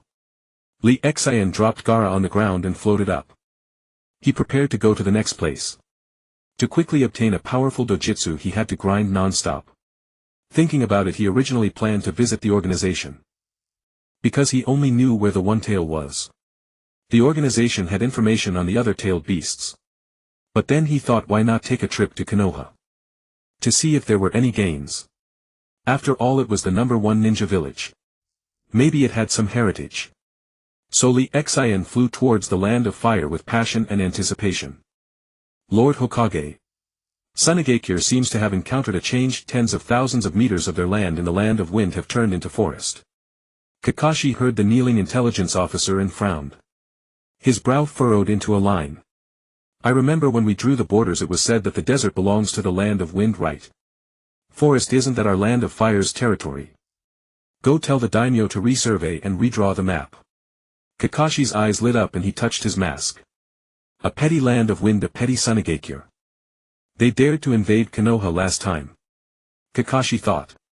Go quickly and tell the daimyo. If the land of wind doesn't accept it, send the ninja and come back to inform me immediately. My white fang sword technique is already itching for action. The office fell silent again. As a greening master, Lee Xian certainly never imagined that his casual actions had caused some butterfly effects. If he knew, he would definitely plant trees in the land of wind for months. The land of wind was too harsh. Our saintly couldn't bear it. System, old buddy, come out and take a look, where's the good stuff? Lee Xian arrived in the land of fire and began to put the system through its paces. Lee Xian took a stroll through Konoha. Unfortunately, he didn't spot anything worthwhile. The system remained completely silent. Lee Xian had no choice but to return to the Akatsuki. To his surprise, the seemingly prosperous land of fire was less wealthy than the seemingly impoverished land of wind. Lee Xian's interest waned. Just as Lee Xian reached the land of rain, the system vibrated violently. Hum. Hum. Lee Xian grinned. It turned out the good stuff was right in his own base. Guided by the system, Lee Xian walked. Before long he arrived outside a cave. System, are we close enough? Lee Xian kept urging the system in his mind. For he sensed someone guarding inside. As the leader of his own organization, sneaking around in his own base was rather undignified. Unclaimed ghetto statue detected. Host, would you like to trade? The system's voice like a sweet spring resounded in Lee Xian's mind. A radiant smile bloomed on Lee Xian's face. Sell it. The system paused as if processing. Ding. Congratulations host, you have received 500 origin coins. Lee Xian didn't hesitate. System, activate the dojutsu abilities. Let me make my choice.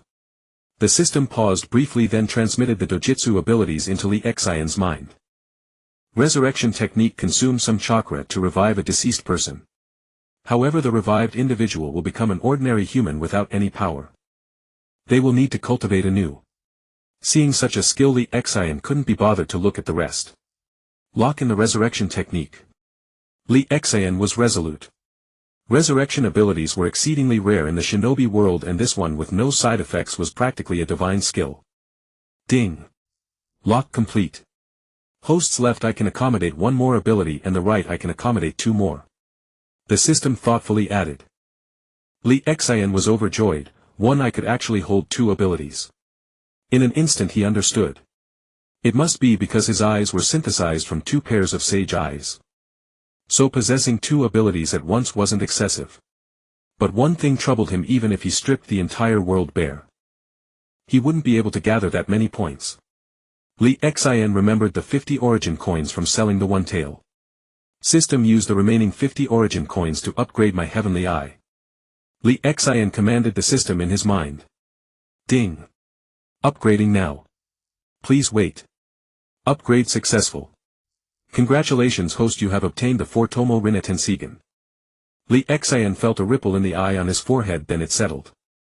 He then discovered that his three-tomoe Rinnegan could now activate not only that ability but also use yang release to dominate the 5 elemental natures excluding yin release, condensing them into a new state.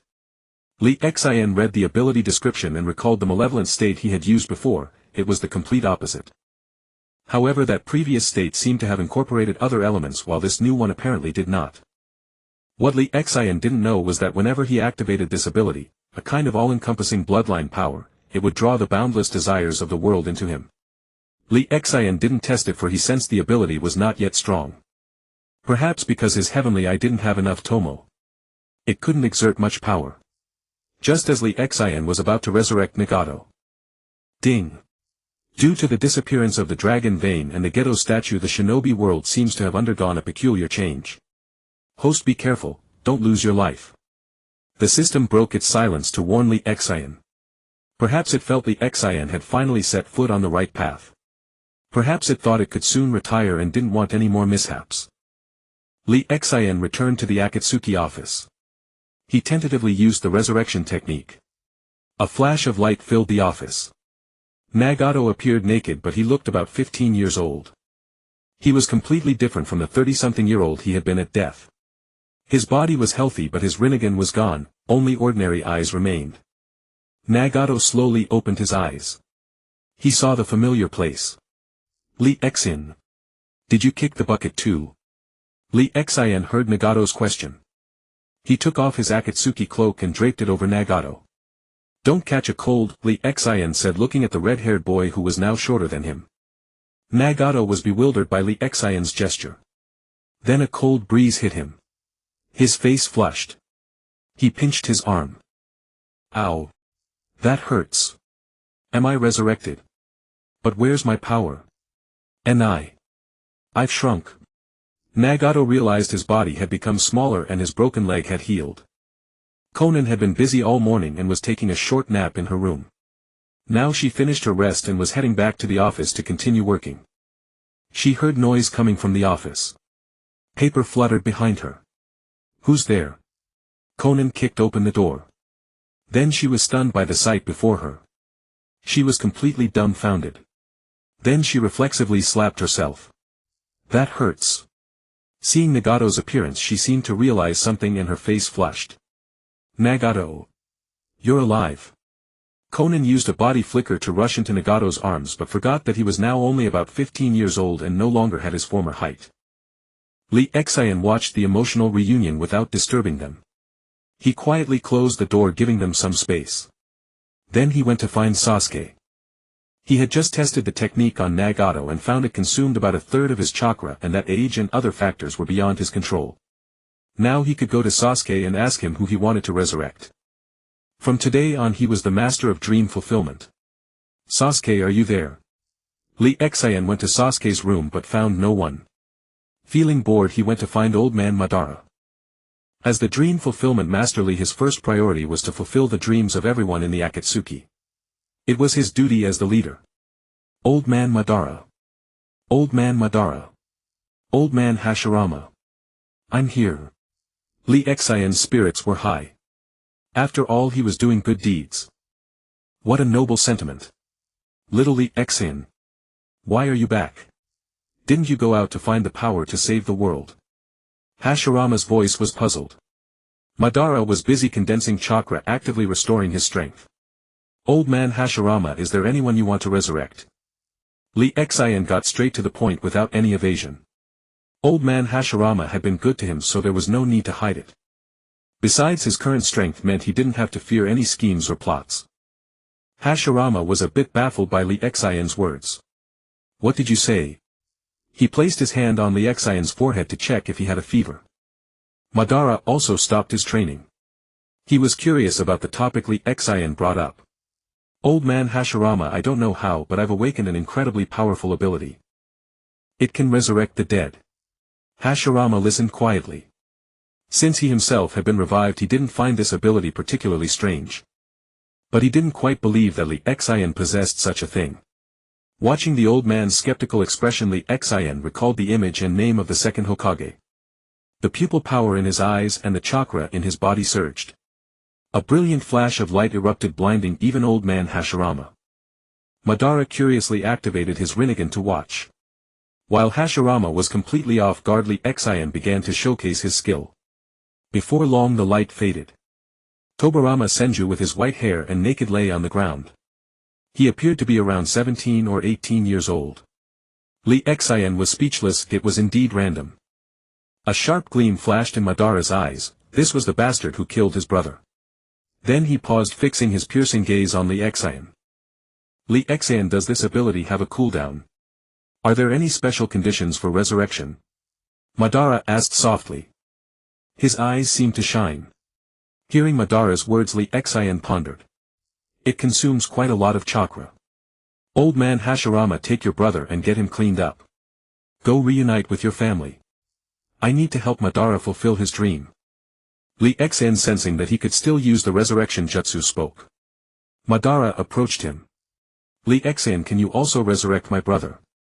Madara asked softly, his eyes fixed intently on Lee Xian. Although he noticed that this resurrection technique had some issues, the revived ones had no strength. But who was he? He was the shinobi no Shura. Who would dare harm his brother? When the time came, he could let his brother see how he would pacify the world. Lee Xian saw the nostalgic look on Madara's face. Madara, what does your brother look like? What's his name? Lee Xian really didn't know this. Madara summoned a piece of wood, then gathered chakra at his fingertips and swiftly drew an image. It was clear how much Madara missed his brother as he casually drew his likeness. Lee Xian looked at the portrait of Itachi Uchiha, who bore a striking resemblance to Sasuke. He gathered chakra and began to perform the resurrection technique. A blinding light flashed. Madara finally got his wish and saw his brother again. Although Izuna looked about 24 or 25 older than Madara himself. When they stood together, it was hard to tell who was the elder brother and who was the younger. Next, Lee Xian resurrected Sasuke's parents. Sasuke's father appeared around 30 while his mother looked about 18. Lee Xian mentally exclaimed, impressive. This resurrection technique seemed quite unorthodox. Itachi knelt before his parents and refused to rise. Fugaku's 7 wolves belt lashed vigorously. Later, Lee Xian also resurrected Shisui Uchiha. Orochimaru immediately became busy. Since Shisui only had one Mangekyo left, Orochimaru had to step in. Lee Xian also resurrected Nawaki, whom Orochimaru had longed for, greatly boosting his motivation. He trained Nawaki while working tirelessly. Delighted by this, Lee Xian also resurrected Orochimaru's parents. The family happily reunited. Although Orochimaru's situation was even more awkward than Itachi's, Orochimaru looked older than his own parents. Lee Xian then resurrected the original host's parents. But he felt no attachment to them. So he erased their memories of having a son and let them start over. The next day, all members of the Akatsuki came looking for him. Black Zetsu was utterly dismayed at this scene. Especially seeing Obito holding a little girl of a few years old. He hadn't wanted to, but he missed Rin too much. So he couldn't resist. In the blink of an eye, he forgot his plan and started a child bride project. Moreover, he specifically asked Lee Xian to erase Rin's memories, keeping only those of him. He didn't want Rin to be too sad. Sasori revived his parents and simultaneously left the Akatsuki, wandering freely to study eternal art. Deidara felt helpless seeing his partner leave. But thinking that from now on he would be the only one pursuing art, he became resolute. Master, where are we going now? How about we go find Lee Xian? Naruto said to Jiraiya. By now Naruto had fully mastered Sage Mode, and it was a perfect Sage Mode. Jiraiya gave Naruto a bonk on the head. Don't you know they're bad guys? Recalling some information he had obtained earlier, he said impatiently. Last time you didn't fully utilize the Ninetales power. Now I'll train you and make sure you figure out how to use it properly. Okay. Teacher. Naruto obediently listened, though he regretted not being able to fight alongside Lee Xian. He put his hands behind his head and looked at the blue sky, thinking of Lee Xian and Sasuke. Jiraiya suddenly stopped. Unsurprisingly, Naruto bumped into him. Jiraiya's face darkened, but he didn't acknowledge Naruto. He looked at the figure flying in the air ahead, his expression turning serious. There were very few people in the ninja world who could fly. But those who could were undoubtedly powerful. Like the old Tsuchikage, who delighted in using his Kekki Tota. Who are you? Jiraiya stared calmly at the approaching figure. Naruto's eyes also gleamed. He had just learned such a powerful ability and hadn't had a chance to use it yet. Now was the perfect opportunity. If the other side was an enemy. Tonari looked at the detector in his hand, which resembled a stone rod. It was beeping with a brilliant red light. The brighter the red light, the stronger the tailed beast. This was the invention of our genius Tonari. He gently placed the detector into his robe. "Excuse me, I'm lost. Could you give me some directions?" Tonari slowly descended, looking harmless as he walked toward Jiraiya. Jiraiya scratched his head. "Oh, I see. Where are you trying to go?" He noticed that the other person seemed to have no hostile intent. He had no weapon in his hand and his chakra wasn't active. Jiraiya, adopting a "better safe than sorry" attitude, replied. Tonari approached step by step. He held a map as if asking Jiraiya to point it out. The map was rolled up. Tonari held the bottom of the scroll and slowly closed in. Jiraiya also walked toward Tonari, thinking, what a big map. Shirin slowly approached Jiraiya, unrolling the scroll. "Handsome uncle, can you tell me how to get to this place?" Shirin said obediently. At the same time he pointed at the map with one finger. Jiraiya, hearing the way Shirin addressed him, broke into a foolish grin. He thought to himself, this kid sure knows how to talk. His eyes lingered on the spot where Shiren's finger pointed on the map. Jiraiya looked utterly bewildered. "Little brother, what do you want to go to the sea for?" Jiraiya asked, puzzled. Shirin smirked, drew the short blade hidden at the end of the scroll and thrust it toward Jiraiya. Both the map and the blade had been prepared by Shirin long ago. He hadn't expected it to come in handy.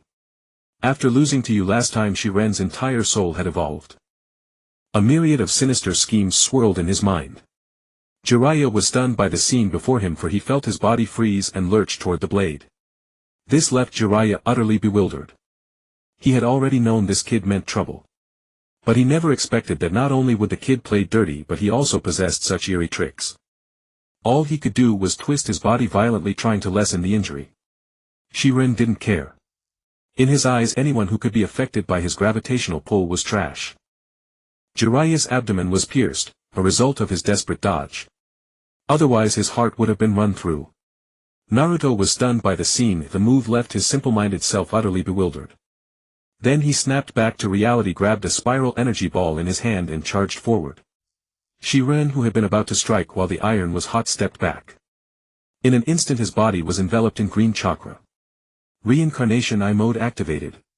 9 truth-seeking balls floated behind him, radiating an awe-inspiring majesty. Gazing at Naruto, who was helping Jiraiya up, Shirin had already identified his target. He grabbed 4 truth-seeking balls and began to spin them together. Shirin was always a man who unleashed his ultimate move on sight. If he couldn't win, he would flee. Soon a green light screen formed before him and a tornado shot forth. "Naruto, run!" Jiraiya pushed Naruto aside and closed his eyes as the tornado hurtled toward him. Then his entire body turned to dust. At the same time a vast bottomless chasm appeared on the ground. Naruto was completely dumbfounded. His eyes glazed over. Then his eyes turned bloodshot and a surge of violent malevolent chakra erupted into the sky. His face began to take on a fox-like appearance. Shirin, seeing Naruto sprout several tails and his chakra skyrocket, narrowed his eyes gravely. He turned the remaining 5 truth-seeking balls into a yellow light sword and slashed at Naruto. A chasm several thousand meters long, several hundred meters wide and tens of thousands of meters deep appeared. Shirin frowned. Because he hadn't hit. Then he gathered 9 truth-seeking balls again. Naruto's speed was too fast, troubling him, and he recalled the Xian's red-hot state. It was utterly disgusting. Shirin activated his reincarnation eye to maximum power, searching for Naruto's location. Soon he found him. 1 truth-seeking ball behind him was enveloped in green chakra, quickly turning into a shield. At the same time he absorbed another truth-seeking ball and transformed it into a spear. A cruel smile curled at the corners of his mouth. Naruto, devoid of reason, charged straight at him. Then he was stopped by the truth-seeking ball shield. Then he retreated. His 6 fox tails swayed incessantly. Chakra gathered in his mouth. Soon a deep crimson-tailed beast ball shot toward Shirin. Boom! Shirin was blasted hundreds of meters away. A huge crater appeared on the ground caused by the tailed beast ball. But Shirin emerged unscathed, all the damage was blocked by the truth-seeking balls. Naruto was corroded by the Nine-Tails chakra, his body covered in wounds. However, seeing that he couldn't beat Shiren, he erupted again, sprouting another tail. His arms transformed into fox claws. His head was increasingly resembling a fox's. He was on the verge of being assimilated by the Nine-Tails. Shiren, seeing Naruto about to erupt further, knew this couldn't continue. He held the spear formed from the truth-seeking ball. Taking advantage of Naruto's transformation gap, he performed an ultra-long-range body flicker and impaled Naruto to the ground. The Nine-Tails chakra seemed to undergo a chemical reaction, instantly suppressed and receding. Naruto only felt an overwhelming fatigue. Then he fell asleep. Next he found himself in a space where an old man with a pair of horns sat with a strange eye on his forehead. The old man's eyes were also bizarre with black ring patterns. Naruto couldn't understand what the old man was saying, and he was about to drift off to sleep. He only heard that the enemy was from the moon, that after spending too long there he had become corrupted and intended to destroy the ninja world. Then the old man entrusted him with the mission to protect the ninja world, and he emerged from that space. Naruto went in utterly bewildered and came out equally perplexed. The Nine-Tails felt its strength waning. This brat is so pathetic, dragging me down with him to die. Damn it. The Nine-Tails sensed its power fading rapidly. Just as it felt it was about to expire, the process stopped. Shiren, noticing that Naruto had stopped breathing, pulled out the spear. TCH, such trash. Is there no one worthy of fighting? Shiren looked up at the sky, contemplating whether to finish off the Eight Tails as well. How is this possible? Shiren hadn't gone far when he sensed a surge of powerful chakra erupting behind him. Six paths. Shiren was utterly baffled.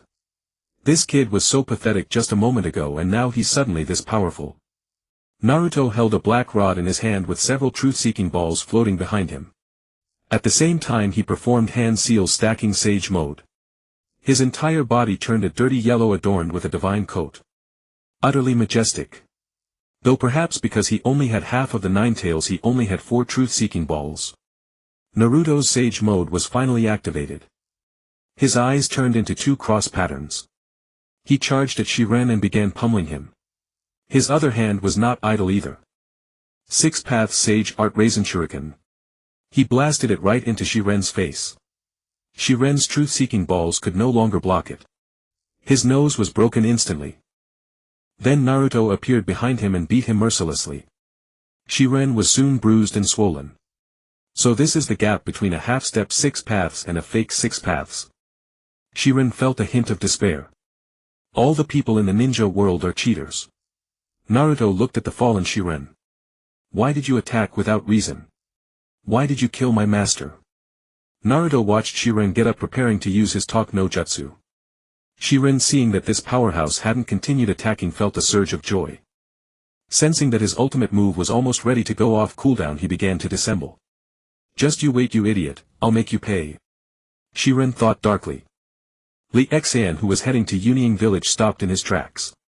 He sensed 2 powerful chakras. There was one chakra that seemed to be that bastard Shiren's. Li Xian silently calculated the power gap. He found that he didn't seem to have much chance. But clearly this was a fight. Li Xian stealthily flew toward the direction of the massive chakra fluctuations.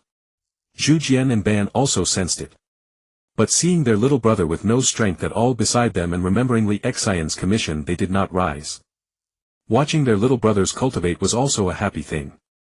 Having lost and then regained it made them cherish it immensely. Because both of their little brothers had been revived, Ban and Zhu Jian could no longer share a room. But they were still in the same courtyard. As for Feijian, he was constantly being prodded by his elder brother Zhu Jian. At first, right after being revived, it was fine. After a while, when he thought of the village he had founded, he couldn't help it. And whenever this happened, there would always be 2 extra pairs of eyes outside the window. They were almost clapping in applause, but they were actually eating sunflower seeds. Feijian was helpless. After all, they were the fine disciples he had taught. If he didn't take the blame, who would? He had his 2 disciples deal with the Uchiha, but the disciples surpassed the master. They ended up taking down even his own Senju clan, along with the centuries-old ally the Wagwa. Each major clan was left with only 1 or 2 people. Bastard! Prepare to die. After his ninjutsu cooldown ended, Shiren directly transformed his 6 truth-seeking balls into light blades and slashed down. Jinluan Zhuanqing Bao. As for why Shiren used this move, it was because it was fast. Mingren was originally about to interrogate this guy. But this guy jumped up again. How could he endure that? However, there was no time to dodge. He had no choice but to use 2 truth-seeking balls to form a shield. But they were cut through. Mingren quickly flickered but was still injured. However, he wasn't completely injured. Because his healing speed was too fast. Shiren was stunned. Is this the so-called half-step 6 paths? My truth-seeking balls also belong to the 6 paths realm. Why are they ineffective? Seeing this, Mingren started to talk big again. Pfft. Talk no jutsu. But because his combat experience was too little, he forgot that his Sage mode was not yet very proficient. Sage mode simply dissipated like that. Shiren sensed the huge drop in Mingren's chakra and was overjoyed. He directly picked up his spear and charged. Shiren fully displayed the attitude of, take advantage of your enemy's weakness to kill him. Mingren's haphazard stick technique was quickly overwhelmed and he fell into a disadvantage. After taking another piece of Mingren's flesh, Shiren was overjoyed. Because he discovered that Mingren's recovery ability had weakened. Kid, you're not bad. If you tell me why you suddenly became so strong, I might spare your life. Undoubtedly, Shiren was tempted. Mingren couldn't be bothered to respond. Gritting his teeth, he swung his stick. Shiren met him with his spear. After all, spear techniques are deceptive. You can't treat it like a stick. Mingren's stamina was gradually failing. After all, he had just obtained this ability. Unlike Shiren, who had already mastered it. Moreover, his taijutsu was not as good as Shiren's. But he also didn't dare to get too far from Shiren. Shiren's long-range attacks were too fierce. The deep chasms on the ground were evidence. When Li Xian arrived nearby, he discovered that it was actually Mingren and Shiren fighting. He was instantly speechless. His mentality exploded. He had a system, yet he still couldn't match someone else's cheat. But he could only shake his head to clear his mind. Detong you, Shiren, you bastard. I've been looking for you for so long. Li Xian did not greet Mingren. At the same time, his eyes turned into the red Luanhui Zhuanqing Yen. This time it did not turn black. This indicated that he had mastered this ability as if it were innate. Horns extended from his head. I am the knight. Li Xian's voice was like a beast's roar. The blood giant sword in his hand also materialized. The three-tomoe Luanhui Zhuanqing Yen on his forehead emitted an eerie red light. It was constantly absorbing various negative energies from heaven and earth. Li Xian's eyes became even redder and the nearby green plants also turned blood red, changing the terrain's appearance while also enhancing his power. Mingren saw Li Xian and was about to greet him, but seeing Li Xian like this, he also remained silent, staring intently at Shiren in front of him. Shiren saw that he was now surrounded and both of them could fly, trapping him in the middle. This was a bit uncomfortable. You two. Can we negotiate? Spare me. I will never appear in the ninja world again. Shiren quickly begged for mercy. A man's temporary humiliation doesn't matter. He could just get stronger and come back for revenge. Li Xian's figure flickered and he appeared behind Shiren. His speed was almost half faster than before. So fast. Shiren didn't even have time to release his truth-seeking balls. He was struck and injured. Li Xian was also somewhat surprised. Then he understood. He now had a pair of Luanhui Zhuanqing eyes. The boost from repulsive and attractive forces was no joke. Moreover, when he slashed, Shiren would be pulled toward him. When Shiren tried to counterattack, he would be pushed away and interrupted. Li Xian didn't know when he had become so skilled at manipulating these forces. Then with a clear calculation in his mind he understood. So this mode also increased intelligence. Mingren couldn't get a word in edgewise for a while. Li Xian's speed was simply too fast. He couldn't see clearly at all. He could only watch from the side and prevent Shiren from escaping. Plus he would deliver a finishing blow at the critical moment. Too slow. Li Xian's voice made Shiren's head feel like it was about to explode. He knew this was a kind of irresistible genjutsu. It would gradually make him irritable, anxious and other negative states. Soon Shiren was like a candle in the wind. being stripped of flesh piece by Li Xian. And Shiren's truth-seeking ball shield was already covered in scars and cracks everywhere. Shiren was tormented by the omnipresent attractive and repulsive forces unable to stop. A few minutes later Li Xian's state slowly faded. A rare opponent and a punching bag. He wanted to try another opposite mode.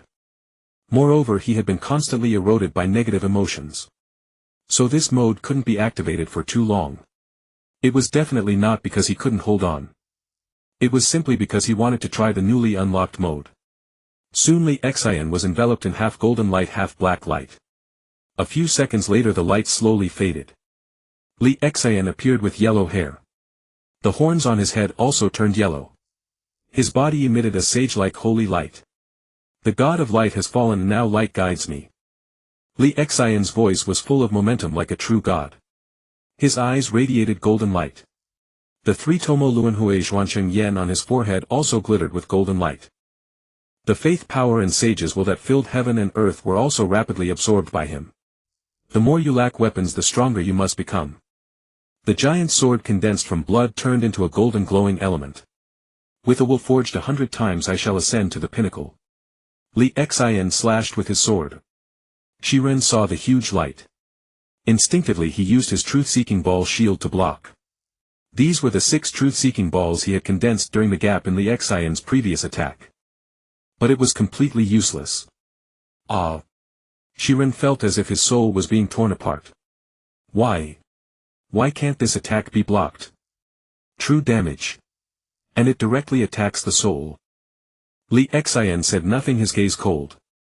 He looked at Shiren as if staring at an ant. As if behind him was crystal. The light blade in his hand flashed and another golden sword chi was swung out. Shiren kept wailing in agony. It was unbearably painful. The sensation of his soul being torn apart made him feel as if someone were slicing his skull. Li Xian, seeing how utterly pathetic Shiren was, found it completely uninteresting. The light sword in his hand condensed chakra. 3 massive radiant sword chi slashed toward Shiren. Shiren froze, whether dead or unconscious. The light pierced through his body and fell to the ground. The originally crimson plants on the earth withered at a visible speed, then turned to ash. Li Xian's face turned pale. Clearly the consumption was not insignificant. The light state directly withdrew, reverting to his original form. Li Xian flew over, produced a longsword and pierced Shiren's skull. As any modern person would understand, a finishing blow. Then he gouged out Shiren's tensigen, severed one of his arms, intending to broaden Uncle Snake's horizons. Sell it. Li Xian called out to the system in his mind, striking a dirty deal. Ding. Transaction successful. Congratulations host, you have received 50 source coins. Li Xian was stunned. Wasn't it 90? I only gouged out his tensigen. The system paused as if pondering whether to reply to this idiot. But then it thought, after all he was its adorable worker. Dear, don't get excited. His eyes were gouged out, he's dead, his arm is gone and his skull is pierced. Such a wreck, 50 points is quite generous. Li Xian was dumbfounded. Since when did the system become so gentle? A chill ran down his spine. System boss, you have the final say. You are the fairest and most trustworthy. Li Xian tossed Shiren's arm into the space, then handed the tensigen to Mingren. Mingren put it on. These eyes are quite good. Li Xian said softly. Mingren didn't waste a word. He did as told, gouging out his own eyes. Then he installed the tensigen. After the wound healed, he exited the 6 paths mode. How do you feel? Li Xian asked, seeing Mingren had already equipped the tensigen. Mingren closed his eyes, sensing carefully. Very powerful eyes. Now I understand why he was so intense. As he thought, a line of clear tears streamed from the corner of his eyes. Li Xian frowned. Mingren, what's wrong? Seeing Mingren suddenly so sad, Li Xian was puzzled. Li Xian. The pervy sage is dead. Sob. He was killed by Shiren, not even a body left. Hearing his friend's inquiry finally shattered the last of Mingren's mental defenses. He recalled the moments they shared. The frozen image of them eating ice cream together. Li Xian patted Mingren's head. Don't cry, it's nothing serious. Just tell me his name and appearance. I'll resurrect him for you. Li Xian didn't take it seriously at all.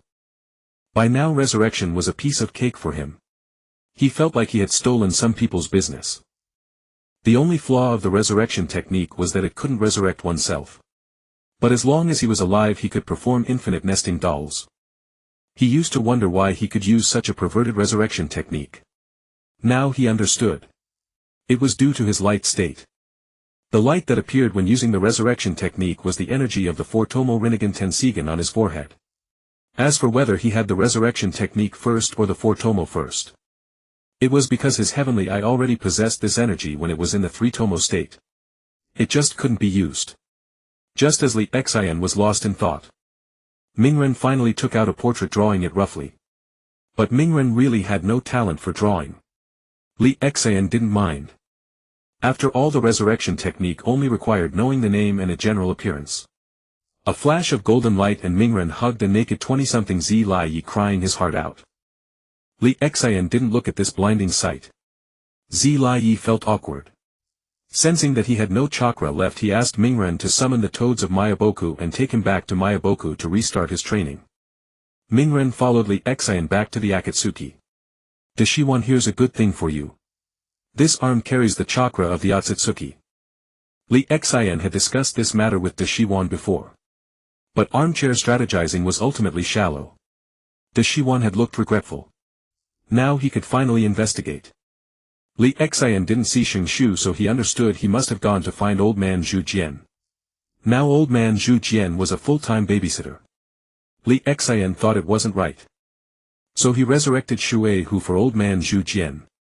As for the name and appearance, he naturally asked Fei Jian. As for Uncle Ban, Li Xian secretly sought out Quan Nai. Then he learned that Uncle Ban had once had a close female friend who died in the war and thereafter had no female friends. Li Xian also wanted to correct Uncle Ban. Why were two old men always hanging out together? For some reason Li Xian really wanted to summon Yuan Fei and Tuan Zong. Let them come out.